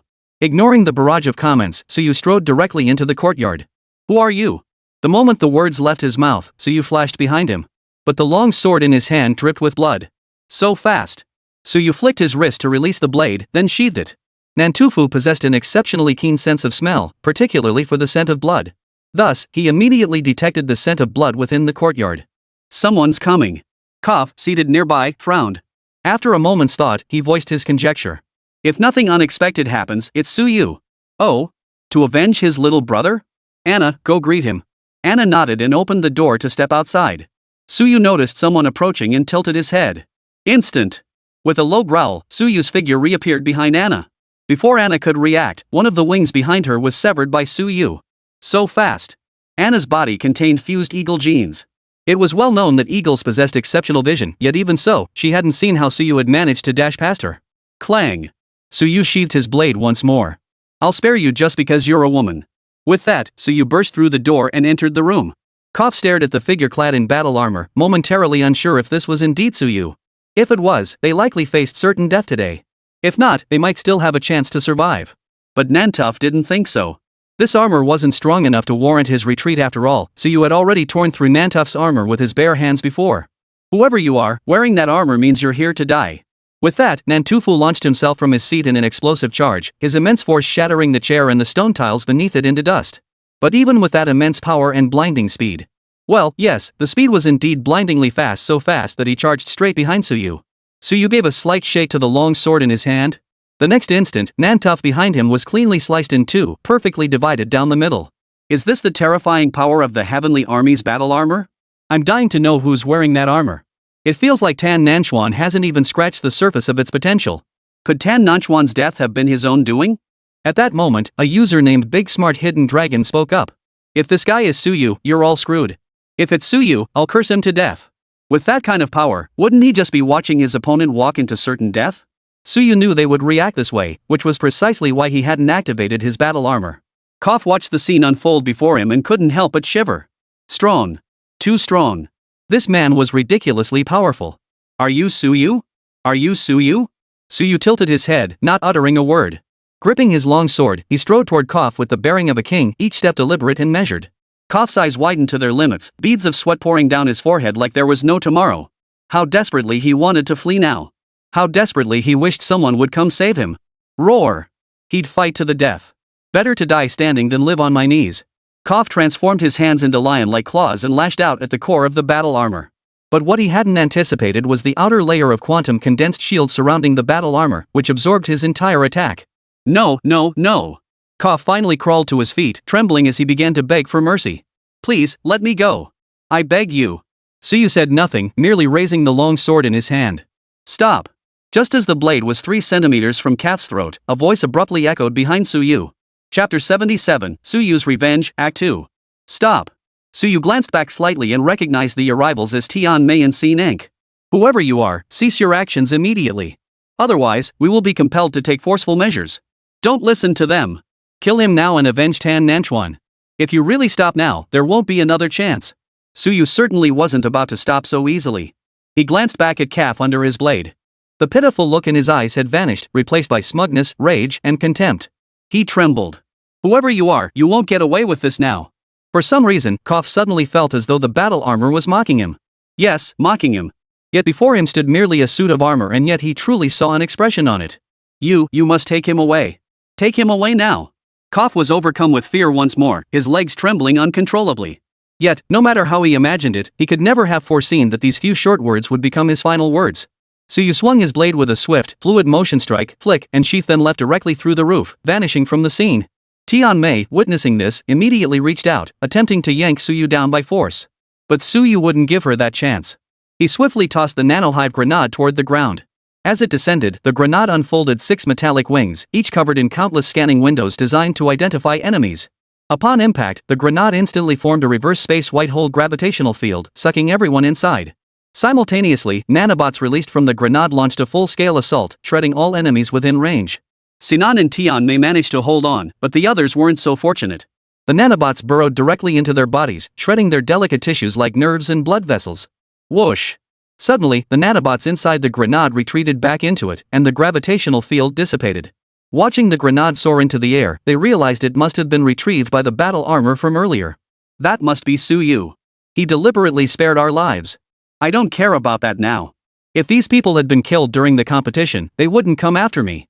But since they were killed outside the competition, Star Nation will definitely demand an explanation from us. Sinan glanced at Tian Mei and shook his head helplessly. This situation wasn't anyone else's fault. It was entirely Tian Mei's doing. Dr. Tian Mei, let me offer you some advice. You'd be wise to head back to your own country's territory immediately. With that, Sinan turned to leave. Aren't you coming with me? Tian Mei called out to him, her tone tinged with threat. You and Suyu go back a long way. You should know his temper better than I do. After uttering these words, Sinan left without looking back. His footsteps were light and quick, as if he truly feared Tian Mei might call him back. Just as Sinan had guessed, Suyu had indeed arrived at the R Nation rest area. This time, however, he switched his heavenly army battle armor to his golden armor right in front of everyone watching the livestream. For a moment, the golden glow of the armor mingled with the crimson flames of the setting sun, leaving the livestream audience momentarily dazed. But they quickly realized that the one who had just slaughtered enemies in Star Nation was indeed Suyu. Suyu! You clearly possess this level of power, why didn't you fight back earlier? Tan Nanchuan's death was entirely your doing. You're a murderer. This time, Suyu spoke. His deep, mechanical voice echoed through the livestream. The Shikigami employed by our nation are not supernatural entities, but puppetry techniques. If they were mere mechanical puppets, I'd have nothing to fear. But inside those puppets are scientists from our country. What? Scientists? Don't be ridiculous. That's impossible. Don't listen to him. This is just a lie he's concocting to clear himself of suspicion. Yeah, a tiny country like our could never have that kind of capability. Believe it or not, it's up to you. With that, Suyu pushed open the door and walked straight inside. Unlike Star Nation, this was their home turf. Consequently, no fewer than 10 R Nation operatives capable of manipulating puppets had gathered here. Seeing this scene, Suyu felt not fear but excitement. Because this meant he could finally liberate the people trapped inside those puppets. Who are you? What are you doing here? This guy was really dense, couldn't he tell I was here to take you all down? The leader, observing Suyu's appearance, quickly recalled where he had seen this mecha before. It's Suyu. The one who fought Yan Luoluo back then. Suyu? Hearing Suyu's name, Yoshino Kuma rose from his seat. Suyu? What brings you here? To avenge your dead teammate? Suyu gave a faint smile, extending a single finger in a taunting gesture. Then, he suddenly appeared behind an R National, snapping his neck with a swift twist of his wrist. But that wasn't all. He grabbed the R National by one arm, hauling him up and dragging him right before Yoshino Kuma. He gave him a thumbs up before flipping him over. This time, Yoshino Kuma truly couldn't tolerate it. He raised his hand and summoned the Yama-Ashi. Seeing this, the others also summoned their various Shikigami, all gathering around Suyu. Seeing this, Suyu couldn't have been happier. Inside his battle armor, he nearly laughed himself silly. Taking 2 deep breaths to steady himself, he unexpectedly clasped his hands together and sat cross-legged on the ground. The scene looked slightly bizarre. But when they heard the murmurs of Buddhist chanting suddenly emerge from the air, goosebumps instantly covered every one of them. Suddenly, a golden light began to radiate from Suyu's body. Behind him, a vast, shadowy form of a Buddha appeared faintly. This Buddha bore a kind and benevolent countenance, embodying the principle of 1,000 faces for 1,000 people.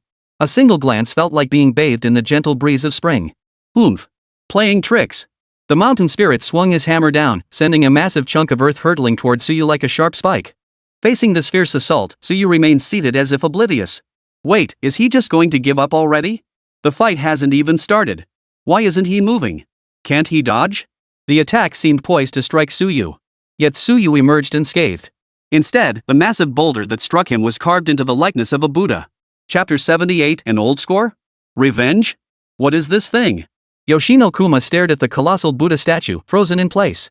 The others were also frozen in place by the scene, hesitating to attack. At that moment, Suyu finally rose slowly from the ground.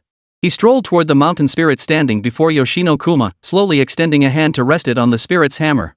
The next second, as the Buddha statue behind him solemnly uttered Amitabha Buddha, the mountain spirit suddenly began to shake violently. What did you do to him? Boom! In the next instant, the mountain spirit's towering form dissolved into smoke, and the scientist inside plummeted to the ground. Only then did everyone in the livestream finally realize Suyu had been telling the truth. I know this man, he's a physicist from China. He was involved in that plane crash report earlier, but Suyu insisted it was a disappearance. I remember a lot of people criticized him back then. My God, I never imagined our country would use our nation's scientists as puppets. Suyu bent down, examining the scientist on the ground. This puppet operated using the scientist's cerebrospinal fluid. Having lost its own production of this fluid, it required constant external nourishment. But now that Suyu had destroyed the puppet, the connection between the scientist and the puppet was severed. The consequence was that the scientist could no longer survive and would soon die. This is precisely why I refuse to kill them, because I know that once I do, they truly cease to exist. With that, Suyu rose slowly, walking past each puppet in turn. He shattered them all using the power of the Buddha statue, freeing the scientists trapped inside. Subsequently, Suyu gathered the scientists together and released the nanobots from within his battle armor.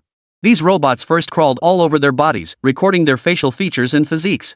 Then they entered their bodies, recording the genetic makeup of each part.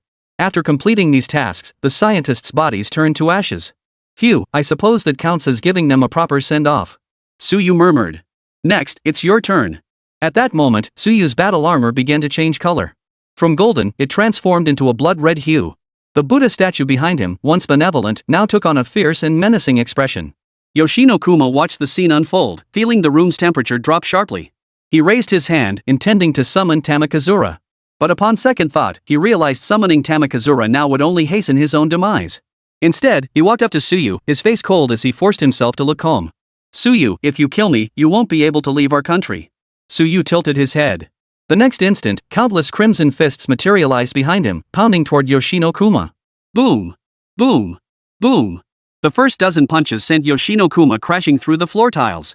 But this still didn't seem to satisfy Suyu. He unleashed another dozen punches until Yoshino Kuma's blood seeped completely into the ground, not a single drop splattering on the surface before he finally stopped. The scene left everyone present utterly stunned. But the viewers in the livestream were absolutely thrilled. Suyu, you're incredible. This is what it means to be Chinese. God Su, you're incredible. By the time Tianmei arrived, Suyu had already shed his battle armor and stepped out of the room. Suyu glanced at Tianmei, gave a faint smile, then vanished in a flash. When Tianmei pushed open the door, she discovered 13 deep craters on the ground. Each pit corresponded precisely to the location of one of the deceased Chinese scientists. Having completed this, Suyu sat quietly in the small courtyard, waiting for the our country authorities to come and arrest him. After all, Suyu was no longer a contestant in the competition. His actions had now violated the laws of our country. This time, Tianmei was truly enraged. No, it wasn't just anger, there was fear too. The principles behind the Shikigami had been exposed. Who knew how many times greater the wrath of Huagua would be when the truth came out? The only way to escape this crisis now was to keep Suyu and negotiate a deal with China. Therefore, leveraging her position as the head of Japan's supernatural society, she summoned all the supernatural beings and led them to the courtyard where Suyu was located. Sinan glanced up at the direction Tianmei and the others had come from, then walked behind Suyu. You can still leave now. Let's go. Why should we leave? At least 3,000 have arrived. Ha! As the two spoke, a violent tremor erupted.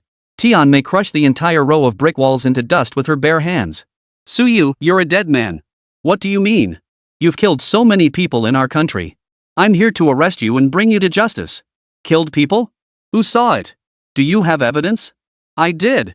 Tianmei took a deep breath. Evidence, huh? We'll talk about evidence when you're still alive. Attack! Tianmei roared, ordering her men to charge at Suyu. But Suyu, seated on his stool, merely flickered his fingers. As the men scrambled to their feet and looked up, her colossal figures suddenly loomed before Suyu. Had they not raised their heads, they would have seen only his calves. Even looking up, they couldn't take in the full scale of these monstrous forms. What they could see was one colossus wielding a sword, another holding a sacred umbrella, a third playing a pipa, and the last encircled by coiling serpents. Shikigami? How laughable. This, he declared, is the true Shikigami. With that, Suyu commanded the 4 heavenly kings to trample toward them. Tianmei narrowed her eyes, seemingly sensing something amiss. With a sweeping gesture of her hand, she compressed the surrounding air. As the 4 heavenly kings approached this spot, their bodies instantly twisted under the dense pressure. But the distortion lasted only an instant, not lingering long. Soon, their twisted forms snapped back into shape. Holographic projection? Suyu, still playing these old tricks? Tianmei roared, unleashing terrifying power from her body. The 4 heavenly kings instantly disintegrated into countless particles amidst the terrifying roar. Suyu watched Tianmei, her hair whipping wildly, and sneered with disdain. Because in the next second, those scattered particles reassembled into 3,004 heavenly kings. One by one, they fiercely seized the necks of these otherworldly beings. Stop messing around, or they'll all die. Suyu, I truly misjudged you. I don't have time for this nonsense. You're the one who developed the Shikigami, aren't you? Come back to China with me. You must face the judgment of the Chinese people. How could Tianmei possibly accept this? They called it a trial, but it was nothing more than a death sentence. Impossible. You want me to go back to China with you? Absolutely not. With that, Tianmei leapt into the air and sped toward a specific location. Suyu glanced up and instantly guessed her destination. Needless to say, it was undoubtedly the experimental base beneath Qingmu Forest. Sinan Keiichi, you should know your fate too. I don't intend to make things difficult for you here, so I'm giving you a chance. Until I return to my country, you still have the opportunity to clear your name. With that, Suyu followed Tianmei's departing direction. Sinanki watched Suyu's receding figure and let a faint smile touch his lips. Tianmei pushed herself to the limit and finally reached Qingmu Forest. But when she reached the great tree, she discovered Suyu was already seated in its branches, waiting for her. Seeing the shock on Tianmei's face, Suyu spoke. You don't even have the right to run away from me. But since I've got some spare time now, take me down to your lab below. Tianmei glared at Suyu, clenched her jaw, and declared. Suyu, I never gave up on revenge for what happened back then. But no matter what I do, no matter how I try, I can't stand up to the Star Nation. Many people from your country died there too. Why? Why can you still face this so calmly? Suyu took a deep breath. He had no intention of continuing this conversation. Instead, he pointed to the large tree before them, gesturing for her to open that space. Tianmei shook her head. She couldn't understand. No matter how hard she tried, she couldn't fathom why Suyu had become this way. Fine. If you want to see it, I'll take you there. I hope after you see it, you'll remember the horror of that time. With that, Tianmei opened the passageway. Inside the laboratory was precisely what Suyu had previously guessed the production site for Shikigami. Standing before the floor-to-ceiling glass, Tianmei pointed at the large pool and explained. These are the civilians we've gathered. They lack the potential to become core components for Shikigami, so we've transformed them into nourishment for the spirits. Over here are talents from various nations. They all possess the potential to become Shikigami cores. Combined with the nutrient supply, they can maintain stable existence. As for the compression, folding, and instantaneous appearance technologies, those were all provided by the Star Nation.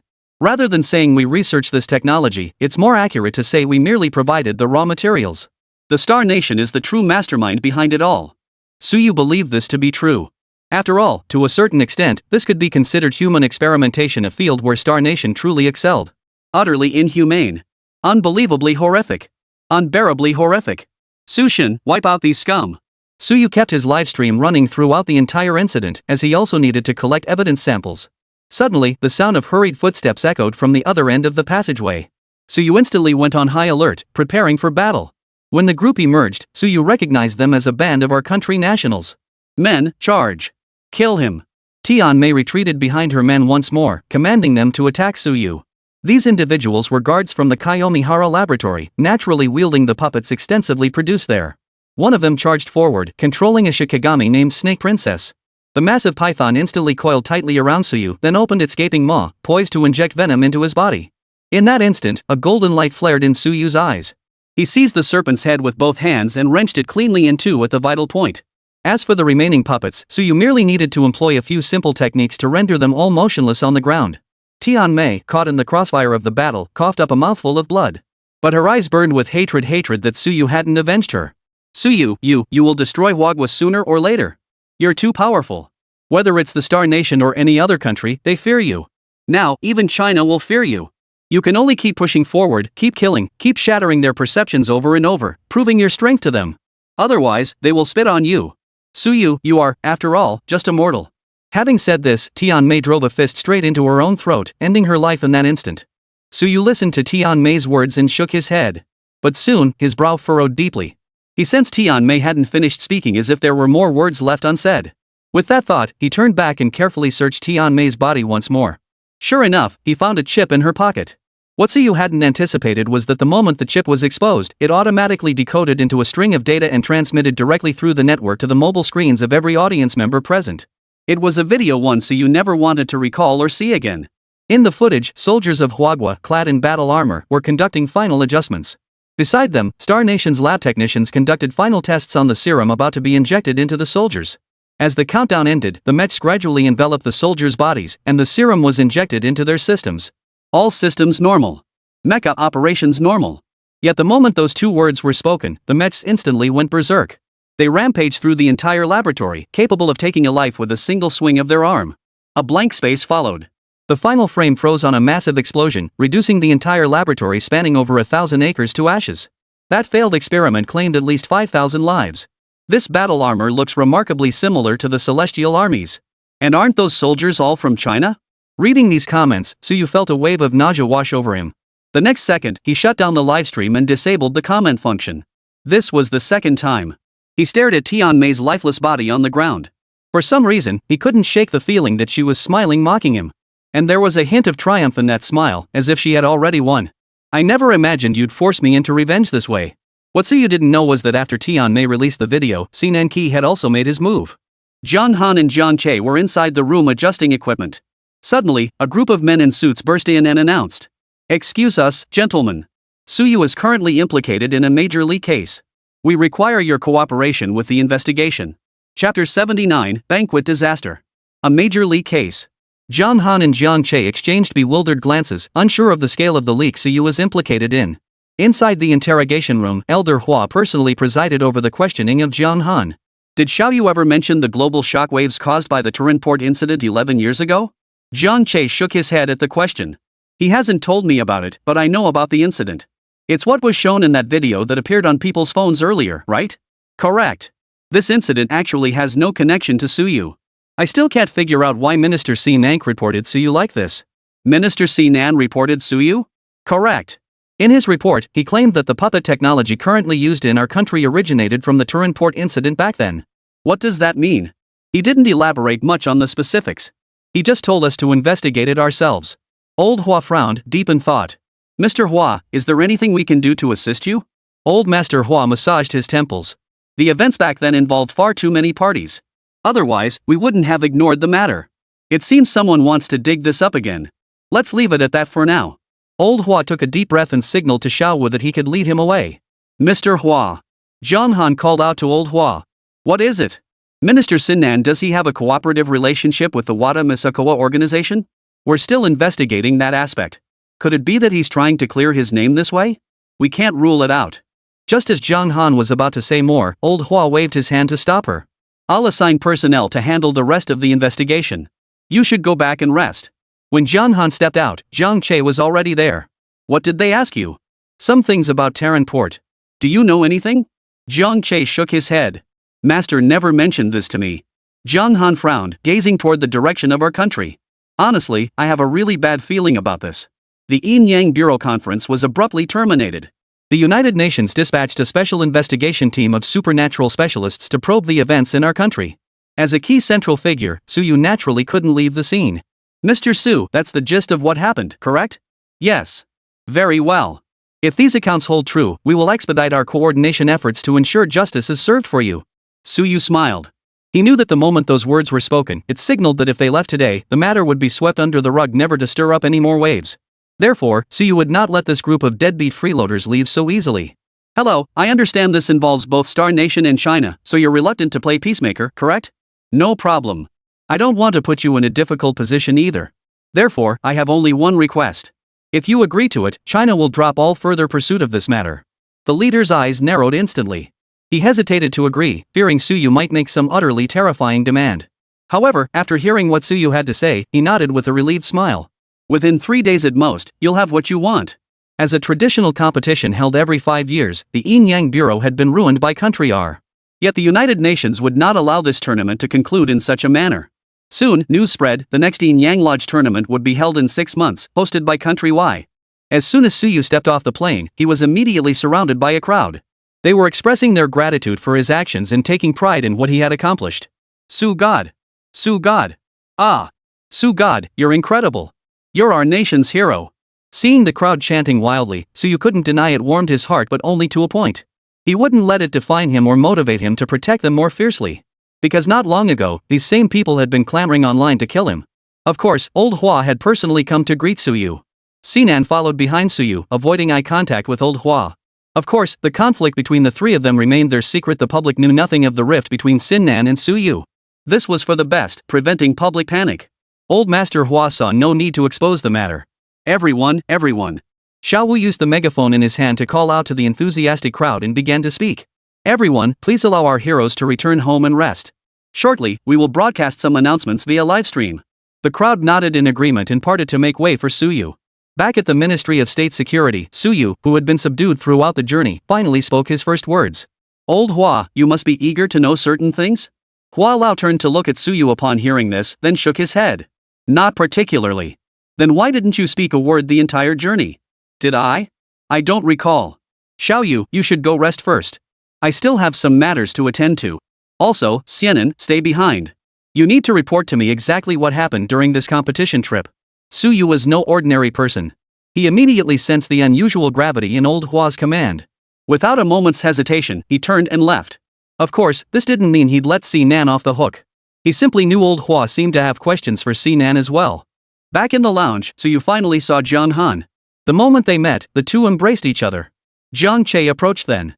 Seeing this, Suyu smiled and said, "This time, it's all thanks to you. Otherwise, I wouldn't have been able to uncover the secret of the Nation puppet. You're truly an unsung hero." Jiang Che shook his head. "Master, you're flattering me. If you had the right equipment at your disposal, you wouldn't have needed me in the first place. You've reminded me I suppose it's about time I developed a portable experimental database." "Master, I doubt you'll find the time for that." "What do you mean? You haven't heard? Since we uncovered the true whereabouts of those scientists from Huagua and you helped them find liberation, Old Hu plans to host a celebratory banquet for you. Though, truthfully, it'll mostly be a moment of silence to bid farewell to those scientists." I truly didn't know about this. Xiao Wu mentioned at the airport that an upcoming announcement would likely refer to this matter. Yes, and this banquet is being held simultaneously across the entire country, organized by province. Each province has a designated venue. One per province? You don't expect me to run back and forth between them, do you? Could be. After all, you're now a celebrated hero revered by millions. The next day, at the celebration banquet. As soon as Suyu and Sinan entered, the crowd erupted in cheers and rushed toward them.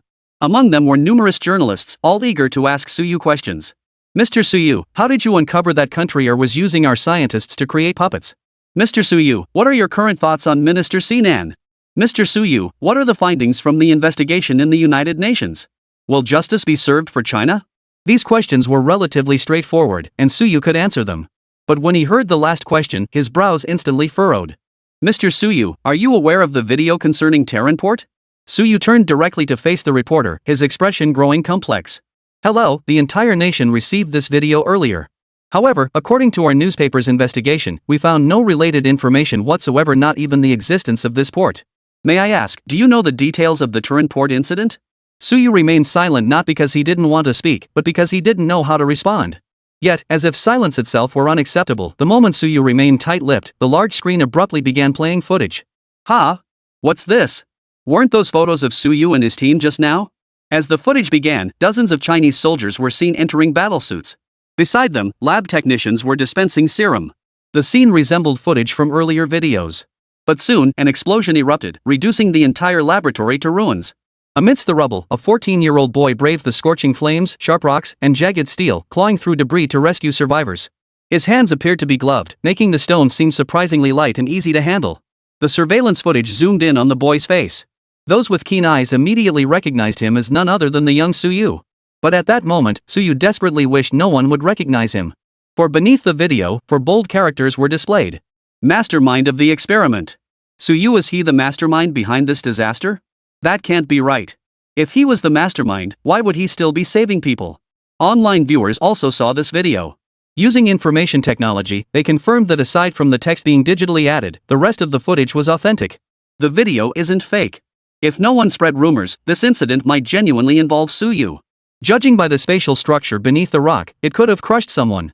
We can't rule out that Suyu was rescuing someone. An ID named Shogonchen posted his hand-drawn schematic online. Could there be incriminating evidence down there? Like experimental data or something? After this comment appeared, many fell silent. Suddenly, commotion erupted on set. As the camera shifted, Sinan appeared to pull a pulse pistol from somewhere and pressed it against Suyu's head. He then roared at the top of his lungs. "Suyu, you sacrificed 3,000 lives for your own selfish desires. Today, you must pay with your life." Did Suyu really do it? My God! A murderous maniac! Murderous maniac! The crowd around him screamed and cursed at Suyu, while the online commenters in the livestream didn't let up either, hurling insults at him non-stop. But that wasn't all. Some in the crowd, heedless of collateral damage, even picked up wine glasses and hurled them at Suyu. Though bodyguards surrounded Suyu, they couldn't block every glass hurled at him. One or two inevitably struck his head. Blood trickled down Suyu's face, yet his eyes never left the screen. Amidst the rubble, a fleeting object had caught his attention. He immediately sent a telepathic message to Jiang Che. "Preserve this footage. By any means necessary." With the assistance of the soldiers, Suyu finally managed to escape. Xiao Xiao pulled out a tissue to wipe Suyu's wounds, but Suyu waved it away. I was wearing that golden battle armor the entire time. I let them hit me precisely to see how the public would react to this. Honestly, I should be pleased, at least it shows our citizens have strong patriotic fervor. Patriotic? If they were patriotic, they wouldn't have thrown things at you. Suyu smiled faintly, then turned to lean against the car window and fell silent. Of course, he wasn't daydreaming. Instead, he was using the candle dragon's eye embedded within his battle armor to extract and visualize memories stored in his mind. Sometimes, when people try to recall specific things, memory extraction can be limited. So Suyu developed this technology to passively extract his own memories, eliminating that hassle. Of course, this wasn't Suyu's original motivation for developing the technology. Initially, he'd simply wanted to avoid the mental effort of sifting through the vast expanse of knowledge stored within his mind. As the memories continuously flashed back, he watched the lingering images of Terranport still preserved within his mind. At 14, he had tried to stop the experiment from happening. He knew his technology wasn't fully developed, or more accurately, it hadn't matured by the time it was stolen. Suyu leapt over the perimeter wall surrounding the laboratory. Guided by moonlight, he groped his way through the super lab in Terranport. After surveying the area, Suyu located the secret laboratory. But the instant he reached out, a powerful electric current seared his fingers. Suyu hissed in pain, then pulled out a pair of gloves and began picking the lock on the door. But just as he started working, he heard another sound nearby. The voice sounded familiar. Turning his head, Suyu saw someone using a data transmission device to send information. You're insane. Transferring data at a time like this? If they start the experiment and the data isn't cut off in time, there'll be trouble. The person clutched the device in their arms and sneered coldly at Suyu. This data could forge a super army that 1,000,000 people couldn't withstand. With it, you could do anything. It's worth far more than their lives. Those are all soldiers of China. So what? Though Suyu's voice was youthful, his mindset was remarkably mature. After all, he was a transmigrated soul. Seeing the man's utterly selfish expression, he immediately charged forward. But his frail frame couldn't withstand a single punch, sending him crashing to the ground. Chapter 80. The trial begins. Sinan vs Hua Lao Round 1. But Suyu wasn't one to back down. His body might be weak, but his spirit certainly wasn't. Besides, what era was this? Who fought bare-handed anymore? Without hesitation, Suyu pulled a stun gun from his pocket and fired at the man. The man froze momentarily, his mind racing for a countermeasure. But he never anticipated the stun gun's lightning-fast firing speed. He didn't even have time to drop his device or find something to block the shock. Watching the man pinned to the floor by the stun gun, Suyu charged forward, executing a sliding tackle that sent him crashing to the ground. The device clattered loudly as it hit the floor, drawing the attention of the experimenters inside the room. Hearing the commotion, the man scrambled to retrieve the core unit containing partial data from the device and fled. You ruined my plans, kid. I'll remember you. But I hope you remember this too. You can't save them. Suyu turned and sprinted away, but after a few steps, he caught sight of an ID badge lying on the floor dropped by the man who had just fled. Lin Yao? This delay allowed the experimenters inside the door to emerge. Spotting Suyu, they immediately called for security. Freeze. Boom. Whether it was due to this individual's actions triggering a chain reaction or not. In any case, the moment the guard shouted that command, the laboratory exploded. The lab technician had thrown Suyu out the window with all his might. Though it was the third floor, he seemed to know there was a carport below. The carport absorbed much of the impact, allowing Suyu to land safely. But then, the powerful shockwave shattered every single window on the entire floor, instantly collapsing the ceilings on the second and fourth floors. In an instant, the laboratory filled with screams, the grinding of machinery against the floor, tearing sounds, and the clang of metal striking metal. Enough! Suyu's roar startled the driver into slamming on the brakes, sending chills down Xiao Xiao's spine. Su Guosher, what's gotten into you? Xiao Xiao turned to look at Suyu, noticing the fine beads of sweat on his forehead. I'm fine. Just had a nightmare. Where are we? Haven't we reached the Research Institute yet? The Research Institute? Aren't we supposed to be going to the State Security Department? Suyu took a deep breath and shook his head. Right, the State Security Bureau. My mistake. Xiao Xiao furrowed his brow. Su Guosher, if there's anything you need, you must tell me. I'll do everything in my power to help you. No, it's nothing. Thank you. The car soon pulled into the State Security Bureau compound. As soon as they entered the gate, they were stopped by a group of people. Hello, we're from the International Coordination and Security Department. We kindly request Mr. Suyu's cooperation with our investigation. Just as Suyu was puzzled, old Hua called. Xiaoyu, I'll handle this matter as quickly as possible. For now, I need you to cooperate with the Coordination and Security Department's investigation. Understood. The International Coordination and Protection Department, an agency dedicated to safeguarding the interests of vulnerable nations and curbing the power of dominant ones. Its existence was unique, yet no nation held the authority to interfere with it, not even the United Nations, a symbolic organization controlled by several major powers. Rumor had it the primary reason was that this group possessed a powerful technology, a technology that, wielded by just dozens of people, could destroy a nation. Well, that sounded pretty far-fetched. But Suyu believed it because in his previous life, he had truly possessed such a weapon. The Security Department personnel handcuffed Suyu, escorted him out of the Ministry of State Security, and transported him into their pre-prepared mobile fortress. Mr. Su, we apologize for this being our first meeting under such circumstances, but we have no choice, we must thoroughly investigate certain matters. Suyu nodded in understanding. Allow me to introduce myself. My name is Yang Jiahao, and I'm the head of the East Asia Division within the Coordinated Security Department. You're quite talented to have gained entry into this mysterious organization, the Coordinated Security Department. Yang Jiahao smiled, choosing not to take the bait on Suyu's remark, and continued. Mr. Su, are you aware of the incident in Trenton Harbor? I am aware. Then are you the mastermind behind it, or do you have direct involvement in the entire affair? Suyu frowned, then after a moment, nodded. How am I connected? Instead of answering directly, Suyu countered with a question of his own. Have you already conducted an investigation? If you have, I need to ensure you'll choose to believe what I say, rather than rumors spread by others during the investigation. Indeed, that someone else referred to Si Nank. Suyu wasn't certain if they had already approached Si Nank for information beforehand.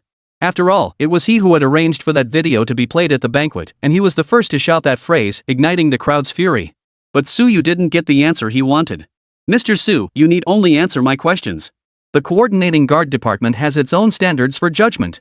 If you persist in non-cooperation, per the Department of Collaborative Defense's regulations, you will be sentenced to death and permanently bound to the charges provided by the accuser. As Yang Jiahao delivered these words with clinical detachment, Suyu's emotions surged violently. If he were truly tied to that charge, who knew how many schemers would exploit it later? I am connected to that explosion. Understood.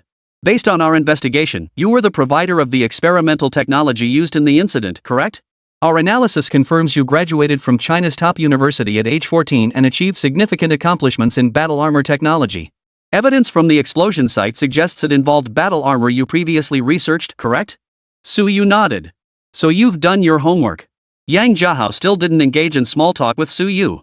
He casually closed his file and stood up from his seat. Of course, this is the result of our investigation.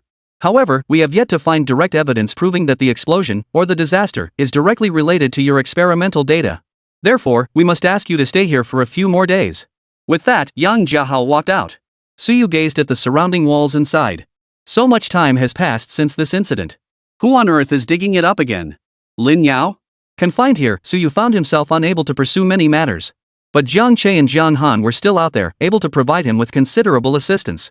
Upon entering, Suyu had already examined this mobile fortress. Constructed from anti-magnetic sandgold, it effortlessly blocked all external and internal signal interactions. Thus, conventional communication devices stood no chance of breaching this barrier. But Suyu's Candle Dragon Eye didn't rely on such transmission, allowing him to easily contact Jiang Han and Jiang Che inside the lab. Master. Suyu. Don't panic. Listen to me. Jiang Che, by whatever means necessary, gather as much information as possible about Lin Yao. Han, leverage your position as the National Security Department's commander to obtain a copy of the experimental log. If my hunch is correct, Lin Yao must have returned to China and brought this experiment log back with him. Jiang Han looked puzzled. How do you know he definitely returned? And how do you know he would have placed the log at the Ministry of State Security? I can't be certain yet, but barring any surprises, we should be able to find it. With that, Suyu cut off communication with them. Yang Jiahao stood at the doorway, observing Suyu's every move through the wall. Just then, one of his men rushed in breathlessly and whispered something in his ear. How many men? Several thousand, roughly. What stage are they at now? We're about to lose control. Yang Jiahao narrowed his eyes upon hearing this. I'll go take a look. With that, he turned and headed toward the gates of the mobile fortress. Outside the gates, a dense crowd of several thousand people had already gathered. Each person held a sign aloft, while others unfurled banners. Execute Suyu. Blood for blood. Avenge the soldiers of Huagua. Purge the traitors. As Yang Jiahao opened the gate, he caught sight of someone hurling an egg toward it. His reflexes were lightning fast. He caught the egg mid-air and, tracing its trajectory, quickly identified the culprit. In a flash, he appeared before the man and delivered a backfist punch straight to his stomach. The pain made the man's mouth snap open wide. Seizing the moment, Yang Jiahao shoved the egg directly into his mouth. This was no solid egg, but a liquid one. As it shattered, the fluid poured into the man's windpipe, causing him to suffer terribly. After completing this, Yang Jiahao coldly scanned the surrounding crowd. Then he said coldly, "This is the International Security Department's mobile fortress, not your Chinese police station. If you have any issues, go talk to your own police. If I catch any of you causing trouble here again, don't blame me for being harsh." As he spoke, a terrifying aura erupted from his body. In that instant, the floor beneath his feet cracked open, radiating outward from him like ripples. "Go! Go, go! Get out of here fast!" The group broke into a trot, swiftly distancing themselves from this massive black iron lump. Yang Jiahao watched them disappear into the distance before turning back toward the fortress to continue observing Su Yu. Meanwhile, Si Nanqi was negotiating with Old Master Hua. Old Master Hua couldn't understand why Si Nanqi would turn against his own people like this. This has escalated far too much. It benefits no one, it could even cost the entire nation its international standing. Why are you doing this? Because I must restore justice to all of humanity. Bull. Justice my ass. You look like you're just asking to get your ass kicked. Old Li was still the same hothead. Hearing this, he leapt up from his seat. In just 3 sentences, he'd already climbed onto the table and stood face to face with Si Nanqi. "General Li, are you going to hit me now? If you do this, you're shielding a murderer, a criminal who slaughtered thousands. You still dare to talk." Old Li couldn't care less about his nonsense. If Sinan said something he didn't like, he'd beat the out of that bastard. Just as his fist was about to land on Sinan's face, Old Hua spoke up, stopping Old Li. "Old Li, back off. Old Hua. Back off." Old Master Hua's tone was unyielding, and Old Li had no choice but to obey. "Your identity must be more than just Sinank, right? The Turinport incident, you're involved in that too, aren't you?" Sinank smiled faintly. "Mr. Hua, are you trying to find evidence in my words that I helped Su Yu? If that's the case, I'd advise you to save your breath. After all, the evidence I possess speaks far louder than anything you've found or will ever find." Old Hua's expression darkened further, but he forced down his anger and pressed on. "The Turinport incident is top secret. There's barely any evidence left, let alone surveillance footage. I can't verify the authenticity of your video. But it's been verified this video isn't fabricated. But the footage could be staged." At those words, Sinaka's smile stiffened slightly. This micro-expression was noticed by most present. Old Hua was no exception. The moment he saw that expression, he knew he was probably on the right track. The question now is, under what capacity will you impose sanctions on Su Yu? Although the security department has intervened in this matter, ultimately, Xiao Yu is still a citizen of Hua Nation. Therefore, within the scope of Hua Nation, I am the only one who can file a trial request against Xiao Yu. As long as his nationality remains with Huagua, there is no way to put Xiao Yu on trial. Of course, if you insist on seeking justice for the world, I permit you to cooperate with the Coordinated Security Department's investigation. However, any evidence you submit to the Coordinating Guard Department during this process will be invalidated, as you lack the authority to bypass me directly and provide materials to them. This is the rule of the Security Department. We have adhered to it for years without exception. Therefore, you are no exception." Si Nank grew visibly irritated. He looked at Old Hua and asked coldly, "Old Hua, what exactly are you trying to say?" "It's simple. Hand over the evidence you currently possess. Because only I can submit it to the Imperial Guard Department." Si Nan laughed heartily upon hearing this. "Old Hua, when did you become so naive? Handing over the evidence to you? Do you really think that's possible?" "You were right earlier, I don't have the authority to submit data to the Coordinating Guard Department. But I do have the right to hold a press conference, don't I? Evidence can take many forms. It doesn't necessarily have to pass through your hands." With that, Si Nanka stood abruptly, slammed his hand on the table, and stormed out of the conference room. Old Hua watched his retreating figure, his eyes burning with fury. Yet for now, it seemed there truly was no better solution to this matter. Chapter 81, Si Nan's Struggle Round 2. After leaving the Ministry of State Security, Si Nan immediately convened a press conference. True to the harsh words he had previously delivered to Old Hua, the purpose of this press conference was to use evidence to prove Su Yu's identity as a serial killer. Distinguished international friends, fellow citizens of China, it is with profound sorrow that I convene this press conference. We have all witnessed it. Su Yu is the primary perpetrator behind the Trenton Port incident. He is the root cause of all these problems. Minister Sinan, was the video shown at the banquet earlier also released by you? Indeed. That footage was displayed on the screen by me. Because I couldn't stand by and watch a murderer continue to be so respected and adored. At that moment, another reporter stood up and posed a question to Minister Sinan. Su Yu's background seems extraordinary. He appears to be connected to the military. Does this constitute an internal conflict within Huagua? Upon hearing this question, Minister Sinan rose abruptly from his seat without a moment's hesitation, his voice booming with indignation. Internal strife? You call this internal strife? As the Minister of Science and Technology of China, if I don't stand up now, if I don't stop Su Yu, if I don't expose his crimes, then I would be the one betraying China, the one betraying justice. China, what a great nation. I won't let a single rotten apple spoil the whole barrel. With these words, Sinan elevated the political tone to its highest level. He essentially tossed the problem back to the reporters. Since Sinan had positioned himself on the side of absolute political correctness, anyone who dared to question him at this moment would be speaking from a stance completely at odds with the prevailing political line. For the speaker, that would be fatal. Sure enough, after Sinan finished speaking, the journalists in the room fell silent. Most of them all of China's journalists. But the foreign journalists paid no heed to China's moral code. One stood up and pressed on with the previous question. Do you have any evidence to substantiate Suyu's alleged crimes? Of course we do. With that, he pressed a switch in his hand, projecting an image onto the large screen. Prominently displayed in the image was a photograph of a document titled Technology Licensing Agreement. Sinan briefly summarized its contents. Essentially, it granted Star Nation unconditional access to the battle armor technology he had developed, along with his free assistance for subsequent RD and troubleshooting existing issues. As we can see, this document was personally signed by Suyu. Keep in mind, he was fully aware his technology was still immature at the time. Yet despite that, he still handed over the technology to Star Nation for them to experiment with, even proactively mobilizing nearby Huagua military personnel to assist them. At this revelation, the journalists present erupted in an uproar. Online viewers, however, were kept busy. They frantically dug through the document, trying to verify its authenticity. AdTech is the king. Damn it, the photo is real. The signature and handwriting show no signs of alteration, and judging by the ink's darkness, it's definitely from 10 years ago. Another viewer recalled how the Truth Seeker program had once exposed Suyu's childhood diary. At that time, his age seemed remarkably similar to his current one. That's precisely why the handwriting shares some similarities. Indeed, upon comparison, the handwriting matched Suyu's almost perfectly. Confirmed. This is indeed something signed by Suyu. Suyu was the driving force behind the entire affair. Regardless of the chain reaction that unfolded, without the technology he provided at the outset, they wouldn't have initiated the experiment in the first place. Consequently, the subsequent chain reaction wouldn't have occurred either. Well, there's no way around it. Sinan K examined the analysis results with satisfaction. He echoed the other's words. See? This is Suyu's own handwritten signature. It seems Director Sinan's evidence is irrefutable. Given that, I wonder what kind of punishment Huagua and the international community will impose on Suyu? At this question, Sinan K's expression darkened once more. After briefly composing himself, he suddenly burst into tears, his expression filled with profound sorrow. We haven't even managed to compile a complete list of their names. I don't know how we could ever begin to compensate those families for the pain of losing their loved ones. Capital punishment alone is utterly inadequate to reflect the gravity of this matter, nor is it fitting as the final punishment. Sinan Kichi's words moved most of the people present.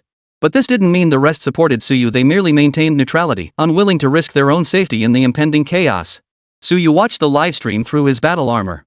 He felt genuine admiration for Sinan Ki's arguments.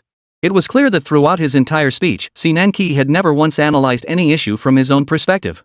Everything he spoke of was about Huagua, about the fallen generals of Huagua. This positioned Sinan Ki on unassailable moral ground. Even if it were ultimately proven that Suyu had been framed and the evidence fabricated, he could still walk away unscathed. But that didn't mean Suyu had lost. For he had likely already uncovered the truth and the full story behind the matter. Zhang Han had successfully gained access to the archives. From the very beginning of her tenure as Commander-in-Chief, she had indeed ordered the archives to be organized. At the time, she needed to retrieve experimental data related to Suyu's battle armor, as well as records of the major international fluctuations over the past few years. The files were in utter disarray, neither organized by year nor by event, making it extremely difficult for Zhang Han to retrieve information. That's why she ordered the archives to be sorted chronologically. Later, she learned that Director Zhang had intentionally organized it this way to prevent anyone from quickly locating top-secret files upon entering the archive room.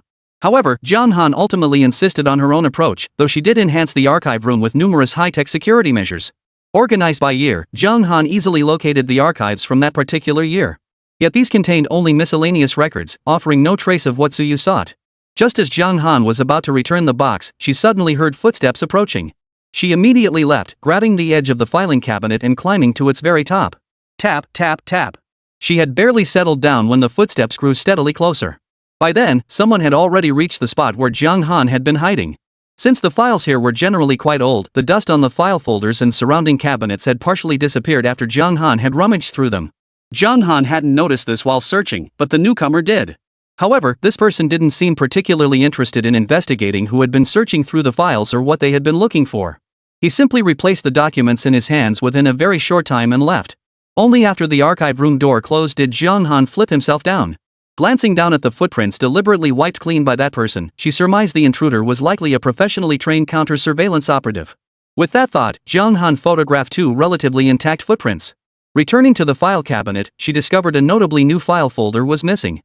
That shouldn't be right. Ah, what a brain I have. Jiang Han suddenly realized if this person was professionally trained, how could they make such a basic mistake? The file folder they left here must be quite old. With that thought, Jiang Han resumed her search. Sure enough, she found a file folder identical to the one in her hand. The research log from Trenton Harbor. Looks like this person is most likely connected to Sinan. Jiang Han hurriedly left the archives and sped toward the laboratory. From the moment she stepped outside, her pace quickened as if fearing someone might suddenly appear to block her path. But her worries seemed unfounded. She made it to the lab safely. Coincidentally, Sinan had just wrapped up his press conference. But as soon as he stepped away from the venue, one of his subordinates approached to report on a task.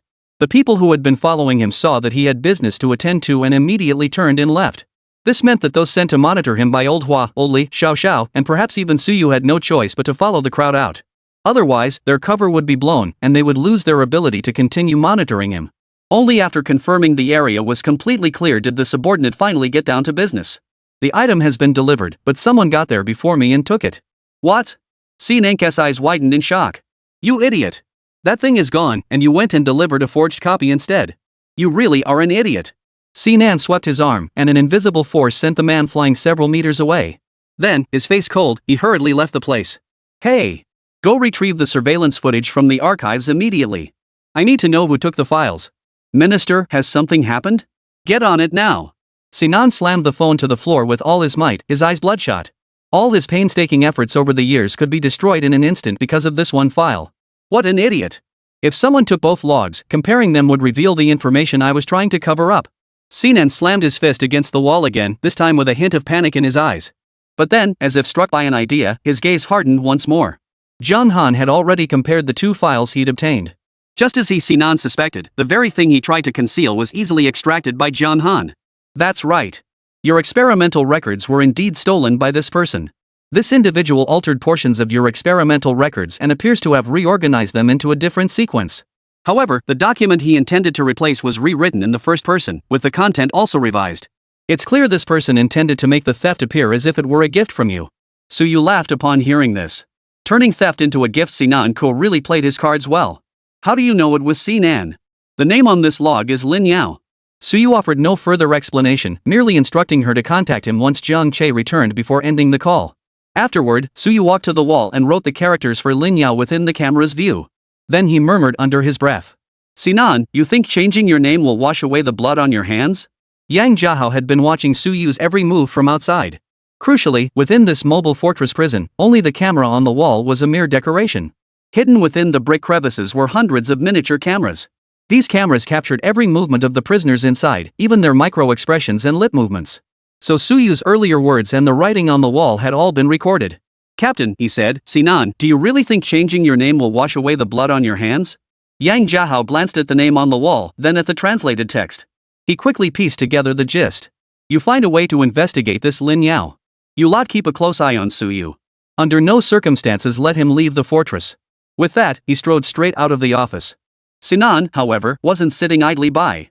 Once he'd devised a countermeasure, he headed straight for the black market. His purpose here was singular, to find someone. The so-called black market wasn't some shadowy organization or clandestine institution. It could be found directly on certain maps, and the state was aware of its existence. Excuse me, boss, can I get a Coke? Are you blind? This is a computer mall. Don't they sell Coke at the computer mall? The owner chuckled upon hearing this and slowly stood up. I am the Coke. What would you like to buy? Hello, I'm. Before Sinan could introduce himself, Kola cut him off. We don't need to know buyers' identities here, nor are we obligated to keep your secrets. Just tell me what you want. The list of survivors from Turin Port. By survivors, do you mean those who survived the accident, or those who survived without experiencing the accident? The former. 500 million star credits. How much? Sinan K was utterly shocked. 500 million star coins, though not as valuable as Hua currency from Hua Nation, the difference wasn't significant. Converted, that amounted to 300 million Hua coins. This data is worth that price. You should know that. Clearly, Kola was fully aware of Sinan's identity. But 300 million Huabi was no small sum. To put it in perspective, The cost of manufacturing a single Suyu battlesuit was only 450 million hwabi. Chapter 82, The Torment of Shackles, Round 3. He could offer such a price because he was confident Sinan would accept it. And indeed, Sinan did accept the offer.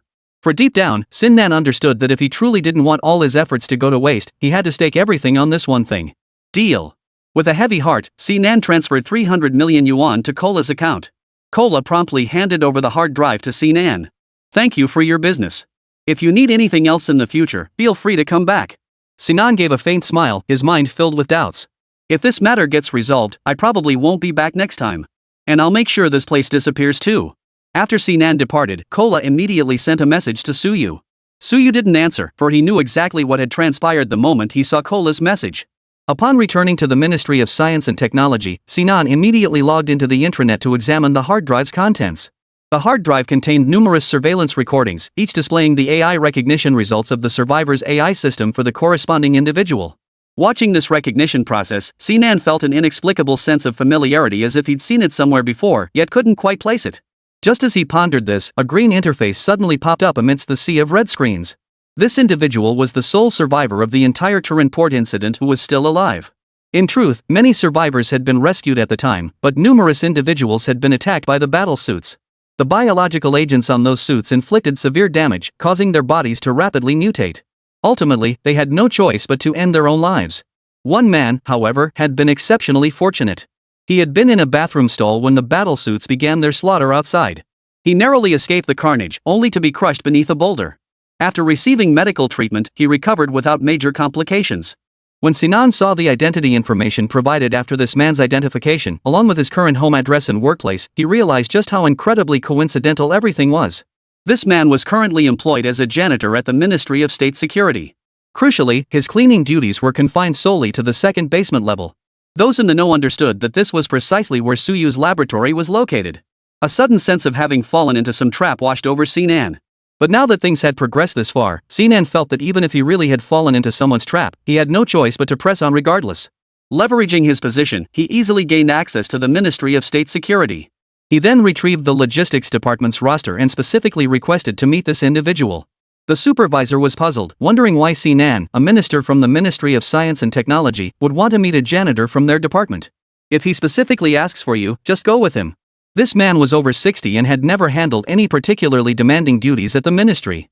His assigned cleaning area happened to be on the same floor as Suyu's laboratory. This led many to speculate that she might have some connection to Suyu. Initially, quite a few people tried approaching her to help connect with Suyu.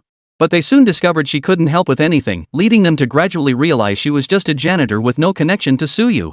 At 60 years old and with a useless identity, keeping such a person around seemed pointless. Hearing this, the person could only nod helplessly. Soon, guided by the supervisor, Anna met Sinan. At that single glance, Anna's expression suddenly tensed. For some inexplicable reason, she felt she had seen him somewhere before, yet she couldn't quite place him. Crucially, this tension and dread emanated from her very core, not something her mind was forcing her body to feel. To put it simply, every cell in Anna's body autonomously generated a fear towards Sinan, causing her legs to feel weak as she approached him. "You're Anna?" Sinan asked. Good grief. Hearing those words, Anna's aged body collapsed straight onto the ground. Useless trash, can't even stand properly. Minister Sinan, please don't take offense. Her body is rather frail. If I may ask, what do you intend to do with her? To everyone's surprise, Sinan didn't give the man a friendly look, responding with a cold expression. Ask what you're entitled to know. Don't ask what you're not. With that, Minister Sinan helped Anna up from the floor and escorted her away. Ministry of Science and Technology, reception room. Sinan began a brief interrogation of Anna. Auntie, I know the next question might be a bit harsh for you, but I need to confirm something. Are you a survivor of the Turin port incident? The very words Turin port pierced his mind like steel needles. Instantly, the brutal scenes from that time flooded back, along with the heart-wrenching cries that had seared themselves into his memory. No, I don't know. I don't know anything. Anna's reaction was genuine, and her panic caused her to tumble off the sofa. Seeing her state, though she hadn't uttered a word, Sinan had essentially obtained the answer he sought. Auntie, I know you're the sole survivor of the Turin port incident still alive today. Now, there's something I need your help with. It carries the hopes of people around the world. Of course, I won't shortchange you. Just sign here, and this 10 million is yours. Saying this, Sinan swept aside the tablecloth, revealing a stack of cash beneath. Auntie Anna was already somewhat delirious, but she recognized the money immediately. Money, so much money. That's right. There's a lot of money here. Just sign here and it's all yours. Saying this, Sinan once again handed her the document. However, Anna was already disoriented, and given her advanced age, she might not be able to write her name stroke by stroke. It would be better to simply take her fingerprint. So, Sinan had someone bring ink pads, then took Anna's hand and placed it on the pad. The biometric identification system was now highly sophisticated. All citizens of Huadwa had their complete information recorded in the system, including their fingerprints. After the fingerprint was secured, Sinan immediately summoned his subordinates and ordered them to throw the old woman out. As for the 10 million, after a moment's thought, Sinan decided to let the old woman pack it herself. She could take as much as she could carry, the rest was forfeited. With the documents signed by the survivor in hand, he prepared to head to the mobile fortress. But as luck would have it, no sooner had he descended the stairs than he encountered Yang Jiahao, who had come looking for him. Minister Sinan, I have some matters I need to investigate with you. Actually, I have some matters to discuss with you as well. Suyu stood within the prison cell, his gaze fixed upward at the walls.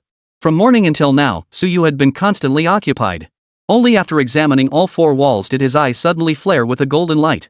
As the dragon's eye activated, every surveillance camera in the cell was instantly destroyed. The characters Lin Yao on the wall began to glow blue. This scene startled the guard, who rushed to the door in panic. However, for security reasons, this independent prison within the fortress had been designed without windows or bars. Even the door was completely concealed, with its switch location and password known only to Yang Jiahao himself. Left with no choice, the guard urgently contacted Yang Jiahao. Captain, all the cameras have stopped working. We can't see what's going on inside. The reporter's voice was filled with urgency. Yet Yang Jiahao, upon hearing the news, remained completely calm, his tone equally composed as if he had anticipated this very outcome. I have a hunch. I'll be right back. Yang Jiahao was a man of his word. When he said immediately, he meant it. In less than 3 minutes, he was back at the mobile fortress. Upon entering, he headed straight for the cell holding Suyu. Suyu, I know you're in there. We now have sufficient grounds to arrest you. The matter concerning Terranport must finally be resolved. After Yang Jiahao finished speaking, Suyu offered no response. As the Deputy Minister of the Security Bureau, I solemnly warn you once more, this area remains under my jurisdiction. Should you persist in evading our surveillance, we reserve the right to employ any means necessary to locate you. We shall bear no responsibility for any casualties incurred during such operations. Furthermore, for your refusal to cooperate, we also have the right to apply punishment. Whether punishment was applied or not was of no concern to Suyu. However, regarding the first condition, Suyu felt compelled to respond. Is this how the Imperial Guard upholds justice? Whether we've committed murder or not is beside the point. If you kill someone while searching for me, how are you any different from us? You needn't worry about that. As we've stated, we bear no responsibility for any issues arising during this process, since all consequences stem from your refusal to cooperate. Suyu laughed heartily at this, then used the candle dragon's eye to open the cell door. Yang Jiahao witnessed this scene yet remained relatively unshocked. After all, the man imprisoned here with Suyu possessing such abilities was hardly surprising. Once Suyu emerged, Yang Jiahao didn't beat around the bush. Suyu, the last survivor of Terranport, has now formally testified. She has confirmed that you provided the experimental data in question. Furthermore, she has formally filed a lawsuit against you. We now have sufficient grounds to bring you to court. The person you're referring to, is her name Anna? Yes. That old woman went completely mad after the Terranport incident. There's no way she could have written her own name. Moreover, the incident traumatized her deeply. I had already sealed off those memories using special methods, so she absolutely cannot recall anything related to Terranport. At this point, Suyu paused before retorting with a sneer. This document you have, Sinan gave it to you, didn't he? Weren't you investigating his connection to Lin Yao? Hearing this, Yang Jiahao glanced at the person beside him whom he had assigned the task earlier. Reporting, Captain. I found no information on Lin Yao. Most individuals traceable are civilians with no connection to the Terranport incident. Yang Jiahao naturally trusted his subordinate implicitly. He turned to Suyu, his gaze demanding, what else do you have to say? At this point, what else could Suyu possibly say? He simply shook his head. Then are you willing to admit to the crimes you've committed? Suyu remained silent. Yang Jiahao saw no point in further discussion and ordered his men to escort Suyu to the interrogation room. I know your body is covered in battle armor. I've seen your matches. Of course, I know I can't make you shed that armor. But even with it protecting you, it seems unlikely you could dodge high-voltage electricity. Electrify. High-voltage electricity? Suyu wasn't afraid of that at all. His battle armor could completely resist such currents. However, Suyu had removed his armor while enduring the punishment, allowing the high-voltage current to flow through his body. As the switch flipped, the live stream activated simultaneously. Electrocute him. Exactly. Electrocute him. That scum deserves to die. Electrocute him. Everyone present wanted to see this murderer dealt with right then and there. At this very moment, they had completely forgotten that Suyu had once protected them, provided them with life's conveniences, and even that China's current standing was entirely due to him. Suyu, if you still refuse to confess, will have no choice but to increase the voltage again. Suyu simply gritted his teeth, still refusing to speak. He knew his body couldn't endure much longer, but with his battle armor's life support system, it wouldn't come to a fatal outcome. At some point, he had begun to consciously endure the world's pain through his flesh, as if striving to step down from his divine pedestal and draw closer to humanity. By now, Suyu's body was covered in scorched marks where the electric current had crawled across his skin. Yet even then, he remained as silent as ever. "Captain, we've reached 2000 amps. Any more and he'll die." Yang Jiahao stared at Suyu. He knew those wounds weren't fake, but he couldn't fathom why Suyu would endure such agony rather than admit his crimes. Even if death was inevitable, why endure such torment? Chapter 83, It Begins, Truth Part 1. Seeing Suyu's body covered in wounds, Yang Jiahao ordered his men to halt the high-voltage electric shocks for the moment. If Suyu were electrocuted to death here, the case would lack the crucial final link of a confession. That outcome could easily lead to accusations of a forced confession. With that thought, Yang Jiahao turned and left. Just as Yang Jiahao opened the door, an underling suddenly reported that Sinan wished to see Suyu. He wants to see Suyu? Why? He claims to be a colleague. Seeing him being tortured, he came to visit. Yang Jiahao gave a cold, dismissive laugh. A visit? He provided all this evidence. What exactly is he visiting for? Still, let him come. Perhaps seeing each other might make Suyu confess. Yes, sir.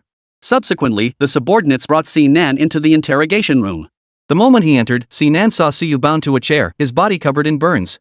Seeing Suyu in this state, Sinan was also somewhat taken aback. After all, this was Suyu, the formidable warrior who had once held his own against hundreds of our nation's Shikigami. Now he was reduced to this state by high-voltage electric torture. For a moment, Sinan didn't know whether to marvel at the power of high-voltage electricity or to marvel at Suyu's sheer stupidity. Have some water. You look like you're suffering. Why not just confess? The evidence is now irrefutable. All that's left is for you to confess. Once you do, your suffering will end.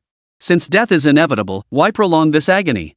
At that moment, Suyu finally opened his eyes slowly. He summoned his battle armor to cover his front, and the life support system swiftly healed the wounds on his body. Witnessing this, Sinan recoiled in terror, fully aware of the formidable power of Suyu's battle armor. Scared? Aren't you here to bring me water? You're standing so far away, how am I supposed to drink? Sinan forced himself to appear calm as he stepped forward, squeezing out a smile. Scared? Why should I be scared? You're still chained up. What exactly do I have to fear? With that, Sinan stepped forward to pour water for Suyu. But in that instant, Suyu wrenched free from his chains and lunged forward, grabbing Sinan by the throat. Sinan instantly recoiled, creating distance from Suyu in a split second.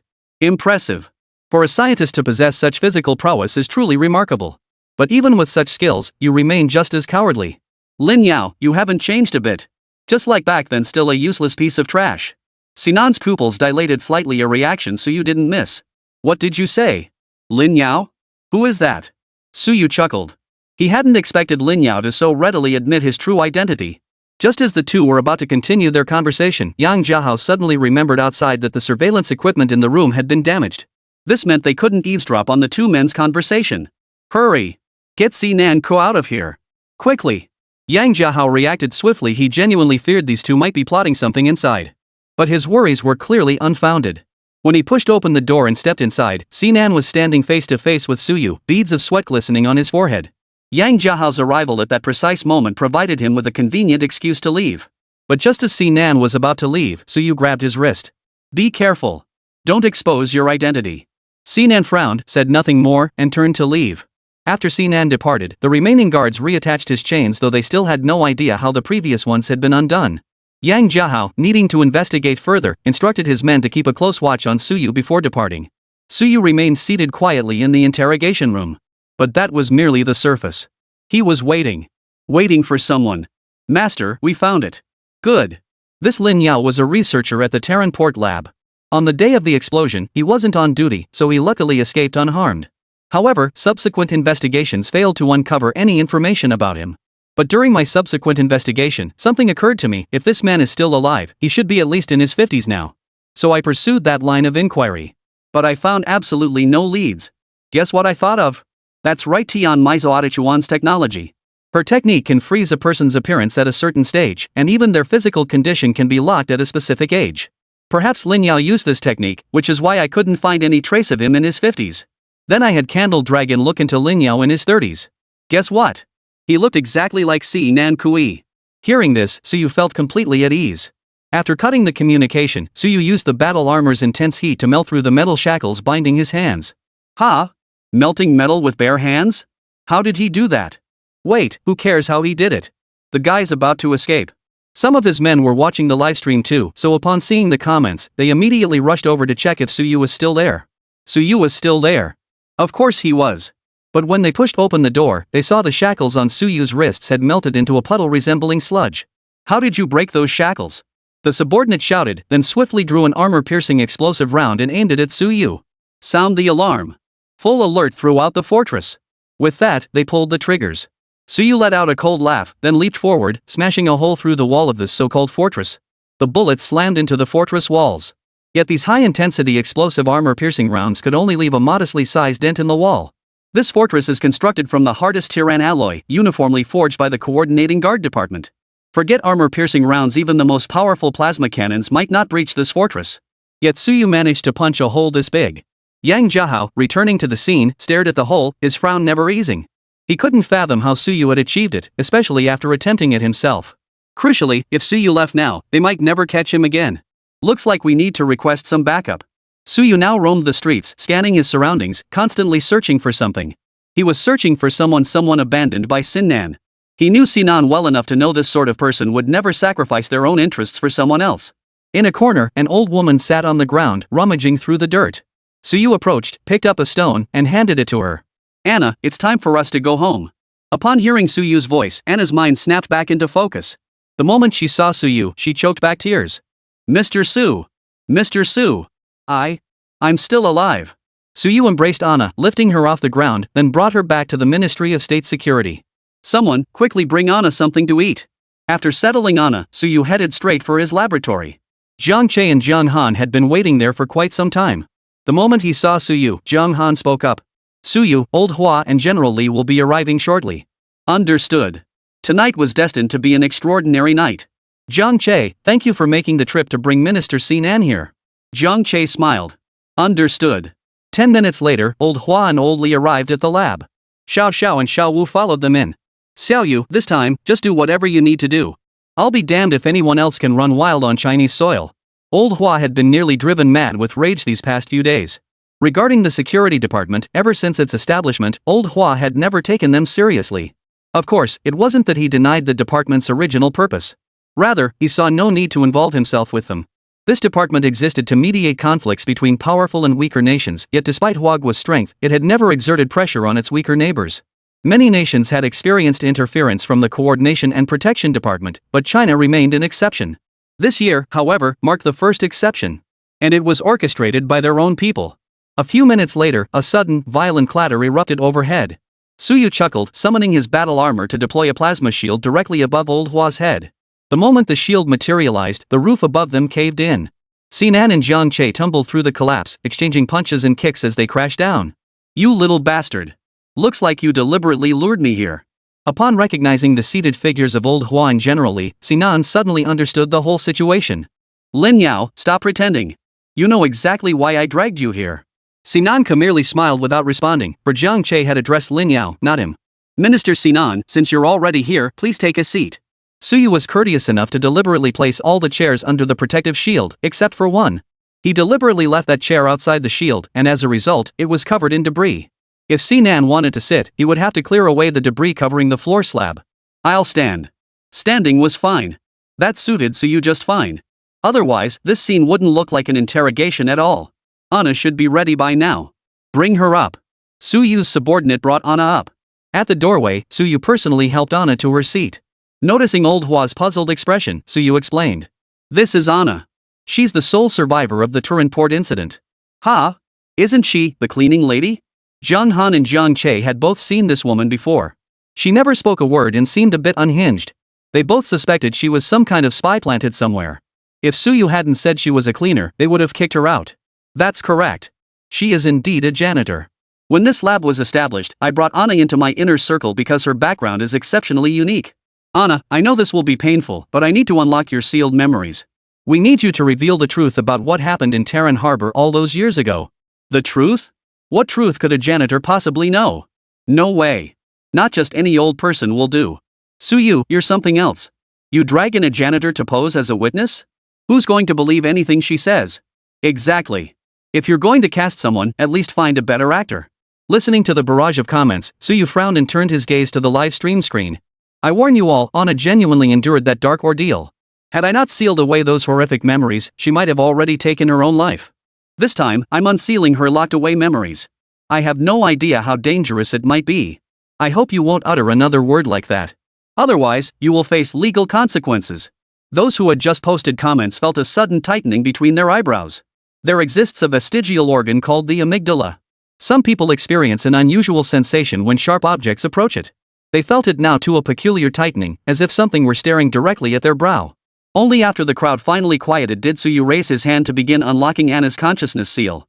The seal itself was simple, much like the brainwave monitoring device implanted in Carter earlier. The difference lay in function. One received electrical currents and translated them into data, while the other released currents to block that translation. Once Suyu destroyed this component within Anna's mind, her sealed memories would surge back like a tidal wave. At that moment, Suyu removed his own battle armor visor and placed it over Anna's head. The resurgence of her memories instantly overwhelmed Anna, flooding her body with the same excruciating pain and suffocating sensation. After so many years, her body could no longer endure such torment. She collapsed almost instantly. Suyu stepped forward and connected the armor's life support system to her body, ensuring at least her physical condition remained stable. This is the memory replay system. See for yourselves the truth behind the Turinport incident. The armor began playing footage from the 30 seconds before the explosion. Screams, the sound of metal being cut, and shattering glass filled the air. Anna tried to peek out from the bathroom stall, catching only a fleeting glimpse of a figure darting past. Upon closer inspection, she saw a number on his uniform, TX-1874. Then, an explosion erupted behind that figure. The massive shockwave blew Anna back into the bathroom, while the person was hurled forward by the blast. The footage ended there. Of course, there was no mention of anything related to Sinan. Just a number? Don't tell me you identified this person based solely on that number? Suyu, you're impressive, but you can't be a charlatan. Chapter 84, Speculation, Zhang Han brings the truth. Chapter 2. Not only could the audience not comprehend Suyu, even old Hua couldn't make sense of it. Because aside from that fleeting serial number being useful information, there was nothing else in this video recording. Sinan chuckled. He'd genuinely been startled when he first saw this memory reconstruction device, but who knew Suyu would pull off such a stunt in the end? Suyu, if this is all the information you have, then put it away. Besides, use your head. Think about how old that woman is. If I were the man running at full speed in the video, I should be around her age by now. But I'm only in my 30s, the ages don't match up. Yeah, the ages don't match up. Looks like Suyu's really desperate, he's not even bothering to check the background before shifting blame. Judging by his attitude, he's definitely the culprit. I wonder what old Hua is waiting for. Why hasn't he executed Suyu yet? With the public's support, Sinan felt more confident. Suyu, I am the Minister of Science and Technology, after all. Framing me like this not only disgraces me personally, but also discredits the Ministry of Science and Technology and tarnishes the nation's reputation. You committed a despicable act, and you should own up to it. Now you're stirring up internal strife, shifting the blame onto outsiders? Making your own people take the fall? You're utterly despicable. Suyu stood nearby, his face darkening. But even if he tried to defend himself now, it would seem rather feeble. As the tide turned decisively against him, old Hua turned and asked, Xiao Yu, do you have any other evidence? At this moment, Suyu truly had no additional evidence, as part of it was still on its way. Yes, but I need everyone to wait a moment. Upon hearing this, Sinan immediately sneered. A moment? How long is a moment? Who knows if you're going to fabricate evidence during that time? Suyu, you're Suyu. Everyone knows you're capable of anything. Give you the time it takes to burn a stick of incense, and you'd probably conjure up a Gundam. A moment? I'll give you 1 minute at most. He's right. Who knows if he's out there fabricating evidence? Honestly, Suyu, you might as well admit it. Are you really going back to face the electric chair? 1 minute. Suyu's face remained cold. If he truly possessed the ability to conjure evidence in a minute, he could have simply arrived at the conference room later. Seeing Suyu in a bind, Anna beside him suddenly snapped out of it. She removed the mask from her head and tremblingly pulled a badge from her pocket. The badge bore scorched marks, yet a serial number and a surname remained legible. Lin, TX. I don't recall the specifics, but I know it was this person transmitting data during the experiment that caused the explosion. Lin? Sorry about that. My name is Sinan Keiichi. My surname is Sinan. I'm not related to Lin in the slightest. Ha! Anna's expression darkened, but when she looked up at Sinan, that bone-deep fear surged back into her mind. Whether it was that force pushing her or not, Anna seemed to recognize Sinan's face. It's him. That's him. He is Lin Yao. I absolutely won't mistake him. Sinan remained utterly unperturbed, responding with casual indifference. This old woman's identity hasn't even been verified. Even if she really is a survivor, she's far too old and might be rambling. I'm clearly Sinan, yet she insists I'm a Lin. How ridiculous. Minister Xia, as someone well versed in the law, you surely understand that testimony from a witness like this is inadmissible, correct? Xia sided with Suyu, but Sinan Kui was speaking the truth. This testimony was indeed inadmissible. Yes. Exactly. You lot, take this lady away to rest. As Suyu mentioned earlier, she endured considerable hardship to verify this matter. Let her rest immediately. Suyu glanced at Anna and sighed helplessly. Take her down to rest.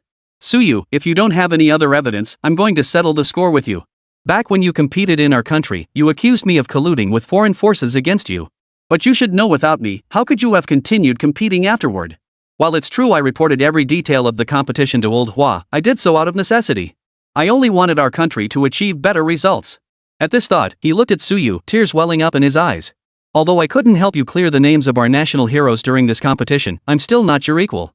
My presence would only cause you trouble. But even if I didn't earn credit, I certainly put in the effort. You can't just slander me, accusing me of colluding with the enemy. He isn't slandering you. He's trapped himself and can only shift the blame onto you. Exactly. Minister Sinan, there's no point in blaming him now, he's about to die anyway. Listening to these venomous words, Suyu felt veins bulge on his forehead. Yet he managed to smile. After all this delay, the evidence he'd sent along the way should finally arrive. Just then, a group of people pushed open the door and walked in. Su, General Xiao, we brought the person over.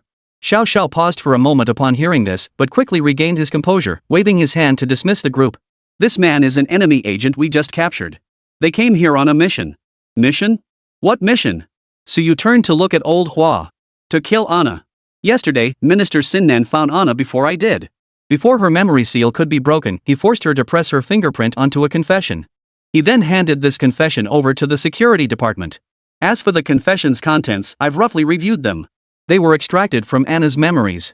In short, he used Anna's identity to file a lawsuit against me with the coordinating guard department, which led to them torturing me. I wonder if Minister Sinan recalls this incident? Minister Sinan remained silent. Minister Sinan may have forgotten, but you should recognize this person, right? It doesn't matter if you don't. We can examine his memories to determine whether you've met.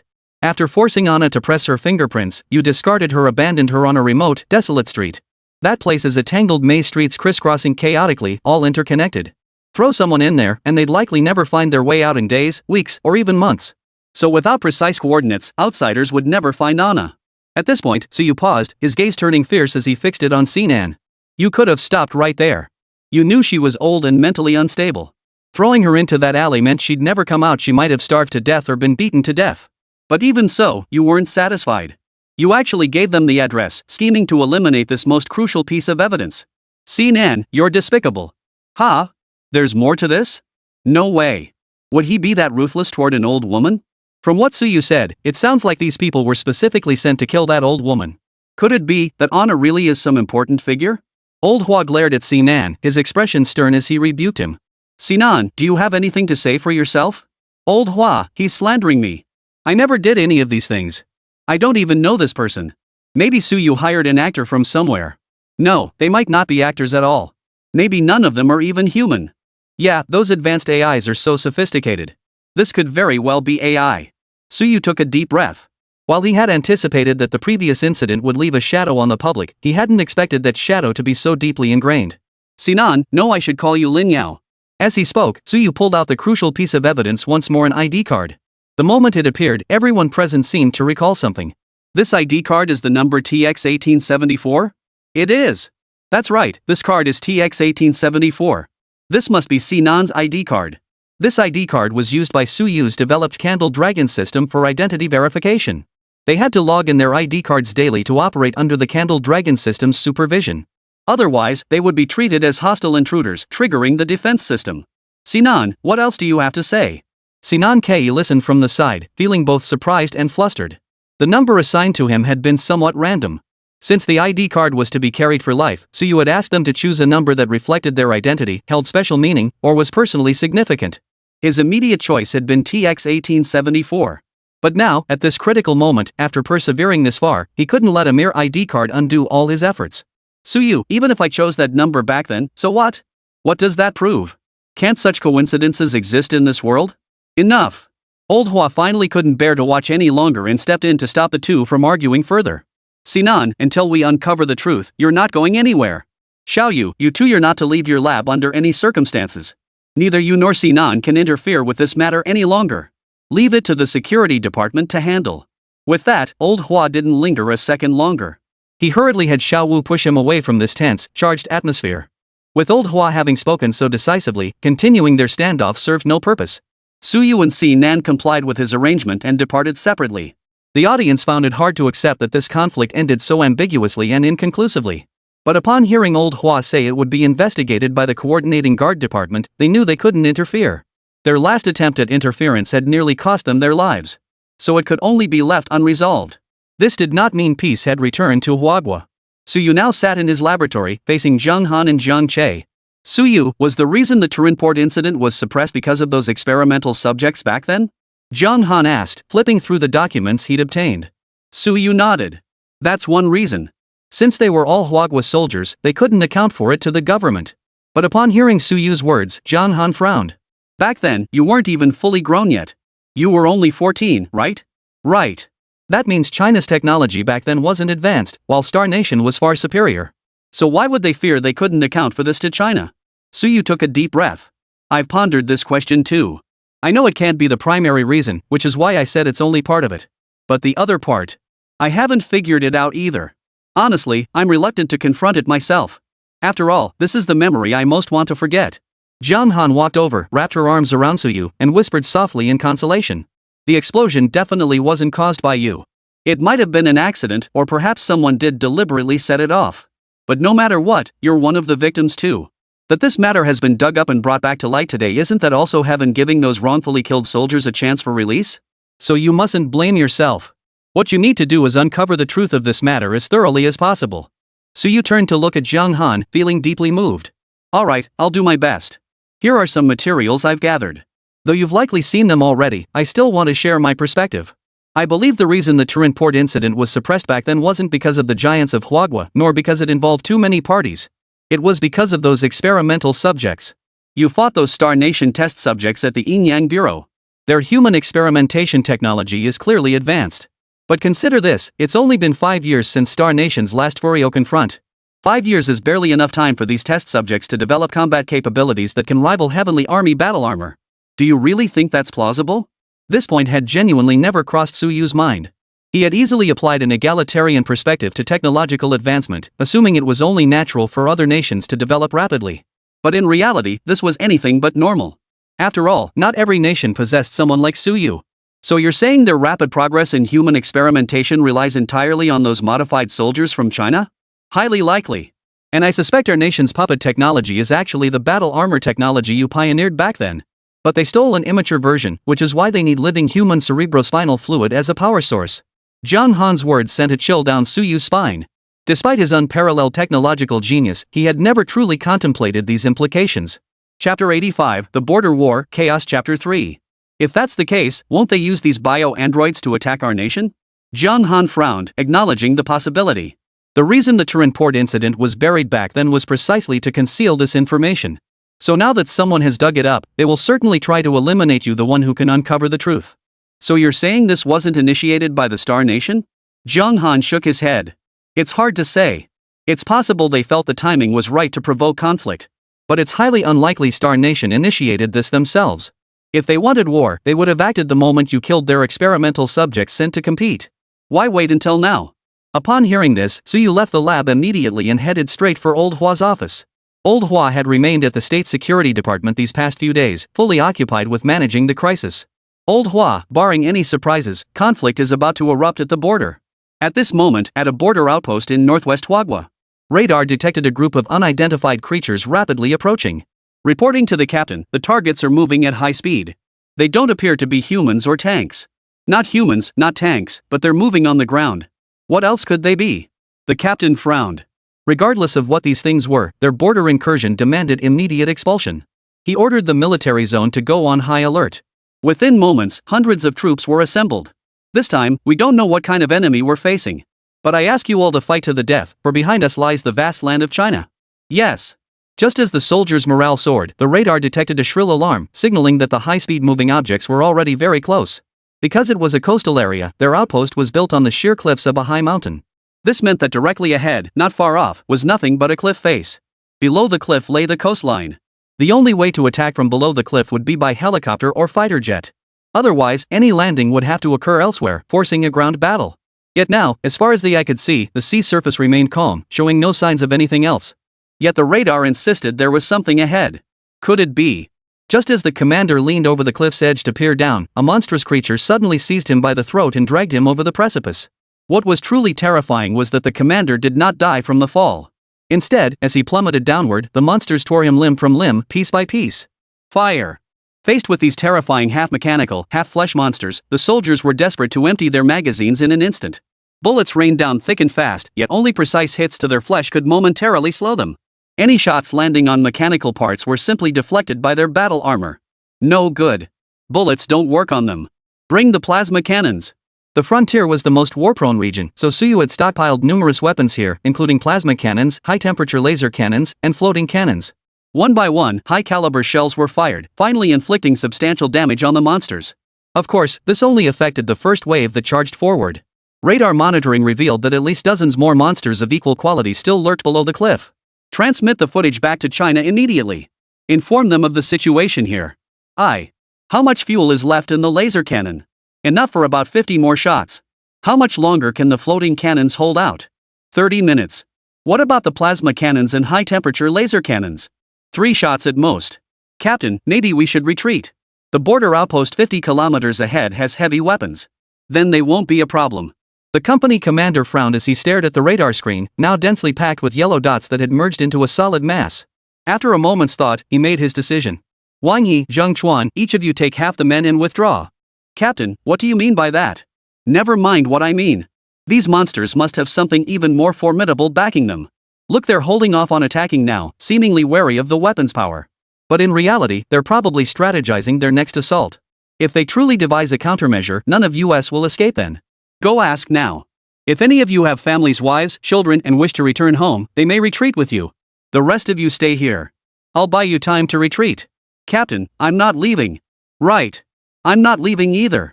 The reason Wang Yangwu ordered Wang He and Zheng Chuan to leave was because these two men were brothers in arms who had fought alongside the company commander through thick and thin. They possessed the capability and talent to shoulder this crucial responsibility. But precisely because of this, they couldn't bear to abandon the company commander alone. Get out of here. That's an order. You don't have much time left. Get moving. Those men are counting on your leadership along the way. With that, the company commander shoved them both toward the rear, urging them to carry out the retreat mission. 10 minutes later, the retreating forces were mostly assembled. Wang He and Zheng Chuan had intended to report to the company commander, but at almost the same moment, the monsters charged forward once more. With no other choice, they retreated swiftly, pulling back from the combat zone. The company commander, wielding an anti-aircraft gun, relentlessly bombarded the densely packed monsters below. But Wang Yangwu seemed to have guessed correctly this time. The monsters' attack was clearly organized and premeditated. The monsters blocking Wang Yangwu's weapons appeared to be nothing but the weak, old, and crippled the rejects. They were here to deplete their ammunition. The moment a soldier in any corner ran out of ammunition, a monster covered in armor would charge forward and tear the group of soldiers to shreds. And this soldier clad in battle armor was clearly far more powerful than the monsters, able to withstand 2 or even more anti-aircraft shellings. Captain, this flank has fallen too. Ah! Captain! Put! Ah! Ugh! Hearing the screams all around him, the company commander roared at the monsters. You bastards! All of you, just die already! With that, he pulled the trigger on the anti-aircraft gun's core. Once hit, this thing would detonate violently. The company commander, holding the core in his hand, fired a shot directly into his palm. The bullet struck the core, triggering an instant explosion. Suyu and the others witnessed this scene clearly. The violet blast shattered the sheer cliff behind them from the epicenter, effectively halting the monster's advance. This is the monster Suyu created. Company Commander Wang died a heroic death. Suyu, you'll have to pay for another company commander's life. Why hasn't old Hua ordered Suyu's execution yet? Now that these monsters have reached the border, I'll be damned if I don't see how Suyu plans to clean this up. Let him face these monsters himself. He's so powerful, yet he hides behind his soldiers. In the footage, a red glow flickered on one monster's chest. Above the light, a faint outline of the letters SY could be discerned. This monster was created by Suyu. Look at that core, isn't that Suyu's signature? Yes, it is. That's definitely Suyu's signature. Suyu himself saw that core and recognized it as genuine indeed, the one he had crafted at age 14. But at this moment, he didn't care whether the core was his creation or not. He knew that the core he had created back then wasn't particularly powerful. Even if it could be used, it would only barely power some monsters. Therefore, this meant that behind the monster using his core, there must be an even stronger monster. Surely, after more than a decade, Star Nation hadn't developed anything at all? Xiao Xiao, prepare the transport fighters. Zheng Han, deploy all Sky Army battlesuits. We must eliminate all monsters swiftly. If they manage to pin us down, the consequences would be unimaginable. Old Hua nodded in agreement beside him, approving Suyu's approach. Soon, the transport aircraft arrived above the border. Suyu and his team didn't linger at the border outpost, directing them straight to the edge of the sheer cliff. At that moment, the monsters were recuperating at the outpost. As long as their cores remained intact, these monsters could still move and weren't completely useless. Therefore, they were now searching for those still capable of movement, aiming to regroup. Seizing the moment, Suyu leapt directly from the aircraft. The golden battle armor on his body first outlined a shape before instantly transforming into Azura mode, the same crimson armor from before. With a single punch, he shattered the core of one monster, sending shockwaves that knocked back all the monsters near the impact point. The surrounding monsters sensed the threat and instantly closed in to surround him. But Suyu grabbed one monster by the head with his bare hands, yanking it violently and pulling its internal circuitry out along with it. He then spun in place, using the nanowires in his hand to destroy numerous monster cores. But the monsters were simply too numerous. Suyu couldn't afford to be pinned down here, for he noticed that many monsters had already begun moving toward the sentry base behind him. Leave this place to you lot. I'll deal with those stronger ones. With that, Suyu charged forward, stepping over the fallen monsters. The strong ones Suyu referred to were precisely those monsters clad in battle armor. They were the masterminds orchestrating everything from the shadows. Whether you're living or dead, from the Star Nation or the Hua Nation, your era is finally over. I won't let you harm those I need to protect now. With that, Suyu planted his feet firmly and charged forward with explosive force. A massive longsword instantly materialized in his hand, its crimson runes pulsing with energy. With a single swing, it severed the head of one of the monsters. As blood spattered forth, the fluid seeping into the soil coalesced into the form of TX-1847. Look! Isn't that Director C. Nan's identification number? So it seems Suyu isn't destroying evidence after all, he's genuinely protecting us? Did we misjudge him again? Su God, you've gotta keep it up. Don't be foolish. He is destroying evidence. What's the blood on the ground? Creating this thing is no challenge for Suyu. But if those monsters get inland, the clues people dig up later would be far more dangerous for him. Hold up, you're jumping to conclusions here. Wow, the comments are actually arguing now. But Suyu had no time to pay them any mind. The remaining two monsters were terrifyingly strong, actually able to withstand the attacks from Suyu's longsword. Still, Suyu was China's top combatant, a title earned through no fluke. He leapt high into the air, swiftly switching his sword to a scythe. With one precise swing, he severed the cores embedded in their chests. With a series of explosions, Suyu let out a long sigh of relief. He slowly walked forward, picked up the cores from the ground, and began examining them carefully. He discovered that these cores were not the highest grade, many of their circuits could be optimized. This meant Star Nation likely still held higher-tier bio-androids. However, according to the holographic projection map surrounding them, there weren't many bio-androids left. In other words, this was likely a test run, or perhaps a prelude, or maybe it served some other purpose entirely. As it turned out, Suyu had guessed correctly. For at that very moment, media outlets nationwide were focusing on the Star Nation's Supreme Leader's address. To all those who have lost their homes, I pledge here and now that we will provide you with shelter. The footage showed countless destroyed buildings, chaotic streets, and even areas still engulfed in flames. Hospitals were overflowing at this moment, and corpses lay scattered in many places. What's happening to this country? What's going on? Our country is also a victim. These test subjects escaped from our laboratories. We had already abandoned these test subjects and were even planning to incinerate them. It was Suyu who told us that with a better core, we could make these test subjects obey our commands. But now, the tragedy of Turin Port is repeating itself. Suyu actually intends to destroy our nation just like back then. As he spoke, the Supreme Leader produced the project authorization document bearing Suyu's personal signature. Why did Suyu restart this project? He slaughtered my family. Supreme Leader, deliver justice. Kill Suyu. Kill Suyu. The Supreme Leader's words sent shockwaves through Star Nation. But Suyu was, after all, a high-ranking official of Huagua. Killing him was no simple matter, so a trip to Lianli Nation would be necessary. Everyone, please calm down. I will find a way to deliver justice for all of you. Chapter 86, Covert Military Base Inspection, Counterattack. In the United Nations, representatives from several major powers gathered once more.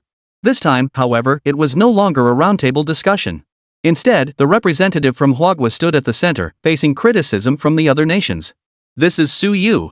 As a fellow Huagua citizen, I feel utterly disgraced by his actions. He spares not even his own countrymen.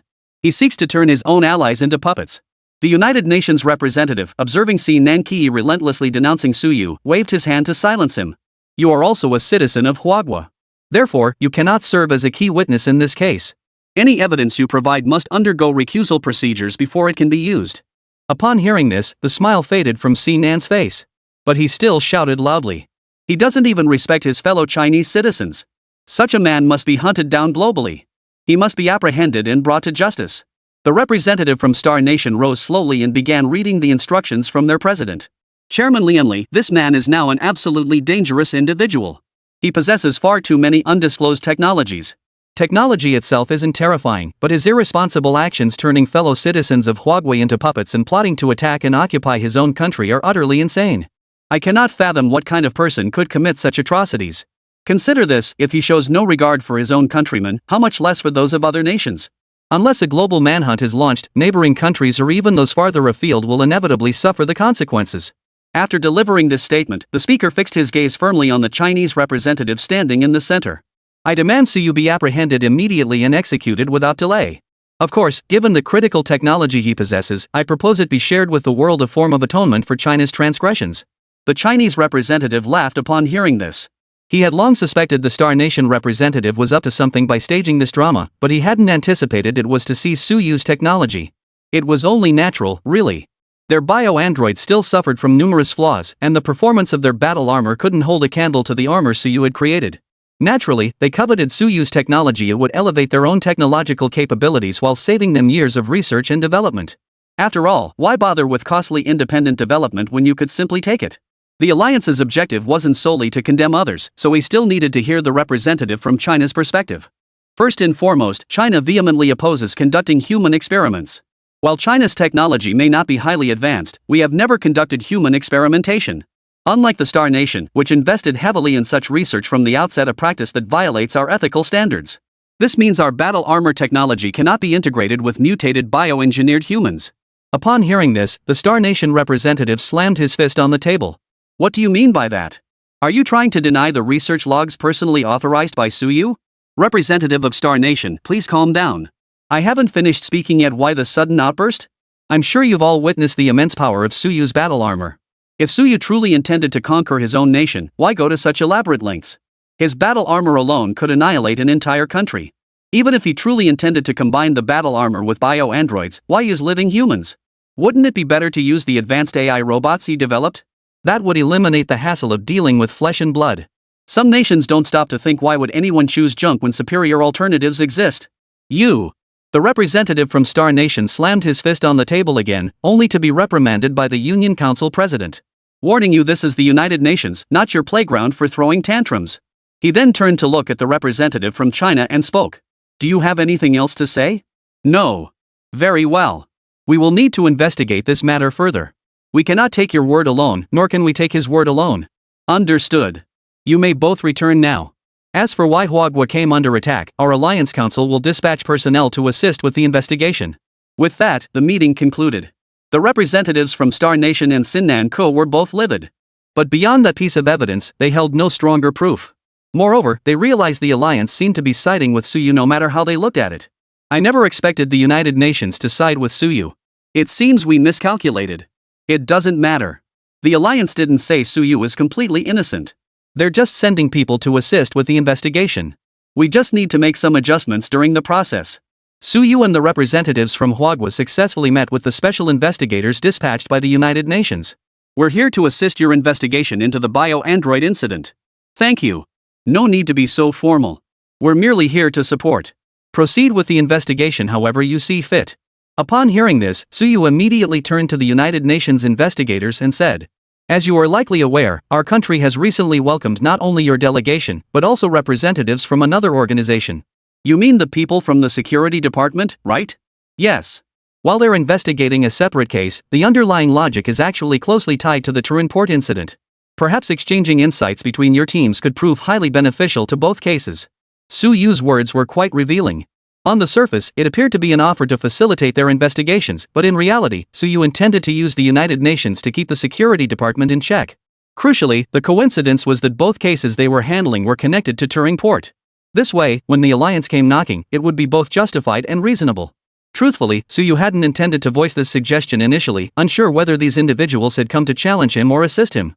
But when the alliance representatives clarified they were merely supporting roles, Su Yu grasped their true purpose. The alliance members weren't pushovers. They instantly grasped Su Yu's meaning after hearing his words and promptly agreed. With the Ministry of Security's forces tied up elsewhere, Su Yu could now focus more effectively on gathering relevant evidence. True to form, he returned to the border battlefield, meticulously searching for the core fragments of every monster. Although Su Yu had severed these cores, he had deliberately used only a single strike. This ensured minimal damage to the chips while rendering them inoperable. The chips from low-level monsters weren't his target. He meticulously searched for the chips carried by the more advanced biomechanical beings. After bringing all these chips back to base, he proceeded to analyze their standard protocols.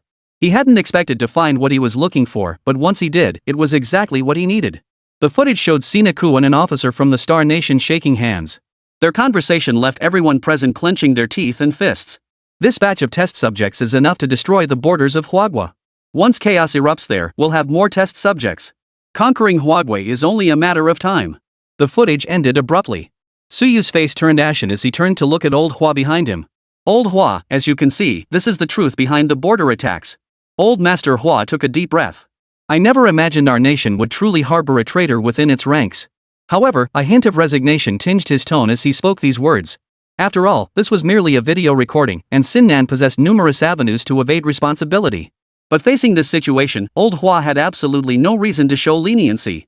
Xiao Wu, whatever means you must use, go arrest Sinan immediately. Yes, sir.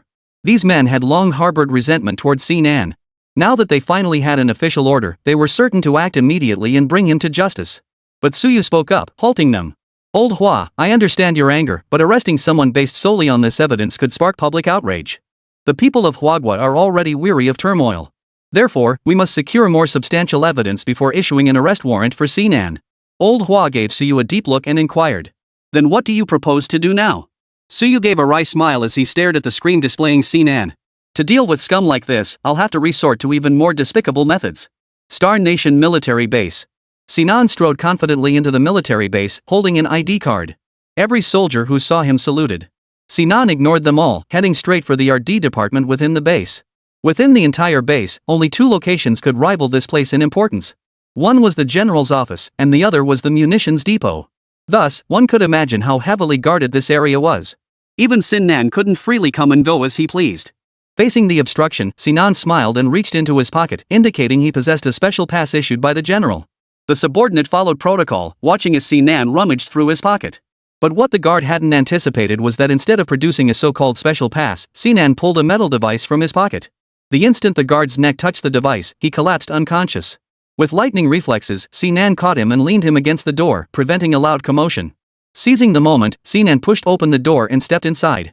After a quick scan of the room, he spotted the massive computer. Sinan retrieved a USB drive from the pocket he had searched earlier and swiftly plugged it into the computer. Zhulong, uninstall their AI program and overwrite it, then copy all experimental data to me. Almost instantly, the Zhulong AI overrode the Star Nation's AI system. After all, aside from China, the AI systems of other nations were nowhere near as advanced as Star Nation's. The data volume is massive. It will take another hour. 1 hour? Sinan took a deep breath. Copy the technology related to the bio-android experiments to me. It will take another 15 minutes. Upon hearing this, Sinan nodded and stationed himself at the door, praying no one would come to the research base at this moment. But as luck would have it, the more he hoped no one would come, the more certain it was someone would arrive. And the visitor was none other than General Tarkov, commander of this Star Nation military base. From a distance, Tarkov spotted his subordinate leaning lazily against the door, slouching in a sloppy posture. His temper flared instantly. He quickened his pace, storming up and slapping the soldier across the face. This slap didn't come from left to right, but from top to bottom. This sent the soldier crashing straight to the ground. Inside the room, Sinan heard the commotion and glanced at the machine, noting there were still 10 full minutes left on the transmission timer. Tarkov was puzzled to see the soldier on the floor suddenly go still. He examined his own palm, wondering how a single slap could have knocked someone unconscious.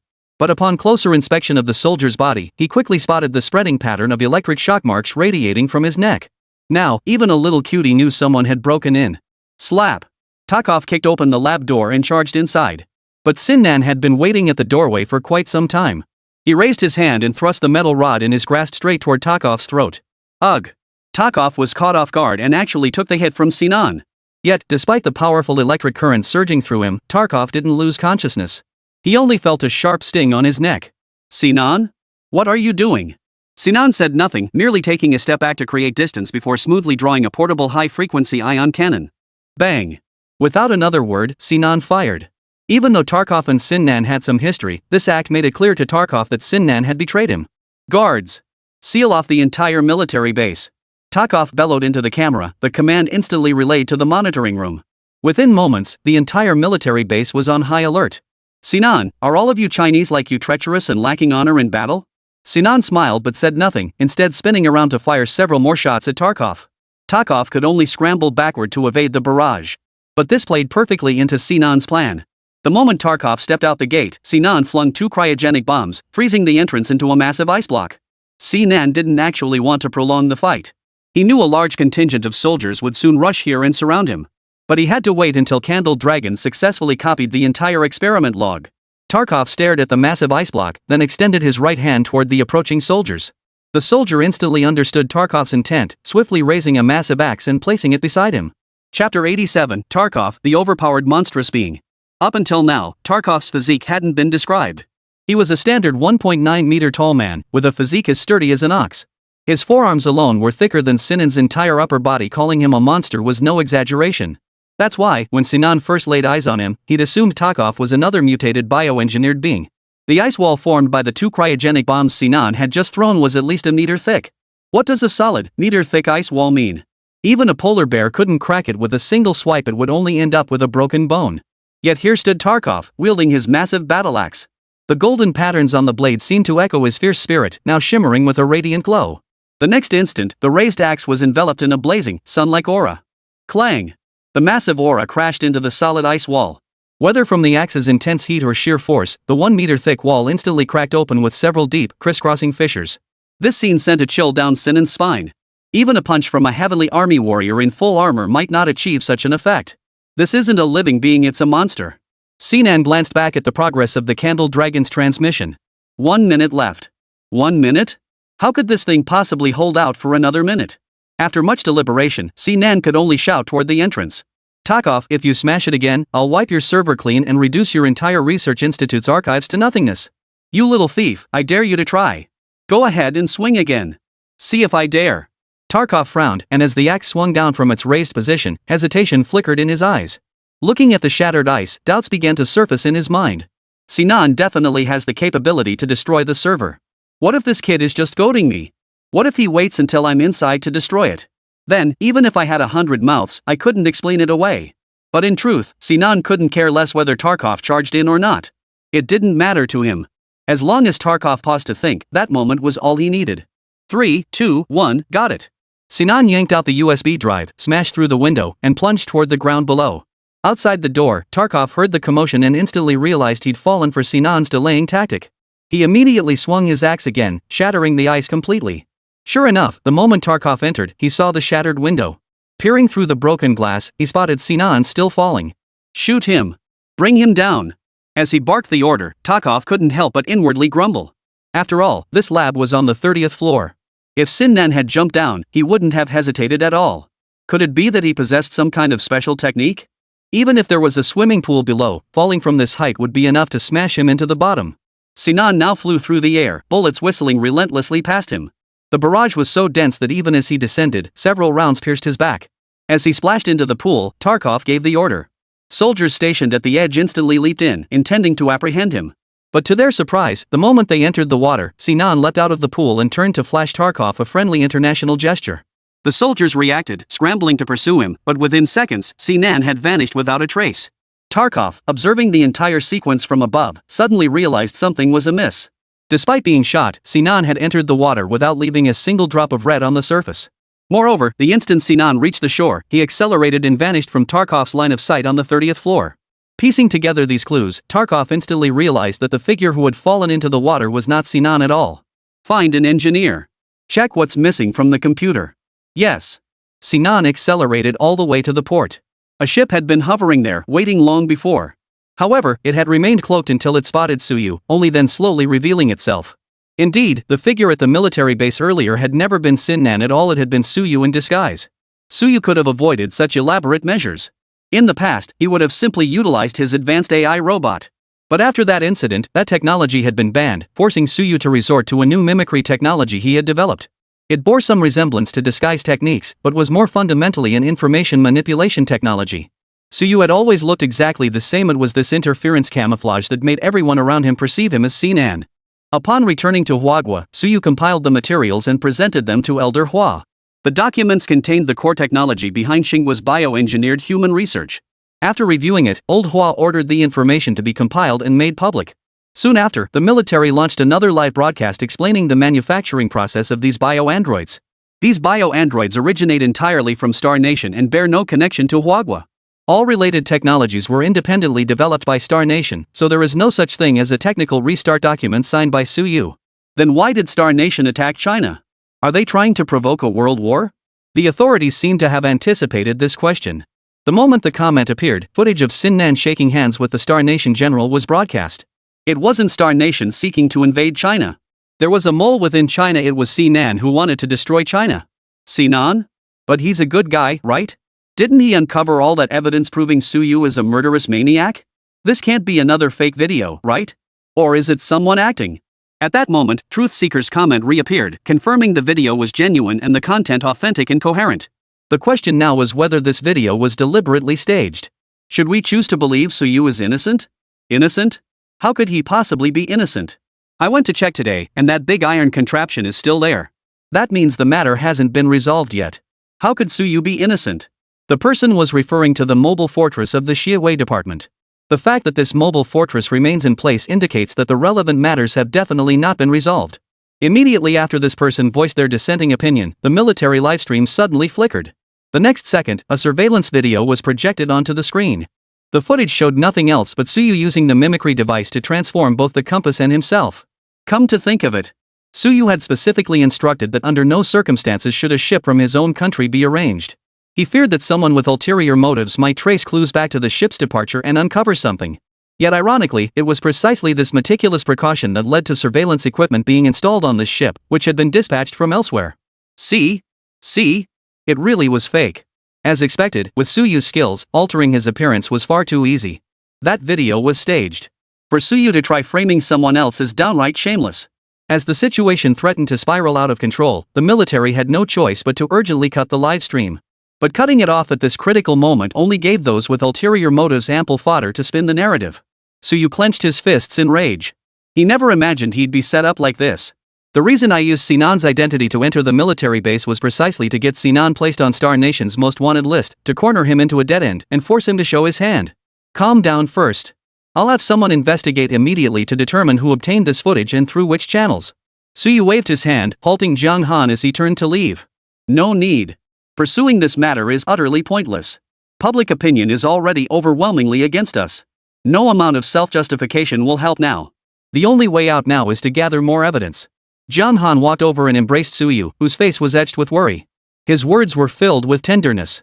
In this situation, Jiang Han didn't want to add any more emotional burden to Suyu. Don't be too hard on yourself. The guilty will face justice eventually. Suyu sighed deeply and returned Jiang Han's embrace. Yet inside, he was in agony. The agony wasn't from losing his innocence, but from this long-buried matter being unearthed. He hadn't been able to bring justice for those wronged souls, nor had he stopped Xinghua from ending this inhumane human experimentation. For the first time, Suyu felt utterly useless. Just then, Yang Jiahao and Jiang Che pushed open the door and walked in, followed by representatives sent by the United Nations. Master, I found new evidence. It might be the key to breaking this deadlock. The moment they entered, they witnessed Jiang Han and Suyu embracing, instantly creating an awkward scene. Suyu gently pushed Jiang Han away and stepped toward Yang Jiahao. What brings you here, Captain Yang? Did you happen to see the livestream and find solid evidence to arrest me? Yang Jiahao looked at Suyu, shaking his head with a forced smile. This response caught Suyu off guard. He lifted his gaze to the representative standing behind Yang Jiahao, his eyes seeking clarification. I'm not here to arrest you. I'm here to deliver something to you. With that, Yang Jiahao gestured toward Zhang Che standing nearby.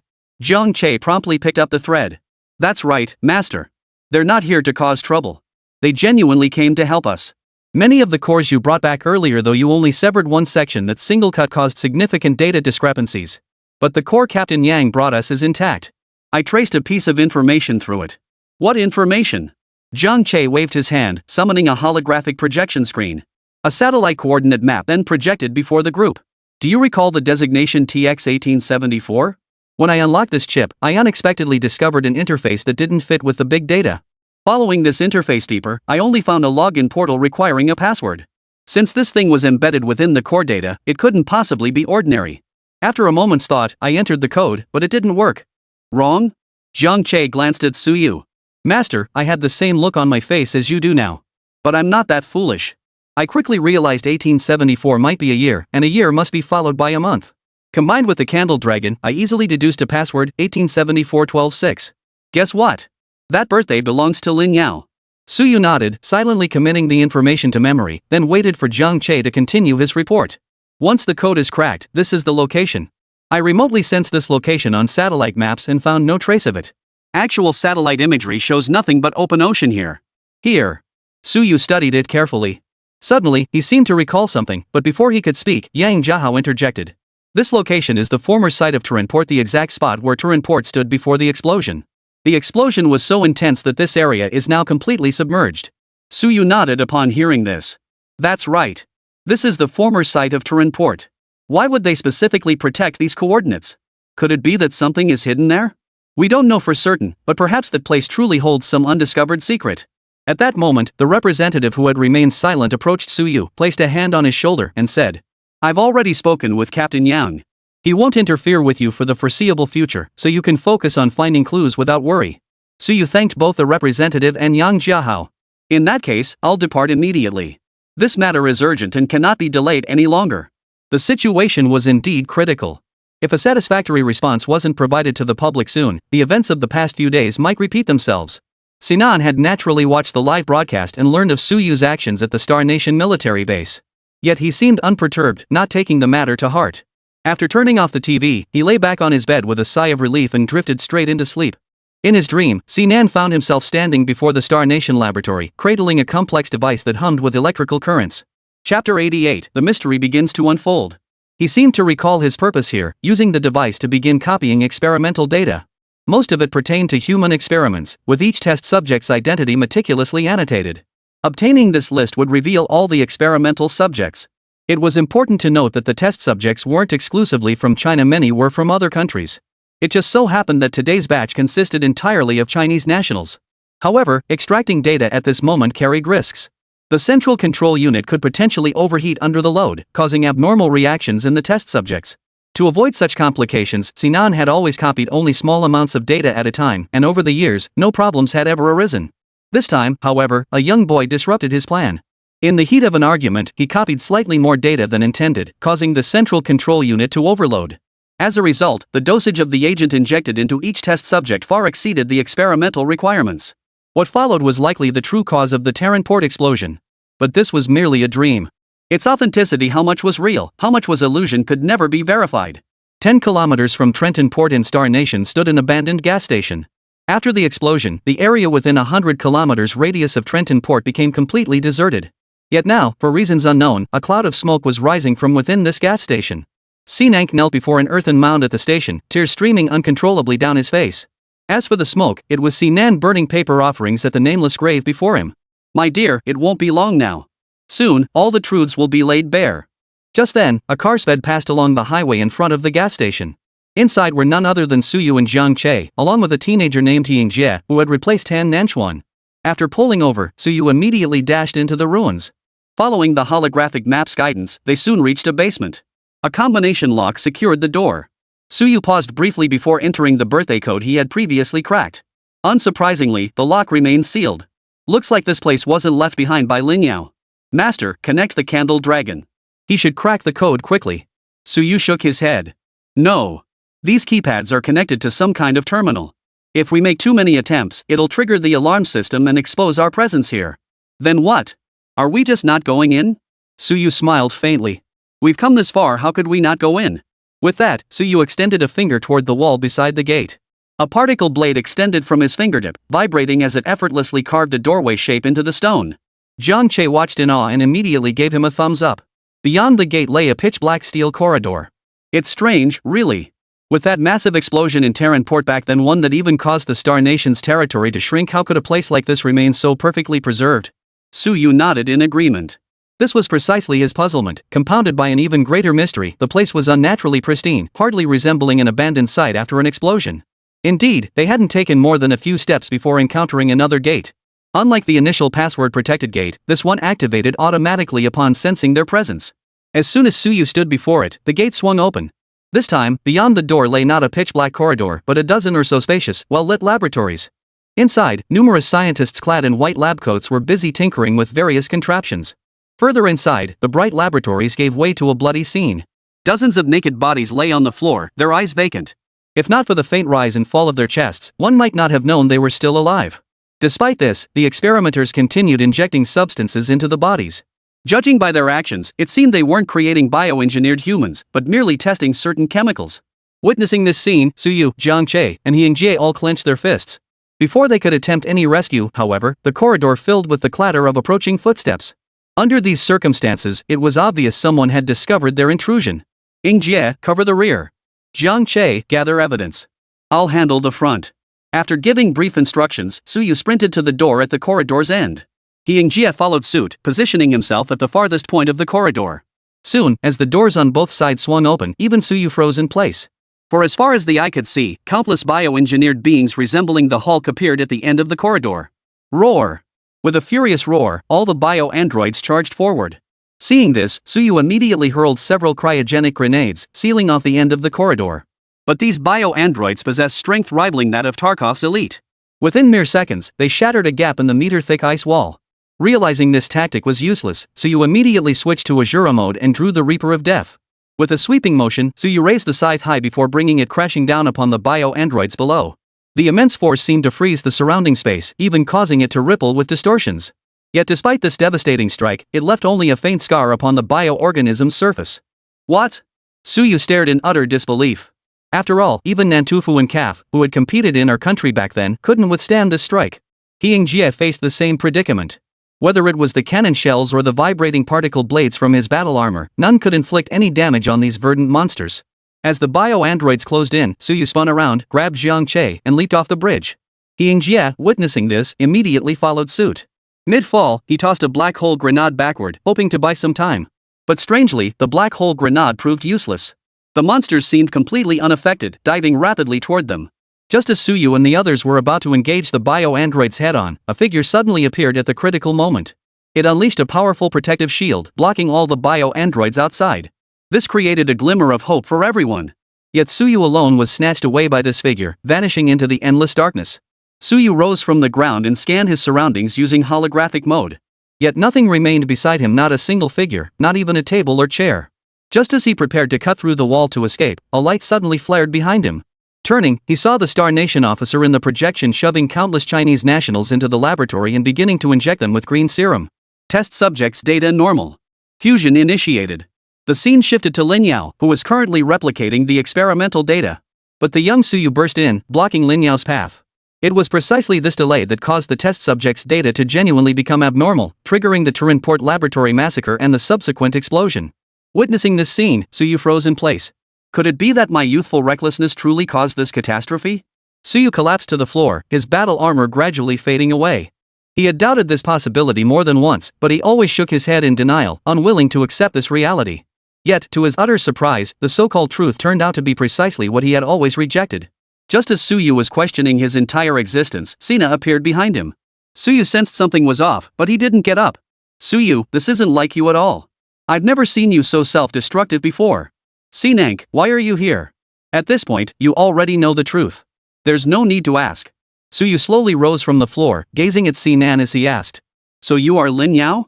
You were the one who replicated the experimental data back then? That's right. It was me. Why did you do it? If you hadn't been here back then, maybe I could have saved this entire group. Save them? On what grounds? Because a 14-year-old you barged in and shut down the control panel in front of everyone? Suyu was speechless. Indeed, he didn't possess that kind of ability. Then what about you? Why did you copy this data? You said it could create a super army. You planned to use this data to destroy China. Destroy China?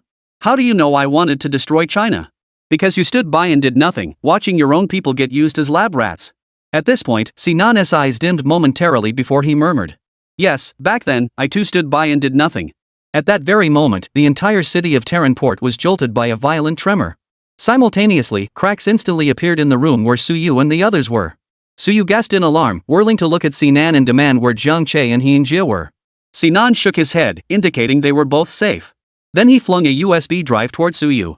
Inside, you'll find what you're looking for. With that, Sinan vanished into the darkness. Suyu stared at the USB drive in his hand, baffled by what Sinan was up to. But there was no time for further thought. He kicked open the door and charged out. Jiang Che. He Jie. Suyu shouted, but no one answered him. Little did he know, the entire scene of the Terranport ruins was being broadcast live by the Star Nation as surveillance footage. Isn't that Suyu? What is he doing in the ruins of Terranport? Could he be destroying evidence again? Just then, the massive metal corridor above Suyu's head suddenly shifted and began to collapse straight down. Suyu attempted to dodge with a flash of movement, but for some reason, an invisible barrier seemed to pin him in place. The massive metal beam slammed down, crushing him beneath it. A pinned comment then appeared. The murderer finally gets his comeuppance. The souls lost in the explosion will never forget his face. Yeah, serves him right. Suyu totally deserved it. Indeed, the wronged souls will remember the killer's face. Suyu deserves every bit of this death. Even though I'm Chinese, I think it's wrong for the Star Nation to use China for human experiments. But all of this was authorized by Suyu. He's the real culprit. He deserved it. Inside his battle armor, Suyu scanned the barrage of comments, his eyes suddenly flashing with golden light. Gritting his teeth, he watched the Chinese masses misled by Star Nation into stirring up trouble and felt his blood boil with rage. Star Nation, I say it's you who deserve retribution. With that, Suyu extended his bloodied fingers and crushed the restraints, pinning him down with his bare hands. The golden light in his pupils instantly engulfed his entire body, unleashing a colossal surge of energy. This force was far more terrifying than the explosion that had preceded it, causing the laboratory, hidden in the shadows and still operational, to collapse even more violently. However, it was precisely this collapse that created a crack in the ceiling above Suyu. Seizing the opening, he propelled himself directly out of the laboratory. Once in the air, Suyu realized Sinan hadn't lied. Jiang Che and He Jia were indeed in a safe location. But when he turned to look back at the ruins, the structure that had been slightly elevated was now completely reduced to rubble. Suyu frowned, seemingly deep in thought. But now, the Star Nation's army and countless bio-androids were closing in. This place was no longer safe to linger. Suyu had no choice but to use gravitational waves to grab hold of the car, then accelerate away from this land haunted by vengeful spirits. Takov watched it all unfold on the monitors, his eyes bloodshot. At the same time, the president sent a message. By any means necessary, find Suyu and eliminate him. This secret must never be revealed. Back at the secret base in Star Nation, Suyu watched the footage from the USB drive. Stop. You never said you'd use Huagua soldiers for experiments. Experiments? You're mistaken. We're contributing to the evolution of humanity. The camera cut to a scene where, as the serum was injected into a Huagua soldier's body, his flesh instantly exploded and contorted before completely disintegrating into a cloud of blood mist. Lin Yao, also known as Sinan, could only watch helplessly from the sidelines. The screen flickered, revealing a woman seated in a chair, listening intently to Sinan's words. I support you, but isn't this approach far too dangerous? One mistake could spell utter ruin. But if I don't do this, they'll destroy this batch of test subjects anyway. Why? Because many surrounding nations have already caught wind of it. They plan to bomb Trenton Harbor tonight. Chapter 89, The Truth, from beginning to end. Blow up Terranport? Why? Isn't all their research inside? If I'm not mistaken, they plan to destroy part of the evidence by blowing up Terranport, then relocate the actual experiments to a more secretive location. If they succeed, won't they be able to say whatever they want? Exactly. By then, no one will ever know the truth about the experiments conducted at Terranport. Hearing this, the woman burst into tears of anguish. It was all your fault. You insisted on stealing Suyu's data, thinking you could climb the ranks in Star Nation. And now? You're about to become a criminal not just in this country, but to the entire world. Sinan's face turned ashen at her words. If I'd known this would happen, I never would have done it. What good does it do to say that now? It's already happened. You should be thinking about how to fix it. Sinan gazed at the woman, his eyes brimming with deep affection. I'll find a way. I just don't know what fate awaits us in the end. The woman returned his gaze with equal tenderness, shaking her head as she replied. No matter what happens to you in the end, I'll support you. With that, the video ended. The next video showed Sinan manipulating something on the central control console. Suyu observed briefly and realized he was attempting to destroy the control hub. But as Sinan had warned, the console proved far from easy to destroy. With an extremely limited window for action, dismantling the central hub became a near impossible task. This explained why Sinan later abandoned that approach, switching instead to copying data and recording videos. Strangely enough, for reasons unknown, the explosion at Terran Port was delayed by several days. It was precisely this delay that caused Suyu and Sinan to cross paths. Amid the chaos of the explosion, while Sinan managed to retrieve the USB drive containing the stored data, he accidentally left his work ID card behind on the ground. After the explosion, Tarkov pursued and hunted down Sinan and his group for a long time. Suyu, being a child and having already returned to China by then, narrowly escaped unscathed. But Sinan was not so fortunate. At a gas station slightly distant from Trondheim harbor, their vehicle finally gave out, breaking down beside the station. Sinan leapt from the vehicle, clutching his wife, and took cover inside the gas station. But just then, the woman felt faint contractions in her abdomen, and clear fluid began seeping from her lower belly. Lin Yao, listen to me. Hide the USB drive. I'll find a way to cover for you. What nonsense are you talking about? How could I possibly abandon you and the baby? Am I holding you back? I've never truly helped you. You came to Xinhua only to give me a better life. But maybe this is fate. What you did back then, you had to pay for it somehow. Sinan slapped himself hard across the face twice. I should never have done that thing. No, don't do that. I'm not blaming you. I only hope you can spread the truth. Footsteps grew closer, forcing Sinan to hide quickly. He wasn't heartless or unfeeling, he truly had no choice. And so, Sinan watched helplessly as his wife and child died before his very eyes. The fake USB drive was also recovered by them, finally bringing this matter to a close. Life inevitably brings many tragedies, but the most heartbreaking of all is witnessing a beloved person die before your eyes. It is witnessing an unborn child perish in the womb. The cruelest of all is being unable to cry out loud, or even erect a tombstone. The explosion in Terengganu claimed many lives. Among them were numerous Chinese nationals, as well as some our country's citizens. This portion of the footage ends here. The remaining footage was provided by Jiang Che, a letter sent from our country. In truth, even without decrypting the sealed letter, so you could likely guess its contents. After all, he and Tan Miseo had known each other for many years. The reason Tian Mizoachuan insisted on dragging Suyu into her quest for vengeance was that she too had been a victim of the Terran Port incident. Her husband was a senior researcher at Terran Port, and her son had been playing at the port at the time. Everything was such a coincidence, and everything was so tragic. Thus, the age-freezing technology of the Sinan did indeed originate from Tian Mizoachuan, and the disguise technology also came from her. He and Tian may split up, one infiltrated Star Nation, while the other remained in our nation. Zhang Han's guess was correct, our nation's puppet technology did indeed originate from Star Nation's experimental data. But to put it plainly, Star Nation merely allowed our nation to conduct experiments on their own territory using their own citizens. None of the experimental data or achievements belonged to them. As for Sinan, he operated as a double agent. He first distinguished himself within Star Nation's laboratories, stealing significant data during the previous advanced AI robot incident. This earned him Star Nation's trust and a position of responsibility, allowing him to infiltrate China as a second agent. As for how he secured the position of Minister of Science and Technology, it stemmed from Sinan revealing his true identity to Old Hua from the outset and sharing a particular story. As for what that story was, well, that's another tale altogether. By this point, the entire chain of events becomes clear. The Turin Port incident should have faded into obscurity, but the collaboration between Tian Mizoachuan and Sinan not only prevented the Yin Yang Bureau from proceeding but also brought the Turin Port affair back into the spotlight. Then, step by step, Sinan guided Suyu to uncover the truth, immersing himself in the situation while also helping Suyu resolve the emotional knot buried deep within his heart. Suyu, you were only 14 back then, far too young to accomplish this alone. Moreover, Wagwa wasn't strong enough at the time to go head-to-head with Xinhua.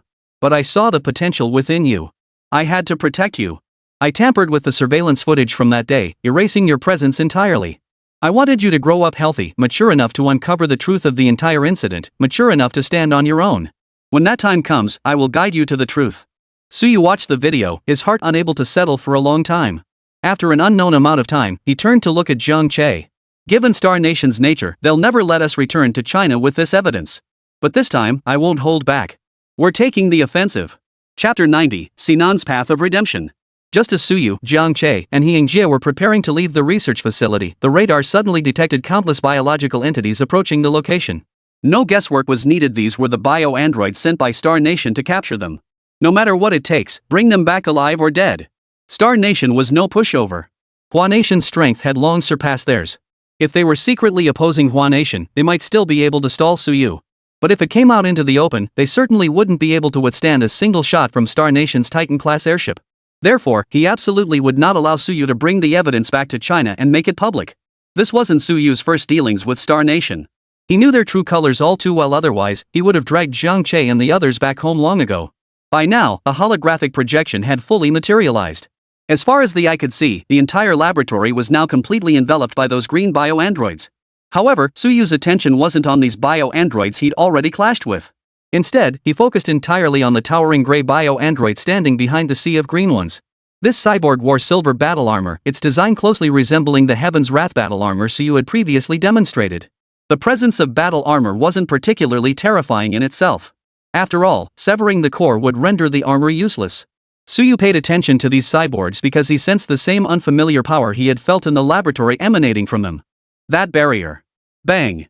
Bang! Suddenly, violent pounding echoed from outside the laboratory. Suyu immediately led them out through the emergency exit. He wasn't about to waste a single moment here. Though the lab was constructed from tough tungsten manganese alloy steel, with so many monsters outside, he feared a single monster's punch could bring the entire building crashing down. Things unfolded much as Suyu had anticipated. Not long after they left, the roars of monsters echoed from outside. However, these creatures merely gathered outside without entering. Instead, the armored monsters walked in under the watchful eyes of the green bioengineered beings. After scanning the area, they suddenly emitted a low-frequency sonar pulse, akin to that of whales or dolphins. By analyzing the echoes, they swiftly pinpointed the location of the secret passage. Suyu and his companions had now reached the exterior, roughly 2 blocks away from the location. Even from this distance, they could sense the terrifying aura emanating from the location.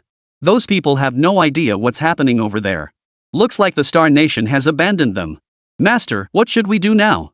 Charge back in, or find a way to relay this information? Suyu gazed toward the port. He took a deep breath. Escape is practically impossible now. They release so many monsters without regard for the consequences. They clearly want to keep us all trapped here. Why would they ever let us out? Then we'll fight our way back. Suyu shook his head again at the suggestion. Impossible. Even my Azura battle armor couldn't breach this monster's defenses. To deal with such a creature, we need far more specialized weapons. Then, is there truly no other way? Given the current situation, there truly seem to be no other options. Unless, that is, an outsider could help them break the deadlock. And that person was none other than Sinan. Suddenly, Suyu's battle armor received a communication signal. Unsurprisingly, it was from Sinan. Suyu, you should know the truth by now. Sinan, where are you? The Star Nation is probably trying to capture you too. Sinan ignored Suyu, continuing to speak as if addressing no one in particular. I've gathered quite a bit of data while in the Star Nation, including methods to counter these bio-androids. The main reason they're so difficult to deal with is the mutations in their bodies. But fundamentally, they're still organic entities. As long as they're organic, there must be a way to neutralize them. Hearing this, Suyu had likely already figured out a countermeasure. I assume you've guessed it too, but the relevant materials aren't here. I'll send you the address shortly and ensure you have ample time. Suyu, do your best. With that, Sinan hung up. Listening here, Suyu felt this didn't sound like a phone call at all, but rather a pre-recorded final testament. However, Suyu had no time to dwell on such thoughts now. He had already received the address from Sinan. The distance between the two locations was considerable, so they needed to depart immediately. On the way, Suyu caught sight of the live stream Star Nation had launched. Sinan was now in Tarkov's grasp, facing immediate trial and punishment. You people from China are as dumb as pigs. You stole Suyu's technology and handed it over to us yourselves, yet now you want to take it back. What kind of nonsense is that? With that, Tarkov yanked violently, tearing off one of Sinan's legs. Blood flowed down Tarkov's arm onto his body. With a sweeping motion of his large hand, he carved 5 deep gashes across his chest, a mark of honor in their eyes. Sinan clenched his teeth, refusing to utter a single cry despite the excruciating pain. Instead, his lips trembled as he ground out a single sentence. You're all going to die. We're doomed? Ha ha ha ha ha ha. Listen to what he says we're doomed. Tarkov burst into laughter as if he'd heard the funniest joke in the world. Seeing this, Sinan erupted with a surge of immense power, violently shaking Tarkov's hand away. In the brief moment before his controlled descent, he hurled an object from his hand into Tarkov's stomach. Then he collapsed to the ground, shouting into the live stream camera. Suyu is innocent. He will give you the truth. The next instant, a violent explosion erupted within Tarkov's abdomen. The powerful black hole grenade tore his internal organs into shreds. Faced with such injuries, even those green-skinned bioengineered beings would be dead as a doornail. Tarkov's men watched their leader die inexplicably before their eyes, then went berserk, firing their bullets at Sinan at an angle. Seeing this, Sinan struggled to unfasten his clothing, revealing countless warheads of antimatter annihilation-class missiles. Each warhead was connected to his heart by a wire. No wonder he endured the pain without screaming. He feared his heart would race too fast and then stop abruptly. If these warheads had detonated in Tarkov's hands, he wouldn't have been able to take anyone with him. At that moment, Suyu noticed Sinan's mouth moving incessantly. Candle Dragon, read his lips. Suyu, tell my wife for me I did it. Tell my wife I did it. Chapter 91, The Truth is Revealed. The compass's delaying tactic had indeed tied down a portion of the military forces. After all, those green-skinned monsters couldn't be exposed to the citizens of Star Nation at will. This wasn't China. Star Nation controlled such terrifying experiments, and revealing them would likely spark public outrage. After all, any day now, they could be rounded up for experiments. Therefore, the only truly mobile force, the one posing a genuine threat to Suyu and his group reaching their destination, was the contingent led by Tarkov. But now, with the explosion of the dark matter annihilation-class missile warhead, everyone present was instantly reduced to ashes. Not a single soul survived. Seizing this moment, Suyu successfully reached the location provided by Sinan. A cave? How did Sinan find this place? Yingjia illuminated the entire cave with his battle armor's lighting system. Instantly, the cave's interior structure was laid bare. Countless reagents were neatly arranged on shelves, beside which stood a tank filled with liquid. On the opposite side of the cave stood a distillation apparatus, its contents resembling the liquid in the tank. After distillation through this apparatus, the originally purple solution turned blue. This was the secret weapon Sinan had mentioned for dealing with these bioengineered beings. These are enzymes?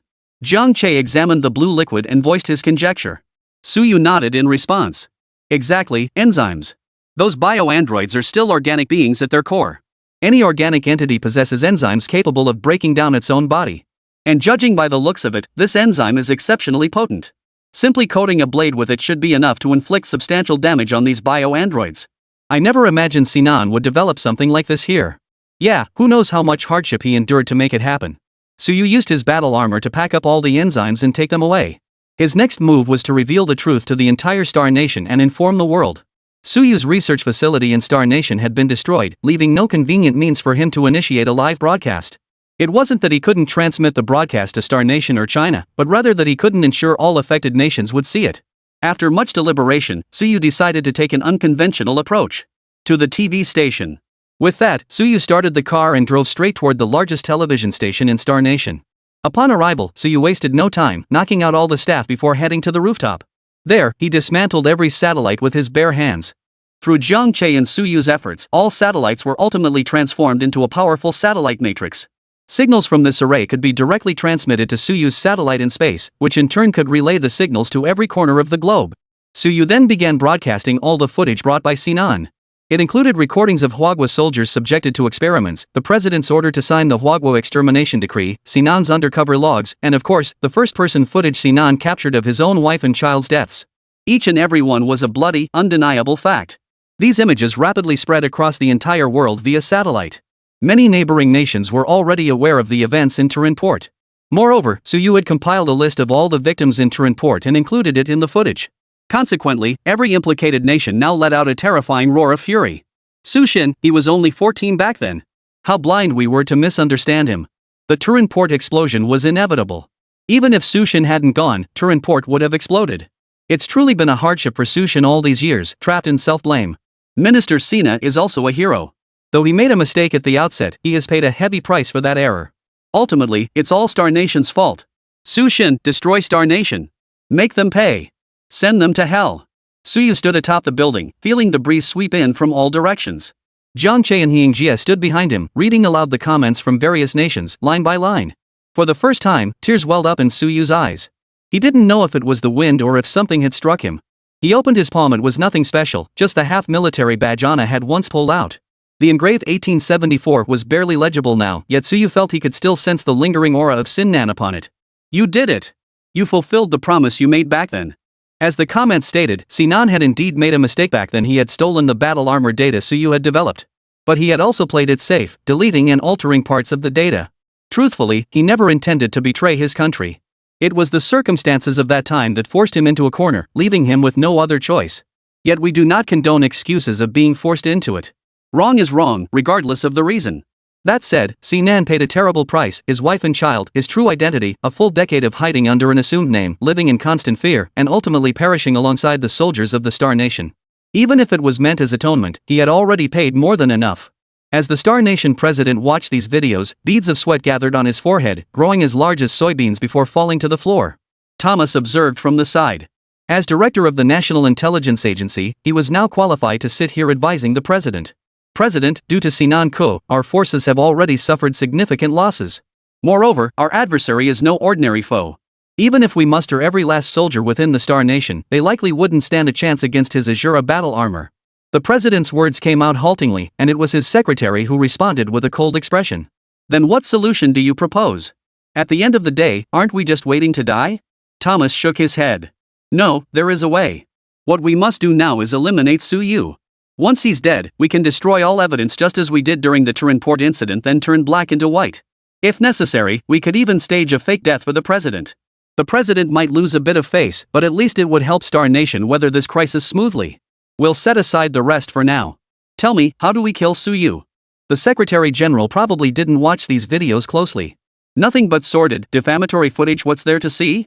Thomas smiled faintly at this. Indeed, they're unpleasant to watch. But observe this footage. In the scene, Su Yu's Azura side didn't inflict any substantial damage on the bio-android. Chapter 92, The First Battle, assisted by the divine artifact of the compass. Are you suggesting we could eliminate Su Yu by deploying bio-androids? Theoretically, yes. As soon as Thomas finished speaking, the Minister of Defense stepped forward and displayed footage of the bio-androids at Su Yu's secret base. This is Su Yu's secret base in Star Nation. When our bio-androids arrived, he had already departed. There was no direct confrontation between them, which strongly suggests Su Yu dares not face the bio-androids head-on. The president listened to their well-reasoned arguments and immediately declared, Thomas, I am now placing full command of all bio-androids under your authority. Your mission has one sole objective, to eliminate Su Yu completely. Yes, sir. The so-called command authority referred to a device Thomas now held resembling a speaker that emitted infrasonic waves inaudible to ordinary humans. These waves served as the communication medium among the bio-engineered soldiers. Soon, Thomas arrived at the rooftop of the television station, followed by countless green bio-androids. Before him stood 15 bio-androids clad in silver battle armor, the very ones Su Yu had previously feared. Seeing Thomas arrive, Su Yu's lips curled upward involuntarily. Though the movement was subtle, sharp-eyed viewers caught the hint. Did he just smile? Looks like it. Could there be a twist here? Thomas stared at Su Yu and shouted. Su Yu, will you take your own life or wait for my men to tear you limb from limb? Thomas, you talk a big game. Before Su Yu could respond, Jiang Che blurted out the rebuke. Meanwhile, Ying Jie had already donned his Celestial Army battle armor, raising his hand to aim the plasma cannon in his palm directly at Thomas. Thomas wasn't a pushover. Seeing this standoff, he knew negotiation was out of the question. With a sweeping gesture, he unleashed a horde of green bio-androids charging straight toward Su Yu. Of course, only a fraction charged forward. The rest were scaling the towering TV station building barehanded, arriving one after another on the battlefield. I wonder if this thing Sinan made will actually work. Jiang Che swallowed hard, his hand still trembling slightly as he gripped the high-frequency vibrating ion knife. Su Yu smiled. Don't worry, it'll definitely work. As he spoke, crimson battle armor began to envelop Su Yu's body. The Azura armor emerged, obliterating heaven and earth. Su Yu's golden pupils blazed intensely. In an instant, his body materialized amidst the swarm of bio-androids. The next second, he swung his scythe. According to the previous storyline, Su Yu's scythe couldn't inflict any substantial damage on these bio-androids. But this time, aided by the purple liquid, Su Yu's scythe effortlessly carved a perfect crimson arc through the horde of bio-androids. Su Yu himself was astonished, for he hadn't anticipated the purple liquid's formidable power. That single swing had taken down at least dozens of green bio-androids. Thomas, watching from a distance, froze in shock. He hadn't expected Su Yu's claims to be true. Damn, Su Yu, you really are something. To think you could develop something like this. Seeing his attack finally working, Su Yu let loose completely, leading Jiang Che and Ying Jie on a rampage. Half an hour later, green slime covered the entire rooftop, while the building's base was now piled high with half-green bio-organic corpses. Only a few scattered green bio-androids remained on the rooftop now. These monsters weren't entirely mindless. Witnessing the slaughter of their kind, they began to hesitate before attacking. Regardless of their hesitation, Su Yu paid them no mind. His scythe sliced through them effortlessly. Thomas, standing by, was growing weary. As Su Yu approached him, he momentarily forgot to keep up the act. This can't be. Our bio-androids are invincible. This can't be. Su Yu looked at Thomas, smiled, and said, Invincible? Monsters are monsters. The souls you've wronged won't let you succeed. Unjust souls? They were great test subjects who contributed to human evolution. Bull. Thomas sneered coldly. Suyu, don't think that just because you can cut open those bio-androids, you can manipulate Star Nation however you please. From what I observed earlier, you can kill these bio-androids probably because of that purple liquid. But does that purple liquid only work on these green bio-androids? Suyu remains silent, staring intently at Thomas. I don't have time to waste here. The president is waiting for me to bring back your head as proof. With that, Thomas strode backward toward the edge of the skyscraper and leaped off. Mid-fall, he pressed the remote control in his hand. A subsonic pulse rippled through the air. Instantly, the eyes on the silver battle armor of the bio-androids turned blood red, and 6 crimson claws sprouted from their hands. Thud! Thud! It sounded like heartbeats. Suyu listened carefully and realized the heartbeat was his own. Only then did he realize that, at some point, the air around him seemed to have frozen solid. Even the sound of the wind blowing had vanished. Were it not for the silver bio-android before him still radiating that blood-red aura, Suyu might have even suspected a malfunction in his battle armor. This aura what Suyu had previously described as a palpable, regal presence. The aura emanating from these silver bio-androids was crimson. This color was unlike any aura he had encountered among the many powerful opponents he had faced. However, it was hardly something to fear, for the aura emanating from his battle armor was golden. Almost simultaneously, all the silver bio-androids charged toward Suyu. Seeing this, Suyu roared, then planted his foot firmly on the ground and flung his scythe forward. A crimson sword materialized in his hand. The moment the scythe struck a silver cyborg, he leapt into the air, using the blade as a springboard. Plunging down from above, he drove the sword straight into the cyborg's skull. Such a powerful strike, combined with the sword's strength, should have pierced through any metal. But Suyu never expected that upon contact with the silver cyborg's battle armor, the sword bent violently. The recoil force even sent him flying backward. Chapter 93, Shattering the Enemy, Severing All. Master, I'm here to help you. Jiang Che shouted as he charged forward. But Suyu kicked him back with a single swift blow. Without armor, you're just coming to die. Suyu uttered these words because his battle armor had actually been slashed open during the previous clash.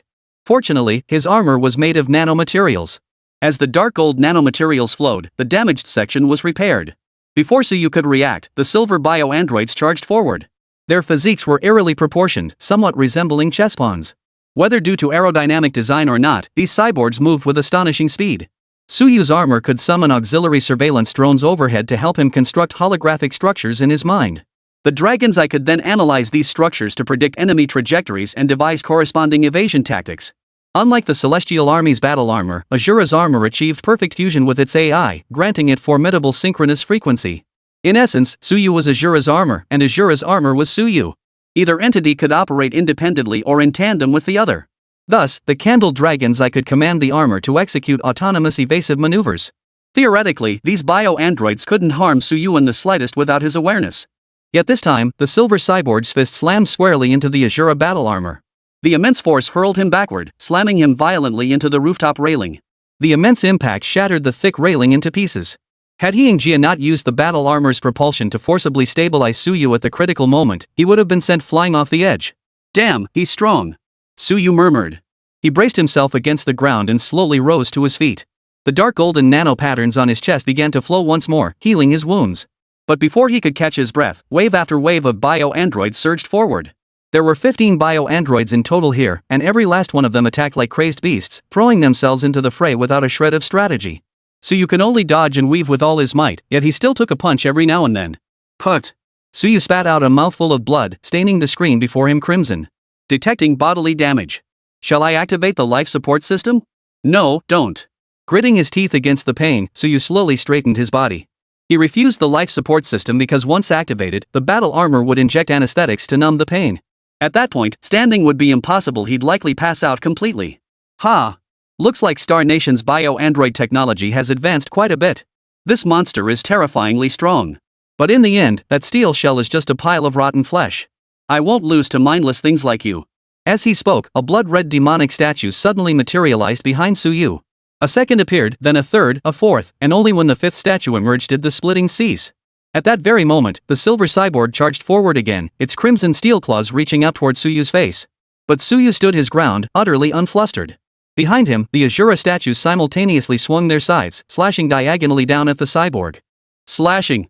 5 sides twisted in and out, piercing the cyborg's chest armor. Yet, just as before, the blades failed to breach the defensive plating. Yet Suyu seemed unconcerned. The instant sparks flew between the blades and the armor, swarms of nanobots erupted from the sides. Clinging to the blades, they instantly began corroding the battle armor. These nanobots were no joke, especially since the cyborg's armor was nowhere near as sturdy as Suyu's Azura battle armor. In an instant, the armor was corroded away entirely, exposing the writhing, living flesh beneath. With the host exposed, killing you will be simple. With that, Suyu took a swift step back, retreating 10 meters away. At that moment, Yingjie fired a powerful black hole blast directly at the exposed chest of the armor. As a miniature black hole appeared, the cyborg inside the armor instantly dissolved into nothingness. It took a bit of effort, but this battle armor isn't all that impressive after all. As if sensing Suyu's provocation, the remaining silver bio-androids erupted in fury, their bodies undergoing a sudden transformation. Their spines pierced through the exposed armor, while the mechanical vertebrae attached to them spewed crimson steam. With a deafening roar echoing across the rooftop, all 14 remaining silver bio-androids activated their rage mode. Under these circumstances, Suyu, who had already struggled to track their movements, now found it utterly impossible to discern their trajectories. Their speed had surged more than threefold in an instant.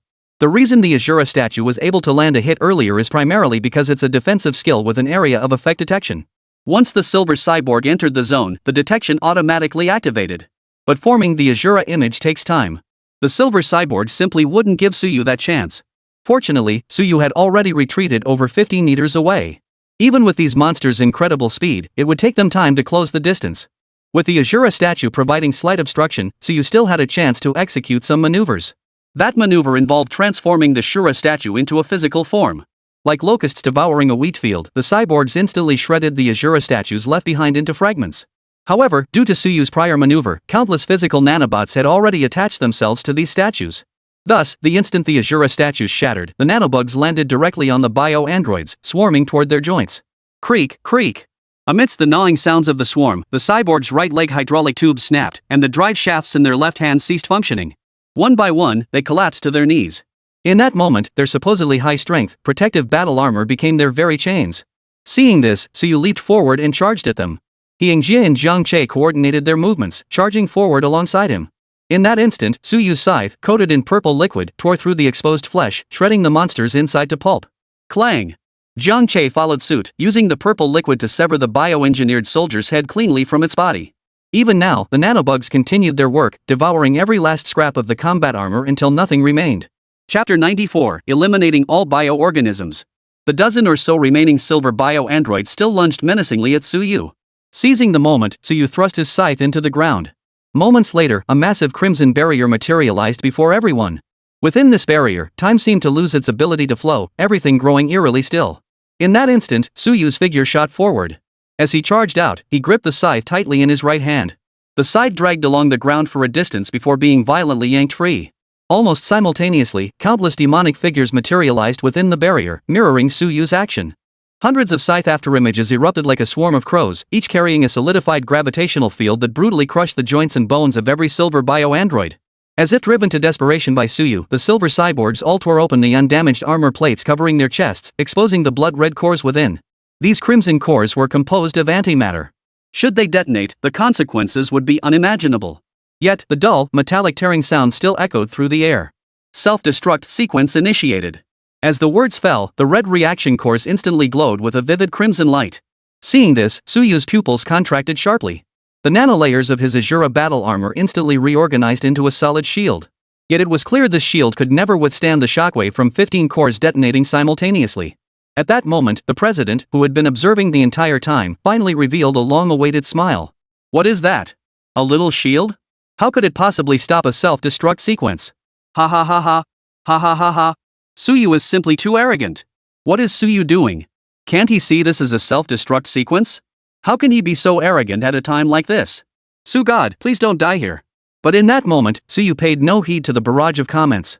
His gaze remained fixed on the core ahead, as if he had made some kind of vow. With a sweeping gesture of his hand, he flung Jiang Che and Yingjie out of the barrier. Then, the scythe in his hand shattered into billions of nanobots. Yet instead of tearing into the core, under Suyu's command, they reassembled into a long spear. Blood-red silver spear. Suyu murmured, and the crimson spear instantly flashed with light, as if responding to his call. Eyes of the Candle Dragon, can Tactical Module 01 be loaded? Module 01 loaded. Initiate? Activate. At Suyu's command, the tip of the blood-red silver spear suddenly emitted a faint blue pulse, resonating with the lingering holographic Azura image within the barrier. Almost instantly, all the Azura projections collapsed into solid forms, each the same size as Suyu and wielding identical spears. Whoosh! Dozens of spears crossed and plunged downward, instantly sealing all the bio-androids within a quantum cage. The blinding light from the antimatter core explosion was tightly confined by the cage, eventually collapsing into a dark star that dissipated within the barrier. This can't be possible. This can't be. Impossible. The president's eyes widened in disbelief. Had he not witnessed it himself, he would never have believed it possible. 15 cores detonating simultaneously, yet not even a single floor tile was damaged. Mr. President, look, there might still be a chance. On the screen, Suyu's battle armor was gradually tearing apart, with countless streams of blue liquid slowly dripping out from within. This was the drawback of activating Tactical Module 01. The Azura battle armor couldn't withstand attacks of this magnitude. And that wasn't all. Long before this, Suyu and Jiang Che had been collaborating on nothing else but the tactical modules mounted on the Azura battle armor.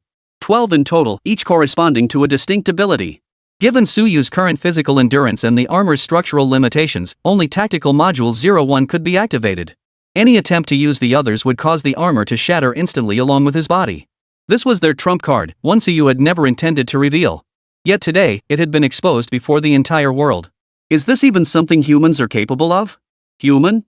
Ha! This is God Su. God Su. Put. Suyu coughed up a mouthful of blood and collapsed to his knees.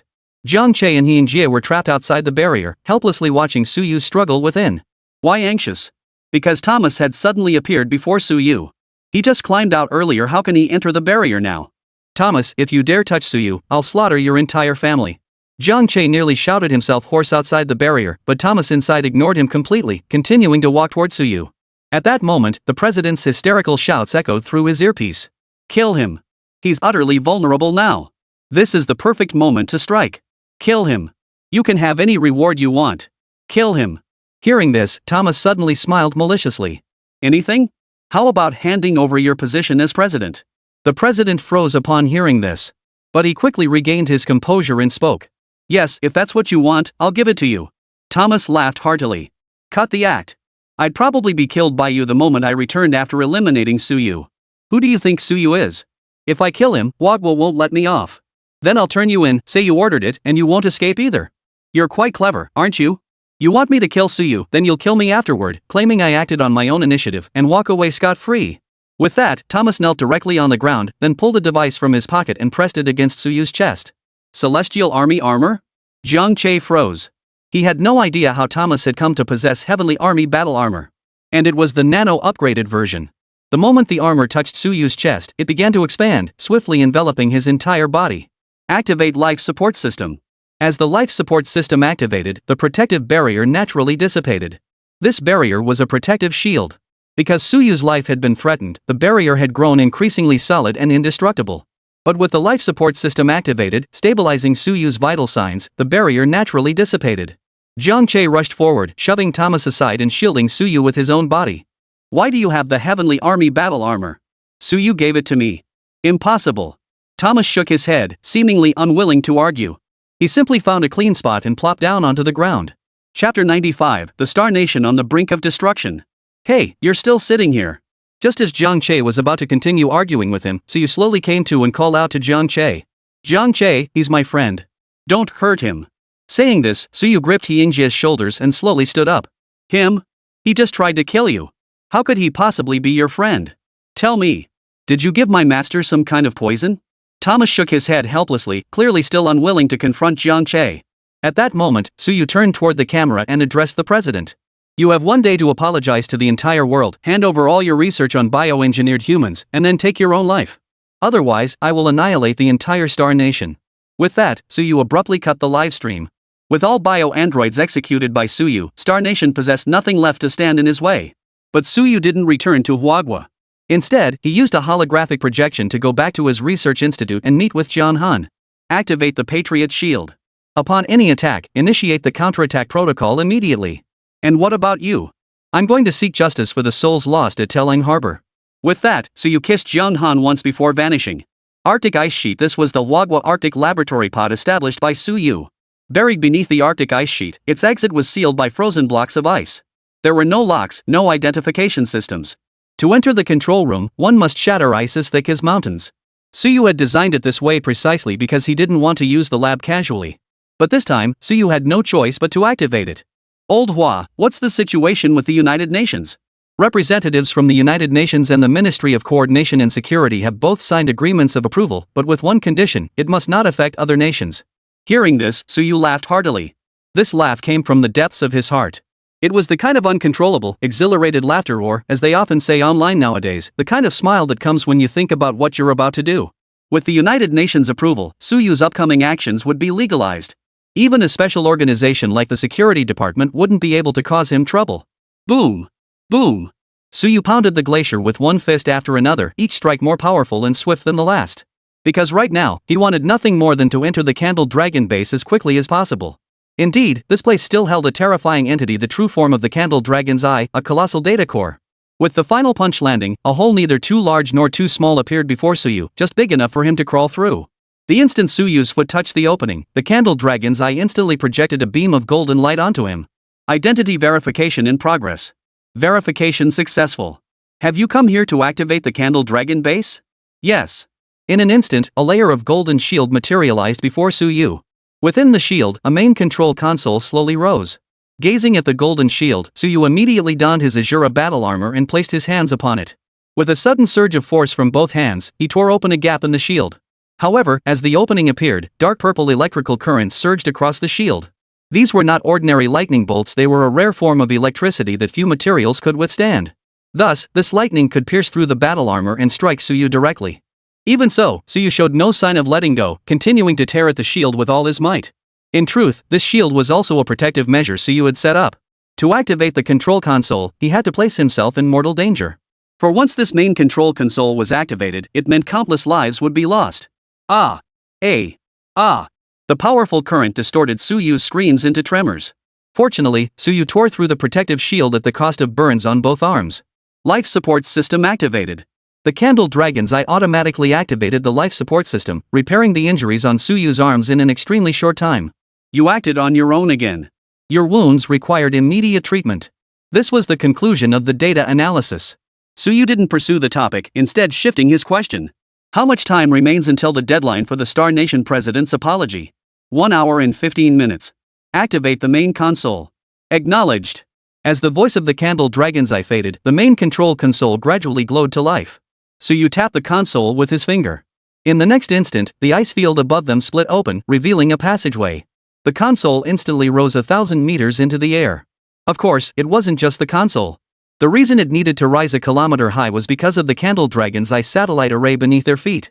This satellite array was no child's plaything like the one atop the TV station, merely transmitting data. This was the world's most formidable weapon, a space-based station. Suyu looked down. Under the sunlight, each prism on the satellite array seemed to reflect the faces of the dead from Trenton Harbor. I truly hope we never have to use this thing.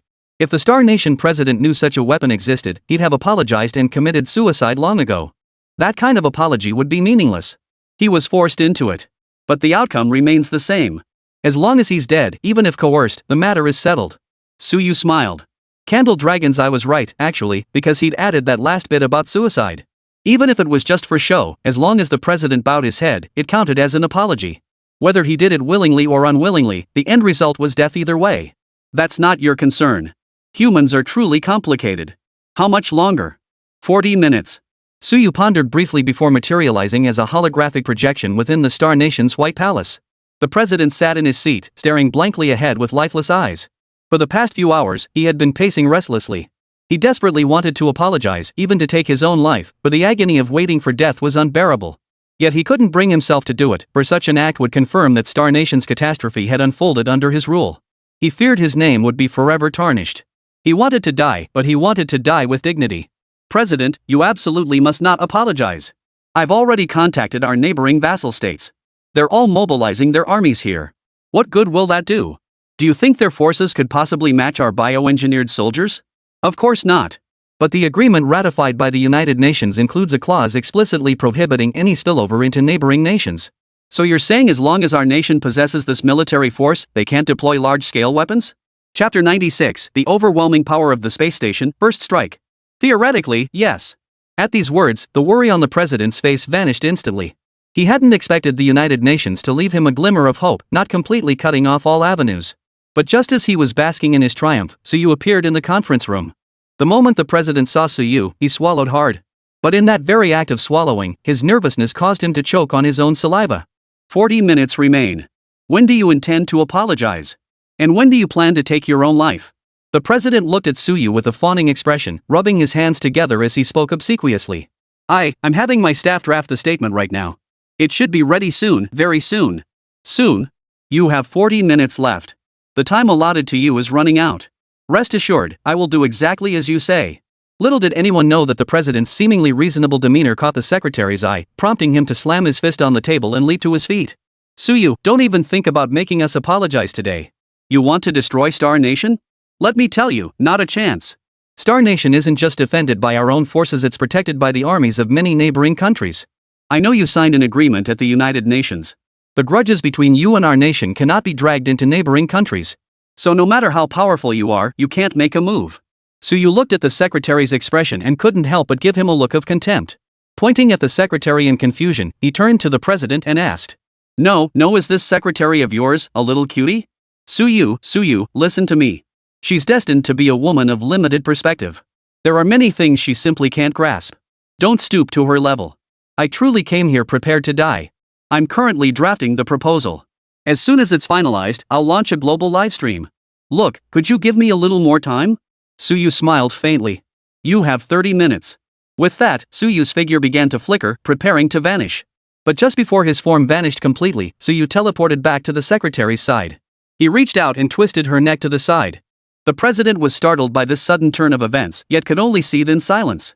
No, to be precise, he dared not express his anger at all. This subordinate of yours is nothing but trouble. Let her go before you do.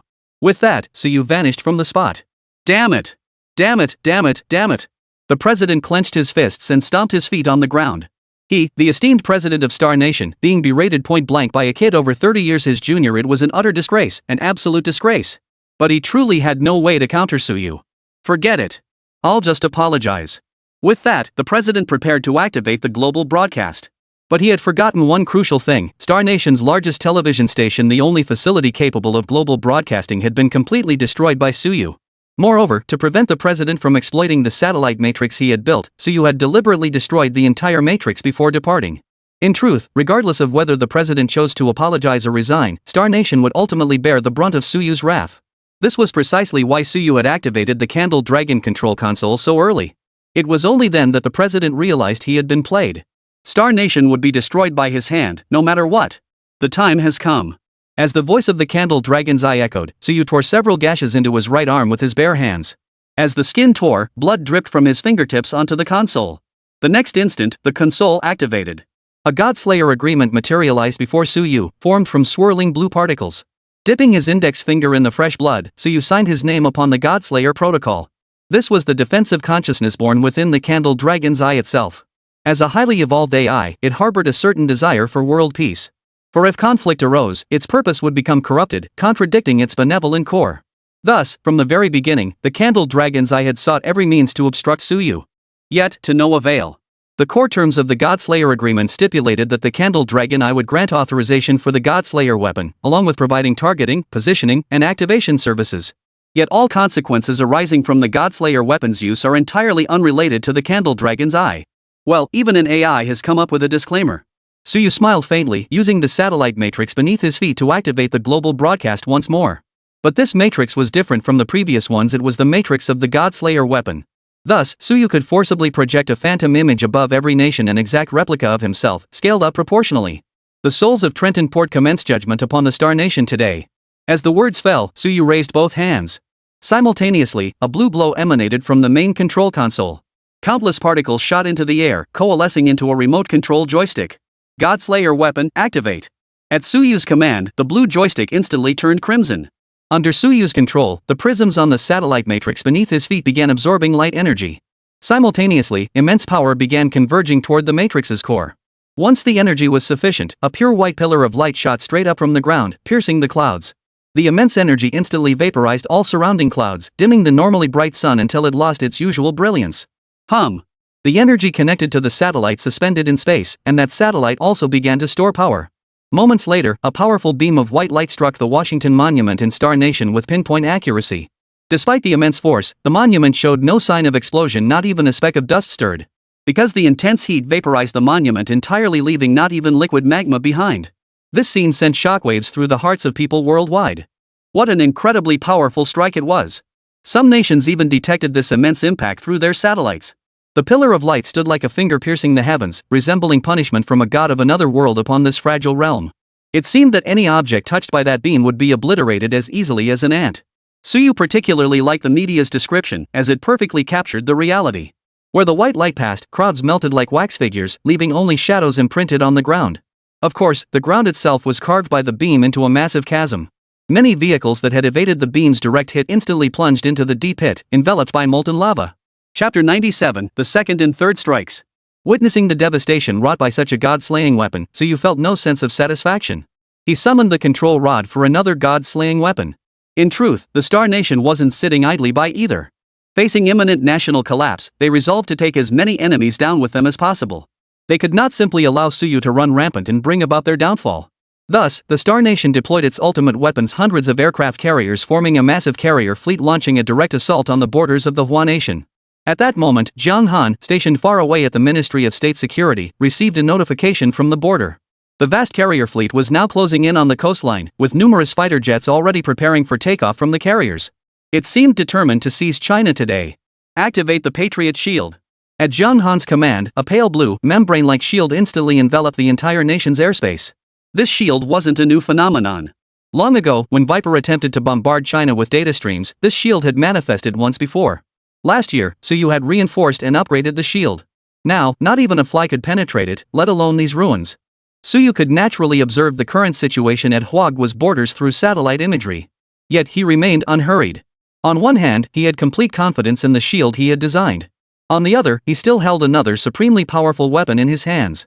He manipulated the remote sensor, freezing the image above the fleet of motherships.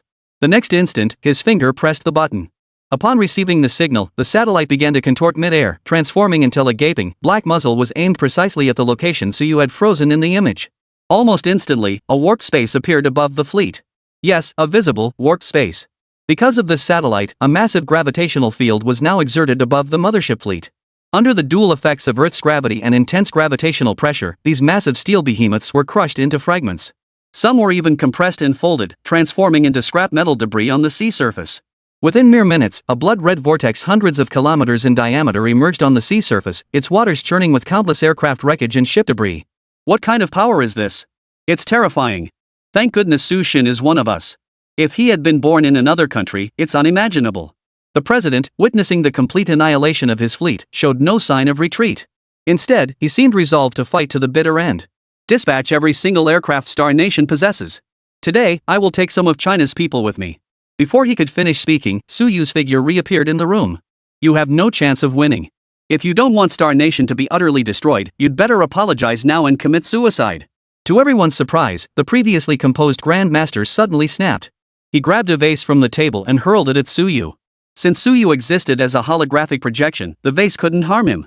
But this action infuriated Suyu. Stubborn to the end. You brought all this upon yourself. With that, Suyu vanished once more. Filled with rage, his eyes had turned bloodshot. Not only for those who perished in the Turin port incident, but also for the future he was planning. The Star Nation would never let this rest. Suyu knew annihilating a nation was beyond his reach. This matter hadn't escalated to that level yet.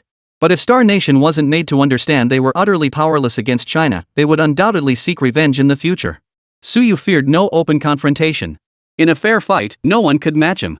What he feared was Star Nation resorting to underhanded tactics, playing dirty. In that case, no matter how cautious Suyu became, he couldn't guarantee there wouldn't be any unforeseen complications. With this thought, Suyu pressed the third button without hesitation. This time, upon receiving the signal, the satellite deployed an antimatter black hole above the hexagonal building. In the next instant, the building disintegrated. The crust began to collapse and gradually rose into the air. Magma, exposed by the vanishing crust and pulled by the black hole's gravity, erupted violently. Countless pillars of magma shot skyward, resembling the gates of hell. Countless debris fragments swayed endlessly in the air, eventually coalescing into a massive character compensation. At that moment, Suyu's spectral image in the sky spoke. Judgment begins. Arg! Countless blood-red specters of wronged souls emerged from the magma, instantly tearing apart those nearby who hadn't managed to flee. Of course, these vengeful spirits were all projections created by Suyu using holographic technology. Though he had crossed over, this was still a real world. Suyu lacked the power to summon the souls of the wrongfully deceased from the underworld. Still, the visual spectacle and oppressive atmosphere were undeniably intense. Hell's messenger. Suyu is a messenger from hell. Terrifying. Absolutely terrifying. Those vengeful spirits are truly here to claim lives. Audiences worldwide were left speechless by the scene. Those blood-red vengeful spirits seemed to have crawled straight out of hell, seeking retribution from the Star Nation. At that moment, the cold air in the sky was also affected by the gravitational field. While magma erupted from the Earth's surface, snowflakes began drifting down from the heavens. Strangely, these snowflakes did not melt upon contact with the intense heat. It was as if the ashes of departed souls were descending upon the world alongside the vengeful spirits. President, get into the escape pod immediately. We'll find a way to get you out. Hearing this, the president immediately began running toward the escape pod's location. Once aboard, the powerful propulsion system would instantly lift him off the ground. Upon reaching a designated altitude, the pod would activate stealth mode and remain airborne for an extended period.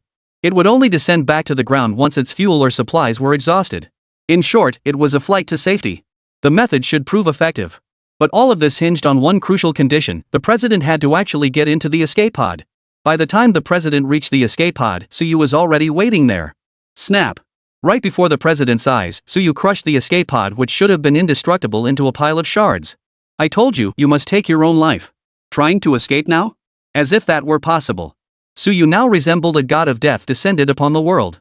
The president, staring into Suyu's bloodshot eyes, was genuinely terrified. He fell to his knees with a thud, immediately begging for mercy. Suyu, you've won. I've lost. I beg you, put me out of my misery. Chapter 98, The Final Execution. Suyu smiled. Put you out of your misery? When you captured those prisoners of war, did you ever think to put them out of their misery? When you saw those living men you casually discarded on the ground, their fates unknown, did you ever consider giving them a quick death? Suyu's accusation rang out with force, and a flicker of panic flickered in the president's eyes. But it was only a flicker mostly, there was a desperate longing for life. Suyu smiled and handed over a syringe. All you need to do is inject this into your own body. The rest, you can savor slowly. What is this? Suyu said nothing, merely tossing the syringe before the president. At that moment, in the Huagua conference room, Chairman Hua, I implore you to stop Suyu immediately. If we let him continue like this, Huagua will be branded a tyrannical nation. Our international reputation will be destroyed in an instant. Yes. Suyu is becoming a new tyrant. The power he wields is beyond our comprehension, something neither you nor I can fathom or ever hope to control. This man is terrifying. You must stop him and lock him away in prison. Upon hearing this, Oldley slammed his fist on the table, leaped to his feet, grabbed the microphone from the desk, and hurled it at the man's head. A buzzing sound filled the air as a stream of blood gushed from the man's head. What nonsense are you spouting now? Imprison Suyu? On what grounds? What has he done wrong? Speak! Speak! His power is too terrifying. If we don't restrain him, I fear that in the future. What will happen in the future? Will it affect China? Suyu's entire family died because of China. His youngest sister, not even an adult yet, was thrown from a building and landed smashed into his car. But did Suyu ever utter a single word of complaint? That's because he had a strained relationship with his family. Hearing this, Xiao Xiao stood up and tossed another microphone at him. Bad relationship? So what if they had a bad relationship? Does that mean he could just stand by and watch his mother and sister die right before his eyes? Do you have any relatives you don't get along with? Should I kill one in front of you too? Seeing the situation escalate, old Hua raised his hand to stop them from arguing further. Enough! Suyu is not a tyrant, nor will he ever become one. He's merely doing what none of us could ever do. Besides, both the United Nations and the Security Department have stated they won't intervene. Are we going to interfere internally and back down? Exactly. These two should be taken away for thorough investigation. They might turn out to be another Sinan Qi. No, don't drag Minister Sinan into this. He's a decent man. Oh, right. Forgot Minister Sinan has been cleared. The president stared at the syringe before him, knowing his fate was sealed. Trembling, he picked up the syringe from the floor and aimed it at his own neck, ready to inject. But suddenly, the secretary beside him snatched the syringe and swiftly injected it into his own neck. The next instant, a stream of green liquid surged through the veins in his neck, spreading throughout his body. In the blink of an eye, countless pus-filled boils began erupting all over the secretary's skin. Within each boil, something seemed to be struggling, clawing relentlessly at the secretary's flesh. The sight made the president retch in disgust. Suyu, however, showed little reaction, for he knew exactly what this serum was for. What? Can't handle this? You injected this serum into countless test subjects back then. But you were searching for that one in a million someone who could perfectly fuse with this serum. Too bad you weren't it. The president hadn't initially understood what this substance was, but upon hearing Suyu's explanation, he instantly grasped its purpose. It was the serum they used to create bioengineered humans. But if the fusion succeeded, that person became a bioengineered being. If it failed, all that awaited them was a violent, explosive death. Please, please, spare me. Spare you? You must have heard those words at least 10,000 times by now. Have you ever spared a single soul? What do you want? What do you want from me? Hasn't your Huagway nation ever killed a single soul? Now you've reduced Star Nation to ruins, scorched earth everywhere. You and I, what difference is there between us? Smack! Suyu slapped the president across the face, the force of the blow sending his jaw flying back. You have a mouth that can speak human words, yet you refuse to use it wisely. The president fainted from the pain. The masseter muscles are densely packed with sympathetic nerves. Such intense stimulation, the president's survival was likely owed to his body, as fat as a pig. Suyu stepped forward and personally plunged the syringe into the president's neck. Walking across the ruins before the White Palace, the scorched earth beneath his feet crunched with each step. As he walked, he spotted a brown ledger lying on the ground. Opening it, he found it was the roster of the deceased from Turing Port. Before he could even glance through it, the register turned to ash and fell at his feet. Truthfully, the register should have turned to dust long ago. They had only allowed it to remain so that Suyu might see them one last time, to express their gratitude. Suyu took a step forward, but a voice suddenly called out from behind him. Suyu, thank you. Hearing the voice, Suyu's eyes welled up with tears. Behind him stood Lin Yao, Tian Maizo Adichuan, and countless wronged souls, all expressing their gratitude. But what truly filled Suyu's eyes with tears was one towering figure among them. A person who had lived with him for a long time, protecting him for 5 years. Teacher Tan. The man Suyu addressed was Tan Nanchuan's father, Tan Zhang. Back then, he had been captured by the Star Nation to protect Suyu. Though he hadn't yet been subjected to their experiments, the explosion at Terran Port had taken his life. Suyu, don't cry. Seeing you like this now, I'm proud. You've finally grown from a young master into a formidable force capable of standing on your own. Teacher Tan, don't leave. I failed to protect your child. It's all right. He sacrificed himself to protect you. That too is something to be proud of. Our time is running out. I can't linger here reminiscing with you. Goodbye. With that, all the apparitions waved farewell to Suyu in unison. Moments later, they dissolved into starlight, merging into the sky and flowing toward the Milky Way. Teacher Tan. Suyu could no longer hold back, collapsing to his knees and weeping uncontrollably. I'm sorry. Chapter 99, the final chapter, and the gate to the new world. This unsettling war ended with the Star Nation's crushing defeat. Suyu descended from the sky, landing before the State Security Department. Old Hua greeted Suyu with the highest level welcoming ceremony, but Suyu's expression did not appear particularly joyful. Yang Jiahao stood behind Elder Hua. Upon seeing Suyu, he slowly extended his right hand. The truth has been revealed. On behalf of the Security Department, I offer my apologies. Suyu nodded briefly before turning away without further delay, heading straight for his laboratory. Jiang Han had been waiting there all along. The moment Suyu entered, he embraced him. Suyu, none of that was your fault. You did everything you could. I know, but I still feel this lingering regret. If I hadn't been only 14 back then, would things have turned out differently? Jiang Han shook his head. Nothing would have changed. That's fate, it was destined. Even if you had been strong enough back then, another Sinan Kui would still have emerged. There would have been another president, another Star Nation. So let bygones be bygones. We still have to strive to live well from here on out, don't we? At that moment, Old Hua, Xiao, and Old Li arrived at Suyu's laboratory. Xiao, we wish to hold a commendation ceremony for you and bestow upon you the title of Savior. What do you think? Suyu shook his head, declining Old Hua's proposal. It's unnecessary. The power I've demonstrated is too overwhelming. It has not only shocked the world but also the people of Huagua. Bestowing such a title upon me now would likely cause panic among the Chinese populace. This matter ends here. Old Hua, you needn't worry excessively about my feelings. Hua Lao shook his head helplessly upon hearing this. He patted Suyu on the shoulder and departed. At the summit of Mount Nanji, within an ice cave, 2 mounds lay side by side, unmarked and uninscribed. Suyu reached out, smashing the ice layer before him, then crushed the hard rock with a single punch. He then buried the bloodstained USB drive, a brand new wedding ring, and newspapers from around the world dated the day of Xinggua's destruction. One bears witness to your triumph.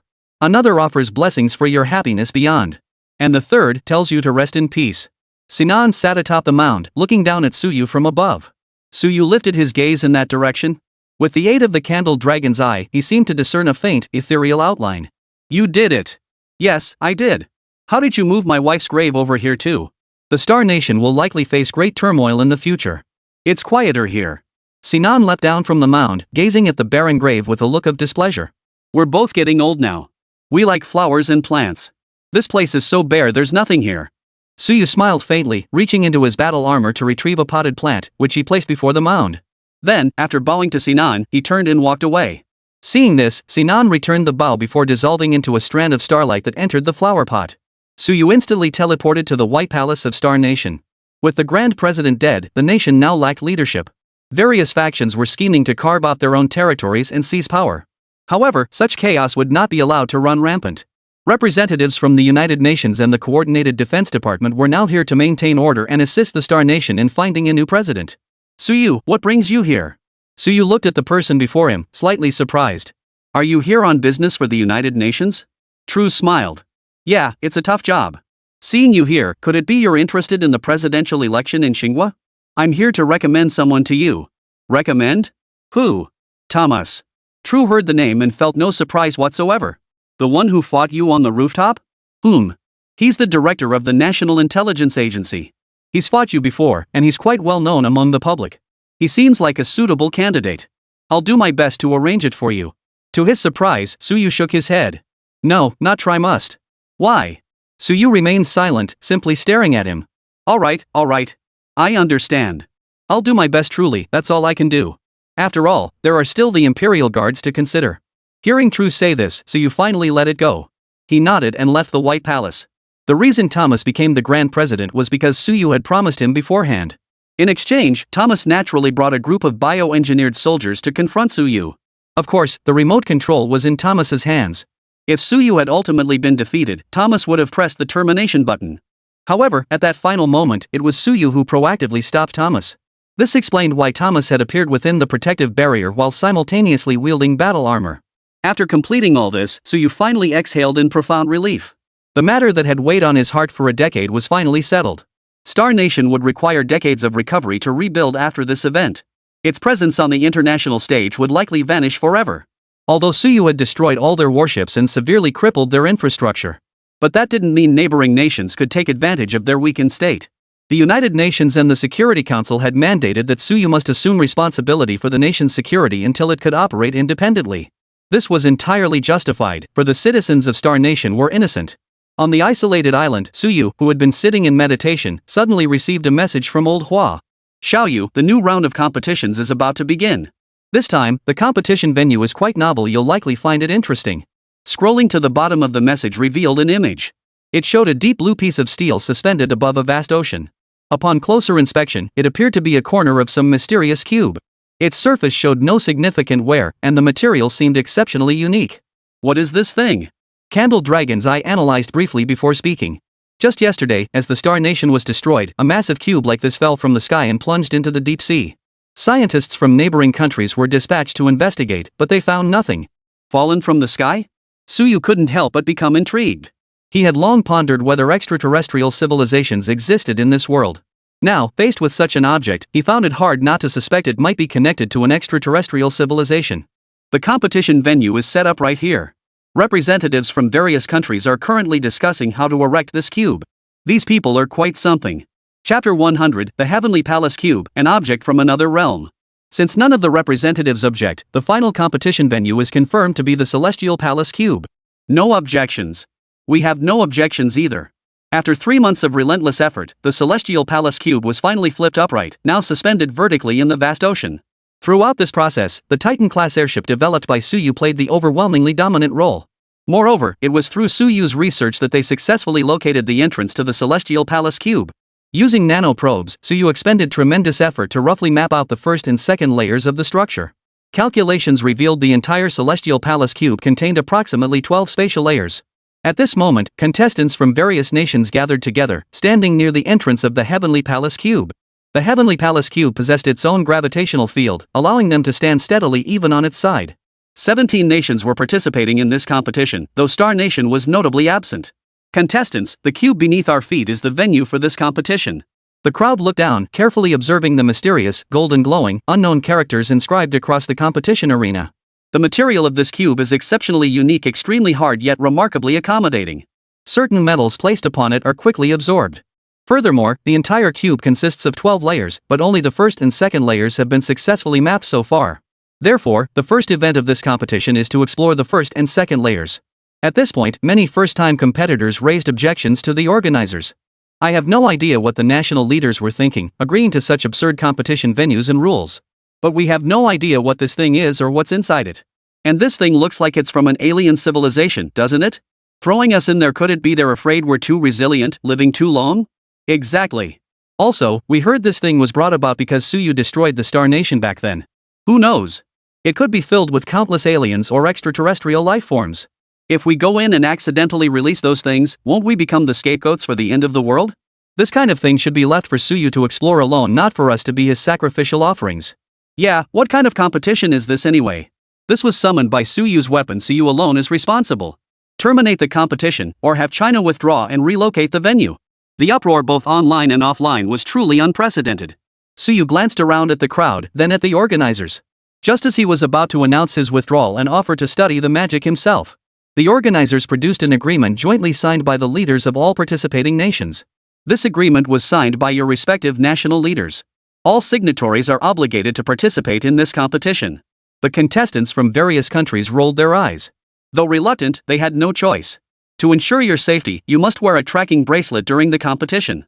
Under normal conditions, this bracelet tracks your location. In emergencies, it can deploy a protective shield and activate a teleportation device to extract you. As for determining the competition order, those who endure until the end or unlock the second level passage will advance. This serves as the elimination criterion. What lies within the cube remains unknown. Good luck. The agreement signed by the leaders of each nation explicitly stated that whatever emerged within the cube must be resolved collectively by all participating countries. Any technology discovered must be shared among all nations. Soon, the person distributing the bracelet stood before Suyu. However, the bracelet he handed to Suyu was distinctly different from the others. All the others were black, but Suyu's was a deep crimson. What's the meaning of this? Why give me a limiter? The organizer responded with a sly smile. It's the rule. If you're not satisfied, you can withdraw from the competition. Suyu narrowed his eyes, staring at the organizer. They knew Suyu would never withdraw, so they'd secretly begun targeting him. Indeed, the Rubik's Cube undoubtedly contained incredibly powerful, cutting-edge technology. If Suyu withdrew now, it would be tantamount to abandoning the nation's future development. It was obvious Suyu wouldn't do that. But the man they sought to restrict was Suyu. How could the man known as Sushin possibly be restrained by a mere wristband? The reason the bracelet is red is because it's embedded with an excessive amount of nanowires. While I admire your ability to advance nanotechnology to this level, don't forget I am the one who holds the reins of nanotechnology. As he spoke, Suyu lightly traced his finger across the bracelet's surface. Instantly, it overloaded and flashed red. Immediately after, the circuits within began to corrode under the assault of Suyu's nanobots, until the entire bracelet dissolved into nothing more than a decorative trinket. Don't be so naive. The organizer's face turned ashen at the sight. Yet they had no effective countermeasure. This bracelet was the strongest limiter they could muster. If even this couldn't restrain Suyu, then they were truly helpless. What's the point of this? Who could possibly defeat Suyu? What's the meaning of holding such a competition? Suyu is shameless. He knows he's overpowered, yet he still does this. Suyu must be planning to cheat again, using some new trick. That's just how Huawei's cheating has become second nature. Suyu glanced at the comments and sighed helplessly. Sometimes he genuinely admired the audacity of these mindless netizens. Foreigners were one thing, but upon closer inspection, he realized some of these comments were from his own countrymen. I think he should wear the bracelet. He brought this on himself, so he deserves some punishment. Suyu is so strong, he won't die in there. Wearing it won't hurt. With no other choice, he called out to the organizers and said, "Give me a restriction bracelet. I'll do my best to maintain fairness in the competition." After putting on the bracelet, the competitors from various countries gathered and approached the cube's entrance. Just as the teams were preparing, the competitor from our nation deliberately collided with Suyu. Though partially restrained, Suyu was still far beyond the capabilities of ordinary mortals. He merely paused his stride momentarily, causing the man to lose his balance and crash to the ground. Even sprawled on the ground, the man continued to hurl insults at Suyu. "You're a murderer. A world-ending monster. How dare you compete alongside us?" Suyu ignored him and walked away. But this person actually stood up and played the victim. "Suyu tripped me for no reason. Organizers, aren't you going to do anything about this?" Chapter 101, Pure White Space, Fatal Clone. Suyu halted in his tracks, turning to stare at the R National lying on the ground, wailing and whining, a look of contempt on his face. "You were the one who bumped into me but missed. Now you're here playing the victim? Bull. You murderer. World-ending criminal. Who would believe a word you say? Our nation was a vassal state of Star Nation, relying on it for a portion of its resources. But Suyu had utterly destroyed Star Nation, causing their international standing to plummet accordingly. A dog is a dog and will always be a dog. Even without a master, you still bark here. You. At that moment, the referees approached, glancing at Suyu before turning their attention to the fallen Our Nation competitor on the ground. They addressed Suyu directly. One more violation and we'll immediately declare you the loser of the first round. Suyu shook his head, unwilling to argue with these mad dogs. Wait, Suyu, what are you doing? Acting again? He puts on a show every single match. What the hell is he even trying to achieve? He seems to love playing the savior, always holding back until the last moment. I can't stand these show-offs. The Chinese audience felt utterly frustrated, but viewers from other countries were thoroughly entertained. Well done. That's exactly how you handle Suyu. Perfect. Just declare him the loser. Suyu was truly at a loss for words. These people knew they weren't a match for Suyu, so they resorted to shameless tactics to save face. What could he possibly say? They were acting this way precisely because they knew they were useless. Suyu knew they were useless too. So what could he possibly argue with a bunch of useless people? After everyone regrouped at the entrance, the organizers gave the contestants one last briefing before sending them in along the route Suyu had scouted. One point needed clarification. Although Suyu had mapped out the routes for the first and second levels, he had only used nanobots to trace a rough path along the walls. Therefore, he knew nothing about the contents of the first level, the placement of traps, or the hidden technology within. The only thing he could be said to know was the entrance to the next level. As the contestants entered through the portal one by one, they felt the surrounding space warp violently. An intense crushing pressure instantly enveloped every contestant's body. Only Suyu, protected by his battle armor, could perceive the true nature of the spatial distortion. The walls of the first level entrance had liquefied the instant they stepped through. Yet, as far as the eye could see, the entire space was devoid of any color, pure white. It was precisely the absence of light and shadow that prevented them from seeing the space warping and deforming, enveloping them. This space resembled the bowels of a Rubik's Cube, swallowing everyone whole. Of course, where there is an entrance, there must be an exit. So when that intense feeling of being wrapped up ended, they successfully entered a new space. This space was essentially identical to the previous one, still entirely white. But this time, they could clearly distinguish up, down, left, and right. Why? Because above their heads hung a line of blood-red text. Everyone could understand this text, for in the eyes of people from every nation, it appeared as their own country's script. Therefore, in Suyu's mind, this was the script of Huagua. Kill the mirror image or be killed by it. Almost instantly, the moment Suyu finished speaking, a beam of light shot down from the sky. Then, a duplicate identical to Suyu stood before him. The other contestants experienced something similar the moment they finished reciting the rules. A duplicate appeared before them. Analyze the composition of this object. The candle dragon's eye flashed with golden light, scanning the object before him. It returned an unanalyzable result. Suyu frowned. If even the candle dragon's eye couldn't analyze it, that meant this thing was beyond his understanding. Facing an opponent whose very material he couldn't identify, Suyu felt a sudden wave of helplessness wash over him. Boom!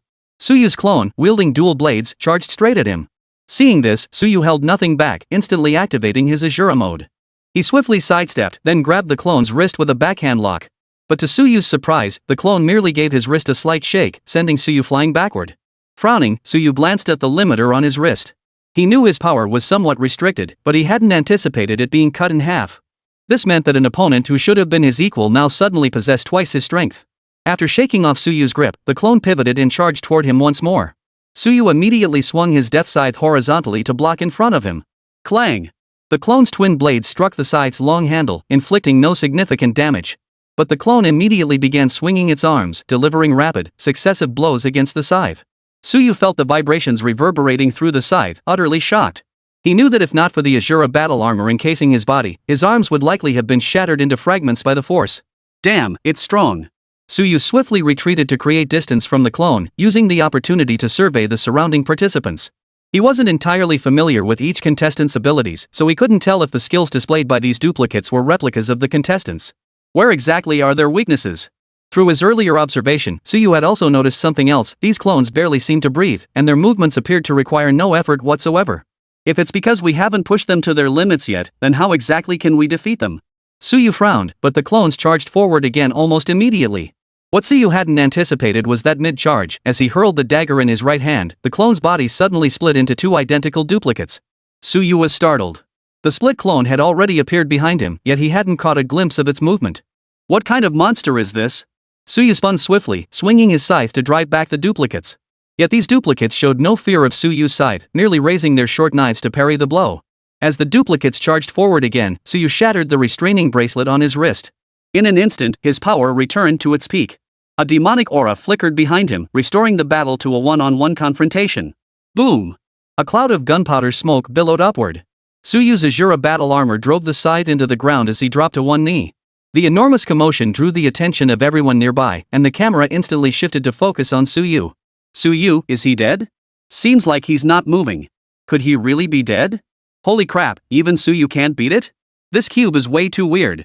Only after the smoke cleared did Suyu finally rise from the ground. Only then did the crowd notice the two replicant heads kneeling at his feet. But in that instant, their heads disintegrated into countless tiny insects. As the camera zoomed in, the crowd realized these so-called tiny insects were actually humanoid creatures, each with a head, 2 arms, and 2 legs.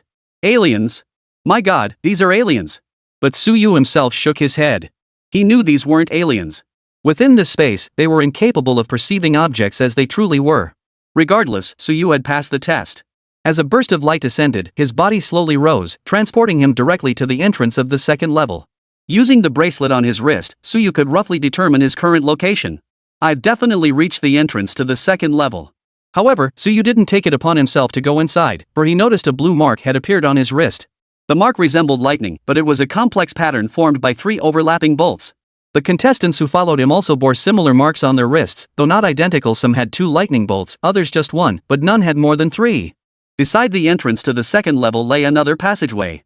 After a quick glance, Suyu concluded this must be the exit. In short, if they chose not to enter the second level passageway, they could leave through this exit. Though it remained unclear whether they could re-enter through this passage after leaving, or if passing through the entrance again would require re-attempting the first stage. This is the entrance to the second level. If anyone wishes to continue exploring, feel free to go in. This is the exit for the first level. If you feel the difficulty here is already too much, you can leave through here and go outside to rest and regroup. I can't guarantee you'll be able to re-enter, but at least you'll save your own lives. Hearing this, the others realized Suyu was blatantly mocking their weakness. What are you implying? We did clear the first stage, after all. Do you think you're the only one who's strong? Exactly. The opponents in the first stage were all similarly matched. What's there to be proud of? Since when did a murderer like you get to talk back here? Get out of the way. Don't block the path. With that, the man shoved Suyu aside and strode straight into the second stage. Seeing this, Suyu promptly stepped aside to clear an entrance for them. Coward. If you're too scared to go in, get out of our way. They seemed unaware that the replicas in the previous stage adjusted their strength based on their opponent's power levels. In other words, they were actually facing opponents perfectly matched to their own skill level, not the uniformly weak clones they claimed existed. If they were matched against Suyu's clone, they'd likely be sliced to pieces in minutes. Once most of these ignorant fools had entered, Suyu turned and walked straight out through the first floor exit. What? He left. The heavenly god? Is this still the Su god we know? He's actually afraid. All those weaker than him went in, yet Su god left? What does this mean? See? Suyu chickened out. Clearly everyone faced similar opponents in the first stage, yet Suyu struggled so much. Though he was the first to leave, judging by his condition, he must have sustained significant injuries. Suyu offered no explanation, simply walking out on his own. But for some reason, he walked down this passage for a full 5 minutes without reaching the end. Instead, the drone trailing behind him lost power and plummeted to the ground. Ha! Suyu frowned and immediately summoned his surveillance drone to scan the entire passageway. What he saw startled him. Not far ahead, a vast chamber suddenly appeared. Within this space, only a computer-like device sat on a table in the center. Suyu walked over and examined it closely. He found nothing unusual in the surrounding area. Eyes of the candle dragon scanned this device. The candle dragon's eye emitted another burst of golden light, projecting it onto the peculiar device. But the moment the light touched the device, it suddenly lit up. Snap, snap. The entire device instantly began to deform, and then a holographic projection emerged from within it. The surrounding environment began to shift in tandem with the holographic projection. In an instant, the surroundings transformed into a laboratory, while the holographic projection revealed 2 beings strikingly similar to humans, yet oddly peculiar. This technology can extract an intruder's genetic material and generate a highly similar replica within an extremely short time frame. As for the replicant's material, we'll use the most common substance on our planet, URU star sand. Here, Suyu finally learned the material of the clone, a sand-like substance called URU star sand. Sand? Its hardness is truly beyond comprehension. As the 2 creatures placed the URU star sand into the device, a creature nearly identical in appearance to them was swiftly replicated. This creature possesses all our abilities and is perfectly suited to guard this data. But there's one thing we still need to be mindful of. What? Our lifespan is only 10,000 years. Therefore, if it replicates our genetic makeup, its maximum lifespan should also be limited to 10,000 years. I've considered that, but this spacecraft shouldn't need 10,000 years to land, right? The image ended there, and the holographic projection vanished instantly. However, the sudden appearance of something before him truly startled Suyu. There, seated motionless behind the apparatus, was the clone from the projection, eyes tightly shut. Chapter 102, Alien Technology, God-Tier Bracelet. Suyu stared intently at this creature that resembled a human yet was not one, and couldn't help but freeze in shock. For this creature bore an uncanny resemblance to someone. Earlier in the holographic projection, Suyu had already noticed their resemblance to humans. But because it was a projection, it hadn't felt quite as shocking. But seeing it in reality was different. Suyu could feel with every fiber of his being just how strikingly similar this creature was to a human. If he had to point out any differences, it would be that its arms were slightly longer and its mouth was a bit larger. "Hey, are you still alive?" Suyu called out twice, but the creature didn't respond. Seeing this, Suyu stepped forward and reached out to touch the creature. The moment his fingers made contact, the creature's entire body instantly disintegrated into dust. At that moment, a bracelet-like device fell from the creature's body. Suyu looked closely and realized it was nearly identical to the one he wore on his own wrist. How is this possible? Suyu examined the bracelet on his own wrist, confirming it was undoubtedly an Earth-made artifact. Yet, its shape bore an uncanny resemblance to the bracelet on the monster. Suddenly, as Suyu stood frozen in shock, the bracelet seemed to recognize its master. It flew directly onto his right hand. Accompanied by a ding, the identity binding was instantly completed. Host identity verification successful. Accessing the most powerful standardized computational program in proximity. Successfully connected to the Candle Dragon's Eye AI supercomputing system. Master. Ah! Suyu's eyes widened in shock as he discovered something utterly baffling on the bracelet. There, etched onto the bracelet, was a golden eye none other than the emblem of the Candle Dragon's Eye. This emblem wasn't something that could appear just anywhere, nor could it be possessed by any device equipped with the Candle Dragon's Eye. Only the Candle Dragon's Eye itself, that massive black entity Suyu had encountered in the cave, carried this emblem. Now, this emblem appeared on the bracelet. This signified that the bracelet wasn't casually connected to the Candle Dragon's Eye like other devices, it was directly linked to the Candle Dragon's Eye itself. This is beyond comprehension. Suyu's mouth remained agape since it opened earlier, utterly baffled by how such colossal data enough to fill nearly the entire 100-meter-tall cave could possibly be stored directly within a mere bracelet. Because the bracelet employs an overlapping storage method, folding data infinitely within limited space. The bracelet rattled off a torrent of technical jargon in the Candle Dragon's Eye's voice. Suyu grasped the gist but couldn't fathom the underlying principles. The more he pondered it, the more terrifying the bracelet seemed to Suyu. As a scientist, he knew all too well the consequences of technological superiority. If the planet of origin for this cube could produce such technology 10,000 years ago, then Suyu truly felt fortunate that it had taken 10 millennia for the cube to finally land on this planet. Master, there's no need to worry. Just think of me as a supercomputer. You possess self-awareness? I am a supercomputer. Of course I possess my own consciousness. Suyu clicked his tongue. It made sense after all, the Candle Dragon's Eye possessed its own consciousness too. Why did you suddenly end up in my hands? After analysis, I determined your IQ far exceeds the limits of human intelligence achievable on this planet. That's why I chose you. That's it? Yes. Suyu wasn't some naive little kid. Of course he didn't believe it could be that simple. But he kept his doubts to himself, sensing the bracelet was definitely hiding something from him. What's your name? If it suits you, you may also call me the Eye of the Candle Dragon. If you are the Eye of the Candle Dragon, then what should I call the central control system within my battle armor? The central control system within your battle armor has been fully migrated to the wristband. What? Isn't this just forced selling? The bracelet emitted a silver bell-like laugh before falling silent. Suyu frowned, staring at it as if waiting for more. Wait, what was that laugh mean? According to your planet's customs, a man's anger dissipates upon hearing a maiden's silver bell laughter. Who taught you that? Big data computation. Suyu shook his head helplessly. Maybe big data really worked that way, but he, being a straight guy, just didn't get it. At that moment, Suyu turned his gaze to the device on the table and inquired. What is this device for? This is called an echo device. It's used to record information. So it's essentially a device that can record and play back footage? The bracelet paused for a moment before emitting a faint red glow. Immediately, the device before Suyu began to activate. Click. Click. As the machine shifted shape, the opening that should have been on top appeared on Suyu's side. Instantly, a beam of light emerged from within, enveloping him completely. Moments later, the light faded, and the device shifted back into its original form. Alright, your information has been successfully stored. When the time comes, simply press this button, and no matter where you are, you'll be transported back to this location. Ah. Suyu froze once more. You mean teleportation? You may interpret it that way, Master, but the actual principle is rather obscure, so I shan't explain it to you. Suyu's expression darkened instantly, as he felt like he was being looked down upon by a machine. Earlier, I heard them mention URU star sand. What is that? It's the most common material on our planet, used to craft all sorts of weapons or furniture. So those replicas we fought earlier were made from URU star sand? Yes. In terms of hardness rankings, URU star sand is second only to the nanomaterials developed by the Master on this planet. Poof. Suyu shook his head, unable to suppress a sense of awe.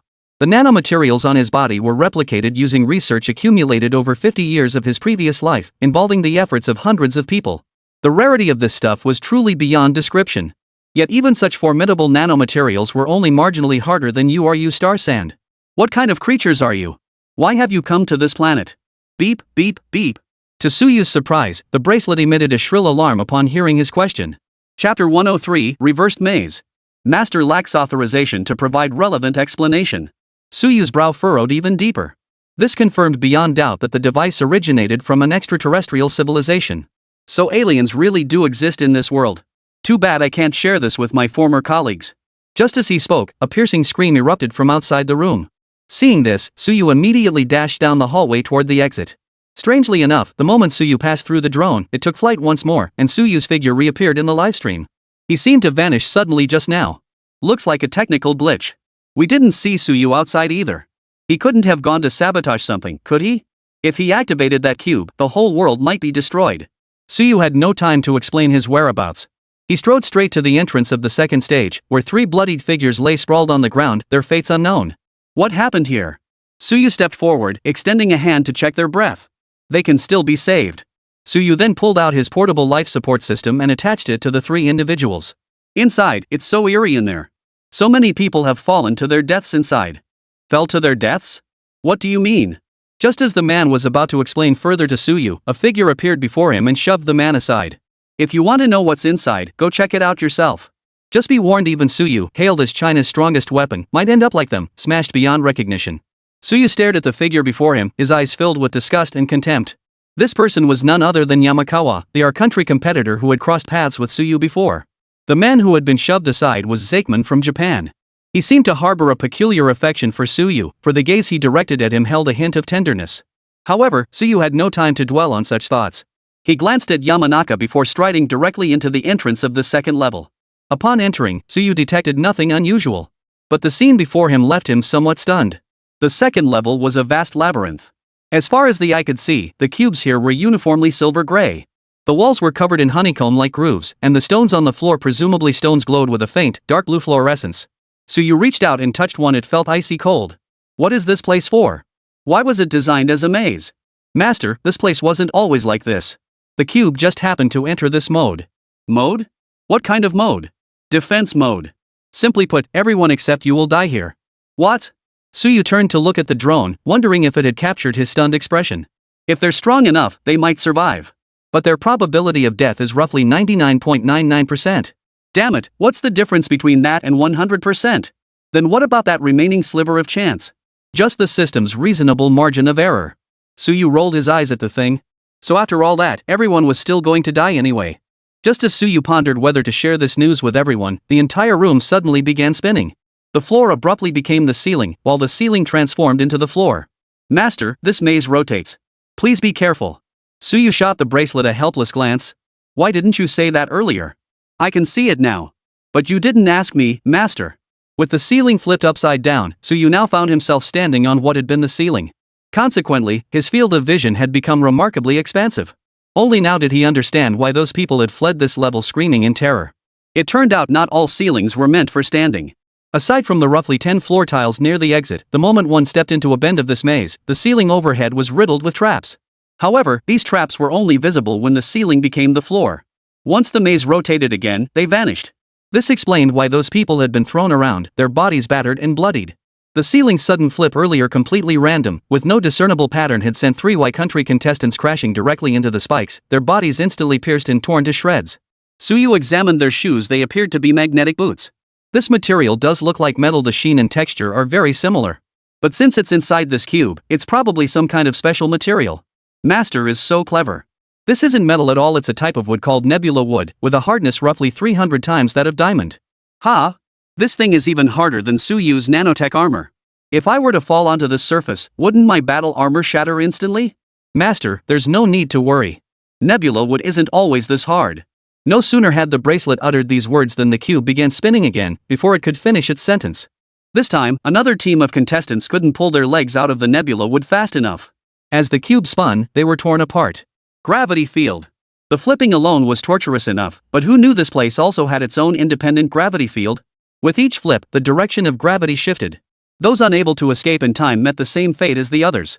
Just as he landed, Suyu spotted two more people in the corner ahead and to his right. He grabbed the wall screws, searching for a path to that spot. But before he could take a few steps, the cube spun again. He heard the two people let out a scream, but it abruptly cut off as a sharp, grinding sound echoed through the space.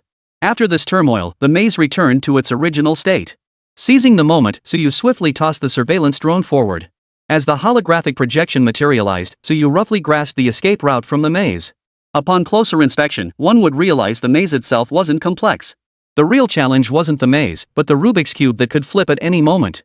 Sure enough, before Suyu had taken a few steps, the cube flipped again. Chapter 104, The Arrogance of the Y Nation Captain. Suyu gripped the recessed stones on the wall with both hands, trying to counteract the gravitational shift caused by the cube's rotation. But he discovered that the harder he gripped, the stronger the pull beneath him became. He had no choice but to let go. By then, the cube had rotated once more, placing the floor above and the ceiling below. If Suyu let go now, he might plunge straight into the spikes beneath the ceiling. As Suyu hung there longer, the suction beneath his feet intensified, forcing him to release his grip and plummet toward the ceiling. Fortunately, Suyu was luckier this time and avoided landing on the spikes. Other members weren't so fortunate. Some crashed into deep pits, shattering into pieces, while others landed on spikes, instantly pierced and torn to shreds. Crucially, Suyu learned through his wristband that this maze level had an advanced version. However, since the number of remaining participants was still sufficient, the cube hadn't activated that mode yet. What would happen if it activated that mode? Everyone here would die, except you. Just as Suyu was reeling from the shock, a group of people walked past him with an air of utter indifference. No, it wasn't walking, it was crawling. They were using ropes suspended overhead to pull themselves along. Suyu recognized this person. She was from the host nation of this competition, Y country, and her name was Krav. This woman was terrifying. Why? Because her position was commander-in-chief of the Y Nation military. This commander-in-chief was not the same as Zheng Han's counterpart. Zheng Han had temporarily granted her that title because Suyu wanted to protect her, and all the authority she wielded, like commanding the Celestial Army battle armor, came from Suyu. But Krav was different. Her commander-in-chief title was the real deal, akin to the tri-service drill instructor from the barracks back in the day. Yes, a woman who could train soldiers and lead troops as a general within the barracks. Suyu observed closely and noticed that Cloth and her team members were all wearing adaptive gravity battle armor. Under the cube's intense gravitational pull, these suits now glowed red, preventing them from being forced downward. Moreover, with the armor's assistance, they could extend laser beams from their arms to cut through the walls. Once a hole of suitable size was carved out, they would insert the fixed anchor hooks they held in their hands. They could then use the anchor hooks to move steadily through the cube. Strangely enough, such a hard substance shouldn't be so easy to cut through. Yet Suyu observed these individuals cutting with remarkable ease, showing no signs of strain. Nebula wood doesn't become hard under just any conditions, it requires specific activation factors. Suyu suddenly recalled the words spoken by the bracelet. That would explain why they could drill holes in the walls so effortlessly. Suyu now wanted to know what conditions were required to activate nebula wood. But he didn't voice the question, knowing full well that the conditions must be extremely demanding and would surely bring undesirable consequences. Suddenly, Krav's mocking voice reached Suyu's ears. Science belongs to civilized people. Barbarians like you are destined to be nothing more than stepping stones. What a bunch of useless trash. As she finished speaking, Cloth noticed Suyu staring at her with a peculiar look. She sneered contemptuously and mocked aloud. Why, isn't this China's top war god? The one who single-handedly wiped out that star nation. What?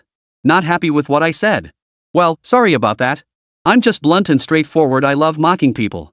Honestly, instead of wasting your breath worrying about others, you should focus on saving yourself. Without teammates or gear, I honestly don't know how you plan to survive in this labyrinth. What a pitiful little bug. Bug. Watch your ing mouth. This woman is so annoying. She's insulting Suyu. Insulting Su God is insulting all Chinese people. Su God, can you just let this slide? A flash of murderous intent flickered in Suyu's eyes, but he couldn't act here. Out of Captain Claw's way. You two, move along. With that, Suyu stepped back slightly, clearing a path for them. This concession sent both the Chinese and global audiences into an uproar. What the hell, Suyu? Are you backing down? He just humiliated you and the entire nation of China behind you, and you're backing down like this? Ha ha ha ha, see that? He's scared out of his wits by Captain Kraus. Trash is trash, utterly useless, like mud you can't prop up against a wall. Sickly weakling, go home and farm the land. Suyu, I'll give you credit for knowing when to back down. But don't expect me to take you with me. With that, Kraus walked away without another word. Suyu watched her retreating figure and sneered in contempt. He wasn't such a useless piece of trash that he needed someone to carry him through this ordeal. But he truly couldn't move now. Suddenly, the entire maze flipped again, rotating a full 90 degrees clockwise. A 90-degree turn wasn't too bad, it merely turned the former ceiling into a wall pressing against their backs. What no one anticipated was that the floor beneath their feet suddenly transformed into an endless abyss. Within the abyss, countless serrated blades ground back and forth. Each bite of the blades dragged the flesh and bone fragments stuck to them forward and backward. Torn, blood-soaked clothing still clung to them, yet it didn't hinder the machinery's operation in the slightest. Everyone, grab the safety ropes. As long as the anchor points hold, we'll be fine. Klaff deliberately shouted to the team behind him, emphasizing the words "will be fine" with particular force, as if flaunting something. Suyu was barely holding his position by clinging to the wall's grooves, but the immense gravity kept tearing his battle armor apart, forcing repeated repairs. In truth, the armor possessed a gravity adaptive system. Yet activating this system unleashed a powerful gravitational force field, vast enough to envelop the entire labyrinth. Despite the gravity fluctuating now, Suyu had an intuition that this gravitational force was maintaining some kind of balance within the maze. Therefore, the moment he activated his own gravitational field, the maze's inherent gravity would vanish instantly. Once that equilibrium was shattered, who knew what bizarre and irreversible events might unfold? Chapter 105, the horrific second stage, finally cleared. Suyu managed to hold on, but not everyone was as resilient as he was. Suddenly, several agonized screams erupted behind Suyu. Turning his head, he saw numerous teams, just like his own, clinging to the walls, all tumbling down. The abyss below them seemed bottomless. Falling into it meant virtually no chance of survival. Suyu quickly counted 6 people had fallen in that single instant.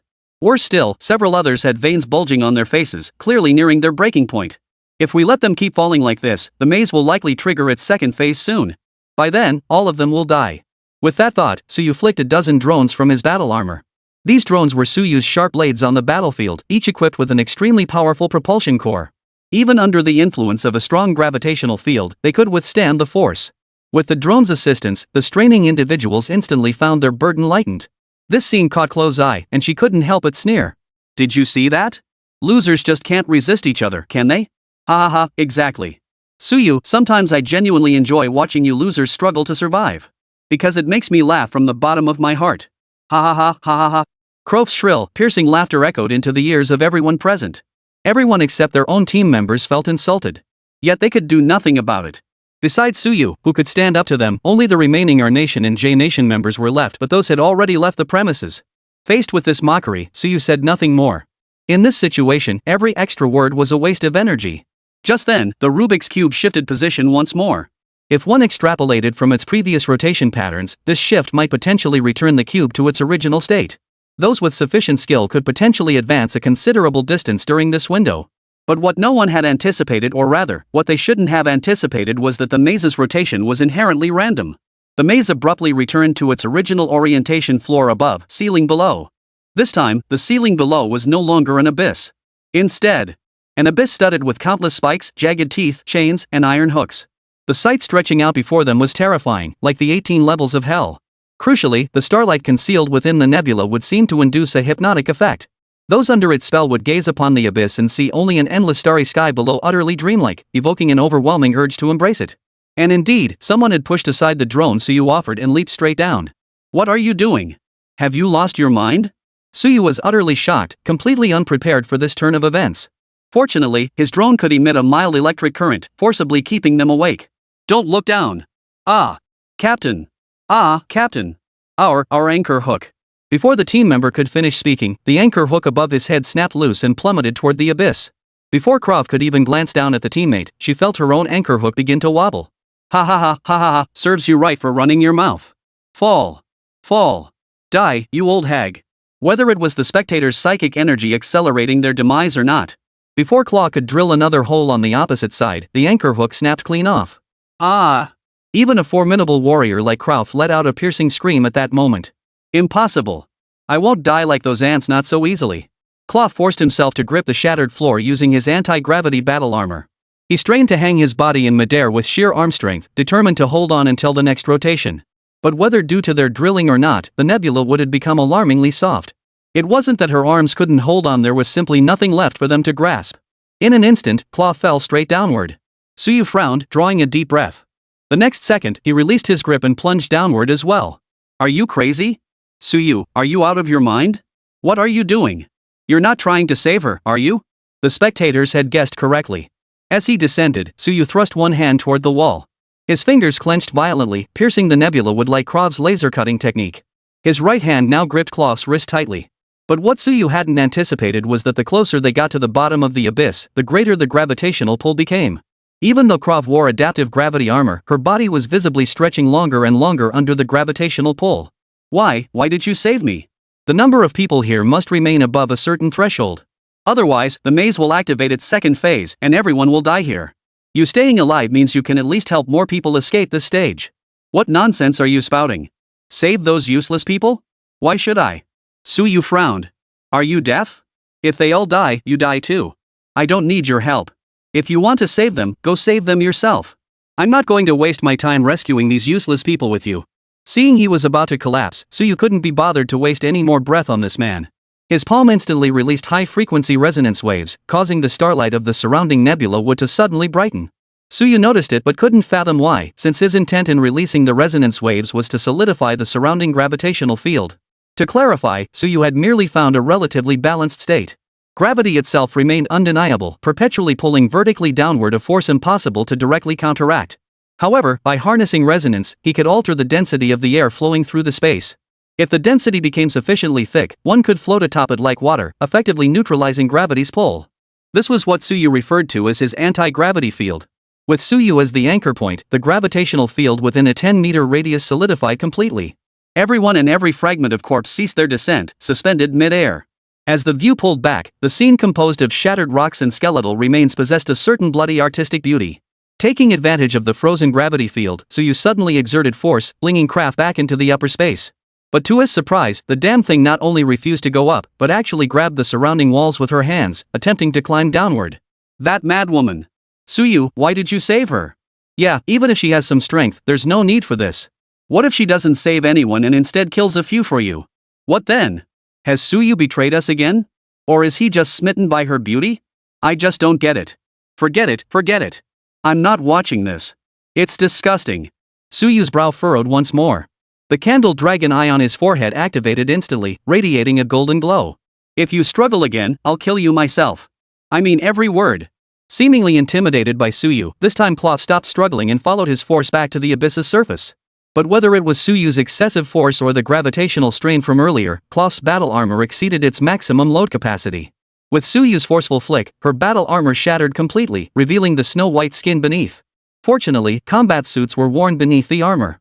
Though perhaps due to Cloth's overly liberal nature it only covered the essential areas. Suyu! What are you doing? Suyu had no time to respond. In terms of beauty, Jiang Han far surpassed her by 1,000-fold. However, the people above Claw's head, including his teammates, were watching with great interest. Soon after, Suyu withdrew his fingers, intending to climb back to safety along the abyss's wall. But the moment he withdrew his fingers, he noticed the nebula within the starwood, which had only brightened slightly moments before suddenly transformed into swirling golden patterns. Could this be the anomaly the bracelet mentioned? Or did I alter the gravitational field, disrupting the equilibrium here? A faint unease flashed through Suyu's mind. He reached out, tentatively touching the golden patterns. If they were hostile, he would immediately withdraw his resonance waves. To his surprise, the dark golden patterns recoiled the instant his touch grazed them, as if they were living creatures. Indeed, these golden patterns paused briefly before swiftly detouring around his fingers. Only after changing course did they slowly resume their flow. This thing, is it afraid of me? Why? Suyu looked at the bracelet on his right hand suspiciously, suspecting it was the cause. But this scene was spotted by sharp-eyed foreign spectators, who immediately began reporting Suyu to the referee. He's definitely cheating. He can control this wall.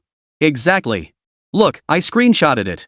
Someone captured images of the golden patterns dodging Suyu's fingers. No wonder Captain Claw fell, he's the one behind it. He's manipulating the wall's hardness. But he saved Captain Claw. Can't you see? This is a hero rescuing a damsel in distress. He wants to possess Captain Cloth's body. Didn't you see him deliberately tear her clothes just now? Hearing this, Suyu was stunned. Do these bastards think before they speak? Cloth's battle armor shattered because it was subpar. If it were him abandoning Cloth instead, he could absolutely guarantee his armor would remain intact. See? Suyu, I really don't get why you had to save anyone. Now look, not only did it accomplish nothing, but you've gotten yourself into a whole mess. You didn't actually fall for her body, did you? Sure, she's got curves in all the right places and is quite voluptuous, but you already have Jiang Han. But he saved someone. Don't talk like that. Suyu's intentions were probably exactly what he said. What kind of do-gooder is this? Get lost. He saved a foreign devil. How is that any different from selling out the country? Suyu murmured softly into the camera. But his voice was too soft, the recording equipment couldn't fully transmit it to the audience. It didn't matter anyway, because those words weren't meant for the audience to hear. I know you didn't mean it, yet you still feel the need to explain yourself to me. What are you talking about, sis? It's nothing. Since the golden patterns before him posed no threat, Suyu could continue operating the resonance waves with confidence. He then thrust his foot hard against the wall, using the momentum to grab hold of the floor. As luck would have it, the maze spun once more at that very moment. The floor returned to below, and the ceiling shifted back above. This time, Suyu seized the moment and swiftly headed toward the maze's true exit. Those he had rescued followed closely behind, none wanting to be the one to slow them down. Perhaps because the previous inversion had lasted longer, this one also extended for an extended period, granting them ample time to gather at the exit. Cloth, her battle armor damaged, now wore her teammate's outer garment. Yet even reduced to this state, her sharp tongue remained intact. Where's the exit? Where the hell are you leading us? I thought you were so impressive, actually cracking this layer. Suyu frowned, glancing sideways. One more word, and I'll deactivate the gravity field and leave you here. Besides, I can rescue these people on my own now. With that, he strode toward the door that should be the exit, paying no heed to the expression on Cloth's face. Master, would you like me to open the gate for you? Can you open the gate?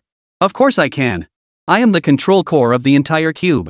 But wait, didn't you say earlier that everyone would die here? The bracelet paused briefly.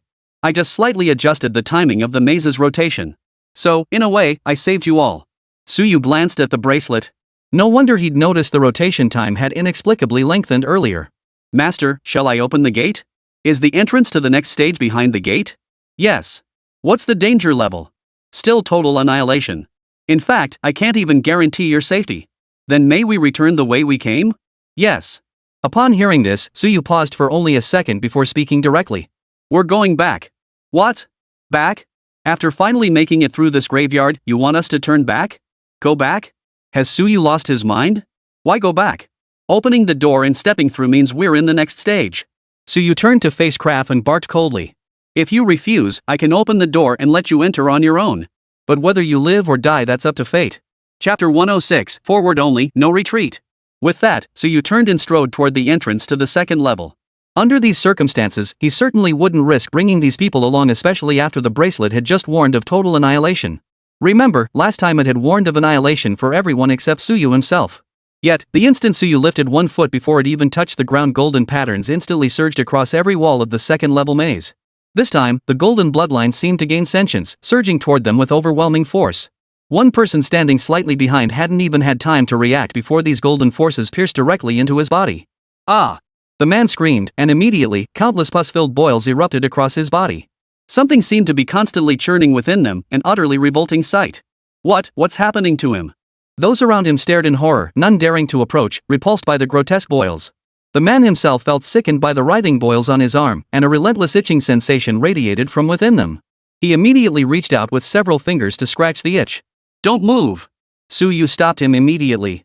Why should I listen to you?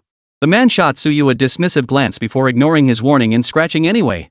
The next second, the thin layer of skin covering the pustule was torn open. The golden liquid inside gushed out, transforming once more into slender tentacles that began spreading out in all directions. If only a few pustules had appeared, it wouldn't have been a big deal after all, it wasn't life-threatening. But suddenly, as each abscess burst, the man's body exploded outward like the pus-filled sores themselves. Fragments of flesh shot out in all directions, landing on everyone nearby. Some even found half-severed intestines clutched in their hands. Such a disgusting and terrifying scene caused many to retch on the spot. But they seemed to have forgotten that the golden tentacles were still lurking menacingly in place. What are you standing around for? Run! Finally, one person snapped out of it and sprinted toward the entrance to the second level behind them. But just like before, the moment he lifted his foot, before it could even touch the ground, the entire maze suddenly collapsed. Great. Now we're completely lost. Suyu frowned, suspecting the bracelet was behind all this. He noticed that the golden tentacle hadn't moved since killing one person, as if its purpose had never been murder in the first place. The collapse of the maze behind them seemed designed to block their retreat. Realizing this, Suyu understood they were now completely trapped with no retreat. Opening the door before them was their only option. With no other choice, Suyu placed the hand wearing the bracelet on the door and whispered softly, "Open the door." "Yes, master." In the next instant, the second-level door split open, revealing a gaping hole. The surrounding nebula would spiral inward, retracting completely to expose a passageway leading to the third level. "Let's go." Clow looked at Suyu and couldn't help but sneer. "Didn't you say you wouldn't go in? Why are you going in now? Seems you're just another bully who picks on the weak. Where'd all your bravado go? Scared stiff by a few golden tentacles blocking your path?" Suyu said nothing, striding directly into the third level's rest area. But to everyone's surprise, the moment they stepped out, they spotted Yamanoikawa, Zakmon, and the others right behind them. Hearing the commotion, they turned to look behind them and, unsurprisingly, spotted Suyu and his group. "Ha ha ha ha. Look who it is, Suyu. Thought you were something special? Turns out you're just like us, running away." Suyu was deep in thought and hadn't heard Yamakawa's words. But those around him, especially the Y country members and others from nations who'd lost teammates, stepped forward in unison. "You're the deserters. We're the ones who got the hell out through the proper exit." "I don't know why you're here, but we came out through the proper exit." "Exit? Who'd believe that? How'd you run into us if you came through the exit?" Just then, Suyu slowly began walking toward Yamanakaigawa. Yamanaka, seeing this, suddenly recoiled in terror, stumbling backward several steps. What are you doing? I'm warning you, don't do anything rash." Look at that cowardly look on his face and he still dares to provoke Suyu? He really doesn't know when to quit. Trash is trash. Our country players are always like this. Suyu had no time to deal with this jerk. He just wanted to walk over and check the situation. Just as Suyu reached out toward the mountain. Just as I thought. Suyu's hand met nothing but a transparent wall. There's a barrier between the first and second layers. They probably can't get into the third layer. What? Shan Zhong couldn't believe it and stepped forward to verify the situation. Like Suyu, he extended a hand toward the transparent wall. But unlike Suyu, his hand didn't meet the barrier, it passed right through. There's no transparent wall, Suyu's just making things up. Before Yamanaka could finish his sentence, excruciating pain instantly surged through his entire body. Meanwhile, on Suyu's side, everyone except Suyu and Krava wore expressions of sheer terror. From their perspective, Shan Zhong's hand had transformed into a thin sheet of paper. "Cut off his hand. Quick!" Suyu's shout snapped his teammates into action.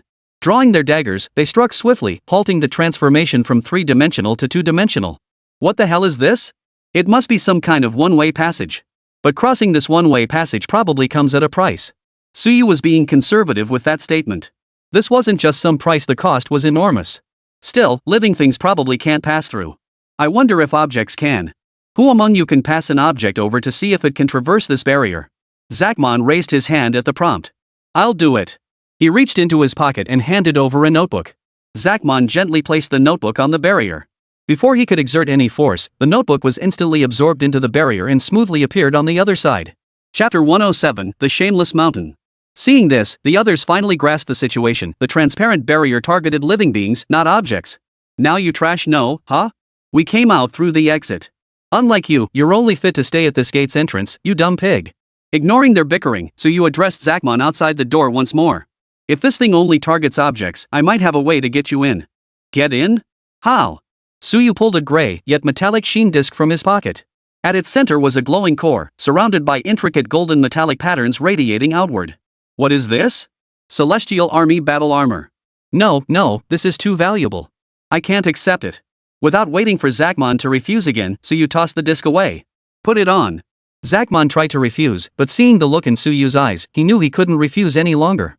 He bent down and reached for the disc. The instant his hand touched it, the Heavenly Army battle armor, constructed from nanomaterials, instantly spread across Zakmon's entire body. What incredible technology!" Zakmon couldn't help but exclaim in awe. "Try stepping inside and see if you can enter?" Hearing this, Zakmon slowly extended a hand toward the barrier, his heart pounding with trepidation. Even with the armor's protection, his hand trembled slightly as he reached out. The instant his hand touched the barrier, he felt only an intense suction. The next second, his body appeared on the other side of the barrier. So you watched this unfold, nodding with a smile. Stepping forward, he pressed the core of the battle armor, shrinking it back into a circular disc the size of a necklace pendant. You can bring your teammates in now. Zachman was somewhat surprised, not expecting Suyu to proactively suggest bringing his teammates in as well. He had assumed Suyu had invited him in because he valued his strength. After all, Suyu had come to the competition alone, without even a single teammate, and must be desperately in need of reinforcements. Among his own team, only his own strength was somewhat decent. The abilities of his other teammates were not strong, and could even be described as rather weak. Otherwise, he wouldn't have retreated from the second stage after barely taking a few steps, driven out by the gruesome sight of other team's members dying. He also needed to ensure his teammates' safety. Mr. Su, do you mind if my teammates are a liability? Suyu shook his head, offering no further explanation. Truthfully, Suyu had a personal motive for this. If the next stage also required a certain number of people to ensure stable progression, adding more hands would naturally be advantageous. Seeing Suyu agree, Zachman handed over the device in his hand. His teammates, seeing this, had already positioned themselves at the barrier, ready to receive the battle armor. Stop! Suyu reacted swiftly. He caught Yamane's hand reaching for the scabbard at his waist. At the shout, Zachman's teammate snapped to attention and turned to look behind him. This man was likely military trained, possessing decent combat experience. While assessing the situation over his shoulder, his hand already reached for the cutting ray at his waist. But his reaction was still a step too slow. No, it was more accurate to say that close-range weapons demonstrated their inherent advantage at this moment. Yamanaka was still about 5 paces away from this man. A standard blade couldn't reach him at that distance. The reason his blade could sever the man's head from such range was entirely due to the solidified sword energy he had unleashed. What are you doing? Are you mad? Zachman erupted in fury. He could have easily spared the lives of his 2 teammates. Otherwise, he could have easily cleared this second stage himself, abandoning his teammates to their fate. But he hadn't done that. He had even abandoned technology, abandoned honor, abandoned everything to escape. As for Yama, his teammates had all perished inside. Only he, overcome by cowardice, had crawled out in utter disarray. You're a shameless scoundrel. Bastard. Mr. Su, can you lend me another battle suit? I'm going out there to fight him to the death. Clang. Faced with Zachman's insolence, Yamanaka swung his blade, cleaving the gun from another teammate who dared resist cleanly in 2. With a swift backhand, he pressed the blade against the man's throat. One more word, and I'll slice his head off. You. Zachman's eyes turned bloodshot, his clenched fists turning white at the knuckles, blood trickling from his palms. Suyu suddenly raised his hand, stepping in front of Zachman. Yamane, you just want to get inside. Why kill another person? Besides, too many deaths might not be good for us. Yamanaka turned to look at Suyu. Oh? Then tell me, what use is dragging along a useless burden? Suyu placed his hand on Zachman's chest and spoke. A useless person is still a person. If an emergency arises, even as a human shield, they can be useful. At these words, both Zachman and his teammates' expressions darkened instantly. Zachman, in particular, never expected those words to come from Suyu's mouth. But then he felt Suyu's hand pressing against his chest again. The next second, Suyu's voice echoed inside his mind. Don't get angry. I'm saving him. Sure enough, upon hearing Suyu's explanation, Yamanaka actually believed it. But he certainly wouldn't let this useless fool go in first. Instead, he strapped the battle armor onto himself and crawled inside. This battle armor of yours is truly splendid. I'm actually a bit reluctant to give it back. Suyu smiled faintly at the remark. If you like it, then keep wearing it. Wear it? Has Suyu lost his mind? Does he even realize what he's doing? That's someone from our country. He just gave the battle armor to someone from our country. I'm furious. Is anyone watching this live stream? Someone stop Suyu. Traitor. Spy. Suyu, why didn't you just die in that level? Giving the battle armor to someone from our country? You've truly lost your mind. No one understood Suyu's actions, not even Krav and Zachman. The hatred between our country and Huagua had been simmering for years. Suyu had absolutely no reason to do this. But just then, the figure clad in battle armor in the mountains suddenly let out a piercing scream. The sound was like a piglet about to be slaughtered. The reason for his agonized screams was that Suyu could remotely raise the internal temperature of the battle armor. Inside the armor now, it must have felt like being trapped in a blazing furnace, unbearably hot. Chapter 108, serves you right for your big mouth. The term scorching was actually an understatement. When Suyu released the armor while Shan Zhong knelt begging for mercy, Shan Zhong's body was already covered in extensive burns. Suyu stepped forward and seized Shan Zhong's arm. Good grief, the sensation. Suyu's skin was relatively smooth, but his hands inevitably carried traces of dust, rocks, dried blood, and other debris from the previous battle, mixed with his own sweat. All that stuff pressed against his exposed, tender flesh. Ouch. That stung. Suyu, I'll curse your ancestors to the 8th generation. Ah. It hurts, it hurts, it hurts. Ah. Suyu wasn't about to coddle him. The louder the mountain screamed, the harder he squeezed. Yes, that's it. Harder. Squeeze the life out of this bastard. Damn it, are all people from our country as despicable as you? Only when Yama turned pale from the agony did Suyu finally let him go. Then he walked over to Zakmon and handed him the battle armor once more. Send the rest of your teammates in here too. With Yamakawa's fate as a warning, the others, though covetous, dared not step forward to fight for it. But at that moment, someone summoned the organizers. Suyu was clearly cheating. These people should have been eliminated. When the organizers arrived, Zakmon's teammates were in the process of crossing the barrier. Whether emboldened by the organizer's presence or simply foolish by nature, that person grabbed Zakmon's teammate and pulled him outward, trying to stop him from entering the barrier. Get out! Get out of here! You should have been eliminated just like the rest of us. But in the next instant, Zakmon's teammate swung his arm and delivered a powerful slap. The immense force of the mecha instantly sent him flying through the air, tracing an exceptionally perfect parabolic arc. Once Zakmon's teammate had entered, Suyu retracted his battle armor and turned toward the entrance of the third stage.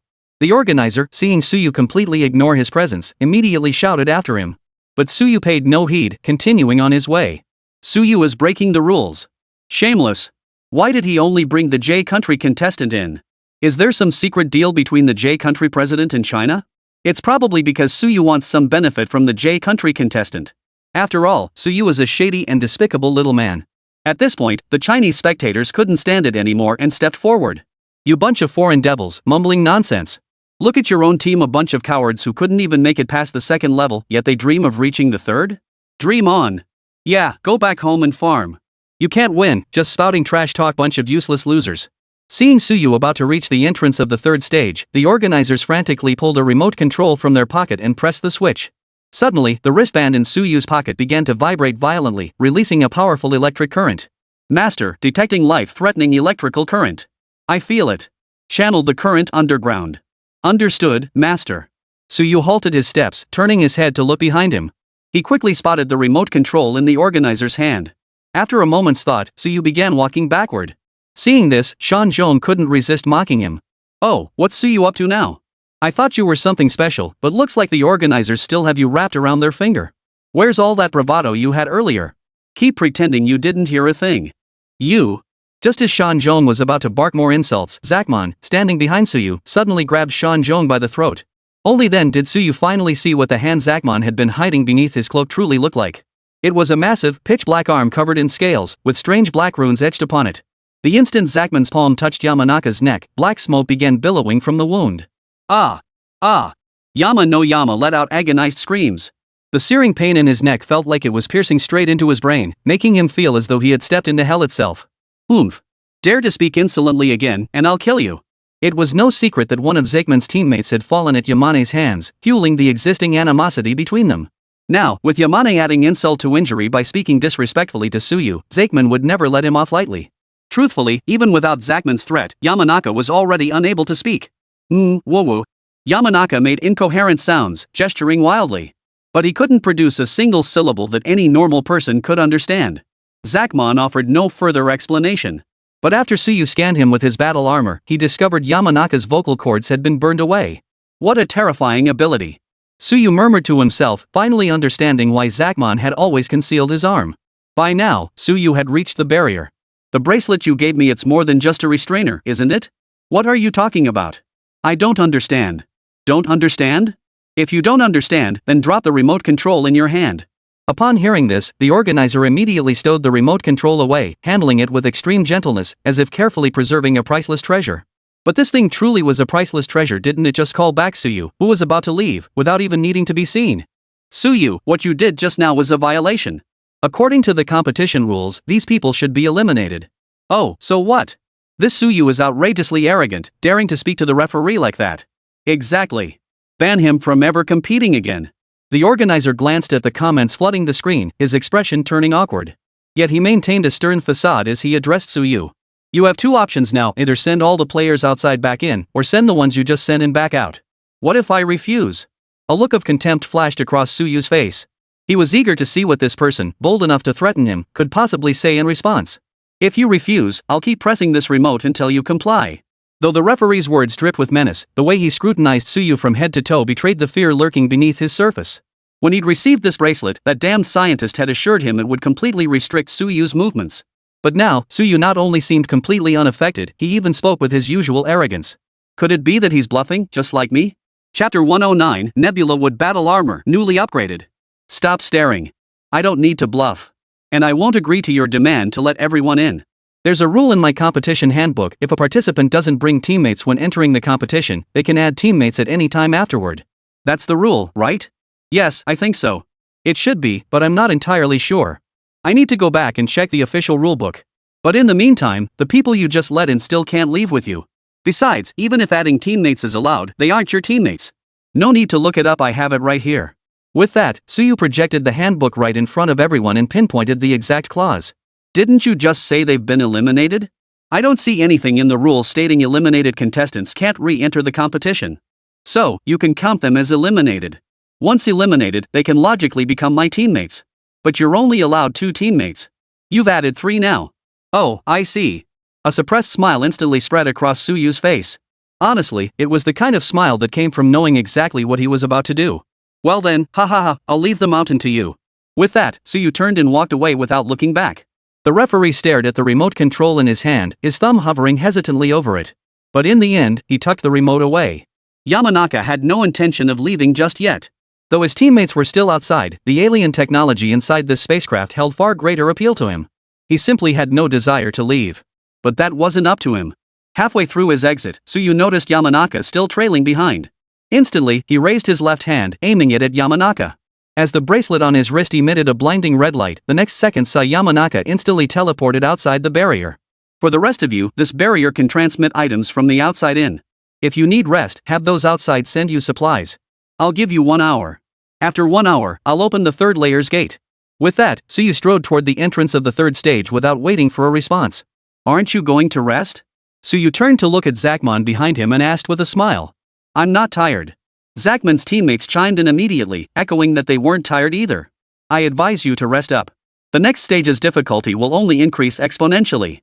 Don't let exhaustion cost you your reputation. Suyu was speaking the truth. Remember, the difficulty level the bracelet initially assigned resulted in total annihilation. If these people truly collapsed from exhaustion along the way, survival would be virtually impossible. But Zachmon seemed to be overthinking it. He believed Suyu was just trying to keep them from following, so he spoke up. He immediately blocked his teammate's path, positioning himself like a gatekeeper on the only route to the 3rd stage. By then, Suyu had reached the entrance to the 3rd stage. Sure enough, just like the previous stage, another space lay beside the entrance. This must be some kind of technology too, he murmured. With that, Suyu walked straight inside. Just like before, after taking a few steps inside, the tracking drone following behind him once again crashed to the ground and lost signal. Once more, Suyu vanished from the outside world's view. Unaware of this, Suyu continued forward, arriving once more at a vast chamber. The moment his foot touched the floor, the entire space erupted in a golden glow. Yet upon closer inspection, one could discern that these lights were not static, they were dynamic. Moreover, in response to Suyu's hand movements, the light began to coalesce, disperse, and even condense into various shapes. At this point, everyone should have guessed what these things were composed of. Indeed, it was Nebula Wood only here. It had hardened to the point of being as solid as divine iron. Master, this entire area is filled with the highest grade Nebula Wood, and it has been fully activated. This Nebula Wood can be freely transformed into any form you desire, according to your will. Moreover, while Nebula Wood itself is a relatively common material, fully activated Nebula Wood is quite rare even within our universe. Compared to the current planet, its hardness far surpasses any material found here. That powerful. Suyu was utterly stunned. He had believed his nanomaterials to be the most powerful substances known in this world, possessing not only exceptional restorative properties but also extraordinary hardness. Yet now, compared to Nebula Wood, he realized it not only possessed all the properties of nanomaterials but surpassed them entirely. The next instant, as if guided by the bracelet, the Nebula Wood began coalescing towards Suyu's battle armor. It gradually took shape from his feet upward, legs, chestplate, arms, and finally the head. Originally, Suyu had worried that adding this material might make his battle armor excessively heavy or compromise its mobility. But all these concerns proved unfounded. Though the armor's mass increased, it felt more intuitive to use, so fluidly responsive that it didn't feel like an exoskeleton at all, but rather an extension of his own body. These Nebula Woods are merely bonded to your armor now. Should you require it, they can detach at any moment and reshape into any form according to your will. Powerful. Suyu was so stunned he couldn't speak. Had he not experienced something like time travel before, he would likely have been rendered speechless by the sheer gap in technological advancement. Impressive material. But does it have any side effects? Why do they possess consciousness? After all, he had witnessed these very materials tear a man apart right before his eyes. The gruesome, blood-soaked scene was still vivid in his memory. And now, these dangerous things were attached to his own body. If they wanted to kill him now, it would be as easy as breathing. Master, please rest assured. Their consciousness originates from your brainwaves, and they recognize only yours. You have nothing to fear. Reassured. Suyu couldn't quite manage that. But he could manage not to dwell on it for now, maintaining only a state of heightened alert. After acquiring these nebula woods, nothing else remained in the room. Just as Suyu was about to leave, his foot suddenly stepped on a ring-shaped object.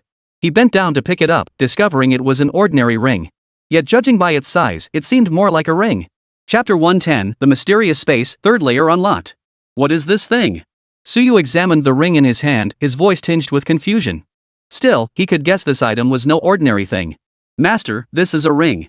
When the wearer encounters danger, it automatically activates a protective barrier. A protective barrier? Suyu curled his lips. If it was just that kind of thing, he could make one himself, and a much nicer looking one at that. As he spoke, a rough image of a ring formed in his mind. The very next second, the ring transformed, becoming identical to the design in Suyu's mind. Ha! The sudden change startled Suyu. Once he regained his composure, he promptly stuffed the object into his pocket. After leaving the room, Suyu's image reappeared on the display screen. Did he vanish again just now? What did he go do? He vanished suddenly last time too, as if he just disappeared from this space. At that moment, the organizers contacted Suyu through his wristband, suspecting he had gone to secretly obtain some treasure. After all, he had vanished abruptly like this after clearing the last stage too. What? I vanished? I didn't even know. Oh my god, that's terrifying. This cube eats people. I won't dare wander off during the next session. His acting is just too amateurish. I can tell he's lying. Me too. Everyone could tell Suyu was lying, and the organizers certainly noticed too. But Suyu stubbornly insisted he knew nothing about it, and the organizers genuinely couldn't do a thing about it. When Suyu returned to the fork in the road, Zakmon was still standing guard in the same spot. Even though the line behind him was now packed with people waiting to enter the third stage. By now, Cloth had already donned a brand new combat suit. Spotting Suyu emerge, she immediately shot him a displeased look and snapped. No wonder you insisted on bringing these two along. Even after I threatened him like that, he wouldn't budge an inch. Suyu smiled faintly at her words. Threaten? Oh, so the renowned Captain Claw now resorts to threats? You! Claire had expected to gain the upper hand with her words, only to be knocked flat by Suyu's single retort. He then ground her into the dirt, rubbing her down repeatedly before spitting on her. Alright, everyone. We can now proceed to the third stage. Suyu, what were you doing earlier? Sneaking off to grab some treasure? Let me tell you, this belongs to all of us. If it weren't for us, you'd never have made it through the second stage. Ha? What do you mean by that? Didn't you just say that the second stage requires maintaining a certain number of survivors to clear it? If we'd all died back then, wouldn't you have perished there too? Suyu stepped forward, towering over Krav before him. His gaze was filled with contempt and provocation. Could it be that this statement was directed at you? Even without you, I could have cleared the stage. Oomph. Claire took a half step back before shouting back. Anyway, the second stage is gone now. You can say whatever you want. Oh? Is that so? Then in that case, you lead the way through the third stage. Dare you? Suyu stared at her with a playful expression, showing no sign of tension. The more Suyu acted like this, the more flustered Cloth became. She couldn't shake the feeling he was digging a pit for her, a pit that was already dug, complete with a huge arrow pointing straight down, just waiting for her to stumble in. Cut the crap. That's beside the point. I'm asking what you were doing just now. Do I need to explain my business to you? With that, Suyu ignored the hysterical woman and strode toward the gate of the third stage. Zakmon and Aishi, his subordinate, followed closely behind, trailed by the remaining survivors Suyu had rescued from the second gate. At the entrance to the third gate, Suyu paused once more. Everyone, you still have time to turn back now. Once you step through this gate into the third stage, it's a matter of life and death. The group exchanged glances, then nodded in unison. But this was strange, even Suyu found it peculiar. Suyu pressed on because each stage offered truly formidable rewards. The first gate yielded a machine that used Eulerstar sand to create replicas possessing strength fully comparable to the original. The second gate offered fully activated Nebula with a god-tier weapon capable of perfectly replacing nanomaterials. The first stage was straightforward, just a simple confrontation. The second stage presented a bit more difficulty, but with the bracelet's assistance, it was still relatively straightforward to clear. The difficulty of the third stage surged dramatically. Yet, given how easily he'd cleared the first two stages with such generous rewards, Suyu couldn't even begin to imagine what the third stage's reward might be. Seeing no one else withdraw, Suyu placed his palm directly on the gate of the third stage. The next second, as the bracelet emitted a faint glow, the gate instantly split open from the center. Then, two massive doors, each formed by several pairs of interlocking grooves, opened and closed in unison, one above the other. Looking inward from outside, it was pitch black. Yet the gates themselves radiated an eerie, spine-chilling atmosphere. I'm out. Then I'm out too. These individuals chose to trust their instincts. I feel like there's definitely hell behind this door. I get that feeling too. Let's go, let's go. It's just a competition, no need to risk our lives. At that moment, Suyu glanced back at the two contestants standing behind him, both barely 5 feet tall, their legs trembling but refusing to back down. He examined the flags on their shoulders and recognized them as belonging to Country H. You're so scared, yet you're not leaving? No. Why? Isn't staying alive better? The two exchanged glances, then shook their heads in unison. No. If we go back now, we'll have to serve in the military. Huh? Suyu was momentarily stunned. Military service? Isn't that a good thing? But to them, it seemed like a terrifying prospect. Still, Suyu didn't press further. Since you're not leaving, let's go inside. As the group gradually entered the pitch-black third gate, they walked straight ahead for several steps, yet the surroundings remained completely dark. What's going on? This gate is pitch black. Yeah, can't see a thing. What is this stuff? It's sticky. They could only feel that everywhere their hands touched where their feet stepped was slimy and slippery. Chapter 111, Corrosive Acid, Fleshy Plant Growths. Suyu also sensed the abnormality in his surroundings. Honestly, if it were just this sticky sensation, Suyu wouldn't have been too bothered. The main issue was the unusual odor wafting through the air. After a moment's thought, Suyu released the drone stored within his battle armor. As the drone ascended, he noticed it seemed to hover at a certain height. Fortunately, this didn't prevent the drone from activating its lights. Boom! As the entire space was illuminated, the group finally saw clearly what kind of environment they were in. The surrounding walls, if they could even be called walls, were composed of a layer of writhing, viscous substance resembling animal entrails. The floor was covered in a thick layer of something green and slimy, like seaweed or moss. These things were tolerable enough at worst, merely disgusting. But the enormous, tumor-like plant looming before them was far beyond mere disgust. It was currently spewing spores of immense corrosive power. The ground beneath this plant was the only spot in the entire chamber free of the green fungal growth.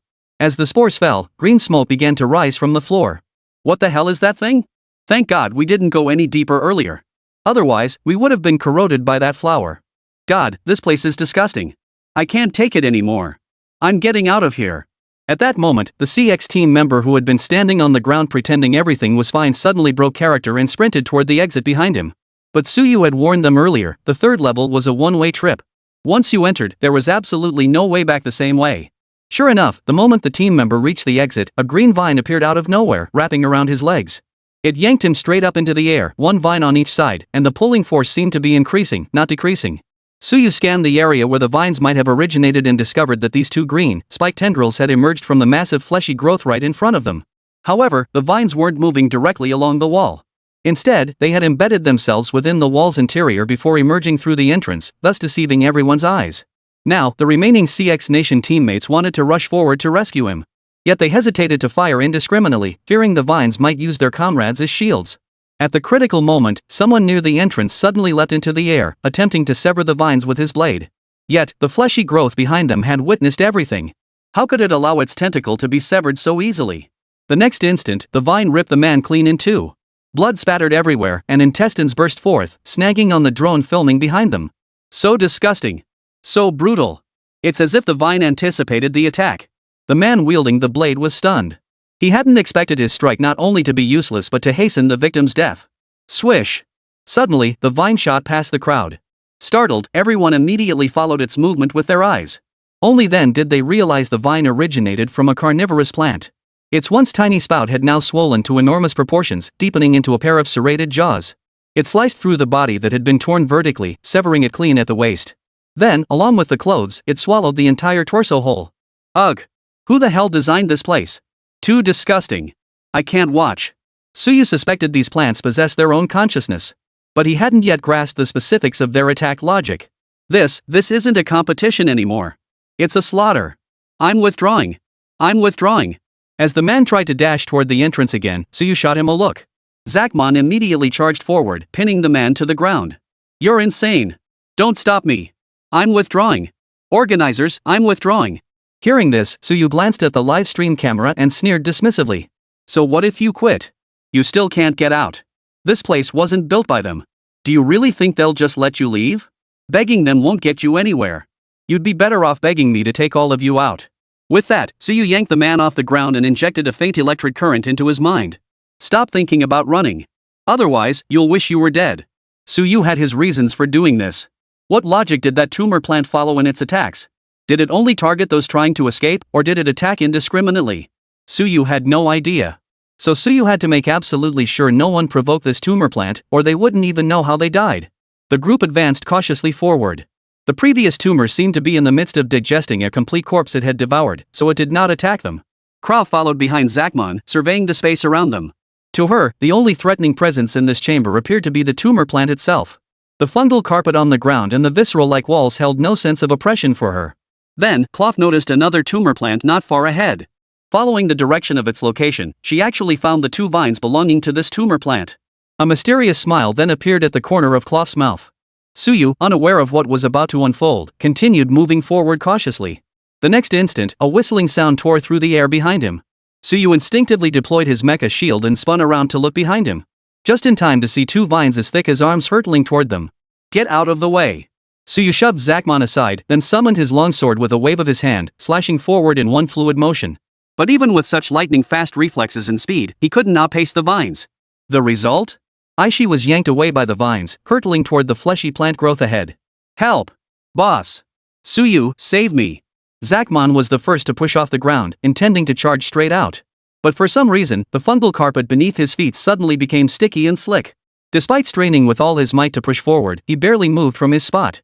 Seeing this, Suyu instantly realized movement here wasn't possible like on a regular floor. He manipulated the nebula wood on his body, causing a ski-like appendage to sprout from his golden battle armor. With these attachments, Suyu's movement was no longer restricted. He immediately activated the thrusters in his armor and pursued Aishi at breakneck speed. Soon, Suyu arrived before Aishi. He grabbed the vine with one hand and instantly melted it with the intense heat from the thrusters in his palm. After all, it was merely a plant. Intense heat remained its natural nemesis. After severing the vine, Suyu hoisted Aishi onto his shoulder and sprinted backward. Though Suyu wasn't certain if his hunch was correct. He noticed that the distance between this tumor plant and the previous one, as well as the distance from the previous tumor plant to the entrance, was exactly the same.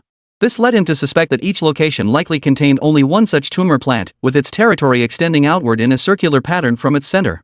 Other tumor plants probably couldn't cross this territorial boundary. This meant that if Suyu and his companions could reach the territory of the previous tumor plant, they should be able to evade pursuit from this one. At that moment, the Sarcopterygium seemed to have guessed Suyu's plan.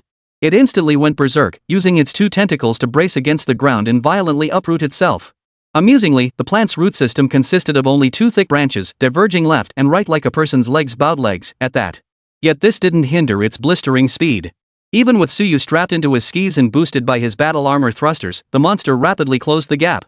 Seeing this, Suyu immediately increased the thrusters' power. To gain even more speed, he flung the Aishi in his hand directly at Zachmon. Arg! Behind him, the creature roared in fury as its prey slipped away. The sound was deep and resonant, like a tiger roaring through the mountains. Truly worthy of an alien monster.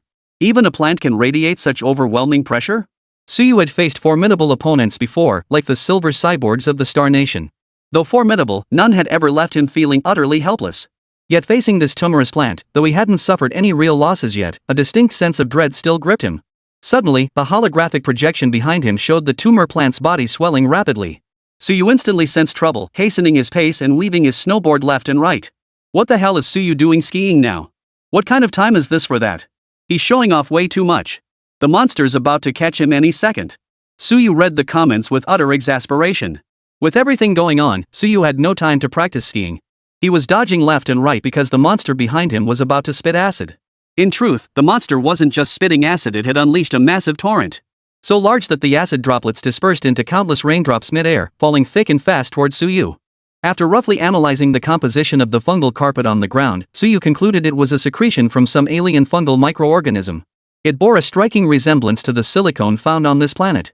This substance was resistant to both acids and alkalis, even fire leaving it unscathed. Yet even this incredibly strong substance would corrode upon contact with the acid. Therefore, Suyu had no intention of using his battle armor to forcefully withstand this acid rain, even with the layer of nebula wood covering his body. Now that Aishi was no longer on his body, Suyu moved with greater agility. He executed a swift roll, and mid-tumble, as his hands found the acid rain droplets within range, he unleashed a powerful resonance wave. Just as in the gravity field earlier, these resonance waves altered the movement speed and patterns of particles within the space, thickening the air to a certain extent. This caused the acid droplets, which should have fallen to the ground, to hover in midair. In that brief window, Suyu flew back to the so-called safe boundary. Roar! The fleshy plant stamped its feet frantically in place as if possessed. Yet it dared not cross even half a step into this territory. Seems I guessed right. Suyu smiled faintly and turned to walk toward Aishi. For some reason, though, his foot suddenly slipped as he walked, and his body swayed sideways, colliding with Cloth. As luck would have it, Suyu's hand grabbed hold of Krov's wrist.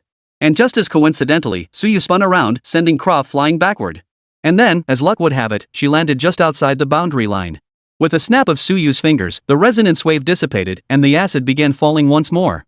Clove snapped to attention and sprinted back toward the boundary. Unfortunately, her clothes had already been severely corroded by the acid, and several holes had been burned into her skin. Suyu! I'll fight you to the death.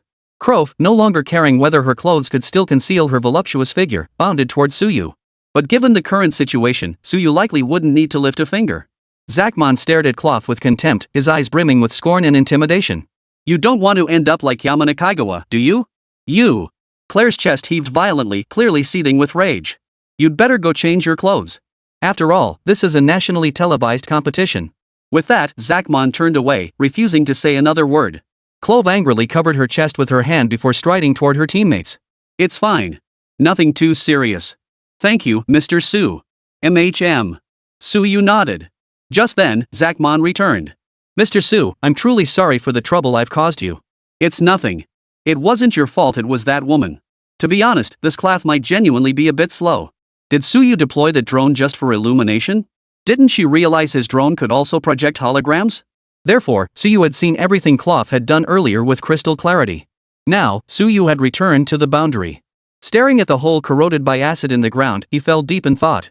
Chapter 112, Artificial Origins, First Glimpse. Wait, why did Suyu suddenly push our team leader out there? Isn't that murder? Referees. Where are the referees? Isn't anyone going to step in? Even though this isn't our country's affair, I saw it too. Suyu really did push Croft out for no reason at all. I thought Suyu was so powerful, but he resorts to dirty tricks? As Suyu pondered his next move, his wristband suddenly vibrated. He slowly rose to his feet, pulled the bracelet from his pocket, and activated the holographic display. Suyu, your actions just now constitute attempted murder. You are hereby placed under investigation. Suyu stared at the referee, his brow instantly furrowing. Did you eat? How can such disgusting words come out of your mouth? Can't you see she was the one who lured that tumor plant over? I showed mercy by not tossing her straight to that monster. The referee was visibly stunned by Suyu's outburst. But he quickly regained his composure. We didn't see any foul play from Krov. It was you who broke the rules first. Did your eyes see me break any rules? This is a match. She's not my teammate. Even if I walked right up and stabbed her to death right now, what could you possibly do about it? Bold. Su is awesome. Yeah, that's how you call him out. Crazy bastard. Even I saw Krov's dirty tricks. You didn't see it. Blind fool. Get lost. While I'm still in a good mood, you'd better get out of here fast. Otherwise, I'll just leave this place by myself and abandon all of them. Then I'll see how you explain this to those nations. Hearing this, the referee's face darkened. But he could only glare helplessly, for Suyu's words had struck right at his Achilles' heel. Mind your manners. This is a one-time warning.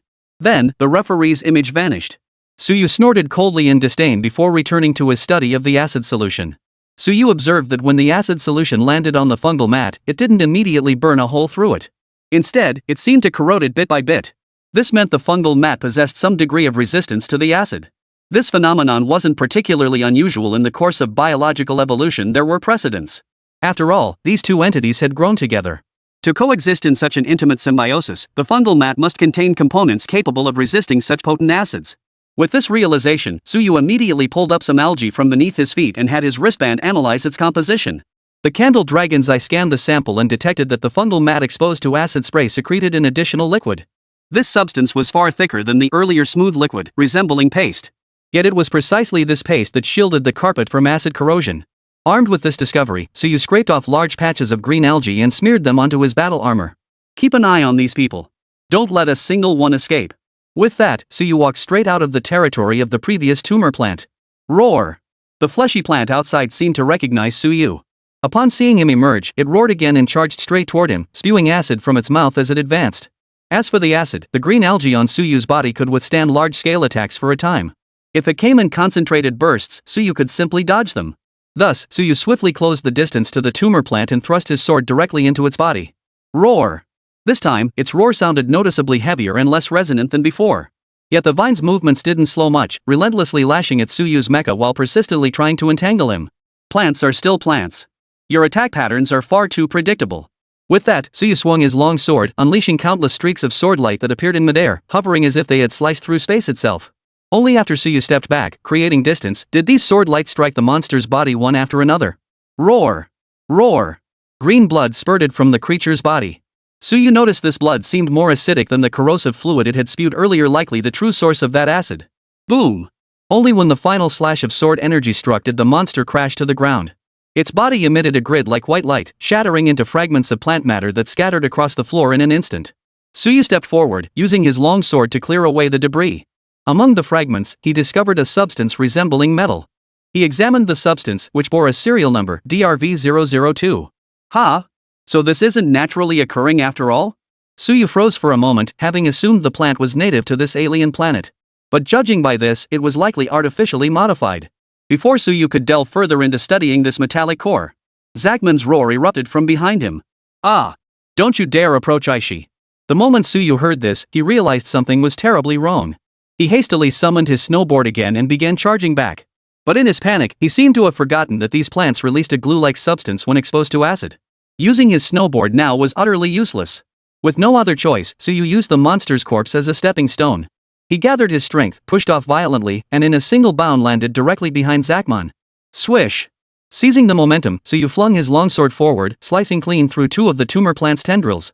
Zachman turned his head at the sound, glancing behind him. Recognizing Suyu, a wave of relief instantly washed over him.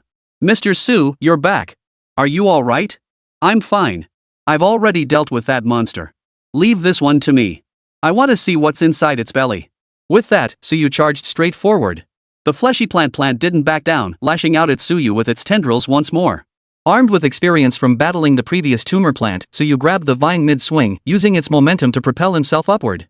With a single slash, his blade plunged into the monster's skull. Clang! Just as I thought.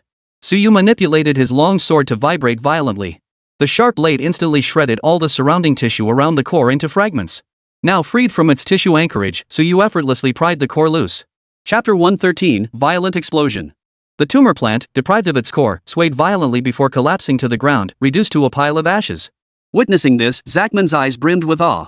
The oppressive presence this creature exuded was undeniably real. He doubted he could single-handedly defeat such a monster. But Suyu? This couldn't be described as nearly effortless. He had dispatched the monster with utter nonchalance. Claver, standing nearby, was stunned. She considered herself superior to Zachman in skill, and while she might not match Suyu, she believed the gap wouldn't be significant. Of course, that was merely her own perception. Because in reality, Suyu's power was leagues beyond hers. Not a single person present could have dispatched this monster with such effortless ease. Suyu stepped forward, examining the core in his hand. Just like before. It bore the same engraving, DRV002. This thing is definitely man-made, but these creatures don't look like they were created by humans. Could it be that someone modified the mechanisms here? Suyu couldn't make sense of it.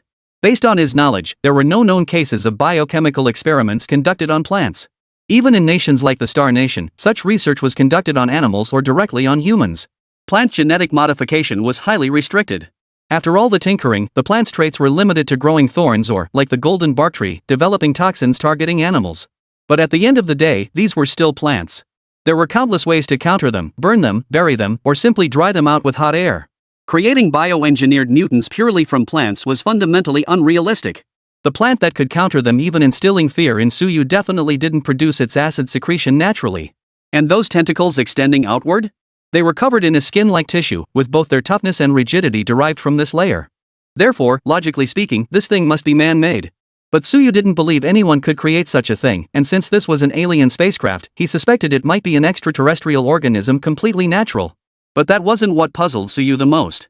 What puzzled him most was that when he queried the bracelet, it actually informed him he lacked the necessary permissions. As Suyu pondered this, a sudden whistling sound tore through the air behind him. Zachman reacted swiftly, roaring as he charged towards Suyu. Suyu himself reacted in time, as his battle armor constantly monitored the holographic projection created by the drones overhead.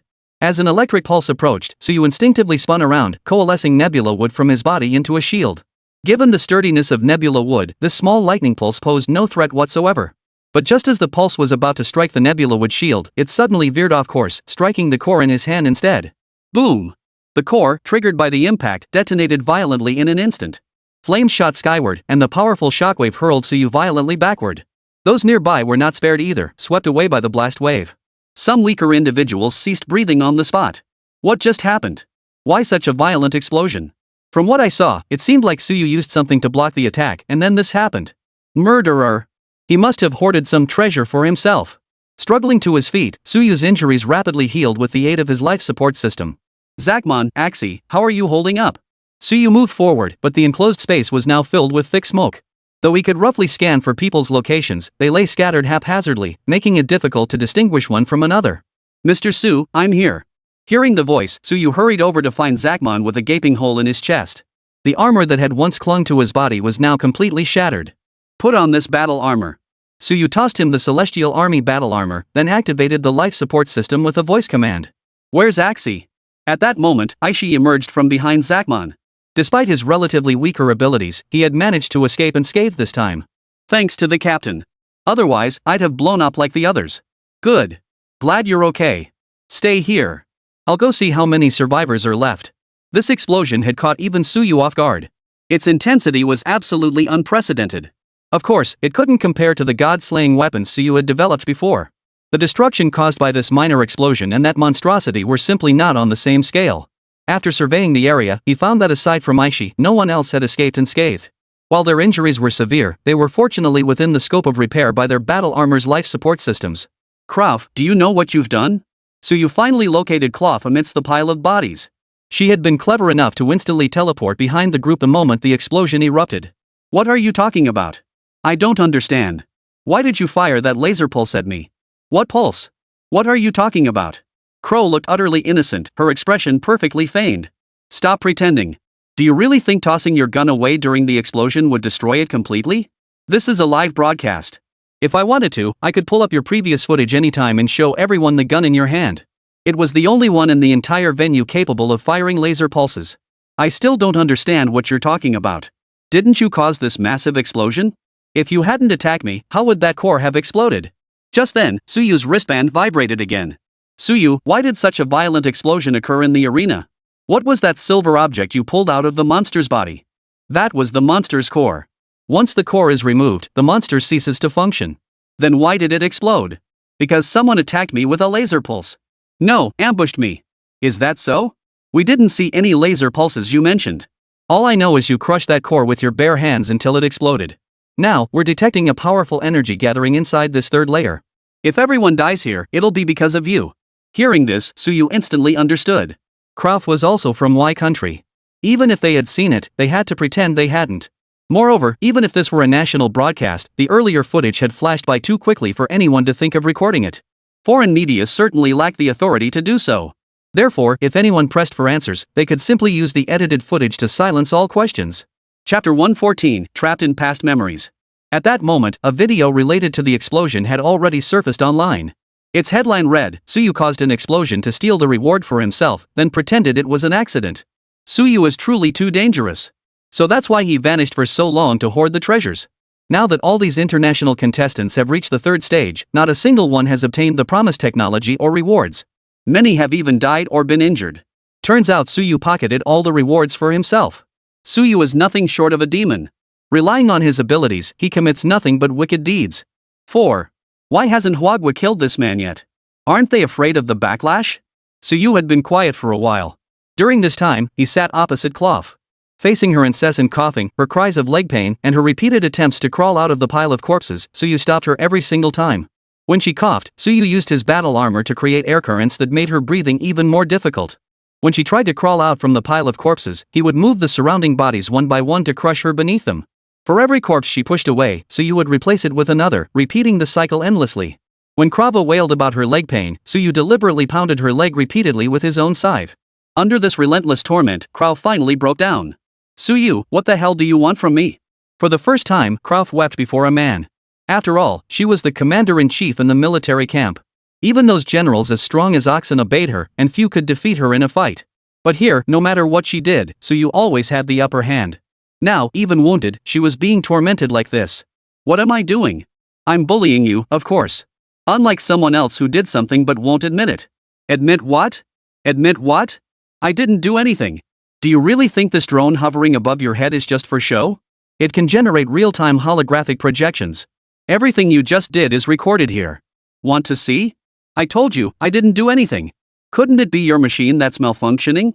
Rest assured, even if someone messed with you, my machine would never malfunction. You! Krauf burst into tears again. Just as Suyu was about to press her further, his wristband buzzed again. Suyu, in light of your recent actions, we convened an emergency meeting. All nations except J Nation in China participated and unanimously approved an arrest warrant for you.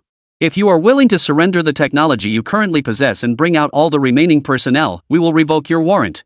But if you remain stubbornly defiant, don't blame us for being unkind. Rude? I'd love to see how you plan to be rude to me. Many of our nations have Chinese nationals among them. I know you're powerful, and China cares deeply about you. But I wonder, does China care just as much about these people? You dare. If you lay a finger on them, you'd better sleep with one eye open from now on. Even when you go to the bathroom, I advise you to keep a close eye on what's beneath you. This isn't the time for you to threaten me.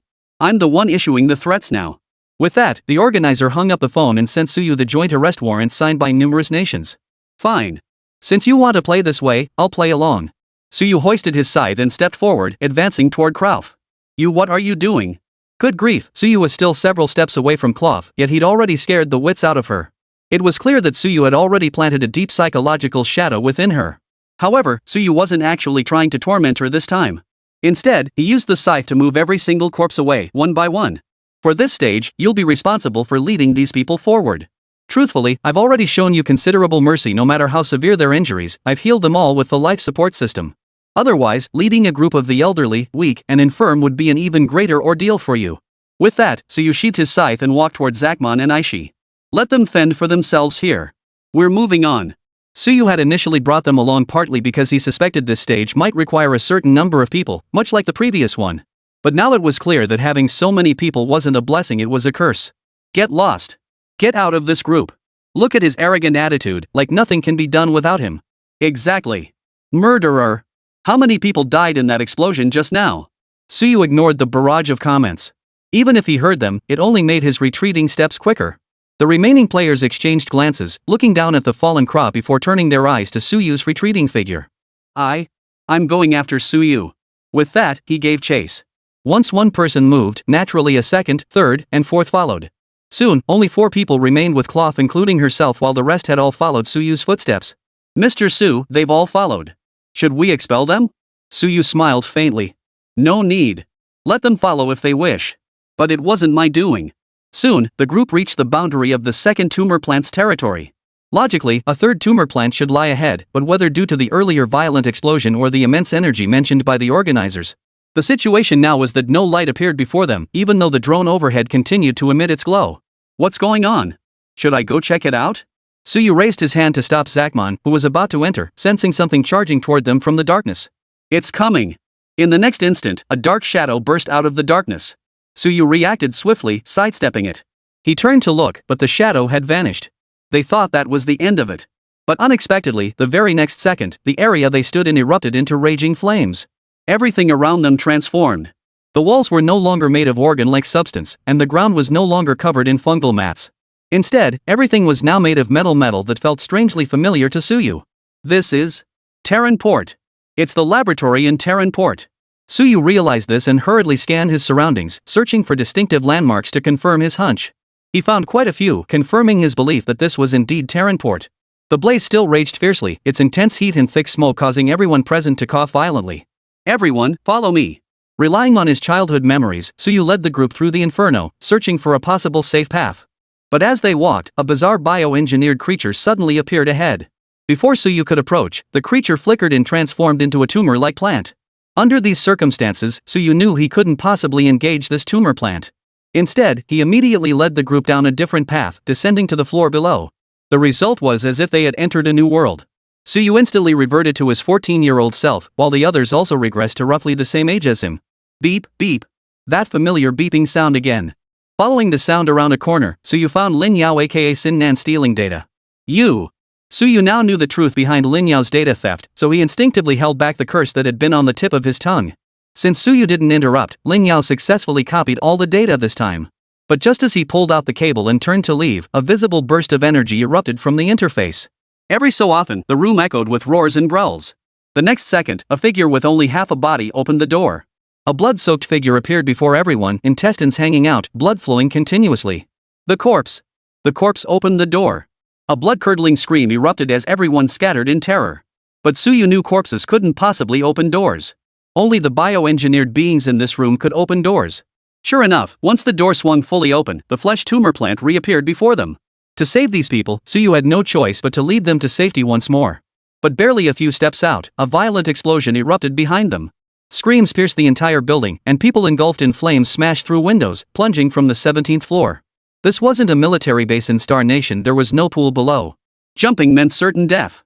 In truth, they were already burned to death during their descent. Hitting the ground merely shattered their bodies into fragments. Witnessing this scene, the dual assault on his senses made Suyu retch violently. Zachman stepped forward and patted Suyu on the back. "Mr. Su, are you alright?" "I'm fine." The moment Suyu lifted his head, Zachman's expression turned alarmed. "Mr. Su, your lips are so pale, and your complexion doesn't look good.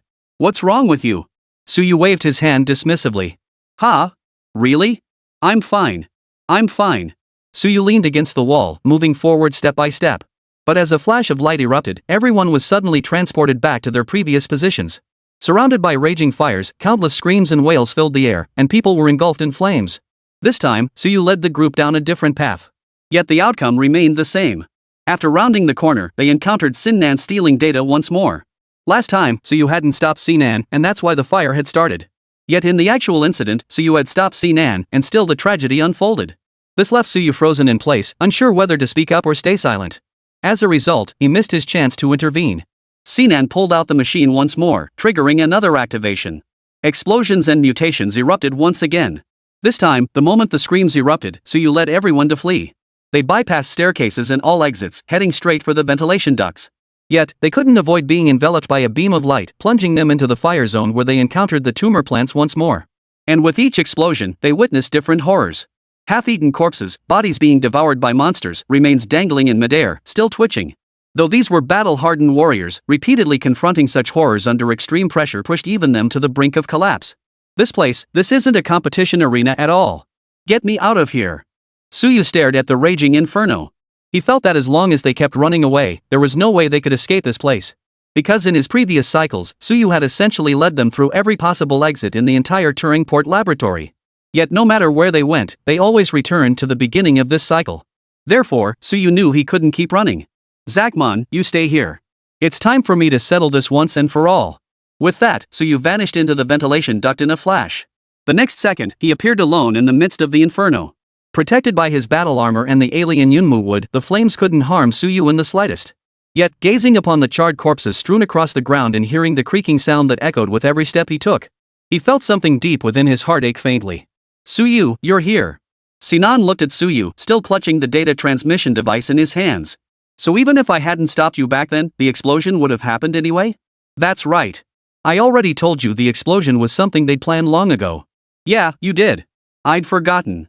So by stopping you back then, did I also delay your data collection?" "Yes. That's why I had to sneak back later. But if this explosion was inevitable, then why can I feel these souls wailing endlessly? Why can I sense their resentment toward me? Why? If nothing I do can change this outcome, why do they still blame me?" Sinan watched Suyu, who was losing control of his emotions. He set down the device in his hand and walked over to stand before Suyu. "Because with great power comes great responsibility. Take the people you brought in this time.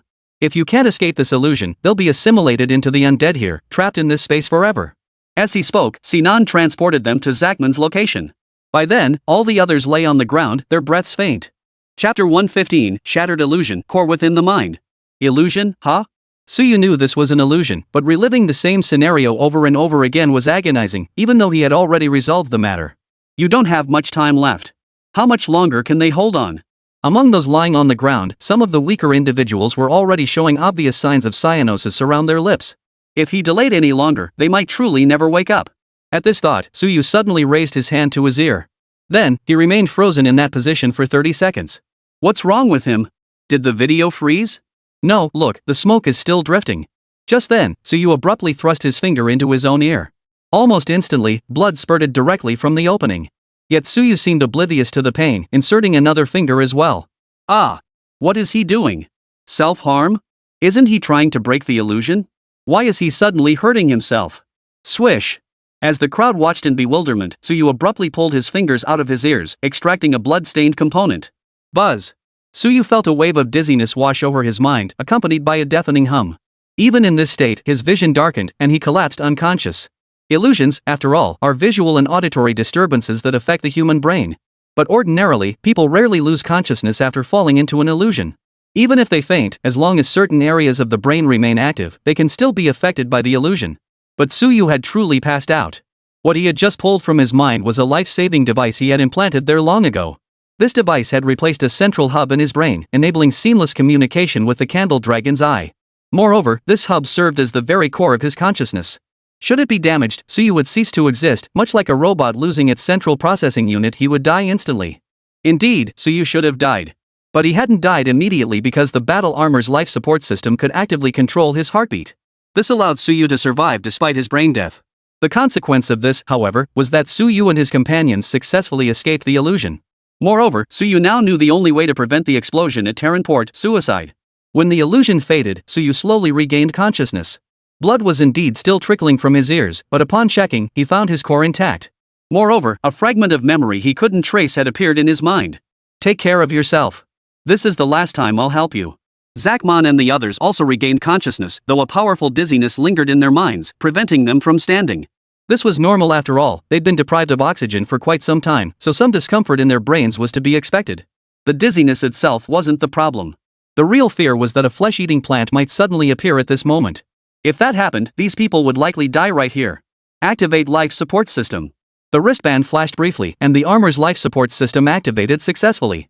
The wound on Suyu's ear healed rapidly. Just then, Krav and the others arrived at the scene.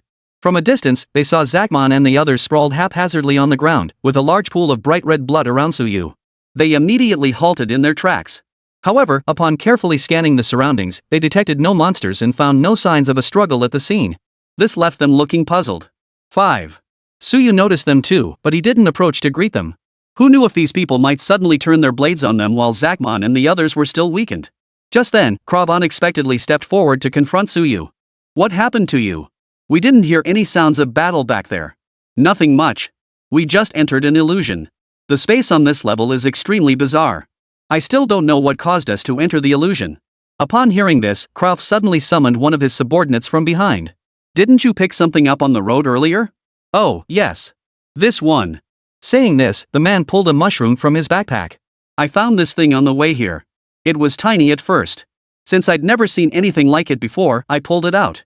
But I have no idea why it's grown so big now. Put. Suddenly, the mushroom emitted a burst of gray gas, which quickly dissipated into the air before everyone's eyes. Hallucinogenic components detected.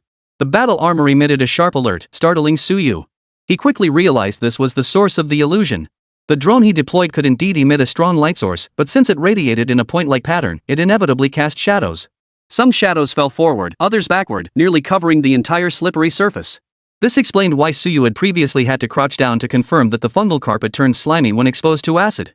So this mushroom is the source of the hallucinations. No wonder there isn't a single tumor plant in sight around here.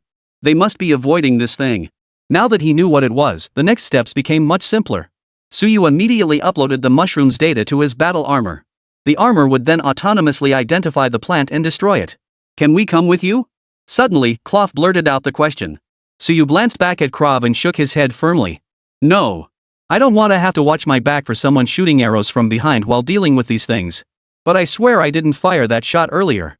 I have no idea where that pulse beam you mentioned came from. How could Suyu possibly believe Krav's one-sided account? He trusted the holographic projection created by the drone above his head far more. I don't want to argue with you, but if you insist on following, please walk ahead. Don't stay behind me.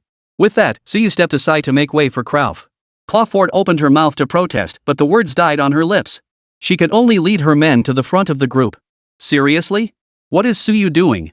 Sending a woman to scout ahead? Exactly. Besides, if it weren't for Clough earlier, Suyu and the others still wouldn't know why they entered this illusion. Chapter 116, The Talking Tree. What the hell are you guys barking about? Suyu made it clear he doesn't want to walk ahead while constantly watching his back for sudden ambushes. Who fired that hidden arrow is still unknown. If he's so confident, why doesn't Suyu release the footage he mentioned? Let's see if it was really Clough who fired. Why should he show it to you? You foreign devils, if you're so upset, why don't you enter the competition yourselves? Every single one of you can't even behave yourselves as spectators. Though Ed asked Clough to lead the way, it was merely to have her walk ahead. He didn't trust her at all.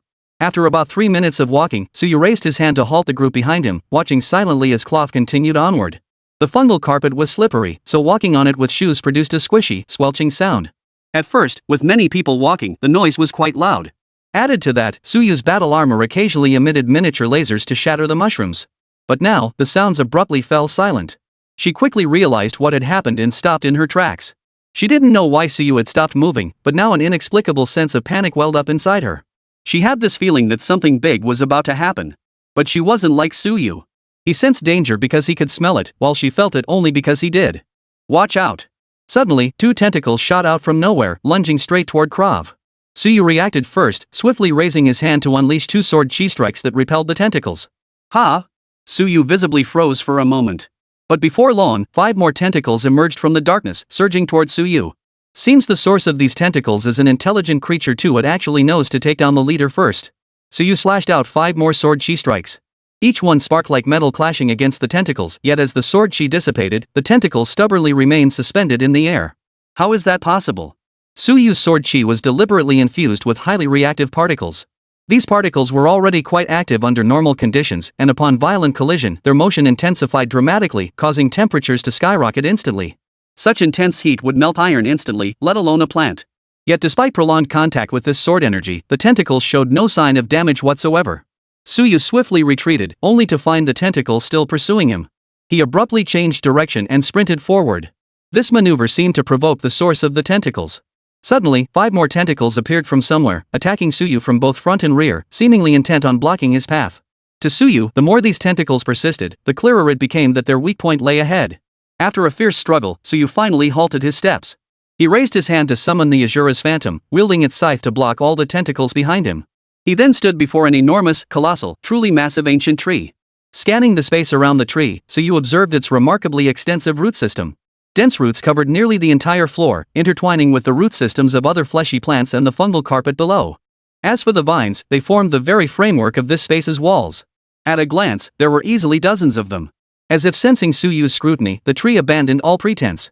It abruptly released all its tendrils, which twisted and merged in midair, forcibly forming a human face. Young man, you're quite interesting. To have made it this far. Who are you?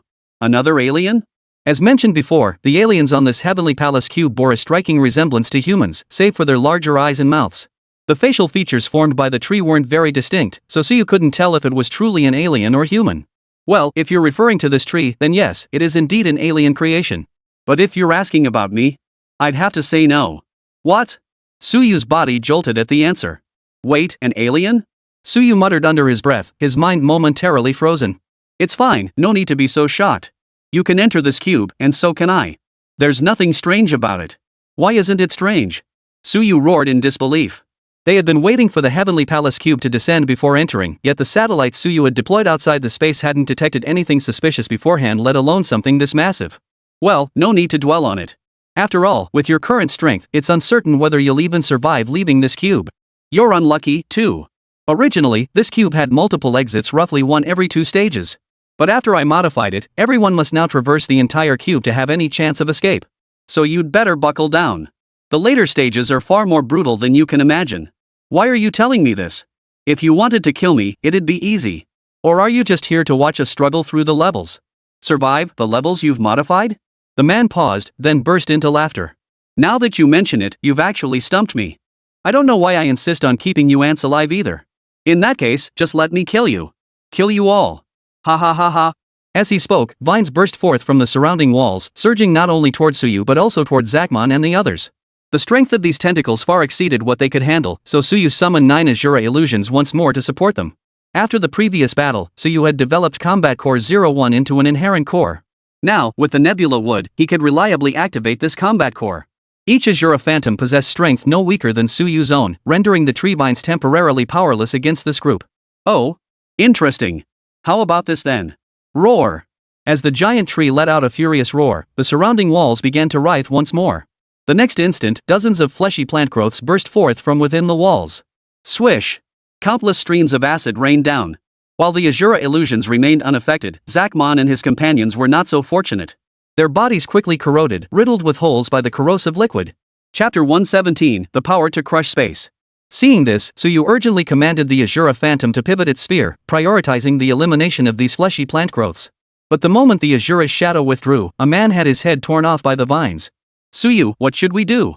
Claver was also struggling to hold her ground, her pulse rifle continuously firing crimson lasers. Suyu froze visibly at the sight. Red lasers. Stop spacing out. Hurry up or we'll all die here. Suyu frowned and turned his gaze toward the giant tree. These monsters and vines all originated from this giant tree. If they could cut it down, this space would naturally be breached. Time is running out. This is our only option. I hope the nebula wood can hold. With that, Suyu roared. Activate Battle Core 02. Zhang Che, watching the livestream, dropped his sandwich in shock upon hearing this. Has the master lost his mind? His battle armor can't possibly withstand Battle Core 02. Battle Core 02?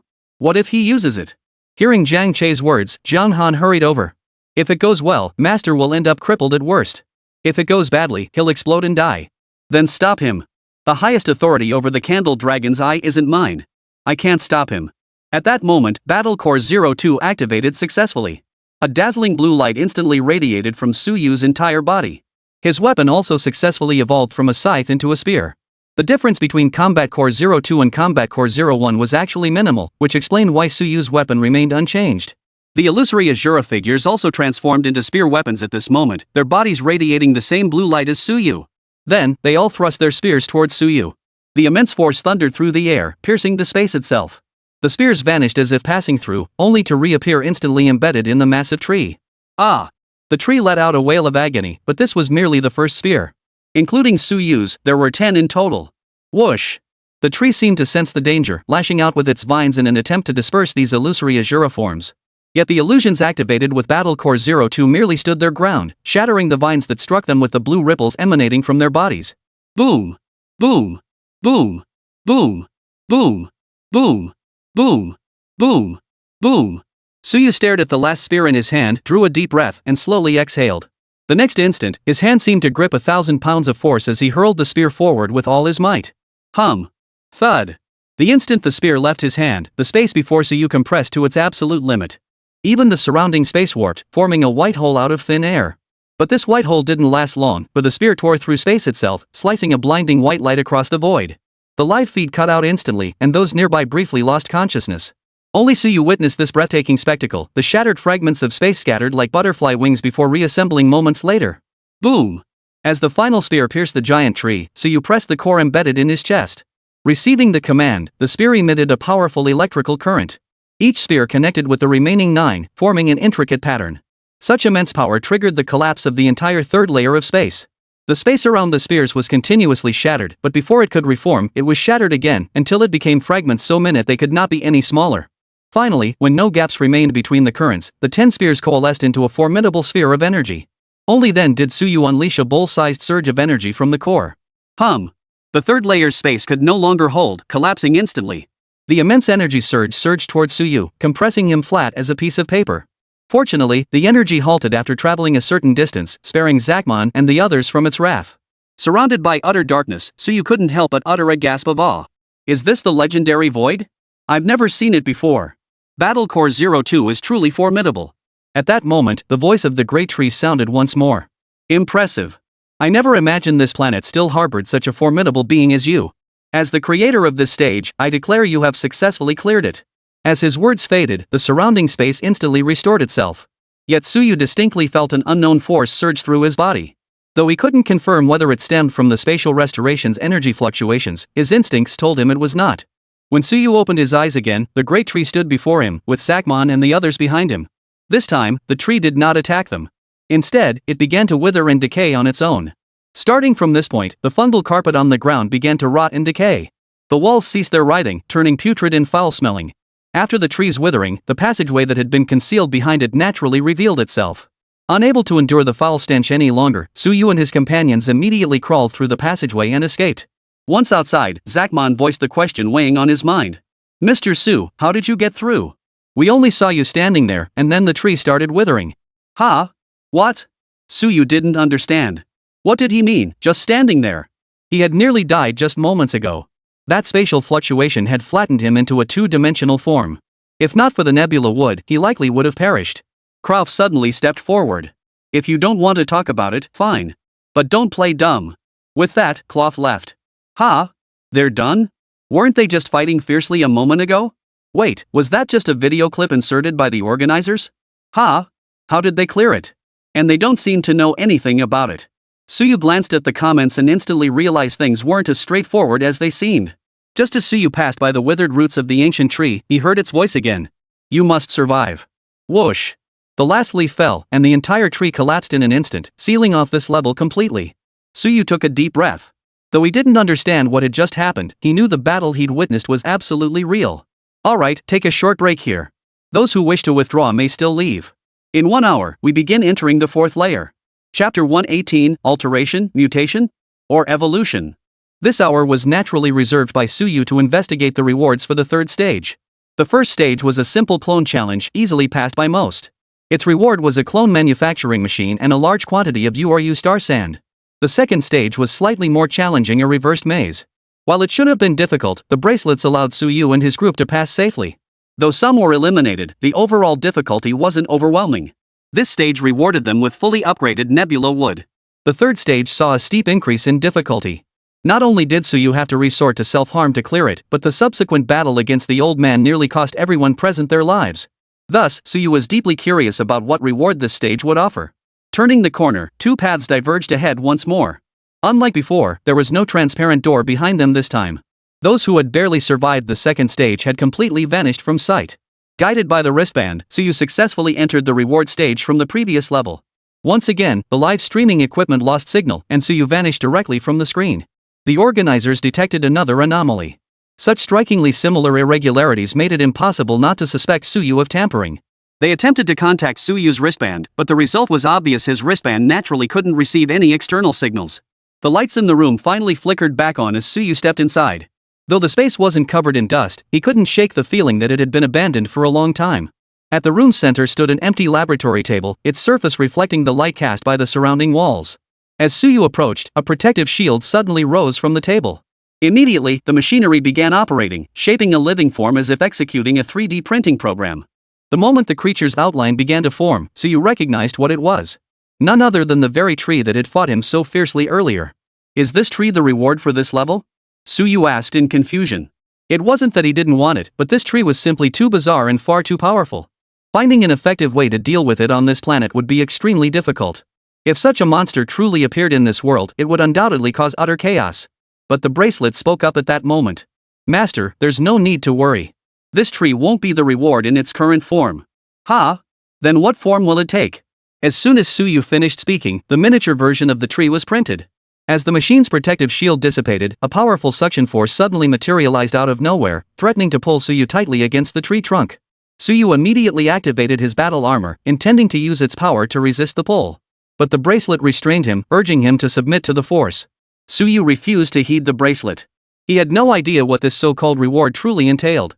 To rush headlong into it like this was tantamount to gambling with his life. Yet, no matter how hard he struggled, his body continued to be pulled backward. Even as his battle armor flashed with red warning lights, the force persisted. Seeing that the armor might shatter if this continued, Suyu had no choice but to trust the bracelet and cease his resistance. The instant Suyu shut off the battle armor's power, his entire body was pinned down onto the lab table. Then, the tree beneath him abruptly transformed into particles. Extremely minute particles began burrowing into his body. Through his pores and every orifice connecting his body to the outside world, mouth, tear ducts, sweat glands, they entered Suyu's system, attaching themselves to his bones, muscles, and even beneath his skin. Throughout this process, Suyu felt an unbearable itch, as though hundreds of thousands of ants were gnawing at him simultaneously. Fortunately, this sensation didn't last long. Otherwise, Suyu would have been tempted to activate Combat Core 02 and fight it out. Master, the body enhancement is complete. As it spoke, the bracelet activated the lab platform to raise a mirror. Holy crap! Seeing his reflection in the mirror, Suyu stumbled backward in shock. Beneath his skin, countless slender vines now wrapped around his muscles. They were a vivid green, resembling blood vessels at first glance. Yet their dense, intricate network made it clear to Suyu that these were anything but. His pupils had also turned a leaf-like green. I've turned into a monster? Master, there's no need to worry. These particles merely compensate for the genetic flaws that humans gradually lost during evolution but could still retain. The form you now exhibit is actually humanity's most perfect state. Perfect? The most perfect? Are you telling me this tree-like form is perfect? Do you even know what perfection means? Nature itself operates on the principle of survival of the fittest. Humans evolving into this form is the most suitable state for survival on this planet.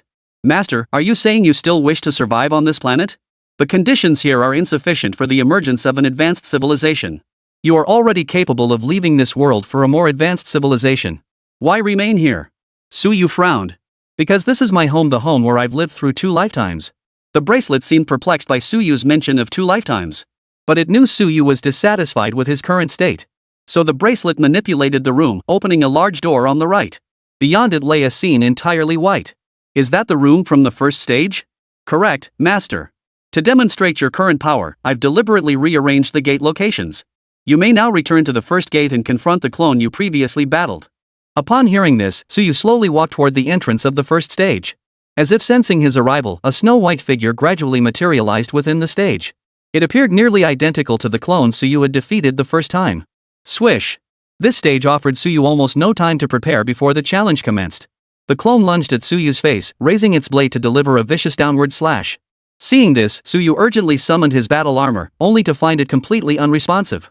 To test your physical strength, the connection between you and the battle armor has been severed. Chapter 119, Sacrifice, Preserving Humanity's Essence.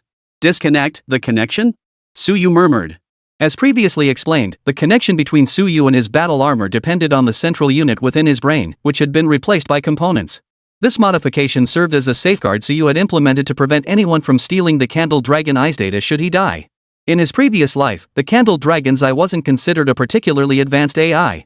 But in this life, it was a high-level terminal capable of controlling god-slaying weapons. The consequences of such a leak were unimaginable. But this didn't mean Suyu was a mutant. Compared to his current state, that modification was merely like installing a prosthetic limb on him. At that moment, the clone lunged toward Suyu's face, its gleaming blade flashing across his pupils. In the next split second, he instinctively raised his arm, executing a blocking motion. Of course, even with limited combat experience, Suyu knew better than to block a blade with his bare flesh. Instead, he used his forearm to intercept the descending arm. Damn! Almost instantly, the clone's arm shattered clean off, hanging by nothing but skin and flesh. Witnessing this, Suyu froze in place, staring at his hand in disbelief. Could such raw power truly be unleashed by his own flesh alone? Then, the bracelet suddenly summoned 10 more clones identical to the previous one. These clones also started from 0 frames, charging straight at Suyu with their blades raised. As Suyu observed, his pupils rapidly scanned the movements of every clone. Instinctively, his body began executing the most fundamental defensive actions. Everything flowed with seamless fluidity, as if his body acted purely on reflex, requiring no conscious thought. Crucially, this reflex had transformed from mere self-preservation into fully autonomous attack. And its intensity was absolutely on point. He was taking down these clones he'd fought before with 1 punch each. This is too powerful. Suyu was utterly stunned. This was the first time he'd ever witnessed the sheer power of a bio-android so directly. The silver-mutated humans he'd fought before were undeniably formidable, no question about that. But Suyu felt no envy. Those beings achieved their power by destroying themselves, eroding their consciousness, and transforming from human into monster. Right now, Suyu still possessed his own consciousness and could control his battle armor. This meant that aside from some cosmetic damage, everything else remained unchanged. It was essentially all advantages with no drawbacks. Well, Master? Have you gained a clear understanding of your current strength? The battle armor inquired as it reopened the massive doors behind them. Returning to the 3rd stage's reward chamber, Suyu's heart began to waver. As for whether this thing was powerful? Powerful it was, absolutely, terrifyingly, frighteningly so. It was powerful enough to stir Suyu's thoughts. He even considered asking if there was a way to restore his appearance while retaining the enhanced physique. But the words stopped at his lips. Because it was something that defied human ethics and morality. I choose to decline this reward. The moment those words left his mouth, the bracelet was stunned. Please consider carefully. The difficulty of the 4th stage, 5th stage, and subsequent stages will be significantly higher than the 3rd stage. Are you certain you wish to forego this stage's reward? I am certain. Even if there were a way to restore your appearance to its original state? That's correct. Because this kind of evolution isn't something people on this planet can possess. Therefore, I choose to refuse. But this is a path to greater strength. Just as some pursue fitness through exercise, others through plant-based diets, each seeks inner power through their own unique methods. You're facing such an efficient method now, yet you refuse it? Yes, I refuse. The bracelet fell silent for a moment. Then, a blinding flash erupted, and Suyu was instantly expelled from the room. Eyes of the candle dragon, scan my current status. All bodily functions normal. Ha! Suyu froze. The bracelet had just emitted the distinctive voice belonging to the candle dragon's eye. This made Suyu realize that his earlier refusal had apparently angered the bracelet. But he couldn't fathom why the bracelet was so insistent on him accepting this reward, as if driven by some unavoidable necessity. Forget it. Suyu shook his head. He had more pressing matters to attend to right now. As for the bracelet, as long as it didn't cause trouble, he wouldn't pay it much mind. As Suyu reappeared, the bracelet chimed once more. This time, he chose to decline outright. He then returned to the exit of the third stage. Everyone had received ample supplies earlier, and since the previous match hadn't involved overly intense combat, an hour's rest was actually sufficient. Ready to proceed to the next stage? Those wishing to leave at this point may do so. Leave? There's absolutely no reason to. Suyu, you're so strong you should be able to lead us all the way to the finish line. Exactly. We have no reason to leave. Even though we haven't gotten any rewards so far, maybe the later stages will have them. Yeah, you wouldn't be planning to keep it all for yourself, would you, Suyu? Sure, you've protected us and contributed a lot, but that doesn't mean you get to keep all the rewards here for yourself. Suyu frowned, wondering where these people got such thick skin. After a moment's thought, however, he decided not to argue with them. He walked to the entrance of the fourth stage and, before opening the gate, confirmed their intentions once more. You're all certain you won't leave, right? Yes, we're staying. Very well. I'll open the gate to this level then. With that, Suyu placed his wristband-adorned hand on the gate. As the wristband glowed red once more, the gate slowly swung open. This gate was entirely different from the mechanical ones before. It didn't open by sliding up and down, nor did it swing open sideways. Instead, as the gate opened, the entire structure vanished, revealing a massive black hole concealed behind it. Before the group could react, they were sucked entirely into the black hole. As they drifted within the void, Suyu struggled desperately, striding toward a faint glimmer of light. But the harder he pushed, the lighter his body grew, until finally, he felt no physical presence, only his consciousness remained lucid. Chapter 120, Tearing Through Code, Forcing a Breakthrough. When Suyu opened his eyes, he found himself once again in a vast white virtual space. Here? Have I returned to the first level? This pure white scene was familiar to Suyu after all, he had entered the first level's white space twice before. But after wandering around for a while, he encountered nothing else, no replicas appeared. This meant this wasn't the first level space he had assumed. Realizing this, Suyu hurriedly began searching for Zakmon. He called out as he walked, even deploying a drone to scan a 30-kilometer radius in an attempt to locate them. Zakmon had also regained consciousness by then. He glanced around, only to be startled by a sound beneath him, causing him to spring up from the ground. Captain, you're crushing me. Axie, how did you end up beneath me? I don't know either, but Captain, you're really heavy. Zakmon reached out and pulled Aishi off the ground. He was shocked to find her weight was absurdly light. With just a little effort, he actually tossed her straight into the air. Ha! Aishi hadn't expected this either. In midair, he even closed his eyes in fear.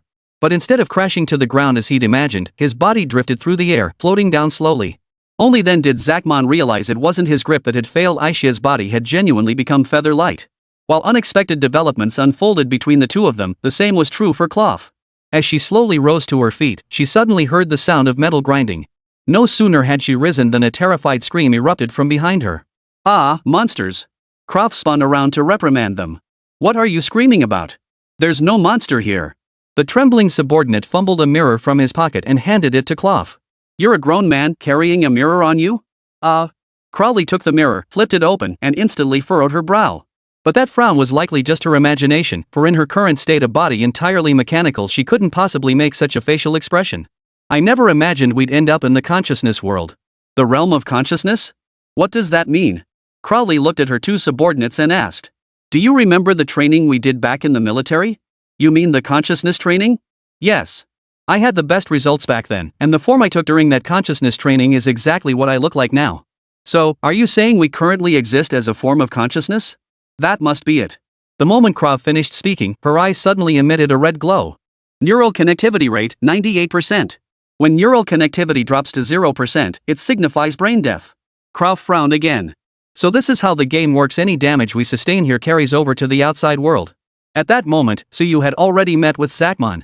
Zachman's armor had somehow entered the consciousness realm alongside him, while Suyu's body felt disturbingly normal. Suddenly, a mechanical voice echoed through the space. Each of you on this level will experience different historical wars. If you can defeat these armies and survive, you will earn a substantial reward for your civilization.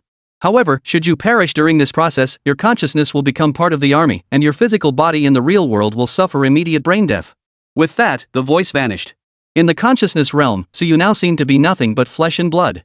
Does that mean his battle armor is useless now? Haha, so now we can just sit back and wait for Suyu to die. Exactly. Remember, our Captain Claw is a woman of iron will. Steel will, you're absolutely right, it truly is steel will. Suyu touched his chest, the reaction core was indeed gone. This confirmed that he truly had no battle armor left on him. Only now did Suyu understand why the bracelet had been so furious back then. He had known the nature of this trial all along, and he knew his current mindset was utterly insufficient to overcome it. But who was Suyu? He was Suyu. Unless pushed to the absolute brink, he would never retreat from the battlefield. Just then, the entire space suddenly began to tremble. Suyu looked ahead and saw something charging toward them. Judging by the dust kicked up, if this was the army mentioned by that mechanical voice earlier, it numbered at least tens of thousands. Tens of thousands, though not an overwhelming number, but if they were a fully armed force matching the might of the Xiliang Iron Cavalry, it would be more than enough to wipe out everyone present hundreds of times over. As they drew nearer, the crowd could see these soldiers clad in golden armor, spears in hand, followed by several 3-meter-tall elephants. Following them were catapults and artillery. The equipment was primitive and outdated. Yet even this rudimentary gear sent a chill down Suyu's spine. Had he still been clad in his battle armor, he would have dismissed these tens of thousands of men without a second thought. But now he was just an ideology barely different from an ordinary person, perhaps even weaker than one. Run. Therefore, after weighing his options, Suyu concluded that the most sensible course of action was to flee. With no sense of direction in this unfamiliar place, they sprinted off in the opposite direction of the advancing army. But before long, Suyu was already gasping for breath, his steps growing noticeably heavier. This body really can't run far, huh? Just then, Zachman abruptly stopped, sprinted over to him, and yanked Suyu up like a little chick onto his shoulder, carrying him as he ran. Aren't you tired? Not at all. You're as light as a feather now. Suyu gave a helpless chuckle, surprised that his consciousness felt so feeble after entering the realm of consciousness. Suyu found it strange himself, his consciousness was so feeble it seemed unreal. Could it be? Is there something I overlooked? Behind him, the heavily armored Roman soldiers continued their relentless pursuit. But then, Suyu suddenly felt intense vibrations ahead of him. Sitting higher up, Suyu immediately spotted the group running ahead. The robot leading them particularly startled him. Since this was the consciousness space, Suyu and the others' physical bodies were still suspended within the black hole. The same applied to the camera equipment. Yet for some reason, the audience outside could still see what was happening within the consciousness world. Yet while they could see, the bullet comments sent by the audience remained invisible to Suyu and his companions. Thus, Suyu remained unaware that the robot was Krav. The army hot on Krav's heels wore silver armor adorned with crimson plumes atop their helmets. The front ranks wielded silver lances, while the rear ranks carried heavy bows rated at 800 Dan. Bringing up the rear were several ballistic carts, their frames as thick as large trees. That's the Xiliang Iron Cavalry. Suyu hadn't expected his guess to be so spot on, though these Xiliang Iron Cavalry weren't pursuing them, they were chasing after Krav. As the two forces approached each other, logic dictated they should turn to avoid collision. But Zachman turned Cloud did not. The moment she spotted Suyu, she lunged forward in a single stride, grabbed him, and hurled him toward the Xiliang Iron Cavalry behind her. Suyu had scarcely any chance to resist before he soared through the air. The Xiliang cavalrymen cared not who lay before them, raising their spears to thrust at Suyu. Seeing this, Zachman immediately sprinted toward Suyu. Colliding with the Xiliang cavalry, he swung his fists, knocking them aside. But even with his blazing speed, he was still too late to catch Suyu. In an instant, a spear pierced straight through Suyu's chest. The spearman then slammed the spear into the ground with a violent thrust. The immense force transmitted through the spear struck Suyu, sending him hurtling like a falling hammerhead. He impaled himself on the spearhead and landed on the shaft. Instantly, digitalized wounds erupted with blue light particles. Though the blood was simulated, the pain was 100% synchronized. Even within the black hole, Suyu grimaced in agony. Here, I have no reason to fear you anymore. Suyu, rest assured as you meet your end. Claver felt not a shred of remorse, even a hint of pride, as if her actions were saving everyone. Suyu could no longer make out what Cloth was saying.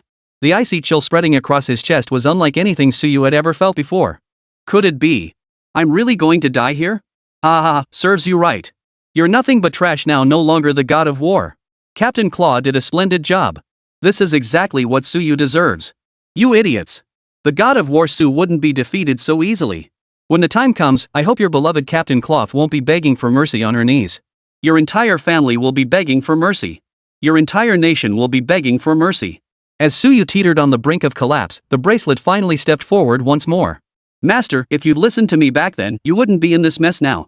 I know you meant well, but I refuse genetic modification and I refuse to be a human guinea pig. Hearing Suyu repeat the same line, the bracelet had intended to sulk in silence. Fine. Since you're practically dying, I'll help you out. With that, the bracelet emitted a faint red glow. Instantly, Suyu felt his hands transform. It felt as though an additional layer of battle armor had been added. I don't possess much power myself, so I can only synchronize your battle armor data into this space. Everything here is also data-based, so you should be able to figure out how to handle it. With that, the bracelet fell silent, seemingly exhausted from the exertion. Suyu hadn't fully grasped the meaning of the bracelet's words. But the iron cavalryman stabbing him kept thrusting his spear, causing Suyu to plummet downward relentlessly.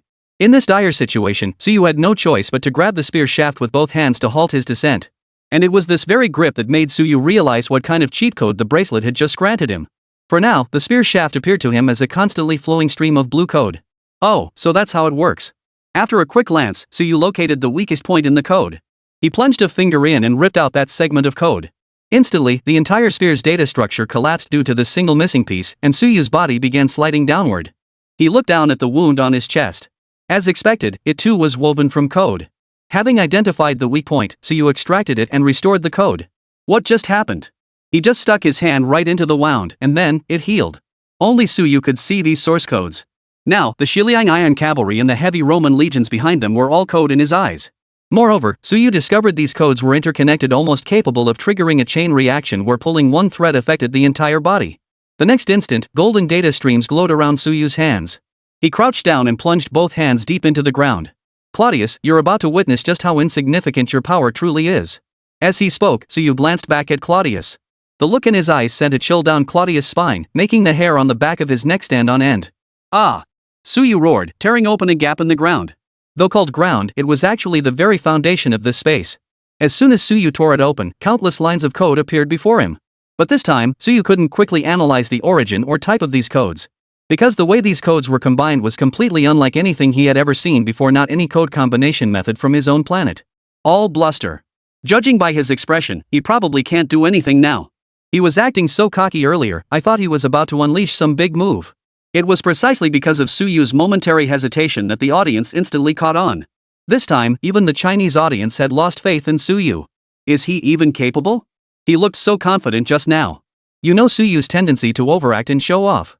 Who knows what he's holding back now? But as always, Suyu is Suyu. Within mere seconds, he identified the pattern in the code structure. So he reached in again, but this time, instead of picking out bits of code, he grabbed chunks and started rewriting them directly.